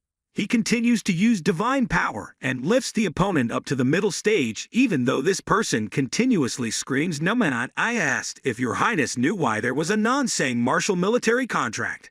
That's because the divine demon sect is not afraid of the hundreds of thousands of royal armies. It seems like your highness, is there something wrong with the contract that has existed for hundreds of years? Actually, it's more accurate to say that the king is afraid of the power of the Thema god sect, so he has maintained it until now. In the next episode, the male protagonist made it clear to Chu Tai Kiem that the unrelenting military contract was not necessarily because the Thema god sect was afraid of hundreds of thousands of royal armies. He bluntly told the emperor's son that the reason was that contract exists until now because the emperor is afraid of the power of the heavenly demon god sect. Chu Tai Kiem shouted angrily and thought that the other party was insulting Day to Chu Guan Chuom of the Dai Empire right away. While he was about to say those words, Thien Pham's divine power lifted this person into the air. The army will only act when there is an order from the king, right? But if that king does not exist, then what would it be like? If you want to know, just wait until I and the experts break into the palace at midnight, then your highness will understand. Chu Tai Kiem was seriously shocked after that. He recognized the male lead or the martial arts masters of the sect can easily penetrate through the defense of the imperial guard. When the emperor and his highness the crown prince or the holy king no longer exist, the 100,000 army of the Dai Empire will obey. Who is this? This was the first time in the holy king's life that he felt fear of death. Thien Pham's cold eyes and words proved that he was not lying. He implied that he could do it at any time if he wanted to. However, he regained his dangerous attitude and smiled happily. Now, His Highness knows the reason why he has the Quan Vu Nan sensation contract. Chu Tai Kiem nodded. Lying, and this person's body suddenly he was lowered to the ground in a very scared appearance because sweat had drenched the sharp armor. Not only that, but gasped out, making viewers think that Dai is really it's so embarrassing. Actually, no one thought that with his sky-high title, His Highness the Holy King could bow down to the leader of the Dai Thien Demon God sect. To be more precise, what the male lead said was also just right. Only partly, people speculate that inside the palace, there is a kind of power that is hidden very carefully, and that power is always by his side to protect the king if he is not a strong person. Thien Pham's skills are like that of the male lead, so he absolutely cannot do that. However, he doesn't need to say this because they probably don't know yet, and there's no need to discuss it further right away. Thien Pham lowered his hand and all of Cam Bai V's weapons fell. Law fell to the ground. Okay, if your highness has the heart to bring the emperor, I will take a look to see something that they is right away. With those words, the male protagonist raised his hand and forcefully pulled the holy decree back to his place. Maybe they didn't need to be surprised anymore because they had already seen too many miracles when they had just arrived at the Thema divine sect and were planning to do so. He opened the Emperor's order and suddenly something happened that made Thien Pham pay attention. He heard a painful scream from the guy pretending to be His Highness the Holy King. From far away, his fat body began to shake. Screaming and unable to stand, blood began to flow from his eyes, nose and mouth, making the elders standing nearby appear very surprised. Before that, you still speak loudly even though your hands were gone. Don't come near those bastards. I'm the official of the court. In fact, no matter how high the title is, it will never be meaningful to those who were worshipping holy fire like the Da Thien Ma God sect at that time. The fat man thought that if he continued to deal with it like this, he would definitely not be able to save his life from the Thien Ma crowd. In the divine sect, there was a person who stepped out. This was the leader of the sword sect. However, he tore off one of his sleeves to tie it to the 2 bleeding wounds of lust. He really wanted to tear him apart. You have a lot of family, but for now, I still let you keep this life. After saying that, the sect leader immediately sealed the acupuncture points so that this guy can no longer use his internal power.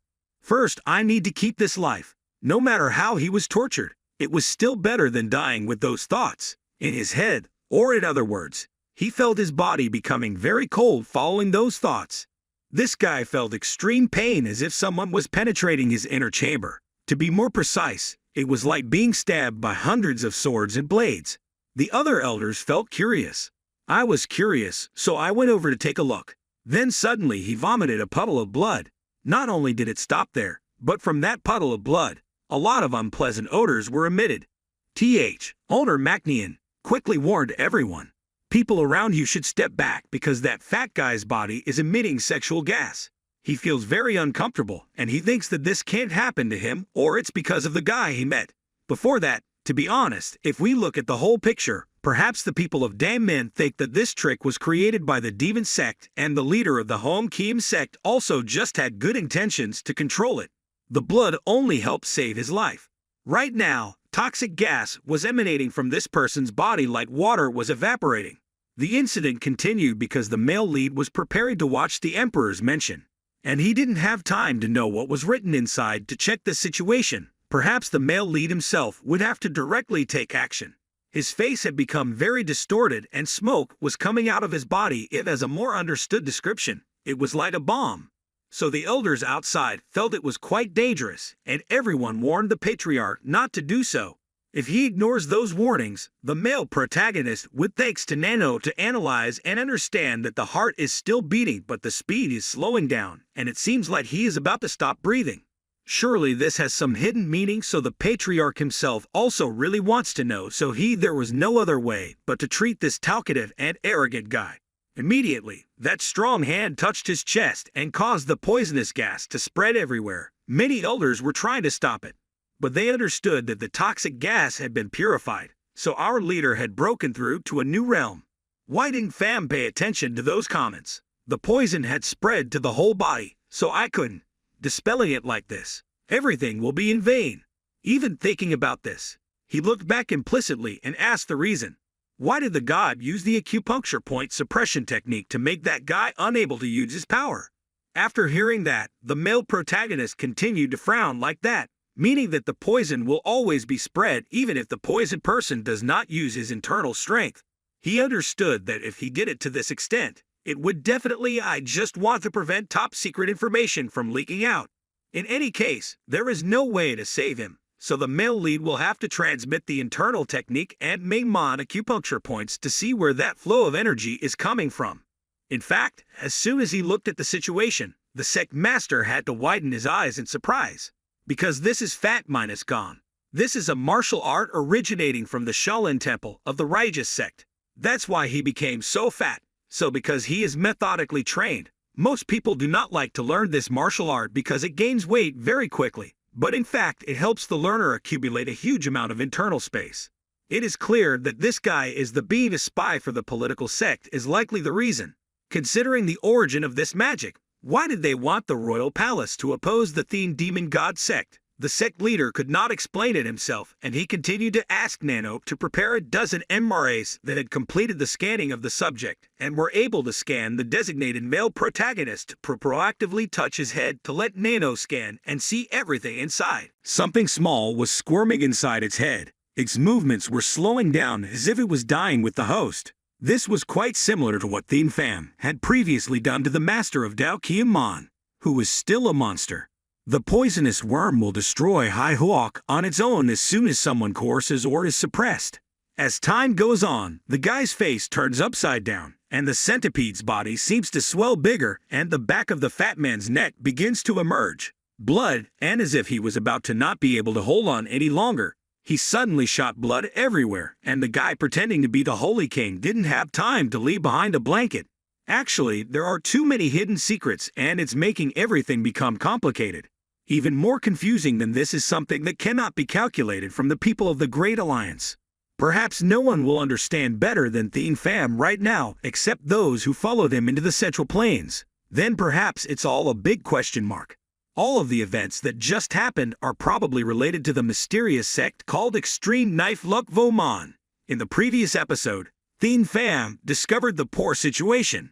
Duc An's complaints. His symptoms and signs are exactly the same as the master of the sword and sword sect, Lai Bok. So to be more precise, all of them were implanted with ancient poison, and the biggest reason is the difficulty of Extreme Knife 6 martial arts. I can't imagine how influential this group is when I'm also curious about the Royal Order and whether it's related or not. There's no need to hesitate any longer. The leader of the Great Thien Demon God sect immediately opened it to see when the scroll opened all the royal guards and 2,000 soldiers knelt down and bowed their heads, but Thien Pham and his men still stood proudly. The male general, who was kneeling with his injured leg, he gritted his teeth but he couldn't say anything. What a bunch of bastards who saw the emperor's fate but still refused to kneel down. Why was the content roughly as follows? Please respectfully invite your heroes to come.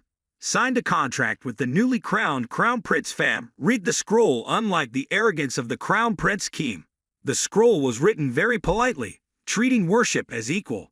It was like a letter, more than just an order. What the male lead was a bit confused about was that the date of the meeting would be scheduled during the Don Go festival. It seemed that this royal order was not only sent to the Dai Thien Demon God sect alone, the male main character expressed.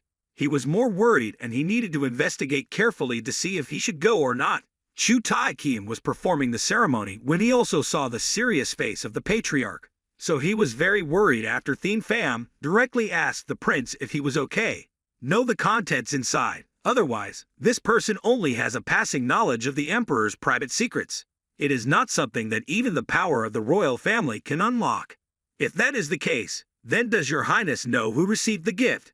This too. Chu Tai Kim hesitated for a second and then answered because anyway, Thien Pham would soon know that this was all delivered to the leaders of the forces in martial arts. But he frowned because this was meant to be the royal palace will have leaders from all three forces arrive on the same day, which is not an easy thing to happen in the history of martial arts. The number of times the three great forces have gathered so far can only be counted on the fingers of one hand. 5 times, 3 out of 5 times they met, war broke out. Thien Pham is worried because the extreme Dao Luck Vo Mon wants to cause chaos for the three great forces because of war. This is a quite clear plan, and it was further confirmed by Chu Tai Kim when he said that in addition to the evil sect and the demon sect, there was still another force. The prince was a bit hesitant, and then said the name Extreme Dao Luck Vo Mon is the last force was invited at the same time to the ancient poison breeding area at the general headquarters of the Extreme Dao Luck Vo Mon in Hong Sun, Hangzhou City. Many screams rang out throughout the room, and a jar filled with ancient poison was opened, and on the lid of the box were the words Grand Plan Third. This spy on the shamanic cult did not need to be killed because the spy would have died from the poison as soon as he was affected by any potential threat. At some point, he started muttering to himself, although it's a pity to lose the spy who worked so hard to wait for a long time, but luckily we took action against that spy first. The second grand plan has recently failed. If it effectively, the cult would fall into their hands. At least he did it so that the centipede wouldn't leave any trace, and there was no way to find out who was behind it. The bases of the factions are located throughout the martial arts world. So each faction from the royal palace arrives at different times within 2 weeks and is transferred to the general headquarters of the martial arts faction in the district. Luyansheng in Henan was a very beautiful scene with millions of women dancing in martial arts. Master Lai Mok regarded Crown Prince Du His Royal Highness Chu Tai Lun was very pleased with the hospitality from a generation. With such a huge martial force, inside there are also heads of other families, more specifically 17,000 masters, but not all of them are here at the same time outside the hall where the one beauty banquet is held. The woman was talking to one of the Taoists dressed in Ho Sun Mon's clothes. We still haven't found all the spies. I'm not sure. Is it okay for the party to continue for 3 days like this, sir? Letter is huge. I understand the elder's concern, but it's better to leave the best impression for the future emperor. These two people are the military advisors of the Vo Lam Chin sect. After returning from the demon sect, they have been working hard for the past few months to find the spies hiding their power. Since when did they arrange so many spies among us? This is the most mysterious thing they cannot understand because the 6 martial arts poles are only recently appeared. It is possible that this enemy has existed for a long time. And the head of Hosun continued the story because he was very concerned about something that needed to be explained, perhaps the contract. Kwanvo Bat Samsing. This time it is related to extreme Dao Luck martial arts or something. Before the trap, we can clearly see the intention like this. Will the demonic sect and the evil sect alliance fall for the bait? The advisors nodded at his words. In fact, this is what all martial arts leaders have predicted in advance. There is no way they will not be wary of a newly established force when this event traditionally includes only good and evil. The demon sect's strategist did not know what kind of evil sect it was, but she was quite sure that the demon sect would come to the palace. After hearing about Thien Pham, he also expressed admiration that he did not expect him to be able to grasp the government of the demon sect after just 1 day. Such a short time. What an extraordinary person, but also very scary. Before the male lead took power, he was cleared of poisoning during the meeting between the righteous sect and the demonic sect. If we were in his position, I would try to use the trap against us, and I'm sure the current leader is thinking something that I can't predict. The teacher will not miss a very good opportunity to clearly see the mysterious force of extreme Dao Luck Vumon. It is not clear what kind of trap it is or how, but the fact that extreme Dao Luck Vumon appears is something no one knows. I wanted to skip it, and suddenly the story stopped because of the presence of Lin Bat Tu, the first son of the Mem Master Vo Lam Min. This person is the future fiancé of Ho Sun's military strategist, Elder Ho Sun, who was quite surprised, because he couldn't feel the aura. He must have made progress in martial arts. Not only that, Lin Bat Tu is also the future of Vo Lam Chin sect. In the future, he will most likely become a worthy opponent. With Thien Pham Trang, if you want to know more, please like and follow Baby Koi a lot. Finally, we will meet the person that the Elder and I have appreciated so much. Lai family's military advisors became surprised when he first talked about Thien Pham. He didn't seem very interested, but now he really cares that he will be the final obstacle for me to become Thien Pham in the world. This generation is talking and laughing at the same time, but it seems that he is seriously thinking about the leader of the Dai Thien Demon God sect. 7 days have passed since the Imperial Palace's special agent was sent to the Thien Demon God sect. Because Vuong Chu Tai Kim was so scared, he wanted to quickly end everything and retreat. But with Thien Pham's advice, he had no choice but to stay here for a while longer and stay at the Holy King's demon sect. The reception was quite warm, different from what Chu Tai Kim thought. At first, he could not adapt to the attitude of this sect, but gradually, when he was warmly welcomed, the Holy King became less tense and more comfortable. After eating and drinking and returning to his room, this person also had lingering thoughts in his mind. The atmosphere was not bad. I heard that except for the political faction, the other two forces sent representatives. Sign a contract to save face. If this time the demon cult leader attends, the emperor's authority will be revealed from this trip. It might even give Zhu Taiqian the opportunity to receive recognition for his talent and have the hope of becoming crown prince. It is said that the crown prince will be chosen for this event, so the Holy King must do whatever it takes. What could be thinking about this when from outside there was a knock on the door and it was General Nam asking for permission? It was already late at this point, but perhaps there was something important. The Holy King spoke again with joyful words this time. If everything is okay, then the sect leader will participate in the contract signing ceremony, right? The Nam general began to glance around and release his inner strength. He did so to avoid the demon sex people from hearing the information. Secret information is about to speak. I'm sorry, Your Highness, I need to put a barrier around the room. We can speak freely. Then Chu Tai-Kiam begins to speak his thoughts freely, but there is one thing they didn't know was that a powerful expert was eavesdropping. They were talking on the ceiling. The person Nam General couldn't sense was none other than the elder who had changed clothes at the same time. At the inner city medical hall of the Ma God sect, the divine doctor and Ma Lai are very attentively observing Thien Lu Tuyen's medical condition. The man with a bulging head and pale face lying on the bed is the supreme patriarch, and above, an old woman doing acupuncture on her bald head was the divine physician. Cam Lo Tu Ma was very surprised that the divine physician had researched both acupuncture and herbs to heal Patriarch Tai Thuong's wounded heart, and that shocked all the doctors in the room.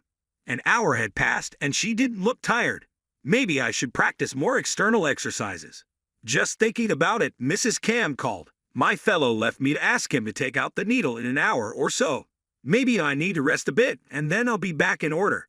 As soon as I opened the door and walked out, I met Thien Pham, and my two Dharma protectors came. Just by looking at it, it was enough to understand that the male lead was asking about the condition of his father. The Hun Guyan vein had been damaged for quite a long time, but anyway, the dangerous stage had now passed after all. When people heard the words from the god of medicine saying that in about half a month the patient would wake up, everyone looked happy. This is definitely great news.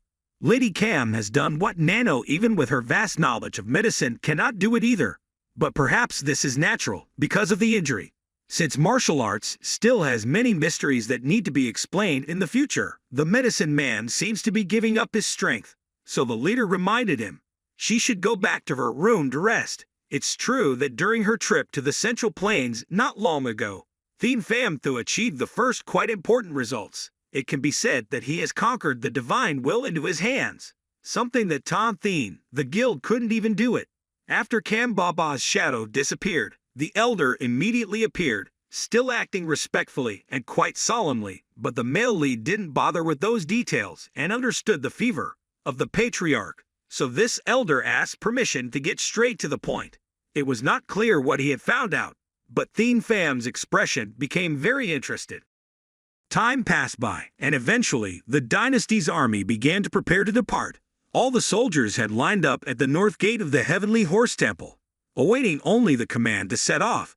There were millions of followers of the faith, and even the high priest himself had personally seen off the king's procession. The initial encounter between the two had been rather unpleasant.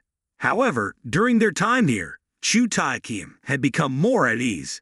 He promised to speak favorably to the emperor upon his return, especially about the Heavenly Horse Temple. After expressing sincere gratitude, Chu Tai-Kiam also paid attention to the reply letter from the high priest to the court, although its contents were unknown. But surely, if the priest agreed, it would remain confident in the king's eyes. Thus, Chu Tai-Kiam tried to inquire about it with great anticipation. However, Heavenly Pham only responded that the signing ceremony would take place at the Union of Forces, and he would send someone in his place. This left Chu Tai-Kiam furrowing his brows, perhaps feeling overly disappointed due to his high hopes. The general and his subordinates share the same feeling as the king. During their stay here, they had been treated quite courteously, and had assumed that the high priest himself would appear, almost as if he would accept the invitation to the signing ceremony. Surely, this must have been the plan the high priest had for his subordinates. In the end, they had to leave without achieving what they wanted. The king's procession also withdrew without looking back, seemingly equally disappointed. Chu Tai-Kiam's mood plummeted right after receiving the high priest's response. Perhaps he no longer cares much about sending or receiving letters to aid his father. One thing was for sure. Chu Tai-Kiam would never want to face those from the devil sect after knowing the high priest's intentions. Just looking at the reply letter, he hastily threw it away as if trying to dispel anger towards those despicable people who made the king wait. What on earth was happening? The king seemed eager to vent his feelings, but he couldn't do anything. The imperial envoy had personally extended the invitation, so they should have known their place and come. Perhaps all the king could do now was to mutter to himself and blame his own inadequate abilities. After this encounter, the king must have received so much shame. Of course, the one responsible for causing such shame was none other than Heavenly Pham. Just as the mention of the protagonist arose, he suddenly appeared on horseback without any imperial guards noticing. Chu Tai-Kim hastily inquired about the reason, but the protagonist remained silent. Despite his best efforts, there seemed to be an immense energy causing this discomfort. Heavenly Fam began to smirk and transmitted to the king that it seemed he anticipated him. The king's expression turned sour, unable to do anything. To prove his point, Chu Tai-Kim shook his head as if to deny it. The protagonist continues to transmit as if demanding the king's compliance, receiving reluctant nods in return. It was unbelievable. The high priest of the Heavenly Horse Temple had bid farewell from the North Gate, yet here he was on horseback throughout the journey. After witnessing the king's sincerity, Heavenly Fam willingly lowered his authority. Chu Tai-Kim witnessed firsthand the power of the Grand High Priest of the Heavenly Horse Temple. Heavenly Fam was indeed a monstrous figure, capable of wiping out the entire royal army if he wished. At this moment, the king could only adapt and respond according to the circumstances. The king felt rather unfortunate because despite his noble status, he could potentially be the prince of the great Ming Empire in the future. However, upon arriving at the Devil Sect, he truly understood the immense power of this force. Both of them communicate telepathically, and once again, Chu Tai-Kim expressed surprise, not expecting that the high priest had been on the carriage since he first opened this person's martial arts skills. It seemed like this person had truly reached the highest level. However, this wasn't entirely accurate. From the beginning, the protagonist had infiltrated the carriage before the dynasty's army prepared to depart. As for the person standing at the main gate to the north, that was a substitute who had disguised himself as the high priest of the Heavenly Horse Temple. The real reason Heavenly Fam was on this horse carriage was to accompany the king. Upon hearing this, Chu Tai-Kim was truly shocked, believing that the protagonist had heard his murmured curses. Initially, the king had only felt melancholic when the high priest couldn't attend the treaty signing ceremony. Fortunately, it turned out that the king thought His Highness despised him. Almost, he would have hated His Highness back. Clearly, Chu Tai-Kim had berated the high priest of the Heavenly Horse Temple terribly. Yet the other party remained silent. Please forgive me for presumptuously getting on the horse and catching Your Highness off guard. I will make amends fittingly, Chu Tai-Kim apologized. However, it needed to be pointed out that Heavenly Fam's act of climbing onto the carriage was quite rude.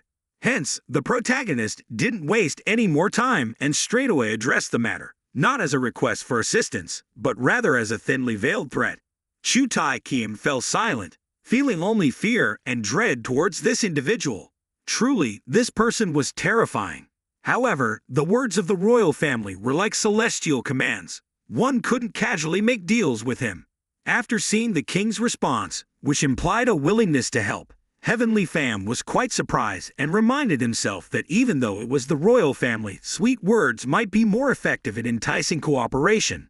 Heavenly Fam needed the assistance of this individual because the 6 martial sects will also participate in the treaty signing. He stated a quite legitimate reason because the person named Duck An was a former spy for those forces. Although it wasn't clear what they discussed, the protagonist briefly explained the context of the appearance of the 6 martial sects in the martial arts world and the events that had occurred at the Heavenly Horse Temple for the king to hear. Of course, it includes the use of toxic bugs to prevent information leakage from those forces. Chu Tai-Kim found it hard to believe because the idea of implanting insects into the body just to prevent information leakage seemed extreme, albeit effective. However, it appears to be a very extremist approach. In reality, aside from the aforementioned Duck An, among the soldiers accompanying this entourage, there might be a few who were also spies for the 6 martial sects. If what the high priest said was true, shouldn't they apprehend them immediately? Heavenly Fam shook his head, suggesting that it wasn't the right time to act because the influence of those forces had already taken root within the palace. This is indeed my true purpose, and being on this horse carriage is to personally identify and erase the entire root of the 6 martial sects that have embedded their people into the martial world. If there are any connections to the palace, things will be quite complicated. That's why I want to eliminate them before matters worsen. I know it's like that, but Chu Tai-Kim seems quite hesitant, unsure of how to respond. Then the protagonist makes a rather clever suggestion. They don't want to elevate their status and become the crown prince or anything. Chu Tai-Kiem is truly shocked because these desires were mentioned by him and his advisors just yesterday. Yet General Nam used his kit to block their conversation from being overheard. Today, the high priest can articulate the situation so easily. Just by observing his expression, one can understand the extent of his desire for the throne of the great Ming Empire. So, Heavenly Fam takes the initiative to sweet talk, promising that if they capture those lurking within the palace, he will hand them over to the king to receive great recognition. Anyway, we only want to eliminate them, not to gain favor with the emperor. Chu Tai-Kiem becomes more hesitant because there's only 1 month left until the Dragon Boat Festival. If they achieve success before then, perhaps they can surpass their senior brothers and attain the position of the crown prince. Although it's a good thing, the king needs to ask what will happen if he refuses. Of course, Heavenly Fam has his preparations and only requests the other party to imagine how that outcome would be. Chu Tai-Kiem starts to feel a chill down his spine after hearing that. It means that Heavenly Fam will still proceed with his plans regardless of the king's refusal. So, eventually, the young king agreed to join hands with the high priest of the Heavenly Horse Temple. Afterward, they both relaxed together on the carriage, discussing countless topics quickly. The entourage reached Kaifeng, the capital of the great Ming Empire. This city was a bustling metropolis in central Vietnam with a population of about 500,000, located northeast of Ta Han Nam Citadel. Its vast expanse required about 2 hours of horseback riding from the suburbs to the city center. In the heart of the city stands the Dragon Palace, constructed with countless golden roofs symbolizing the opulence and power of the royal court. Chu Tai-Kiem's army had already passed through the southern gate of the Dragon Palace. Now all the soldiers of the dynasty lined up along the route to welcome the return of the king. As soon as he stepped down from the carriage and set foot in his territory, Chu Tai-Kiem felt a sense of relief. He finally sobbed deeply, grateful that they had reached the palace. The 7 days prior had indeed felt like hell. Why hadn't he said a word during those 7 days of eating and sleeping together? That stoic demeanor of him was exhausting. Thinking so, Chu Tai-Kiem also touched at the bodyguard standing behind General Nam for a long time. Heavenly Fam had disguised himself as Lai Han, a highly trusted bodyguard of the general. He was currently in the southern part of the Devil Sect. However, even his chief strategist couldn't detect this. It was truly miraculous, but not surprising, as the protagonist had used nanotechnology to mimic his voice. After stabilizing his bioenergy, General Nam also ordered everyone to return to headquarters, leaving only 10 people to escort the king. It was fortunate that the protagonist accompanied the king to the palace to report on this journey. As for Chu Tai-Kiem, both of them were now on the same boat, so there was no more worry as they ventured further inside. The protagonist was amazed by the lavish arrangement in this place. The Heavenly Horse Temple was beautiful, but it couldn't compare to the magnificent palace that his eyes were currently holding. All the members of the entourage accompanying the king continued to move forward. And at this moment, General Nam also noticed there were countless officials welcoming them, with over 30 court eunuchs from Thadong Slong standing in neat rows, displaying disciplined behavior. Even with just a cursory glance, it was evident that they were high-ranking officials. This reminded Heavenly Fam of the old head eunuch. What's more, all the individuals in front seemed to be skilled martial artists, which was astonishing given their status as eunuchs. This leads the protagonist to pay closer attention to a particular figure. Their demeanor resembles that of the chief eunuch. He believed this person was likely the leader among them, judging by their strength. Perhaps they had reached the pinnacle of martial arts mastery. In the previous meeting, Heavenly Fam had negotiated with the king about the infiltration of spies from the Kudel Lup Vomon sect. However, upon entering this place, they encountered numerous individuals from Thadong Swam, who bore a striking resemblance to the old head eunuch. Not only that, but there was also an exceptionally unique character who caught the attention of the high priest of the Heavenly Horse Temple. This person seemed to be the leader of the eunuchs working in Thadong Swam of the Great Ming Empire, which was ruled by 4 extremely powerful organizations appointed by the emperor. All of them, including East Workshop, West Workshop, Inner City Workshop, and the Imperial Guard, or commonly known as the Kamwai Guards, are organizations managed by court officials. Unlike regular officials, they have the authority to arrest, detain, and even make immediate death sentences with their initial legal power. Initially, those from East Workshop worked under the guidance of the Kamwai Guards. However, after completing many tasks, their numbers increased, and eventually, they were sanctioned as a separate organization. All of this is thanks to the good work performance of these court officials and the support from the emperor. Therefore, the position of the Kamwai guards is now shaky, and it can be said that both of these powers don't like each other. Heavenly Pham could clearly sense the expressions and attitudes of General Nam standing beside him. He showed disgust and disdain for those genders that were unclear, not hiding whose it was open. One court official, as described, resembles the old chief of espionage. Now, they have moved forward and greeted Chu Tai Kim. This person is the Governor General of East Workshop, Ngai Thaitan Nam. The main character carefully observed this person, perhaps suspecting that he might be a spy for the Six Martial Arts sect. Of course, neither the Holy King nor his subordinates particularly liked him. The leader of the Heavenly Devil sect sensed a strange aura different from the martial arts he knew. He had thought that apart from the Kamwai guards, there weren't many martial artists within the palace. However, each of the ant nest palaces had hundreds of them. So the search will be very time-consuming. You've worked hard to come all the way from the 10,000 Great Mountains, Chu Tai Kiem remarked, somewhat surprised by the question and deliberately avoiding eye contact, as if uninterested. Despite being weary of those vile demons, this person still looks very dignified. The prince was becoming increasingly anxious after the description of those living in the demon sect, as they couldn't know that the leader of the great heavenly demon sect was standing right in front of them. The main character furrowed his brows. But the story couldn't stop there, as the general from East Workshop remembered those from East Workshop that he would personally escort the Holy King back. Without the king's order, those below the 4th rank were not allowed to enter the Keetan Palace. This was crucial, and besides the South March Palace, no one else was allowed to enter.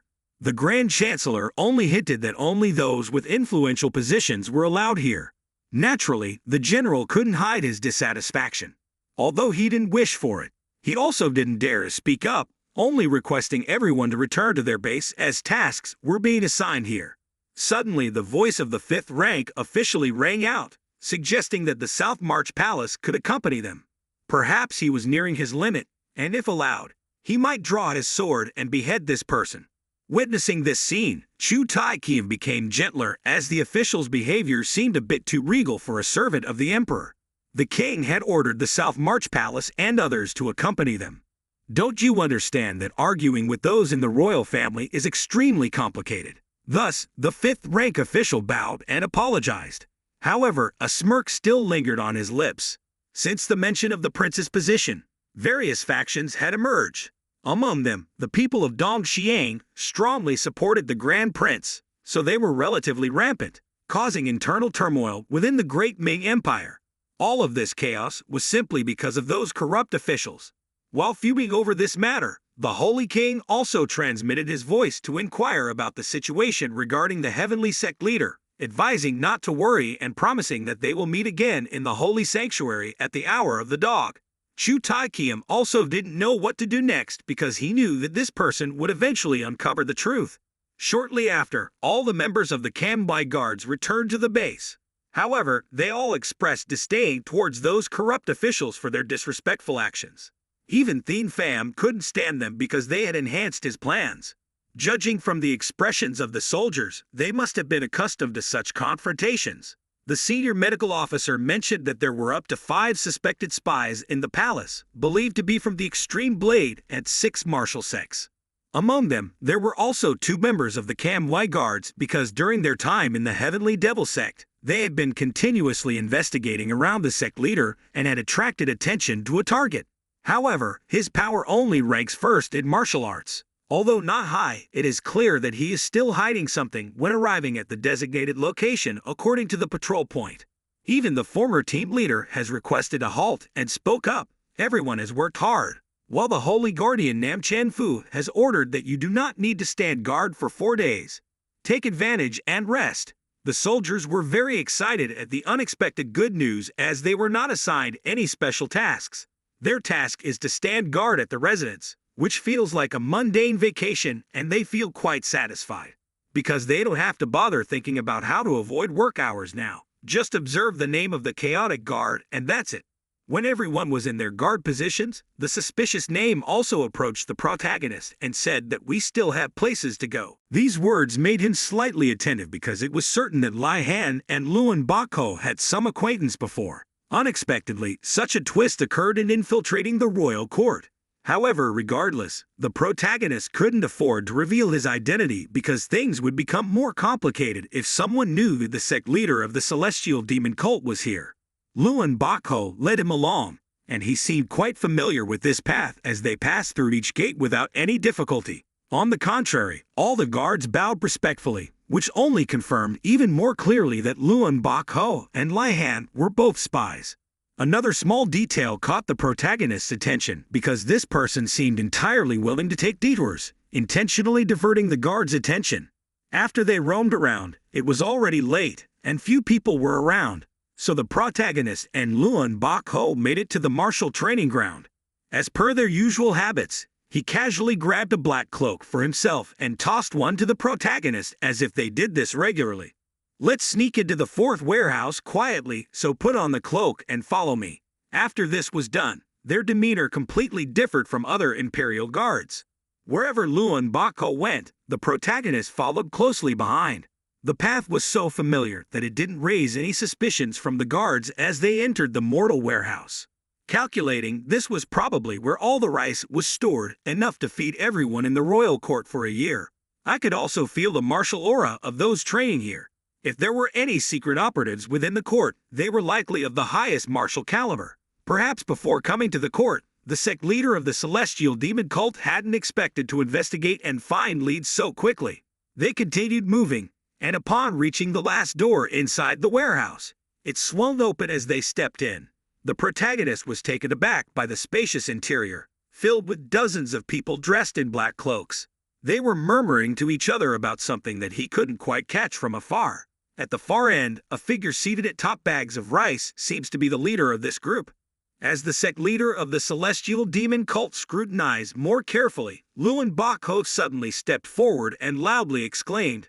It seemed like he had indeed noticed Lai Han's disappearance, so now he spoke directly. Tell me, what have you done? Moral. The protagonist was quite puzzled, so he stepped back towards the leader and reminded others to surround him before the loud shout erupted. About 10 people blocked the exit of the warehouse, and dozens more encircled the protagonist in an unbelievable manner. Their detection skills were exceptional, evident from how few could discern the leader's disguise. If things had escalated to this point, it was unlikely to stop here. Luan Bakho continued to shout, pointing out the one following him as the spy. However, the protagonist, still not grasping the situation fully, tried to play his role and asked, "What is your intention? Lai Han and I are allies. He never spoke politely to me, and I led him here without any objections or questions.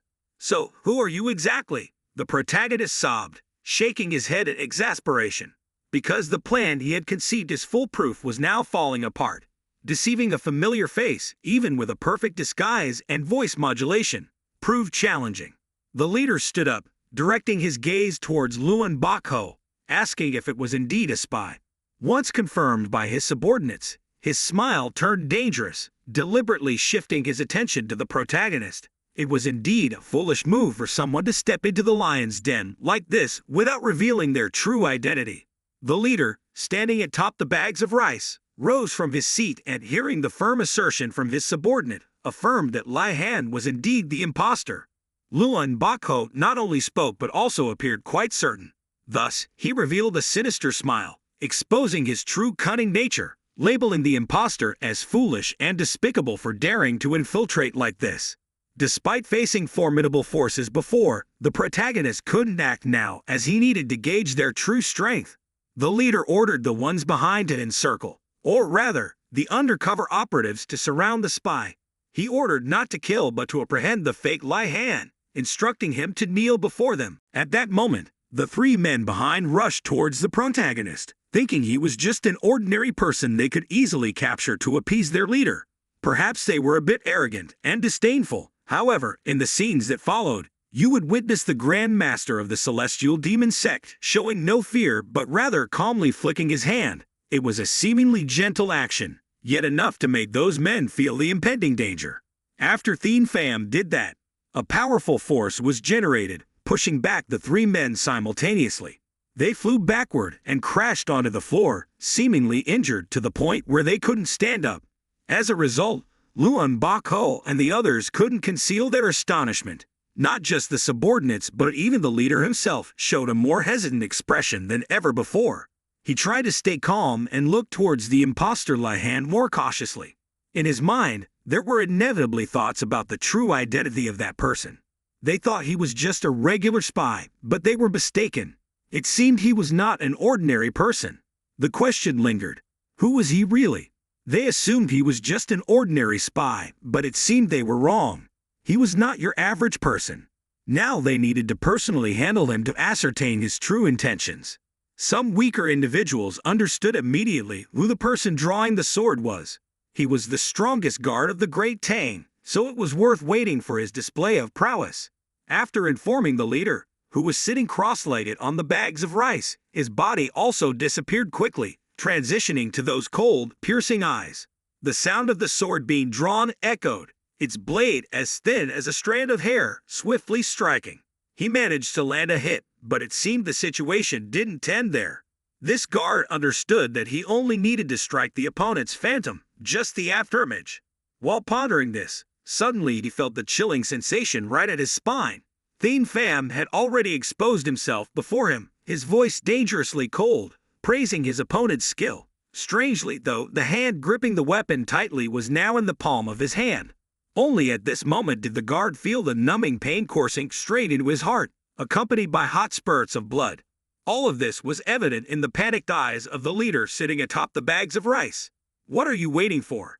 Kill him!" When the order was given, his subordinate hesitated momentarily before swiftly drawing the sword from his belt and charging forward.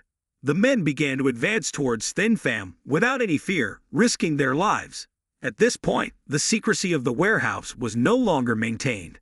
Thien Pham remained unchanged, but he merely tossed aside the arm of the guard and waited for the opportunity moment.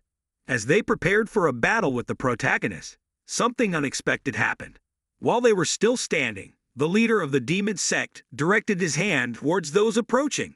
Their bodies suddenly pressed down towards the ground, unable to move due to some invisible force or something beyond imagination. The strength could be seen by the marks on the ground.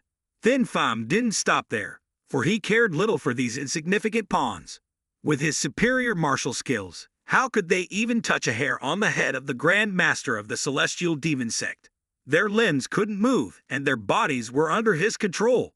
With a simple gesture, he managed to subdue everyone in the warehouse. The leader at the forefront was shaken to his core as he was pushed back to his bones, unable to retreat.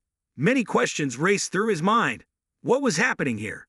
This person was not just an ordinary martial artist. Behind the guard, who was bleeding from his severed arm, he took a daring action, still wielding his sword with one hand. He generated a sharp aura and stealthily stabbed towards Thien Pham to see if it would yield better results. Perhaps he didn't know the Celestial Demon Sect leader's penchant for severing limbs, as once again, his remaining arm was torn off. This time, not only did he lose his hands, but his head also fell off, and nobody knew when. The 100 warlords and their leader are now terrified because they never thought that Stranger could be so powerful. Their dominance is completely overwhelmed, easily controlling the Easy Gordians. Moreover, their methods are brutal and chillingly ruthless. Thien Pham gently extended his left hand, intending to grasp something, causing the two men to startle involuntarily. The leader in the room understood the situation and attempted to react, but he struggled as if lagging a beat, then futilely attempted to flee, trying to break free from the energy source. However, the power discrepancy was immense, akin to the difference between heaven and earth.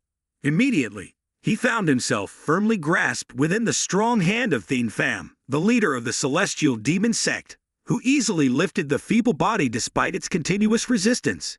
"Even if your people know I am a spy, what can you do?" The leader of the spy group belongs to the realm of martial arts sneezed, proud of his position. Thien Pham noticed the emblem revealed on his hat, confirming he was indeed from the East. It was evident that this individual possessed an abnormal inner power, closer to dark energy, with a completely different internal martial arts technique from the extreme Tao 6 martial arts. This peculiarity prompted the celestial demon sect leader to intentionally mention the extreme Tao 6 martial arts, but the leader only struggled to breathe, seemingly unaware of what was being said. Observing the expression, Thien Pham understood that he dared not lie, as death loomed near. However, he also sensed the leader's astonishment, considering it an unusual discovery not to be overlooked. Naturally, the protagonist turned towards the 100 warlords, who were witnessing the overwhelming power. The leader's mouth began to understand that their forces had been subdued, but all those lying unconscious on the ground had lost consciousness entirely. Furthermore, upon realizing that all the masters of Dong Xuan were no different from ordinary people, it was already too late. Thien Pham ignored the official and continued to drag Bok Luanho back to his place for interrogation. With just a gentle grasp, his body was lifted, accompanied by a strong, irresistible force. Bok Luanho, without resistance, was pulled along and then collapsed, kneeling before the celestial demon sect leader. Without delay, Thien Pham asked the question, why was the Cam Live associating intimately with those from Dong Xuan? Although a seemingly simple question, Bok Luanho struggled to devise an answer. It was rather ironic. Do you wish to uphold the honor of a spy? Even if the opponent is powerful and overwhelming, if he speaks, it implies betrayal, and suicide seems like a better choice because one cannot scream. Bok Luanho began shedding tears, gradually forgetting his affiliation with the organization. Thien Pham paid no heed and continued with his inquiry. If you don't speak, what will happen to your remaining hand? You understand that, right? Bok Luanho nodded in understanding, strengthening the complexity of human nature. Just a moment ago, he still attempted to maintain integrity and choose death, but after enduring unbearable pain and suffering, he will collapse entirely. The invisible source of energy disappeared from his mouth. Bok Luanho, unable to contain himself, confessed to being a spy originating from Dong Xuan. Despite Thien Pham's assertion that he was a government official, the man denied it, claiming that he had not only trained in Dong Xuan, but was not affiliated with it anymore. Thien Pham's disappointed gaze indicates the ineffectiveness of his assumption that everyone in the warehouse was a spy from the extreme Tao 6 martial arts. He never imagined they were spies from Dong instead. While contemplating this, the protagonist continued to inquire why they were assigned to the Royal Special Envoy Corps. Was it perhaps for the assassination of the Holy King? The uncertain official overheard and vaguely understood. It was highly likely that the person suppressing him was indeed one of the Holy King's men, Chu Tai Kim. Bok Luanho didn't dwell on it much, as he was simply stating the truth. He had been tasked with monitoring the Holy King, fulfilling royal decrees, and establishing secret agreements with the leader of the Devil Sect. Without deceit, he was certain he was a spy from Dong Xuan, not from the extreme Tao 6 martial arts. Perhaps all of them were spies invited to keep an eye on Chu Tai Kim. Thien Pham needed no further questions. He understood that Dong Xuan wanted to interfere with preventing the Holy King from crowning the prince. After Bok Luanho finished speaking, he pleaded for mercy, promised never to interfere with the prince's coronation again. Clearly, when faced with the threat of death, everyone will choose the safest path of retreat. This realization only deepened the frown on the official's face, as he thought Dong Xuan hadn't properly trained him. Thien Pham had disguised himself as a spy to find real spies, but he hadn't expected to come across such worthless individuals, which he considered a waste of time. However, the words that followed from the celestial demon sect leader were not what Bok Luanho had hoped for, because the protagonist had never promised to spare him. Thus, all that had been said was unsatisfactory, and tears streamed down Bok Luanho's face as if he understood the outcome. What happened next? Bok Luanho tried to explain, but his neck twisted to one side, and he died instantly. In the previous episode, the leader of the great heavenly demon cult had disguised himself as a royal guard and quickly joined the secret meeting of spies within the palace. Thien Pham was discovered because he didn't know the relationship between the official and Bok Luanho. However, it didn't matter much because, fortunately, those people weren't associated with the extreme Tao 6 martial arts. Thien Pham found it quite time-consuming, so he quickly disposed of Bok Luanho after he revealed some irrelevant information. As Thien Pham lifted the official's face cover, revealing a heavily made-up face, confusion clouded his mind because killing them all would only heighten palace security. making it even more challenging to identify the spies from the extreme Dao 6 martial arts. The leader of the officials thought it might be his turn soon, so he felt quite anxious and kept groaning. However, nothing he said was worth the protagonist's attention. Thien Pham disregarded his pleas and tightened his grip on the man's neck until he spoke. If you spare me, I'll lead you to the guests from Dong Suam. Because Minister Lam values talent, expressing my willingness to serve the authority as a mediator isn't something a martial artist would do. Thien Pham loosened his grip slightly, finding this quite intriguing. You want to serve me as a guest? Don't think I'll believe your words. The official became anxious at the protagonist's words. For him, dealing with Thien Pham was like an adventure. Indeed, he was also afraid of failing the mission. Then I just need to propose something that will shake him, he thought, beginning to carefully consider and assert his voice as someone influential in Dong Suam, emphasizing his power and connections. As for the position, he was at the bottom of the hierarchy, just above the lowest rank, left and right. Finally, he dared to ask if Thien Pham had received any commission from West Wan. These words puzzled Thien Pham. It was a simple question, but the celestial demon sect leader understood two things from it. First, Dong Suam was not only fighting against each other but also against West Wan. A group of officials, including the second-rate spies identified by the elder, might be spies from Dong Suam, not from the extreme Dao 6 martial arts. This is becoming increasingly difficult as it involves organizations within the Great Ming. If he continues, the protagonist will find it hard to fulfill the tasks, although reluctant to admit it. The Grand Eunuch insists he belongs to the Western ceremony and is to be wed to the prince, who is right in front of them. They found a formidable expert, but if we could persuade this person, who knows if the Eastern ceremony might become stronger, please listen to me. We can be of great help to you. You don't know what they've offered, but we could offer 10 times as much. Switching sides too easily could lead to suspicion, so he deliberately rejected the offer, which seems effective. Worried about the implications, he has found a better solution because he is talented and powerful. The council could recommend him to serve under Prince Zhu Talin, the first prince of the Great Ming and the closest to the throne. Many officials support him, and among the 3 palace forces, the Eastern ceremony also obeys him. Now, reminding the conversation with the Kambai guards, they had mentioned something about the need for more guards for their divine majesty. If someone like me speaks up, even his majesty will be pleased. I also intend to report to the official conveniently. Departing from the Grand Dynasty makes him feel relieved, as he narrowly escaped death. It's astonishing how the power that almost made him invincible has now disappeared without a trace. The protagonist now has to comply with the Grand Eunuch's orders, as he doesn't want to cause chaos in the palace. Therefore, once again, the leader of the demon sect has to take on another role, this time as the internal supervisor of the Eastern Court. Meanwhile, on the left side of the royal palace is the Keenan Palace, where the palace maids and the emperor alone are allowed to enter. To its west lies a bamboo forest, with a figure wrapped in a mysterious cloak stepping in. Although it's dark because the sun has set, someone is walking along a dimly lit path. However, unknown to this person, their movements have caught someone's attention. Not only the leader of the demon sect in the palace, but also the protagonist's people are here. The Dark Shadow Team, loyal to the protagonist, has infiltrated and is searching for suspicions. One of the 5 spies that the chief elder identified. Half an hour after observing that person, another figure appears. Although it's dark, the moonlight faintly illuminates, allowing the Shadow Team leader to see the surprised expression on the face of someone from the upper court secretly meeting. However, he can't hear what they're saying because they're trying to keep a distance. Suddenly, the female spy in sight disappears, making it clear what's happening below.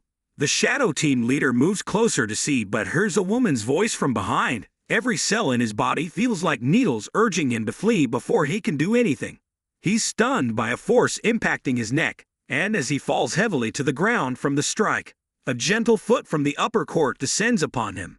She sighed with annoyance. The palace, solemn on the surface, has been infiltrated too much.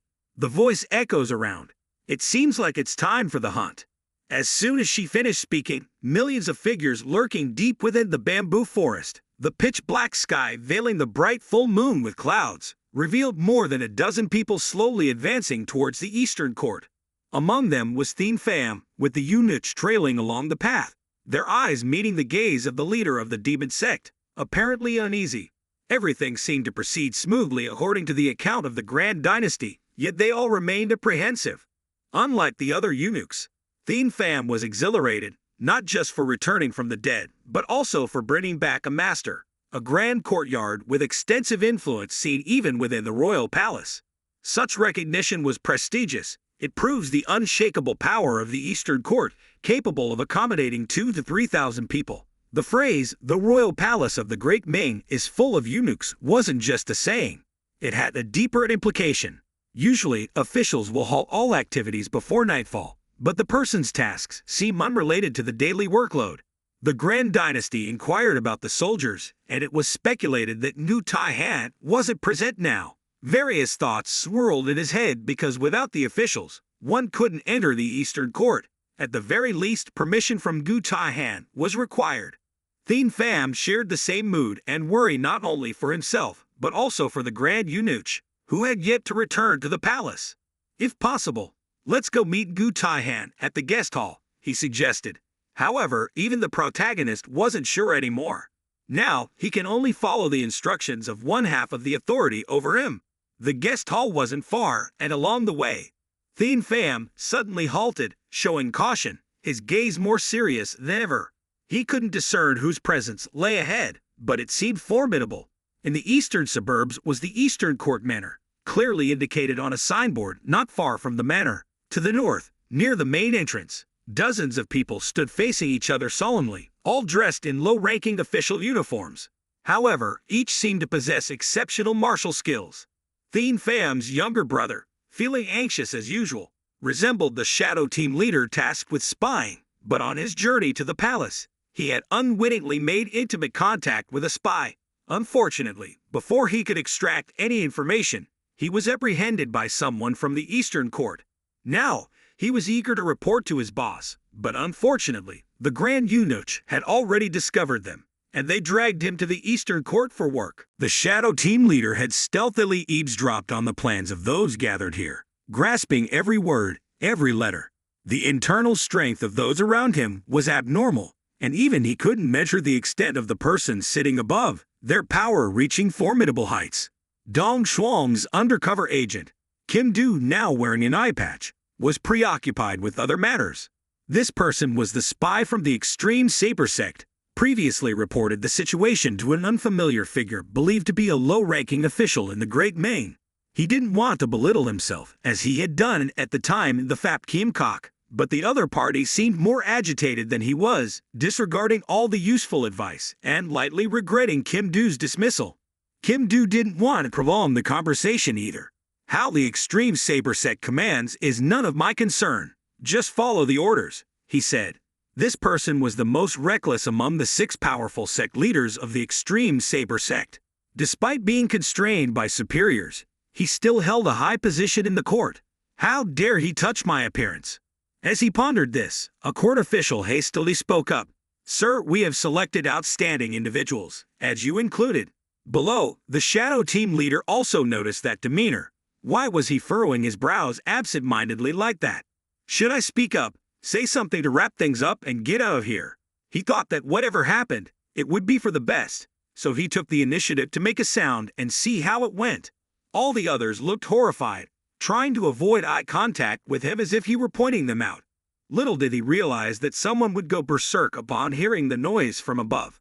Dong Shuang's undercover agent, Kim Do, tensed up and loudly asked who had just done that. Seeing Ho Bong appearing more concerning, he decided to play dumb, fearing that things might turn worse if he didn't.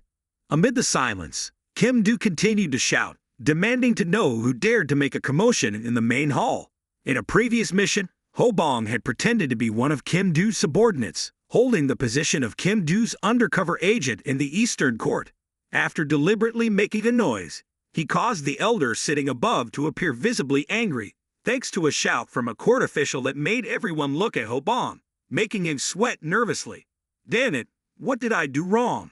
Maybe I should play dumb. Otherwise, things could get even worse. Thien Pham's younger brother felt even more disappointed, overwhelmed with remorse, as Kim Do shouted angrily, apparently irritated by being threatened by one of the leaders of the extreme Saber sect.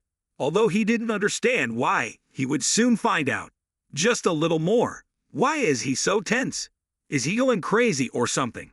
Despite trying to remain silent, around 30 martial artists seemed to sense that something was off. Just as Ho-bom was about to take the initiative to admit his mistake, the court official beside Kim-doo understood and tried to calm him down. Please forgive me, sir. Today is my first time here as a guest, so I didn't know. Before the court officially could finish, Kim-doo's face turned dark, cutting him off mid-sentence. It's indeed troublesome dealing with such an idiot. Kim-doo seemed clearly frustrated. You're causing trouble while I, your undercover agent, am struggling, and you dare to make a fuss. Ho-bom pretended to apologize, bowing his head even lower. I apologize once again, sir. I have made a mistake. I hope you will be lenient and consider the actual circumstances. Ho-bom knew the situation would worsen if Kim-doo intervened. His choice was the most unfavorable for both himself and the court official. He truly wanted to leave to release his frustration. However, the Eastern Court spy paid him no heed, leaping from his chair to teach Ho-bom a lesson. His speed was quite fast, but Ho-bom had anticipated this situation early on. Despite being the Grand Master for a long time, it seemed Thien Pham's younger brother still couldn't control the situation and could only evade Kim-doo's attack hastily. Kim-doo focused his internal strength in his hand to strike, but Ho-bom simply withdrew without resistance. If he hadn't been on high alert, he might have been lying flat on the ground by now. After missing his attack, Kim-doo became even more infuriated. He argued to himself, wondering why a mere court official dared to evade his attack. This time, I'll show you that Dong Swam isn't a place you could just come and go as you please, he vowed.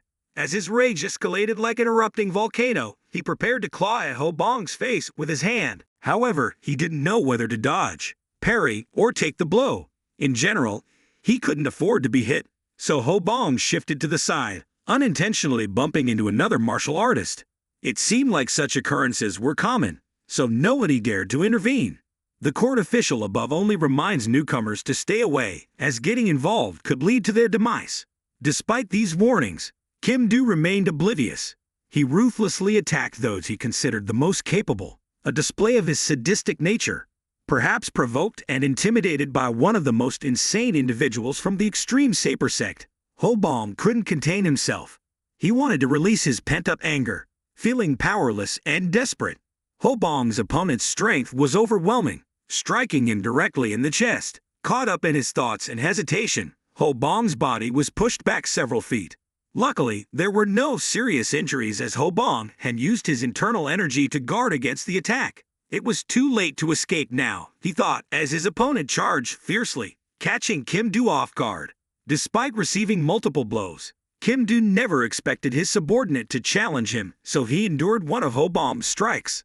Abandoning his escape tactic, Ho-bong chose to confront the remaining martial artists. They were astonished that someone so prominent among the 30 would act this way.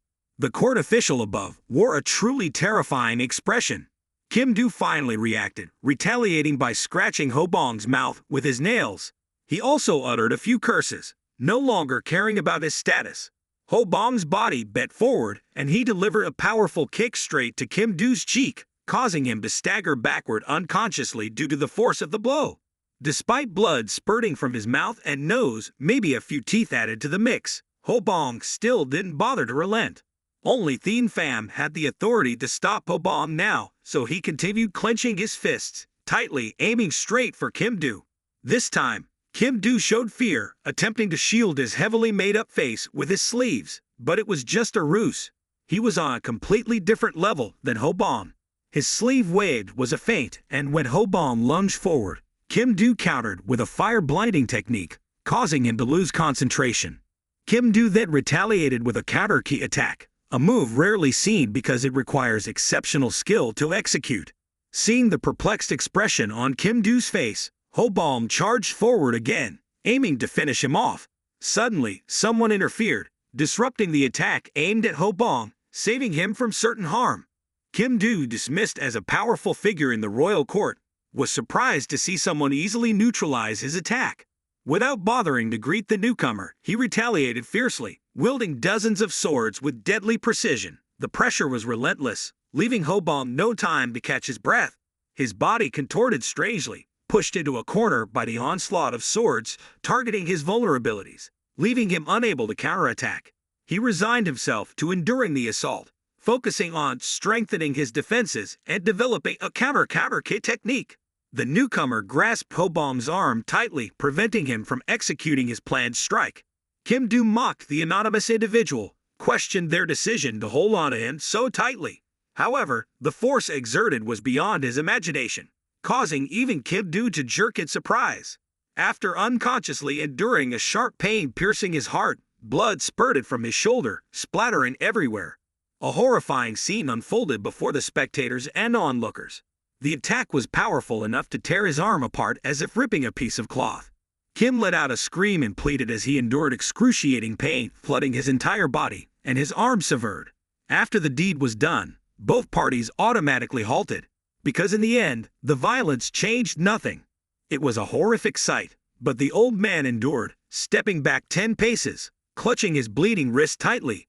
With a fierce glare, he looked at the man before him, merely a skilled physician's guard. How could he possess such exceptional martial prowess? If not for the most common movements such as wrist locks, he couldn't have guessed who this savior was.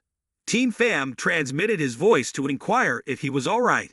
Suddenly, his younger brother shed tears of joy. It seemed certain it was their sect leader due to the compassionate tone and demeanor. Of course, all those speculations were accurate, as Team Pham had sensed the situation after a few exchanges previously. The protagonist knew that this old imposter was difficult to deal with, even though Home Kwan had also been taught about utilizing internal force for techniques. However, it couldn't compare to Team Pham's prowess. Team Pham continued to transmit praise for his subordinate's actions, tossing the severed arm to the ground because now he had confirmed that Kim-do was the spy from Deep Dong Workshop, embedded as a mole by the Extreme Blade 6 martial sect. Feeling slightly dizzy, he changed at the distorted face, never expecting to encounter him in such circumstances.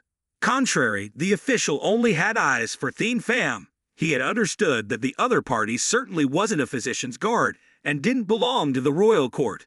Speaking of the sect leader of the Celestial Devil, now he sensed a certain momentum rushing towards this location. The situation was quite urgent, so the protagonist reminded his subordinate to find a hiding place or, if not, to run straight back to the Kwang Min summit. After issuing the order, the figure immediately disappeared without a word, as the man pondered whether to pursue or not. His face paled from both blood loss and shock.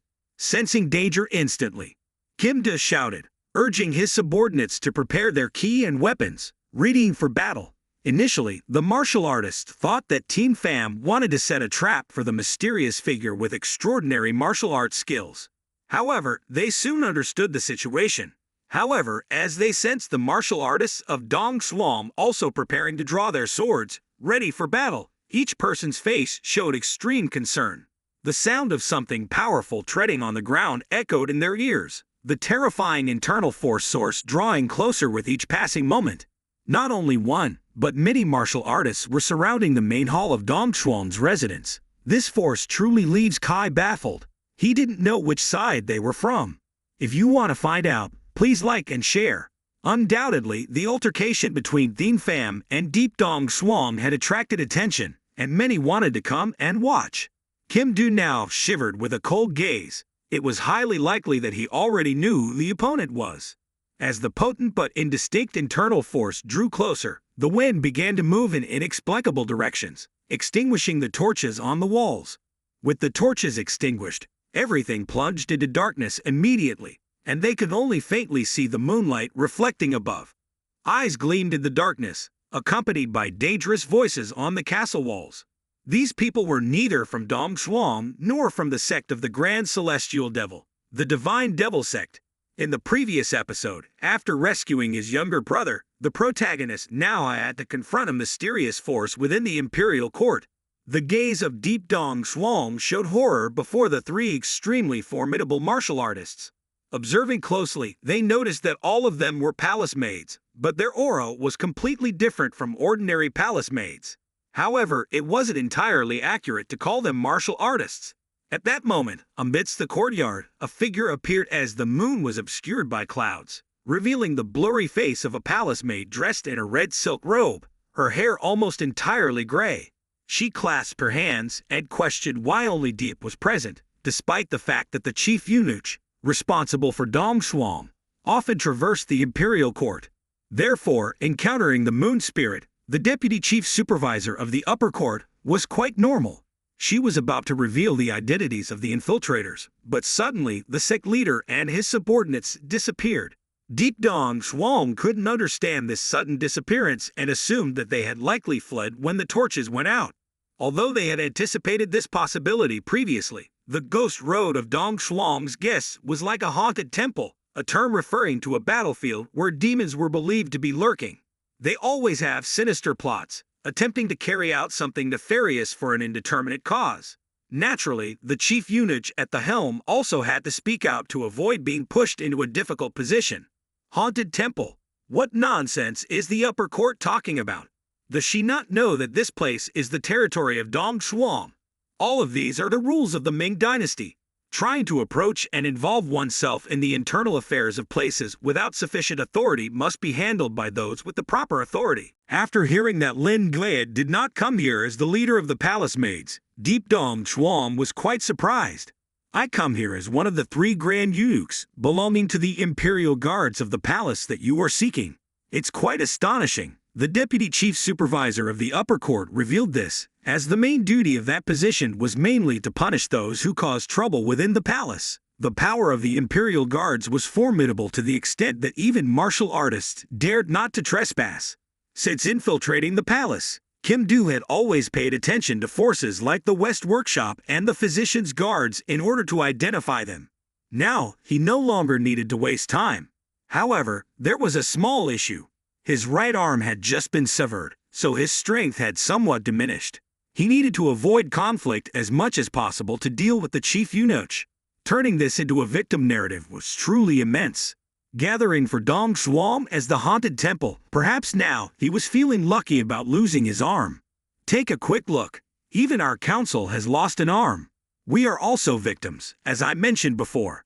Since entering the palace, I have paid close attention to you.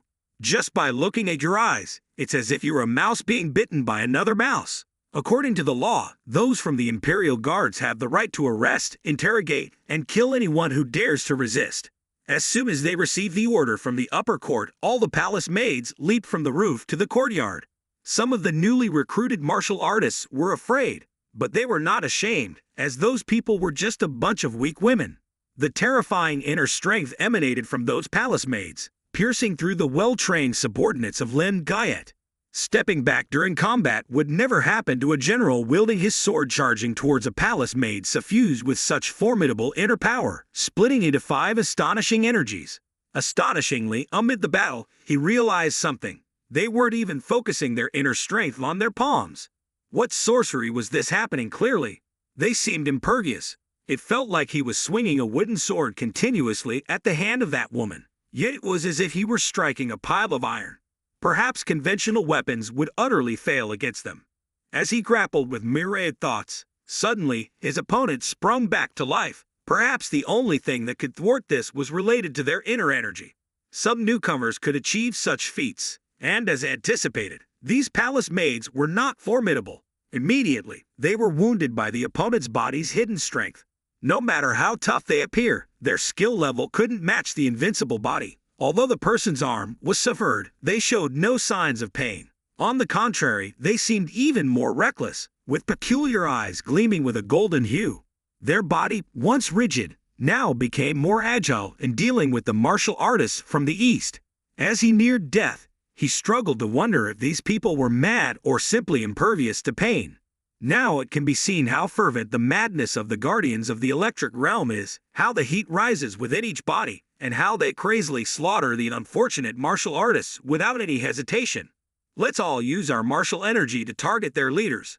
Just as these words were spoken, all the palace maids realized the target that needed to be attacked was the Grand Eunuch, also a pinnacle martial artist. Dealing with each one of them, normally playful and fond of San's sturdy physique, was now terrifying.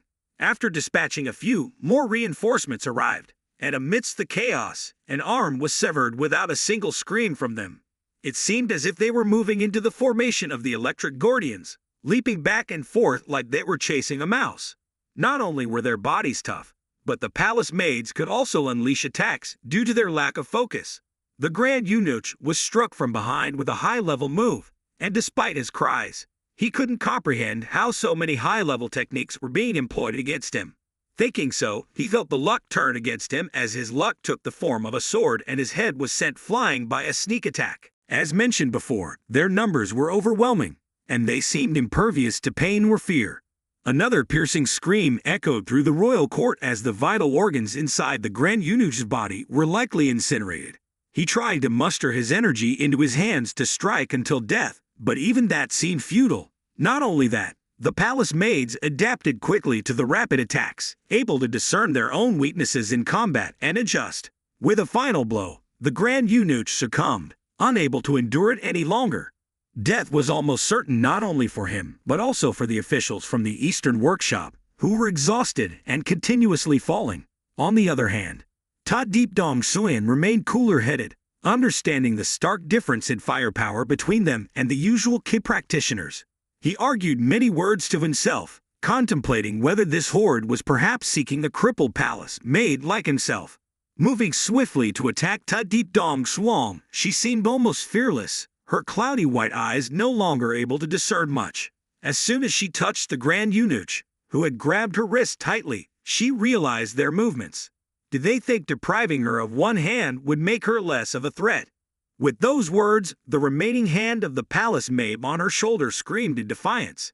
The strength of this Grand Eunuch was too much, it stays apart instantly. This was unexpected, as he had some ties to the extreme saber of the 6 martial schools. He discarded his right arm elsewhere and kicked the palace maid aside. All the other palace maids now paused, as if wanting to contemplate something. Ta Deep Dong Chuang understood why the opponent acted that way and immediately grabbed his arm, which began to ooze blood, and sneered with a sinister expression. "Quickly, take a look. Finally, I have found it," he said. In the assembly hall, Ta Deep Dong Chuang, one of the notorious figures among the Thai courtiers, unexpectedly discovered something. He began to smirk wickedly and looked at the severed arm of the concubine he held. He exclaimed that he had finally found it but didn't know what was truly astonishing. When he saw the golden scales on the woman's arm, he realized that those scales had protected her from the swords and life-threatening attacks. Perhaps this was the answer he was quite satisfied with, so he whistled to remind the other guards. Ta Deep Dong Chuang shouted, requesting permission to lift the ban on the use of the Dai La divine skill immediately after the command had just ended. The martial artists, who were still in combat, responded upon hearing the devilish martial arts. The heavenly palace also felt astonished because she had never faced such a comprehensive confrontation. The upper parts of their bodies began to swell, and their muscles bulged. Perhaps those who have been following from the beginning understand the origin of this martial art. In the blink of an eye, all the bodies of Ta Deep Dong Chuang's people undergo the same change. Even though they felt no pain or injury, millions of palace maids were still astonished. Some of the newly recruited martial artists in Dongsuan were equally surprised when they testified this. The eyes of those individuals turned red, and their entire faces flushed, accompanied by dark purple veins popping on their skin. Guttural sounds began emanating from their mouths, sending shivers down the spines of both observers and spectators. Even the powerful martial artists from the Heavenly Palace couldn't help but recoil, feeling uneasy about what was unfolding. "What are they doing?" they responded, hesitating to interfere. Amidst the chaos, those wielding destructive powers, their claws swiping towards the Imperial Palace. Perhaps Lin Guyet's voice held significant importance at this moment. Thus, reminders of the duties and orders of those women had to be issued promptly. The demeanor of Lin Guyet's face couldn't be compared to the grimaces of those martial artists employing the Dai La divine skill, but it was equally rigid. Regardless of the strength they possessed, upon receiving their master's command, the palace maids charged forward without hesitation, towards the 2 figures ahead. With nimble defensive moves, they actively closed in on the transforming martial artist. Perhaps they were unaware that this person was a demon disguised as a normal human. His large arms firmly grasped the unfortunate women, whose faces were contorted in pain as they were torn apart easily. This could be described as an extremely cruel method of killing others. As mentioned before, The palace maids harbored no fear, disregarding the opponent's strength entirely. One of them wielded her weapon with force, aiming at the lower half of the martial artist's ribs. Her attack was swift, but it paled in comparison to his swift arm movements. Her petite body was pushed back, trailing along, causing the person to scream in agony. Despite their efforts, everyone understood that the current power dynamics were overwhelming. One by one, the palace maids from the heavenly palace suffered severe injuries, their spirits plummeting to their lowest. Even the 3 remaining top-notch martial artists, now in a frenzy, slaughtered all the other palace maids. With this, everything spiraled out of control. No one could have expected that Tai Deep Dong Shuang, a spy of the Extreme Blade 6 martial sect, could discern this martial art. Despite this, most of the surviving palace maids continued to rush in like sacrificial lambs. It seemed insufficient because the Dala divine skill was a terrifying art. In ancient times, even the mortal realm struggled to fight it, but luckily, with the assistance of NANO, the shattered body of a maid scattered around, hitting every corner nearby. Her head flew straight towards the newly joined martial artists, causing one of them to scream in terror before being silenced. Only a few remain, praying for salvation, realizing that among them, only 4 were still alive, none of whom were fit to fight. Thus, they needed to remain silent and escape from this dire situation. That being said, we still find it strange because amidst this chaos, surely the soldiers outside will take notice. But why does nobody, someone who is pondering such thoughts, suddenly feel a drop of blood fall straight down behind their neck, making them think it's from a comrade nearby, hastily wiping it away in the darkness, only to eventually realize that it's blood from above, from the face of a mad courtesan who has become even more frenzied. It's because they've also discovered the survivors, so perhaps their lives are no longer safe in this hiding place. So they hastily warned the others to flee, echoing the description from the upper palace that tonight is the night of the hunt, and this image is probably accurate. They're trying to increase their speed to rush towards the myriad of soldiers outside who are guarding, knowing that the more they run, the more likely they are to die, and fate has already determined for each of them. Some even leave their comrades behind to preserve their own lives. Of course, that can't be changed. Perhaps the only difference lies in the manner of death. The panting grows louder, and the self-assured words echo in their heads. Just a little more and they'll be out of here. Not only that courtesan, but there are many others standing blocking the main gate. Their face is no longer human, no different from the executioners using the bloodthirsty great law technique, following the old method, pushing each other up so that the unlucky ones have to face death. Now there are only 2 people left. One, overcoming with fear, turns back and exclaims loudly, "What do we do now? It seems there's no way out. There must be at least one survivor to report the situation. The other probably can't escape either. If they do, they'll have to leave their life behind." In his confusion, he pushes his last comrade forward, the sharp claws quickly piercing his face. Suddenly, a gigantic figure rushes from the side, grabbing her head. Luckily, they still have a solid wall of bloodthirsty great law technique to shield them from being punched. The courtesan's body remains intact, but her head is nowhere to be found. Everything settles down, and those newly employed in the East workshop breathe a sigh of relief. He wonders how that person saved him, and today might be a lucky day as he smiles contentedly. However, suddenly, a powerful force impacts that agonized face once again. There's no luck here at all, because those court officials have all ignored the small bodies collapsing right in front of the remaining person, who has lost all rationality. Now that death has marked his face, he feels neither happy nor sad because from the beginning, leaving here in the safest way possible was impossible. In the blink of an eye, heads are severed from bodies, blood splattering everywhere, and even other body parts are not spared. Now, within the inner sanctum of Lin Guyot, it is understood that this place indeed harbors a power that influences the security of your royal court. Stop talking nonsense. If you submit, your life along with the palace courtesans will be truly assured. However, these are just empty threats.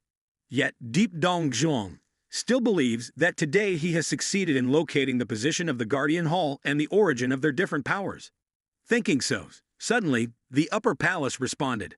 Your ambition still burns in your eyes as it did in the past. Don't think that a beast in human skin can confront the Guardian Hall. If so, that would be underestimating us too much. After saying this, she snaps her fingers as if signaling a combat plan. In an instant, behind the courtier, two mysterious palace courtesans appeared, which surprised and frightens Deep Dong Zhuang greatly. Judging by their attire, they look similar to the other palace courtesans, but they seem entirely different according to the eyes of the court officials. It's highly likely that these two women are the overseers of the upper palace. Help the courtesans and eliminate those beasts for us. Immediately executes the command of the upper palace and charges straight towards those using the bloodthirsty Great Law technique. At this moment, they are still fighting dominantly compared to the ordinary palace courtesans. Their numbers are fewer, but their strength seems slightly superior, so they need more support from other courtesans. They continuously close in, using both physical prowess and martial arts skills. However, the outcome remains the same as before. They are easily overwhelmed. Horrific deaths occur, and all that can be seen is blood. One man screams like a wild animal, fleeing from the forest. "You fools cannot leave a mark on us." This statement is barely finished before his head immediately falls to the ground, causing his remaining comrades to startle in fear. They couldn't understand that using the bloodthirsty Great Law technique could be countered. The one standing next to them immediately understood the situation and tried to observe their right side. The upper palace overseer gracefully decapitates the remaining one. Her sword is different from ordinary ones, accompanied by a sinister aura. "You have no idea who we are." General Tutong's powerful arm overlooks all subtleties, but he couldn't expect that with the next sword strike. The cut feels as sharp as slashing through mud. He displays pain and wonders why the sword of the overseer feels as hot as fire. Because his hand is still intact, he attempts another strike to wrestle the upper palace overseer down. However, upon touching her hand, everything heats up and dissipates rapidly, the Van Kong energy evaporating instantly due to the unbearable heat. His left arm explodes. Indeed, this power cannot be trifled with in any way, which further proves that the royal court harbors many masters. After his comrade cuts off his arm, another quickly notices the weakness of the other.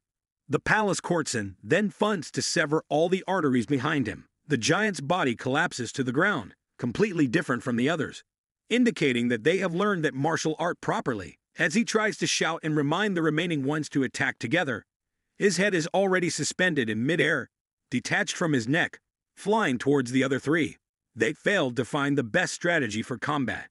Yet with the inspiration of fighting, some of the palace courtesans under the upper palace's jurisdiction immediately closed in. They all used their internal energy, with plenty of fiery aura, striking forcefully at the back of their target. He struggles, but feeling the overwhelming heat, his body can only be described as feeble now. They utilize quantity over quality, unafraid of losses. Perhaps this is the guerrilla tactic of the Guardian Hall, weaker in numbers but relentless in attacks. Despite their robust physique, they still have to endure assaults, constantly bombarded with fire. Ling Gayet is one of the three leaders of the Guardian Hall. Therefore, Deep Dong Zhuang realized that there is only one way in this chaotic situation. He must suppress the leader. Perhaps then the situation can be stabilized. A plan is quickly formed, and his sturdy left arm immediately targets the weak spot behind Lin Gayet, the leader of the Guardian Hall. Hence, she doesn't find it difficult to resist the sneak attacks. She thinks she has succeeded, but her arm immediately grabs onto his throat, emitting a fierce aura that makes his body tremble. "You still have that bad habit." Deep Dong Zhuang quickly increased the energy in his left arm to resist her. She tries to injure the arm gripping her neck, but she can't. The more she strikes, the more he realizes that her arm is like a piece of jade. "You're foolish indeed. It seems unnecessary for you and those beasts to survive," he remarked. Painful screams echo, similar to what the other palace courts are doing to the remaining individuals. If this continues, his head will also detach from his neck like those underlings. Eventually, his throat and body begin to change, similar to the others, causing the upper palace to step back, their bodies becoming grotesque with bulging veins and a terrifying face.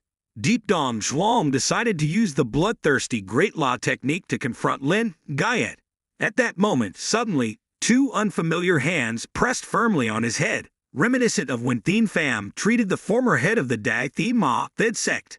He had requested NANO to activate the electric wave to make him faint and slow down the transformation process. Thus, the protagonist didn't flee, he just silently observed, waiting for the opportune moment to gauge Dong Zhuang's state. Feeling anxious and in pain, he recognized someone's presence. He tried to turn his head and look behind, realizing it wasn't from his side. "You've run away," he thought bitterly before losing consciousness upon seeing Lin Guyet's collapsed body. Lin Guyet also felt intimidated as she thought she was the strongest here. The fierce and malicious aura she sensed from the newcomer was truly formidable. Could she suppress this beastly creature with lightning in an instant? Did she know this person was dangerous? So she needed to talk first, just like the protagonist suggested. He raised his hand, signaling not to fight because he had no intention of conflicting with the upper palace. He needed this person, and he had no hostility towards the royal court. Pham had always waited for this gang to fight and exhaust their strength, which made Lin Guyet dissatisfied.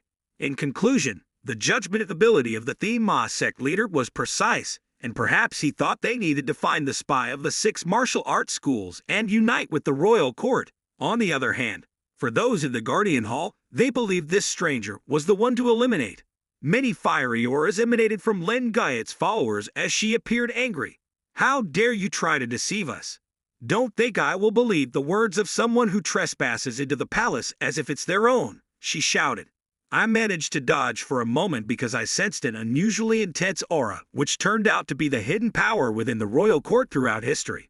The former Grand Master always said it was difficult to estimate this hidden power, so one should not break the martial arts covenant carelessly.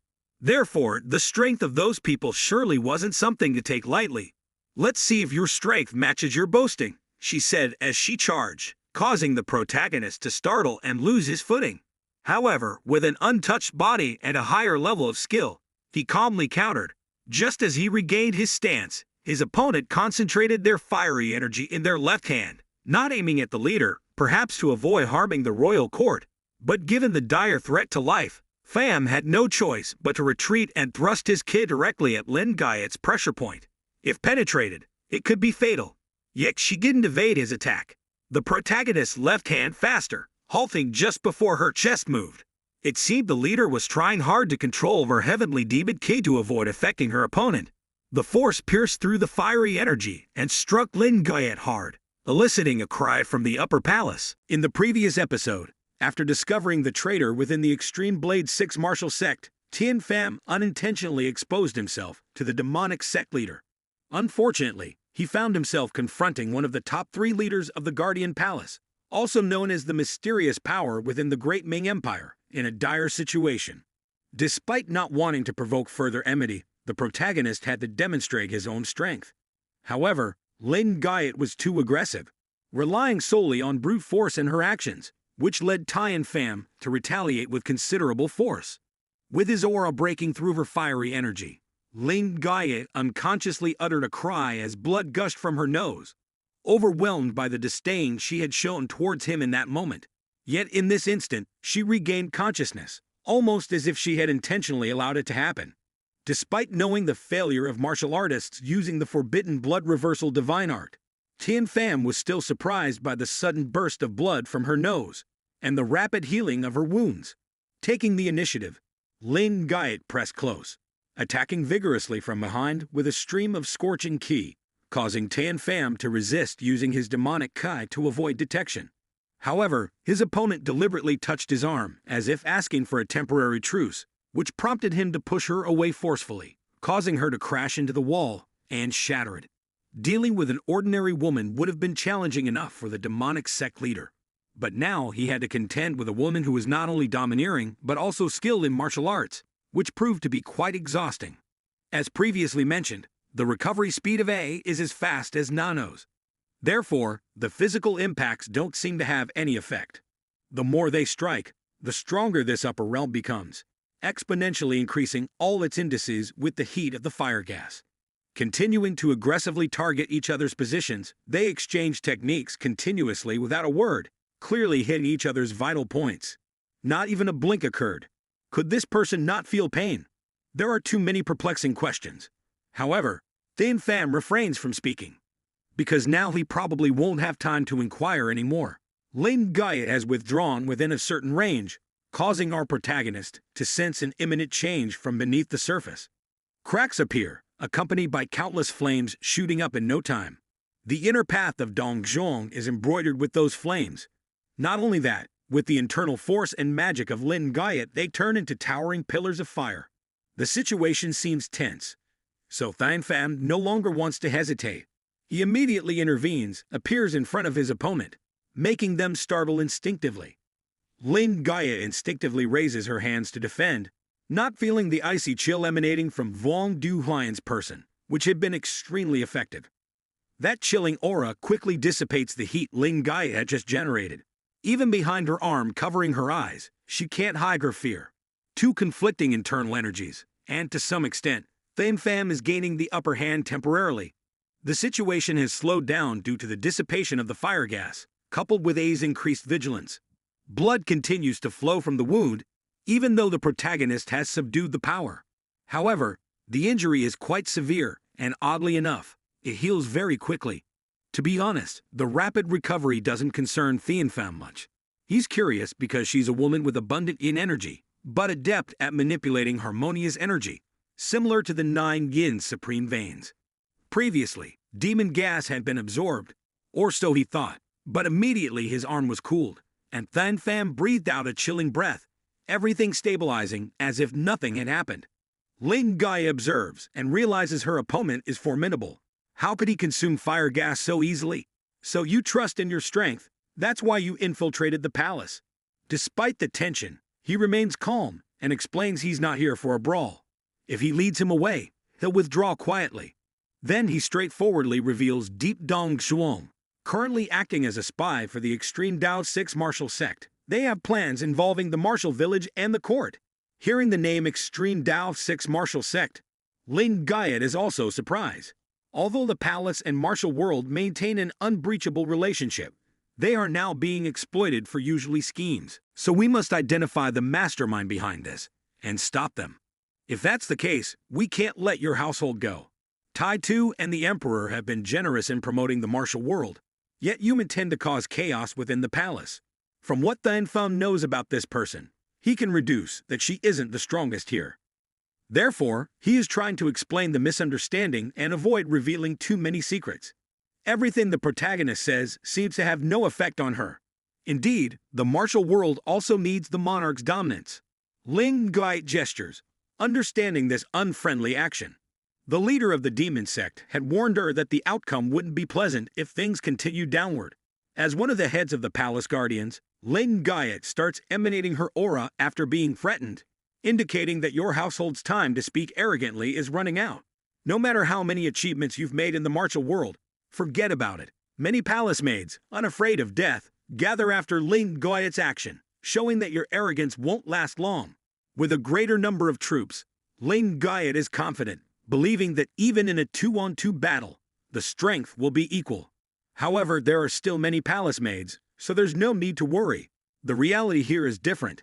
Even if Than Pham is alone, he is not afraid. Immediately, he also shows his aura outwardly. Your household shouldn't think I'm alone here. Upon hearing that, this upper realm couldn't help but inquire about the meaning behind those words. At that moment, from the east side of the eastern wall, Dong Zion, 3 mysterious masters had appeared long ago. Right from the start, Lin Guyet couldn't feel their strength. As she raised quickly her head, there was suddenly a scar on the face, as if Ho Dharma was unchanged and didn't need to disguise. Then another person from the heavenly demon divine sect, upon receiving a transmission from the sect leader, disappeared in the blink of an eye from the city wall. He actively descended to Than Pham's location, behaving as usual. The sect leader being a heavenly demon, no one could avoid paying respects in his presence. From a distance, monitoring the palace guardians and Lin Guyet, she stood still, not daring to move. She wondered how she could be so powerful, yet not grasp his movements. Unlike the gentle words, Dharma Protector turned to them, emitting an overwhelming aura. It was as if a sense of impending doom waited for the dozens of palace maids. None dared to budge, overwhelmed by fear. It was more terrifying than anything Lin Guyet had ever scolded during training. Perhaps now she realized that hunting mice in the palace was a grave mistake, especially since she herself had become a mouse. At that moment, another person on the city wall inherited, reminded of the disrespectful attitude. No one knew how to greet the sect leader. While addressing Ho Dharma, he drew his sword, making the atmosphere icy. A surveillance envoy had to speak up, while Lin Guyot was still trying to assess the situation. "Stop right there. Do you know where you are? How dare you trespass here, sister?" This warning seemed as futile as Lai Ho Min appeared to be deliberately ignoring it, stepping slowly towards those with ill intentions towards the sect leader. The internal energy surged, and there was a hint of threat towards the surveillance envoy. Unable to bear it any longer, she immediately unleashed fire gas and charged forward. Seeing the blazing sword about to attack Ho Fap, she reminded not to be careless just because she used fire gas. At the moment the sword struck, Lai Ho Min also raised his sword to block the fire gas from the lady, which seemed weaker and showed signs of being neutralized. Suddenly, the flames on Ho Fap's sword blazed again, but its color and danger were entirely different. Despite the discomfort, this envoy maintains her unpleasant tone. "You have fire gas, but I have something that can cut through fire gas instantly." The intense heat made his hair change color, as he held two scorching swords in his hand. Their collision made the air even more stifling and hot. Their sword techniques were like heaven and earth, accompanied by a strange loud explosion. Oddly, no medical guards came to check, which was quite strange. Moments later, amidst the thick smoke, footsteps could be heard. Suddenly, palace personnel emerged, retreating backward. Their expressions revealed who had gained and who had lost. With their hostile actions, the surveillance envoy had to pay the price with a wounded arm. Although similar to other palace maids in not feeling pain, their unsettled mental state likely indicates fear in the face of that internal energy.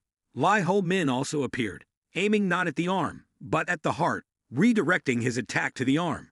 It's highly likely the opponent is just a low-level illusion. It's unbelievable he could sever the surveillance envoy's arm in one strike. Seeing this, Lin Guyot worriedly asserted, noting the appearance of another surveillance envoy, both of whom were stronger than the other palace maids. She tried to assess the unfamiliar figure ahead with vague thoughts. Lai Ho Min's hair revealed itself after exerting internal energy, and he even brandished the VM chain, a token recognized by skilled martial artists. "You're not Yan King Lai Ho Min, are you?" the surveillance envoy exclaims. Hearing this, Lin Guyot wondered why a member of the demon sect was wandering in Trung Nguyen. From that thought, she quickly turned to Thang Pham, as if understanding something. If there's Fire King, the other person is likely the demon sword, the one who killed thousands of martial artists in Trung Nguyen and spread terror before. Lin Guyot couldn't guess the identity of the medical guard. Their aged appearance indicates they probably knew much. The court and the heavenly demon divine sect had signed a treaty. Despite the imbalance in power, due to fear of this force and other dark forces, the emperor had established the Palace Guardians, a place to protect the palace. Since Min Tai to establish the Quoc Vo Lam, it has been considered a common threat to the palace. Always highly regarded for safety among the various factions, the heavenly demon divine sect, considered the greatest threat by the emperor and the court, is a definite truth. The sect has tens of thousands of followers who would throw themselves into fire if their sole leader, the sect master, demanded it. Lin Guyot appeared even more afraid when she asserted that these people came from Quang Min Peak. If a powerful figure like the sect master harbors animosity towards the palace, it would be unpredictable. She loudly questioned Thang Pham whether he truly was the heavenly demon sect master or not, but he chose not to respond, only sighing deeply, clearly troubled by the increasing complexity of the situation, with his identity being unexpectedly revealed especially. Lin Guyot then received a soft transmission from Lai Ho Min, apologizing to the sect master. He explained that he didn't want to, and had dyed his hair black again, but due to the sect's internal techniques, it returned to red. On the other side, Lin Guyot didn't hide her rising concern because the opponent didn't deny being the sect master. Furthermore, the sudden arrival of the palace guardians raised suspicions. In the event of an unknown intruder, they should suppress and capture them, but it's difficult now due to their numbers. Although Lin Guyot knew the strength of these individuals, if the sect master were to act alone, there's a possibility they would unite with the two subordinates to eliminate him. However, it's uncertain what would happen if the palace guardians interfered. It might be better to take them to the second palace lord, who holds more authority and decision-making power. Thus, Lin Guyot respectfully greeted the sect master with both hands and hoped Thang Pham would forgive the breach of etiquette.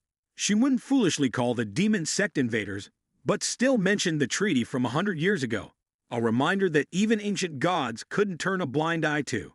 But being a noble, One cannot ignore arbitrary. I will present the situation to the emperor so that everything ends smoothly. Therefore, despite the inconvenience, the sect leader should spare some time to visit the imperial palace with me. The Arab sect will once again consolidate its power. No sect leader would be foolish enough to expose their identity and deliberately flaunt themselves in the imperial palace. That smile is tacit consent. So first, I will take him to meet the emperor. Who knows? His Majesty might be infuriated and annul the agreement. Even the punishment from the martial arts sects should consider themselves fortunate, as Ling Guyot is not on par with the imperial palace. With that, she spoke up. Please, sect leader, follow me. But still stammering as the heavenly lord hadn't finished uttering a word, a cutting wind was conjured, chillingly severing the necks of several palace maidens without warning, blood gushing out profusely, drenching everything, despite the ethereal atmosphere. Yet no one dared to wait as the azure keyblade pierced through all those with ill intentions towards the sect leader. This action left Ling Yu astonished, for if she were to kill, she would do it just the same. She couldn't fathom that Tian Fan would do this. So softly murmuring in disbelief about what was happening, then erupting into a loud demand for the sect leader to explain this action. Her words were tangled, so the protagonist spoke up quite convincingly. You're not just sweet-talking, are you? But actually want to trap me somewhere, is that it? Ling Yu, trembling with fear, explained that she wasn't demanding anything, just expressed her concern that the sect leader was spending too little time. Gup followed, waiting to report to the emperor. A powerful internal force began emanating from Tian Fam's body. He gently interjected, Haxalo, I gave you a chance to choose, but you've discarded it. This situation isn't beneficial for Tian Fam personally, nor for the demon sect in general. Does the sect leader not fear consequences? If the Holy Emperor finds out, the vow of martial supremacy might be broken when the psychological manipulation plan fails. Ling Yu felt distressed, but Tian Fam insisted, don't let it happen again. You will die right here for opposing that mob over there. Ling Yu had truly erred. Tian Fam was not the type to curse. Speaking words was his way, and she had foolishly chosen otherwise, now paying the price. With a commanding tone, Tian Fam ordered his subordinates to kill all survivors within the inner hall, Don Chong Mala swordsmen, and Tazu disciples. Yes, master's command. The execution was swift. Ling Yu hurriedly reminded the palace maidens to assume their positions as Tazu disciples, who were proficient in martial arts. Despite their larger numbers, they couldn't pose a threat. Onslaughts with fire chia from whole men seemed futile. Their strength was so feeble, they couldn't even touch a hair on his head. Not sensing pain, the palace maidens charged to their deaths like moths to flames. The scorching hot sword cut through dozens of bodies, none able to rise again. Their bodies were all but intact, life snuffed out in an instant under the sea of flames of Lai Ho Min. Ling Yu recognized the heavenly footwork key of the palace maidens couldn't withstand the internal force of Vian Vong from the demon sect. Perhaps she would be even more horrified by the method of the demonic swordsmanship. But a great wind of divine law swept through the remaining formation of palace maidens, moving so quickly that even as their heads fell and blood flowed, their shadows couldn't be seen. Perhaps, even without feeling pain, they still had to fear the authority and ferocity. Thus, the faces of the two supervisory envoys now show more anxiety than ever, as they could do nothing. Both were no better than children when compared in terms of martial arts prowess against the demonic swordsmanship, especially the supervisor of the land who understood that this was the power of the demon sect. Ling Yu, exhausted and increasingly puzzled, bit her lip as she observed the situation. Why would he pass by the administrator like that?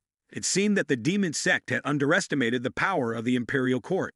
From then on, she began to use all her strength to confront the sect leader.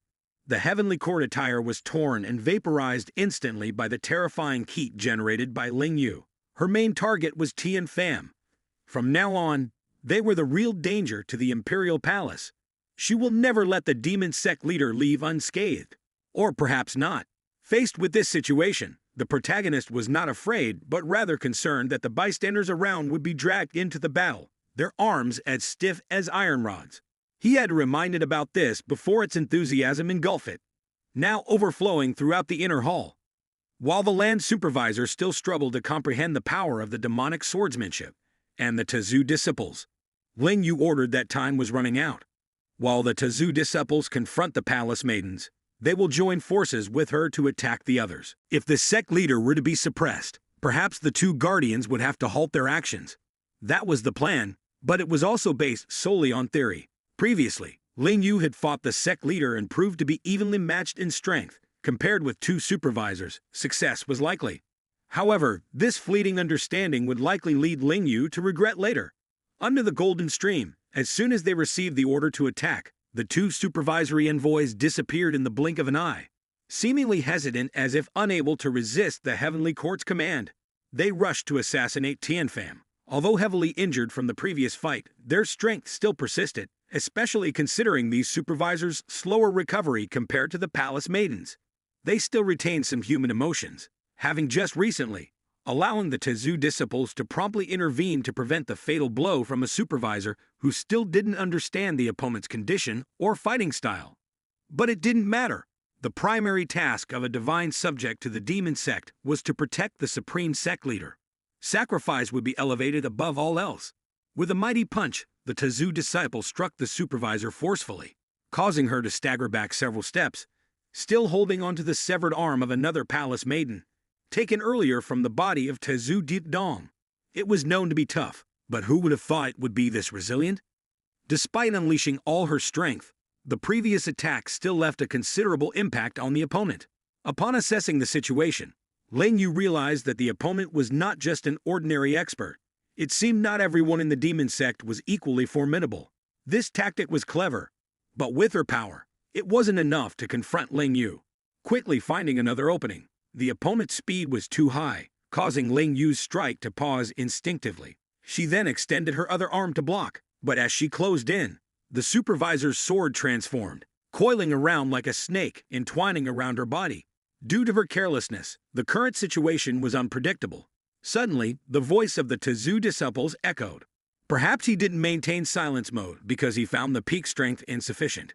Then, he engaged with Ling Yu.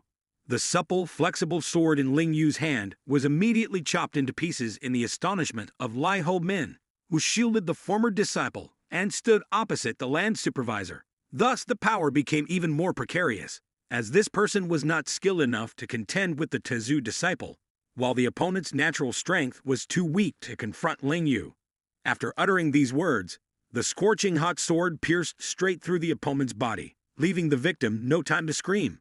Their body was split in half, their mouth only able to mumble and groan as blood sprayed everywhere. Hello everyone, NANO Machine is back with the latest episode. Please subscribe to the channel and follow me. In the previous episode, after failing to seduce the heavenly devil sect leader to support the defense of the palace, Ling Gai Thuong Kum experienced bitter consequences. She personally deployed her martial arts and eliminated one by one from the palace maids to their supervisors, too quickly and dangerously, and quite ruthlessly. Lin Guyot, the head, decided to use her two strongest subordinates to balance against the sect leader.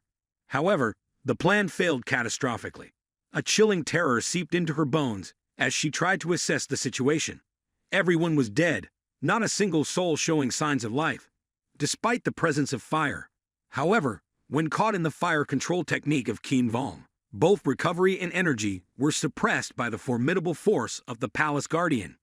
Now, only Lin Guyot remains, bewildered and confused. Nevertheless, her celestial and fire energies were pushed to their highest levels. Now all she needed to do was to stall until the imperial reinforcements arrived. That was a fairly meticulous calculation. But unlucky for her, the opponent was no ordinary mortal. The heavenly sect's leader appears like a god, his echoing voice instilling fear in the hearts of his enemies. Facing him was Lin Guyot, the heavenly sect leader, like a trapped mouse slowly succumbing to the feeling of isolation and the overwhelming fear invading the celestial palace. Even with the imperial palace returning to the scene of the massacre, with guards and officers diligently inspecting the bodies to avoid unforeseen consequences, a few maids or guards who showed signs of life were either quickly beheaded or, worse, mutilated beyond recognition. On this side, everything had been taken care of, Your Eminence. Although it was a bit challenging, both had altered the causes of death of the palace maids, so that any future investigations wouldn't lead to the suspicion of the heavenly sect's involvement. But then, A loud explosion shattered half of the central working area of the East Court within the dust and smoke. The heavenly immortal was pushed back by Lin Guyet's scorching fire energy. Her fire energy radiated such heat that it seemed to want to engulf everything around. It was a particularly unique moment because with nothing left to lose, the celestial palace had to unleash everything it had, and that perhaps had partially succeeded. The flames were nearly impossible to extinguish because they were exceptionally potent. While the celestial immortal calculated and searched for information, he also had to struggle to evade those deadly moves. In that frenzy, perhaps the best course of action would be to escape and wear out the opponent. With immense force, Lin Guyet unleashed a colossal column of flames, her figure soaring from behind directly towards the position of the heavenly devil sect leader, shielding him from the intense heat. Her arms spread wide, then clawed fiercely as if to tear apart the earthly entity.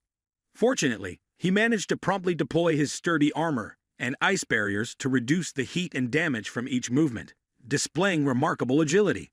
This indicates that Lin Guyet had indeed underestimated the abilities of her opponent. Gritting her teeth, she thought, "How long can you block, my dear? There's still a chance for you." Both of them continued to engage in rapid succession of close combat.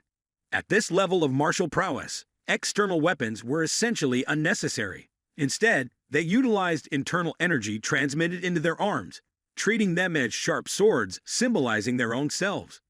Lin Guyet, mistaking her opponent's retreat for weakness, forcefully thrust her fist, unleashing a deafening explosion, engulfing the screen with smoke and flames. "Is this all you've got? You've underestimated the palace too much," she taunted. The heat rose to its peak, a burning sensation emanating. Even the earthly entity could feel the intense aura from both, slowly spreading around. Within the Eastern workshop, it was strange that despite such intensity, there was no intervention from any guards or imperial guards outside, tasked with monitoring and protecting the heavenly palace. They were all bewildered and anxious about the well-being of their leader. Has it come to this? The fire has become so dense since just now. It seems there's no way out. Although I'm not sure if I can absorb the fire energy, I have to try, the earthly entity thought, calculating his moves. He needed to assist his leader. However, the palace guardian had already intercepted him. "If you interfere, you'll only be obstructing our leader." Turns out, the heavenly devil sect leader brought along the corpse of the infamous extreme blade, Lu Mon, to utilize its unique fiery aura.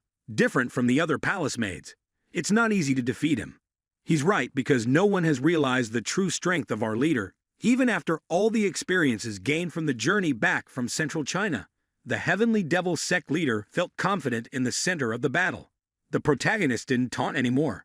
As he spoke, Lin Guyet became more frustrated at her own arrogance. "How dare you underestimate the Grand Master, or something?" "Just saying," she shouted. As the heat radiated from her arm, she rushed towards the earthly entity, who remained standing there. But upon contact, it turned out to be just a residual image. Surprising Lin Guyet, she paused for a moment, trying to understand what incredible technique this was. What she realized was the supernatural skill the heavenly devil sect leader was displaying, illusionary transformation. According to the superhuman perception of martial artists, she struck fiercely from behind, assuming her opponent would react similarly. However, her perception was wrong, because the speed of the earthly entity was pushed to a dizzying pace. She couldn't even spot the protagonist anymore, as he moved in a seemingly erratic trajectory, akin to a cat toying with a mouse on its last breath, waiting to pounce. Lin Guyet's mouth gaped in disbelief. She couldn't believe that the earlier illusionary transformation was just a deception. Now, it was emptiness she was stepping into, with too many vague thoughts, and that was a deadly mistake. Thine Pham gathered momentum and leaped forward like an arrow, still running but in an unusual manner. His weapon pierced through Lin Guyet's body before she could feel any pain, but blood gushed out profusely. Only then did the pain surge through, accompanied by a bitter metallic scent. The High Palace realized something. He hadn't unleashed his full strength yet. Knowing the outcome, he wouldn't defeat the heavenly devil sect leader. His luck ignited his entire body. "Even if I die here, I'll take you with me as a companion in death," he thinks with grim determination. Lin Guyet roared like a wild beast, but Thine Pham paid no heed, thinking that the sect leader would turn back and deflect the attack. Instead, he withdrew, allowing the fiery aura to touch him, though not as he intended. Holding a black-tinged sword, Thien Pham closed the gap between them. Upon contact, Lin Guyot screamed in agony as her bones shattered from every corner. "I warned you from the beginning," he had told her. But the sect leader's voice now sounded even more disenchanted than usual. She wouldn't have believed that the scales on her body could withstand the blow, but the black energy from the sword was no joke. It was then that the blade pierced through Lin Guyot's wrist before she could regain her composure. Another explosion echoed somewhere in the sea of flames and dust. The high palace echoed with the agonizing screams of its leader. However, like the other palace maids, Lin Guyot didn't feel pain, and now she lay still. But how many people could still calm seeing their hands severed and falling to the ground before them? She hoped the dark sword would stop, but her hands were already severed in just one sharp sword strike from Thien Pham, now pressing against her wrinkled neck. This action seemed to say, "It's time for you to die." Lin Guyot's veins twisted like earthworms on her severed arm, and the ability to regenerate was truly miraculous. "Did you think you could cause this and still peacefully escape the palace? Do you think I would have difficulty escaping?" Thien Pham responded with cold determination. Lin Guyot admitted that Thien Pham was a formidable opponent and thought he couldn't handle the entire imperial force. If the palace became even more chaotic with the appearance of others, even the high-ranking officials of the palace guardians would be much stronger than her. She will never be able to deal with them. The sect would cease to exist. Lin Guyot had been blinded by the power she thought the imperial palace had. However, the heavenly devil sect leader's reaction was truly strange. "Did you think I didn't calculate that? Why did Thien Pham act so indifferent?" Lin Guyot felt puzzled. Just from those words, the high palace felt perplexed. They sensed an almost eternal energy engulfing the entire central path of the Eastern Workshop. Everyone around the Eastern Workshop must have heard the commotion. On such peaceful nights, even the Imperial Army should come. But it was absolutely unsure if the Heavenly Devil sect leader had used some extremely special technique that only top-tier experts could perform. And what would be the fate of Lin Guyot, one of the top palace guardians? Hello everyone, the latest installment of The Fallen God is now published in episode 197. Please hit the subscribe button and follow along. Even though her internal energy had increased tenfold, Lin Guyot still couldn't break the sound barrier of the Eastern Workshop. She couldn't accept the harsh reality unfolding before her eyes, along with the dangerous gaze of the Heavenly Devil sect leader. Her throat suddenly felt cold. She, who had always believed to be on par with the palace guardians, couldn't help but shout, "You can't be serious. How can you cover such a vast area? You're delusional. Just because you can't do it doesn't mean nobody else can. It's been witnessed firsthand." So finally, she'd understood that the Heavenly Devil sect leader wasn't bluffing. Still waiting for rescue, there was absolutely no one coming to help. It had been proven that Thien Pham used the sound barrier to isolate the Eastern Workshop from the outside world. When the protagonist paid a little attention, he noticed the opponent's arms slowly regenerating. Even though Lin Guyot's body seemed to be undergoing a bizarre regeneration process, could it regenerate if her throat were cut? The Heavenly Devil sword swung, emitting a surge of devilish energy, filling the air with an overwhelming aura. Lin Guyot's face twitched, every fiber of her being on edge. She couldn't allow that to happen to her. Therefore, in a desperate scream to break free, Lin Guyot cried out, "If you kill me, your people will all die too." Thien Pham raised his sword, ignoring her foolish words, and adjusted his angle for the decision strike. Lin Guyot continued to shout, spewing meaningless words. "We are holding 3 members of the Rand Dip sect hostage. They are wearing disguises and are currently imprisoned in the depths of the Palace Guardian's stronghold." Immediately, the heavenly sword of the sect leader, already poised to strike, halted in its tracks.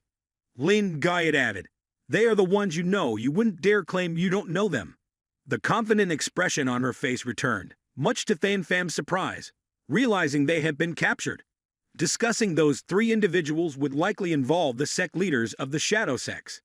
The sword's edge eased as he finally found a way to save himself, and it worked. His face was dripping with sweat, barely able to maintain any composure. Finally finding a glimmer of hope, Thien Pham reiterated the matter of his subordinates being held in the stronghold of the palace guardians. He began to furrow his brow, appearing somewhat concerning, which was unusual as he had seemed indifferent before. It was hard to believe that the sect leader would abandon his subordinates so easily. There were always rumors about how ruthless the Heavenly Devil sect could be to others, yet they remained upright with their own members. If she could bring Fan Fam to the Elder, the true hidden power of the Imperial Court could potentially make even the sect leader kneel. That's why Lin Guyot was being cautious, trying to lure him in with bait. Whatever comes will come, and it's entirely different from what the High Palace thinks. When Lin Yu could offer her deal, the air suddenly tightened in her throat. Feeling dry and chilly like the heavenly demon sword in the Grandmaster's hand edged closer, she moved into Lin Guyot's line of sight, which became blurred until she fell to Dongtu, suddenly tensing up to protect herself. Realizing she had been struck on the head, Lin Yu couldn't distinguish between reality and her imagination anymore. Was this the miraculous regenerative power, so special that even those loyal to the court, despite losing their heads, still hadn't entirely perished? Although her head had been severed, it hadn't exactly died. The head rolled on the ground, but the expression remained profoundly astonished. It all happened in a blink of an eye. Unbelievably fast, to the point of incredulity. The 7th generation NANO had helped the protagonist eavesdrop on all the calculations of the opponent, therefore he was quite furious. He immediately went to the place where the severed head of an old crone lay, knowing that just by opening her mouth, millions of dirty schemes and plots would be revealed. Recovery will still continue as long as the head wasn't completely destroyed before being returned to Ling Yu. Ling Yu wondered how the monstrous creature knew that the head had been crushed by the protagonist on the ground.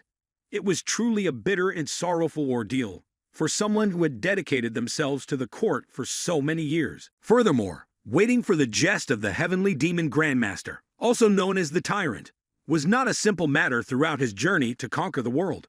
Tianfen always treated everyone well, but once he became an adversary, he would repay tenfold. Seeing the Grandmaster appear somewhat irritated, the Great Law Protector and the Phantom also emerged to report on the situation. Judging solely from the injuries on the body, it was still difficult to determine the origin of this martial art. Malachim immediately wanted to inquire about opinions. Should they take the body and retreat quietly or not? I was also planning to do the same. But it seems that the leaders of the Dark Sect have already been captured. Both law protectors were quite surprised at this turn of events. However, they regained their spirits later because sacrifice for a noble purpose was necessary. If the Grandmaster were to leave at this moment, it would be very dangerous. The leaders had also been trained in self-termination in case of falling into enemy hands. Knowing they couldn't escape, they would end their lives rather than be captured. Not just the assassination team, but all members of the demon sect were trained for that purpose. The current actions of the law protectors were quite reasonable. Contrary, the Phantom gritted his teeth at the thought of abandoning his comrades. Furthermore, knowing the location of the Guardian Palace was not simple at all. Even the 6 martial clans were hesitant, let alone the Heavenly Demon Sect. All fell silent after Tianfen shook his head and spoke up.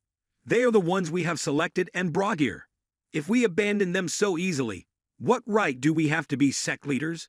When deciding to infiltrate the Imperial Palace, I communicate with those who employ unique and unparalleled methods to hide within. More importantly, they won't let themselves be killed so easily. The law protectors understood, but now they didn't know what to do. This situation might seem resolved, but if we search for the team leaders, we'll have to break through their encirclement. The Grand Law Protector seemed to have calculated, so he proactively suggested an idea. He looked at a divine supervisor who had spared a high court to be on guard. Therefore, the Grandmaster could ask, "Isn't missing the opportunity to discover the location of the Guardian Palace unacceptable? However, torturing and extracting confessions from those who do not feel pain is equally challenging." Surely the Malachim had a plan in mind and promptly suggested to the Grandmaster the idea of having a strong body and being cursed, unable to feel pain. It felt wonderful to have encountered such a formidable opponent for the first time. She fainted after arranging her thoughts and trying to get up, but her body wouldn't respond. On one side, millions of other palace maids' bodies lay on the ground. As the smell of blood filled her nostrils, the palace maid remained completely unaware of her condition until she tried to stand up. Finally regaining consciousness, she wondered what had happened while she was unconscious. Was it all just a nightmare she was dreaming? Hastily, she looked around, as if to see if anyone else had survived. In the familiar attire, she saw severed hands and necks, brutally cut off. No one would have thought that the one still alive was the High Court. All the palace maids, including Ling Yu, had been killed. Perhaps they had been slaughtered by those monsters for a long time now. It was time to go to the Guardian Palace and report immediately. As she attempted to do so, her body collapsed involuntarily. Unfortunately, it took her a moment to realize that her legs were no longer there, starkly evident before her. The countenance of the once beautiful maiden was now pale, resembling more of a living corpse than a living being. The sky remains dark, with no one wandering around. It seemed like no one had come here searching. Just then, a warm voice reached their ears, indicating that there were survivors on the other side. When they turned towards the voice, they saw two men who appeared to be members of the medical guards. They quickly ran over to assess the situation. One of the guards expressed an incredible expression upon seeing a palace maid without legs. "When did you all arrive here?" he asked. "We heard loud noises, so we rushed in to see what was happening. By the time we got here, everyone was dead. We've already reported to the higher-ups of the medical guards, so help will arrive soon," one of them replied. The palace maid's eyes welled up with emotion. If what this person said was true, then it hadn't been long since that horrifying battle. If so, it was necessary to report to the higher-ups of the Guardian Palace to prevent the sect leader of the demon sect from escaping the Imperial Palace. However, the problem was the severed legs. The divine supervisor immediately enlisted the help of the two medical guards for assistance. Some matters were quite dangerous at the moment. Having infiltrated deep into the palace, they needed to report this immediately before hastily spoken words led to trouble.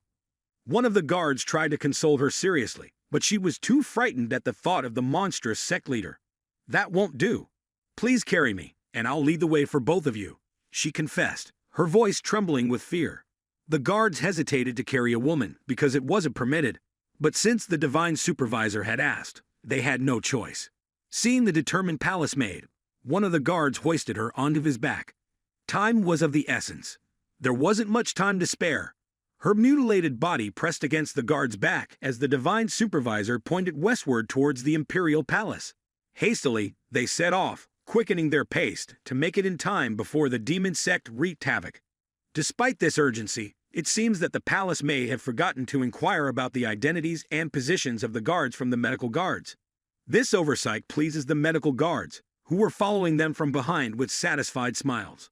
The remaining soldiers rushed hurriedly through each main gate of the East Workshop. The distance to their destination was quite far. Strangely, there were no guards or obstacles in the dark night. He felt anxious about the words of the divine supervisor, but was reassured when told to increase speed. The supervisor's heavily injured body wouldn't be affected by such minor wounds, and they needed to hurry. The supervisor's voice echoed in his ears, urging him to move faster. The speed at which he was moving now couldn't be compared to their previous sprint. It was twice the speed of their initial pace. The divine supervisor's eyes also broadened in amazement. Knowing that the medical guards were trained in martial arts, their internal strength seemed to surpass ordinary experts. Even the medical guards behind keeping were up, which made her wonder how they were trained. However, she decided to inquire about this another time, as there were more pressing matters at hand. Suddenly after, they reached the northwest side of the palace. The palace maid requested to stop and lever down. Standing before them was a structure similar to a giant tomb within the palace grounds. It was vast, with winding paths, and it would take several attempts to fully explore it. Additionally, there were likely many mysteries or precautions, as the location might be the resting place of royalty, including tombs and ancestral shrines. The next steps were uncertain. Stay tuned, as the palace maid directs the medical guards to continue. The palace grounds were so extensive that even with increased speed using internal strength, they couldn't reach their destination immediately. Eventually, they arrived at the northwest side of the palace, where a structure similar to a giant tomb stood before them, appearing significantly larger than the emperor's residence, the royal shrine. A few stone tablets were placed in front of the temple, adorned with celestial symbols. Tianfan and the Malachim felt confused, but then the divine supervisor brought them to stop. Ahead of them, at the entrance leading to the ceremonial stairs of the Ming Tai ancestral shrine, they were about to inquire about their purpose when suddenly the Malachim's long claw-like nails were about to pierce the supervisor's neck. "Why is she suddenly breathing down my neck?" he wondered. Safety didn't last long. The Malachim was choked by a powerful force around his neck when he turned to ask. The divine supervisor explained that their position was vital. As part of the Guardian Palace, they received direct orders from the sovereign. From now on, they must forget everything they had seen. Any deviation from the imperial decree would result in immediate punishment. Faced with the threatening tone and the way she carefully chose her words to escalate the danger, nobody dared to speak to avoid any potential harm. Both of them reluctantly obeyed her command. Thus, the Malachim increased the speed of movement, following the path described by the divine supervisor. The palace maid couldn't help but felt uneasy, knowing that their savior might meet her demise. Little did they know, it was all just a ruse orchestrated by the demon sect leader.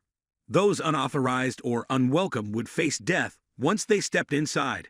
Everything inside was shrouded in darkness, as if the light of the shrine had been extinguished.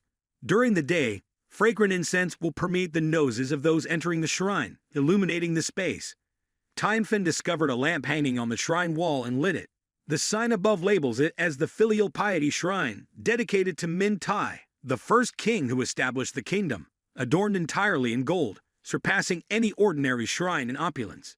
Only when inside could one truly appreciate its lavishness and grandeur. On the inner wall hung the portrait of Chun Guan Trong, while on the front altar was a plaque with an incense burner containing a burnt incense stick, witnessing their encounter with the emperor's spirit. "Why didn't you bow before that day?" Tianfen asked, puzzled. Hearing this, the Malachim was confused and feared she might kill him. "We always bow before the first emperor, but you said an intrusion could occur within the palace, and we must quickly report it," he responded, seemingly persuaded by the medical guard's words. Immediately, she pointed to the right side of the altar, requesting them to move. There they saw a red cloth with a golden dragon drawn on it. She included them to help her pull the cloth upwards, revealing a path leading behind the altar. Who would have thought such a secret would be concealed within the royal shrine of the ancient emperor? Impressed by the intelligence of the Guardian Palace members, behind the portrait, there was a spacious gap large enough for two people to stand, resembling a hidden passage that would likely open before them. However, the path was blocked by a wall painted in blue. When the light illuminated the wall, an illustration of a mythical creature emerged. But it was no ordinary beast. Its body resembles that of a bull, with a horse's tail, and the most distinctive feature is its head, resembling a dragon with horns fused together, and a long neck connecting its head to its body. This creature was known as the Fire Kylan, capable of breathing fire from its body. It was considered a sacred creature in ancient legends, mentioned in classical texts and poems. Similar to the phoenix, the appearance of a Kylan was seen as an auspicious sign, heralding the arrival of a great emperor. What surprised them even more was the meticulous depiction of the Kylan, seemingly crafted by someone with heartfelt devotion, evident in the delicacy of the strokes on the jade wall. While they pondered over this, the divine supervisor urged them, reminding them there was no time for astonishment. "Quickly, come closer to the wall," she urged. As they approached, the palace maid reached out towards the painting, pressing both eyes of the Kylan simultaneously. Inside the wall, they heard the sound of something shifting. The jade wall split in half, similar to a gateway opening up, revealing a path before them. This was the entrance to the Guardian Palace's secret hall. It was almost unbelievable. They couldn't fathom what lay inside. But as the wall opened, a huge surge of internal energy greeted them. Thine Pham sensed the aura, even stronger than that of the imperial court of Lin Guyet. So, the Guardian Palace was deeply nestled within the imperial mausoleum. However, the palace maid was anxious, urging the Fire Kylan to hurry. "Quickly, quickly! Hands up! Move!" The divine supervisor seemed to pity the two guardian soldiers, perhaps foreseeing their impending demise upon reaching the end of the path. That's why she refrained from speaking much. "I didn't expect the inside to be like this," Thine Pham remarked as they entered a vast space. "Such a large area, likely prison cells for holding criminals. Does the supervisor know where we are?" He pondered, angered by the impudence of the guardian soldier who dared to question them.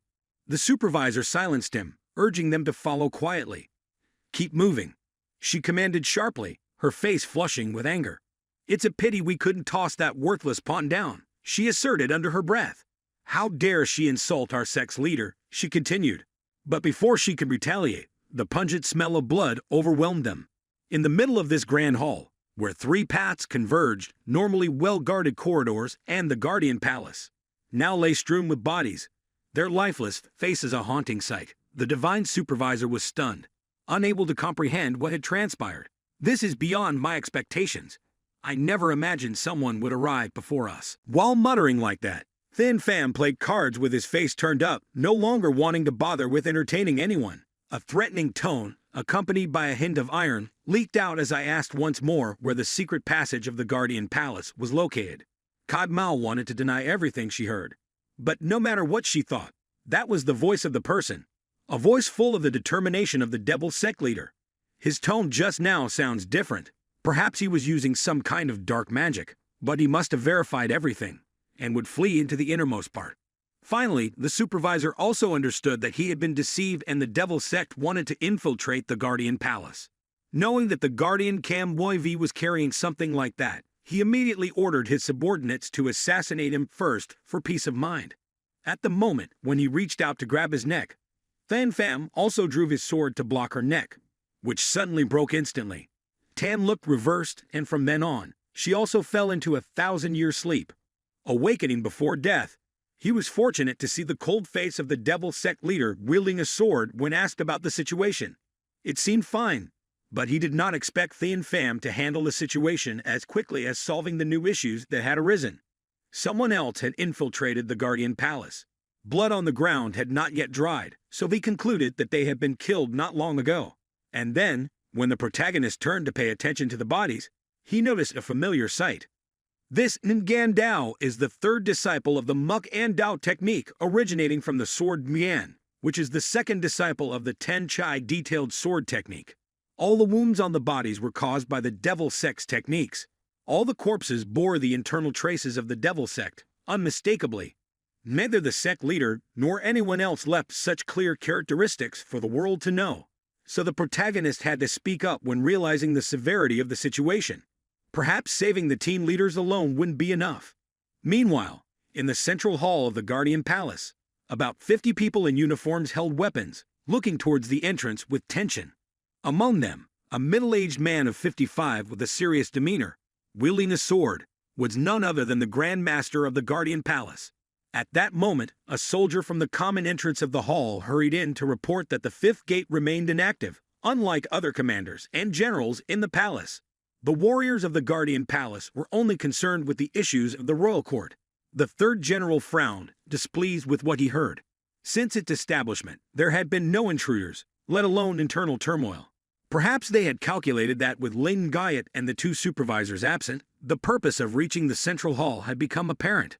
It was clear that it was the treasure of the Great Ming, something so important that it couldn't fall into the hands of enemies. The Tam general remembered the remaining people to exert all their efforts to protect, while trying to elevate their morale from the entrance, transmitting an extremely terrifying aura. Everyone fell silent, overwhelmed by fear. When did they ever feel such dread? Above in the hallway, footsteps echoed down from the various staircases, filled with dense breaths, hardly discernible. The Tam general manager wondered who was audacious enough. Not long after, unfamiliar faces appeared at the entrance where other guardians were waiting. The clothes of the three intruders were stained with blood, making them look repulsive. Upon closer inspection, none of them seemed injured. It was only the blood of unfortunate victims. What stood out was a woman in front, captivating everyone's gaze. She began muttering about the numerous beetles living in this tomb, lamenting the endless killing. Beside her, a man with a thin mustache, evidently the leader, brandished a blood-stained sword. Nevertheless, their hiding tracks were sufficient. They handed over the task to their subordinates. Satisfied, they continued forward, accompanied by another person. Straight ahead, all the remaining guardians of the Guardian Palace trembled with fear, despite outnumbering them by many times. Following the royal decree, they all rushed towards the intruders. Before they could prepare for an attack, something astonishing occurred. The woman drew her sword in that instant, and bodies split apart like boiled eggs, crumbling down to the ground, silenced before they could even scream. The leader of the blood-stained sword and his accomplice stepped past the gruesome scene, unfolding before the eyes of the guardians, leaving them speechless.